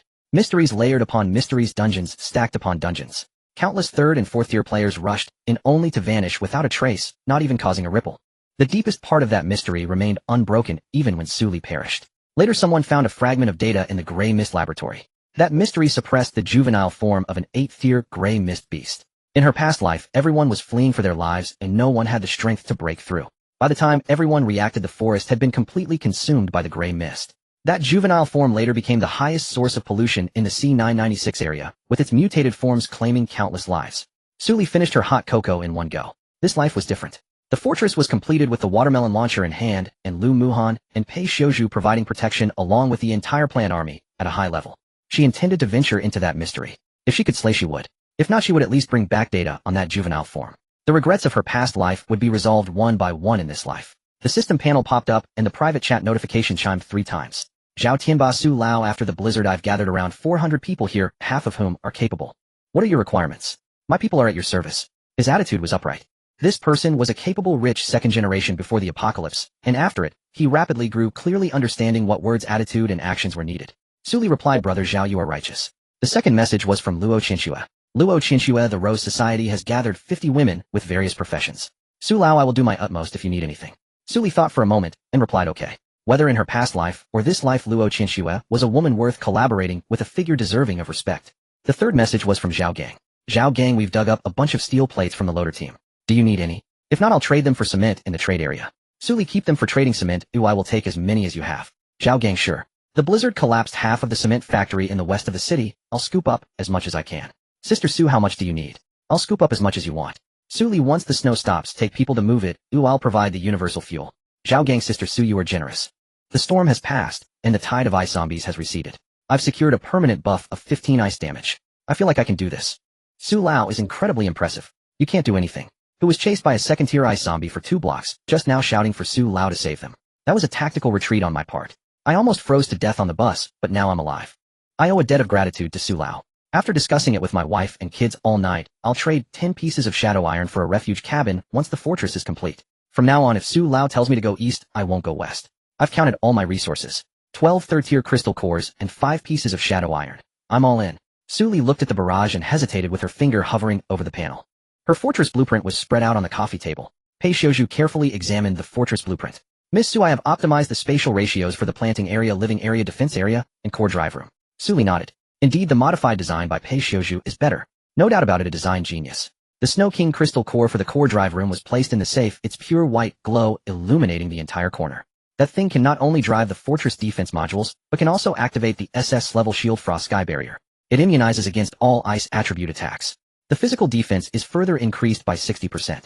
Once the fortress is built, when the frost sky barrier is activated, the outer walls will be as hard as a turtle's shell. Underneath a dilapidated gas station shelter, Zhao Jin's was huddled against the wall. Her severed arm was bleeding again, the bandage frozen into a reddish-brown ice lump. She stared at the public frequency messages, thanking Su Li, her lips biting down until they turned pale. Zhang Beihe squatted beside a metal barrel, tossing scraps of wood into it. Stop looking. He didn't lift his head. The more you look, the angrier you'll get. She's doing better and better. No matter how angry you are, it won't affect her. You're only hurting yourself. Your arm was cut off by Lu Muhan, but the cause was your past provocations. If you hadn't provoked her, your arm wouldn't have been. Now Su Li has killed the Snow King, and all of C996 has a permanent buff. You've benefited from her, so Zhao Jins tightened her grip on the crossbow, her knuckles turning white. So I should be grateful. I didn't say you should be grateful. I said you shouldn't provoke her. You're afraid of her. Zhang Beihe finally turned his head to look at her. Hua Jian, don't be willful. Zhao Jins looked up at him, her eyes reddening. Are you also interested in her? She's beautiful, powerful, and impressive when killing the Snow King. Don't you men like that? Zhang Beihe was taken aback. He stared at Zhao Jin's for a long time, his expression shifting from shock to disappointment. Hua Jian, after all these years of knowing you, do you think I'm that kind of person? I just don't want to watch you throw yourself away. Zhao Jin's lips trembled, she could see the disappointment in his eyes. She couldn't let him go. The Songlong team now only had 3 tractors left, and that girl Su Xiaola could do nothing but act cute. If Zhang Beihe also left, she would truly be all alone. Tears quickly formed in her reddened eyes, her voice softening. Beihe, I'm sorry. I'm scared. With one arm gone, I can't use the crossbow anymore. I'll just be a useless person from now on. Zhang Beihe was silent for a moment, squatting down to stoke the fire a bit more. You're not useless. The treasure chest yields are increasing, and I will help you find something to restore your limb. Just take care of your injuries, and as long as you don't provoke Su Li again, everything from the past will be over. Zhao Jins lowered her head, her hair covering half her face.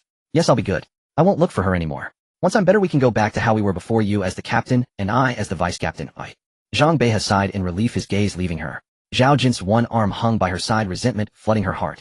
Just then a new message popped up on her private chat panel. Wei Wei Yishao, hello Hua Jian, Ihu Jiu, I'm Zhou Xiaowei. Zhao Jin's frowned, she didn't know this person. Wei Wei Yishao, it may be a bit presumptuous of me to say this, but I saw what you said about Su Li on the public frequency. We were high school classmates and roommates for a few years in college. She was like this in school too, whatever she wanted she had to get, and she wouldn't even glance at people she didn't like. Zhao Jin's pupils suddenly constricted. Su Li's classmate. She did not reply immediately, and first switched to the profile of the stranger to take a look. Zhou Xiaowei mid-stage second-tier wood ability. The profile picture shows a girl with a smile that curves at the corners of her eyes, with an oval face and delicate features. She looks very sweet. She switched back and noticed that Zhou Xiaowei had sent several messages. Wei Wei smiled. Su Li was not very sociable in school. After graduation, many of our classmates lost contact with her. I didn't expect her to be doing so well here. Wei Wei smiled, speaking of which, it's fate. My boyfriend and I saved 2 classmates from a convoy a while ago who were pushed off the car by Su Li and almost froze to death in the blizzard. Zhao Jin's eyes froze. The people pushed off the car by Su Li. A private message popped up with a group chat invitation. Wei Wei smiled, invites you to join the group chat reunion. Zhang Hao joined the group chat. Lin Miao Miao joined the group chat. Zhang Hao's avatar is a gym selfie showing off his biceps. Zhang Hao, that woman Su Li, is just a two-faced, white-eyed wolf. Back in school, she had a crush on me, secretly watching me every day, blocking me on the way home, and even having her roommate pass me love letters. I only paid her a few compliments because I felt sorry for her. But when the apocalypse came, she turned on me and kicked me off the car for 2 buckets of instant noodles. What a piece of work. Lin Miao Miao, how good, don't be angry. People after being strong for a few days forget their own names. She used to secretly copy Xiao Ya's dressing style. Whatever Xiao Ya wore, she would wear the same the next day. She knew you liked Xiao Ya, wasn't she secretly trying to please you? Zhang Hao, there's nothing I can do, him just too charming. Wei Wei smiled, oh, you guys don't say that. Su Li might just have her own considerations. Lin Miao Miao, Xiao Wei, you're still speaking up for her. After being number 1 for a few days, she probably no longer sees us old classmates. Wei Wei smiled, that's all in the past. I don't even know if she will recognize us when we see her again. Zhao Jin stared at the group chat messages scrolling by the corners of her mouth, slowly curving upward. That fool Zhang Hao can't stop talking about how Su Li had a crush on me. If that were true, would Su Li really kick him off the cart? Lin Miao Miao even supports him with such a green tea attitude. As for Zhou Xiaowei, you could say she has a kind heart, but every word she speaks directs the topic back to Su Li. Zhao Jins remained silent for a moment before asking directly. Hua Jian, Ihu Jiu, do you want to go against Su Li? The group fell silent for a few seconds. Wei Wei smiled, sister Hua, you've misunderstood. Su Li is now the number 1 in the world, even able to single-handedly defeat the Snow King. What good would it do to go against her? We're just a few old classmates who have finally reconnected in the apocalypse, thinking of reaching out to her. Lin Miao Miao, Xiaowei is right. No matter how Su Li is, she is still an old classmate, and she wouldn't ignore us if we were in trouble. Zhang Hao, she still owes me those love letters. Zhao Jin stared at Zhou Xiaowei's flawless reply, a cold smile forming in her heart. Old witch pretending to be a little white rabbit. She could sense it. Zhou Xiaowei was of the same kind as her. That kind of jealousy buried beneath a smile and understanding. Zhou Xiaowei wasn't foolish enough to directly go to war with Su Li, but the words old classmates can be more effective than a knife in certain situations. Zhao Jins did not expose her. Hua Jian, Ihu Jiu, since we are classmates, it's only right to seek her out. However, she is very guarded. You may not be able to get through to her directly. That wolf beside her is extremely ruthless. My arm was broken by him. Wei Wei smiled, we are also afraid she might misunderstand. How about this, sister Hua, could you help us build a bridge? You've interacted with Su Li, so you definitely have more experience than we do. Zhao Jins looked at this message. Sure enough, the stage was set. Let her take the stage and perform. She replied. Hua Jian, Ihu Jiu, I can test the waters on the public channel. First you follow up and coordinate. Wei Wei smiled, thank you, sister Hua. When we meet for a reunion, we'll treat you to a meal. In the RV, Su Li was just about to ask Pei Xiuzhu to open the treasure chests. 1 platinum chest and 2 golden chests. The reward for the first kill of the Snow King and complete team kill piled on the coffee table, with the patterns on the chest cover shimmering in warm light, intertwining shades of ice blue and dark gold. Pei Xiuzhu had just rolled up his sleeves when suddenly a message popped up on the public channel. Hua Jian, Ihu Jiu, Su Li, don't you owe your old classmates an explanation? You pushed your old classmates off the car in a blizzard, almost freezing to death on the road. Now that you are the #1 in the world, we haven't seen you lend a hand to your old classmates. Did you forget your roots after making it big? The public channel's rapid-fire messages paused for a moment. Suli squinted her eyes. Zhao Jins is looking for trouble again.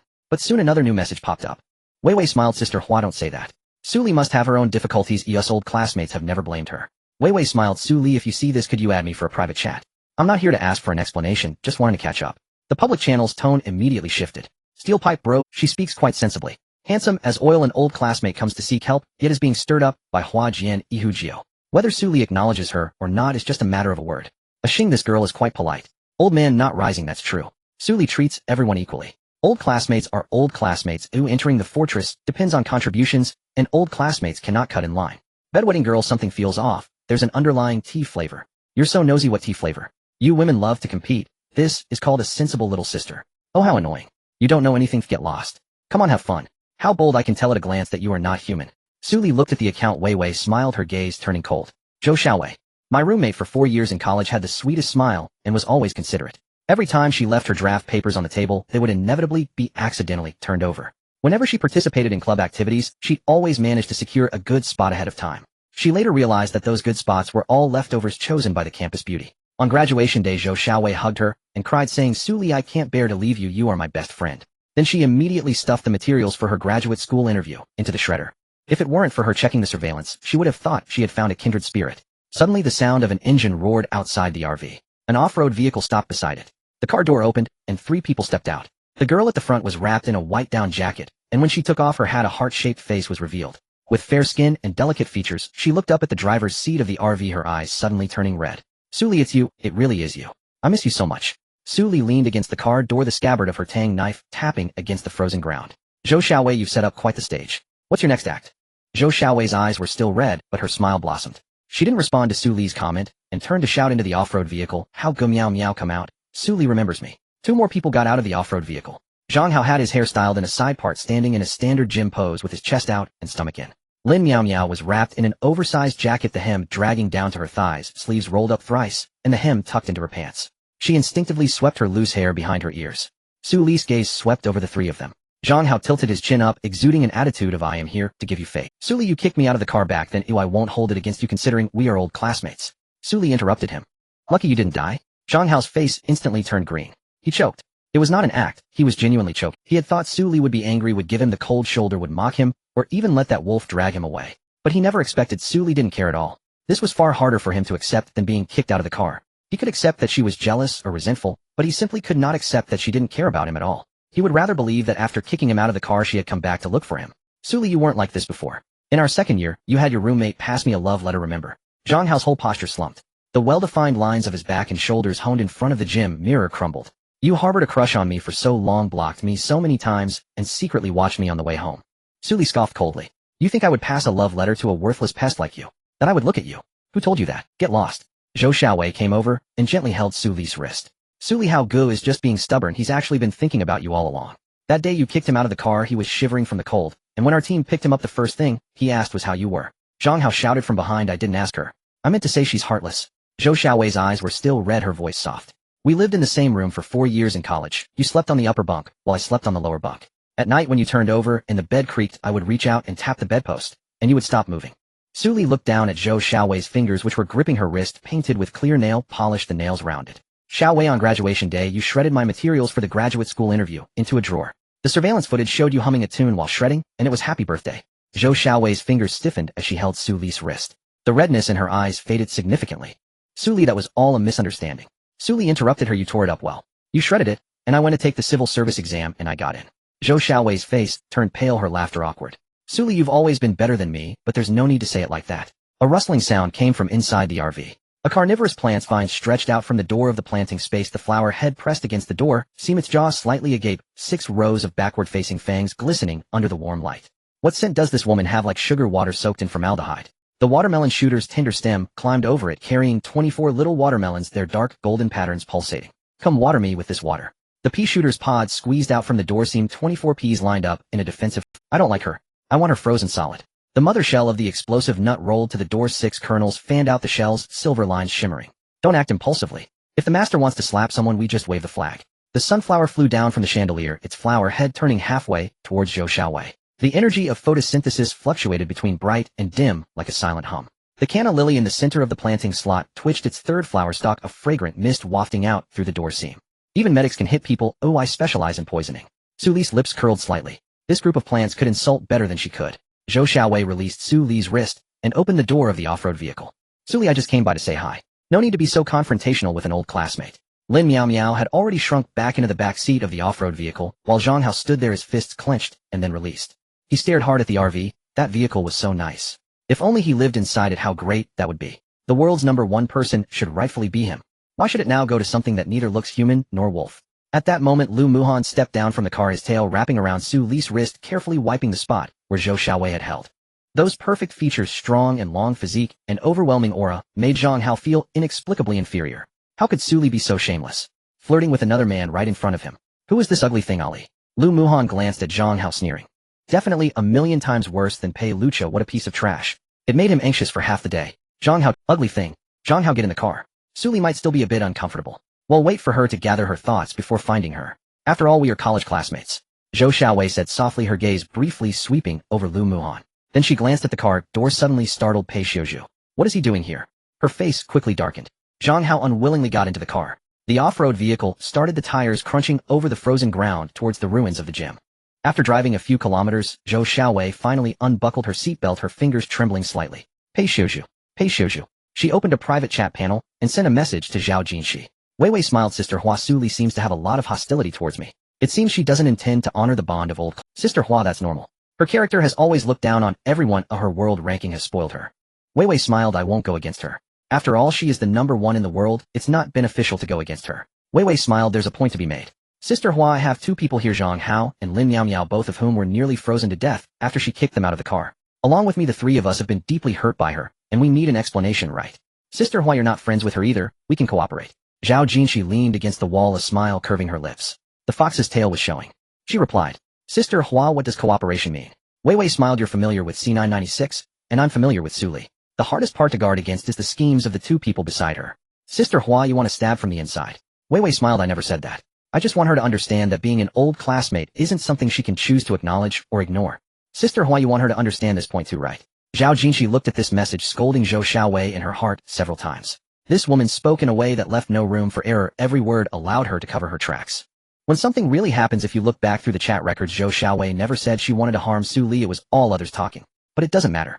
Her target is very clear: to get rid of Su Li. How she does it doesn't matter. Sister Hua, I have a 3rd-tier mist bomb from the treasure chest of the North River. In conjunction with your identity as an old classmate, it can get Su Li out from under the watchful eyes of her 2 men. What happens after that is your business. In conjunction with your identity as an old classmate, it can get Su Li out from under the watchful eyes of her 2 men. Inside the RV, Su Li placed the Tang Dao on the coffee table and sat down. Lu Muhan leaned his head back from the driver's seat, his tail resting on the chair's back, ears perked up, and his pupils narrowed to thin slits. Has this woman always been so sinister? Su Li took a sip of hot cocoa and continued. In college, she delivered milk tea to her roommates, 1 cup, each laced with sleeping pills. The dosage was small, just enough to put people into a deep sleep for a few hours. Then she would rummage through her roommates' computers, snapping photos of thesis drafts and club interview PPTs. Then why did you let her go? Afraid of public opinion. I could just kill her. Su Li's eyes narrowed, a cold glint shining through. Of course it wasn't fear of public opinion, but rather because this woman, she was incredibly lucky. In her past life, she encountered a good team and repeatedly obtained impressive skills and equipment during missions. Moreover, with a few upgrades, she soared high. Among them, she received unique rewards in several important dungeons. And she was of the wood element. Those rewards were the best enhancements for her element. She transformed with those rewards, rising to the ranks of top experts in her previous life, and upon seeing her former destitute self, she unleashed her true nature, mocking and belittling, openly seizing the resources and skills she had acquired. Su Li crumpled the cup in her hand. Acting too soon now would be premature. Since she wanted to play, Su Li decided to indulge her. She wanted to seize this vehicle for herself, and she also wanted to snatch away her opportunities. So we just let it go? Don't worry, she will come back. Pei Zia's eyes behind his glasses narrowed. The carnivorous flower vines stretched in through the bottom of the door frame, the flower head swaying. Master, next time that syrup girl comes back, I'll crush her bones. The watermelon launcher's tender stem nudged a small watermelon following along. I'll blow her up. 24 bombs rotating to explode. The pea shooter's pod released a small flame. The sunflower gathered energy, casting a golden light around. Let's be civilized, poisoning her works too. The shell of the explosive nut pulsated with silver lines. Let's not discuss this matter now. The treasure chest needs to be opened and the fortress needs to be built. That green tea girl will have plenty of time to deal with later. The can of flour released its fragrant mist, the flower stem swaying gently. I second the nut. A master should open the Suli smiled. This group of plants was more calculating than she was. She pushed a platinum treasure chest and 3 golden treasure chests to Pei Xiuzhu. Pei Gong, your hands are very red. Strike while the iron is hot. Pei Xiuzhu rolled up his sleeves, stepping up without hesitation. 3 golden treasure chests. Click. The lid of the chest popped open. A dark golden beam shot straight up to the roof of the car. Within the beam were 3 glowing orbs, 1 black, 1 emerald green, and 1 icy white. The 3 glowing orbs floated and spun in midair, eventually landing sequentially on the coffee table. The black orb shattered, revealing a fist-sized black crystal. The surface of the crystal was flowing with dark purple patterns pulsating within like veins. The entire crystal emitted a strong wave of shadow energy, causing the cup on the table to tremble slightly. Su Li's pupils constricted. This energy fluctuation was even stronger than the Snow King's crystal. The emerald green orb shattered, revealing a seed. The seed shell was translucent emerald green, with extremely fine silver threads coiled inside, and at the top of the threads floated a tiny flower bud's phantom. The shell faintly reflected dark golden runes. The icy white orb shattered, revealing a fist-sized ice. Inside the ice crystal was a finger bone with gray-white mist swirling around its surface, each strand of mist seeming to be alive, crawling all over the bone. Shadow Heart 5th grade crystal core crystal of shadow rules. Can replace the Fortress Shadow Reactor, activating the Shadow Veil module. Shadow Veil expands a shadow barrier with a radius of 2 kilometers, reducing enemy visual perception by 70 and supernatural perception by 50, while increasing the attack power of friendly shadow units by 40. Shrank Mutated Seed Thorn Crown can break through to SS after catalysis by SS Shrank plant abilities. Characteristics: Parasitic, Strangulation, Field Pollution. When linked with Thorn Grip, can control all Thorn-type plants within a radius of 50 meters. After parasitizing the target's body, it absorbs the target's vitality to accelerate the growth of its own thorns. Note this seed may resonate deeply with the host's Thorn Heart entry. Ancient Tree Demon Fingerbone Stem Cells Essence of Life from a 5th grade Tree Demon. Can be implanted into the soil to sprout an Ancient Tree Demon seedling, which will be bound in loyalty to the planter. Ancient Tree Demon, a giant mobile plant. Its crown can carry weapon modules, and its roots can solidify the soil within a kilometer to prevent underground mutants from infiltrating. Su Li was stunned. The platinum treasure chest burst open 3 times, all top-tier goods. The Shadow Heart 5th grade crystal was of a higher rank than the Snow King's crystal. The effect of the Shadow Veil barrier combined with Pei Zai's luck would mean double protection for the fortress. Outside, the zombies wouldn't even find the door. The Thorn Crown was the 2nd strength mutated seed and might resonate with the Thorn Heart entry. If the Thorn Heart is unlocked and combined with the Thorn Crown, controlling all Thorn-type plants within a radius of 50 meters would be immensely powerful. The Ancient Tree Demon seedling was even more formidable. A giant mobile plant, its crown could carry weapon modules, and its roots could solidify the soil. After the fortress is built, plant the Tree Demon in the center, with underground defense against infiltration and electromagnetic cannons. Overhead, a mobile combat fortress would be formed. Pei Gong, you must be the main character in a novel. The golden treasure chests actually burst out such top-tier goods. He couldn't leave, absolutely couldn't let him go. Pei Xiuzhu adjusted his glasses, the lenses glimmering. The Shadow Heart is half a grade higher than I estimated. A 5th grade core crystal. The theoretical output probability for area, C996, is less than 1 in 10,000. Miss Su, your hidden luck might be above mine. Su Li thought to herself, what does that have to do with me? You're the one opening the chests. Lu Muhan rested his tail on the edge of the coffee table, his straight pupils fixated on the Shadow Heart crystal. Pei Gong, this crystal shares the same origin as mine. Yes, core of the shadow rules. Once installed in the fortress, your shadow instant kill count can double within the barrier. Good, then from now on that black dome is my territory. Carnivorous flower vines stretched in from the door frame, the flower, head hovering above the thorn crown seed, its jaw, newcomer, of the thorn type. In the boss of the vine type, you are under my jurisdiction. The watermelon launcher's tender stem nudged the small watermelon, the dark golden patterns on its skin shimmering. Thorn crown, you're also shrank. So am I. The pea shooter aimed its pod in the direction of the rolling explosive nut, 3 colors of ammo lining up in 2 rows. Stop arguing, there's still a platinum chest to open. Su Li stored the thorn crown seed into the planting space, placing it in the cultivation slot of the ability catalysis zone. As soon as the cultivation soil was laid out, the seed shell cracked with a tiny fissure faster than the watermelon launcher. She was just about to say something when the system prompt sounded again. World announcement: the first regional fusion is about to begin. Regional fusion rules: after fusion, survivors from various regions will enter the same main map. Original regional numbers will be retained and free passage between regions will be allowed. Special note: after regional fusion, world-class secret realms and gray mist core areas will be open simultaneously. Fusion target areas: major regions of various countries. The 33 regions numbers were displayed on the panel from east to west. C996 was at the very end, marked lowest gray mist density region 3. In the public channel, everyone was stunned by this information. The Great Region Fusion Sun Mom is coming to find you. Over here, 600,000 people have already frozen to death in the level 3 area. What I mean is clear to you all. What are you afraid of? We have Su Lao. 600,000 dead in C996. Oh, what about the other areas? Level 4 without Su Lao and without the Snow King's halo, how many can survive? Then the chain reaction began again. That's right, first survive. Only then can our loved ones find us. 7 days. It's very short. Su Li plans to build the fortress as soon as possible and also pave the survival path for her parents and brother. Name dual-barrel anti-gravity sniper rifle manufacturing blueprint. Weapon characteristics, dual-barrel alternating fire of anti-gravity energy beams, range of 4 kilometers, penetration depth of 2.5 meters against large targets. Charging time is 8 seconds. Can be equipped with a shadow cloak barrier amplification module. The anti-gravity core and crystal energy module must be gathered. The anti-gravity core is very difficult to find. The 5th grade refined metal is even more scarce. But this gun must be made. In the battle against the Snow King, although Pei Xia's light spear could hit the eyes of the level 3 peak gray mist beast, the firing speed was clearly insufficient against the Snow King's cocoon. The electromagnetic cannon is strong, but also slow. A dual-barrel anti-gravity sniper rifle can suppress targets from 4 kilometers away, combined with Pei Xia's level sniper ability and 88 luck points. The long-range firepower outside the fortress directly surpasses the divine level. She opened the private chat panel and sent a message to Luo Qinxue. Qinxue, help me keep an eye out for the anti-gravity core crystal energy module and 5th grade refined metal supplies. I'm buying them at a high price. The gray-white snowflakes quietly spread across the frozen soil, wrapping layers of ruins, shell holes, and zombie remains in a shroud of pure white. A crack opened in the sky and the moonlight poured through the gaps between the clouds and gray mist, dyeing the entire wasteland a faint silver. She placed the ancient tree demon stem cell next to the fortress blueprint. This thing must be implanted in the core area after the main fortress is built. Once the ancient tree demon germinates, its roots will solidify the soil within a kilometer, and its canopy can carry weapon modules. It's like equipping the fortress with a living defense center. The carnivorous plant's vines quietly reached out, lightly poking that stem cell. The surface of the stem cell swirled with gray-white mist, directly bouncing the carnivorous plant's vines away, crashing hard against the wall. This guy dares to bully me even before sprouting. I'm not playing anymore, I'm making a scene. In the boss of the vine system, and I declare that the ancient tree demon is not under my jurisdiction. The watermelon thrower climbed over slowly with its tender stem topped with a small watermelon, its green skin shimmering with silver patterns like a star cluster. Big brother, you just said the thorn crown is under your control, and now the tree demon is not under your control either. Your jurisdiction seems quite flexible. If you don't let me control it, I will make a scene. I'm crying. Don't cry, big brother, you are still the big brother. Su Li watched this group of plants frolicking, the corners of her mouth slightly curved, but her smile didn't last long. The private chat notification chimed again. Zhou Xiaowei sent a friend request with a note saying, Su Li, I was too excited in front of the RV today and didn't explain clearly. Add me, and I'll have a good talk with you. Our convoy has traveled from Province A, passing through several areas. Some information might interest you. Province A. My parents' hometown is in Province A.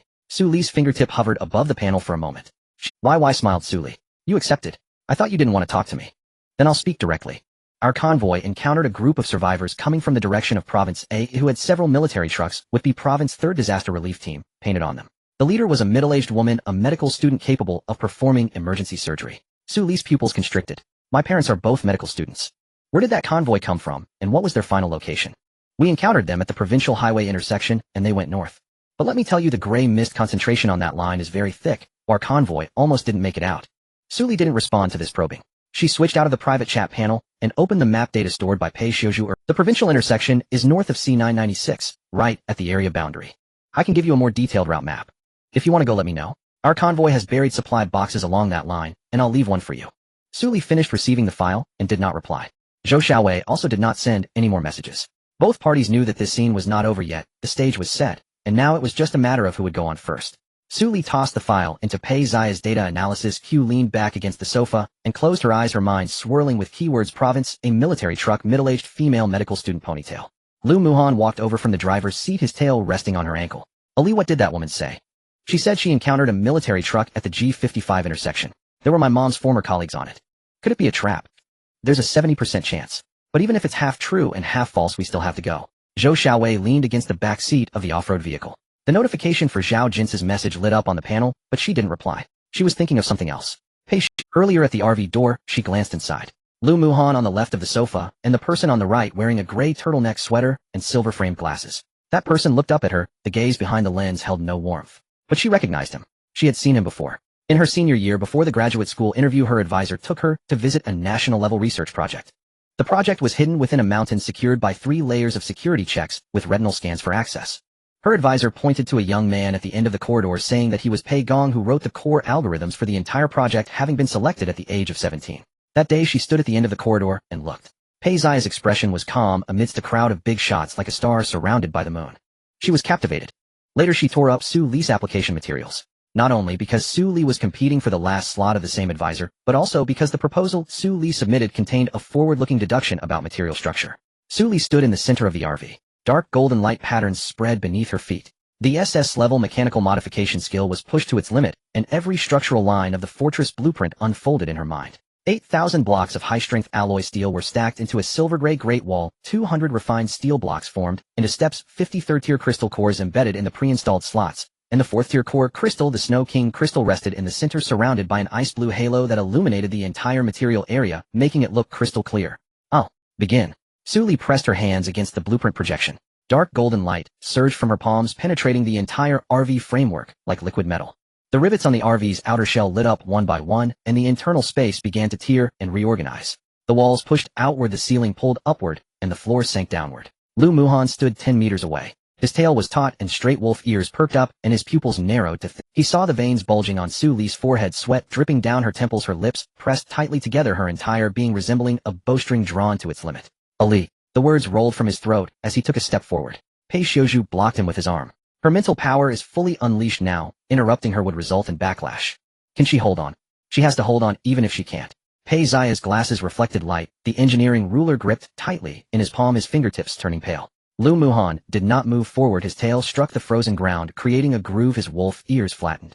The man-eating flower's vines stretched out from the planting space. The flower head brushed against the door frame, and its jaw opened slightly, wanting to nudge forward. The pea shooter aimed its pod at the tip of the vine and shot a small fireball, signaling it to stay still. The explosive nuts shell rolled to the entrance of the planting space. 6 subnuts fanned out in a semicircle, keeping the man-eating flower outside the door. The sunflower flower head pointed towards Su Li, ready to provide remote energy support at any moment. The canna-flower stem sprouted new buds, fragrant mist spreading a petal of the flower bud blossoming, dew accumulating at the edge. The watermelon shooter had 24 watermelons hanging from its vines, the dark golden patterns on the rind flickering the tender stem, nudging the small watermelon against the door frame, not daring to make a sound. The walls continued to push outward, and the ceiling continued to pull upward. The steel frame automatically interlocked with alloy wall panels, embedding into the skeleton one after another, the welding seams sparkling as the whole wall fused into one. The crystal energy module automatically assembled in the core area, the Shadow Heart 5th-tier crystal embedded in the reactor's center, dark purple patterns instantly spreading out like a spider web, dyeing the entire fortress energy pipelines dark purple. The Snow King crystal was embedded in the defense module's core slot, and the SS-level shield frost sky barrier's ice blue light patterns spread from the core area in all directions. A layer of translucent ice blue light membrane emerged from the inner side of the wall, and each time the light membrane flowed, the physical defense of the outer wall increased significantly. Su Li's complexion began to pale. Sweat dripped from her chin into her collar, her shirt's back soaked and clinging to her spine. Indeed, this modification project was more difficult than she had imagined. The consumption of mental power was particularly large, but now the arrow was on the string and had to be released. Ability output. Lu Muhan clenched his fists. The tip of his tail scratched chaotic marks on the frozen soil. The sound of space tearing and reorganizing creaked like a giant transformer, self-disassembling and reassembling in a factory at night. The core drive chamber took shape, and the anti-gravity floating base rose from beneath the floor, supported by 8 alloy pillars holding a translucent crystal sphere, the energy flows of the Shadow Heart and Snow King crystals intertwining within the crystal sphere, dark purple and ice blue spiraling together. Su Li gritted her teeth, pushing the mechanical modification skill to its limit. She could feel her ability pool depleting in chunks, her mental power being torn into strips by the blueprint's complex structure, her brain feeling like it was being pricked by needles. Her vision started to darken, the structural lines of the blueprint in her mind began to twist, and her ears were filled with a buzzing sound. Bang! The last alloy wall panel embedded into the outer wall. The fortress body was taking shape. She stumbled forward. 2 pairs of hands reached out simultaneously. Lu Muhan caught her shoulder from the left, while Pei Xiuzhu supported the back of her head from the right. The two acted with utmost speed. Lu Muhan's right hand wrapped around Su Li's shoulder, while his left hand brushed Pei Ziya's hand away from the back of Su Li's head. His vertical pupils narrowed to thin slits as he stared at the other person. Pei Xiuzhu adjusted his glasses, his fingers shifting from the back of Su Li's head to her wrist, 3 fingers resting there silent. Behind the lenses his gaze was calm, as if it wasn't his hand that had just been brushed away. After examining her pulse, he took out a recovery potion from his pocket. When you feed her the medicine, lift her head a bit, don't let her choke. Lu Muhan took the potion, lowered his head to unscrew the cap with one hand, while the other arm steadily supported the back of Su Li's neck, the potion bottle's mouth pressed against her lips, pouring in little by little. His tail wrapped around from behind, gently resting on her ankle. The man-eating flower squeezed out from the planting space's entrance, 9 vines trailing behind the flower head brushed against Su Li's calf, making a soft gurgling sound. 6 rows of hooked fangs retracted into its jawbone, dark red patterns flowing slowly across its surface. The watermelon shooter crawled over with its tinder stem, supporting 24 small watermelons, the silver-green halo on the rind dimming to the lowest setting, afraid of dazzling its master's eyes. The vine coiled around Su Li's fingertips, the cool rind pressing against her fingers. The sunflower's photosynthetic energy golden light split into 2 lines, one entering Su Li's mind, and the other entering the canna-flower's bud. The canna-flower's vitality domain unfolded, fragrant mist with dew showering down on Su Li's forehead, the flower bud blossoming a 3rd petal. The pea shooter squatted on the door frame, 24 tricolored bullets scattered across the ground, the pod empty, its tender stem drooping. The explosive nuts shell rolled to the bedside, 6 subnuts arranged in 2 rows surrounding the head of the bed, the silver line patterns on the shell, dimming, not shining at all. Lu Muhan placed the empty medicine bottle on the coffee table. Hey, what is your purpose in getting close to a Li? Pei Xiaozhu adjusted his glasses. Mister, Li, you answer me first. As a top wolf of the military, why are you staying by her side? Lu Muhan's tail swished half a circle, revealing 8 white teeth. The sharp teeth gleamed with a cold sheen under the warm light. She rescued me from the gray mist, and my life belongs to her. What about you? The core algorithm author of a national-level research project before the apocalypse, selected at the age of 17, passing through 3 security checks with retinal access control. Such a person would not come to find her for no reason. On the first day of the apocalypse, I analyzed the underlying data flow of the gray mist. Pei Zia's tone was flat, as if he were stating an experimental report. Su Li's ability spectrum completely matches the decay curve of the gray mist. She doesn't know this, and you don't need to tell her. I just want to clarify what her relationship with the gray mist is. Lu Muhan's pupils narrowed into slits. What if we find something detrimental to her? Then we will eliminate the detrimental factors in advance for her. Lu Muhan stared at him for a moment, his tail slowly flattening. The man-eating flower's head lifted from Su Li's calf, its jaw opening slightly, baring its teeth at the 2. The pea shooter aimed its pod at the man-eating flower and shot a small fireball, signaling it to be silent. Su Li let out a soft hum. Very softly. The 2 moved forward simultaneously. Lu Muhan bent down close to her face, his wolf ears standing straight up. Pei Zia's 3 fingers returned to her wrist, while the other hand checked her forehead temperature. Su Li's eyelashes fluttered, but she didn't wake up, letting out another soft hum, her brows furrowed and her lips moving. Mom, Dad, go north, there's a road to the north, hurry. Lu Muhan's tail tightened. Pei Xiaozhu withdrew his fingers from her pulse, and the 2 exchanged glances without speaking. That night, the plants at the entrance of the planting space took turns keeping watch. The man-eating flower guarded the first half of the night, while the watermelon shooter kept watch for the latter half.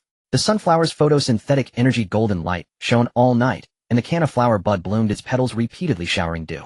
Lu Muhan leaned against her left side of the bed, his tail resting on her ankle, his eyes blinking. Pei Xiaozhu sat on the right side of the bed, meditating. The blizzard outside had completely stopped, and moonlight poured down through the gaps in the clouds, illuminating the new RV. No, it couldn't be called an RV anymore.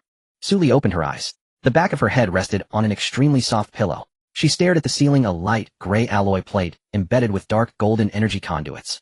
The conduits spread out in a network pattern resembling the roots of an inverted tree. Someone was gently massaging her temples. The fingertips were slightly cool, applying just the right amount of pressure. She turned her head and saw Pei Xiaozhu sitting on the right side of the bed, his gray turtleneck sweater sleeves rolled up to his forearms, 3 fingers kneading her temples. The ability pool has recovered to 89, and the mental energy consumption has returned from the red line to a safe threshold. There is no damage to the brain region, just exhaustion. Pei Xiaozhu withdrew his fingers. Miss Su, you have slept for 11 hours.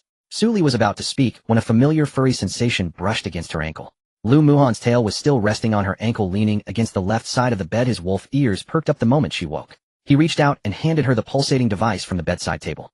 Su Li took the cup and sipped, glancing around. The bedroom was at least 50 square meters. The bed was super king-sized, enough for 3 people to lie side by side comfortably. On the left bedside table lay Lu Muhan's wolfbone claw, and on the right bedside table was Pei Zia's engineering ruler. She set the cup down and sat up. The fortress has been completed. Let's take a look, Ali. Lu Muhan retracted his tail from her ankle, stood up, and opened. Su Li stepped barefoot onto the floor, feeling the warmth from the underfloor, heating rising from the soles of her feet.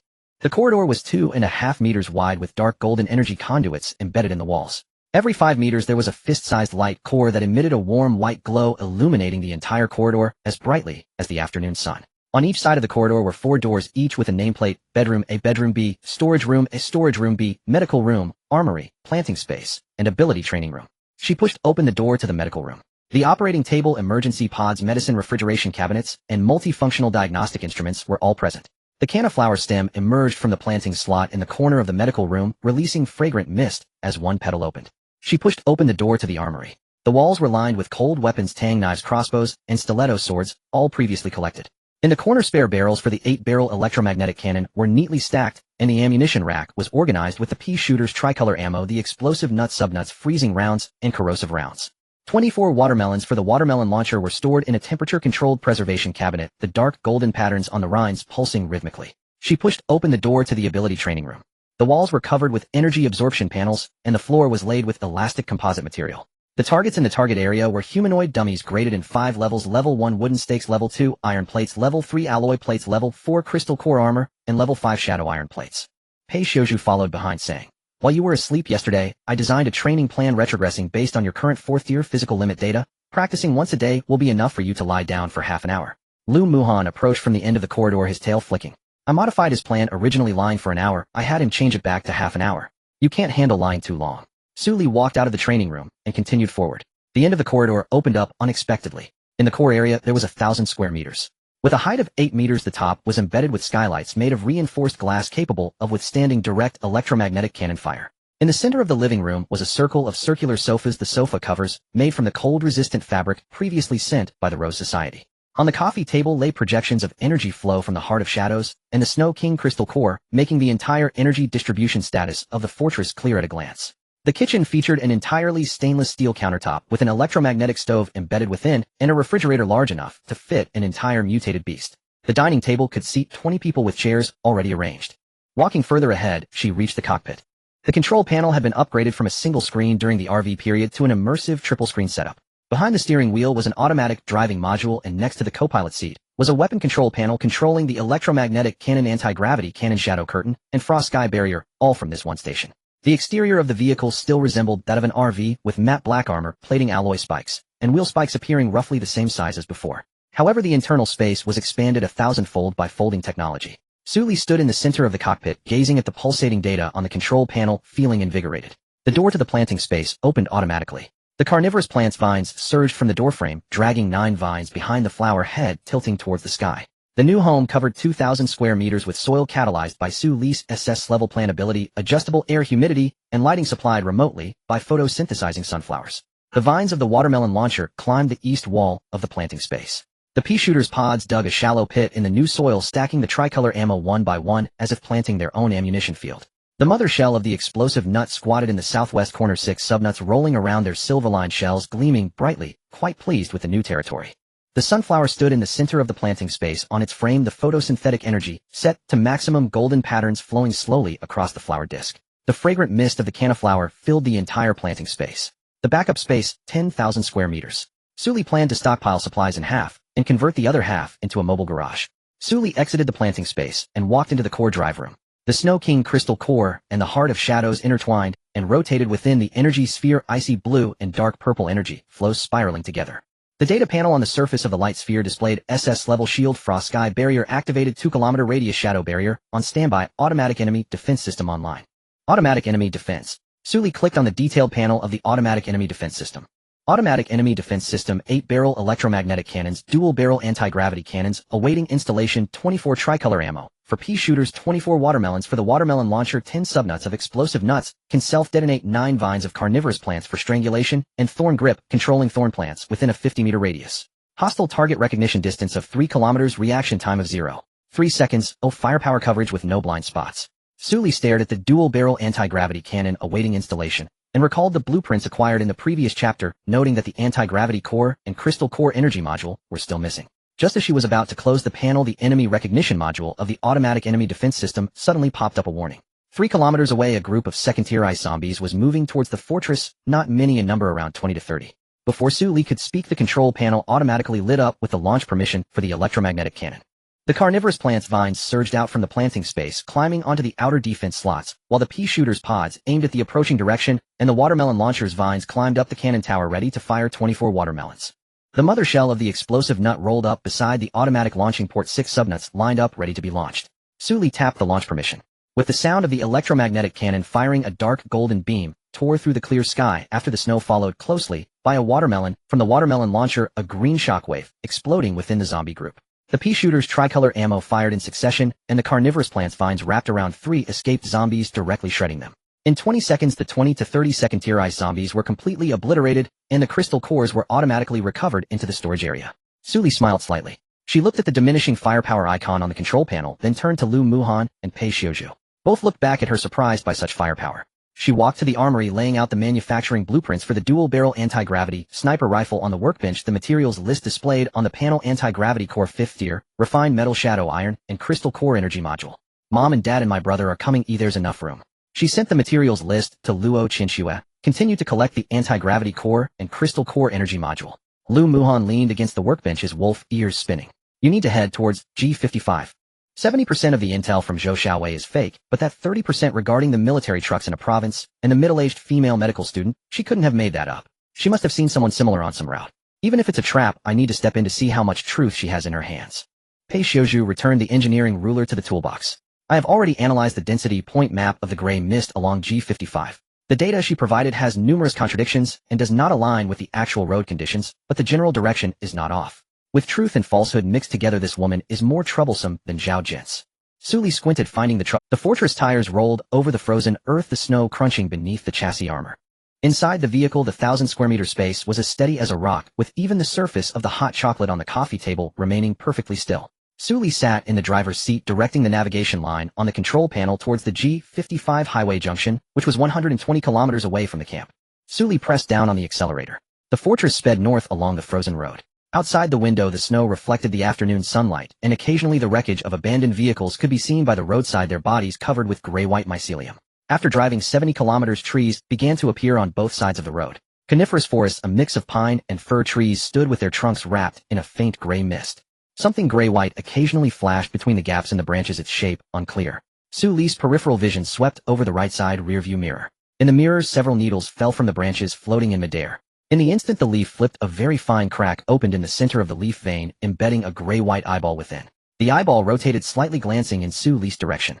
The leaf then gently floated back to the snow, the eyeball closing, the crack disappearing, and the whole leaf appeared no different from an ordinary dried leaf. Yet this peculiar change went unnoticed by anyone. 50 kilometers further north, the forest on both sides grew denser. The mist density rose from 15% to 30%, prompting the enemy recognition module of the automated defense system to intermittently issue green alerts. These were just low-level minions like first-order mutated rats and second-order mycelium spiders. A single shot from the electromagnetic cannon would reduce them to dust.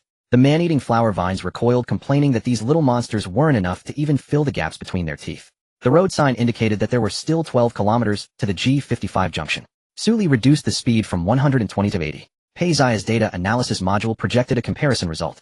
Miss Su, there are 7 discrepancies between the fog density points marked on the route map provided by Zhou Xiaowei and the measured data. The safe supply points she indicated have an average fog density 12 percentage points higher than recorded. The danger areas she marked actually have a lower measured fog density. She deliberately marked the danger zones as safe, wanting to trap A Li in. Lu Muhan's pupils narrowed sharply. Looking for death. Not just that, Pei Xiuzhu adjusted his glasses. She marked a collapsed tunnel as clear and a bridge as broken.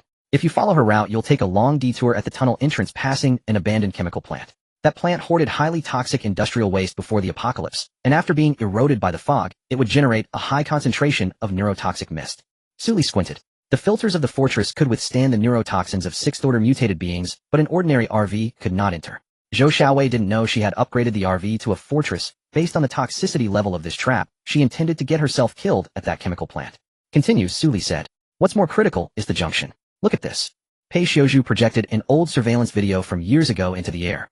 In the footage, a military truck was parked next to the supply station at the junction. The side of the truck was painted with the words 3rd Disaster Relief Brigade, and 2 people got out of the vehicle. One was a middle-aged man in a white lab coat, slightly plump with neatly combed hair. The other was a middle-aged woman with a ponytail, looking sharp and capable, carrying a first-aid kit.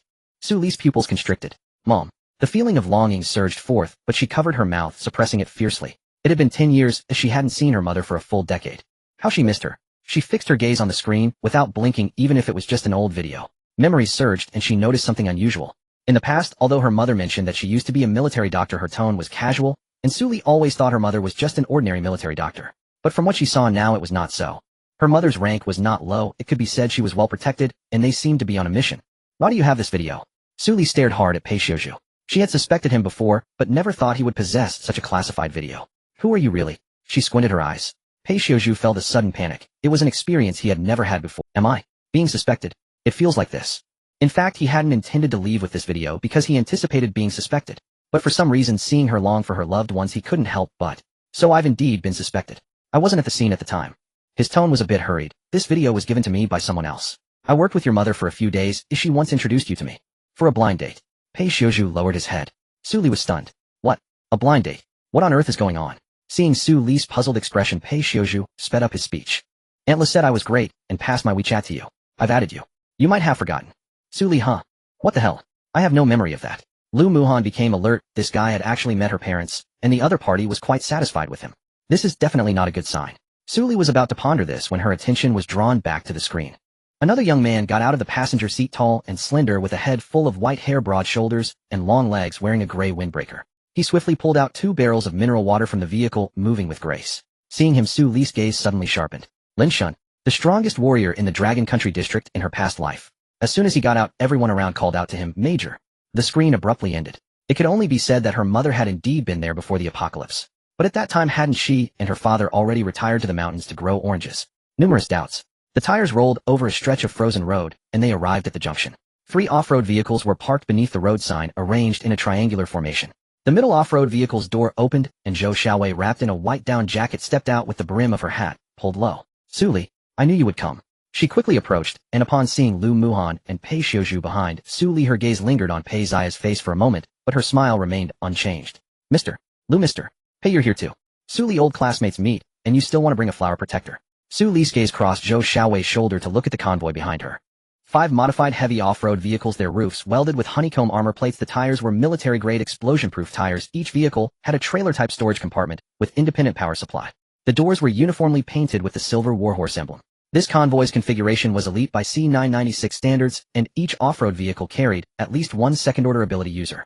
One middle-aged man leaning against the engine hood cleaning a crossbow had ability fluctuations that were faintly approaching the peak of the 3rd order. This is our convoy, Silvermane. Zhou Xiaowei introduced. The captain is my boyfriend's older brother, Su Beiqiao, a 3rd order initial lightning-type ability user.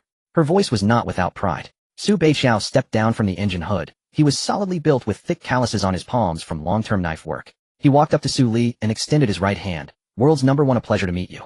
Xiaowei told me that you lived in the same room during university. I didn't believe it at first, but now it seems she wasn't lying. Su Li gently shook his fingertips and then released. Captain Su. Behind Su Beiqiao were several members of Silvermane. A young man with dyed yellow hair leaned against the off-road vehicle's bumper, chewing gum and scanning Lu Muhan up and down. Hellwolf. Xiaowei, you said that Su Dalao has a beast by her side. I didn't believe it, but it turns out to be true. Such a person, neither human nor beast, is a disgrace to bring along. The words were not finished. Su Li suddenly disappeared. She appeared directly in front of the yellow-haired man, thorns entwined around his neck, piercing deep and causing blood to flow. The yellow-haired man stared wide-eyed, not expecting Su Li to strike so suddenly. What did you just say? Su Beiqiao had his hand resting on the knife handle, knowing Su Li's strength was formidable. Lu Muhan felt warm inside, a bit proud. So what if you met the parents? Ali still prefers me. Pei Xiuzhu adjusted his glasses, hiding the sourness in his heart. Lu Muhan felt quite pleased and spoke up. Ali, let's wait a bit and see what they're up to. His tail wagged vigorously, but in the next moment his pupils narrowed, sharply fixed on Zhou Xiaowei. Su Li suppressed her anger. Zhou Xiaowei, clarify the matter about the military truck. Zhou Xiaowei's eyes were still red. Su Li, why are you so fierce? I'm genuinely trying to help you find your parents. That truck did indeed pass through here. I and my people saw it with our own eyes. Didn't I give you the route map? Pei Xiuzhu replied coldly. Miss Zhou, the route map you provided has 7 falsified. 40% of the safe supply zones are actually dangerous zones, and the bridge marked as broken is actually intact.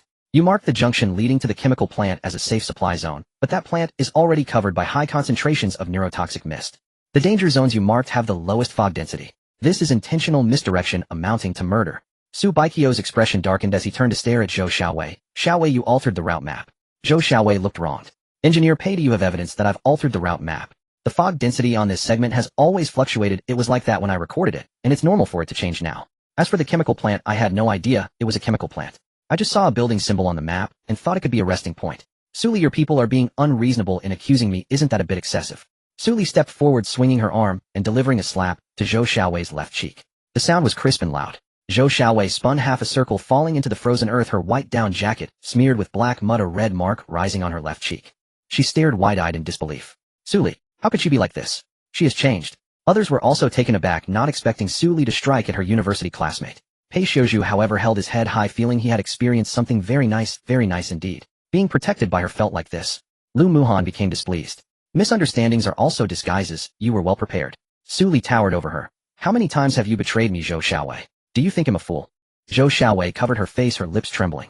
Her gaze shifted from Su Li's face to the people in the Silvermane convoy, all standing still, not one stepping forward to speak for her. Baikyo's hand moved away from the knife handle, his face turning pale, but he did not speak. He understood that Zhou Xiaowei had indeed altered the route map.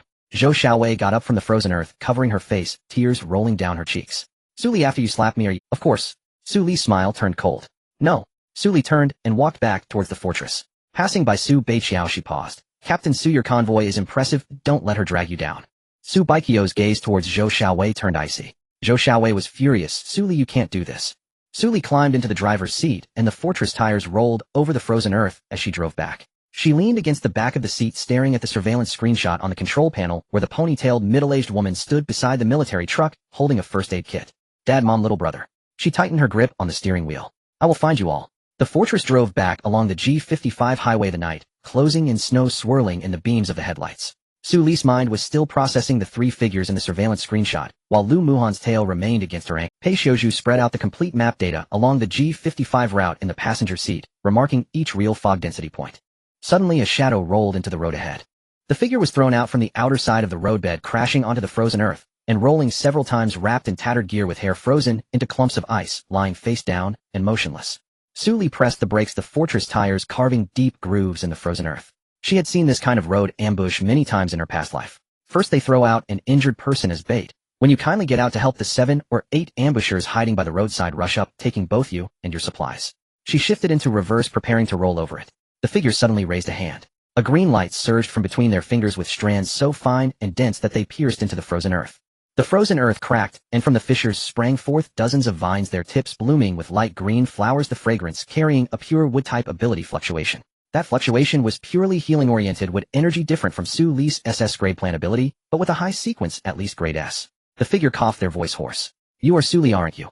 Su Li pressed the brake. Uncle Lin sent me to find you. He told me to tell you that your parents and little brother are alive at the second resettlement point north of a province.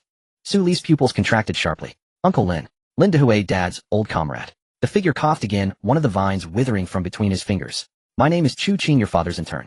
You don't know me, but I recognize you. Your father showed me your photo. He didn't finish his sentence before collapsing back onto the frozen earth, the wood-type ability fluctuations quickly fading. Lu Muhan's pupils narrowed sharply. His ability pool is almost empty, he can't last a few minutes. Pei Zai, this tactic felt familiar. Su Li pushed open the car door and jumped out. The man lay sprawled across the frozen earth, his tactical jacket, sleeves worn threadbare at the cuffs, exposing a sliver of wrist, pale beyond reason. Get him into the vehicle. Lu Muhang lifted Chu Qing's arm from the opposite side. His wolf ears flattened, and his vertical pupils swept over the nape of Chu Qing's neck. That patch of skin was unnervingly smooth. He disliked this man. His scent was too pristine. No one who had traversed the wasteland for 10 days or more could possibly lack the stench of zombies or gasoline. All he carried was a faint botanical fragrance, like an unnamed wild orchid blooming deep in mist-wet mountains after rain. Together they carried him into the fortress. The infirmary door slid open automatically. A banana plant stem arched gracefully from its cultivation trough, releasing fragrant mist as its bud unfurled its third petal, and a dewdrop fell onto the man's forehead. Su Li laid him flat upon the emergency gurney. His hood slipped away. The chamber's light fell across his face, and Su Li froze, breath catching. He was breathtakingly beautiful, beyond human measure. Androgynous, with lashes impossibly long and dense, casting delicate shadows across closed eyelids. His nose was straight and noble, his lips thin and pale, drained of blood, retaining only the faintest rose hue. His skin was translucent, revealing fine blue veins pulsing faintly beneath his temples. Lu Muhang studied that face for a long moment. His vertical pupils narrowed, his tail stiffened behind him. Ali, something about this man is deeply wrong. Su Li hummed softly in acknowledgement. Her 3 fingers rested lightly on his radial pulse. Her ability probed inward, empty, hollow. His energy reservoir was nearly desiccated. Yet at the reservoir's deepest layer lingered an impenetrable film of shadow. Her probing ability slid off it untouched. Emerald green wood element energy seeped from between his fingers, slender, pure, shimmering, with soft green motes. The motes drifted toward the banana plant's bud. Its stem swayed gently, and another petal unfurled. A carnivorous flower extended its bloom from the edge of the cultivation zone. 9 vines trailed behind it, its lower jaw hung slightly open, 6 rows of hooked fangs retracted. It approached the gurney and tapped his finger gently with the tip of a vine. A watermelon launcher crawled down from the doorframe, coiling a vine around his hand, resting limply at the gurney's edge. A pea shooter aimed its pod toward the carnivorous flower, shaking its head. Don't touch him, he's not right. An exploding nutshell rolled to the infirmary entrance, 6 seed nuts arranged in a fan shape, their silver-lined patterns dimming. This man is no ordinary energy wielder. Sunflower photosynthetic energy bathed him in golden light. Its disk swayed, golden traceries flowed slowly across its surface. His energy architecture was profoundly strange. The surface of his energy reservoir registered shrank wood element affinity, but that thin shadowy stratum beneath defied all analysis. Banana-scented mist filled the infirmary, petals unfurled one by one, dewdrops falling steadily onto his forehead. Let's stabilize him first. Energy reservoir depleted, core temperature critically low, no external trauma. His wood element energy is exceptionally pure, strength at minimum. Pei Xiaozhu glanced once at the man on the gurney, his eyes narrowing behind polished lenses. He claims to be Uncle Lin's intern. Suli nodded. My father retired to cultivate tangerines in the mountainous region of Province A. Uncle Lin handled sales for him. This man says my father sent him to find me, and he named the location of the second settlement point. Pei Xiaozhu adjusted his glasses. The second settlement point in northern Province A does exist. Before the collapse, it was one of the military's pre-designated emergency shelters, stocked to sustain 30,000 people. He paused. But how did he cross? Along Highway G55, gray mist concentration never dips below 15%. Even elite energy wielders have less than a 3% survival rate crossing solo. His gaze lingered on the emerald filaments leaking from Chu Qing's fingertips. A faint furrow creased his brow. The filament's structural sequence bore a 0.3 resemblance to the foundational data streams he'd previously decoded within the gray mist. 0.3. Precisely at the threshold of statistical error. Neither anomalous nor ordinary, merely. Chu Qing's lashes trembled. Then he opened his eyes. Amber irises so pale they seemed spun from honeyed light, threaded with infinitesimal dark green patterns. Those patterns branched like roots outward from his pupils, embedding deep into the iris. He looked directly at Suli. Suli, his voice was hoarse. Uncle Lin said you resemble Aunt Yu, and you truly do.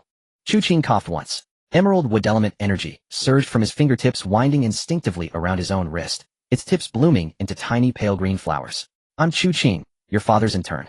I joined the Provincial Academy of Agriculture and Forestry last autumn recruitment cycle. Uncle Lin mentored me.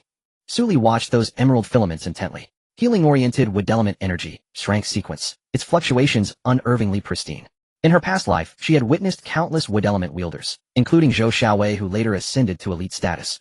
Yet none possessed energy fluctuations as unblemished as Chu Qing's, as if untouched by the corruption of gray mist. Chu Qing withdrew a crumpled photograph from his jacket's inner pocket, its edges yellowed by sweat. Your father asked me to deliver this. He said, if you didn't recognize me, show you this. The photo showed 4 people: her father Su Xiaoyuan, her mother Yu Yunxi, her younger brother Su Xingyang, and Chu Qing. Her father wore the white lab coat of the Provincial Academy, hair combed immaculately. Her mother leaned against his shoulder, ponytail swinging. Her brother made a silly face beside them. Suli clenched the photo until her knuckles whitened. My father said the Province A settlement lies beneath the Academy's underground laboratory, guarded by military personnel, temporarily secure. Aunt Yu leads the medical division there. Su Xingyang has awakened his ability too. Pei Xiaozhu leaned against the infirmary frame, silver-rimmed glasses glinting, as his gaze skimmed the emerald filaments at Chu Qing's fingertips. Strength healing-oriented wood element energy, fully depleted, yet regenerating at triple the normal rate. Lu Muhong's tail snapped rigid, his vertical pupils contracted to razor-thin slivers. Every word this man spoke landed precisely where it would strike Su Li's heart. Too perfectly timed, too flawlessly calibrated. Yet no inconsistency could be found. Uncle Su urged you to take the civil service exam. Aunt Yu told me she performed 1723 surgeries. Her only failure was your grandfather. Su Li's pupils contracted sharply. Her father's insistence was true. She didn't know the exact number of her mother's surgeries, but her mother had confided, the only surgery I ever failed was your grandfather's. She had never shared that with anyone, not even Lu Muhong. Chu Qing coughed again. Emerald filaments streamed from his fingers, spiraling instinctively toward the banana plant's bud. Its petals unfurled a 5th time. A dewdrop fell onto his hand. Beneath his skin, the faint blue veins receded just a fraction. Your brother ranked 3rd province-wide in Chinese language during his college entrance exam. The essay prompt was my sister. He wrote about how you wove grass grasshoppers for him as a child, 17 of them strung together above his bed. Suli tightened her fists. Her eyes stung. She had read that essay. It appeared in the provincial newspaper's supplement under the title Grass Grasshoppers by My Sister. 17 grasshoppers. She'd said they were woven in her 17th summer. In his essay, Su Chun misdated it to age 16. Only she and her mother knew that detail. Dark green patterns swirled slowly within Chu Qing's amber irises. Your father told me not to worry. He and your mother serve as military physicians at the second settlement point. Your brother trains beside him in emergency medicine. Supplies are sufficient, independent power and heating modules remain functional. Su Li suppressed the surge rising in her chest. How did you get here? Her vigilance remained unrelenting. Chu Qing pushed himself upright using his right hand on the gurney's edge. Banana-scented mist enfolded him. Emerald filaments wove themselves into a gossamer lattice between his fingers. There's an abandoned military tunnel along Highway G55. Before retiring, Uncle Lin concealed supplies inside it. Using my wood element ability, I grew vines to seal both ends, blocking gray mist infiltration, and traversed it. Pei Xiaozhu activated his interface. Abandoned military tunnel along G55, designated G5507, a length 32 kilometers. Decommissioned 3 years before the collapse. Entrance in northern province, exit 40 kilometers north of region C996. Chu Qing nodded. Correct. Pei Xiuju's lenses reflected light coolly. He understood perfectly. The exit of tunnel G5507 lay precisely near where Su Li had found Chu Qing earlier. That fact had never been disclosed, not even to Su Li. Chu Qing gently parted the banana plant stem and rose to his feet. He stood half a head taller than Su Li, slender elegant. His white hair shimmered with a faint silvery luster under the infirmary's warm light, as though carved from moonlit timber. He stepped half a pace closer to Su Li. Your father asked me to deliver this message, daughter, live well. They will come for you. A faint smile touched Su Li's lips. Regardless of everything else, news of her family was the greatest gift of her day. Understood. Chu Qing smiled back. That single smile cracked the porcelain stillness of his face, revealing warmth, vitality, and radiant living light within. 9 vines rose from beneath the gurney, coiling gently around his ankles. The carnivorous flower nudged his knee with its bloom, its lower jaw flexed, emitting a soft rumbling purr. His wood element energy feels soothing, warmer even than the banana plant's mist. A watermelon launcher's tender stem crept to Chu Qing's foot. He touched me. He actually touched me. Chu Qing bent his long fingers, brushing lightly over the vine. The watermelon launcher's stem stiffened, a silvery green luminescence pulsed along its length, luminous as dew about to fall. The pea shooter aimed its pod toward Chu Qing. 3 colored pellets aligned in 2 neat rows. You traitor, what's so special about him? An exploding nutshell rolled beside the pea shooter. Silence. His ability to cultivate wood element energy will boost your ammunition field yields by 30%. The pea shooter's pod swayed, its pellets rotated once, then its tender stem drooped, gently brushing Chu Qing's shoe. The sunflower's golden traceries flowed with languid grace. This being's energy spectrum is peculiar, wood element purity at 98% surpassing even the master's plant-based abilities. Yet those remaining 2% weren't gray mist, they were an entirely unknown energy signature. Su Li leaned against the infirmary doorframe. Chu Qing, rest for now. Tomorrow take me to the G55 tunnel's exit. I must verify its viability. Chu Qing nodded.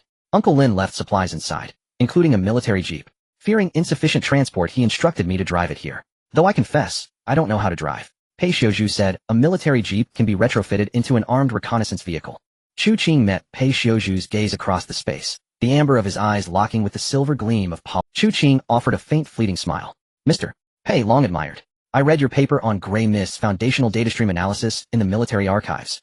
Specifically your deduction on spectral resonance between gray mist and plant-based energy. I hold a differing view. Pei Xiuju's lenses narrowed almost imperceptibly. Mr.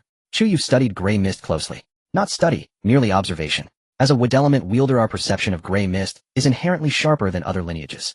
Your derived resonance formula assumes gray mist is organic. I propose instead that it behaves as a neutral inorganic medium. Its resonance with plant-based energy isn't spectral alignment. It's the unique growth frequency embedded within such energy which counteracts gray mist's decay rate. Pei Xiuju adjusted his glasses. Su Li glanced at him.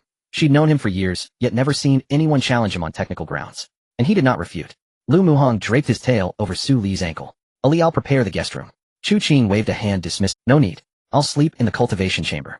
Wood element wielders regenerate twice as fast amid living flora. Instantly the carnivorous flower's vines wound around his wrist, its bloom tilted upward, jaws parting with a soft, contented rumble. Sleep beside me. I've got space. Pei Xiuju adjusted his glasses. The cultivation chamber maintains constant temperature and humidity, ideal for wood element recovery. Chu Qing followed the carnivorous flower into the cultivation chamber. Banana-scented mist curled around his retreating figure, petals unfurled. Another dewdrop fell onto his hand. A sunflower detached from the ceiling lamp, its photosynthetic gold light trailing Chu Qing into the chamber. Lu Muhong tugged gently at Su Li's sleeve. How long will you keep him, Ali? Su Li turned to face him. Lu Muhong's vertical pupils narrowed, his wolf ears flattened backward, his tail swayed slowly behind him. His jaw was set tight, his lips pressed into a thin, unyielding line. Su Li suddenly laughed. Jealous? No. Lu Muhong's tail flicked once.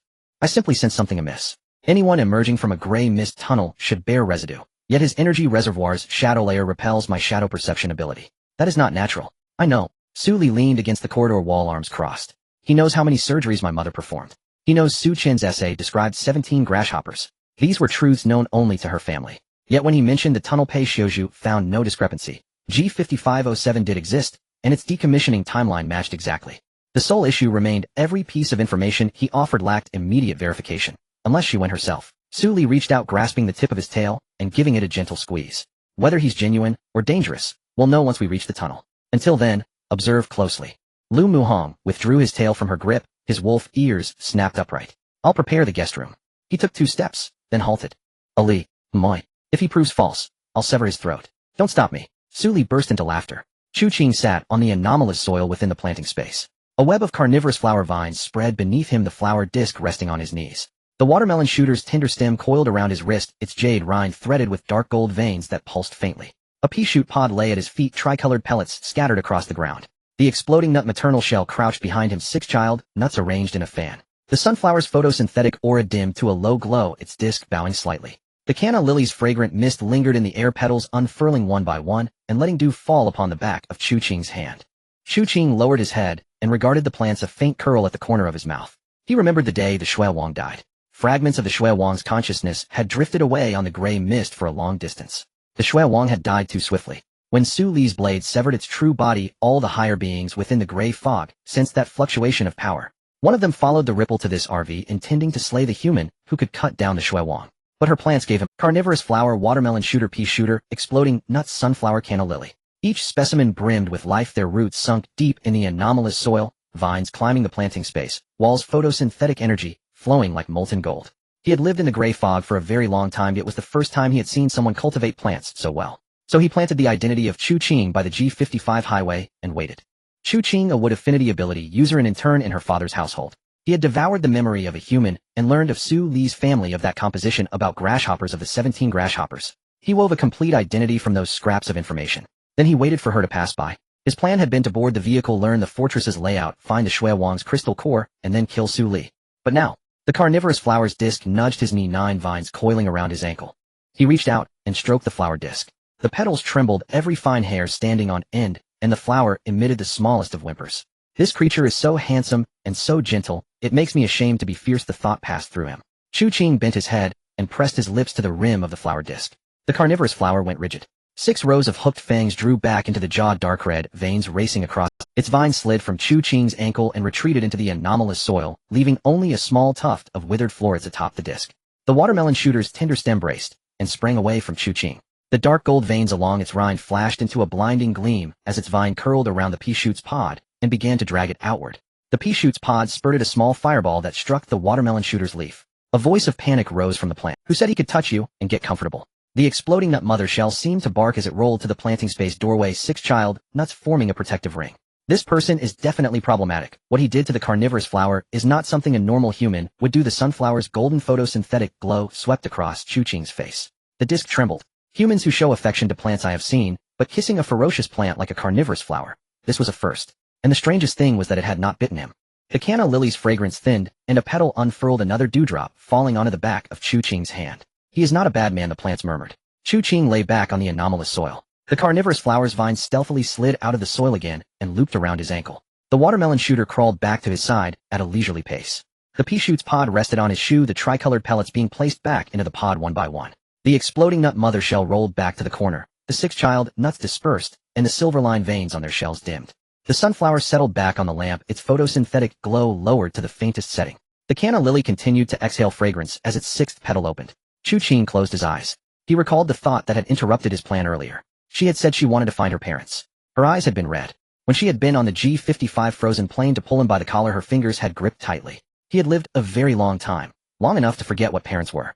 So he decided to stay a few more days. Just a few. The Inzone convoy's encampment, 5 modified off-roaders, formed a semicircle. A thin dusting of snow lay on the honeycomb armor plates of their roofs. An amber glow from a diesel stove bled out of a towed storage module. Su Beiqiao crouched by the stove, clutching an enamel cup. The hot water inside had long since cooled. He stared into the fire without speaking. Zhou Xiaowei jumped down from the back seat of an off-roader. Her left cheek was still swollen. Su Li's slap had landed hard, the imprint stretching from cheekbone to jaw. She wrapped her white down jacket tighter and crouched opposite Su Beiqiao. She took the enamel cup from his hand, poured out the cold water, refilled it with hot, and returned it to him cupped in both hands. Brother, I was wrong. Her voice was soft nasal. Su Beiqiao took the cup without meeting her eyes. You altered Su Li's route and led her toward the chemical plant. The neurotoxic fumes at that plant would kill 3rd-tier mutants. If she had truly gone in the C996 region's survival modifiers, the blizzard downgrade, the Shui Wang halo, all would have vanished. You put a few million survivors at risk for a personal grudge. Zhou Xiaowei lowered her head. I really didn't know it was I only saw a building icon on the map and thought it might be a place to rest, so I marked it as a supply point. Su Li didn't believe me. Her people accused me as soon as they boarded. What could I do? Su Beiqiao finally looked at her. Xiaowei, tell me the truth. Did you change the route on purpose? Zhou Xiaowei's eyes. Brother, you don't trust me. Su Beiqiao was silent for a moment. Whether I believe you is not the point. The point is the Inzone convoy's 23 people cannot be targeted because of your mistake. She is not merely a powerful individual now. Her iron fortress could crush every zombie stronghold north of the city. Offending her means offending all of C996. Zhou Xiaowei bit her lip and said nothing. Su Beiqiao stood. From today on you are not to touch any external communications for zone. Public channel private messages trading zone. Leave them to Lao Zhao. Tend your wound and nothing else. Zhou Xiaowei clenched the cup's rim so tightly her knuckles went white. Tears rolled down from the corner of her eyes. You're right, brother. I'll listen. I won't touch external communications again. I'll recuperate and won't cause trouble for the— Su Beiqiao nodded and returned to his off-roader. Zhou Xiaowei crouched by the stove and sipped the hot water, hair falling over half her face, a small smile tugging at her mouth. He did not trust her. But what mattered more was that the Inzone convoy must not offend Su Li. That was not out of righteousness, nor to avenge those killed by the misled survivors. It was because the convoy's interests would be damaged. Yet there was something he had not disclosed. He was jealous of Su Li. Jealous of that RV, jealous of the title of the world's best, jealous of the devotion the whole region lavished on her. But he dared not show it because he was the leader and could not appear petty before his members. Still, if he did not speak, would they not? That jealousy matched hers. How much longer could it be borne? Zhou Xiaowei set the enamel cup by the stove and rose, heading toward the rear compartment of the coach. The coach was the Inzone convoy's mobile dormitory. Inside were stacked bunks enough for 16 people, the aisles so narrow that one had to turn sideways to pass. The heat from the diesel stove mixed with the scent of human sweat, foot odor, and diesel into a cloying, sour stench. Zhang Hao stuck his head out from the lower bunk. That slap Su Li gave you looked like it hurt just to watch. He spat with resentment, and that thing in her vehicle that is neither man nor wolf. What a show-off. It's disgusting how clingy they are in the RV. Su Li used to seem pure. How did she get so repellent now? Zhou Xiaowei twisted open a water bottle, drank, touched her cheek, and chuckled softly. How Su Li's RV is supposed to be 7 or 8 square meters. Didn't you like her before? At graduation you even gave me a love letter to pass to her, but she didn't even glance at it. Zhang Hao's face stiffened, and he coughed twice. Who liked her? I only felt sorry for how lonely she was back then, so I had you hand over a letter. She really thinks she's something now. Lucky to draw an SS-level plan affinity. Without that ability she's nothing. He finished with a spiteful sigh. And those 2 pretty boys in her RV are worthless. Just lucky to be in the right place, acting obedient in front of Su. Zhou Xiaowei capped the bottle and leaned against the metal frame of the aisle. How do you truly dislike Su Li, or is it an act? You posted on the confession wall saying you'd win her. Everyone saw it back then.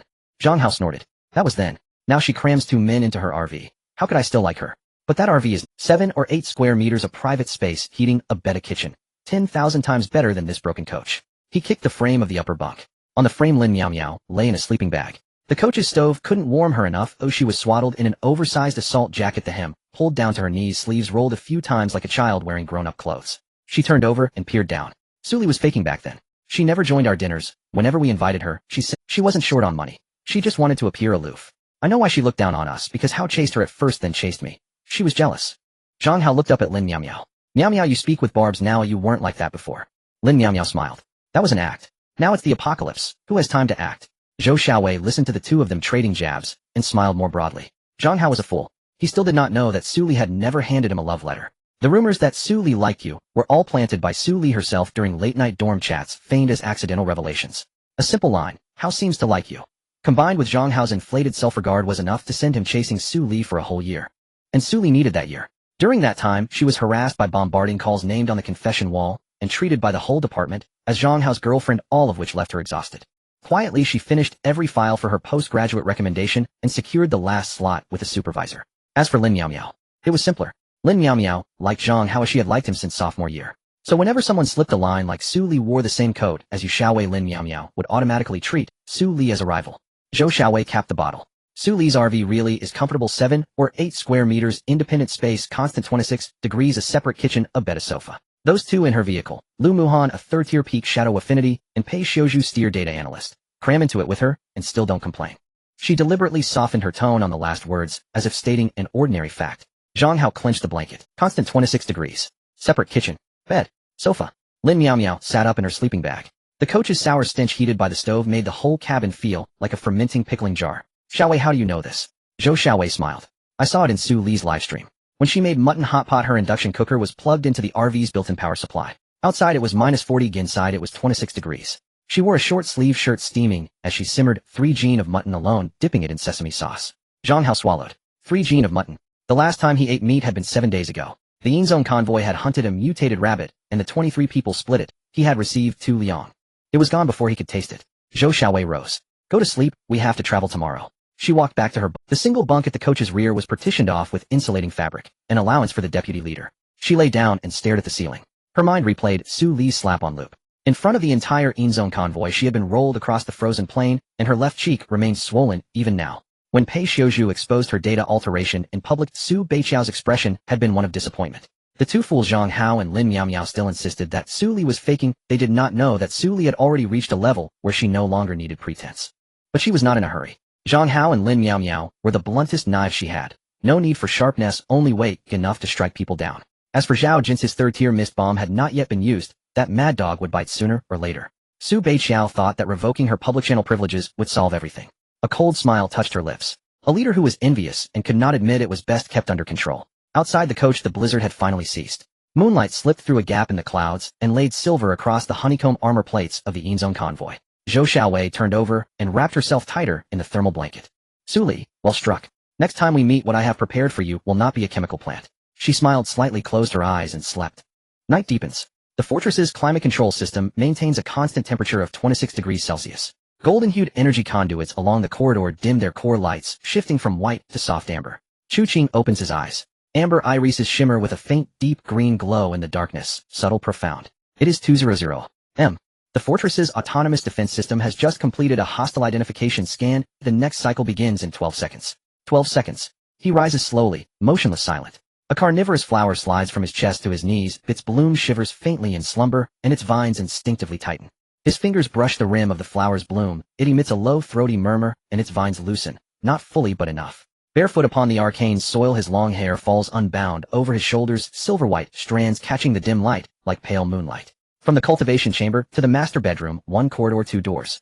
The bedroom door stands unlatched. Su Li never locks it while sleeping, not out of carelessness, but because her instincts are flawless. Chu Qing pushes the door open. Bare feet meet the floor. He does not breathe, nor does he need to. Nor does his heart. Humans in deepest slumber cannot sense danger, yet neither can he, for he is danger itself. Su Li lies. The blanket rests at her shoulders, her hair spills across the pillow, breath steady and even. Moonlight filters through the small skylight, bathing her face in cool radiance, her features luminous, serene as the full moon. Chu Qing stands still, gazing down at her face for a long moment. This woman must be among the most beautiful humans alive. Even by his standards, she is exquisite. To kill her would be a slight pity. His slender fingers lift, hovering 2 inches above her throat. Fragments of the Snow King's consciousness still drift within the gray mist. Their anguished cries unsettled him for days. Slaying the Snow King required piercing 3 layers of ice armor, the first physical, the second arcane, the third soulbound. He wonders how a human managed to breach the third. His fingertip lowers half an inch. He has already mapped the fortress's armor. At its core, the drive chamber houses dual reactors, a shadow reactor and a frost reactor, operating in parallel to power 8 electromagnetic cannons and the frost heaven barrier. Severing their junction node would cripple the fortress's defenses, then invite the gray mist inside. Simple. No more than 3 minutes. Yet his finger hovers above her throat, and suddenly another detail arrests his attention, a fine faded scar, tracing her clavicle, nearly invisible, now save for a pale thread of whiteness. It descends into the hollow of her collarbone, vanishing beneath the edge of her collar. He tilts his head slightly. A faint crease appears between his brows, though he does not know why. He has lived too long. So long he has forgotten his own former face, forgotten pain, temperature, the pulse of a heartbeat. He sinks into slumber within the gray mist, waking only occasionally to devour shards of mutated beings' memories before sinking once more into deep repose. Until Su Li cleaved the Snow King in two with a single blade. Every high-tier entity within the gray mist felt that surge of energy. He followed the resonance, not to spare her, but to erase the human who had shattered the mist's equilibrium. Yet what he found was her garden.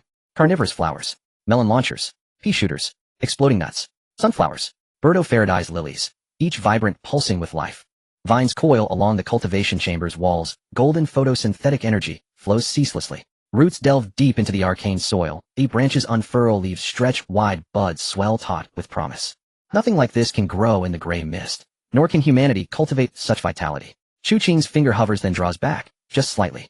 Just then, Su Li shifts in her sleep. The blanket slips from her shoulder, her arm emerges, fingers instinctively grasping and pulling downward, toward whatever lies beside her. A purely unconscious human gesture. Grasp then pull. Chu Qing looks down at that hand. He could evade, but he does not. He does not know why. Su Li startles awake. In sleep she senses an unfamiliar presence, and reacts without thought, rolling upright, seizing whatever lies near, dragging it down, while recoiling backward. This sequence is muscle memory forged across 10 years of apocalypse. The first instinct upon detecting intrusion is to immobilize. She forgets for a heartbeat that she is in bed. She leans back, and tumbles off the edge. Her right hand still grips Chu Qing's shirt front, momentum drags him down with her. The world spins. They land together on the floor. An instant before Su Li's back strikes the ground, Chu Qing instinctively slides his palm beneath her skull, his palm cradling her nape, his knuckles grinding against the cold, hard alloy floor. His other hand braces beside her ear. His silver-white hair cascades down, falling across her shoulder. Moonlight slants in from the edge of the bed's shadow. Sully lies half-reclined, half-propped, fist clenched in his shirt front, free hand raised instinctively before her chest, knees drawn up. Her eyes snap open, locking onto the face above hers, amber irises veined with dark green, reflecting moonlight at impossibly close-range, lashes almost brushing her brow. Their gazes lock, then her lips meet his. Not her chin, not her nose, her lips. A sharp electric silence floods Sully's mind. What is this? Not assassination. Why is he crouching beside her bed? Chu Qing freezes entirely. Warmth blooms where their lips touch. A warmth he has not known across lifetimes. Sully shoves him away, springs upright, wipes her mouth with the back of her hand, her expression flustered. What are you doing standing beside my bed in the middle of the night? Her voice is hushed. Lu Muhuan and Pei Xiuzhu occupy rooms on either side of the corridor. She will not rouse them. Chu Qing remains in the position she pushed him into, kneeling on the floor.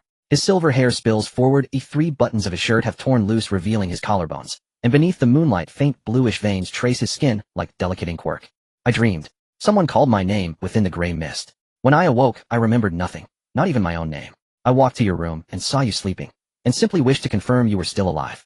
His voice is soft, as gentle as leaves rustling beneath moonlight. Sully studies his face. It is hardly a sufficient explanation, but under the moonlight his expression holds no trace of guilt or evasion. Her fingers loosen their grip on his shirt front. Fabric parts further revealing a thin linen undershirt, collar open, collarbones stark and clean. She looks away, rises, and turns toward the door. Go back to sleep. Chu Qing stands, silver hair falling beside his face, long fingers gathering his shirt loosely together. He leaves the buttons undone, merely holding the fabric closed as he turns barefoot toward the door. Sully. Residual gray mist lingers at the base of your arcane energy pool. It has been there for a long time, at least 10 years. Are you aware of this? Sully's pupils contract sharply. 10 years. The apocalypse began mere days ago. What 10 years? Only one answer remains: her past life. Only she knows she endured 10 years of ruin, dying at last in the gray mist's core. Yet since her rebirth her system interface has shown no anomalies, no deviation in sanity metrics. Chu Qing walks barefoot down the corridor, crossing a narrow band of moonlight before pushing open the fortress's side door and stepping outside, where the temperature plunges to minus 40 degrees Celsius. He wears only a thin linen shirt, bare feet sinking into snow. Gale winds scour his skin with ice crystals, not chilling but strangely soothing. He lifts his gaze to the pallid moon overhead and touches his own lips with a fingertip. Soft, warm, alive. He withdraws his hand, eyelids lowering. She should have died. The Snow King, however treacherous, was still his subordinate, slain by a human. He owed it vengeance. The fortress's layout is known. The junction node linking the Shadow and Frost reactors lies in the drive chamber's leftmost conduit row, twisted, and the entire defense grid collapses. So why did he refrain? As he walks back, a slender vine slips from the side door's crack, tapping his calf gently. The carnivorous flowers bloom, emerges, jaw slightly parted. TSK, going out in this cold. You'll freeze to death. No one will care. Chu Qing bends, pressing his lips lightly to the rim of the flower's bloom. The bloom shudders, 6 rows of hooked fangs retract instantly. The vine retreats into the doorway and vanishes. He steps back inside, bare feet meeting warm flooring once more. The cultivation chamber door stands ajar. A melon launcher's tender stem peeks through the gap, its emerald leaves glowing with golden filigree. You're back? Are you cold? A pea shooter's pod nudges open the gap. Your scent, your master's scent, is stronger now. Tell us, what did you do? A faint smile lifts Chu Qing's lips. His long fingers rest lightly atop the pod. Immediately it seals shut, stem stiffening. He offers no explanation, only enters the cultivation chamber. The arcane soil remains warm.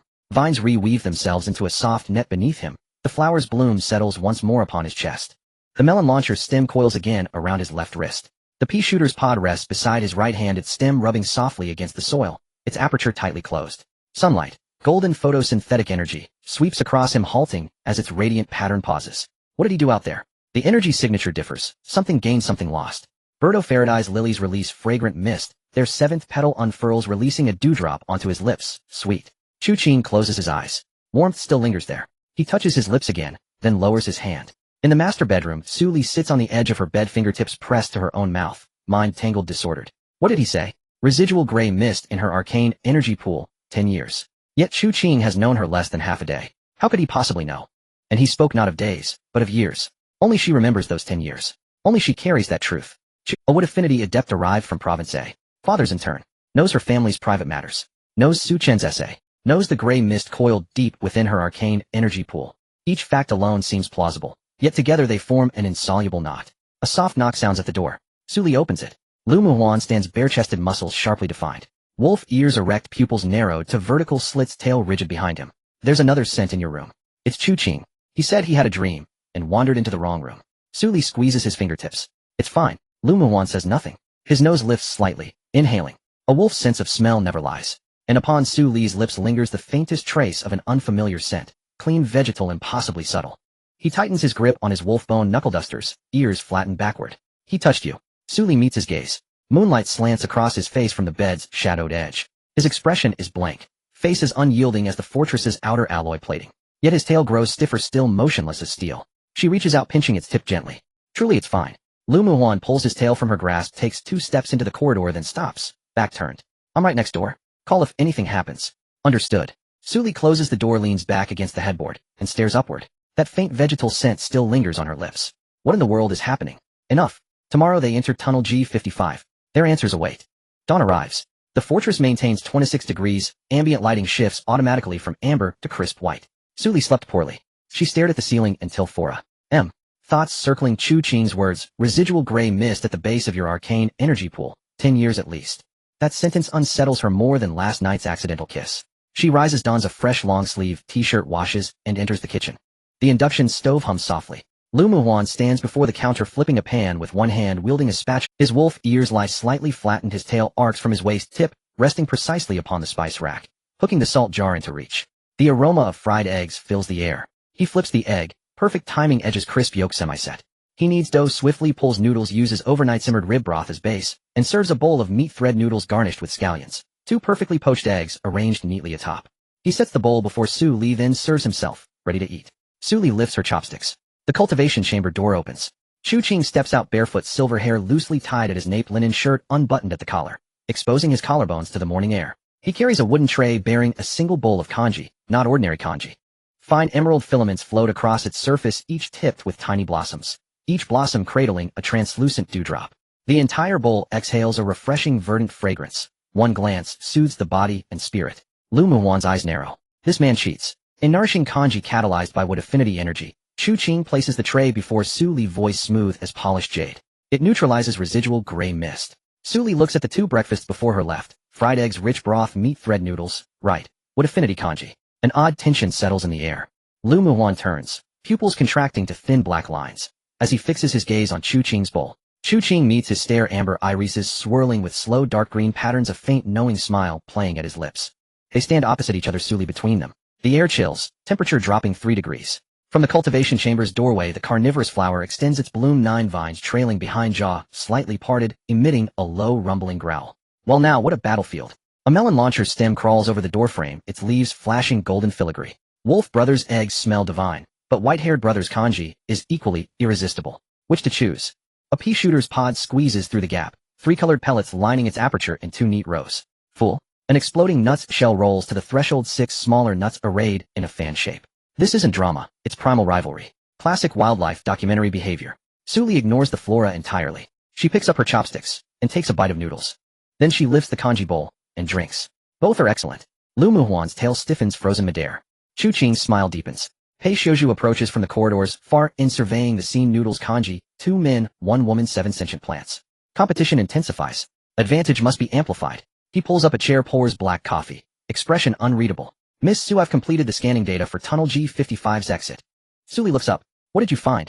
Pei Xiuzhu taps his interface. A 3-dimensional terrain map projects above. The tunnel structure remains intact. Collapsed debris marks the entrance, but it remains passable. Gray mist concentration measures 12% near the entrance, dropping below, 3% deeper inside. Evidence of deliberate blockage exists, using hardened wood affinity vines. He glances at Chu Qing. Consistent with your account. Chu Qing nods, taking a seat across from Su Li with a glass of plain water. Uncle Lin sealed it. He spent 3 days inside, sealing every point where gray mist seeped in, both ends. Lu Muwan stands beside Su Li, a strip of bacon dangling from his teeth tail, draped casually over the back of her chair, an action utterly natural. Yet everyone recognizes it for what it is, claiming space. Chu Qing lowers his gaze to sip water, amber eyes lifting briefly over the rim, lingering for a second on that tail, then looking away. Pei Xiuzhu's glasses flash. He sees everything. Departure set for 10 a.m. Su Li sets down her bowl. Chu Qing leads. Lu Muwan handles security. Engineer Pei remains at the fortress. Pei Xiuzhu adjusts his spectacles. Recommend revision. I accompany the team. Automated defenses and the plant legion suffice for fortress duty. Tunnel data streams require on-site capture. Remote scans lack precision. Su Li considers, then nods. Agreed. 4 of us go. Lu Muwan's tail slides from the chair back, coiling once around Su Li's wrist. I'll drive. Chu Qing rises, collecting his tray. I'll ride shotgun. I know the route. Lu Muhuan's vertical pupils fix on Chu Qing's nape. You drive? He rides shotgun to navigate. Pay engineer, and I monitor data from the rear. Any objections? Lu Muhuan's lips press into a thin line. None. Yet his tail tenses, rigid as tempered steel. From the doorway the carnivorous flower rumbles softly. Objection. Massive objection. The front passenger seat belongs to Wolf Brother. A melon launcher's stem wraps around the flower's bloom and gives a gentle tug. Brother, don't interfere. You got launched A pea shooter's pod aims directly at the flower. Exactly. Mind your own business. Or we cut your nutrient solution. The carnivorous flower withdraws behind the doorframe, muttering under its fangs. Can't live here anymore. No further words follow. At 10 o'clock in the morning the side door of the fortress opened, and a heavily modified black armored off-road vehicle drove out. This was Pei Zia's vehicle, a Tier 3 off-roader equipped with reactive armor plates. A small electromagnetic pulse cannon was mounted on the roof, and the tires were explosion-proof with alloy linings. Lu Muhan sat in the driver's seat, gripping the steering wheel, his knuckles slightly pale. Chu Qing sat in the passenger seat. He had changed into a dark gray turtleneck, his white hair tied back in a low ponytail, exuding an aura of cool detachment. Su Li and Pei Xiuzhu occupied the back seat. This was the result of Lu Muhan's efforts. Rather than let Pei Xiuzhu benefit, he didn't want Chu Qing to succeed either. Pei Xiuzhu had a portable data collection terminal on his lap, the screen displaying the real-time concentration curve of the gray mist. Lu Muhan broke the silence. Where to drive? Chu Qing replied, there's a fork in the road 12 kilometers ahead, take the right side. Lu Muhan slammed the accelerator, and the armored off-road vehicle shot forward on the frozen ground. The speedometer rapidly climbed. 60, 80, 120, 150. Chu Qing's long fingers rested on the armrest, his body pressed against the seat by the force of acceleration, yet his expression remained unchanged. In the back seat, Pei Xiuzhu adjusted his glasses. Mr. Lu, the road conditions are uncertain. I suggest keeping it under 80. Lu Muhan replied. I can see the road conditions. The dynamic vision of a wolf is not just for show. The images in his eyes were 3 times clearer than those of a human, and his reaction speed was in an entirely different dimension. Moreover, he was now at level 4, with an S-grade talent. Driving at 150 km/h felt like driving at 50 for an ordinary person. However, he was clearly not speeding due to a time constraint. Chu Qing turned to glance at him. You drive quite well. Lu Muhan snorted coldly. That's obvious. He then fell silent for another 2 minutes. Suddenly, Chu Qing spoke. Su Li. The back seat. Su Li looked up. Moi. About last night, I'm sorry. I shouldn't have walked into your room in the middle of the night. The temperature in the car dropped suddenly. Lu Muhan tightened his grip on the steering wheel, his knuckles cracking. Pei Zia's expression cooled momentarily, but quickly returned to calm. A formidable rival. Su Li said, if I said it's fine, then it's fine. Don't bring it up again. Chu Qing nodded. All right. However, the gray mist residue in your ability pool really needs to be addressed. My wood-type ability can perform daily purification. 15 minutes a day, and it should be cleared in about 2 weeks. Lu Muhan suddenly turned his head and glared at him. What purification? How do you purify it? By touching her. Chu Qing replied calmly. Place your palm on the back of the neck, channel your wood-type ability, and force the gray mist residue out along the meridians. It requires physical contact. Lu Muhan's eyes nearly ignited with fury. 15 minutes a day. Palm on the back of the neck. Physical 2 weeks. No way. Su Li frowned. I haven't said whether it's okay or not. Why are you so anxious? She indeed needed to eliminate the gray mist, as it lurked like a ticking time bomb. Even after being reborn, she couldn't get rid of it. What exactly was it? Lu Muhan gritted his teeth. Only my shadow-type ability can also perform purification. Shadow erosion can decompose the gray mist residue. Pei Xiuzhu adjusted his glasses.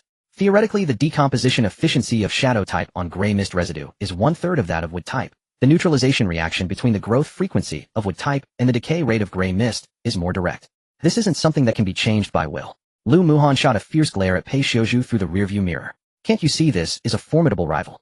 You are actually speaking for him. Pei Xiuzhu remained unperturbed. I am merely stating reasoning. As it stands, his plan is more beneficial for Miss Su. Chu Qing's lips curled slightly, very subtly, very lightly. How intriguing. Truly intriguing. He didn't turn around, but that arc was perfectly reflected in the passenger window. Lu Muhan saw it. The steering wheel creaked under his grip. Su Li leaned against the back seat, eyes closed. We'll talk when we arrive. First, let's deal with the tunnel issue. This statement temporarily doused the flames of conflict. Yet the atmosphere in the car remained tense, like a string pulled to its limit. 40 minutes later, the armored off-road vehicle stopped in front of a partially collapsed mountain. The entrance was blocked by boulders and reinforced concrete, leaving only a narrow gap, barely wide enough for a vehicle to pass. The edges of the gap were entwined with deep green hardened vines, with a layer of frost covering the surface, glimmering with a dull luster under the sunlight. Pei Xiuzhu promptly took out the data collection terminal and scanned the vines. Wood-type ability hardened the vines with a strength comparable to C30 concrete. The gray mist isolation effect. He paused, his pupils behind the lenses contracting slightly. 99. 7. Su Li turned her head to look at Chu Qing. Do you think this was sealed by Uncle Lin? Chu Qing nodded. Uncle Lin awakened a wood-type ability grade. He spent 3 days sealing both ends completely. Pei Xiuzhu adjusted his glasses and remained silent. An Agrade wood-type ability could create vines with a 99.7 gray mist isolation rate. The fiber sequence of the vines he just scanned was grade, not a grade. He temporarily stored this data without mentioning it on the spot. Su Li approached the edge of the entrance and placed one hand on the vines. The ability of Thorny Grasp penetrated in the energy structure inside the vines unfolded clearly in her perception. Extremely pure. The purity was no less than 98. It was identical to the wood-type energy fluctuations on Chu Qing. She withdrew her hand, maintaining a composed expression. Let's go in. The interior of the G5507 military tunnel is much more spacious than imagined. With a bidirectional 4-lane specification, the road surface, though thick with dust, remains structurally intact. Every 50 meters along the tunnel's ceiling hangs an emergency light, most of which have already gone out, while a few emit a dim yellow glow, illuminating the tiny dust particles floating in the air. The headlights of the armored off-road vehicle cut through the darkness. Where the beam reaches, military green spray-painted markings can be seen on the walls. B Province 3rd Disaster Relief Brigade Material Transfer Passage. Su Li glanced around, her expression turned cold.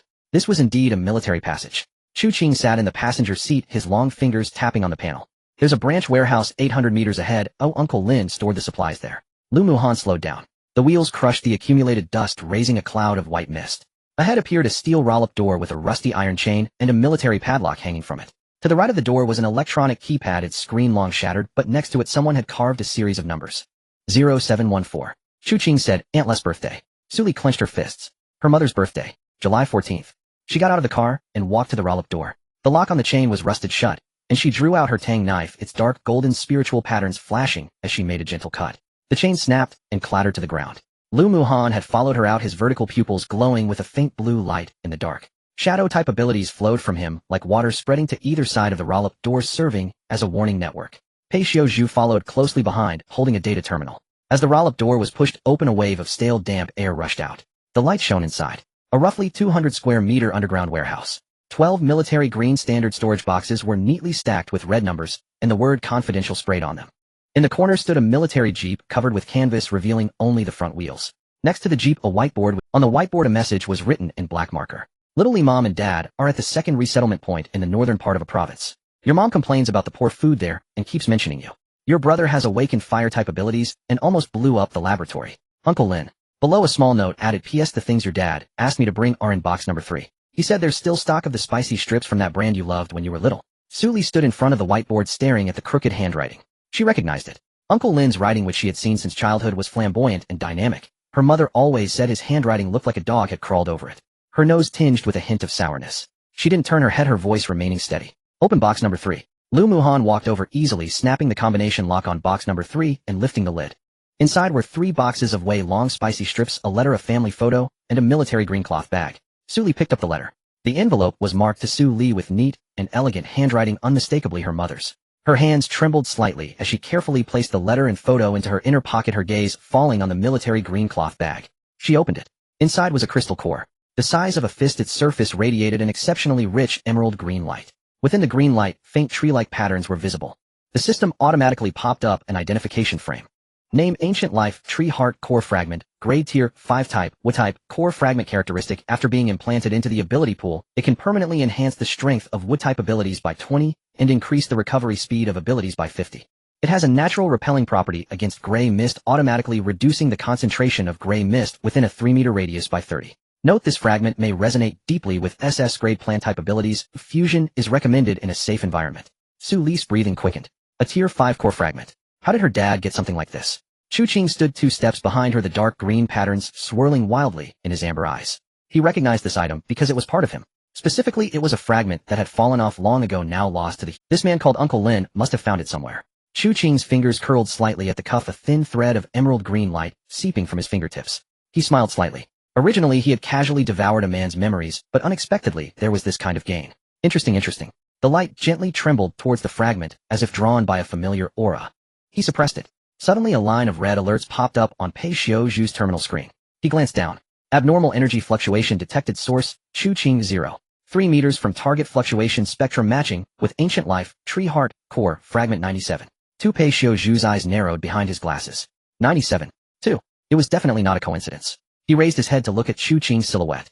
The dark gray high-neck thin shirt wrapped around his slender figure, and his white low ponytail hung behind his shoulder, quietly standing behind Su Li. Pei Xiaozhu saved the alert data into an encrypted folder and closed the pop-up. The inventory of the warehouse was in addition to the ancient life tree heart core fragment and spicy strips, the 12 storage boxes contained 120 military rations, 30 medical kits, 5 ammunition boxes, 2 sets of communication devices, and a distribution map of the A province resettlement points.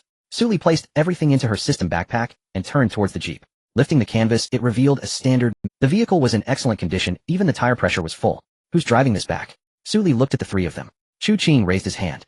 I will. Lu Muhan flicked his tail. Didn't you say you couldn't drive? Chu Qing blinked. What I meant was I can't drive civilian vehicles outside the tunnel. Military jeeps. I've learned a bit from Uncle Lin. Lu Muhan stared at him. So can you drive or not? I can a little. A little. How much is that? Enough to not crash into walls. Sully interrupted them. He'll drive the jeep. The three of you can take the off-road vehicle back with Muhan driving. Lu Muhan relaxed his brows. She called him Muhan, which felt like a win. Pei Xiaozhu adjusted his glasses. Miss Su, I recommend maintaining a 50-meter distance between the two vehicles. Communication in the tunnel may be disrupted. Sully nodded. The two vehicles started up, moving deeper into the tunnel, one in front of the other. Sully gripped the steering wheel of the jeep. The vibration from the military chassis felt completely different from a van, sturdy and direct, every bump in the road clearly transmitted to her palms. In the future, when picking up her parents or carrying out tasks, this vehicle would be convenient. However, the plans for upgrades still needed to be carefully considered. She drove with one hand while pulling the letter from her inner pocket with the other. The envelope was torn open. Inside were 2 pages of paper. The first page was in her mother's handwriting. Literally everything is fine at the resettlement point. Your dad keeps mentioning you, though he doesn't say it aloud. Secretly, he looks at your childhood photos. Your brother has awakened fire abilities and keeps insisting on going to fight zombies, but your dad is pressing his head down in an emergency training class, not letting him out. There are military personnel guarding the resettlement point, so it's temporarily safe, but the gray mist is pushing southward, and we can probably hold on for 3 or 4 more months. Don't rush to find us. First take care of yourself. Mom's not afraid of death, but she's afraid something will happen to you. The second page was in her dad's handwriting. Daughter, did you pass the civil service exam? Just that one sentence. Sully stared at those words and let out a laugh. Even in the apocalypse, he still asked about the civil service exam. Her dad was a man who worried about 3 things his whole life: her mother's health, her job, and her brother's grades. After laughing, her nose began to sting again. She neatly folded the letter and placed it back into her inner pocket. As long as they were alive, that was good enough. In 7 days, the districts would merge, and if the G55 tunnel remained clear, she would be able to directly connect to a province. As the convoy exited the tunnel, the sunlight was blinding. Sully parked the jeep at the fortress entrance and jumped out. Lu Muhan was already standing there ahead of her, his tail resting at his side, his vertical pupils scanning the exit of the alley. On the way back, Pei Xiaozhu told me some things. Sully looked at him. Go on. Lu Muhan's lips moved, his wolf ears pressed back. The energy fluctuations from Chu Qing matched the fragment your dad left with a compatibility of 97. Sully's footsteps halted. 97. It was not a coincidence. It was enough to explain many issues. Her mind raced. The ancient life tree heart core fragment, the fragment. What is the complete entity? It is an ancient life tree, and the energy fluctuations from Chu Qing match the fragment. Then Chu Qing's identity becomes very clear. He is not human, Sully said softly. Being kissed by a tree isn't. He was never human. Lu Muhan nodded. He doesn't have the scent that a human should have. It's too clean. There's no acidic smell of sweat, no rusty smell of blood. Only the fragrance of grass and wood. Sully leaned against the jeep door, her arms crossed. Why didn't you say it earlier? I was observing. Sully paused for a few seconds. He came to my room last night. It wasn't a mistake. Lu Muhan's tail suddenly stiffened. What did he come for? To test. Or. Sully recalled the finger that had hovered just above her throat. At that distance, if Chu Qing wanted to kill her, she wouldn't have time to react. But he didn't take action. He wanted to kill me, but he didn't. Lu Muhan exploded. His wolf ears stood straight up, fangs protruding from between his lips, and shadow-type powers spread from him like splattered ink. The frozen ground beneath them was instantly covered in shadows, and the temperature plummeted. I'll go bite his neck right now. Sully grabbed his tail. Stay calm. Anali. And if he intended to kill me, he would have done so last night. He didn't. This means a hesitant enemy is far more useful than a resolute one. And Lu Muchan clenched his molars, his shadow ability gradually receding into silence. You intend to use him, and his understanding of the gray mist foundational architecture runs deeper even than Pei Xiaozhu's. If he truly is the primordial life tree incarnate, he may well be the sole being in this world capable of explaining the gray mist's origin. Then what about the gray mist residue lingering in your ability pool? Was he telling the truth? And Lu Muchan remained silent for a long while. And was it true? And it was. In my past life, 10 years of gray mist erosion reshaped my body, but not my soul. Upon rebirth, my flesh was new, yet my soul carried over its taint. This was the most unforgivable reason she could not let go. And perhaps Chu Qing himself knew his identity would inevitably be exposed, yet he did not care. One reason was that his power had not yet reached the threshold where such matters concerned him. And the other, he likely already knew. Even if revealed, she would not cast him away. Her parents' whereabouts. In the gray mist. Neither alone would be enough. And Lu Muchan tightened his grip on the wolf-bone knuckles. And cunning bastard. And he surely anticipated this very point. So you truly need his purification. Nsu Li said nothing. And Lu Muchan's voice dropped low and resonant. In 15 minutes daily, your palm pressed against her nape. For 2 weeks. And he spoke each word slowly as though chewing shards of broken glass. And damn it. Nsu Li released his tail and instead clasped his hand. You may watch from beside her. And Lu Muchan held her gaze for 3 seconds, his pupils narrowing vertically. And I won't merely watch. And then what do you intend? When his hand touches her nape, mine rests upon his throat. Should he so much as twitch, I snap it clean through. Nsu Li suppressed a smile. Agreed. And, inside the fortress, Chu Qing sat within the cultivation chamber, the carnivorous flower cradled across his lap, its vines coiled loosely around his ankles. His eyes were closed, yet his perception extended across the entire fortress. Naviri word exchange between Su Li and Lu Muchan beside the jeep moments earlier echoed clearly in his awareness.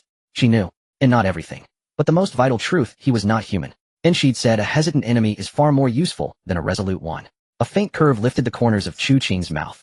And how intriguing. And she feared him not at all. And she even sought to wield him. And the carnivorous flower nudged gently against his thigh, its jaw flexed with a soft rumbling purr. What are you smiling about? That grin makes this old man's spine prickle. And Chu Qing lowered his gaze, long fingers tracing the velvety surface of the flower's bloom. Nothing. And he recalled last night's accidental kiss. Warm, soft, alive with the pulse of living warmth. And he had lived for an immeasurable span. So long that he'd forgotten what it meant to be alive. And yet that fleeting sensation, he remembered it vividly. Na young watermelon launcher's tender stem crept near, its emerald leaves shimmering with faint golden traceries. Master finished every drop of the porridge you made today. Na pea shooter extended its pod toward Chu Qing's finger. But she devoured Wolf Brothers noodles too. You needn't gloat. And Chu Qing opened his eyes, his amber irises remained still and placid as deep still water. I do not compete with him. And no matter, it mattered not. The ancient Arbor clan had dwindled to him alone, a reproduction was no longer possible. Yet should she? And even if she kept a few men by her side, what harm could that be? An explosion, nuts shell rolled in from the corner. And you're not competing. Then why sneak into her room at midnight? And Chu Qing rested a finger lightly against his lips. The banana plant's bud unfurled its 8th petal, a dewdrop fell onto his wrist, and the stem swayed softly. And he thought again of that kiss. And the cultivation chamber fell hushed, then erupted into argument. What kiss? Who kissed whom? Why wasn't I told? And, did you kiss Master White-haired brother? Oh no, oh no, oh no, has Wolf Brother found out? If he has, he'll rip your head clean off, and... So that's why he slipped out at midnight to stand in the cold wind. Understood. Chu Qing reached out, grasping the carnivorous flower's bloom, and pressing down firmly on its fangs. And be still. And the bloom writhed fiercely. And, I won't be still. Explain yourself. Did Master kiss you, or did you kiss Master? In an accident. In an accident. In all my centuries I've never once had a mouth-to-mouth accident. Chu Qing lifted his gaze toward the chamber door. And footsteps echoed down the corridor outside, steady, powerful. And Lu Muchan's. And Chu Qing's faint smile vanished. The door swung open. And Lu Muchan stood framed in the doorway, half his form swallowed by shadow. And darkness pooled behind him like a curtain of ink. His wolf ears stood rigid, his pupils locked unblinkingly onto Chu Qing. Come out. And Chu Qing rose. The carnivorous flower slid from his lap, its vines loosened reluctantly from his ankles. And barefoot he stepped forward, until he stood face-to-face with Lu Muchan. They matched in height. One with silver-white hair and amber eyes serene as moonlit deadwood, the other with raven-black hair and vertical pupils fierce as a wolf born of midnight shadows. Su Li says you can perform purification for her, and in 15 minutes daily, and you will touch her, with me watching. As you wish. And Lu Muchan advanced half a step, closing the distance until only a fist's width separated them. And, let me make this clear, should you move so much as a hair, you'll snap my neck. Chu Qing finished for him, his amber eyes unwavering. And Lu Muchan ground his teeth. This man, too calm. And he pressed hard, the other did not flinch. And he threatened, the other remained untouched by storm. And what stoked his fury most was this: he smelled it. On Chu Qing, not trace, so faint, nearly imperceptible in Su Li's scent. Not on his lips. Fire surged hot and sudden. And Lu Muchan's fangs pierced his lower lip. Ni's shadow ability erupted uncontrollably from his feet. The corridor's temperature plummeted to freezing. You touched her last night. And Chu Qing did not deny it. In an accident. In an accident. Lu Muchan enunciated each syllable with lethal precision. And she fell from the bed. I cushioned her head. We rolled together, and our lips met. Lu Muchan's pupils contracted to needle-thin slits. Ni's lips had touched hers. And touched her. Ni's shadow ability detonated, and the corridor plunged into absolute, suffocating blackness. Chu Qing stood motionless, silver hair lifting backward in the dark current.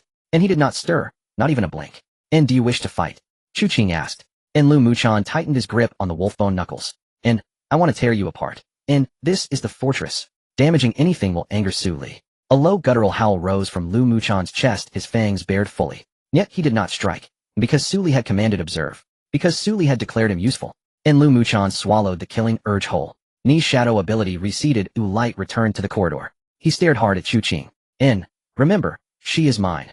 Na ripple of viridian pattern glided once across Chu Qing's amber irises. And he offered no denial. Nor did he not. Only a faint fleeting smile, so subtle it might have been imagined. Nit's meaning eluded Lu Mu-chan. Yet instinct warned him this was no surrender. Evening. The fortress master bedroom.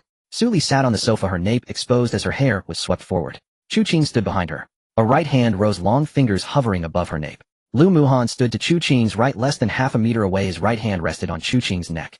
The grip was iron firm, 5 fingers encircling the back of Chu Qing's neck, the thumb pressing the carotid. Only a little force would be enough to crush the vessel. Shadow ability flowed across his palm like liquid metal, coiled and ready to erupt. The three of them held that eerie posture, as if frozen in a photograph. Pei Xiuzhu sat at the desk nearby, monitoring the energy fluctuations. Begin, Su Li said. Chu Qing's palm pressed to the hollow at her nape. The touch was icy, his body temperature was far lower than a normal person's, like the contact of a cool polished jade.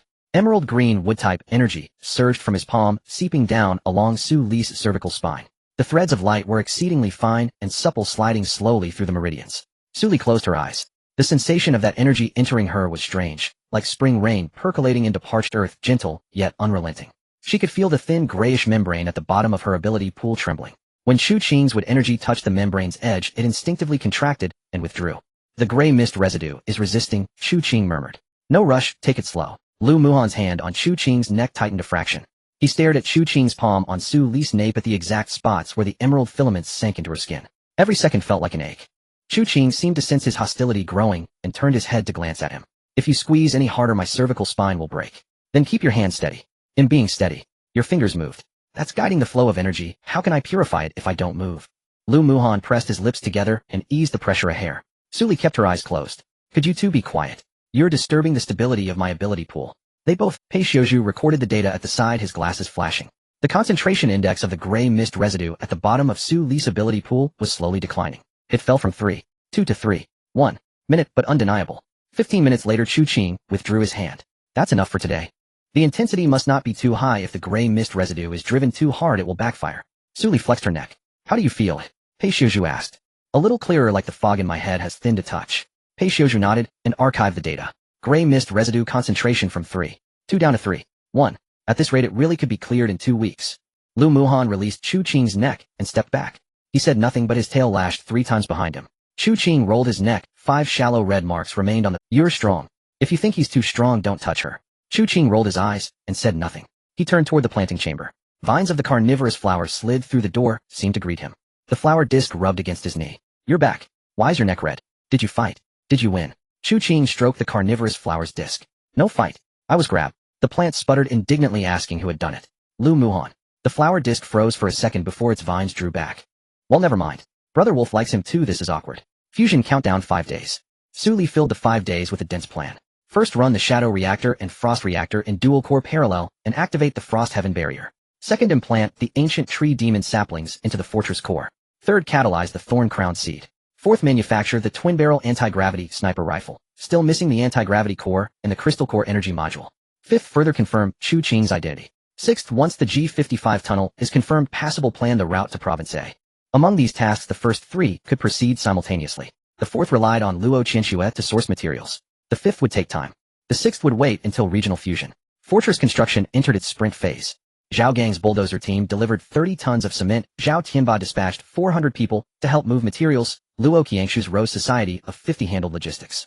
Top-tier resources across the C996 region flowed towards Su Li. Around the fortress perimeter, the mounts for the 8 electromagnetic cannons were welded into place. Pei Xiuzhu led Zhao Tianba technical team through 3 rounds of fire control tuning. The Frost Heaven Barrier's energy conduits reached their final loop. The Snow King crystal core was ready for installation. Su Li personally fitted the crystal core haloed in an icy blue glow into the recess of the core drive chamber. Click. The crystal seated. A low hum rippled through the room. The entire fortress trembled.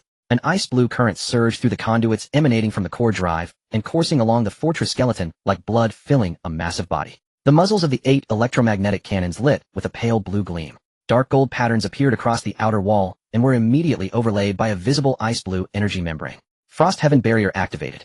Immune to all ice attribute attacks. Physical defense amplified by 60%. Fortress core module online. Current defense rating SS. Su Li exhaled a long breath. It was done. The main body of the fortress was complete. Next, the Shadow Heart crystal core. She removed the pitch-black fifth-tier core and placed it into the shadow reactor. Another low hum and another tremor followed. This time the flow was dark purple rather than ice blue. The two energies met within the fortress frame, running side by side, without interfering. Shadow Veil module activated. A 2-kilometer radius shadow barrier unfolded. Inside it, enemy visual perception dropped by 70% and ability sensing by 50%. Friendly shadow-type units' attack power increased by 40%. Lu Muhan stood in the corridor, but the instant the shadow veil spread, his pores seemed to open. Within the shadow barrier, he was king. His shadow's instant kill jump count doubled. Within 2 kilometers, no being below tier 3 could escape his hunt. Comfortable, he murmured, his tail unfurled and swayed behind him. A regional channel announcement followed. World announcement. C996 area player, Su Li successfully constructed S-grade defensive fortress, Iron Wall. Achievement rewards dispatched. Regional bonus: all survivors in C996 receive the permanent buff, Iron Wall's Aegis, physical damage reduced by 5%. Survivors were dumbstruck. Steel pole guy, Su did it again. An SS fortress. Are we the strongest region in the entire Long Kingdom? Handsome one, another permanent buff. I now have 3 permanent buffs. Blizzard downgrade, Snow King, Aura, and all courtesy of Su. Irate bro, in 5 days the regions fuse. When outsiders see our 3 permanent buffs, they'll be stunned. A Xing Su carried 3 million people single-handedly. This is no mere player, this is C996's guardian deity. Old man, young people, don't get arrogant. After fusion, competitors won't be limited to C996. Other regions will have their monsters too. Wang Laowu, doesn't matter, following Su is the right move. Su Li glanced at the chat barrage and closed the panel. She had no appetite for the messages. The ancient tree demon saplings were not yet planted. The thorn crown had not been catalyzed. Chu Qing's true identity had not been fully unraveled. Regional fusion in 5 days introduced too many unknowns. And her mother's letter had warned that the gray mist is pushing south, but may hold for 3 to 4 months. 3 to 4 months. If the G55 tunnel becomes passable after fusion, how soon could she reach Province A? If she gets to Province A and her parents leave, won't she miss them? A commotion rose from the planting chamber. Su Li pushed the door open. Pei Xiaozhu had already placed the ancient tree demon phalanx stem cells into the core cultivation slot. Grayish wisps flowed across the surface of the phalanx bone. The whole finger bone floated in midair, while the ability soil beneath surged outward. Emerald filaments crawled from the tank's rim, forming concentric circles. Induction has begun, Pei Xiaozhu said beside the tank as the data terminal collected growth metrics in real time. The first root should break ground in 48 hours. Full formation will take 7 days. Su Li nodded. What about the thorn crown? Pei Xiaozhu pointed to the right of the tank. The steer mutated seed had split 1/3 open, revealing a tender sprout wound in silver-white filaments. At the sprout's tip floated a tiny black bud etched with dark gold runes. It requires your SS-level plant ability to catalyze. Once catalyzed, it will resonate with your Jingji with Thorn's grip. Su Li stepped forward and placed her right hand over the seed shell. Emerald ability surged from her palm into the seed. The seed trembled violently. Silver-white filaments instantly swelled, stabbing out like fine needles through the shell's fissures. The black bud, a pitch-black thorn flower, blossomed above Su Li's palm. Its petals were sharp black spines, yet its cores had a fist-sized dark red fruit. The fruit's surface shimmered with the same emerald glyphs as Su Li's ability. Thorn crown catalyzation complete. It had forged a deep resonance with the host's Jingji with Thorn's grip. Linked skill unlocked, Thorn Domain. Thorn Domain centered on the host within a 500-meter radius. All Thorn-type plants obey the hosts while forcibly inducing rudimentary abilities. Thorns can be remotely commanded for attack, defense, and restraint. Su Li clenched her fist. Thorn Domain. All thorns within 50 meters became her weapons. Coupled with the thorn defenses planted around the fortress perimeter, her personal combat power leapt by an entire tier. The carnivorous flower poked its disc from the corner. 9 vines rose at attention. Master, you're getting stronger. What about me? When do I level up? The watermelon launcher straightened its tender stem, dark gold veins lit across it. I want to level up too. 24 melons aren't enough. I want 48. The pea shooter spat a small fireball and queue up. First come, first serve. Su Li smiled. I've already been searching for your upgrade materials. After regional fusion, the resource pool will expand. Oh, everything will arrive then. The plants cheered. Chu Qing leaned against the corner wall of the planting room, white hair falling over his shoulder, amber eyes half-lidded. He watched Su Li surrounded by the plants. When she smiled, her brows curved, and she shone bright as the sun. He watched for a long time, then turned his gaze away. At the doorway, Lu Muhan leaned in the frame, arms crossed, his vertical pupils fixed on Chu Qing. The way Chu Qing looked at Su Li was something he had noticed clearly. It was not a human gaze on another human. It was an ancient, silent, indescribable fixation. Like a tree root sinking slowly and resolutely into the soil. Lu Muhan ground his back molars, his tail flicked once behind him. He did not like that feeling. Late at night, in the corridor of the main bedroom of the fortress, Lu Muhan had just returned from his patrol. His shadow ability was concealed beneath his skin, and he was enveloped in a faint dark purple aura. As he passed by the door of the planting space, he paused for a moment. The door was slightly ajar, and a delicate green glow emanated from within. He listened intently for 3 seconds. The plants were all asleep. The carnivorous flower's bloom lay on the special soil, with its vines sprawled lazily. The watermelon shooter's tender stem curled up in the corner, its dark golden patterns dimmed to the lowest brightness. The pea shooter's pod was closed, and its tender stem hung down. Only Chu Qing was not asleep. He stood by the window at the innermost part of the planting space, directly facing the main bedroom. Moonlight streamed in through the window, casting a faint silver hue on his white hair. He was gazing in the direction of the main bedroom. Lu Muhan's pupils narrowed. He pushed the door open and entered. The action was heavy. Chu Qing turned his head, his amber eyes shimmering green in the dim light. "Can't sleep?" he asked. "You can't sleep either." "I don't really need sleep." Lu Muhan walked over, and the two stood side by side looking out the window with the moonlight evenly spread over their distinctly different faces. After a silence of several seconds, Lu Muhan spoke. "You're watching her room." Chu Qing did not deny it. "The moonlight looks better coming in from that angle." "Stop talking nonsense. Do you think I'm an idiot?" Chu Qing tilted his head slightly to look at him. Under the moonlight, Lu Muhan's features were sharp like they were carved from stone, and in his vertical pupils was a suppressed extreme possessiveness and murderous intent. A faint arc formed at the corner of Chu Qing's mouth. "You listen to her well." Lu Muhan's jaw tightened. "Of course. What do you mean, why? You're a peak third-tier shadow user. Why do you listen to her so much?" Lu Muhan fell silent. His tail unconsciously swayed half a circle. "Because she is mine. I protect her, I listen to her, and that's only right." Chu Qing stared at him for 3 seconds. "You have a naturally companion-oriented personality." "What do you mean?" "Nothing, just some strange knowledge in my head." He pointed to his own head. Chu Qing withdrew his gaze and looked out the window again. "Don't worry, I won't take her away." Lu Muhan smirked. "You can't take her away." Chu Qing replied, his tone as flat as boiled water. "However, I won't leave until I finish the purification." Lu Muhan's tail stiffened. "What do you mean?" "The literal meaning. The residual gray mist in her ability pool cannot be cleaned out completely, and sooner or later it will cause problems. Since I promised, I will finish it before leaving." "And then, then?" Chu Qing paused for a moment. The moonlight cast a small shadow from his eyelashes. "It will depend on the situation." Lu Muhan clenched his fists. "What do you mean, depend on the situation?" Chu Qing turned and walked away barefoot on the special soil, his white hair trailing behind him as he merged into the dark light deep within the planting space. The carnivorous flower's bloom drowsily lifted slightly, its vines instinctively wrapping around his ankle. Lu Muhan stood by the window watching Chu Qing's silhouette vanish among the plants. Depend on the situation. Those 3 words made him feel uneasy all over. A non-human being said to depend on the situation. And now it was useful to him regarding Ali. "Endure. I can't hold it anymore." When he pushed open the door to the main bedroom, Su Li was still awake. She was leaning against the headboard looking at the display panel, which showed the strength assessment reports of various regions after the large district integration compiled by Pei Xiuzhu. Hearing the door sound, she looked up at him. "Finished your patrol, eh?" Lu Muhan threw his coat onto the sofa and walked over to sit on the edge of the bed. His tail wrapped around Su Li's wrist, circling tightly. Su Li looked down at the furry tail. "What's wrong this time?" "Chu Qing was standing by the window watching your room at midnight." Su Li did not look up and continued to flip through the data on the panel. "I see. Is that all you know? What else do you want me to do?" Lu Muhan leaned closer, his vertical pupils meeting her eyes. The distance was so close that his breath brushed against her eyelashes. "Ali, don't you care at all?" His voice was soft, carrying a hint of defeat. Su Li reached out and pinched the tip of his ear. It was soft, warm, and trembled slightly. "What use is it to care? He is not human. I know too little about him. All I can do now is to utilize his purification ability while observing his true intentions." "What if his true intention is you?" "What do you mean?" Su Li raised her eyes. Lu Muhan pressed his lips together. "I mean, what if what he wants isn't to kill you or take something from the fortress, but you yourself?" "He is a tree, what could he possibly want from me?" Lu Muhan's eyes glimmered, showing his stubbornness. "But he is not an ordinary tree. Then he can wait in line." Lu Muhan was stunned. Su Li continued to flip through the panel with an impassive expression. "There are many in line in front of me. You are first, and he is last. Is that okay?" Lu Muhan's tail exploded into a dandelion shape, his ears standing straight up, and he sat up, as if someone had kicked him from behind. "What did you say?" "Moi. Did you say I'm first?" Su Li slid down the panel, not looking at him. "Of course, what else?" Lu Muhan stared at her profile, and the vertical lines in his pupils relaxed slightly. The tips of his ears turned red. He lowered his head, burying his face in Su Li's shoulder, his tail loosening from her wrist and wrapping around her waist instead. "Ali, moi. I don't want him to touch you. I'm going crazy every 15 minutes. Su Li placed her other hand on the back of his head, her fingertips running through his hair. "Endure for 2 weeks. After 2 weeks, once the gray mist residuals are cleared, he will have no reason to touch me again. What if he still doesn't leave after 2 weeks?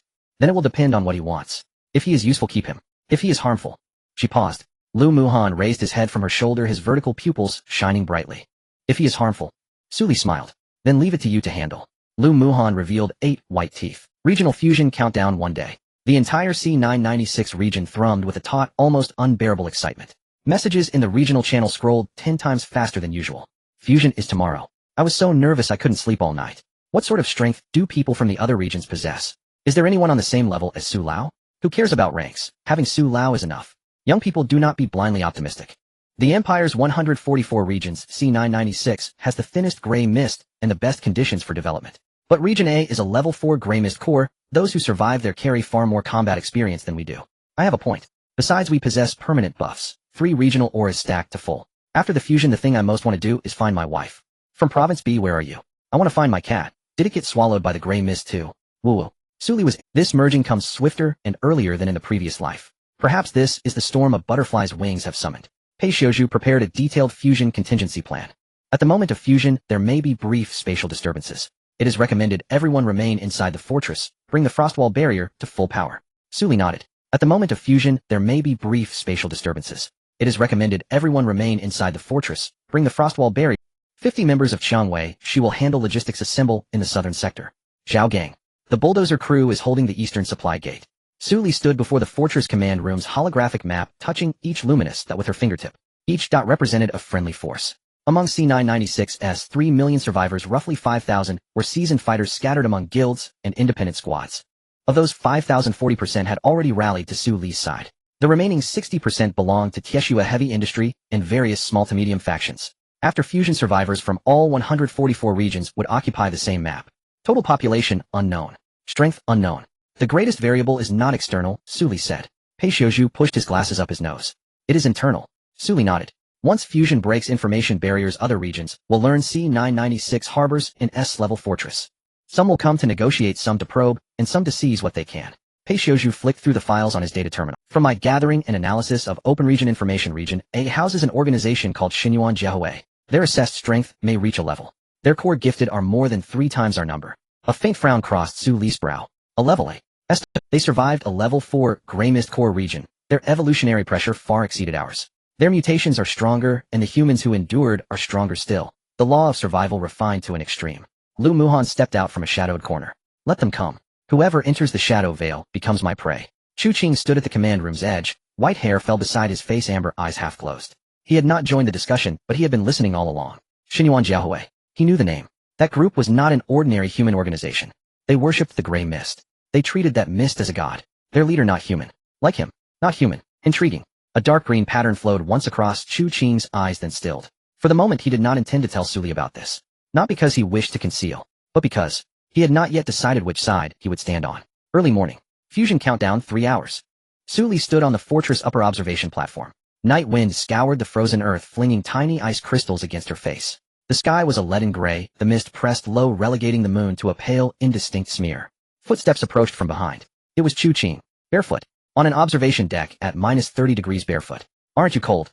Suli did not turn. Chu Qing came to stand beside her. The wind tousled his white hair into disarray. No. A few seconds of silence. Suli, After the fusion, you will encounter some things. Things that are neither zombies nor mere mutants.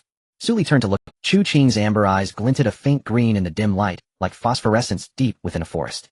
They are like me. Suli's pupils contracted slightly. How many things like you are there? I don't know. Many. I am not the only one living in the gray mist. Suli fixed her gaze on him. Why tell me this? Chu Qing lowered his head and watched his bare toes press against the cold alloy floor. She had not asked. She had asked nothing. He had offered the words of his own volition. Chu Qing. What do you— Wind howled. Chu Qing looked up, his amber eyes met hers. Dark green veining rotated slowly within his pupils, as though an ancient long slumbering will was stirring awake. He opened his mouth. I don't know. He had meant to remain silent, yet somehow the words escaped. Perhaps that was the nature of his caprice. Tell me when you've decided. She turned and walked away. Chu Qing stood on the platform as the wind made his white hair unfurl like a banner. He looked down at his hands. Ethereal threads of emerald light flowed constantly between his fingertips. He truly did not know what he desired anymore. He had lived so long that desire had dried up like an old well. Until that night. Lip to lip. Warm soft. Like a seed falling into a heart long and unbearably parched. At the observation entrance, Lu Muhan leaned in the shadow, his tail taut. He had heard everything. There are many like me, Chu Qing had said. I am not the only one living in the gray mist. His vertical pupils narrowed to slits. There were others within the gray mist besides Chu Qing. Many others. Would those things appear after the fusion? Lu Muhan clenched the wolfbone knuckle duster and turned toward the master chamber. Regional fusion countdown 024733. Lu Muhan walked over and sat beside her, his tail draped across her knee. You heard it all. Suli asked. Are you afraid? Lu Muhan snorted. Afraid of what? Let the gray mist spit out all it has. Anything that stands between me and you, it'll tear apart. Suli smiled. All right. She leaned against his shoulder and closed her eyes. 2 hours and 47 minutes from now the world would be changed into another shape. New powers, new enemies, new rules. Xinyuan Jiahui. She had never heard of them in her previous life, yet now they had appeared. Whatever they were, she would find her family, no matter what lay ahead. Lu Muhan's tail slipped from her knee and curled around her waist. They leaned against one another in silence, waiting for the countdown to reach 0. In the cultivation chamber, the carnivorous plant raised its corolla and opened a jaw toward the master bedroom, jealous at the pair's tenderness. The watermelon shooter rolled its tender stem over, the dark gold patterns on its leaves dimmed. Let them be syrupy. There's a war tomorrow. A pea shooter spat a small fireball from its pod, warming itself. Everyone should get some rest. Tomorrow's enemy might be stronger than the Snow King. An explosive nuts husk rolled to the cultivation trough as 6 baby nuts formed a defensive ring. The ancient tree white will take 46 hours more to mature. Before it grows, I will guard the fortress core. The sunflower lowered its photosynthetic energy to 0, its disc drooped, and the golden veins flowed slowly. The last tendril of scent from the canna dissipated, its petals closed. Good night. Chu Qing lay upon the uncanny soil, carnivorous vines wrapped his ankles, and a corolla rested upon his chest. His eyes were closed, but he was not asleep. After the regional fusion, the people of Xinyuan Jiahui would come. They would find him. Then, would he choose Su Li's side or the gray mists? Chu Qing lifted a hand to touch his lips. The warm sensation lingered in memory, stubbornly refusing to fade. Forget it. Why think so much? We will see. The Silvermint convoy's base. On the backseat of the bus, Zhou Xiaowei lay on her single bunk, staring at the ceiling. In her hand, she clutched a communication crystal. This was a secure communication tool she purchased with 5 portions of universal fuel. It could only be used 10 times, but it could cross regions. The message content was a single line: seek information on S-level fortress in C996 area, with no cap on the reward. She had seen Su Li's vehicle before. Just that one time, she remembered the orientation of the 8 electromagnetic cannons and the seam position of the northern armored wall. A normal person wouldn't remember such details. But Zhou Xiaowei was different. She had a branch of supernatural ability that solidified memories. Images seen once would never be forgotten. This ability lacked combat power, but it assisted her in many tasks. However, in a world where information equated to life, it was more useful than a gun. Su Li slapped me. Zhou Xiaowei whispered in the dark, her fingers caressing the facets of the communication crystal. They'll let you know that hitting someone also comes at a price. At the other end of the bus, Zhang Hao turned over and woke up from the cold. The diesel heater was nearly out of fuel, and the temperature inside the bus dropped sharply. He glanced at the time, 3:30 in the morning. Less than 3 hours remained until the regional merger. Zhang Hao wrapped himself tighter in his blanket, his mind filled with the words Zhou Xiaowei spoke to him during the day. 26 degrees Celsius, independent kitchen, induction cooker, 3 kilograms of lamb. Damn it. He swallowed hard. The upper bunk's Lin Miao Miao turned over, shivering slightly from the cold, before curling up again. Zhang Hao stared at the low ceiling of the bus, a flicker of dark light in his eyes. Unwillingness. Why did Su Li reside in a temperature-controlled RV while he froze in this broken bus? Back in college, she was just a poor student working hard, and what good was her looks if she ignored everyone? And now, once she gained power, she stepped on their heads. Zhang Hao clenched the corner of his blanket. After the merger, there would be more opportunities. If he could acquire a batch of supplies, he could break away from Silvermint. He could form his own team. He could. Never mind, let's focus on getting through the merger first. Zhang Hao closed his eyes, forcing himself to sleep. Merger countdown 004722. Less than an hour left. In the fortress command room, the holographic map was lit up, and the terrain of the C996 area slowly rotated on the screen. Su Li stood in the center. Pei Xiuzhu operated the data terminal to her left. Lu Muhan leaned against the doorframe, and Chu Qing sat in a corner chair. Frost Sky barrier operating at full power. Shadow canopy expanded to a maximum radius of 2 kilometers, Pei Xiuzhu reported. 8 electromagnetic cannons are in standby mode, charging complete. The fortress automatic enemy defense system sensitivity has been raised by 3 levels. Su Li nodded. Zhao Tianba. A private message popped up on the panel. Zhao Tianba, the 400 elite members of the Overlord Alliance are in place on level 1 combat readiness. Rest assured, big sister. Anyone who dares to cause trouble during the merger will have their head twisted off by me first and kicked like a ball. Luo Qinxue. Luo Qinxue. All 50 members of the Rose Society have gathered in the southern district. Logistics are plentiful with 300 first aid kits prepared. Big Shot can rest easy. Zhao Gang. Zhao Gang. The eastern gate supply passage is blocked with bulldozers blocking both sides. Not even a sparrow can get in. Su Li closed the panel. Pei, how long will the spatial turbulence you predicted during the merger last? Pei Xiuzhu adjusted his glasses. Historical data is missing, so we can only estimate based on the energy density of the gray fog layer. The shortest is 30 seconds, the longest is 5 minutes. All communication may be interrupted within 5 minutes, and the panel may experience brief malfunctions. 5 minutes is enough for an elite squad to infiltrate the fortress perimeter. Lu Muhan spoke up. Pei Xiuzhu nodded. So the shadow canopy is key. If communication is cut off, Mr. Lu's shadow perception will not be affected. He will know immediately if any living being enters within a 2-kilometer range. Lu Muhan's pupils flickered slightly. Leave it to me. Chu Qing raised his eyes from the corner. During the merger, the gray fog layer will shake, and something might crawl out of the gray fog in the chaos. The 3 looked at him simultaneously. Chu Qing calmly said, not my kind. They are low-tier gray fog derivatives. They lack intelligence, but their numbers could be substantial. Pei Xiaozhu quickly recorded on the terminal. Estimated scale. Uncertain. It depends on the extent of the merger's disturbance in the gray fog layer. It could be as few as hundreds, or as many as thousands. Su Li's brows furrowed. What about combat power? Individually they won't exceed the second tier, but they attack in groups. Second tier group attack. Electromagnetic cannons would be inefficient, wasting energy. Pei Xiaozhu calculated quickly. Lu Muhan sneered. Second tier. I can clear them alone. Chu Qing glanced at him. You can clear hundreds alone. Not feasible.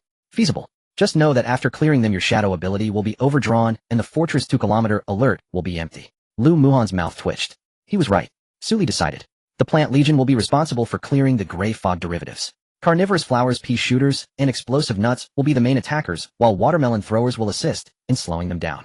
Lu Muhan will maintain the shadow canopy's full coverage and will not participate in the cleanup, only responsible for early warning. Chu Qing. Is your wood type ability effective against gray fog derivatives? Chu Qing nodded. Effective. The growth frequency of wood can neutralize their gray fog shells. Then you will be responsible for patching up. Whatever the Plant Legion misses you will clean up. Chu Qing was surprised. You want me to attack things in the gray fog? Although I'm not their kind, at least we all belong to the— Su Li said naturally. If you stay with me you have to contribute some labor. Labor. An interesting way to put it.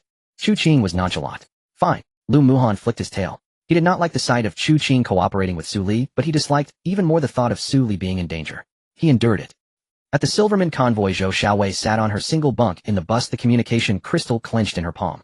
The crystal's surface was slightly warm, indicating that the other party was online. She quickly edited a message in her mind and infused it into the communication crystal. Zhou Xiaowei, anonymous ID contact immediately after the merger. I have the perimeter layout map of the S-level fortress in the C996 area with the coordinates of the northern wall, seems precise to the centimeter.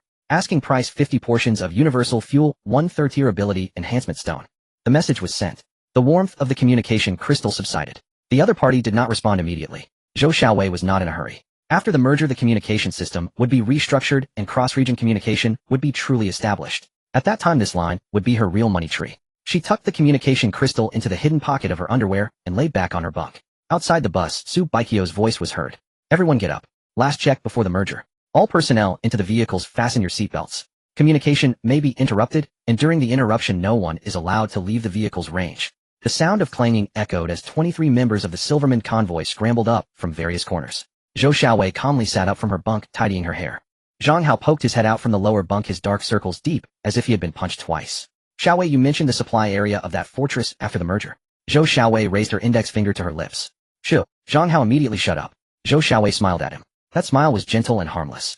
Zhang Hao's heart raced a couple of beats. In the fortress planting chamber the carnivorous flowers' bloom rose high, as 9 vines strained taut. I'm ready. Bring on that gray mist. He'll devour as much of it as comes. The watermelon shooter's tender stem flashed with dark golden veins. I'm ready too. Slow pellets prepare. Upgrade. Super upgrade. The pea shooter's pod gaped open, tricolored pellets aligned neatly within fire at the front, ice in the middle, poison at the rear. Whoever comes first, will be the first to greet them. Don't you dare steal my spot. The explosive nuts mother shell rolled to the gateway of the fortress core, 6 child nuts scattered outward, fanning into formation. I hold the core. No one approaches. The sunflower rose to the observation platform atop the fortress face, turned outward, as its photosynthetic energy glowed a golden level 5. Gold veins shimmered along the petals as its scan swept the entire outer perimeter. The canna's stalk swayed gently, a fragrant mist condensing into a fine thread that wove through the fortress corridors. Fight with peace of mind. If you are wounded, return, and I will heal you. Chu Qing stood barefoot in the doorway of the planting chamber, watching these battle-ready plants with keen interest. Each specimen brimmed with life. Leaves unfurled and radiance flowed through them. It was nothing like the gray mist. In the depths of that gray haze there were no plants. Only decay wrought silence, death, mutation. This place was so good he found himself rather fond of it. White hair. Lu Muhan's voice came from the far end of the corridor. Chu Qing turned. Lu Muhan stood bare-chested in the corridor's center, shadowed energy coursing beneath his skin. The man was like an unsheathed blade. During the fusion, stay inside the fortress. Do not go out. Chu Qing arched an eyebrow. Are you concerned for me? Oh, if you take advantage of the chaos and run during the fusion, I will deem you a traitor, and I will hunt you to the ends of the earth and wrench your head off. Chu Qing leaned against the doorframe, amber eyes reflecting the corridor's warm yellow light. I won't go anywhere. But the next sentence made Lu Muhan's tail bristle. Where she is I will be. Lu Muhan ground his molars and turned away. The carnivorous flower's bloom poked through the crack. Brother Whitehair, you did that on purpose to rile him, didn't you? Chu Qing's mouth curved into a pleased arc.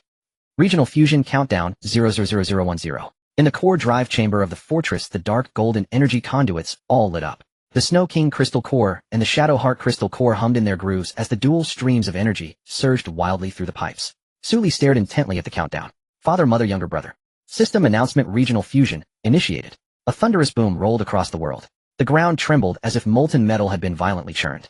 The fortress alloy floor emitted a low, tortured groan, while light streams in the energy conduits flickered wildly. The holomap ruptured, the display that had shown only the C996 region swelled tenfold, then 100-fold. Countless new terrain markers surged in from the map's edges like a tide, filling the projection space. Mountains, forests, and ice fields unfurled. Terrain data for 144 regions was injected within 3 seconds. System announcement: the first regional fusion is complete. The Dragon Nation's 144 independent regions have merged into a unified map. Current Dragon Nation survivor total 4789233011. New rules loading. Before the apocalypse, Dragon Nation had won. For billion people, fewer than 35% survived. Most perished in the early scramble to survive. This is merciless. Chat channels erupted. Bowser de Yuzi, damn, it's merged. It really merged. B region Tiepi Guanto, where is C996?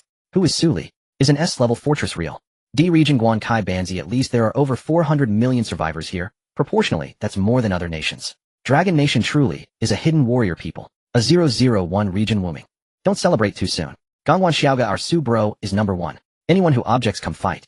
Erguzi's father, did you see that rift in the sky during the fusion? The gray mist layer was torn open. Chita Sheon Vice. So terrifying. Gray things are falling from outside. B region Lao Yinshuan, what's the gray mist density in C996 on your end? We started at 30%, yet the moment of fusion, it leapt to 50. 6 people died. Doggingzai, ain't a damn 2 buildings in our D region collapsed. System UO compensation. Shuade Liuyo, hold steady brothers. We have 3 permanent BUFFs: Blizzard, Downgrade, Snow King, Aura, Iron Wall, Sanctuary. Wilderness Hunter permanent buffs. 3. What kind of divine region is C996? A 001 region. Xinyuan Shin to the gray mist is a gift, not a disaster. Awaken ignorant humans.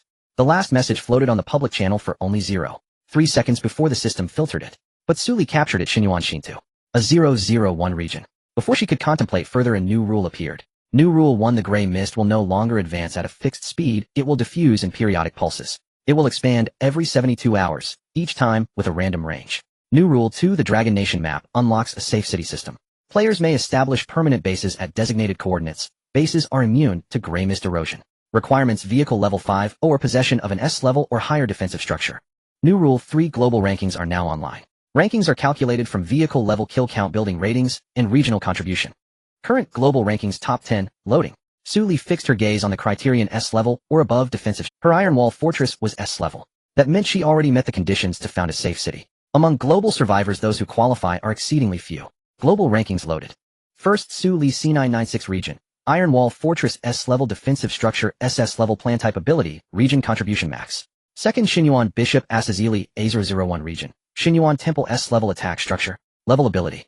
Third, Zhou Min B3 region, Mobile City, a level attack vehicle cluster. Fourth, Lu Muhan C996 region, Shadow Veil, S-level semi-bestial mutant. The global public channel erupted.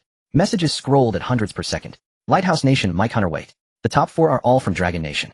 Is this cheating? Bear Nation Victor Volkov, not cheating. You are simply too weak. Pickle Nation Park Jiangti first place is a woman. S-level plant type. Such an obscure ability ranking first. Is Dragon Nation's data faulty? Cherry Blossom Nation Yamada Jiro, A001 region. That's an IV level gray mist core zone. Whatever survives that place. Calling them people might be inaccurate. Lighthouse Nation Marcus Dane, focus on the second level abilities indicate the system cannot recognize them. This has never been seen before. B017 region Tiechue Wang, 3 of the top 4 are from Dragon Nation. Our B region's champion is only 3rd globally. C996 Gangwan Xiaoga, our Su bro, is number 1. Come at us if you disagree. A 003 region, Bingyuan Lang, quiet down. Who can tell me what the Xinyuan Church is? Why is no one from A001 speaking up? A 001 region anonymous. Don't ask. D044 region, hey Guafu, are Dragon Nation people monsters. 7 of the top 10. Lighthouse Nation Sarah Connor, how did she manage it? Our 30,000 people do not even possess a single A-level. Bear Nation Ivan Petrov, she built an S-level fortress alone, while your country still quarrels over canned food. Pickle Nation Kim Shioha, what is that Xinyuan temple in 2nd place? An S-level attack structure, built specifically to assault people. C996, Shuade Liuyo, never mind the Xinyuan Bishop. We have Subro, that is enough. 3 permanent buff, do you have that? Su Li's gaze fixed on 2nd place. Xinyuan Bishop Asazili. A 001 region. S-level attack structure. The ability level showed 3 question marks. How had he done it? Pei Gong. Data captured. Pei Zaya's fingers flew over the keyboard. The 2nd place's data is encrypted. I can only see the name and building rating, the rest is garbled. Shu Qing walked up from the doorway, amber eyes fixed on the holomap's A001 marker. That zone was shaded deep purple indicating extreme danger. Asazili, Shu Qing said softly. Suli turned. Shu Qing's expression changed noticeably, complex threaded with disgust and gravity. You know him? Suli asked. Yes. What's his origin? Shu Qing fell silent for 3 seconds. He is a branch of me. Lu Muhan snapped his head around. Pei Ziya's fingers froze on the keys. What do you mean? Su Li's heart tightened as she pressed for an answer. Shu Qing raised a hand, long fingers pointing at the deep purple marker on the holomap.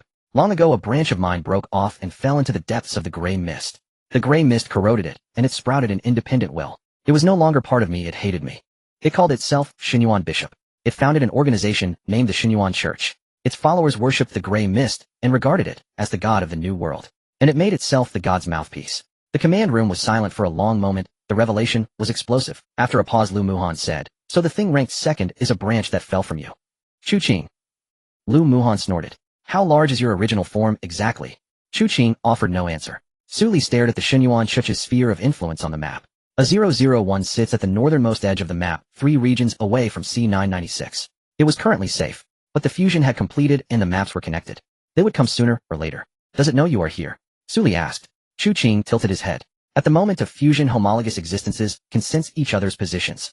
It already knows. Boom. At that instant, a dull thud echoed from beyond the fortress perimeter. Lu Muhan's pupils tightened. North of the Shadow Veil, detecting a mass biological incursion. 137. The Greymist derivatives Shu Qing had mentioned. They were coming, to the north of the fortress. The Shadow Veil draped like a thick black gauze across a 2-kilometer radius. Inside it, Lu Muhan's perception was godlike. 137 Greymist derivatives surged from the frozen north. Their forms were unstable, some twisted humanoids, some crawling lizards, others mere spheres of condensed gray vapor. Their only common trait, each was wrapped in a gray-white mist shell within which a dark red core faintly pulsed. Greymist derivative Tier 12. Characteristics: swarm behavior, mist shell grants physical damage reduction, once the core is exposed it can be destroyed. The carnivorous flower struck first. 9 tendrils braced and launched, its corolla reared 6 rows of barbed fangs bared dark red veins running riot across its surface. It roared an invitation and dove into the swarm. Tendrils swept through the cluster. 3 nearby derivatives were lashed away, their mist shells shattering and dark red cores exposed to the air. The carnivorous flower opened to the limit and swallowed them one by one, crunching the cores in its maw. Ordinary taste. Not as good as the nutrient solution my master gives. The watermelon thrower followed. 24 melons detached, at once spinning and accelerating through the air with dark gold veins aglow. Thud. The melons struck the derivative cluster, splattering a dark golden adhesive. The goo clung to their surfaces, slashing their movement speed by 70%. Slowed successfully, Big Brother strike now. The pea shooters moved in. Pods opened and fired a volley of fireballs. Boom boom. The fireballs struck the slowed derivatives with precision. Intense heat instantly vaporized the mist shells, and the cores detonated. One after another. Save ammunition. Precision strikes. The explosive nut husk crouched at the breach in the north wall. 6 subnuts were arrayed on either side, their silver veins aglow. 3 derivatives bypassed the carnivorous flower's frontal intercept and crept toward the north wall. As they entered the subnut's sensing radius, boom, boom boom boom, the 3 subnuts detonated simultaneously. Alloy shrapnel dispersed at supersonic speed, shredding the mist shells and grinding the cores to powder. North secure. The sunflower on the observation platform surveyed the battlefield. Its photosynthetic golden light scanned the entire northern sector. Any stragglers were instantly marked by the golden light, and the information synchronized to all plants. The first wave was swept clean within 3 minutes. 137 zero escapes. Su Li watched the red blips on the holomap wink out. Sweep complete. Plant Legion sustained no damage, Pei Xiuzhu reported. Lu Muhan lifted his head from the Shadow Veil console. No biological reactions on the north side, other directions are normal. Shu Qing grew increasingly astonished. These plants were still young, but possessed boundless potential. The carnivorous flower returned the last dark red core clamped in its mouth, corolla tipped skyward in triumphant pride. 137. I took down 42 myself. Any objections? The pea shooter spat 1 seed at it. You only did 26. I'm the one providing the firepower. Without me there would be no environment for your output. In the frontline tank understands. Actually I think everyone did very well. The data speaks for itself. Carnivorous flowers 26. Pea shooters 51. Watermelon throwers provided full target slow. Explosive nuts 3. Sunflowers marked all targets. Why does pea shooter outnumber me? Because I'm ranged. Don't blame me for you being a melee unit. Su Li's mouth curved slightly. Fine. The first wave of trials had passed. But this was only the beginning. She began to consider the next move. A chime sounded. The 187 messages she had sent over the past 2 weeks finally received a reply. Su Li stared at the flashing message icon on the panel, her finger hovering above it. 187 unread messages. Her heart trembled as her finger reached forward then withdrew. Finally she clicked it open. At the top was a voice message from her mother Lu Yunqi. The background sounded like the hum of medical equipment, and her mother's voice was as crisp and decisive as ever. Shall Li, the second resettlement point in the northern part of province, say the coordinates have been sent securely. Your father's right leg was hit by debris and fractured. I've put him in a cast. On the day your brother awakened his fire ability, he burned a hole in the number 3 incubation chamber in the lab, and your father chased him for 3 flights of stairs. We are all alive. You take care of yourself, don't rush to find us. The resettlement point is guarded by the military. Mom isn't afraid of death. What I'm afraid of is something happening to you. Her father Su Xiaoyuan. His voice was hoarse and very slow, a tone she had grown accustomed to since childhood. Unhurried daughter, did you pass the civil service exam? If you didn't pass, it's fine. There are no exams in the apocalypse. You know about the tunnel Uncle Lin left for you. Drive carefully. Your mom is healthy, your brother is tough, and my leg being lame doesn't stop me from scolding. Don't worry. By the way, that type of spicy strips you loved as a child, Uncle Lin brought some for you. Eat, less it has a lot of preservatives. 100 continuous messages filled the screen, all from the same person. Su Xingyang. Her brother's voice bombarded her from the first second. Sister. Where are you? Did you see me? Sister, I awakened my ability. Fire type. Super powerful. I blew up the lab. Dad is chasing me to hit me. Sister, do you miss me? I miss you so much. Sister, the braised pork canned food in our resettlement point is super delicious. I've hidden 3 cans for you. When you come, I will save them for you. Sister, I heard from Uncle Lin that you have a flying RV. Is it true? Can you take me for a ride? Just a circle, Sister, you are at C996, right? I found it on the map, but it's so far from us, separated by an entire G50. Dad said the gray mist concentration is too high, and he won't let me look for you. Sister, please reply to me. Just one word. Sister, are you there? Are you there? Are you there? Sister. Sister, I'm a little scared. Dad's leg is lame. Mom is performing surgeries every day, and the gray mist outside the resettlement point is getting thicker. I'm afraid you all might be gone, leaving just me. Sister, you must live. Sister, I promise not to blow up the lab again. Su Li clenched the edge of the panel. Her knuckles ached. One word at a time, she typed back. Xingyang. Sister is here. The RV can fly as a rumor, but it is indeed quite spacious. Save the braised pork for yourself. The sister has enough supplies here. Mom and Dad leave you to take care of. If you blow up the lab again, the first one I will hit when I return is you. Do you hear me? Sending. Almost instantly a string of howls bounced back from the other side. Sister. You finally replied to me. Sister, you are not dead. Sister, have you lost weight? You must be not eating well outside. Sister, wait for me, I will come to get you when I get stronger. I can now burn a 3rd-tier mutated creature to ashes with a fireball. Just one fireball. I've tried it. But that time I also scorched the east wall of the resettlement point, and Dad hit me again. Sister, what good food do you have over there? Here we only have canned food and compressed biscuits. I'm about to puke. Sister, are you hurt? I heard from Uncle Lin that you killed a particularly powerful monster. What was it called? Snow something. Snow King, Su Li replied. Yes, Snow King. Uncle Lin said you chopped it in one blow. Sister, when did you become so powerful? Your sister has always been this powerful. After replying this, Su Li leaned back against the chair. That lump in her chest eased a little. Her eyes were moist, and she wiped them, surprisingly shedding tears. They were all alive. Mom was scolding, Dad was chasing her brother with a limp, and her brother was still blowing things up. They were all alive. Pei Xiuzhu pushed the door open holding coffee. He silently withdrew. The corners of Su Li's eyes were a bit red, inconvenient for others to see. Lu Yongxi's second message was text. Xiaoli, there are military personnel guarding the resettlement point, but the gray mist is pushing southward. At the current speed, we can only hold out for 4 more months at most. If we don't wait for rescue after 4 months, we will activate the relocation plan. Your father said if the G55 tunnel is clear, it can take a maximum of 7 to 10 days to get to you, but Mom won't push you. You have your own matters, and your own people. If you really can't make it in time, Mom won't blame you. Take care of yourself. Mom has performed 1723 surgeries in her life, saving 1722 people. The only failure was your grandfather. Mom isn't afraid of death, what she's afraid of is you dying for her. Live well. Su Li stared at the number 1723. Chu Qing was right. The number of surgeries her mother had performed was something she had never disclosed to outsiders. Chu Qing knew.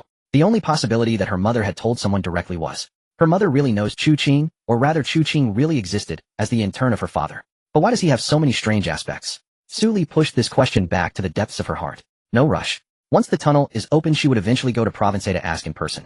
Su Li closed the message panel and was about to stand. The entire fortress shuddered violently. The dual-core parallel gauges of the shadow reactor and the frost reactor both jumped a notch at once. In the corridor, the climate control read 26 degrees and leapt to 31 within 3 seconds. It kept rising. Page. Su Li pressed the comm key. Monitoring detects a fortress malfunction caused by external temperature. It jumped directly from minus 40 degrees to plus 38 degrees, rising at 3.7 degrees per second and still climbing. Su Li's pupils contracted. Before the fusion, there had been blizzards. After fusion came extreme heat. There had been no warning, no pattern. It arrived without prelude. Even having lived through it in a past life, experiencing it again was terrifying. This was not a gradual natural law. Behind it all, an invisible hand was manipulating everything. The Shuangtian barrier's ice blue energy membrane trembled violently. The frost reactor ran at full power, desperately expelling heat, but the outside temperature had already breached 40 degrees Celsius. Permafrost began to melt. The snow around the fortress turned to water within 3 minutes, then the water quickly vaporized into white steam. A dense fog wrapped the whole stronghold, reducing visibility to less than 2 meters. Inside the planting chamber, the plants were in turmoil. The watermelon thrower's tender stem collapsed on the altered soil, fine beads of moisture surfaced on its green rind, and the dark gold veins all dulled. It's too hot. I'm a watermelon, not a roast. The pea shooter's pod mouths opened and fanned themselves, the tricolored pellets all dropping limp onto the ground. The ammunition was literally cooking. Anyone got ice? 1 cube for 3 heat rounds. The exploding nuts shell sat quiet, its silver filigree glowing even brighter under the high heat. Hot as it was, one plant boasted it was used to it. It had squatted by volcanic rims before. The carnivorous flowers' cups soaked in the trough, 9 vines floating on the surface, fangs bared and throats bubbling with air. I am a tropical plant, true, but the trough water is nearly boiling. The canna languidly enjoyed the conditions. Its bud had unfurled to the 9th petal. The fragrant mist was 3 times denser than usual. The whole plant stretched in the hot, humid air, languid and content. The sunflower's photosynthetic energy kept functioning, its disc turned toward the skylight as a steady golden light poured out. Chu Ching walked barefoot into the planting space, emerald wood energy seeping from his soles into the altered soil. The stifling air suddenly cooled. The carnivorous flower's disc sprang out of the trough, its vines flinging water across Chu Ching. Chu Ching wiped the droplets from his face and pressed a slender finger to the center of the flower disc. You splash my hair. The carnivorous disc trembled and snapped, its fangs closed. The vine slid off, Chu Ching withdrew into the trough, and the disc sank beneath the water with only a small withered blossom showing above the surface. The watermelon thrower's stem stiffened, the dark gold veins brightened anew. White-haired brother is the best, the plant seemed to cheer. The pea shooter's pod aimed at the watermelon thrower and fired a single pea. Flatterer, someone scoffed, but he did cool things down. That much I'll admit. Across Longwo's channels, the barrage of messages flooded the airwaves. What the? From -40 straight to +46 degrees. I haven't even changed my underwear. I just crawled out of an ice cellar, and now I'm going straight into an oven. Is this weather sick? Was it a blizzard at C996 not long ago? Over here we just had a sandstorm, and now the sand is scalding my feet. Is the fusion weather system drawing random lots? Whatever extreme you draw, you get. After the gray mist pulses diffused, the original climate patterns of each region were disrupted. Now the whole of Longwa is experiencing alternating extreme weather. Cold turning to heat, dry turning to wet. There is no pattern. To hell with patterns. I just want to soak in ice water now. Anyone with water-type abilities, come trade. District D is at 52 degrees if 5 hours ago it was This is insane. So fusion isn't simply stitching maps together, the very underlying logic of the ecosystem has been reconstructed. That makes sense, one voice agreed. After the gray mist layer oscillated, the flow of energy changed. The alternating blizzards and searing heat may be a side effect of the mist's energy release. Can you all stop analyzing? Asked another, will analysis cool the temperature? If not, shut up and save your breath. Pei Xiuju projected the external real-time temperature curve into the hollow. External temperature stabilizes at 46 degrees Celsius. This is the climate rule reshaping following regional fusion.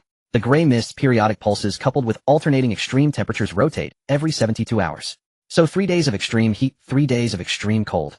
Suli asked. Not necessarily. The period is fixed, but the extreme direction can be random. Next cycle could be extreme heat, storms, acid rain, hail. Anything is possible. This is terrible. Worse than in my past life. Lu Muhan pushed open the hatch and strode in. He shrugged off his coat, wearing only a black vest. His muscles were sharp and defined in the dim light. His wolf ears pinned back and his tail stiffened. The permafrost outside has completely melted. Our fortress' own weight is too great. We need to make preparations. For now, the fortress grip structure is designed for anti-slip rather than mobility on this terrain. It seems further modifications will be necessary. There is another problem: survivors' mobility drops in high heat, while the mutants become more active. These temperatures are a paradise for zombies. Pei Xiuju reported. Lu Muhan flicked his tail. Understood. Suli opened the comms to ask Zhao Tianba whether he had all-terrain tires, shock-absorbing materials, or hover equipment. Zhao Tianba's message arrived almost at once. Boss, it's blazing. Of the 400 people under me, 32 have collapsed from heat stroke. Do you have any cooling gear or medicine? Suli replied, bring the people over. She added, bring all the all-terrain vehicle parts from your inventory. Tires, shock absorbers, levitation modules, even used parts are fine. She switched to the fortress temperature control panel. The frost reactor responded, channeling frost energy through the pipes, maintaining a constant temperature of 25 degrees. Refreshingly cool. A gentle breeze wafted from the vents, carrying a faint mint scent. The canna lily lowered the concentration of the aromatic mist, blending it with the air conditioning breeze, creating a calming effect. Zhao Tianba people arrived 20 minutes later. 33 individuals suffering from heat stroke were carried in on stretchers, while the others supported each other. Their faces were flushed, lips cracked, sweat making their skin pale and wrinkled. One of them had already convulsed, limbs stiffened, teeth clenched tightly. The canna lily buds opened, releasing aromatic mist from the flower's core, which precisely fell in 33 strands onto each person's forehead. The convulsing one ceased. Breathing steadied. Put them in the south side lounge, Suli said. There's saline water in the kitchen. Each person should drink 2 cups, then another every 15 minutes. Zhao Tianba was the last to enter. He was on the verge of collapsing himself, lips pale, clothes soaked, as if pulled from water. I survived. Zhao Tianba squatted on the corridor floor, back soaked. Damn it, who can withstand this kind of weather? Su Li distributed the stocked ice packs and saline. 300 portions were undoubtedly a huge sum.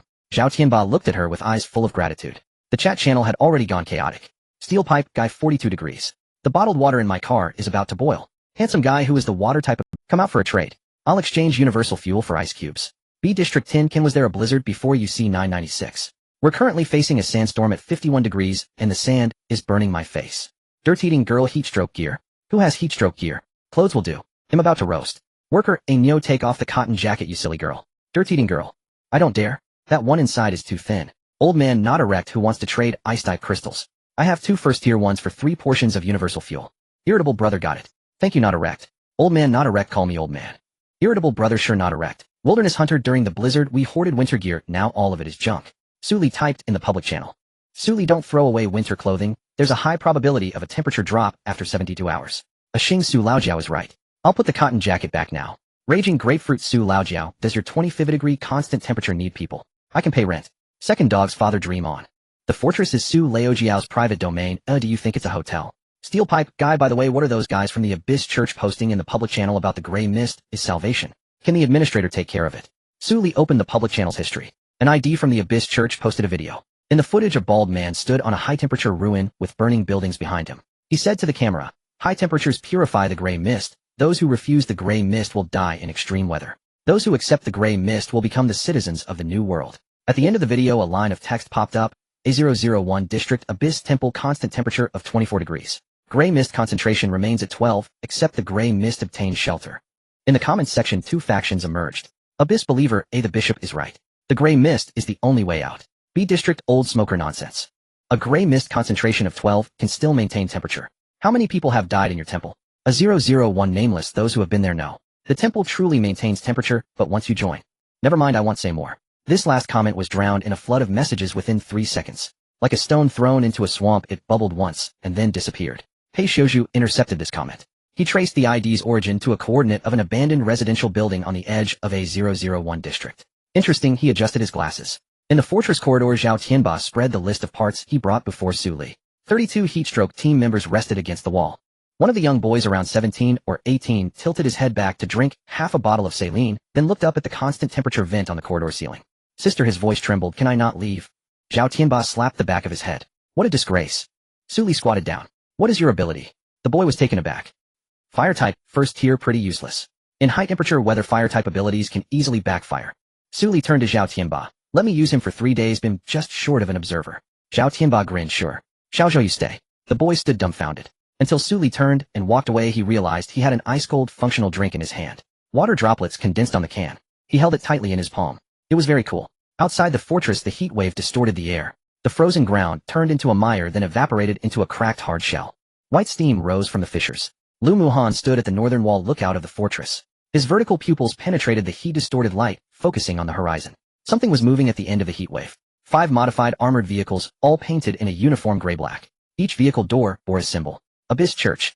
Heat shimmered the horizon into a trembling sheet of water. Lu Muhan's vertical pupils pierced the warped air. Something was moving. 5 armored vehicles, painted a dull gray-black. On each roof sat apparatuses he did not recognize, like signal towers, every rod emitting a low throbbing hum in the heat. Symbols on the doors writhed under the heat like living things. Ring upon ring. A dark red circular emblem. The outermost ring formed a 6-pointed star. At the center lay a half-open eye. Lu Muhan pressed his finger to the sensing node of the shadow veil. 2 kilometers. 1.5 kilometers. 1 kilometer. The convoy did not slow. Ali. He pressed the comm and kept his voice low. In the command room, Su Li was studying the new map. Pei Xiu. She stopped her hand above the screen at the sound of Lu Muhan's voice. There was something wrong with his tone. Speak. The Abyssal Church. 5 armored vehicles. Heading due north 1 kilometer from the fortress. Pei Xia's fingers flew over the keyboard. 5 red triangular markers popped up on the holographic map. Movement speed, armor thickness, and thermal imaging data streamed in at once. No thermal signature. Pei Xia's pupils constricted. Su Li stared at the screen. The 5 armored vehicles showed interior temperatures identical to the environment. 46 degrees of heat. The people inside the vehicles not radiating heat. Are they dead? Lu Muhan asked. Chu Qin walked into the command room barefoot. White hair fell over his shoulders, amber irises bored dark green veins flowing at an abnormal pace. He did not look at the screen. He had sensed it. They are alive. Chu Qing stopped before the holographic map and tapped the ring's sigil with a long finger. But they surrendered bodily temperature control to the gray mist. The gray mist flows through the vessels, replacing blood to sustain organs. Body temperature synchronizes with the environment. No sweat, no shiver. The command room fell silent for a moment. Su Li remembered the comment Pei Xiuzhu had intercepted. The temple truly is temperaturistable. It was not the building that was temperaturistable. It was the people. Combat assessment. Su Li rose. 5 vehicles, 6 to 8 per vehicle, 30 to 40 in total. Pei Xiuzhu pulled up a structural scan of the armored vehicle. Hull armor approximates a class defensive carrier. The rooftop device is a gray mist diffuser likely designed to create a localized high-density, gray mist environment. An advantageous environment. Su Li grabbed the hummingbird long gun from the table. Lu Muhan's voice crackled over the comm. His tail was lashed to the railing at his post. Ali, they've stopped 800. They halted. They had not entered the Shadow Veil's range. What were they waiting for? Su Li pushed open the command room door. The 25-degree air of the corridor rushed out, colliding with the heat wave and hissing faintly. The plant legion was already in position. Carnivorous flower discs popped from their troughs, vines bracing against the ground, fangs bared. Watermelon launcher stalks stiffened, 24 melons gleamed with dark golden veins so bright they hurt the eyes.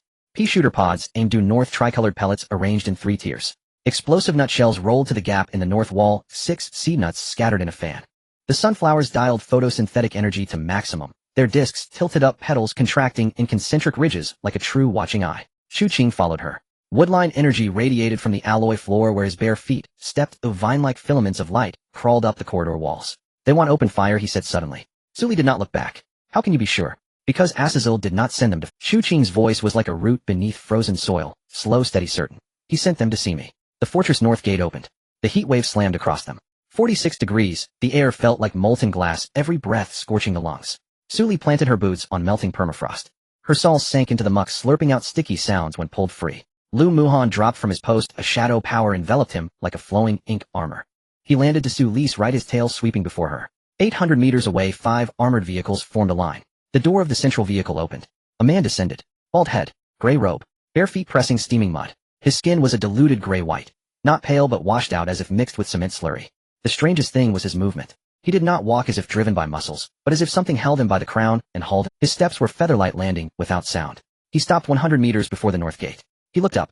The whites of his eyes were gray. His irises were gray. His lips were gray. When he spoke, the voice did not seem to originate from his throat, but to be squeezed from his chest by an— Father. Lu Muhan's vertical pupils shrank to pinpoints. Whom was he calling? The gray-robed man's gray gaze pierced straight through them and fixed on Chu Qing. His Excellency the Bishop sends his greetings. The gray-robed man tilted his head slightly. The motion was not a bow, but felt like a joint being forced into a new angle. You have been away too long. The temple's place has always been kept for you. Chu Qing said nothing. The hot wind lifted his white hair, revealing a patch of skin behind his ear. Su Li stood slightly forward of him and could see dark green veins slowly surfacing on that patch of skin. The gray-robed man repeated the appellation, his tone suddenly softened to an almost tender hush. Do you still remember the scent of the gray mist? Chu Qing raised his eyes. In that instant, Su Li felt the woodline energy upon him stall for a fraction of a second. The gray-robed man's mouth tugged. It was not quite a smile, only a muscle being tugged upward by an unseen hand. The bishop says you will return sooner or later. Lu Muhan moved. Shadow power detonated from him. The shadow veil within a 2-kilometer radius recoiled as every black matter surged toward the north gate and coalesced in his hands into a blade. The blade was pitch black, its edge ringed with dark purple ripples. Go tell your branch. Lu Muhan pressed the tip of the blade 3 inches into the mud at the gray-robed man's feet. Chu Qing is one of us. Do not claim kin lightly. Dark purple ripples seeped from the blade into the ground. Cracks spread in every direction. The gray-robed man glanced down at the fissures at his feet. He raised his right hand. Fingers splayed palm toward the fortress north wall. A fissure split the skin of his palm. From the tear poured a gray mist, viscous as liquefied lead. The gray mist crawled along the ground. Where it passed, cracked mud smoothed instantly. Steam from the melted ground met the mist and froze into needle-like gray crystals in midair. The sunflower's golden light swept in. The moment gold met gray mist, both annihilated each other, like boiling water poured over ice. Hissing sharp as metal. Miss Su. Pei Zia's voice exploded over the comm. Gray mist concentration 87%. His body is pure gray mist. Su Li unleashed thorns grasped from behind her. Within a 50-meter radius, thorn seeds buried beneath the permafrost were catalyzed all at once. Black thorns burst from the soil, each barb threaded with dark green power filaments. The thorns wrapped around the spreading gray mist like living things. Barbs pierced through. Gray mist leaked from the wounds, emitting infantile whimpers. The thorns were corroded by the mist, their outer black hardened shells flaked away, but new thorns kept sprouting from the ground, layer upon layer. Useless. The gray-robed man tilted his head. The gray mist does not exhaust your thorns well. His right hand began to melt. Skin, muscle, bone. Layer by layer from the fingertips, turned into gray liquid vapor that flowed forward along the ground. The gray mist mass had spread to a 10-meter diameter circle. Everything within dissolved mud ice, shards of Chu-Ching stepped out of the north gate's shadow. His bare feet pressed the gray mist mud. When the mist touched his ankle, the mist itself contracted, as if encountering something older and more immutable. He approached the gray-robed man and lowered his gaze to that dissolving right hand. Then he reached out and touched it. His fingertip landed on the gray-robed man's wrist with the lightest pressure. Emerald green filaments seeped from his fingertip into the gray-white skin. The gray-robed man shuddered. His knees buckled. He collapsed onto a patch of pitch-black mud corroded by the mist. Chu-Ching withdrew his finger. Jade-green light drew back into his fingertip, sank into the skin, and vanished. Tell Azazel, do not come looking for me. The gray-robed man knelt. Vapor churned in his gray eyes, as if something struggled within that husk of a body. After a moment he rose. The melting of his right hand ceased. The broken edge congealed into a resinous gray scab. He turned and walked back toward the armored vehicles. The bishop says. The voice that came then was not the gray-robed man's earlier voice. It was higher, farther, as if transmitted through him from some distant place. Your root still lies within the temple. You will return. Father. Chu-Ching stood where he was. Wind tousled his white hair. The gray-robed man boarded the vehicle. The 5 armored transports roared to life, with low, heavy engines. The convoy turned and drove north. Heat waves melted their silhouettes into the horizon until they vanished. Suli retracted her thorns, the thorn domain contracted into her body, and the power pool hummed low. Lu Muhan withdrew the shadow blade into himself. The shadow veil re-expanded to a 2.5 kilometer radius. Their power is strange. Aren't you going to say something? Suli looked at Chu-Ching. He offered no direct response. My root is indeed in the temple. His tone was unreadable. That is Azazel's means of controlling me. As long as the root is in his hand, he believes I will return sooner or later. Lu Muhan's tail stiffened. So that branch used your root to threaten you. Not a threat. Chu-Ching lowered his eyes to his ankle. Where the gray mist had touched the skin was faintly reddened. Fine dark green filaments wandered there, repairing themselves. It is an obsession. He does not understand. I can forsake my root. What do you mean? Suli asked. Chu-Ching lifted his gaze to her. The dark green veins in his amber irises flowed for a long moment before subsiding. A tree cut from its root will die, but I am not an ordinary tree. He turned and walked into the fortress. Bare feet on the alloy floor left a whisper-thin membrane of jade-green light with each step. The light film vanished in an instant like a tear sinking into soil. Lu Muhan watched his retreating figure, lips moving. So he is avoiding it. So he is hiding it, Suli said. The two stood side by side outside the north gate. The heat wave still raged. The sunflowers folded their golden light and drooped their discs. The plant legion withdrew gradually into the fortress. Zhao Tianba people rested in the southern lounge undisturbed. The trade channel remained lively. In the Silverman bus, Zhou Xiaowei clutched a communication crystal, waiting for buyers from the Abyssal Church to come online. The fortress held a steady 25 degrees. Corridors smelled faintly of canna lingering perfume. Chu-Ching entered the cultivation space. A carnivorous flower disc brushed him. A vine curled around his ankle. Whiteford brother, did that man call you father? Do you have a son? Chu-Ching bent and touched the carnivorous flower's disc. He is not my son. Azazel is not either. They are forgeries grown from parts of me that the gray mist imitated. But he said your root is in the temple. Will you return? Chu-Ching leaned against the wall and sat. White hair fanned on the power soil, his amber eyes half closed. Will he go back? If root lies there and heart lies there, he would have returned long ago. But his heart is elsewhere. Chu-Ching touched his lips. His fingertip lingered for a second, then withdrew. The intense heat had lasted 48 hours straight. Permafrost melted into mud, and then baked again into a cracked hard crust. The snow around the fortress had already vanished. A hastily dug drainage channel carried turbid water eastward into a lowland hollow. The trade channel was swamped with requests for water, heat, unbearable heat. People pleading for any supply in exchange for goods or fuel. One trader begged, I am dehydrating. Anyone with water, even a little. I will trade a second-tier crystal core. Another suggested filtering sewage as a remedy. From Sector B, the sandstorm jumped us to 52 degrees. Reservoirs have boiled dry and rivers reduced to mud. Someone called for ice line power. Users one first-tier ice crystal for 5 liters of water. But another replied that ice users themselves were near heat death. Under extreme heat, ice line abilities consume triple the energy. Producing a liter of water requires long recovery. Who can afford that?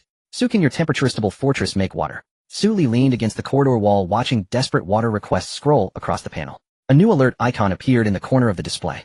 Regional Environmental Monitoring freshwater reserves in Area C996 have dropped to 7.3% or below critical. After regional fusion, total freshwater diminished by 63%, primarily from high-temperature evaporation and groundwater system reconfiguration. She switched to the Fortress core power panel. With the Shadow Reactor and Frost Reactor running in dual parallel, output had overflowed by 40%. The Frost Reactor's byproduct happened to be condensed water, 300 liters per hour, pumped into the reserve tanks. 300 liters sounded substantial. But scattered across trade channels of 300 million people, that amount could not even make a ripple. Still, she could store it. The extreme heat persisted. Permafrost melted into mud, then baked dry into cracked, hardened crust. The snow around the fortress had vanished through a hastily dug drainage channel guided murky runoff eastward into a lowering basin. Hot, unbearably hot. The trade channel erupted with frantic posts. Pipe guy water. Who has water? I'll trade universal fuel. One tin. Dirt-eating girl, I'm about to dehydrate. Anyone with water? Just a little. I'll trade a tier 2 crystal core. Happy Fungfung, just filter sewage. District. Tin, can we jump straight from a sandstorm to 52 degrees? The reservoir evaporated bone dry. The river is nothing but mud. Old man, uprising ice ability users, show yourselves. 1 tier 1 ice crystal for 5 liters of water. Irate bro, ice users are about to cook themselves to death. High temperatures triple the consumption of ice talents. Producing 1 liter of water takes half an hour of exertion. Who can endure that? Handsome oozing oil, Sue dude. Can your temperate fortress make water? Sue Lee leaned against the corridor wall of the fortress, eyes fixed on the panel, scrolling with desperate water requests. A new icon flashed at the top right of the display. Regional Environmental Monitor freshwater reserves in C996 have fallen to 7.3 below critical. After regional fusion, total freshwater dropped by 63, mainly due to high temperature evaporation and groundwater reconfiguration. She switched to the fortress nuclear panel. With the shadow reactor and frost reactor linked in parallel, output had overflowed by 40%. The frost reactor's byproduct happened to be condensed water, 300 liters an hour, pumped into the reserve tanks. 300 liters sounded substantial, but cast across a trade channel of 300 million people, that amount barely stirred a ripple. Still, she could save it. Since the blizzard, the fortress's 6 reserve tanks had been quietly stocking ice. 320 tons of ice. When the heat hit, that ice would be hard currency. Suli opened her private messages. Xingyang's chat window still froze on his frantic message from last night. Since the mess hall at our settlement has shut down, pipes burst everywhere. The military is rationing water for others. 500 milliliters per person per day. Dad's leg is lame, and he still has to queue. Sis, I'm thirsty. She didn't reply with words, as she was busy packing. In the warehouse, 6 tons of ice had been cut into neat rectangular bars, 20 kilograms, each wrapped in broad canna leaves for insulation. She sent them straight to her younger brother. Su Shengyang immediately cried with gratitude. Sis, thank you, you're my real sister, wow. So cool, this is life-saving ice. Sis, Dad's eyes were scorched by the heat. Thanks to your ice, he's much better. Mom used your ice and saved many lives. Suli smiled faintly. I'll send it every day. She opened the trading channel. Suli ice available now. 1 liter of water for 1 tier 1 crystal core, any attribute accepted. The channel stilled for a fraction of a second, then erupted. Pipe guy Su, you're my father. No, my sister. Leave me 100 liters. Old man, uprising 1 tier 1 crystal core for 1 liter. Is this charity? Across other districts, a liter had already been hyped to 4 tier 1s. Irate bro, hurry. I want 50 liters. Crystal cores sent. District. Tin can sob. I got some, finally enjoying cross-district relief. Dirt eating girl, I got some. 3 liters. That'll keep me through tomorrow. Handsome oozing oil, I grabbed 10 liters. How did it disappear so fast? Worker Ania district folks are jealous. Over here someone had been so thirsty they drank zombie blood and became infected. Rampaging Yuzu, Su, can you add another batch? Please. Suli watched the panel. The first 3,000 liters of ice vanished the instant they were listed. The trade confirmations filled the screen. Transaction successful. Crystal cores auto-credited, and the system backpack's crystal core slot climbed rapidly. What could she do with tier 1 crystal cores? Feed them to plants. A carnivorous flower needs 30 tier 2s to level up, but tier 1s serve as snacks. After a crystal core, the watermelon shooter's veins darkened, an extra shade of gold. Pea shooter was more straightforward. Crush a core into her special soil, and ammunition cooldown shortens by 2 seconds. They were about to enter that forest. Before then, getting them all to level 5 would be useful. Suli switched to the fortress. 3,000 liters was only a drop. She still had over 300 tons of ice unused. She listed a second batch, 5,000 liters. The channel exploded again. Wasteland Hunter, 5,000 liters. This batch will be gone in a second, right? Axing not instant. Sue's listing is unlimited continuous supply. District, Old Smoker, wait, unlimited. Is C996 turning into a water park? Urguzi's father, I thought Sue's water would be hoarded by profiteers, but she just keeps replenishing batch after batch. Old man, uprising young people, this is brute strength. She doesn't lack water, she simply wants to help. Irate bro, why are you being so serious today?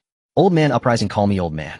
A 33 district, haha, I got some, I was about to dehydrate, this is great. Trading continued for 2 full hours. As the blistering sun raged, the fortress's cold systems caught up. Suli stacked a ton of ice in the plant zone. 9 vines lay languid on the ground, flower pads turned skyward, fangs bared. The watermelon shooter's tender stem sprawled on an ice mound, its emerald rind drawing in the mist from the melting blocks. The dark golden veins shone 2 shades brighter than usual. It shivered with pleasure. The pea shooter launched a protestary fireball at the summit of the ice mound to make her point. Suli traded 47 tons of ice within 2 hours. Crystal cores filled 3 system backpack slots, and still overflowed. There were also more than 200 universal fuel units, 50 boxes of canned food, 30 first aid kits, and a jumble of miscellaneous supplies. Those without crystal cores bartered other goods at equivalent value. The fortress reserve now holds 273 tons of ice. With daily consumption the backup supply will last about 11 days, we must prepare food. Pei Xiaozhu pushed up his glasses. Su Li hummed in acknowledgement. She did not worry about reserves. The frost reactor combined with the Snow King crystal core cooled faster than consumption. But supplies remained an issue. At that moment a message from a stranger popped up in private chat. B12 District. MOU Su Li, I have a military-grade large water processor. A level 5 vehicle component with a daily raw water processing capacity of 50 tons integrating 3-stage filtration and UV sterilization. But my vehicle lacks a reactor strong enough to drive it, and I'm short on materials to assemble it. A level 5 vehicle component with a daily raw water processing capacity of 50 tons integrating 3-stage filtration and UV sterilization. But my vehicle, in her past life, she had seen such modules. A mid-sized hub in District relied on one to produce 120 tons of freshwater daily, sustaining 20,000 people. Deal? 5 tons of ice. B12 District. MOU, no teleportation. The taxes on that are too steep. I'll bring people to retrieve it. She closed the private message and announced on the public channel. Su Li ice supply paused for half an hour. Water processor arriving, will resume after installation. Pipe guy paused. You've run out of water. Su Li not out, installing a water maker. Handsome oozing oil after installation output doubles. Su Li not just doubles. At the designated spot a retrofitted pickup towed a gray-white containerized device up the lane. The truck looked shabby, rough welds, but the water processor behind it gleamed its nameplate crisp and clear. A woman climbed down from the cab. Short hair not tall, her face smudged with grime. She wore a mechanic's jacket, a screwdriver at her right hip and pliers at her left. She looked every inch a mechanic. Where are the 5 tons of ice? MOU said bluntly, her voice rasped with the fatigue of too many late nights. Su Li pointed at the ice mound. The watermelon shooter still lounged on top until a pea shooter bean nudged it down reluctantly, sliding off. MOU stared at the ice for a long 2 seconds. The pile had not melted under the high heat. The broad cantilever's insulation was genuine. The outer leaves wrapped so tightly steam could not penetrate. Are those plants ice type? MOU asked. No. She glanced at the water processor MOU had brought. The device's integrity was good. The filtration membranes and condensers were original, but the drive interface required an S-grade reactor to operate. MOU approached the ice and touched it. Her fingertip met real cold. She looked back at her pickup. There were 4 others in the convoy. One napped in the passenger seat, 2 crouched in the rear with the same grime and exhaustion, and another leaned against the door hugging a diesel can. These 5 tons will carry us through the extreme heat cycle, MOU said. The 4 sleepers, seeing the ice, all jumped up. Holy, holy, holy.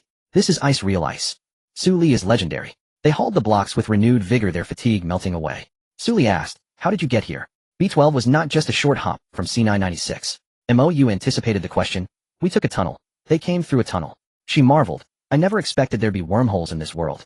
Su Li nodded. Indeed, after regional fusion geography reshuffled and created tunnel-like passages that could instantaneously convey people across vast distances. At that moment Lu Muhan walked over, picked up the water tank in one motion, and carried it toward the fortress. The 4 moving the ice, including MOU, were stunned. What strength is that? Is his physique level 3? No, level 3 isn't this strong. He's ranked 4th in the world S-grade potential, no wonder. When the trade finished, MOU and her team left. Inside the fortress the water processor sat solid and immovable. Name military-grade large water processor. Grades level vehicle component damaged, drive module missing. Daily raw water processing 50 tons after repair. Current status 3-stage filter intact, condensers intact, drive module missing, cannot start. Su Li stepped closer and pressed a single hand to the casing. SS-grade mechanical mutation. Metallic filaments of light seeped from her palm into the metal shell. Within her perception the processor's inner mechanics unfurled into a 3-dimensional energy map, every gear, every condenser tube, every layer of membrane revealed in immaculate detail in the projection of her ability pool. She found a defect. The empty slot for the drive module. There should have been an energy converter driven by an grade or MOU didn't have one, but Su Li did. Shadow Heart Crystal Core. Frost Reactor. Even a scrap from either would suffice to power the device. Her metal ability flowed into the machine like a living thing. Gears, meshed condenser tubes trembled, and dust on the membrane shook free beneath waves of energy. From her system backpack, she took a fragment of a frost crystal core and forced it into the empty slot. The water processor roared to life. The filtration membrane hissed, water began to appear in the condenser tubes, clear and fresh, pooling into the bottom reservoir. The tank's capacity numbers leapt across the panel. 50 liters. 300 liters. 1,000 liters. Pei Xiaozhu pushed up his glasses. Daily processing jumped from 50 tons to 120 tons, and a storage function was added. Built-in reserve expanded to 200 tons. Su Li withdrew her hand. The mechanical mutation was complete. The military gray paint faded to reveal dark golden veins. SS-level mechanical mutation complete. The water processor upgraded to S-level Frostheart water processing and storage unit. Daily intake and processing 120 tons. Built-in reserve capacity 2000 tons. Added automatic environmental humidity regulation, self-purifying storage circulation, constant water temperature control. Drive core frost crystal core fragment permanently bound, non-removable. In the fortress core drive room, Lu Muhan looked up from the shadow curtain console. A new branch had appeared in the energy conduits. After the frost fragment integrated with the reactor network, the frost barrier's output stabilized further. He shook his tail. This thing works better than I expected. Su Li immediately listed the new water source. It was snapped up in an instant. Crystal cores surged in value. The extreme heat lasted a full 48 hours. On the third dawn, the temperature finally began to drop. Melted runoff formed a temporary brook flowing along the drainage trench Zhao Gang's excavator team had cut toward the eastern basin. From a distance, the fortress sat encircled by shallow water reflecting the faint ice-blue shimmer of its energy membrane in the morning light. Su Li stood on the observation deck. The holographic map had expanded more than tenfold after regional fusion. C996 had once occupied only a small cyan patch in the lower right. Now the entire long state territory spread across the projection. Mountains, deserts, seas, forests, landforms had been reassembled. Directly south of C996, the fused region had become a vast forest. On the map, it was labeled Songling Green Sea. The name sounded poetic, but Su Li knew what lay within. In her past life, after the fusion, the Yinming convoy was the first to enter the Songling Green Sea.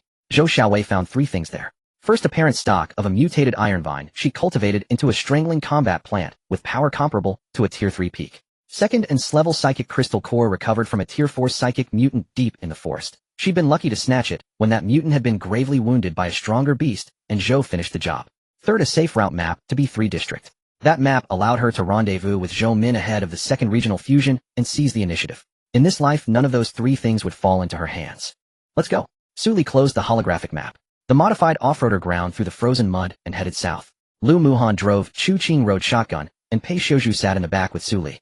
The seating arrangement was identical to the last time they went to the G55 tunnel. Lu Muhan gripped the wheel with one hand while out of Chu Qing's sight he slid Su Li's water bottle forward by 10 centimeters with the other. Chu Qing glanced at the bottle and with long fingers nudged it back. Their eyes met. Lu Muhan's vertical pupils, Chu Qing's mouth lifted in a faint smile. From the reflection in Pei Zia's lenses a line of text flickered. Lu Muhan heart rate, 12, Chu Qing no change. Competitive behavior not hostile. Logged. Su Li saw none of it as she stared out the window. The frozen earth gradually gave way to low shrubs, and the shrubs in turn to towering trees. A damp rotten scent wafted in through the window. They had reached the forest. The off-roader stopped at the tree line. Su Li stepped out, her boot sank half an inch into the soft humus. Above them the canopy layered and overlapped sunlight sifted into motes of light. The air was hot and humid, an insect song rose and fell. Pei Xiuzhu activated his data terminal. Songling Luhai total area roughly 1.0 square kilometers spanning 4 major districts. Gray mist concentration 14, below the district average, yet the number and variety of aberrants far exceed that of the frozen zone. Detected at least 37 distinct energy fluctuations, 3 of which exceed 3rd rank. Good hunting ground. Lu Muhan swept his gaze around, like a wolf. His motion vision picked up several disturbances in the underbrush. His tail tensed, his vertical pupils dilated. They're all alive. On the trees under the ground beside that patch of ferns something's watching us. Chu Qing pressed his bare feet to the humus. White hair fell to his shoulders, amber irises bore faint green filaments that slowly flowed. He bent and placed his palm against a trunk. A verdant woodline energy seeped from his fingertips into the bark. Seconds later, he withdrew his hand. These trees are ancient. Their roots are 3 times larger than their above-ground parts. The energy flow in the root network is unnatural. There are traces of something having integrated them. What does that mean? Lu Muhan asked. Su Li spoke up. It means there is a central organism in this forest. All the trees function as its extended sensory organs. The moment we set foot inside it knew we were here. Pei Zia's fingers flew over the keyboard. If that's true, its energy rank must be at least 4th rank, possibly approaching 5th rank. Su Li said nothing. She knew what that central organism was. In her previous life, it was called Songling Jimu, an ancient tree demon at least 5,000 years old catalyzed by the gray mist into an S-rank entity. Its roots spread across the whole Songling Luhai. Each tree was a neuron of its conscience. In the past it had been slain by the Xinyuan Church. After the second district fusion, they sent an entire Xinyuan Kishichuan and only captured it at the cost of 32 3rd-rank elites. Su Li had not come to kill it today. She had come to make a bargain. Chu Qing was the bargaining chip. Deeper in the forest, Su Li followed her memory to a clearing. The trees here were twice as tall as those on the edge, their trunks so thick several people would be needed to encircle one. The canopy blocked the sky completely, hardly any direct sunlight touched the ground, only moss and ferns clung to exposed roots. The air was stifling and humid, the insect chorus fell silent. The quiet felt wrong. We're here. Su Li halted. Pei Zia's terminal flashed a red alert abnormal energy fluctuation. At 120 meters underground detected a giant life form energy signature. S-rank. Vital signs extremely slow, suspected long-term dormancy. Lu Muhan's shadow ability unfurled, his vertical pupils scanned the area. His tail bristled and his knuckles tightened on his brass knuckles. Chu Qing stood beside Su Li, amber eyes fixed on the ground. He felt that a kin scent younger and more restless than his, but unlike him it had rooted here and never moved. It's awake. Chu Qing said. No sooner had he spoken the earth trembled. A root as thick as an adult's thigh burst through the humus, arcing in the air with its tip aimed at Su Li. More roots tore up from all directions like a writhing sea of snakes, encircling the four of them. Lu Muhan's shadow ability detonated, claws sprang forth, and his serrated chi blade congealed between his fingers. Su Li raised a hand to stop him. He'll speak. She stepped forward, and the thorn grip ability surged from her palm. Emerald filaments of light spread like vines and touched the roots. The root network trembled slightly. Songling Jimu, I know you can hear me. I am not here to fell trees or extract your crystalline core. I come to trade.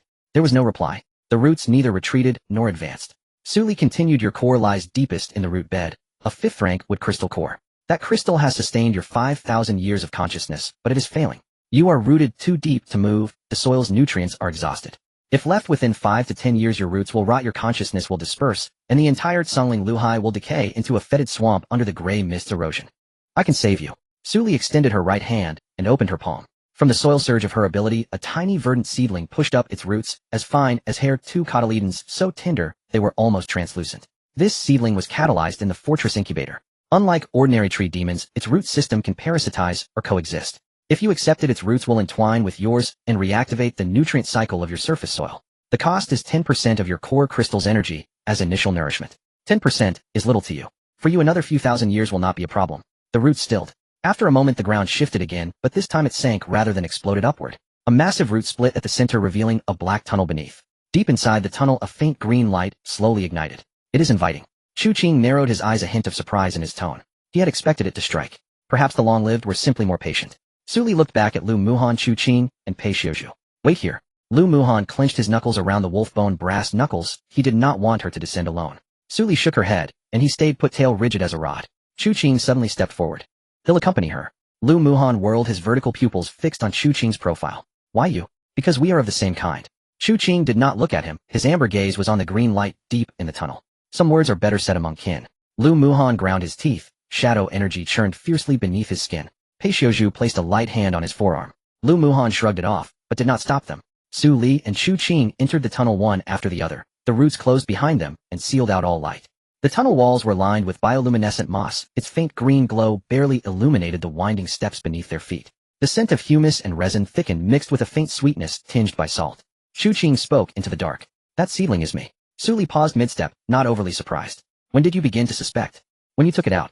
It bore my scent. You used it as the incubator. Chu Qing's tone was neutral. Su Li offered no explanation for why she had used his scent to cultivate the seedling. He did not press the matter. They descended the steps to the end of the tunnel. Before them spread an underground cavern with a vaulted ceiling and gnarled roots coiling along the walls. The roots had knotted into a vast spherical mass suspended in the cavern's center. Its outer layer pulsed with dark green light, brightening and dimming like breath. Beneath that heart, a single thin root hung down, its tip lightly touching the floor. Chu Qing looked up at the heart and spoke a single sentence in a tone so low it sounded like roots stretching through earth or wind humming through ancient crowns. The great root sphere trembled. The dark green glow flared. A crack opened across its surface, and a jade-green crystal core slowly extruded and hovered before Su Li. Its radiance was richer than any crystal core they had previously seen. Within the core, one could discern delicate ringed growth lines like the finest tree rings. Su Li gently set the seedling beside the crystal. Its roots automatically coiled around the core's surface. The core shivered, but did not reject it. The light softened. Chu Qing murmured nearby, it has agreed. The bargain was struck. They emerged from the root tunnel. The sunlight stung their eyes. Lu Muhan was first to meet them, his tail sweeping an arc behind him, wolf ears pinned forward, shadow energy still clinging to his skin. He looked like a blade, not yet sheathed. Done. Yes. The seedling has begun symbiosis. 10% of the crystal's energy has been transferred. In a month, the new roots will spread across the surface soil. In return, it has granted us a safety zone on the fortress' southeast side. Within a 5-kilometer radius, aberrants will not attack proactively. Additionally, its root network can serve as an intelligence system covering the entire Songling Luhai. Su Li spoke as they walked. Pei Xiuzhu pushed up his glasses and feverishly recorded the data. A symbiosis accord with a 4th-rank ancient tree demon. This was the first case in the world. The data's value was incalculable. Chu Qing emerged from the tunnel entrance, moss clinging to his white hair, expression unreadable. Lu Muhan stared at him for 3 seconds. The tip of his tail stiffened almost imperceptibly. What did you do down there with her? Lu Muhan asked. Chu Qing brushed moss from his shoulder. Just spoke a few words. Tree talk. You wouldn't be interested. I am interested. Chu Qing raised his eyes. Amber met vertical pupils. I asked it if 5,000 years felt boring. It said a little. I then suggested it spend its surplus time observing humans. Humans are fascinating. 1 month of them can cause more trouble than 5,000 years of trees. Lu Muhan's mouth twitched. Pei Xiuzhu closed his terminal and interjected. Songling Jimu said 5 agents from A001 zone acting for a group called Xinyuan Jiahui, once infiltrated this forest. All were third rank. They attempted to remove a fragment of the mother plant's core for a divination ritual. The mother was dormant then, and they managed to take 1/3. Su Li's expression darkened. The Xinyuan Jiahui had coveted this forest long before the fusion. Their actions in her past life were not mere chance. They had been systematically collecting high-rank wood crystal fragments. What use is that fragment? Lu Muhan asked. Chu Qing answered for Pei Xiuzhu, a divination ritual. Using a sufficiently strong high-rank wood crystal as a vessel, one can briefly summon an entity from the gray mist into this world. The larger the fragment, the more complete the entity. He paused. They intended to summon what may be my broken branch. A name slipped from him: Azazel, ranked second worldwide, the S-rank lord of the attack structure, Xinyuan Xindian. He sought to fully manifest from the gray mist into the real world, and lacked the necessary number of high-rank wood crystals. Then he'll come for me. My crystal is far stronger than that fragment. Chu Qing spoke calmly, as if stating the weather. Lu Muhan's brow knit. This man spoke of his own life as if reciting a temperature reading, utterly unconcerned. Su Li cut them off. We'll discuss this back at camp. Pei Gong marked the coordinates of the safety zone Songling Jimu gave us. We camp there tonight, and move to the next point tomorrow. The off-roader turned back. The atmosphere in the vehicle was taut. Lu Muhan drove with Chu Qing beside him. In the rear, Pei Xiuzhu stared at his terminal, while Su Li closed her eyes to rest. After 10 minutes of silence, Chu Qing took an enamel cup from the glove compartment. He had brewed cold tea before they left the fortress. Mint and honeysuckle catalyzed by woodline energy to dispel heat. He opened the lid and handed it to the back seat. Su Li, drink. You were in the tree hollow too long, it's damp. Su Li opened her eyes and took a sip. Lu Muhan, one hand still on the wheel, fished an ice blue thermos from the gap between the passenger seat and the console. It contained sour plum juice he had frozen with the residual cold of the frostwall barrier, Su Li's summer favorite. Without turning, he pushed the thermos back. Ali. Cold. Quench your thirst. Su Li looked from the enamel cup in her left hand to the sour plum juice being offered on the right. She sipped the sour plum. Lu Muhan's tail rose a fraction. Chu Qing's mouth held the same subtle arc as he took a sip from his own cup. Silence returned. Yet everyone felt the undercurrent in those 10 seconds. A carnivorous flowers vine had poked out from the trunk storage compartment and insisted on coming along, wrapping around the roof rack and riding the journey. Its flower hung inverted above the windshield, bearing teeth as if bearing witness, and it growled softly. This was not a mere offering of drink. It was a declaration. A watermelon launcher sprout crawled from under the rear seat. Its dark gold-veined leaves shimmered. Wolf Brother won the first round, but Whitehair Brother didn't lose, it muttered. A pea shooter pod squeezed through a seat seam and whispered in a low voice, you two can turn passing water into the tension of a hidden weapons duel. Ooh, I admire that. Chu Qing bowed his head and drank his cold tea. His Adam's apple bobbed. Lu Muhan kept one hand on the wheel and stole a look at him in the rear view. Both began to speak together. Tomorrow's high temperature, tomorrow's humidity, and then stopped at the same instant. They fell silent. Su Li finished the sour plum juice and set the cup back by Lu Muhan's hand. Tomorrow I'll seek the second opportunity point. Muhan, stand guard. Oh, Chu Qing, accompany me into the forest. Tree matters are something only he can converse with. Lu Muhan's hand tightened on the wheel, his knuckles cracking. He understood Su Li's logic. Chu Qing's affinity with tree demons made him far better suited for any plant-related opportunity than anyone else. Fine. His voice was flat to the extreme, but his tail stiffened like steel. Chu Qing returned his enamel cup to the glove compartment with steady calm. I will not let her be harmed. Lu Muhan watched him in the mirror. You had better not. A flash of shadow energy exploded in the cabin. A thin veil of dark purple mist fogged every window. Chu Qing said nothing. He looked out the window, a faint curve at his lips. This was certainly far more entertaining than sleeping for centuries in the gray mist. The carnivorous flower retracted from the windshield to the roof rack and drew in its vines. The watermelon sprout withdrew under the seat and folded its leaves around itself. The pea shooter closed its pod and refilled its incendiary shot. They moved with tacit understanding. Better not to court death today. Su Li sat on a folding chair, idly spinning a porcelain cup in her hands. The water inside had grown cold. Zhao Tianba had sent a message half an hour earlier. Boss, the Silvermane convoy has entered the Songling Verdant Sea. They had set up camp on the northern edge of the forest, roughly 40 kilometers from your position. Su Li replied with a simple, understood. In her past life, Zhou Xiaowei had risen to prominence within the Songling Verdant Sea. The first opportunity, a mother vine of iron thread creeper, lay hidden in an abandoned logging site on the forest's western flank. The second was in Shrank's psychic-type crystal core, obtainable only after a fourth-year mutated beast was gravely wounded by a stronger predator, timing not yet ripe. The third was a map of a safe passage route concealed within the hollow of an ancient tree at the forest's heart, the very tree serving as one of the primary root node junctions of the Songling mother tree. She had not mentioned this during today's trade, for the map belonged to humanity, not to the tree, and the Songling mother tree would not retrieve it for her of its own volition. Tomorrow they would head to the logging site. Chu Qing sat across the fire, long fingers deftly turning a twig to stir the embers. Firelight danced in his amber eyes, softening the dark green tracery etched across his irises, lending him an unexpected warmth. Lu Muhang dragged a mutated rabbit from the SUV's trunk. Nearly half a man's height, its ears had atrophied into bony spikes. He'd stunned it with a single claw strike while it lingered near the edge of the shadow veil. He squatted beside the campsite and skinned and gutted the creature with practiced efficiency. His tail swayed lazily behind him, his wolf-like ears twitched intermittently scanning the surrounding silence. Pei Xiuzhu unfolded a portable analyzer and uploaded today's data, collected from the Tsangling Mother Tree's hollow, into the database. The energy spectrum of the Tsangling Mother Tree's core crystal bore striking resemblance to Chu Qing's wood-affiliated energy, matching at 86.4. This fell short of the 97.2 alignment between Chu Qing and the Life Tree Heart Fragment, yet it conclusively confirmed their shared origin both belonged to the ancient arboreal demon lineage. Yet one crucial distinction remained: Chu Qing had evolved toward mobility, sacrificing roots, territorial anchorage, and fixed form to gain freedom of movement. The Tsangling Mother Tree had chosen the opposite path, exchanging mobility for an expansive subterranean root network spanning the entire forest and near limitless endurance. Such divergence was exceedingly rare among arboreal demons. By natural evolutionary logic, arboreal demons either rooted themselves collectively or migrated en masse. Chu Qing was an anomaly. Pei Xiuzhu stored this conclusion in an encrypted folder. Lu Muhang cut the rabbit meat into cubes and skewered them onto sharpened twigs, then propped them beside the fire to roast. Fat dripped onto glowing coals with a crisp hiss, filling the camp with rich savory aroma. He rummaged in his backpack for a salt shaker and cumin powder, applying them with rough-handed precision, as though sculpting a masterpiece. Chu Qing set aside the fire-tending stick.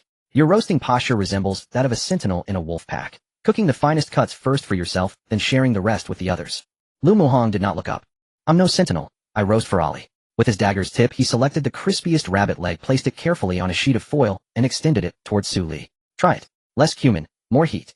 Su Li accepted the foil and took a bite. Chu Qing rose unhurriedly and walked to the opposite side of the fire.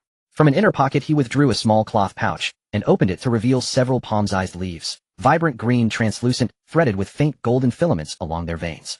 Leaves of the moondew tree, he said, laying them upon the ground. When catalyzed by wood-affiliated abilities, they exude dew, sweetness exceeding honey by 1.5 times, sugar-free and beneficial for restoring one's ability reservoir. Roast meat is too rich. This balances it perfectly. His slender fingers pressed gently upon the leaves, the viridian wood energy flowed into their veins. The golden filaments flared instantly, glistening dewdrops formed on the leaf surfaces and rolled steadily into the porcelain cup. 3 leaves yielded precisely 1 full cup. He placed the cup beside Su Li's hand. Lu Muhang's vertically slit pupils narrowed. This gesture, handing her water, mirrored his own actions before departure, unhurried, unobtrusive, never vying for precedence, yet always timed to coincide exactly with the moment he finished something. Like chess. He roasted, the other offered drink. His meat arrived first, the other's beverage followed. Had Su Li drunk the dew before tasting the meat, the sequence would have reversed, placing the other ahead of him. That would not do. Let Pei Xiuzhu compete. He could tolerate that. But why must the tree challenge him too? He pushed the foil a little closer to Su Li's hand. While it's hot, it stiffens when cooled. Su Li glanced between the rabbit leg before her and the dew beside her. She bit into the leg first, chewed, deliberately swallowed, then lifted the cup and drank. Both men withdrew their gazes simultaneously. Lu Muhang silently counted seconds in his mind. She spent 4 seconds chewing, a 2-second pause preceded her sip. That slight delay suggested comparison, meaning he would need to continuously generate new advantages to maintain dominance. Next time he'd need something more complex. Roasting alone would no longer suffice. Chu Qing lifted the porcelain cup and poured himself a portion of dew. As the rim touched his lips, his gaze, calm, unwavering, passed over the brim and settled upon Lu Muhang's face across the fire. This man cared deeply about sequence. Had he delivered the dew 3 seconds earlier, arriving simultaneously with the meat, his advantage would have been far greater. They held each other's gaze across the fire. Lu Muhang's pupils shimmered with faint violet light. Chu Qing's amber eyes remained still as placid water. A carnivorous flower slithered toward the camp's perimeter, its bloom resting atop the pine needles, 9 tendrils splayed like a fan. I smell rabbit meat. Is there any for me? Without turning, Lu Muhang tossed half a rib bone backward. The flower's bloom caught it flawlessly, its fangs crunched through bone with sharp rhythmic snaps. A young shoot of a watermelon launcher emerged from a tent seam, its dark golden patterning vivid against the night. White-haired brother, could I have a drop of that dew? I'm dehydrated. Chu Qing tapped a fresh moondew leaf with his fingertip. Viridian energy coursed into its veins. Dewdrops gathered and rolled into the crevices of the watermelon launcher's tender stem, eliciting a full-body shiver. So sweet. One more drop. A pea shooter tumbled down from the SUV's roof, its pod aimed squarely at the water. Are you here to fight, or just scrounge food and drink? Fighting requires hydration, retorted the watermelon launcher unabashed. Don't you drink? The pea shooter subtly pivoted its pod toward Chu Qing. Give me 1 drop too. Just 1. A faint smile curved Chu Qing's lips. Pei Xiuzhu looked up from his analyzer screen, adjusted his glasses, and logged the moment in his behavioral observation journal. The botanical cohort's social interaction patterns closely mirrored those of humans, marked by clear resource competition and emotional preference. The carnivorous flower displayed dependency-based affection toward Lu Muhang's feeding. The watermelon launcher and pea shooter exhibited innate attraction to Chu Qing's wood-affiliated energy. Only the bombard nut husk remained utterly still, crouched beneath a crooked tree at the camp's edge, 6 seed nuts forming a vigilant perimeter. Its priority was always defense, not sustenance. The sunflower had stayed behind at the fortress, serving as an early warning tower atop its ramparts. The banana lily remained there too. She disliked the forest's hot, arid climate. Yet Suli knew should she sustain even the slightest injury, the banana lily would arrive from the fortress within 3 minutes. Night deepened. The fire dwindled. Suli retired to her tent. Lu Muhong leaned against a tree outside, his shadow-affiliated energies spreading like ink to envelop the entire camp. Lack of fatigue was a passive trait of his werewolf transformation. He could remain fully alert for up to a week when needed, though afterward, he required 10 hours of deep sleep to rebalance his ability reservoir. Chu Qing sat beside the fading embers, white hair spilling loosely over his shoulders. As firelight waned, he seemed to dissolve into the night. Only his amber eyes retained a faint emerald glow in the darkness. They sat roughly 10 meters apart. Lu Muhong spoke first. How long were you alone with her inside the underground tree hollow today? 40 minutes, including walking time. Did you touch her during those 40 minutes? No, truly. Do you wish I had? Lu Muhong's tail stiffened. I do not wish it. Then why ask? A pause hung between them. Because I don't trust you. Chu Qing let out a soft laugh, barely audible like wind brushing bamboo leaves. It isn't me you distrust. It is anyone who draws near her. Lu Muhong offered no rebuttal. Chu Qing continued, voice low and steady. You fear replacement, not from insecurity, but because you know precisely how extraordinary she is. You understand she will inevitably draw ever more people toward her. Pei Xiuzhu Zhao Tianba, future allies and enemies alike. Lu Muhong's vertically slit pupils gleamed faintly blue in the moonlight. You're right. He rose, dark energy surging from his feet like smoldering violet flame. So I will remain closest to her, always. I'll tear apart whoever dares approach, including you. Chu Qing met his gaze directly. I am not competing for position. I am not human. I am a tree. My feelings toward humans differ fundamentally from yours. I do not require first place. Then what do you require? Chu Qing shifted his gaze toward the tent, pausing for a breath. I do not know. I only know, when she touches me my leaves tremble. Lu Muhong clenched his knuckle dusters. Yet Chu Qing's tone held no provocation, no testing, only pure unadorned statement. As candid as roots acknowledging water in the soil. That candor unsettled him more than any challenge. He turned away silent. At dawn, that Songling verdant sea's temperature plummeted, from 50 degrees Celsius in daylight to 18 degrees. The peak of the extreme heat cycle had finally passed. Cold air surged through mountain gaps into the forest, blanketing the woods in dense fog. Visibility reduced to under 10 meters. The fortress's climate control system automatically switched to thermal retention mode. The frost sky barrier's energy membrane shifted from icy blue to warm gold. Suli awoke, startled by faint ground tremors.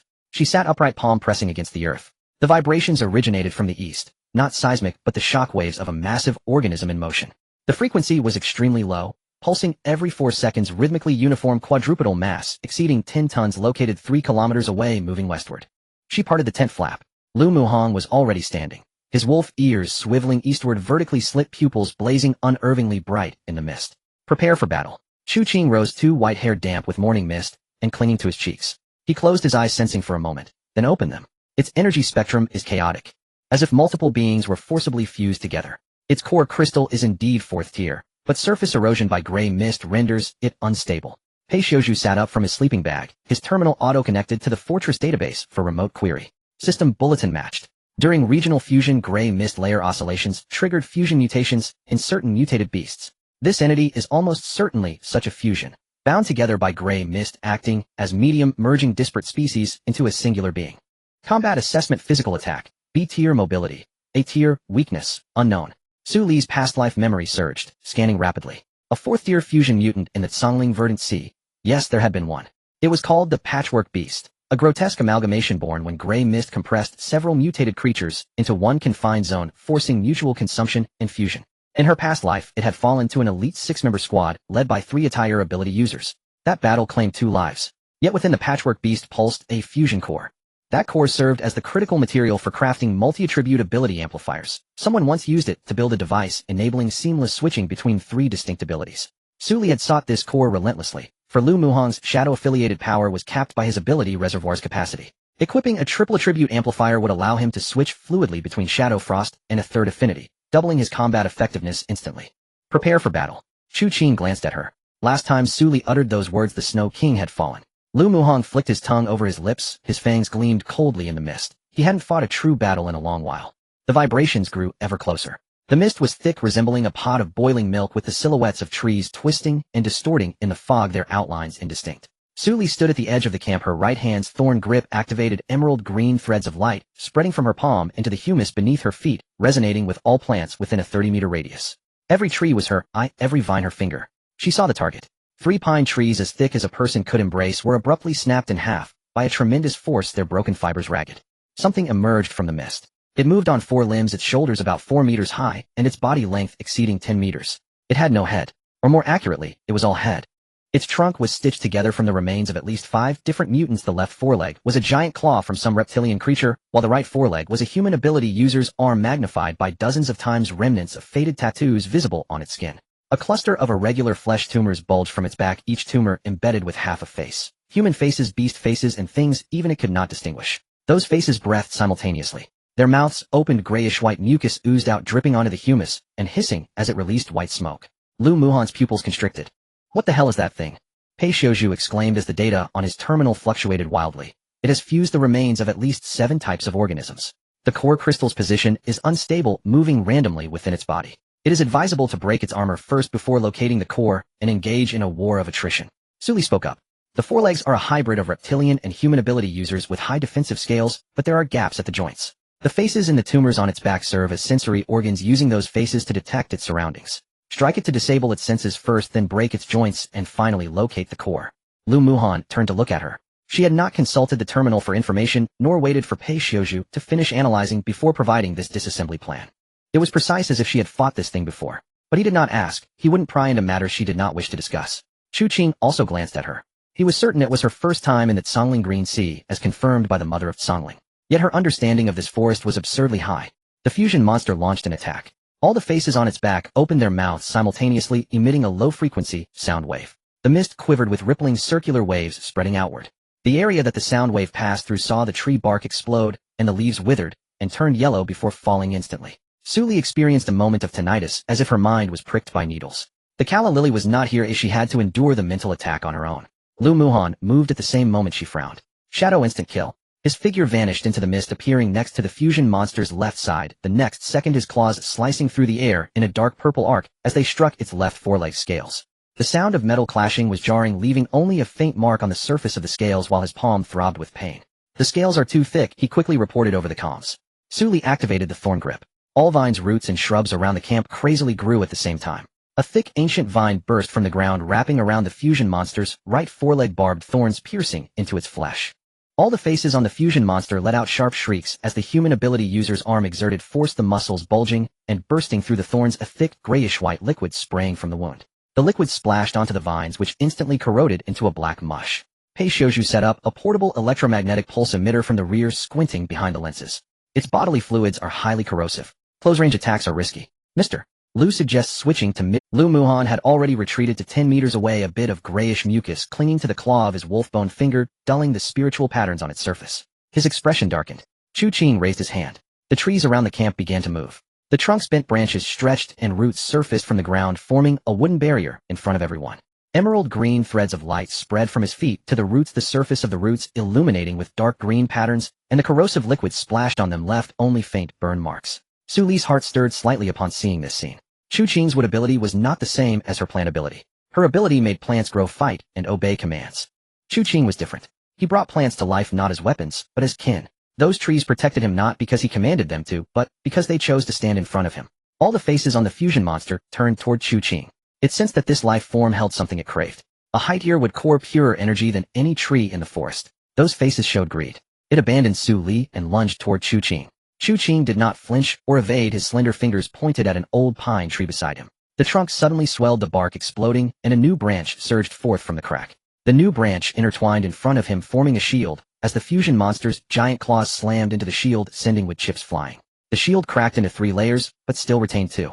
Lu Muhan seized the opportunity to dive beneath its belly. There were no scales on its abdomen, just a layer of translucent membrane that revealed the writhing organs within, and a dark red light point that was moving. The core. He plunged his claws infused with shadow energy into the membrane, tearing it open, grayish-white fluid spraying out as a barrier of shadow energy formed in front of him. However, the core shifted away, just as his fingertips were about to touch it, sliding into the area of the back tumors. All the faces in the tumors opened their eyes simultaneously. Dozens of grayish-white beams shot out from the mouths of the faces aimed at Lu Muhan. Su Li's thorns erupted from the ground half a second before the beams were fired. Three ancient vines with barbs crossed in front of Lu Muhan, the beams piercing through them, their power weakened by 70% before striking his shadow barrier. The barrier shattered in 2 layers, a hole burned through his chest, leaving a shallow red burn mark on his skin. Lu Muhan grimaced. Not too bad. Not painful. The next second the target of the beam suddenly switched, turning from Lu Muhan to Su Li. Chu Qing furrowed his brow and slapped his palm on the ground. A thick root burst from the ground beneath Su Li's feet, lifting her entirely away from the beam's trajectory. The beam grazed the edge of the root, creating a scorch mark half a meter deep. A drop of blood seeped from Chu Qing's fingertip. It was green, not red. As Su Li landed and rolled, she activated her thorn domain to the fullest. All thorn-type plants within a 50-meter radius entered a rampage state. Thorns surged from all directions toward the fusion monster, entangling its 4 limbs, squeezing into the gaps of its joints, prying open the edges of its scales to expose the soft muscle tissue beneath. Muhan. The joints, she shouted. Lu Muhan had already acted. Shadow Instant Kill launched him in 6 consecutive jumps, his form twisting in the air 6 times, each landing precisely on the exposed joints. His first claw tore open the seam of the scales on the left foreleg, shadow energy bursting into the joint. The second claw sliced into the muscle of the right foreleg, cutting the tendons with a wave of energy. The third and fourth claws struck the same spots on the 2 hind legs. The layers of the dark erosion debuff stacked up, causing all 4 legs of the fusion monster to lose their support, and its massive body crashed to the ground, all the faces on its back letting out piercing wails. Chu Qing passed through the fallen body amidst the wailing, making his way to the area of the back tumors. His slender fingers hovered above the tumors, sensing the movement of the core, dark green patterns rapidly swirling in his amber eyes as he used wood energy to track the core's location. Moments later his fingers stopped. Here. Su Li's thorns penetrated in a thin vine, piercing into the tumor, its tip precisely striking the dark red core. The core was pulled out by the vine, tracing an arc in midair before landing in Su Li's palm. It was the size of a fist, its surface swirling with intertwined dark red and grayish-white patterns with 7 different colors of small specks, faintly visible inside. A system identification window popped up. Name: Fusion Core Mutant 7-fold Fusion Grade Tier 4 Evolvable Type Multi-Attribute Ability Energy Amplifier Material Characteristic can accommodate 3 different attribute ability energies. After being made into an amplification device, the wearer can seamlessly switch between the 3 attributes with a switch cooldown time of 0.3 seconds. Evolution conditions: Devour a Tier 5 core of any attribute, capacity expands to 5 attributes. Su Li clenched the core.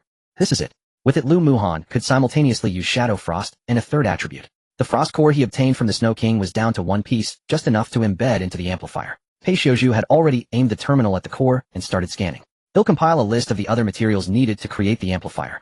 The core base requires precision alloy ability conduction. Threads use neurofibers from Tier 3 or above mutants, and the encapsulating shell needs heat-resistant materials.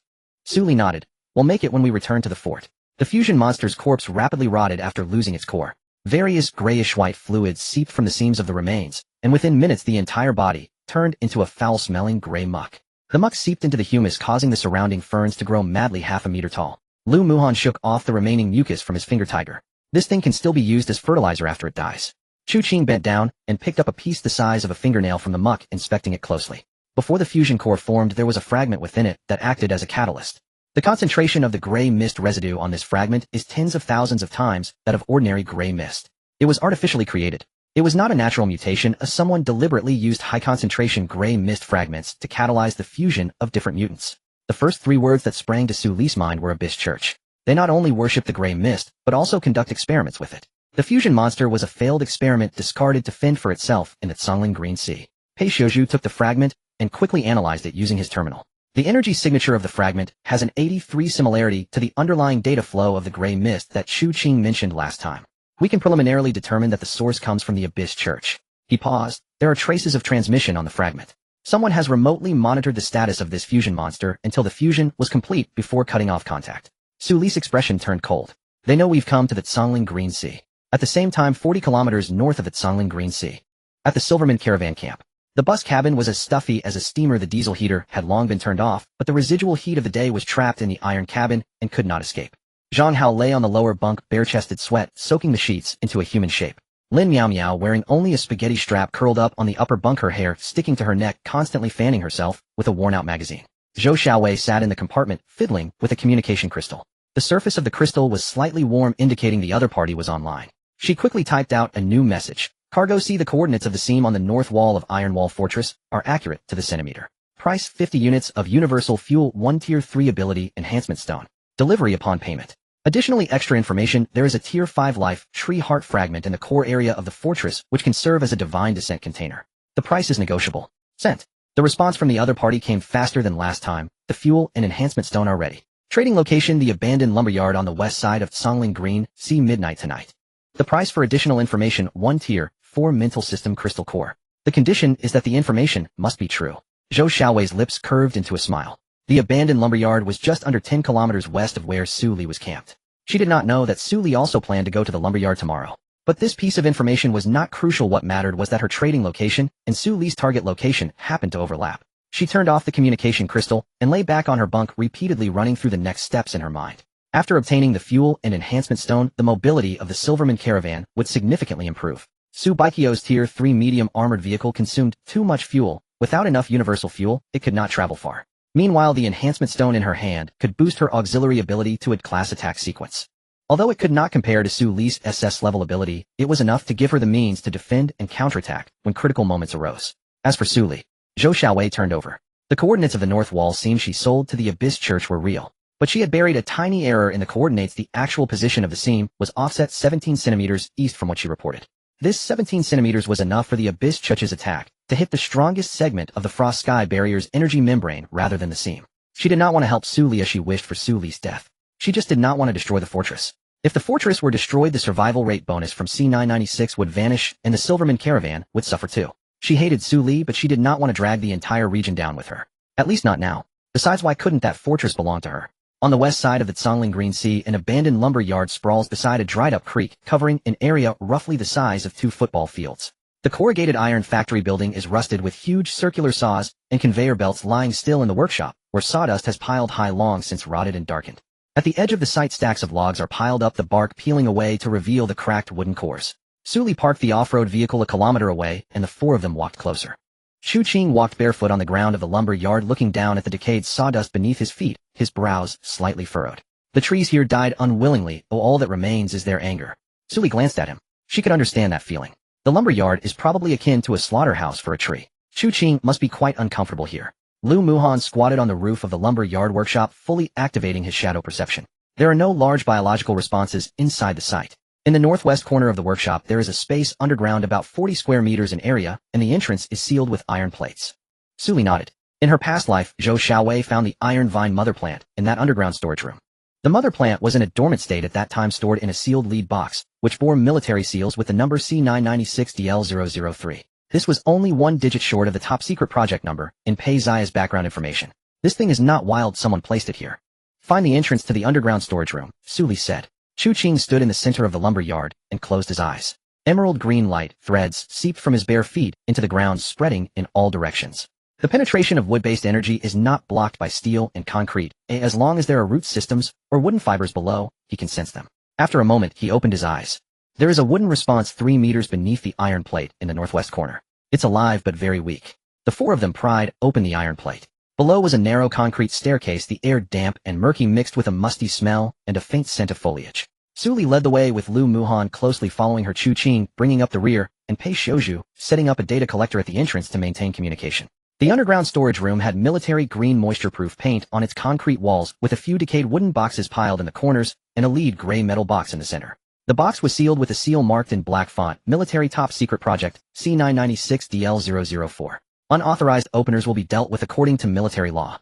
Pei Zia's voice came through the communicator. The C996DL series corresponds with Uncle Lin's personal. DL001 is the general outline, while 002 to 005 are subtopics. The direction of Topic 004 is plant superpower catalysis and gray mist neutralization, with the person in charge having the surname Lin. Uncle Lin. Su Li tore open the seal and lifted the lid of the box.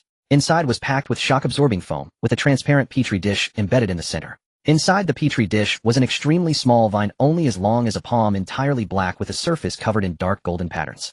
The arrangement of the patterns is somewhat similar to the silver lines on the shell of an explosive nut, but more complex and denser. The vine remained motionless in the petri dish in a deep dormant state. Su Li carefully took out the petri dish. The system popped up an identification box.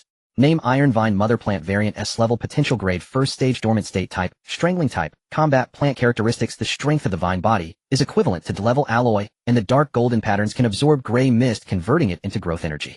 After recognizing its master, it shares perception with the owner, with a maximum control range equal to the owner's superpower perception range. Upon evolving to Stage 5, it unlocks Iron Vine Domain, where the attack power of all vines within the domain increases by 200. Note this mother plant was implanted with a mental imprint before its dormancy. It is recommended to remove the imprint before awakening, otherwise the mother plant will recognize the imprint's inserter as a temporary master. Mental imprint. Su Li's pupils constricted. In her past life, Zhou Xiaowei did not remove the imprint when she obtained this mother plant, and it automatically recognized her as its master.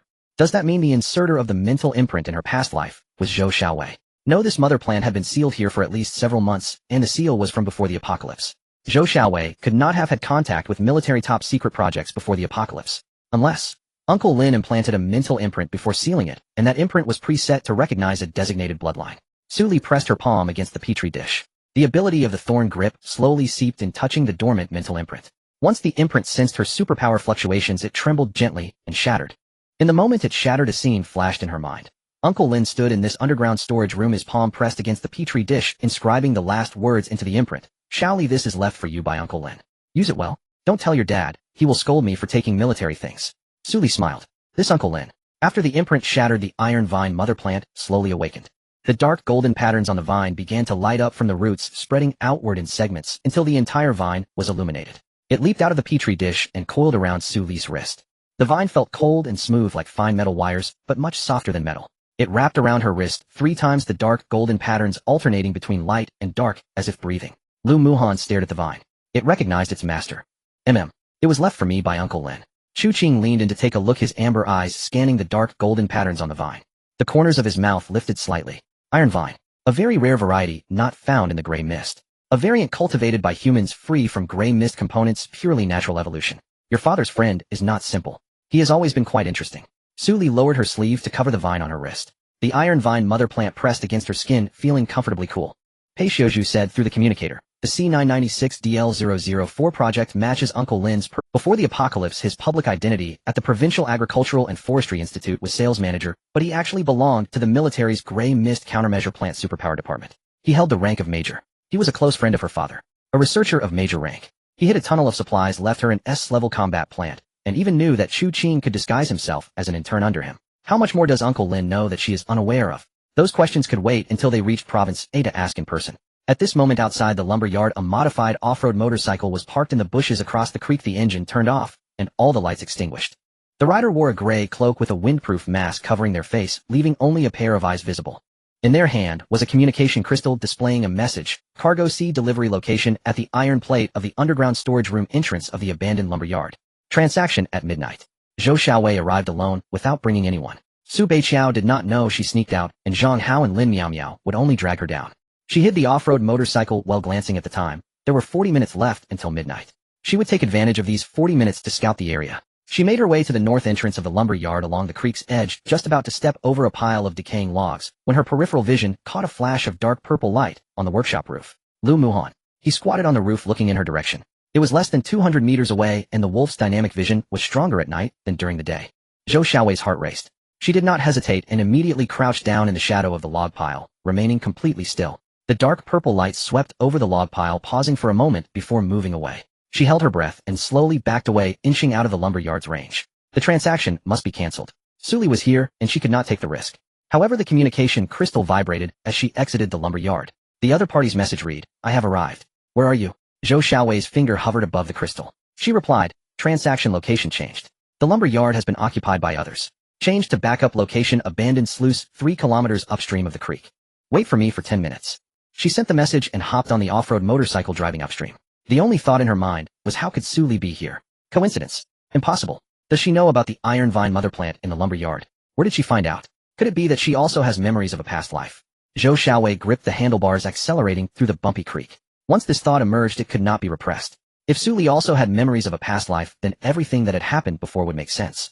She avoided the chemical plant, had laid out her fortress in advance, pulled in Pei Xiuzhu and Lu Muhan, and completed the regional task ahead of everyone else. Zhou Xiaowei took a deep breath. It couldn't be. If Su Li had memories of a past life, she should know about the last incident from that life. She should know what she had done in her past life. But she did not seek revenge. Therefore, it was very likely that she was just lucky, or had some kind of precognitive ability. First, let's complete tonight's transaction. The iron vine mother plant is not in a hurry, it is her own after all. That will not change. The abandoned sluice gate upstream of the creek. This is an old concrete structure for irrigation. The gate has long rusted shut, and the flood discharge channel is dry and overgrown with weeds, while half of the control room's roof has collapsed, exposing an operation table covered in cobwebs inside. Moonlight streams in through the hole, casting a square patch of light on the ground.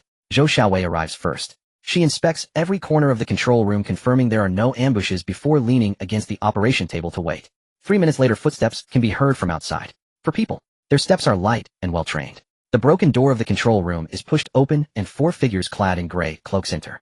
The leader is tall with a hood pulled low, revealing the lower half of his face. A rugged jawline with extremely thin lips and no beard. He removes his hood, revealing a bald head. The head is adorned with tattoos, concentric dark red circular patterns resembling some sort of sigil. "You are the seller," he says in a deep voice. "That's me." Zhou Xiaowei replies, her hands tucked into the pockets of her tactical jacket, appearing quite relaxed. However, her right heel is pressed tightly against a loose piece of concrete brick at the base of the control panel, ready to kick it out as a weapon. "Good, see." The bald man extends his hand. Zhou Xiaowei pulls out a folded piece of paper from her pocket. The paper has a pencil drawing of the outline of the northern wall of Iron Wall Fortress, with the seam marked in red circles accompanied by a line of coordinates. She holds the paper up for him to see clearly, but does not hand it over. "Where's the item I requested?" The bald man turns his head and makes a gesture. One of the gray cloaks retrieves 2 sealed metal barrels and a small cloth bag from a backpack. Inside the barrels are 50 concentrated pellets of universal fuel, and in the cloth bag is a 3rd-tier enhancement stone radiating a faint blue glow. Zhou Xiaowei takes the cloth bag, pinching the enhancement stone between her fingers to examine it under the moonlight. 3rd-tier ice attribute and of good quality. She puts away the enhancement stone and fuel pellets, handing the paper to the bald man. The bald man unfolds the paper, glancing at it, and the corner of his mouth twitches. "This coordinate is wrong." Zhou Xiaowei remains unfazed. "It's not. The actual position of the seam on the northern wall is shifted 17 centimeters eastward from the marked point. But the marked point is the true weak spot. The energy membrane of the frost barrier is strongest at the seam, while 17 centimeters to the east is where the energy membrane is thinnest. If you strike at the seam, you want breakthrough. Hitting the marked point will work." The bald man squints at her, staring for a long time. This explanation makes sense, yet it also doesn't.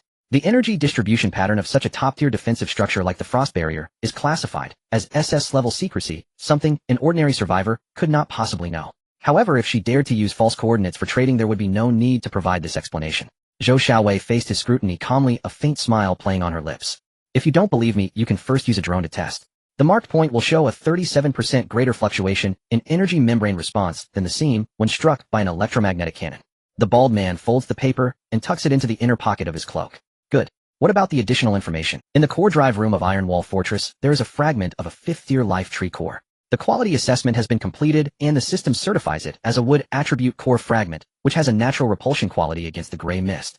It is the ideal container for a divine descent ritual. For the first time, an expression changes on the bald man's face. His pupils dilate, his breathing becomes slightly erratic, and his fingers unconsciously reach for the communicator at his waist.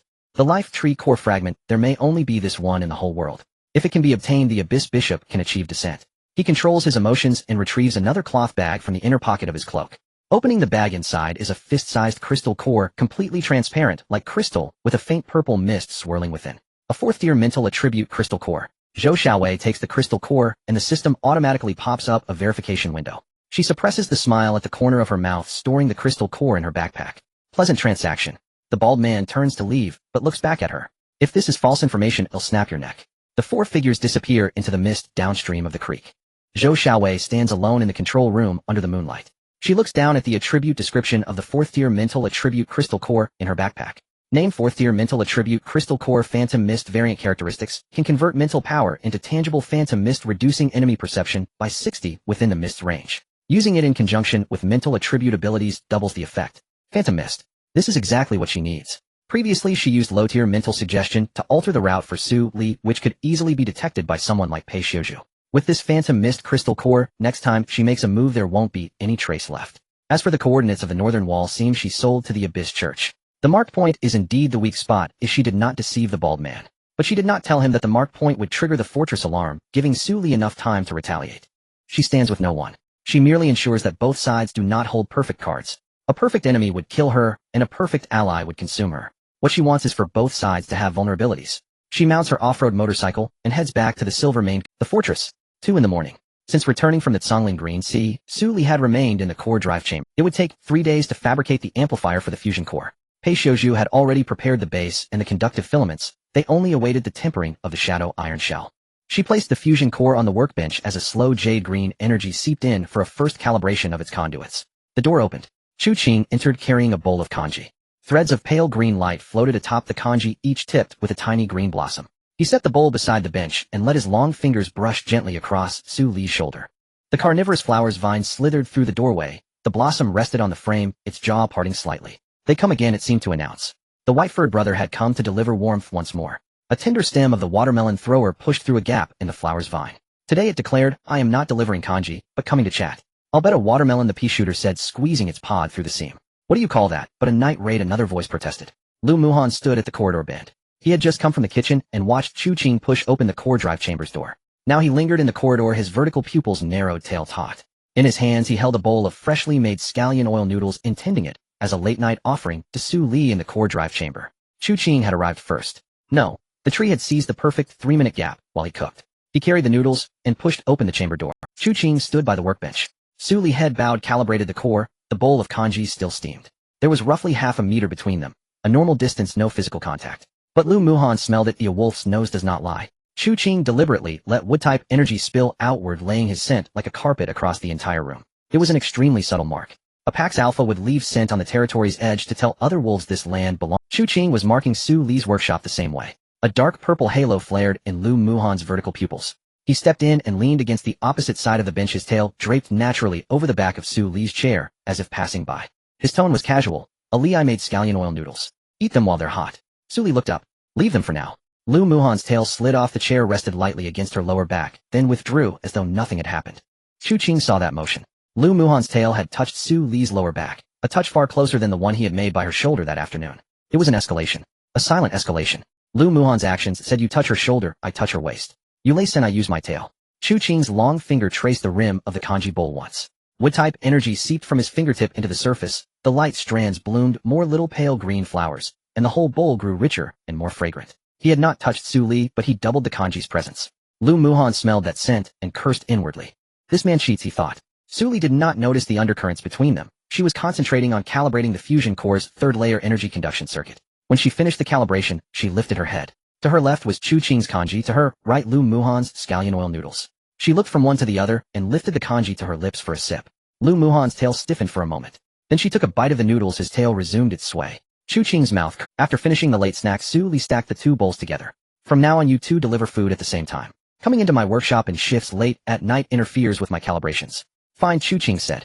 Understood, Lu Muhan added. They answered together, turned together, and left the core drive. After the door closed, the corridor fell quiet for a moment. Lu Muhan said, you did that on purpose. Chu Qing did not deny it. You did too. Lu Muhan faced him. A narrow passage separated them. Their shoulders were almost brushing the wall. Vertical pupils met amber once. Just now in the workshop you filled the whole room with wood-type energy, Chu Qing answered calmly. You let your tail touch her waist. That's my business. So is this scent marking. Lu Muhan bared his fangs as shadow-type energy rippled from his soles through the corridor. You said you wouldn't fight me for position. Chu Qing tilted his head. I won't fight you for first, but second is mine. The corridor held its breath. The carnivorous flower retracted its blossom through the door crack. Its vines coiled the watermelon thrower and the pea shooter up together, fangs fully drawn, moving with the nimbleness of D minors. Brothers, retreat. Retreat, retreat. The watermelon thrower cried as it was rolled away, still offering commentary. The white-furred brother is actually stubborn, someone observed. The pea shooter kept its pod tightly closed, only speaking again after they had withdrawn 10 meters. This is not stubbornness, it said. This is a declaration of war. He claimed not to covet first place, but insisted on second. His meaning was clear. Apart from the wolf brother, no one may come near their mistress, including Engineer Pei. The battered shell of a guardian, Nut, which had watched the whole time beside the workbench, rolled out of the core drive chamber, sixth child, Nut's fanning out behind it. These two cannot truly fight, the Nut seemed to say. They are proving to one another who deserves to stand by her side. The highest form of rivalry is not who topples whom, but who can stand the longest. In the corridor, Lu Muhan stared into Chu Qing's eyes. A long silence followed. You'd better always be useful to her. He sheathed his fangs, shadow energy slowly receded beneath his skin. The day you become useless, I will split you into firewood for my hearth.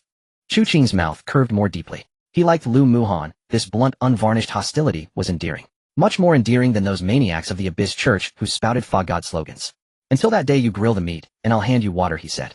Lu Muhan snorted and turned away. The remark was not a provocation, but a statement of fact. That was their current balance. One grills, the other hands the water, one stands before her, one follows behind.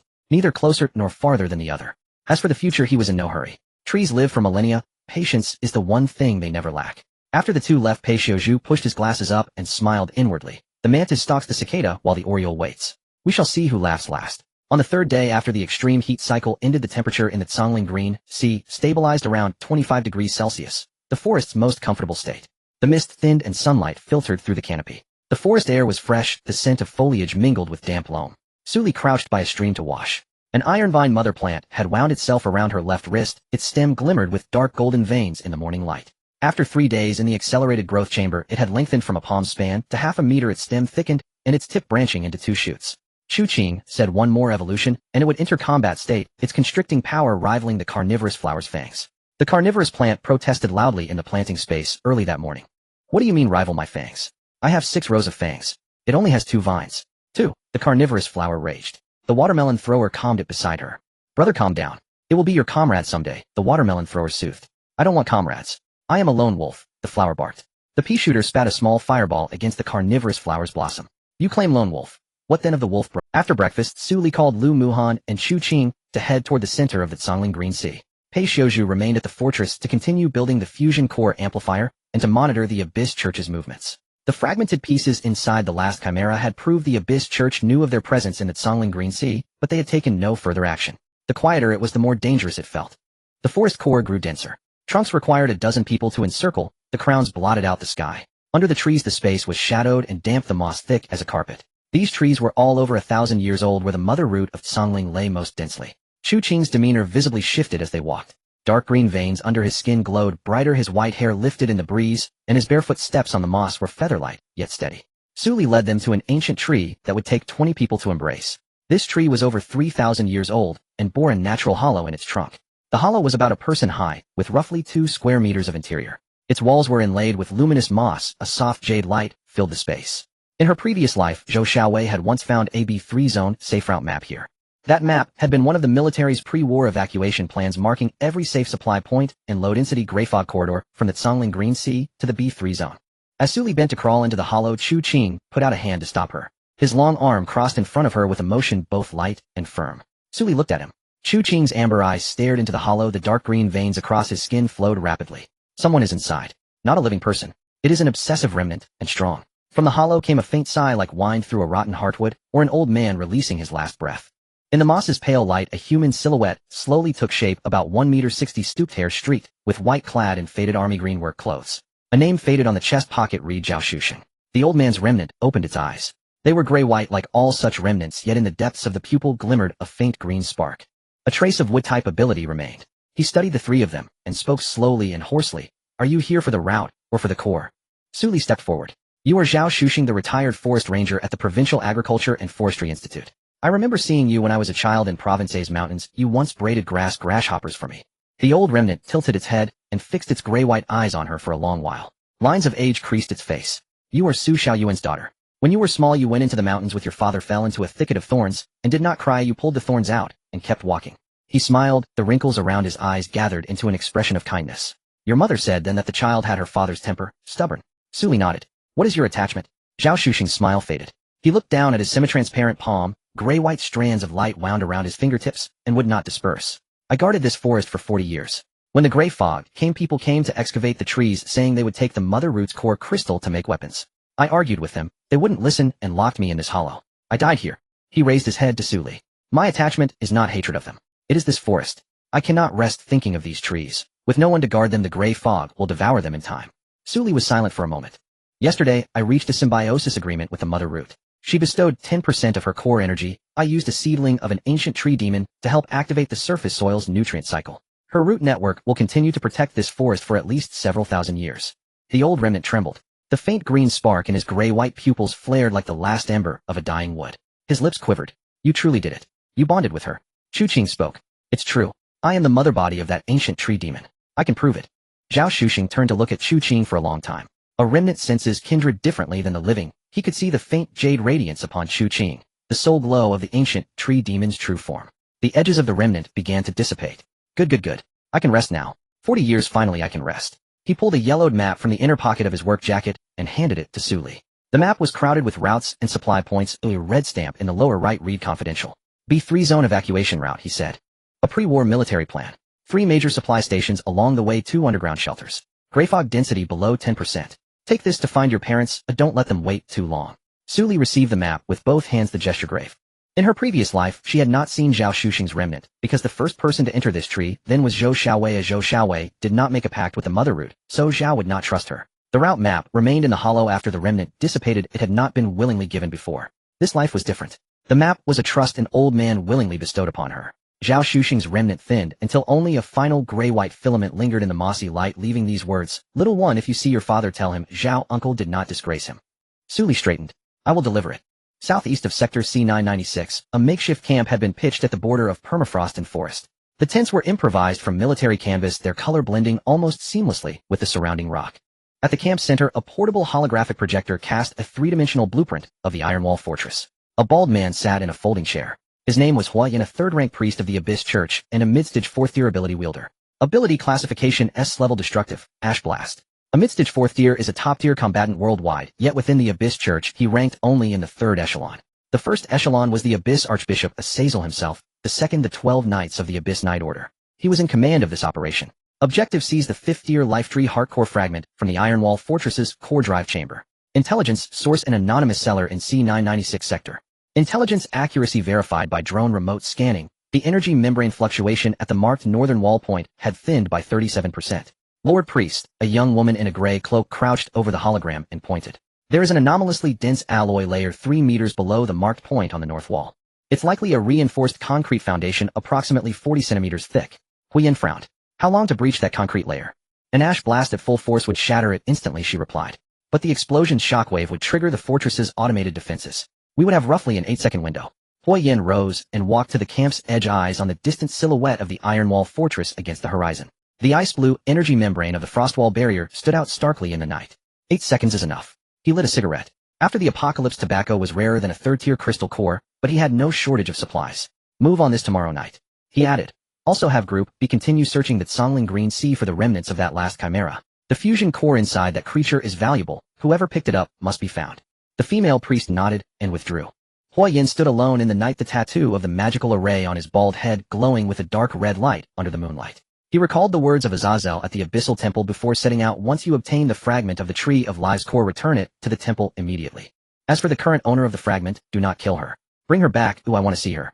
A human who can attract the ancient Tree of Life is worth my personal attention. Huiyin extinguished the cigarette, but not killing Su Li, but bringing her back. This task was far more challenging than simply seizing the fragment. However, he was not worried. He had more than just ash explosive up his sleeve. The Abyssal Church provided each person executing a divine mission with a special item, the Seed of Mist. It was a container compressed with a super high concentration of mist. Once released, all non-Abyssal Church members within a radius of 500 meters would be corroded by the mist. Whether it was an S-level plan ability or an S-level shadow ability, they were all as fragile as paper in the face of super high concentration mist. He touched the lead gray metal ball hanging at his waist and smiled coldly. Inside the fortress, Su Li had just returned from the Green Sea of Tsongling when she was bombarded with messages from Sister. Today a military official came to the settlement. He said that the mist concentration is decreasing here. Did you do something over there? It's because of you, right? I asked that person if it was you, and he said it was possible, because Su Li is now the best in the world. Sister, you are the best in the world. Sister, everyone at the settlement is discussing you. A little girl said you are beautiful, and I said of course my sister has been beautiful since childhood. Boys at our school fill a drawer with love letters for her. She doesn't even know. Sister, I'm getting better at my powers. Today I burned 3 dead trees into charcoal with a fireball. Oh, Dad said it was vandalism, and I said it was practice. Practicing my powers isn't vandalism. Sister, I'm a bit scared. While it's good that the mist concentration is dropping, the military official said that a decrease in mist concentration means that the creatures within will concentrate further south. The settlement is to the south. It could be more dangerous here. Sister, I won't be afraid. I want to protect Mom and Dad. I'm now at the peak of Tier 2. If I practice for another month, I can reach Tier 3. Su Li read through the messages from beginning to end, her lips curving into a smile. She replied, it's true that I'm the best in the world. Lowering the mist concentration is also my doing. Su Xingyang replied instantly, Sister, why did you reply with so many words? You used to reply with just 2 words. The apocalypse has changed you. Don't be silly. Go ask. A few minutes later, Su Xingyang came back. I asked. The military uncle said there is indeed a preset evacuation route in Zone B3, numbered B3 Evac 02, heading southeast from the 2nd settlement in Province A, passing 3 supply stations with the endpoint at the center of Zone B3. He said this route should work theoretically, but there's a section covered by mist that needs to be explored. Sister, do you want to come from Zone B3 to pick us up? Su Li unfolded the safety route map for Zone B3, given to her by Zhao Shuxing on the table. The route marked on the map overlapped with B3 Evac 02, but Zhao Shuxing's version was more detailed, including 2 underground shelters and a water source. She took a photo of the map and sent it to Su Xingyang. Show this map to your military uncle. Ask if this route can be used. Moments later, Su Xinjiang's reply turned into a voice message, excited sister. The uncle said this map is the latest version of the evacuation route. He said B3 Evac 02 is the old version and yours is the new one. The new version adds 2 more shelters, one of which is directly beneath the mist-covered area and can be bypassed through an under— Sister, how did you get this map? An old friend gave it to me. Su Xingyang fell silent for a moment, then sent another voice message, his tone hoarse. Sister, are you rushing over to us? Don't worry, Dad can already get out of bed today. He even used a cane to scold me for burning trees. Mom said that the number of surgical patients has been decreasing recently, and after the mist concentration dropped, the frequency of attacks by mutants has also decreased. We are all fine, take your time. Don't tire yourself out. Suli clenched the device. This foolish brother clearly scared to death, yet he was trying to comfort her. She replied, got it. Help me take care of Mom and Dad. I'll be there soon. Late at night. In the master bedroom of the fortress. Suli leaned against the headboard, browsing through the information from the Abyssal Church. All the public information dug up by Pei Xiuzhu. Azazel, the owner of the S-level attack, building Abyssal Temple ability sequence, unknown, level unknown. The only known public information is this: the Abyssal Church was established very recently, rapidly expanding in Zone A001 from the arrival of the apocalypse to now, with over 2,000 members, all worshippers of the Mist. Core doctrine: the Mist is the god of the New World. Mutants are the messengers of the Mist, and humanity should actively accept the Mist's erosion to achieve evolution. Those who refuse the Mist will be eliminated. Among the 2,000 members there are about 300 ability users, including at least 12 at Tier 4 or above. The Mist concentration is highest in Zone A001, with the greatest evolutionary pressure, and the survivors here are the strongest. This was something Pei Xiuzhu had analyzed previously. But this data was far from sufficient to explain Azazel's strength. Second in the world with 3 question marks on his ability. A branch that Chu Qing had dropped had soaked in the mist for who knows how many years, developing its own consciousness and becoming an attack building that could rival an S-level fortress. How powerful must Chu Qing's main body be? Suddenly there was a light knock at the door. Very soft, 3 times. Suli recognized the rhythm. It was Chu Qing. He pushed the door open. White hair cascading over his shoulders, barefoot on the alloy floor, holding a cup of dew in one hand and a cup of a light green liquid in the other. He placed the light green cup on the bedside table. Extracted liquid from the leaves of the moon dew tree. It's a bit more concentrated than pure dew water, better for purifying mist residue. I consumed a lot of wood energy communicating with the mother of Tsangling in the tree hole today. This cup can help you consolidate your ability pool. Suli picked up the cup and sniffed it. The herbal aroma was more intense than the dew. Taking a sip, it was warm and slightly sweet, and after entering her stomach, her ability pool warmed slightly. Thank you. Chu Qing sat down on the folding chair at the foot of the bed, his movements so natural, as if he had been here many times before. He simply sat quietly. Moonlight streamed in from the window, his amber eyes glimmering with a faint green under the moonlight. Suli set down the cup. Chu Qing, how strong is your main body? Chu Qing tilted his head slightly. Why the sudden question? I am looking at the data on the Abyssal Church. Azazel is just a branch of yours, soaking in the mist for who knows how many years, allows him to reach SS level. What is the true level of your main Bodis power? Chu Qing was silent for a moment. His long fingers brushed through the white hair hanging in front of his shoulder, and a flash of green light flickered at his fingertips. My main body has long since sunk deep into the mist. What you see now is my manifestation outside. It's not the whole of me. If I fully manifested, this fortress wouldn't be able to contain me. The green sea of Tsangling could probably hold half of my roots. Suli stared at him. The green sea of Tsangling spans 120,000 square kilometers, just enough for half of his roots. The tree she picked up seemed to exceed her imagination. Chu Qing continued, but I cannot fully manifest. My main body is currently wrapped in layers of mist, sleeping in the deepest part of the mist. If I wake up, the mist will sense me. All entities within the mist will awaken. At that time, the divine descent ritual that the Abyssal Church has been trying to complete will unfold in ways they cannot control. The will of the mist's essence will directly descend. Thus I must maintain my current state, half here, half there. Neither entirely human, nor entirely tree. Then why are you getting close to me? Chu Qing's amber eyes met her gaze. Green light seeped from his fingertips, extremely thin and soft, spreading along the bedsheet to her hand, gently brushing against her fingertips. Like a slender vine testing. At first I wanted to kill you. I know. Then I changed my mind. You take care of plants so well. I like your plants. Your carnivorous plants, watermelon throwers, pea shooters, each of them is thriving better than any plant deep in the mist. He paused, then later you kissed me. He touched his lips with his fingers. That sensation reminded me of something from long ago. So long ago that I can't even remember it clearly. It should have been when I was still a seedling and someone rested under my tree leaning against my trunk. The sun was warm and the wind was gentle. That person left later and I never saw her again. The warmth of your lips is somewhat reminiscent of that day's sun. Suli felt a bit embarrassed, uncertain of what to say. This tree was sharing memories from thousands of years ago, perhaps even. The trigger for this memory was that she had accidentally kissed him. Chu Qing stood up. Good night. He turned and walked toward. Suli called out to him. Chu Qing, if waking your main body would trigger a disaster caused by the mist, then why stay in the fortress? Wouldn't it be safer for you to return to the depths of the mist? Chu Qing did not turn back. His hand rested on the doorknob, his white hair cascading down his back, covering his entire spine. Because there is no sun in the depths of the mist. No sound of carnivorous plants gurgling, no watermelon throwers acting cute, no pea shooters with their sharp tongues. No you. He pushed the door open and left.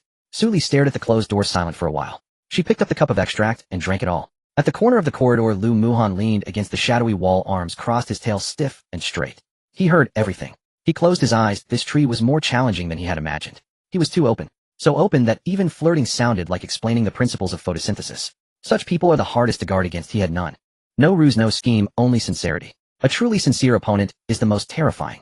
Lu Muhan opened his eyes. The vertical pupils settled as a dark violet halo subsided, no longer churning.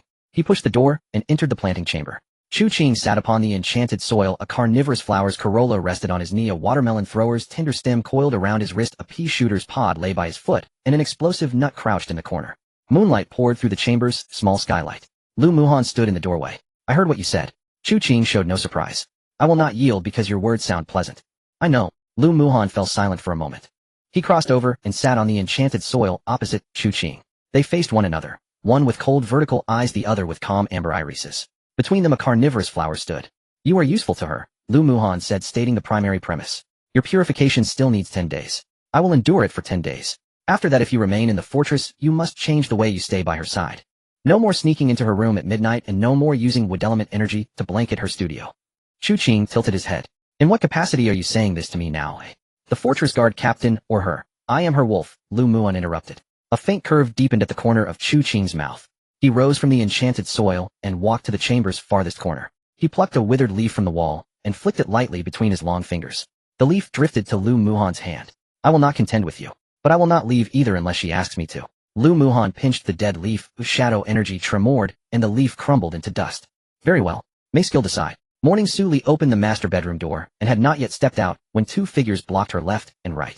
Lu Muhan leaned against the left wall carrying freshly prepared chilled fruit slices. Watermelon, strawberry, and mutated peach were cut to identical sizes, their surfaces dusted with fine frost. His tail swayed lazily behind him, a sign of good humor. Chu Qing sat on the right windowsill pruning the moondew trees. Emerald filaments wound around the branches, the scent of foliage filling the corridor. Even the ability pool seemed to relax at the breath. Lu Muhan looked at him. The tree is old, sleeping so little. Chu Qing clipped a yellow leaf. Canids shed with the seasons. You'd best avoid entering her room lately. Lu Muhan's tail paused for an instant. Whether I shed or not, Ailey knows. You just said let skill decide last night, and today you take advantage by citing living habits. You could try it yourself. Lu Muhan handed the fruit to Suli. Provided you have it. The moondew leaf in Chu Qing's hand curled, condensing half a cup of high-concentration dew. He was about to speak when Suli had already taken the fruit, spearing a peach slice into her mouth, and casually taking the cup of dew. Make way, she said. She threaded between them, ate the fruit, and drank the dew without glancing at either. In the planting chamber, the carnivorous flower lowered its corolla 9 vines, gesturing exaggeratedly, as if reenacting last night's scene. I told you they'd fight sooner or later. One says he won't leave, the other says let skill decide. Their postures nearly upheaved the enchanted soil. The watermelon thrower listened with relish. This obedience test between high-order beings is fascinating. Whoever retreats first loses. The pea shooter tilted its pod upward. You do not understand, this is territory invasion and a declaration of ownership. Brother White-haired brings water at midnight. Brother Wolf blocks the door. Are they fighting over water? They are fighting over who may enter the master's room. The explosive nut crouched nearby. Have you considered that the master can hear you? Knuckles tapped twice on the doorframe. All the plants froze. The carnivorous flower flattened itself on the enchanted soil, the 9 vines splayed out pretending to have just awakened. The watermelon thrower draped a leaf over its head. The pea shooter turned to the wall and studied the plaster seriously. Suli stood at the doorway holding the fruit. Continue. Why stop talking? Plants cannot speak. An alarm suddenly pierced the fortress. Level 2 alert. Unknown aerial unit detected above the north wall. Suli put down the fruit and hurried to the command room. Lu Muhan and Chu Qing stopped bickering and followed immediately. On the holographic map, a palm-sized black drone hovered above the north wall. Its body bore a stealth coating. Had the Shuangtian barrier not detected the energy fluctuation, it would have been nearly invisible to the naked eye. Pei Xiuzhu pulled up the detection data. They are using a frequency unique to the Xinyuan Church. It is scanning the alloy thickness at marked points on the north wall and analyzing the Shuangtian barrier's energy distribution. Quick work. Suli asked, can we trace the controller? The signal was relayed 3 times. We can only determine the controller lies to the southeast within 80 kilometers. Lu Muhan watched the monitor as shadows gathered in his palm. He'll crush it first. Don't. Suli raised a hand to stop him. Let it scan. Lu Muhan turned his head. The coordinates are exposed. Yes, and they've already cross-checked the coordinates with the drone's scan results. If we shoot it down now, we only tell them we've discovered it. Suli enlarged the north wall schematic. If they've marked this spot as thin, let's give them a convincing result. Chu Qing understood. He stepped to the wall control panel and pressed his palm to it. Emerald filaments threaded along the energy conduits into the north wall, and sought the plant fibers embedded within the concrete for reinforcement. Under his control, the fibers realigned a local density, dropped swiftly, and the radar echo changed accordingly. Pei Xiuzhu watched the data curves. Alloy thickness feedback down by 42%, barrier energy feedback down by 31%. The results their enemy would receive would show that a 4th-rank destructive ability could punch through here in a single blow. Chu Qing withdrew his hand. Is that enough? Enough to bait them. The drone hovered above the north wall for 17 seconds, completed its final scan, then rose and retreated swiftly to the southeast. Su Li watched the drone's blip vanish. Coordinates confirmed, weak point confirmed. They have no reason to wait. Pei Xiuzhu asked, estimated time of attack. Tonight. The fortress exterior continued its routines. The 8 electromagnetic cannons did not change. Bearing and outer patrols maintained their scheduled rounds. Behind the scenes, level 1 battle readiness orders had been dispatched to every unit. Su Li led her team into the lower section beneath the north wall. Beneath the supposed weak point lay a maintenance passage less than 2 meters wide. She removed the mother iron wire vine from her wrist and planted it into the enchanted soil directly beneath the wall. Dark gold veins lit in succession. The iron wire vine burrowed into the soil, its main stem split rapidly, spreading along the wall's interior. Hundreds of fine tendrils hugged the alloy layer, emitting a faint metallic rasp when taut. Su Li infused them with plant ability. Feast freely tonight. Tendrils probed from the earth lightly, winding around her wrist before retracting underground. Lu Muhan squatted at the other end of the passage, laying shadow traps. Dark violet energy seeped into the ground, driving the temperature around the iron wire vine ever lower. Chu Qing pressed a root, beginning to frost. If it freezes to death, who will be responsible for the garroting tonight? A combat plant that can't endure this temperature. A vine slid from beneath Lu Muhan's foot and wrapped around his ankle. Lu Muhan raised his foot and pinned it. It attacked an ally. It just awakened and mistook its target. Chu Qing said naturally. It came from my foot. Your foot obstructed its growth. The shadow pressed further toward the root. The iron wire vine answered, more branches bursting from the soil. Su Li turned her head. One more disturbance, and both of you get buried here together. The shadows withdrew into their trap grooves, and the vines receded underground. In the control room, Pei Xiuzhu clipped that footage into an encrypted archive. Su Li turned her head. One more disturbance, and both of you get buried here together. The shadows withdrew into their trap grooves, and the vines receded underground. Pei Xiuzhu carried out a precision device with a dark gold heat-resistant casing. A 4th-rank fusion core sat at its center, conductive filaments on either side linking to a shadow crystal core and a frost crystal core. Completed. He took the wolfbone knuckles, removed the original slot, and pressed the amplifier into the core position. The golden grade weapon modification was finished. The wolfbone knuckles now switched between shadow and frost modes. Lu Muhan donned the knuckles and went to the fortress test range.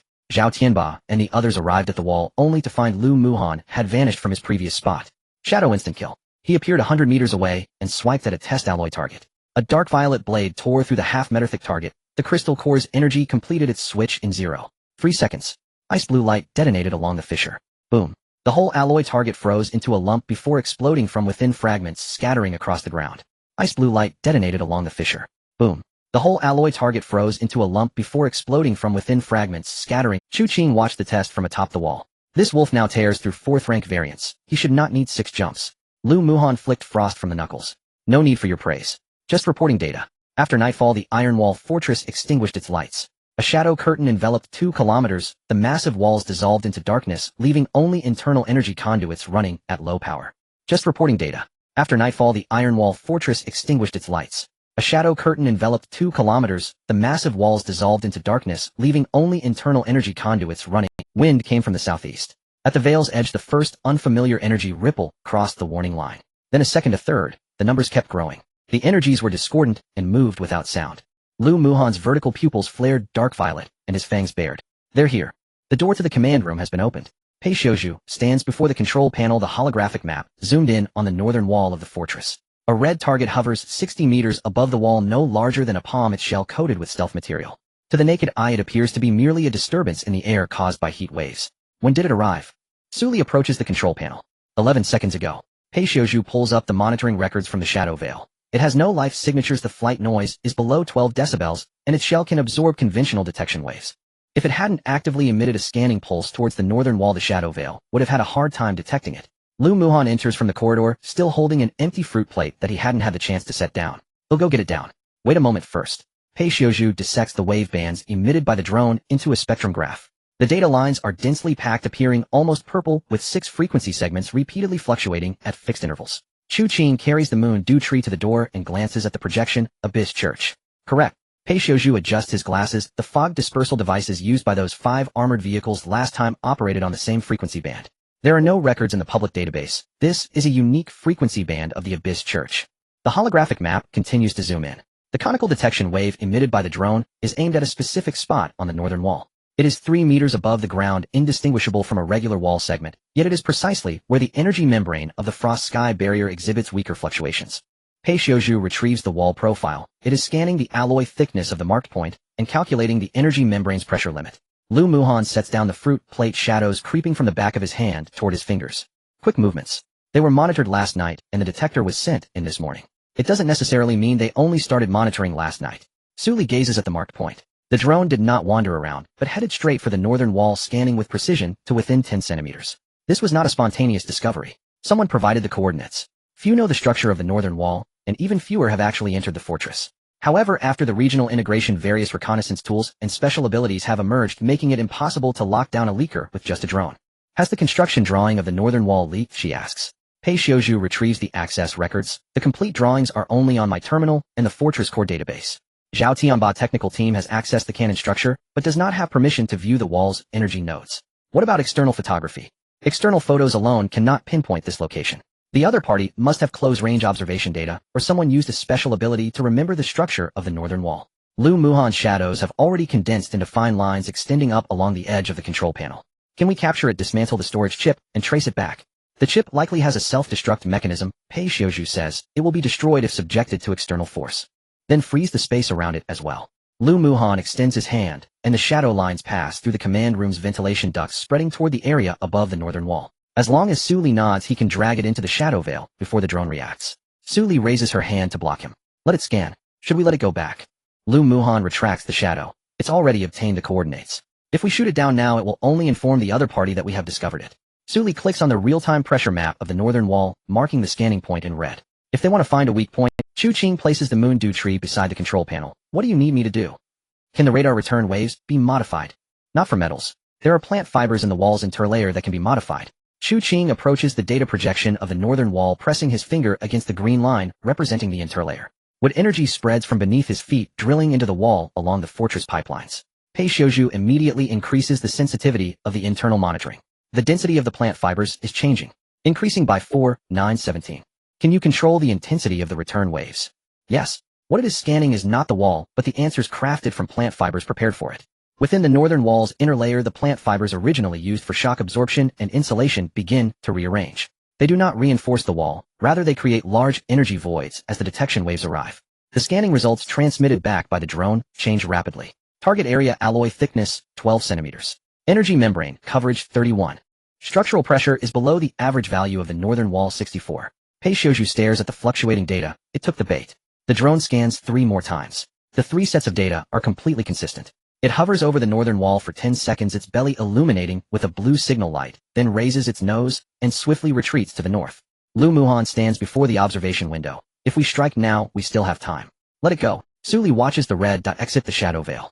The drone accelerates to 300 kilometers per hour, quickly vanishing from the edge of the holographic map. What it brings back is more useful than a pile of scrap metal. Pei Xiaozhu restores the tampered scanning data. The other party will consider this location an absolute weak point. As long as the attack intensity exceeds the estimated value, they are confident they can breach the wall within seconds. They have confirmed the coordinates. They will surely concentrate their fire here. Suli shuts off the projection of the northern wall. They will come tonight. Lu Muhan flexes his wrist. How many will come? The Abyss Church knows that Chu Qing and the Plant Legion are inside the fortress. No matter how many ordinary people come, they will just be sending themselves to their deaths. At least the attackers will be 4th-order ability users. Pei Xiaozhu interjects. They still need to breach the northern wall before the 8 electromagnetic cannons react, so the scale of their operation won't be too large. Too many personnel would risk exposure. We estimate 6 to 15 people, with the main force targeting the marked point, while others provide cover fire. Chu Qing leans against the control panel. They will bring gray mist seeds. Suli looks at him. What are those? Containers made by the Abyss Church using high concentrations of gray mist. Once opened, they can quickly turn an area into a core zone of gray mist. Range depends on the container's grade.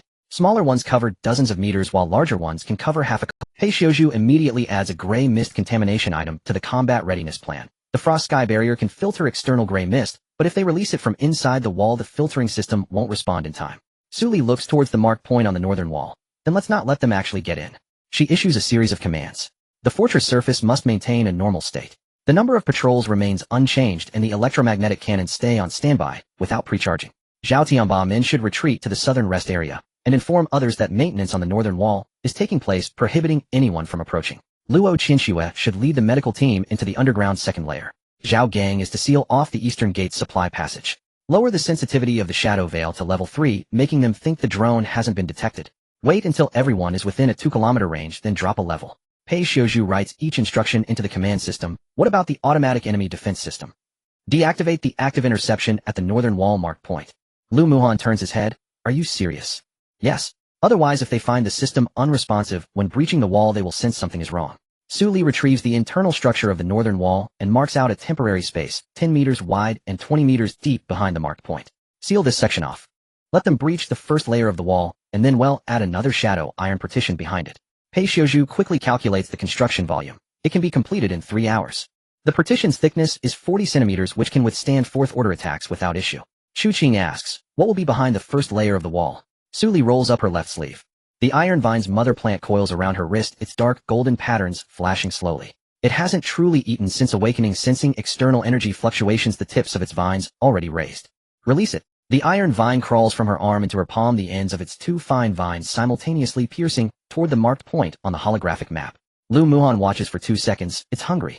Only when it's hungry will it work hard. Su Li closes the panel, head to the northern wall. No new alarms have sounded within the fortress. The corridor is still illuminated by warm yellow lights. The kitchen continues to prepare lunch, and the plants have been driven back to the planting space. Only in the deepest layer of the command system is there an additional line of red text not visible to the outside. Level 1 combat readiness. The lower maintenance passage of the northern wall is only 1.5 meters wide. Su Li bends down to squeeze into the wall's inner layer, the iron vine twisting around her forearm, its tips tapping rhythmically against the alloy plate. It can sense the residual gray mist frequency from the drone, displaying strong interest in the outside wall. Don't rush, there will be food tonight. The iron vine stops tapping, instead tightening around her wrist. Pei Xiuzhu outside disassembles the maintenance panel. 3 meters below the weak point is right here. We need to excavate a planting slot 2 meters deep and then guide the root system to the back of the wall. Lu Muhan jumps into the inner layer, shadows spreading out close to the ground. They'll seal off the rear passage. Once the wall breaks, anyone entering will fall into the shadow trap. The alarm sounded just as Su Li had finished storing the evacuation map for Area B3 into her system backpack. Pei Zia's voice came through the fortress broadcast. A micro-reconnaissance drone has been detected above the northern wall. Flying at a height of 180 meters, it is currently scanning the energy distribution of the frost sky barrier. Su Li pushes the door open. Lu Muhan is faster than her. Shadows sweep past from the end of the corridor, and he has already appeared at the northern wall. Look out, his right hand raised to the sky, 5 fingers pressing against a mass of dark purple energy. The drone is no larger than a palm, its shell coated with light-absorbing material, hiding at the intersection of the clouds and the wall shadows. If it weren't for the shadow veil covering the surrounding 2 kilometers, ordinary surveillance would find it hard to capture. Don't squeeze it. Su Li presses down on Lu Muhan's wrist. Let it scan. Lu Muhan turns to look at her, his wolf ears perked up in the direction of the drone. It is confirming the coordinates of the northern wall. So we mustn't attack it. Su Li brings up the wall's surveillance. The drone's scanning beam is moving along the northern wall, causing fluctuations in the energy readings of the frost sky barrier with each seam it passes. Only the spot marked by Zhou Xiaowei has a scanning duration 3 times longer than the others. The Abyss Church has already obtained the coordinates. The other party tested it with a drone last night and returned today, indicating that the intelligence they have isn't sufficient to reassure them. As long as this time's results confirm the data provided by the seller, they will take action. Who leaked it? Lu Muhan asks. Many have seen the structure of the northern wall. The Body Alliance, the Rose Society, Zhao Gang's construction team, and others who approached the fortress before. Su Li enlarges the surveillance, scanning the radar module at the bottom of the drone. Let's not investigate for now. Keeping tonight's personnel is more valuable than catching internal traitors at this moment. The drone begins to lower its altitude toward the marked point. Lu Muhan's shadows remain undisturbed. He stares at the object, the tail wrapping around the lookout railing. What if it's not here to scan? The gray mist disperser can't fit in this size, the belly has no explosion chamber, and the energy is only enough for it to return. At most it will leave a positioning beacon. Pei Xiuzhu approaches from behind, the structural analysis already completed on the data terminal. Miss Su's judgment is correct. This is a disposable reconnaissance drone equipped with phase radar. It can penetrate alloy walls, but cannot identify living plant fibers. Su Li looks towards Chu Qing. Chu Qing leans against the inner side of the northern wall, his white hair blown about by the high winds. He gazed at the seam and walked toward it. What do you want it to see? The absolute weak point, Su Li replied. So fragile, they believe concentrated fire could pierce it in a single strike. Chu Qing pressed her palm against the alloy wall. Emerald light filaments seeped from her fingertips into the metal, descending along the narrow fissure between the shadow iron layer and the outer alloy cladding. The wall had been insulated with desiccated plant fibers. Upon contact with the light filaments, those long rigidified fibers unfurled anew. They did not force apart the steel plates. Instead, they reoriented themselves along the direction of radar scanning. Pei Xiuzhu stared at the terminal as the data curve plummeted abruptly. Energy membrane thickness decreased by 12%. Chu Qing did not pause. Within the wall, the plant fibers divided into hundreds of slender strands. Some absorbed the echo resonance of the frost heaven barrier, while others redirected fluctuations from the shadow reactor toward both flanks. To the drone's sensors, this sector was no longer a coherent dual-core defense structure, but rather a blind spot where energy coverage failed entirely. Decreased by 28%. 41%. Pei Xiuzhu turned the terminal towards Su Li. Further reduction defies plausibility. An S-class fortress cannot sustain a defensive void exceeding half its perimeter. Such an inconsistency would arouse suspicion. Enough, Su Li said. Chu Qing withdrew her hand, but the plant fibers within the wall remained altered. They sustained the fabricated radar return like circuitry rewired and reprogrammed. The drone hovered just beyond the marked coordinate, its radar beam sweeping thrice in succession. Lu Muhang glanced first at the wall, then at Chu Qing. Your ability makes deception remarkably convenient. My ability is to induce plant growth. How data is interpreted, that lies with people. You feign innocence quite convincingly. I am innocent by nature. As Lu Muhang prepared to retort, Su Li pressed his hand down firmly. It's leaving. The scanning lamp beneath the drone dimmed and extinguished, its wings snapped into sharp retraction before accelerating northeastward. Shall we pursue it? Lu Muhang asked. No need. If they dare deploy it, they've already equipped counter-tracking measures. Pei Xiuzhu entered several commands into the terminal. 8 electromagnetic cannons remained on standby. The automated defense system made no attempt to lock onto the drone. From outside, the fortress showed no sign of having detected the reconnaissance. The drone crossed the edge of the shadow veil and vanished from the map, its signal severed. Su Li magnified its departure vector. Northeast, precisely the zone of temporary encampments Pei Xiuzhu had flagged days earlier. That terrain was labyrinthine permafrost scree slopes and spatial rifts left behind by fusion, easily concealing dozens of people. Lu Muhang retracted his shadow. Tonight. They've confirmed the coordinates. Delaying further only increases the risk of information leakage. Su Li closed the map. They will come tonight, without fail. You intend to let them enter through this northern wall. Since they paid dearly for admission, we must grant them entry. Lu Muhang understood instantly. The wolf tail behind him fanned wide. Entering may be easy. Leaving less so. Su Li activated the internal comms channel. Engineer Pei, deactivate the active anti-reconnaissance module for this sector of the northern wall. Retain only baseline defense. All other sectors remain operational. Understood. Zhao Tianba, Luo Qianxue, and Zhao Gang's personnel are not to withdraw or assemble publicly. Meals, rest, and shift rotations proceed as usual. Understood. Disband the Plant Legion's external patrols. Redeploy all units into subterranean corridors. A low disgruntled growl immediately rumbled from the corridor's far end. Why banish me from patrol? If enemies see me, they'll flee outright. A pea shooter extended its pod cautiously, precisely because they'd flee upon seeing you, hence your concealment. Can't those 6 rows of teeth tone themselves down? The carnivorous flower clamped its fangs shut, leaving only a narrow slit. Is this discreet enough? Lower still, Su Li commanded. The floral disc sealed completely, 9 vines dragged it backward into the cultivation chamber. Chu Qing watched the plants withdraw, then asked, what awaits them inside the northern wall? Su Li rolled up her left sleeve. A thick iron thread vine, the mother plant, slowly raised 2 branches from her wrist. Dark golden traceries glowed from root to tip as if attuned to their earlier conversation. It had fasted for 3 days. Su Li brushed the back of her hand lightly against the vine's stem. We'll reserve them a place to dine. After the drone departed, the fortress resumed its evening meal routine. The order comprised 4 directives. All personnel must remain within base confines. Weapons must be carried at all times. Non-combatants must descend to underground levels. No deviation from routine act. Even 2 of the 8 electromagnetic cannons entered scheduled maintenance. Su Li sat in the command center reviewing every sector via holographic map, before issuing the Level 1 combat readiness order to the 3 unit leaders. The order comprised 4 directives. All personnel must remain within base confines. Weapons must be carried at all times. Non-combatants must descend to underground levels. No deviation from routine activities prior to alarm activation. Su Li, the Abyssal Church. The chat window paused for over 10 seconds. Zhao Tianba, boss, how many fighters do you need? Su Li, the Abyssal Church. The chat window paused for over 10 seconds. Zhao Tianba, boss, how many fighters do you need? I'll mobilize everyone capable of combat. Su Li, no assembly required. Your forces secure the southern sector. Allow ingress through the northern wall, but do not reveal yourselves prematurely. Zhao Tianba understood. Lock the gate, and, right, I won't say it aloud. Don't tempt fate. Luo Qianxue's reply was more direct. Luo Qianxue medical wards and triage points have relocated underground. The Rose Society maintains 10 personnel above ground to simulate normal logistics operations. Do we have intelligence on enemy numbers or tier classification? Su Li, at least 1 Tier 4 operative, Tier 3 count remains unknown. They may carry high-concentration gray mist artifacts. Luo Qianxue acknowledged. I'll prepare isolation suits and gray mist neutralizers. Zhao Gang asked no questions, only sent 1 terse line. Zhao Gang, East Gate sealed. Anyone attempting escape that way gets bulldozed back by loader. Pei Xiuzhu sat before the main control console recalibrating troop deployments across all three factions. Friendly unit markers on the map appeared scattered, but in truth they formed 3 concentric rings. The outermost ring secured the perimeter. The second ring controlled the central courtyard. The innermost ring blocked all potential retreat routes. What if they send only scouts, without launching an assault? Pei Xiuzhu asked. Then we continue the performance.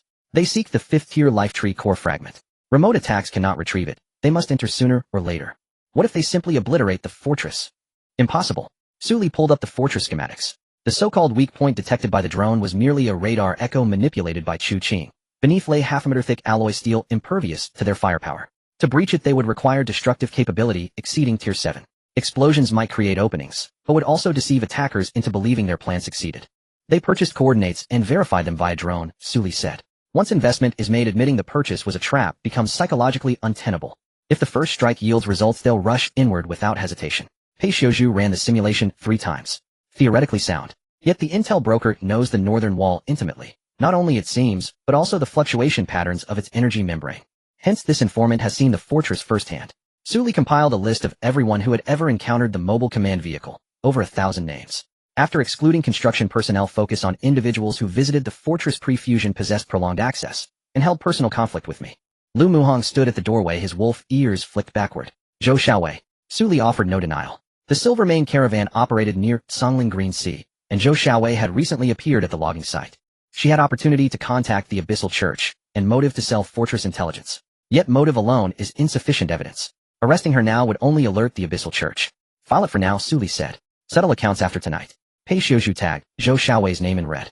The reconnaissance drone's communication frequency underwent 7-hop encryption, but during its return flight, it leaked 0.7 seconds of raw signal.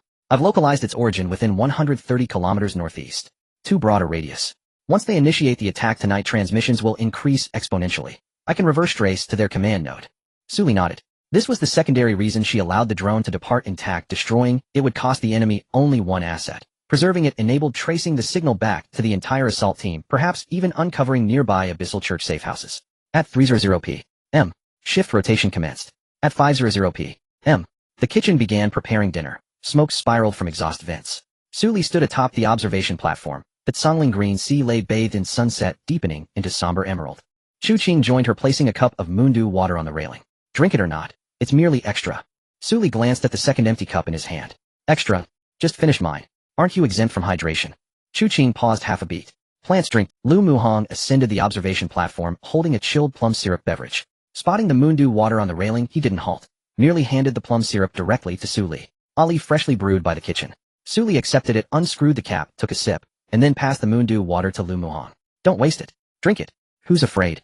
He took it, drained it, and returned the empty cup to Chu Qing. Too sweet. That's her standard sweetness level. How would you know? She's consumed 3 servings. None left. Lu Muhong opened his mouth to retort, but Suli tapped the railing sharply. Anyone letting trivialities compromise tonight's operation spends the night in the subterranean storage vault, with the carnivorous flour. An immediate protest erupted from a lower ventilation shaft. Why punish me? I'm a frontline combat unit. Lu Muhong turned outward. Chu Qing gathered the cups and spoke no further. The sun sank below the horizon. The frost heaven barrier's luminescence gradually dimmed. All fortress windows illuminated at their customary hour. The northern wall patrol completed 2 full circuits along its fixed route. Pei Xiuzhu's message crackled into their earpieces. Reconnaissance drone's signal reactivated. Suli opened the map. A faint communications node flickered northeast, vanishing again after 2 seconds. 2 seconds sufficed. Pei Xiuzhu narrowed the search radius from 130 to 30 kilometers. They're now running attack simulations using the drone's transmitted data. Lu Muhong leaned against the observation railing, his vertical pupils adjusted to the deepening twilight. How much longer? They must avoid traders and peripheral patrols. Earliest feasible arrival is after full darkness. Suli closed the map. Order everyone to eat. And you, I'm heading to the northern wall. Chu Qing had already begun descending the stairs. I'll accompany you. Lu Muhong turned from the railing. You prep the vines. I'll lay down shadow. Suli one condition: anyone misbehaving beneath the wall gets buried alive, as bait. Neither contested the terms. Dinner commenced in the kitchen. Patrols rotated, maintenance vehicles rolled into the garage. Every visible rhythm of daily life proceeded unchanged, until silently a previously sealed maintenance on the northern maintenance level. Suli bent and slipped inside her saws, pressing the still damp waterproof coating. Energy conduits crammed the space between the walls, frost and shadow energies flickering alternately, throwing the passage into a shifting half-light. The marker lay 20 meters ahead. There they had already dug a 2-meter deep pit, its bottom positioned directly beneath the foundation outside the north wall. If the enemy tore through the wall, this would inevitably be their landing spot. Suli rolled up her left sleeve. The mother stock of the Tai Sien tongue released from her wrist, its tip sliding down the back of her hand. It bristled the instant it touched the ground, dark golden veins flaring in quick succession. There is food inside, Suli said, pointing to the pit's bottom. Whether you get to eat tonight depends on you. The Tai Sien tongue leapt into the pit. A half-meter mother stalk drove into the soil, and the main vines swiftly split into 4 side branches. The side branches burrowed into the gaps between wall and foundation, leaving only hair-thin holes where they passed. Chu Qing crouched at the pit's edge and buried his hand in the earth. It's still first rank, its current length can't cover the whole breach. I can hasten its growth, but accelerating too much will damage the roots. How long? An hour. Push it to about 30 meters, and it can sustain 2 full-power stranglings. Suli poured 50 first-rank crystal cores into the pit. The Tai Sien tongue immediately coiled around the nearest core, its tip piercing the surface. Energy from the core flowed along the dark golden veins into the mother stalk. The vine, once as thin as a cord, rapidly thickened. Start with 1, Suli said. Add more if it's not enough. The Tai Sien tongue wrapped the second core. A Shrieked squeezed through the maintenance, hatchet's flower disc nearly lodged in the frame. 9 vines pushed at the entrance for a long while before finally forcing the flower disc into the narrow channel. Why does it get 50 crystal cores? When I evolved, I only had 30 second rank. The Wando Shisho cried from outside. 1 second rank equals 10 first rank. Did watermelon teach you math? What's that to me? My arithmetic is impeccable. The Shrieked protested, hauling its vines toward the pit. The Tai Sien tongue sensed the large plant's approach. Its 4 side branches rose at once, tips aimed at the Shrieked. The Shrieked bared 6 rows of fangs. Little thing, who are you showing off to? Out. Suli pointed to the maintenance hatch. It takes the first round tonight, you take the second. Wait until someone falls in, and then eat. The Shrieked snapped its flower disc shut. Should have said there was a second round. We'll sit back and wait. It retreated with difficulty. The 9 vines tugged at the frame for a long time before finally pulling the flower disc free. Chu Qing buried the remaining crystal cores in the soil, and emerald filaments spread outward from the Tai Sien tongue's roots. The vines began to grow. 1 meter, 3 meters, 10 meters. The main vine burrowed into the wall's lower strata. Side branches wove across the pit walls as the dark golden veins were concealed by earth. Laid flat, they were no thicker than ordinary cables. Once tightened, their force could sever great alloy. Reach is sufficient, Suli said. Do not let the radar detect any living signature. Chu Qing wrapped the vine bodies with humus and dry fibers, then induced the surface roots into a brief dormancy. From the scan data, the pit's bottom appeared merely as a layer of ordinary reinforced fill. Lu Muhan entered the maintenance level from the other end. Shadow spread from his boots, cloaking the pit floor and the side walls. The black energy lay alongside the Tai Sien tongue in 6 overlapping traps, each layer corresponding to a potential foothold. The first group that enters will be entangled by the vines, he said. When the following people step in, it'll seal their retreat. Suli studied the shadow distribution. Leave a false exit. On the left. It looks like it leads to the core drive chamber, but it actually ends at a Baojiangwo. The steady rustle of the Baojiangwo came from outside the maintenance level. They'll handle the door. The plan had no flaw. The problem arose when Lu Muhan laid the 5th layer of shadow. The cold seeped into the Tai Sien tongue's roots. The tender roots Chu Qing had just accelerated frosted quickly, their growth halved on the spot. Chu Qing pressed his hand to the roots. Wood-aligned energy forced the frost back. Your shadow froze them. Shadow is inherently cold. Shift it 10 centimeters to the right. My blockade run, then reel it in a bit. If I reel it in, how will I seal them? Chu Qing said no more. He tapped the soil with his forefinger. A side branch of the Tai Sien tongue emerged by Lu Muhan's foot, wrapped his ankle, and tugged him backward.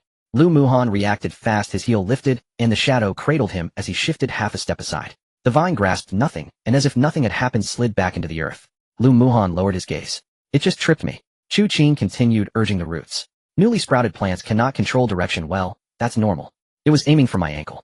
Your ankle stood in its growth path. Lu Muhan nudged the shadow half an inch toward another side branch of the Tai Sien tongue, probed out, this time targeting his other foot. Suli stood at the pit's rim in silence. Perceiving her attention, the shadow retreated to its original position. Chu Qing pressed that side branch back into the soil as well. I'm adjusting the trap, Lu Muhan said. I'm refining the vines, Chu Qing replied. All adjusted. Corrections complete. They stepped back, coordinating as if nothing had occurred. In the monitoring room, Pei Xiuzhu watched the entire operation through the maintenance cameras. He deleted the data for the roots that had nearly frozen and recalibrated the 10-centimeter blockade Lu Muhan had shifted. Zhao Tianba entered with the personnel list and saw the 3 figures on the screen. What are they doing down there?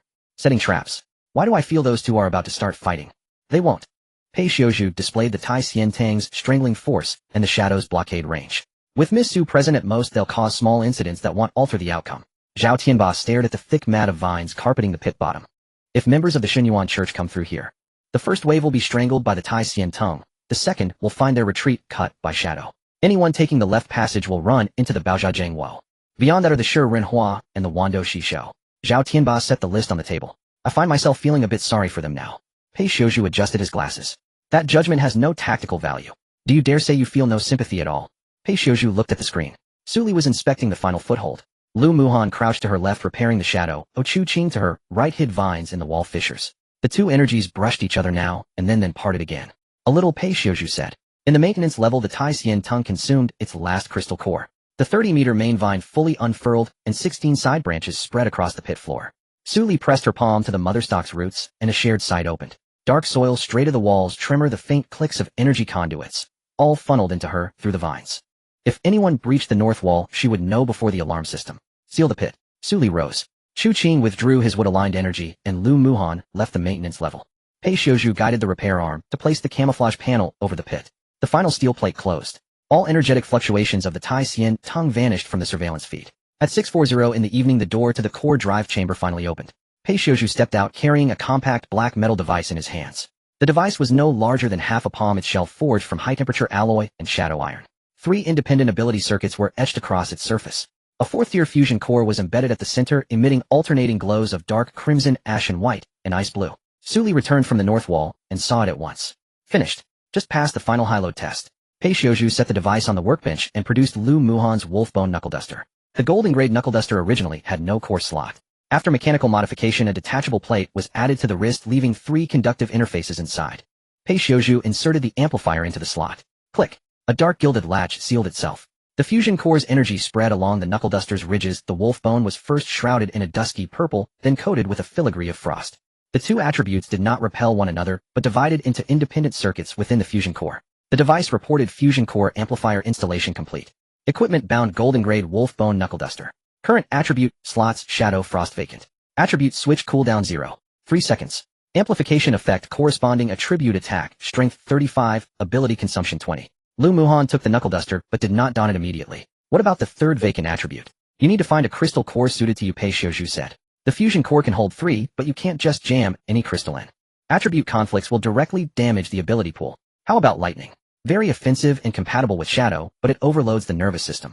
You rely on neural reflexes in close combat. Switching repeatedly could cause brief paralysis. Fire. It conflicts with frost, conversion losses exceed 40%.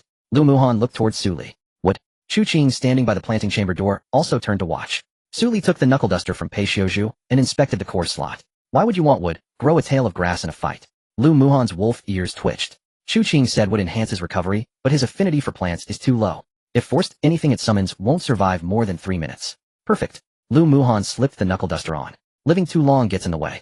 Chu Qing understood, the green veins along his white hair pulsed. Plants do not stop growing simply because you dislike them. Shadow can make them stop. You can try. Save your ability. Su Li fastened the wrist strap on Lu Muhan. There will be plenty for you to fight tonight. As the Knuckle Duster touched skin, it began to bind. Shadow energy flowed from Lu Muhan's arm into the core, and all 3 circuits lit simultaneously. The first circuit stabilized to a dusky purple. The second accepted a 3rd-tier frost crystal core Pei Xiuzhu had pre-sealed. The 3rd circuit remained dim. Binding progress jumped from 10% upward. Lu Muhan felt nothing at first. When the progress passed halfway, ice blue veins traced along his forearm, and a thin frost formed on the skin. The fortress temperature monitor immediately dropped 2 degrees. Su Li kept a hand on his shoulder. Does the ability pool reject it? No.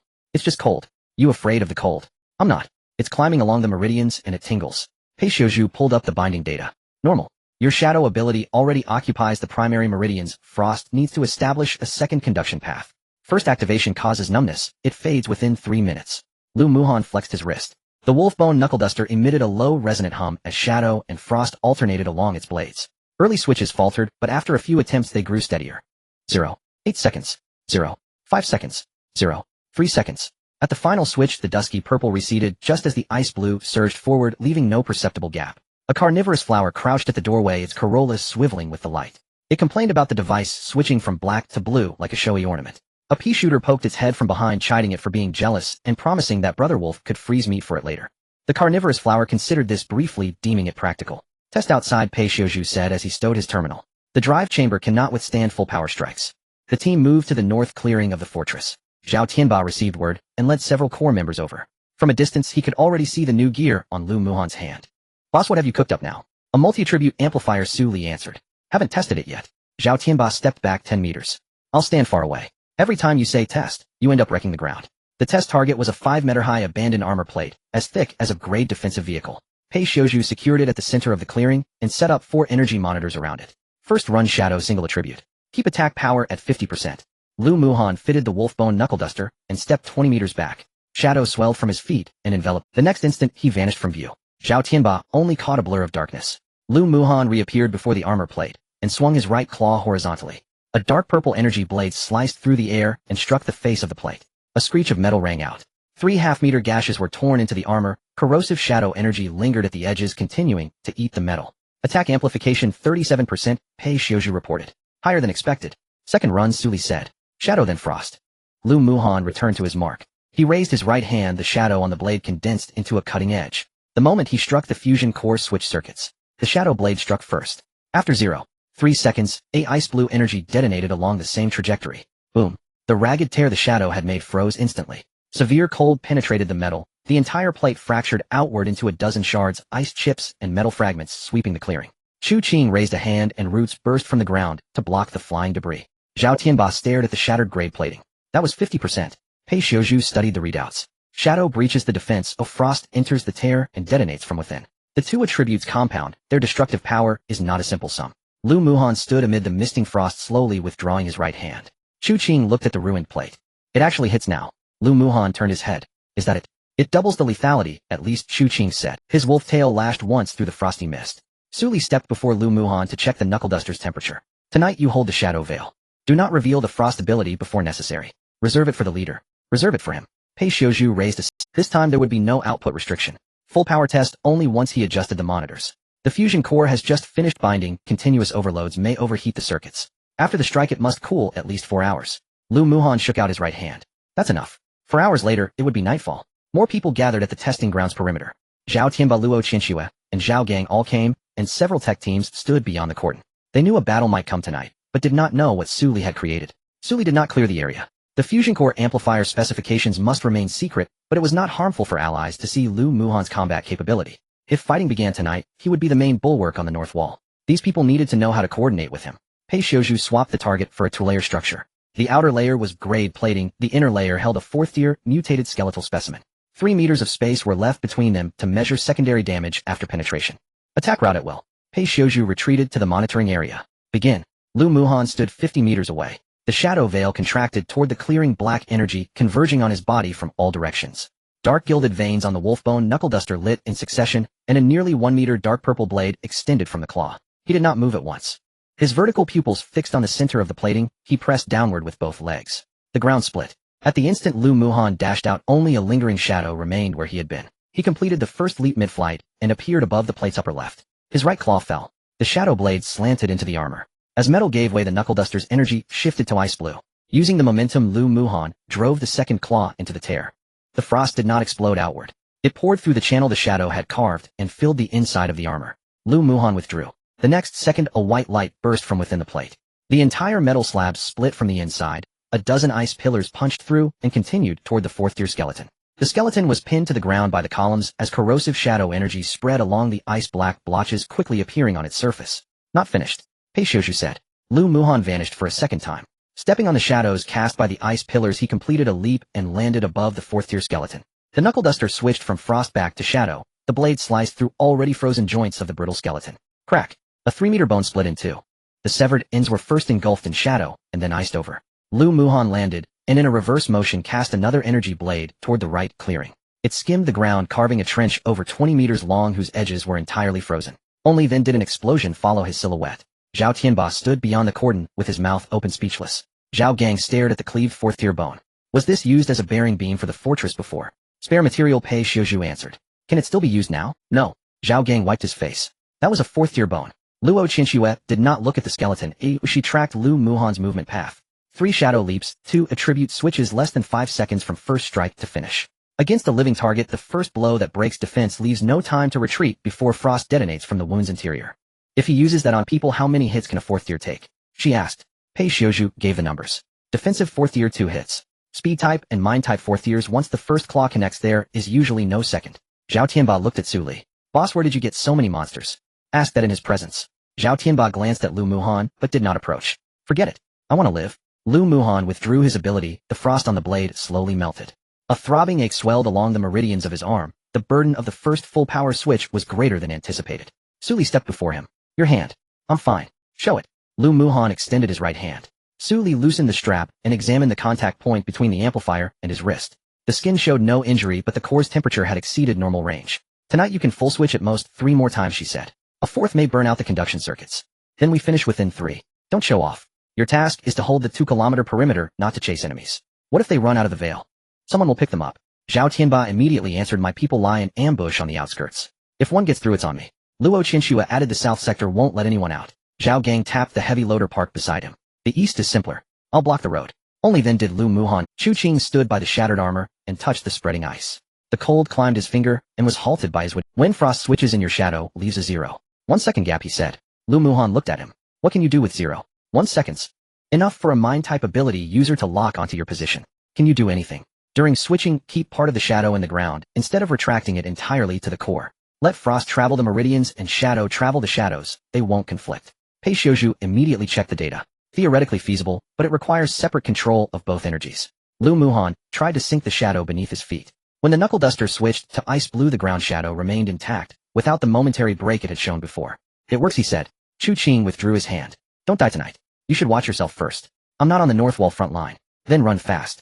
I protect the plants. As Lu Muhan was about to speak, the carnivorous flower poked its corolla beyond the cordon and loudly objected to being told to protect anything, insisting it belonged behind him and not stealing food. Chu Qing looked at it. Who got stuck in the maintenance hatch earlier?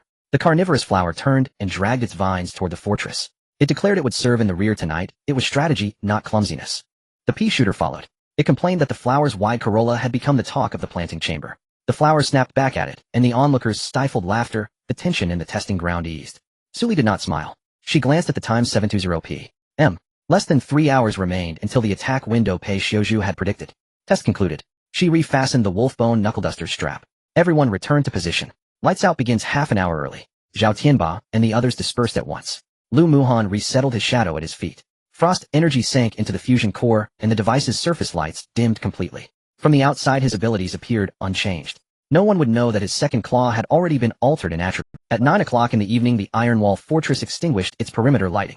Windows darkened in sequence. 8 electromagnetic cannons retracted their charging glows, and the frost sky bulwark dimmed to its minimum visible brilliance. The massive silhouette of the complex melted into blackness, leaving only a faint blue glow from the ventilation shaft of the core drive room. Lu Muhan crouched at the edge of the highest observation platform. The shadow curtain radiated 2 kilometers from the fortress, turning stones, withered grass, abandoned vehicles, and drainage ditches into his perceptual nodes. Wind came from the northeast. Suli stood in the command room. The holographic map showed no red blips for the moment. All perimeter forces are in position. Pei Xiuzhu said 400 members of Batian Alliance are distributed in the southern sector and the west. The Rose Society holds the medical corridor. Zhao Gang's men have sealed the east gate. What about the Xunyuan Chuch's signal? Appeared twice, both very brief. Their position is closing in. Pei Xiuzhu amplified the intercepted frequency band. The signal did not originate from a single direction. They employed multiple relay nodes, deliberately scattering the communication sources to the northeast, due north, and northwest. They're masking the main thrust, Pei Xiuzhu said. Suli glanced at the feed from the observation platform. Lu Muhan still crouched there, offering no alarm. Trust his senses. Within the shadow curtain, no living creature could evade Lu Muhan. The Xunyuan Church could fool radar and cloak thermal imaging with gray mist, but they could not make themselves lose their shadow. Chu Qing waited in the subterranean passage beneath the north wall. The iron wire vine motherstock lay hidden under the foundation. The main vine remained dormant, while 16 lateral tendrils pressed against the soil. A carnivorous flower guarded the false exit. Pea shooters and melon throwers took positions at firing slits on either side. An explosive nut stood ready at the final gate. A sunflower rested atop the fortress without activating its golden scan. It compressed its energy within the disk of its bloom, waiting to seal the sight lines once the enemy entered the north wall. A canna remained in the medical area. All the plants were unnaturally quiet. The carnivorous flower curled behind the wall could not contain itself for 10 minutes, and sent a mental ping to Chu Qing. The flower's telepathic message said, "Why haven't they come? I'm starving." Chu Qing leaned against the wall on the psionic soil. "Wait a little longer," Chu Qing replied. "How much longer?" another impatient mental note asked. "Before humans do something malicious, they always double-check that they're clever enough." Observed the pea shooter as its pod shifted by the firing slit. "True enough," another agreed. "The more inept, the longer they prepare," murmured the melon thrower. "Enough chatter," the master said to keep quiet. The underground passage fell silent once more. In the command room, Suli placed the 5th grade life tree hardcore fragment into a temporary containment box. The box sat in the center of the core drive chamber and was secured externally by only 2 standard authorization locks. This was the second bait laid for the Xinyuan Church. If they entered the fortress and completed an internal scan, they would discover that crystalline core.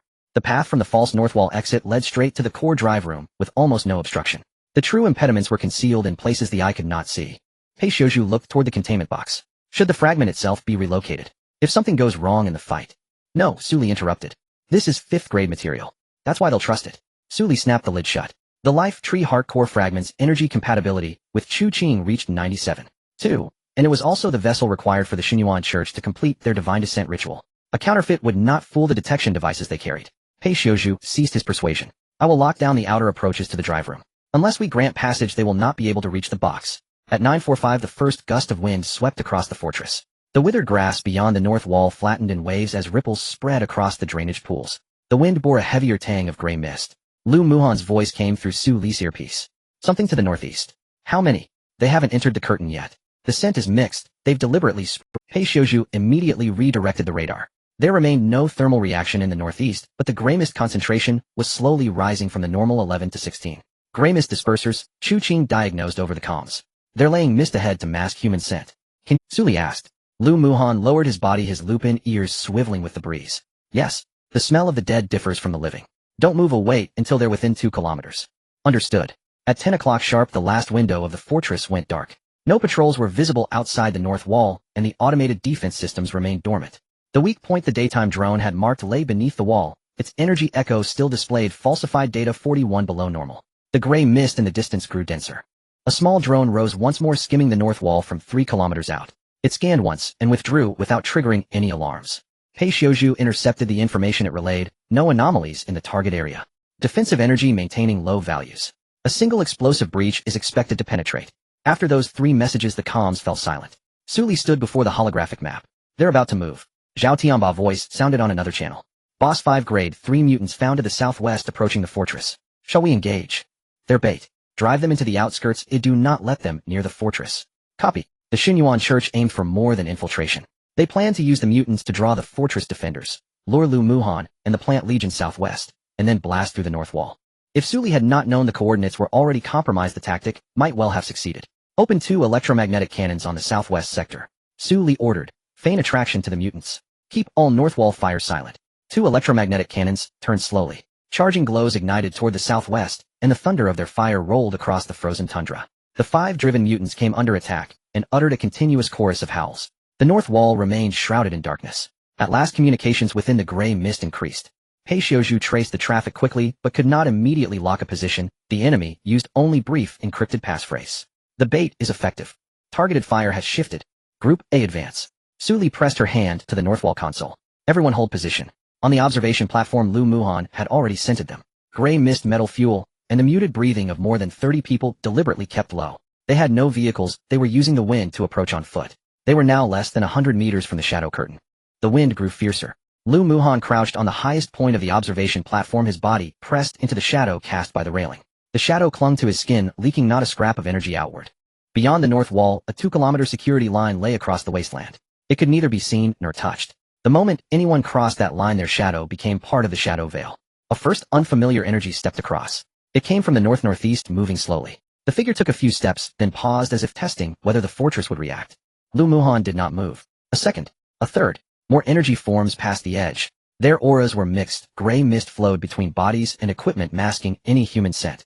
Some still had mutated tissue clinging to them. The iron tang of blood was borne on the wind to confuse scent tracking. They could not, however, fool the shadow. The shadow veil transferred each silhouette whole into Lu Muhan's perception.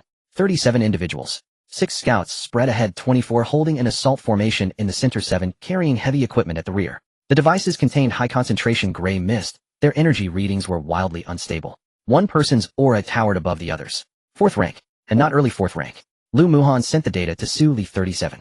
1 mid-4th rank, 9 3rd rank, the rest between 2nd and 3rd. Su Li replied quickly, 7 bearing the gray mist devices. Confirm leader position. Rear of center. Bald head, a metal sphere at his waist. The gray mist seed. Chu Qing's voice joined the comms. Once that thing opens, gray mist concentration will exceed 90% within 500 meters. Ordinary neutralizers won't work. Can we destroy it beforehand? Suli asked. You cannot strike it directly. If the shell ruptures, it releases. Pei Xiuzhu engaged the north wall ventilation system. I can close the isolation doors after they enter the breach, and use the frost reactor to freeze a local area. Low temperature won't eliminate the gray mist, but it can slow its spread. Prepare on that plan, Suli said. Shu Qing hold the plant root system. Muhan watched the gray mist seed. If they touch it, kill the carrier first. Understood. Lu Muhan laid his right hand on the wolfbone knuckle duster. The fusion core did not glow. Now was not the moment to reveal a second attribute. The attackers continued forward. 2 kilometers. 1,500 meters. 1,000 meters. The electromagnetic cannon to the southwest still fired explosions, and mutant roars muffled the footsteps from the north. The north wall posts stood empty. The patrol lights did not swivel their way. Hua Yin walked at the rear of the formation. He avoided open comms, passing gestures to the forward scouts through gray mist. The 6 scouts split into 2 teams. One circled to the west side of the north wall to confirm patrol positions. The other drew close to the drone-marked coordinates and set up a compact energy detector. The detector's screen soon returned results: defensive membrane strength 59%, internal wall energy, estimated breach level mid-4th rank. The scouts signaled confirmation to the rear. Hua Yin raised his eyes toward the iron-walled fortress. This S-class defensive structure, ranked first in the world, was larger than he had imagined. The north wall soared nearly 20 meters, an ice-blue defense membrane overlaid by the shadow veil. In normal locations, even a full-force 4th-rank assault might leave no trace. Only at the coordinates marked by the intelligence did an obvious gap exist between the energy layers. The anonymous seller had not lied. Hua Yin raised his hand. The 7 at the rear set the gray mist dispersal devices on the ground and began adjusting pressure. The rest produced demolition tools. The 2 defensive ability users stepped to the front of the line. They did not know Suli watched them from the control room. The shadow veil offered no picture, yet it synced the 37 positions to the holographic map in real time. The red dots divided into 3 tiers and inched toward the north wall. First group, at 800 meters, Pei Xiuju reported. Do not pivot the electromagnetic cannon. The automatic anti-enemy system has disabled north side recognition. Tai Xian Ting status. Shu Qing pressed his palm to the maintenance level earthen wall. Awake. It's excited. A fine friction sounded from beneath the ground. The Tai Xian Teng's main vine had broken dormancy, whose 16 side branches rose from the soil. Dark golden veins lay pressed beneath the earth, not yet emitting light. The carnivorous plant heard the movement and opened its petals wide. Are they here yet? Can we eat? Shu Qing said. Why are humans so slow at digging a hole? The pea shooter grumbled as it loaded poison pellets into its pod. Wait for them. If you rush ahead, the owner will shove you back into your growth trough. The carnivorous plant immediately settled itself. Outside the north wall, the attackers entered the 500-meter range. For portable gray mist dispersers activated at once, a dense fog flowed along the ground toward the fortress. The frost barrier fluctuated briefly upon contact with the mist. North wall monitors continuously issued concentration warnings. Suli shut everything down. Hua Yin led his people to the marked point. One member installed a directional charge on the wall, while 2 others burrowed into the soil to clear the outer layer of foundation dirt. They dug through 40 centimeters of concrete. Intelligence checks out, a forward member whispered. Below is the hollow layer. Hua Yin removed his gloves and pressed his right palm against the concrete. Ash spread from his palm. The rigid concrete quickly lost its structure. Long cracks spidered across the surface. One more ash detonation and the wall and foundation would be pierced at the same instant. Lu Muhan crouched at the observation edge, already able to make out figures moving in the gray mist. His vertical pupils flared with a dark purple light. The wind brushed the railing, carrying away the last sounds from inside the fortress. All 37 energy signatures had stepped into the security line. Lu Muhan bared his fangs. Ali. His voice dropped into every combat channel. The prey has entered. Hua Yin curled his fingers around the cracked concrete and slammed ash energy down. Boom. The directional charges ignited at the same moment. The concrete layer beneath the north wall shattered in sheets. Dust poured into the foundation. Several Abyss cultists at the rear erected defense shields to block the falling debris. The wall did not collapse. Instead, a narrow maintenance channel opened under the foundation. Hua Yin stared at the breach, a pleased expression on his face. The anonymous seller had not lied. The so-called weak point in the north wall was never meant to demolish the whole face. The blast simply opened the hidden maintenance layer. Scout ahead. 6 cultists flattened their bodies and crawled in. The first 2 held energy detectors. The screens registered no alarms. The channel contained only 2 rows of power conduits and a door on the left leading into the fortress interior. No guards. No automated weapons found. A third man felt along the left passageway and murmured, the route is clear. A wood core reaction scanned. Less than 200 meters straight to the core area. The good news reached the outside. Hua Yin signaled the second team to follow. 8 more squeezed into the breach. 2 defensive ability users led 4 behind them bore the gray mist dispersers. Once inside the channel, they quickly took positions along the sides to leave Hua Yin room to move. Lord Sidu secure. Hua Yin bent and entered the opening. When his boot touched ground, he paused. The floor beneath was not alloy plate nor compacted concrete. The earth was loose. When he stepped down, it failed to rebound, as if something hidden below was absorbing the force. Hua Yin looked down. Who checked the floor? Scanned. It was ordinary fill. The forward cultist hurriedly answered. A man beside him took a half step back. Crack. A fragile breaking sounded underfoot. Dark golden veins gleamed in the soil. Before the cultist could look down, a black vine snaked around his ankle. The vine snapped taut and dragged him to the ground. Something's under there. He lifted his blade and hacked. The blade struck the vine and sparks flew. In the next instant the maintenance layer thrummed with innumerable vibrations. Not a fortress alarm. Something beneath the wall in the seam's soil and beneath the conduits had awakened. 16 side branches burst from the earth. The first 6 who had entered could not fully unfold their defenses. 2 vines crossed and coiled around the first man's waist, yanking him to either side. Armor dented first, then bodies were cleaved in 2. The second man was hoisted to the top of the channel, a vine wound around his neck, and another across his chest. The dark golden veins flared painfully bright. The vines constricted, and the sound of bone breaking was drowned by screams.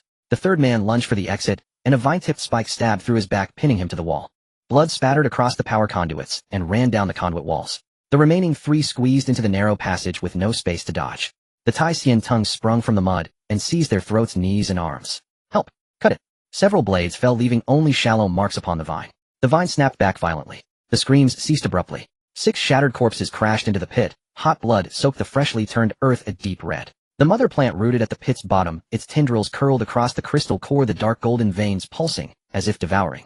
Huayan shoved past the man in front and struck the ground with his right palm. Ash detonation. Ash dark energy spread along the ground, though any soil it touched cracked open. 2 incoming iron wire vines turned gray, and their dark golden veins extinguished, collapsing into fragments. It's only a low-grade mutated plant, Huayan barked. Burn the roots. 3 fire-aligned cultists lifted their hands, but the crystal core buried in the pit flared at the same time. Damaged vines drew new shoots from their broken ends, growing to arm thickness in the blink of an eye. The dark golden veins reconnected. Newborn side branches swept the channel, slamming 2 fire cultists into the wall.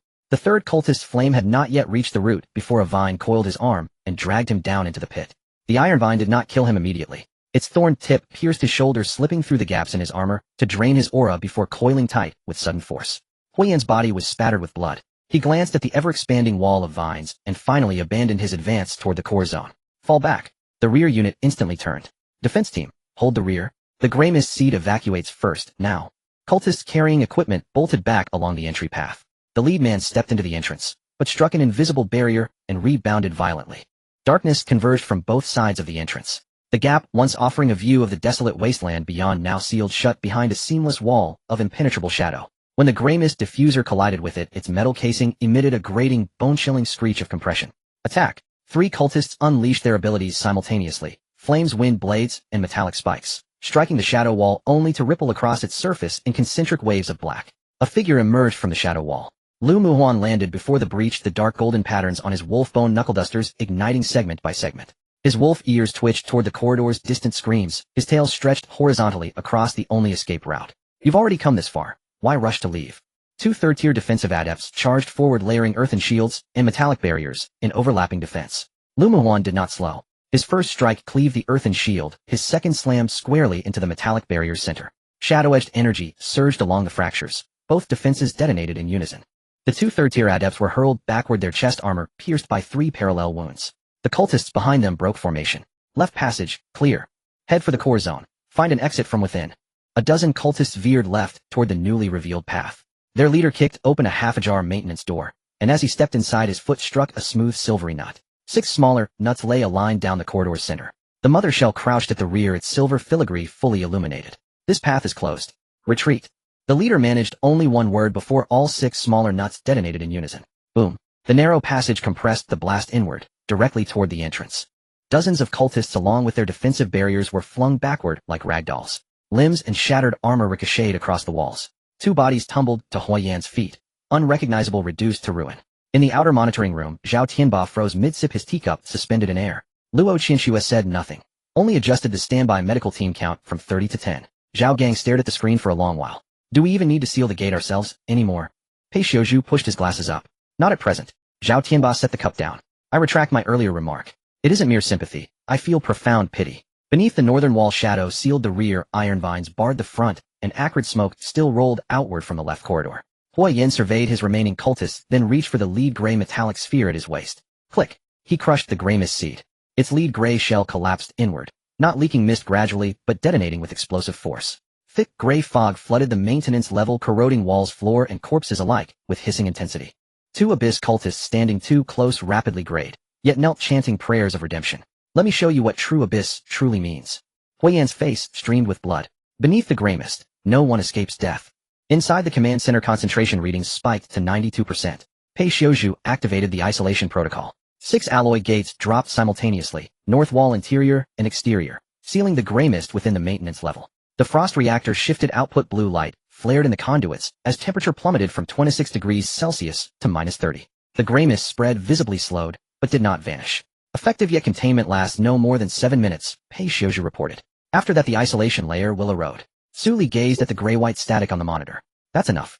Within the maintenance level, Lu Muhuan's vision was utterly obscured by fog, yet he required no sight. Every presence remained enshrouded in the shadow veil. Footsteps, fluctuations of aura, shifting silhouettes. All as vivid as if pressed against his palm.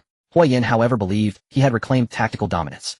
The gray mist seed originated from the abyssal temple, its density sufficient to suppress ordinary auras.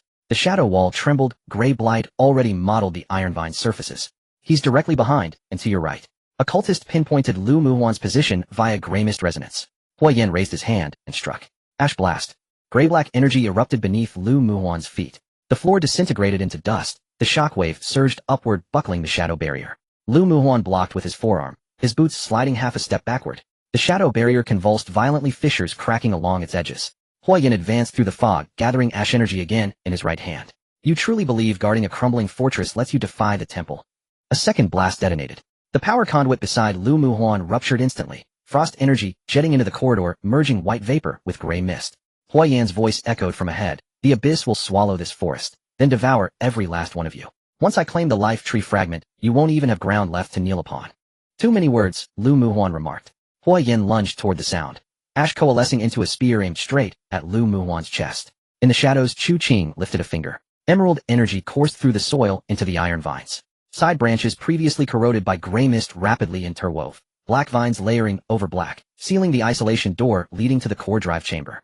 The gray mist lashed against the vine net, gnawing relentlessly at its outer layers. Inner vines absorbed crystal cores and grew anew. Decaying front segments instantly replaced by fresh growth behind. The man-eating bloom huddled behind the second gate, trembling with suppressed impatience. If you don't open soon, the little vines will eat all the food.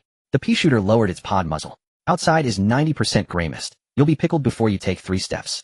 At the maintenance level center, the ash spear had already reached Lu Muhuan's chest. The wolfbone knuckle dusters hummed low. Violet energy receded.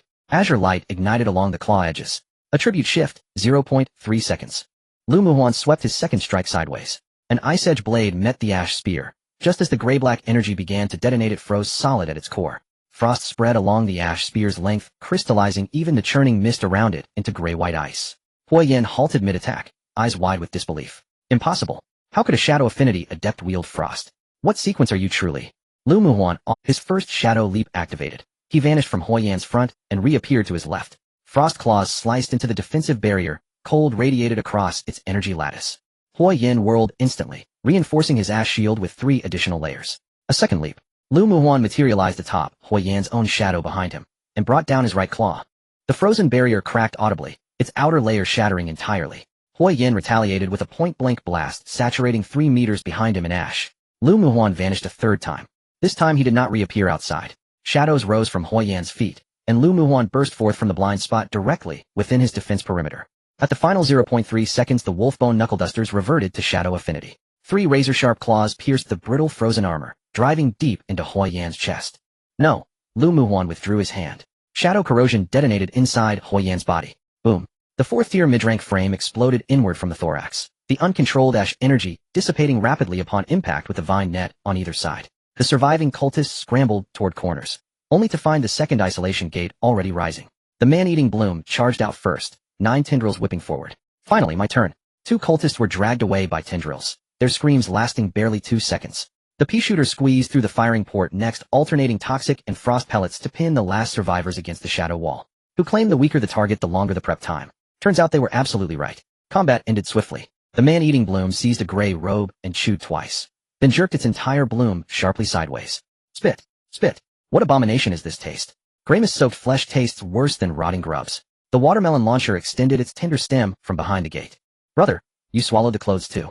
I'm picky. Is that forbidden? The frost reactor continued drawing heat. The gray mist settled low to the ground, its concentration slowly declining from 92%. As Su Li passed through the second isolation gate, iron vines coiled around crystal cores, methodically clearing corpses. Its main vine had thickened twofold since battle began, its dark golden filigree denser sharper. Lu Muhuan stood beside Huo Yan's corpse, his right arm's fusion core overheating. How many full shifts did you execute? Su Li asked. 3. Good obedience. She knelt and removed a black ring from Huo Yan's shattered belt. The system prompt flashed instantly. 4th tier spatial ring, internal capacity, 1,000 cubic meters. Inside rested abundant high-grade fuel, gray mist crystals, shadow, iron, a temple communication device, and over 30 3rd-tier crystal cores. Pei Xiuju's voice came through the earpiece. The A001 zone command node attempted repeated contact with Huoyan. Signal ceased 10 seconds ago. All 37 life signs from the assault team have vanished. Su Li stowed the spatial ring in her pack. The Abyssal Church assault squad had been annihilated. Without survivor, or as Su Li just moved the last box of high-grade fuel out of her spatial ring, a sharp, buzzing sound suddenly echoed above. Global announcement.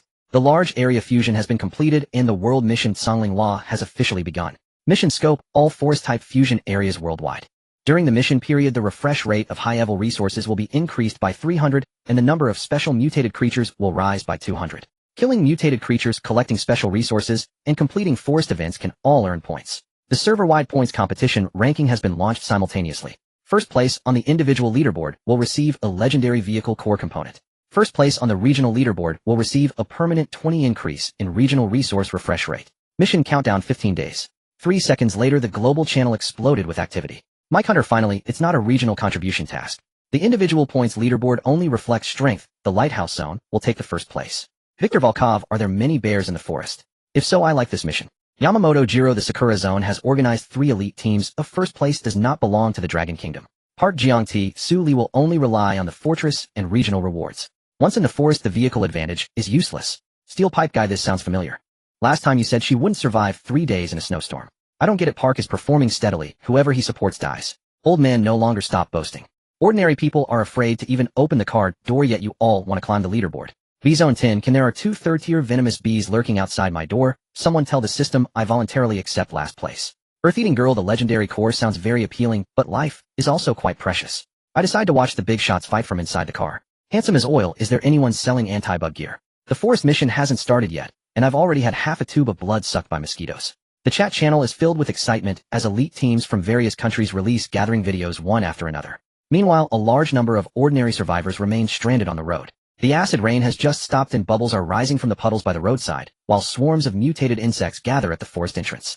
Some people were dragged into the grass as soon as they got out of the car, and the live broadcast only showed a flipped camera. 5 minutes after the points leaderboard opened, the first batch of death announcements has already surpassed 100. Pei Xiuju imported the global mission rules into the model, and the terminal quickly generated a red risk map. The Songling Green Sea originally had 37 energy fluctuations, now there are over 100. The 4th-tier danger zones have doubled in size, and the number of 3rd-tier communal mutated creatures has increased. The overall danger coefficient has risen by 300. Zhao Tianba had just entered the command room when he heard this and stopped. What does this mean? Going in as a lone player is basically equivalent to sending in supplies. I understand that. Luo Qianxue led 2 members of the Rose Society in and directly placed a team roster on the table. I have 67 combat members who can enter the forest and 20 in the healing team. If we are to cooperate, we need to clarify the routes and benefits first. Zhao Tianba pulled out a chair and sat down. I have 400 people and 260 can fight. Big sister, you decide how we go and I will follow. You choose the benefits first. Luo Qianxue glanced at him. If you negotiate like this, the Baitian alliance won't lose everything. That's just fate. Of course we have to negotiate with others. What do we need to negotiate with Big Sister for? Enough. Su Li cleared the table. Let's look at the map first. She unfolded the confidential distribution map of the Songling Green Sea. This map builds upon the military route provided by Zhao Shuxing, integrating the feedback from the route network of the Songling Mother. Water sources, supply points, mutated creature territories, corrupted areas, and underground passages are all clearly marked. Pei Xiuju connected the holographic device, and the map immediately filled the command room. Zhao Tianba stood up. This red zone was just generated today. How do you already have it on your map? The Songling Mother just transmitted this back. The crowd exchanged glances. They understood the name, but the meaning was not clear to them. Luo Qianxue zoomed in on the map and saw dozens of real-time changing route signals. This isn't a route map. It's a dynamic monitoring of the entire forest. Revised version. Su Li said, I will lead people into the core area. You will avoid the 4th-tier zones and collect resources along the 3 outer routes. She marked out 3 green passageways. The Baitian Alliance will take the southwest, responsible for crystals and minerals. The Rose Society will take the east side, gathering medicinal materials and setting up a temporary treatment point. Zhao Gang's people will guard the northern exit, responsible for transportation. Zhao Tianba stared at the map. The points on the outskirts are low. Can we still aim for the leaderboard? While the points are low per run, the advantage is that no one dies. Others might complete 1 mission a day, but you can clear 10 resource points in a day. Pei Xiuju quickly calculated the results. If the execution error is below 15, the 3 teams can consistently earn 20,000 points a day. There's no problem making it into the top 5 on the regional leaderboard. Luo Qianxue immediately retrieved the roster. I want the 2 medicinal material branches on the east side. That's fine. I will buy the antitoxin materials at market price. Deal. Zhao Tianba slapped the table. Then I'll take the southwest. Suddenly a bloody video popped up in the channel before the meeting was even over. A 20-person squad had been in the forest for less than 10 minutes when they were ambushed by a swarm of third-tier venomous bees. The armored vehicle's windows were pierced by bee stingers, and team members fell one after another after rushing out of the vehicle. Wild Hunter, this is the third-ranked team in the F-17 zone, gone in 8 minutes. Steel Pipe guided the mission, just start. 0 points, does that mean one more grave? Raging Yuzu Detox. Who has antitoxic items? Even if they are expensive, I'm willing to buy. Su Li raised her hand and listed the first batch of antitoxic spray in the trading area. Beauty Kinerum Extract can resist toxins below Tier 3 for 6 hours. Price 30 Tier 1 crystal cores. Quantity 500. The price is 5 times higher than that of ordinary detoxifiers. Within 10 seconds of being listed, the stock was complete. A chorus of transaction confirmations echoed across the fortress. 500 bottles of antitoxin spray were exchanged for 15,000 Grade 1 spirit crystals automatically deposited into the fortress warehouse. Zhao Tianba murmured in quiet awe, this isn't selling medicine, it's robbery. Luo Qinxue corrected him, they chose to buy. That hardly qualifies as coercion. Banana Flower, listening from the cultivation zone, swayed her bud toward the warehouse upon hearing the deposit alert. So the aromatic mist was this valuable. Henceforth, she'd charge per inhalation. Pea Shooter instantly pivoted his pod toward Carnivorous Plant. Brother, you inhale the most each day? Pay up first. Carnivorous Plant pressed all her vines beneath her body. Family doesn't discuss money. Su Li launched her second batch at 40 Grade 1 spirit crystals per bottle, and it sold out instantly. Those who secured bottles cried out in the global chat. Handsome enough to drip oil got it. After spraying, even venomous mosquitoes circle me. Su Lao save me. B-Zone, Tinkin missed out. Who bought 20 bottles at once? Step forward and take your scolding. Old Master cannot rise, the guild purchased them. They're reselling now at 60 crystals. Price gouging pure and simple. Irritable Elder Brother suggests Su Lao impose purchase limits. Otherwise scalpers will sweep every batch. Part Jonte selling antitoxin spray at premium prices during a crisis is profiteering. Steel Pipe Bro, you're free not to buy. But Killer Hornets, don't check passports. Yamada Jiro will trade 2 Grade 3 spirit crystals for 10 bottles. Please message privately. Soil Eating Girl, didn't you just claim victory didn't belong to Longhua? Now you're rushing to buy Longwa's medicine. Victor Volkov, I bought 50 bottles. Effective. Fairly priced. Mike Hunter, the product works. But Su Li stockpiled antitoxin materials beforehand, implying she knew the mission details in advance. Wild Hunter, could it be that she was already present in the Tsangling Verdant Sea? Raging Yuzu, enough analysis. When's batch 3 dropping? I stared unblinking at the trading interface. Spirit crystals continued flowing into inventory. Pei Xiuju tapped his datapad, selling only antitoxin spray will accrue 200,000 Grade 1 spirit crystals within 15 days. Enough to upgrade the Flora Legion. Reserve 30% for internal use, Su Li said. We enter the core zone tomorrow. Antitoxin measures aren't infallible. Beyond the fortress walls, the Baitian Alliance and Rose Society had already begun dividing into map teams. Zhao Gang deployed 12 transport vehicles, each retrofitted with sealed cargo compartments. Evacuation checkpoints were established along every route. No monster pursuit, no boundary crossing. Only save point accumulation. Elsewhere, teams still sacrificed lives mapping terrain, while C996 had already optimized the mission into 4 parallel workflows, harvesting transportation, medical support, and combat. Inside the Silvermane convoy camp, Zhou Xiaowei muted the global chat. Outside the bus, others debated whether to accept the mission.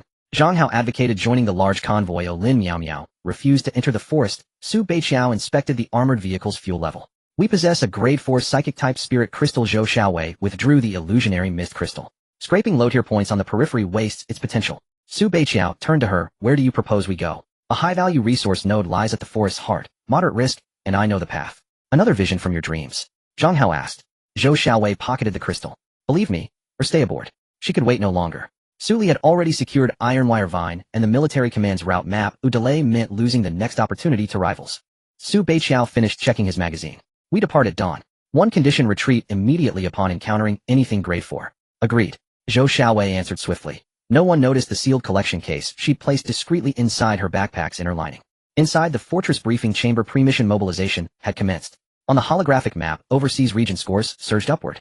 Eagle King of the Beacon Nation currently led the individual leaderboard with 9700 points. Second place belonged to a player from the Bear Territory, third to one from the Sakura region. Su Li remained at 0 points, ranked beyond 300 millionth place.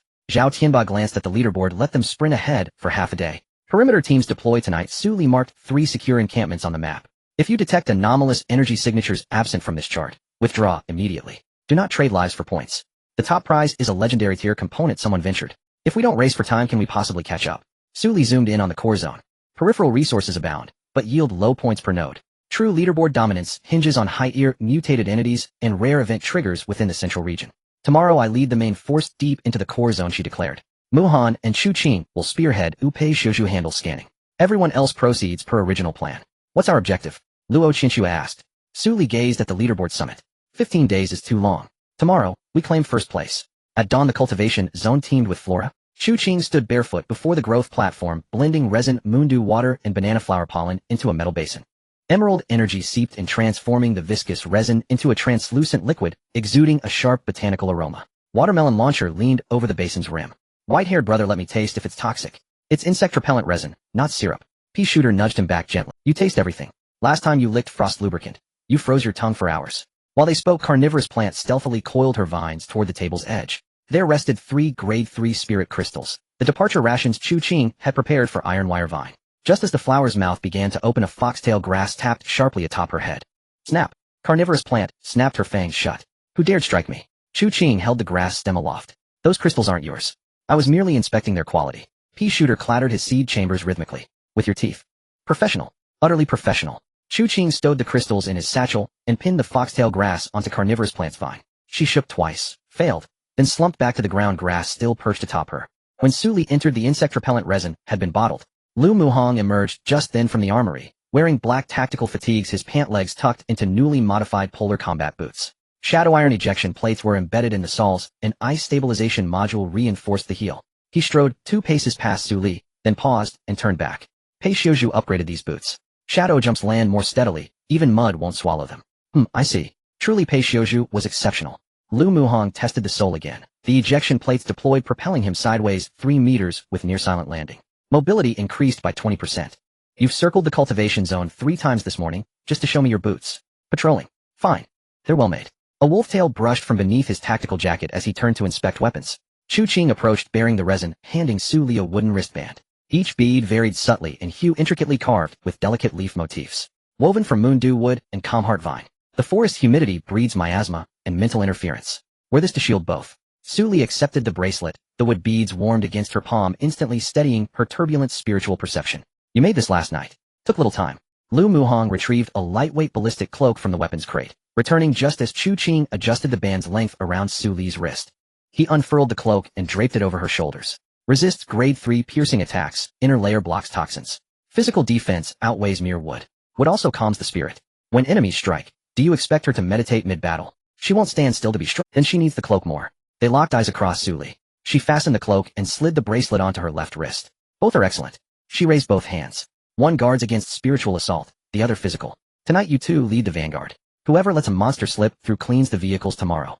Lu Muhang tightened his gloves. I won't miss one. Chu Qing hoisted the resin. Neither will I. Behind the underground tunnel's surveillance port, the flora lined up in orderly rows. Watermelon Launcher rustled his leaves. 1 item per plant. Fair distribution is paramount. Bombard Nuts shell rolled slowly past. A confrontation is inevitable. Pea Shooter lowered his voice. No, each waits for the other to air first, so they may report it to the master. Carnivorous Plant extended her bloom, still crowned by the foxtail grass. Childish. Mature plants simply steal outright. Chu Qing glanced her way. She retracted instantly into the tunnel. At 7 a.m. Loading concluded. An off-road vehicle led, 2 transports followed closely behind. Su Li did not head straight for the scoring zone. Instead, following Zhao Shuxing's coordinates, she steered northeastward toward the Congling Verdant Sea, toward a concealed military underground supply depot. Its entrance lay hidden behind a collapsed mountainside camouflaged by tangled roots and rubble. Chu Qing parted the root network, revealing an alloy door surprisingly free of rust. Su Li entered the 6-digit mechanical code recorded on Zhao Shuxing's map. 2 soft clicks echoed, the lock disengaged, and the door opened. Inside, the depot remained hermetically sealed, shelves laden with unopened military rations, medical kits, and ammunition crates.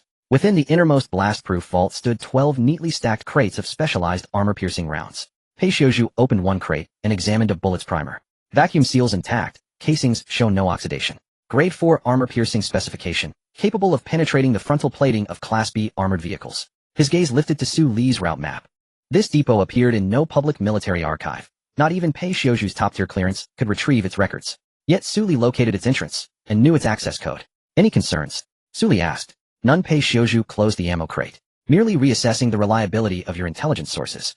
Assessment result. Irreplicable.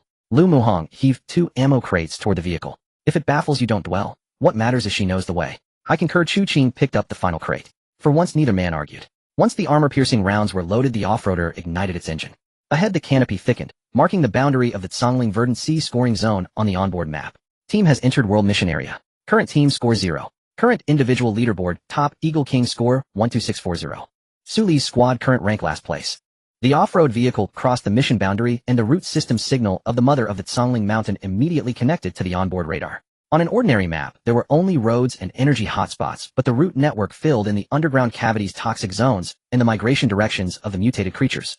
The safe route continuously changed on the screen, resembling a breathing web. Pei Shouju adjusted the direction towards the southeast. There are Tier 3 insect swarms 2 kilometers ahead. The normal route requires a detour of 12 kilometers. Chu Qing closed her eyes and touched the iron vine inside the car. The vine tip pressed against the window frame and the dark golden patterns flickered along with the forest's root system. There's an old riverbed underground to the left. It can accommodate the vehicle, but the entrance is blocked by bushes. Lu Muhan turned the steering wheel, and the off-road vehicle rushed down the gentle slope. Chu Qing raised her hand, and the bushes parted revealing a dry riverbed. The vehicle did not slow down, and directly passed through the territory of the insect swarm. A normal convoy could only advance 10 kilometers per hour, but Su Li and her group maintained a speed of over 30 kilometers. The toxic pits, beast-catching vines, and collapsed areas had not yet entered their line of sight, but the route had already been circumvented in advance. At the same time, Zhou Xiaowei led the Silver Mane convoy into the forest from the west. Su Beiqiao drove the armored vehicle at the front, with Zhang, Hao, and Lin Miaomiao on the bus. As the two vehicles passed a muddy slope, a dozen Tier 2 horned deer burst out from the right side of the forest. Zhou Xiaowei pressed a Tier 4 illusion mist crystal core against the car window. The purple mist enveloped the convoy, and in the perception of the horned deer the two vehicles transformed into a fleeing herd heading north. The horned deer immediately turned to chase, crashing through large areas of bushes. Zhang Hao excitedly shouted over the channel, "Xiaowei, this crystal core is really valuable. We haven't encountered many fights along the way." Su Beiqiao reminded, "Less talking." The illusion mist consumes her mental energy. Zhou Xiaowei did not respond. She stared at the map ahead. The swamp she remembered from her past life was just 40 kilometers away. Beneath the swamp lay an ancient spore forest. Inside was a star grass whose leaves could accelerate the recovery of mental energy, making it the most sought-after herb for mental ability users. As long as she obtained it, the consumption of the illusion mist crystal core would no longer be an issue. After the convoy approached the outskirts of the swamp, Zhou Xiaowei instructed Su Beiqiao to stop. "The road ahead is too narrow, we'll proceed on foot." Lin Miaomiao looked at the insects floating in the puddles. "Can't we take a detour?" "Detouring would take an extra day. The star grass doesn't respawn at fixed intervals. If we're late, someone else will take it." Zhang Hao slung his gun over his shoulder. "Then let's go. We've come this far." The four entered the wetland. Zhou Xiaowei walked at the back, spreading the illusion mist around the perimeter of the team. A few Tier 2 mud snakes misled crawled in the opposite direction. She appeared to be protecting her teammates until a long ripple appeared on the water's surface ahead. A Tier 3 swamp crocodile. Zhou Xiaowei recognized this creature. In her past life, it guarded the entrance to the spore forest. Fighting it hidden was troublesome, but it could be led to attack others. She slowed her pace and divided the illusion mist into two streams. One stream concealed her, while the other covered Zhang Hao, making him appear as an injured prey in the perception of the crocodile. The crocodile suddenly burst out of the water. Zhang Hao dodged. Su Beiqiao fired. The armor-piercing round struck the crocodile's back, chipping off only 2 scales. Zhang Hao was knocked over, half of his legs sinking into the mud as he raised his hand to haphazardly cast fireballs. "Why is it only chasing me? Don't run towards the convoy." Zhou Xiaowei shouted, "Lead it to the east." Zhang Hao had no time to think, scrambling to get up and run. Su Beiqiao chased to provide support, and Lin Miaomiao was also forced to follow. Zhou Xiaowei used tree trunks for cover, turning to dive into another small path. The illusion mist concealed her footprints and scent, allowing her to quickly shake off the 3. Dozens of kilometers away, Su Li's vehicle radar suddenly displayed an abnormal trajectory. A Tier 3 mutated creature, after lingering in place, unexpectedly began to pursue the 3 human signals. Another human signal turned alone towards the depths of the swamp. The root system of the mother of the Tsangling Mountain transmitted back large waves of agitation. Chu Qing pressed down on the vines inside the vehicle. "Someone is misusing illusion mist to create mental disturbances. The plants have misidentified the direction. They are complaining." Pei Shouju magnified the trajectory. Tier 4 mental energy. A single person has separated from the team with a clear target. The endpoint of this route is precisely the ancient spore forest. Once Zhou Xiaowei obtains the Tier 4 illusion mist crystal core, she will not let this opportunity slip by. "Turn around," Su Li said. "Go to the swamp." Lu Muhan immediately turned, and the off-road vehicle rushed into the left safety passage. Pei Shouju recalculated the distance. Following the usual route, it will take 2 hours. According to Zhao Shushing's map of the underground river, it will take 40 minutes. Take the underground river route. Chu Qing instructed the route system to clear the entrance ahead, and Lu Muhan pushed the car speed to the limit. The first place on the leaderboard continued to grow. Su Li's team still had 0. The underground river was left with shallow water, and the tires of the off-road vehicle rolled over the slippery stone surface, the sound of the engine amplified repeatedly by the enclosing rock walls. Lu Muhan stood on the vehicle roof, the shadow curtain unfurling along the front of the cave. Any forks, living creatures, and pitfalls would enter his perception in advance. There's an exit 700 meters ahead, he said, and something is laid out outside the exit. As the vehicle approached, dozens of toxic spikes buried in the mud appeared in the shadows. The tips coated with swamp venom were arranged specifically targeting the tire and human footfalls. Pei Xiuzhu scanned the structure. Man-made layout completed in no more than half an hour. Zhou Xiaowei left this. Su Li said. She used illusion mist to shake off her teammates while not forgetting to seal off the route back. Even if an ordinary pursuer found this place, they would first be delayed by the toxic spikes. Lu Muhan jumped down from the vehicle roof, switching the wolfbone finger to frost. The cold air pressed down into the ground through the soles of his boots. The toxic spikes along with the surrounding mud were all frozen, and with one stomp, dozens of toxic spikes shattered into icy shards. Highly mobile, these shoes are indeed impressive. Su Li leaned out of the car window. Lu Muhan returned to the vehicle roof. I mentioned this in the morning. Chu Qing sat in the passenger seat. She was praising the shoes. The shoes are what I am wearing. Pei Xiuzhu modified them. In the back seat, Pei Xiuzhu raised his head. The core structure was designed by me, and the effectiveness depends on Mr. Lu. Lu Muhan glanced at Chu Qing. Did you hear that? Su Li knocked on the car door. Clear the way. Don't hold a meeting on the toxic spikes. The off-road vehicle burst out of the underground river and entered the swamp's edge. The root system of the mother of the Zongling mountain became sparse here, and the onboard radar signal was not as stable as in the forest. Chu Qing let the iron vine reach out of the car window, connecting with the aquatic plants along the way, barely completing the surrounding terrain. The single human trajectory ahead did not stop. At this moment, Zhou Xiaowei had already found the entrance to the spore forest. In the center of a patch of dead reeds, the swamp water continuously swirled downwards. She cut through the entangled vines in the rock crevices, revealing a staircase of tree roots leading underground. The number of toxic vines was greater than in her past life. She put on gloves and used a short knife to pry them open one by one. Each cut released a spray of paralysis sap. The illusion mist condensed into a thin layer in front of her, diverting the venom to the sides. Blue-purple fluorescence seeped from the underground. The star grass was right inside. Zhou Xiaowei checked her communicator. Su Beiqiao had called 6 times in succession, yet she had not answered once. Once she got the item, she could claim she was scattered by the swamp crocodile.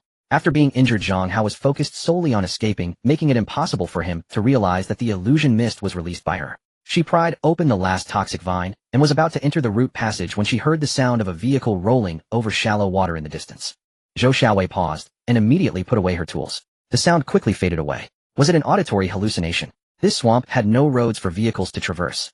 Su Baiqiao's armored vehicle could not possibly reach here, and other teams were even less likely to bypass the toxic spikes so quickly. She released the illusion mist, confirming that there were no human energies around before continuing to clear the accompanying vines. Behind the high ground, the off-road vehicle stopped in a shaded area of aquatic trees. Chu Qing spread the wood energy over the vehicle's surface, allowing the vines and leaves to cover the reflective parts.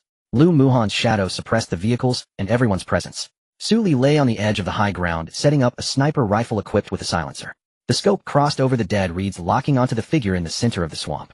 Zhou Xiaowei had her back to the high ground, cutting the last few toxic vines. Every few seconds, she would turn around to check, while the illusion mist continuously scanned the perimeter, yet she did not encounter the true observation point within the shadow curtain. Pei Xiuzhu whispered, the target is 27 meters from the star grass. For accompanying toxic vines remain. Lu Muhan lay on the other side. Shall we move now?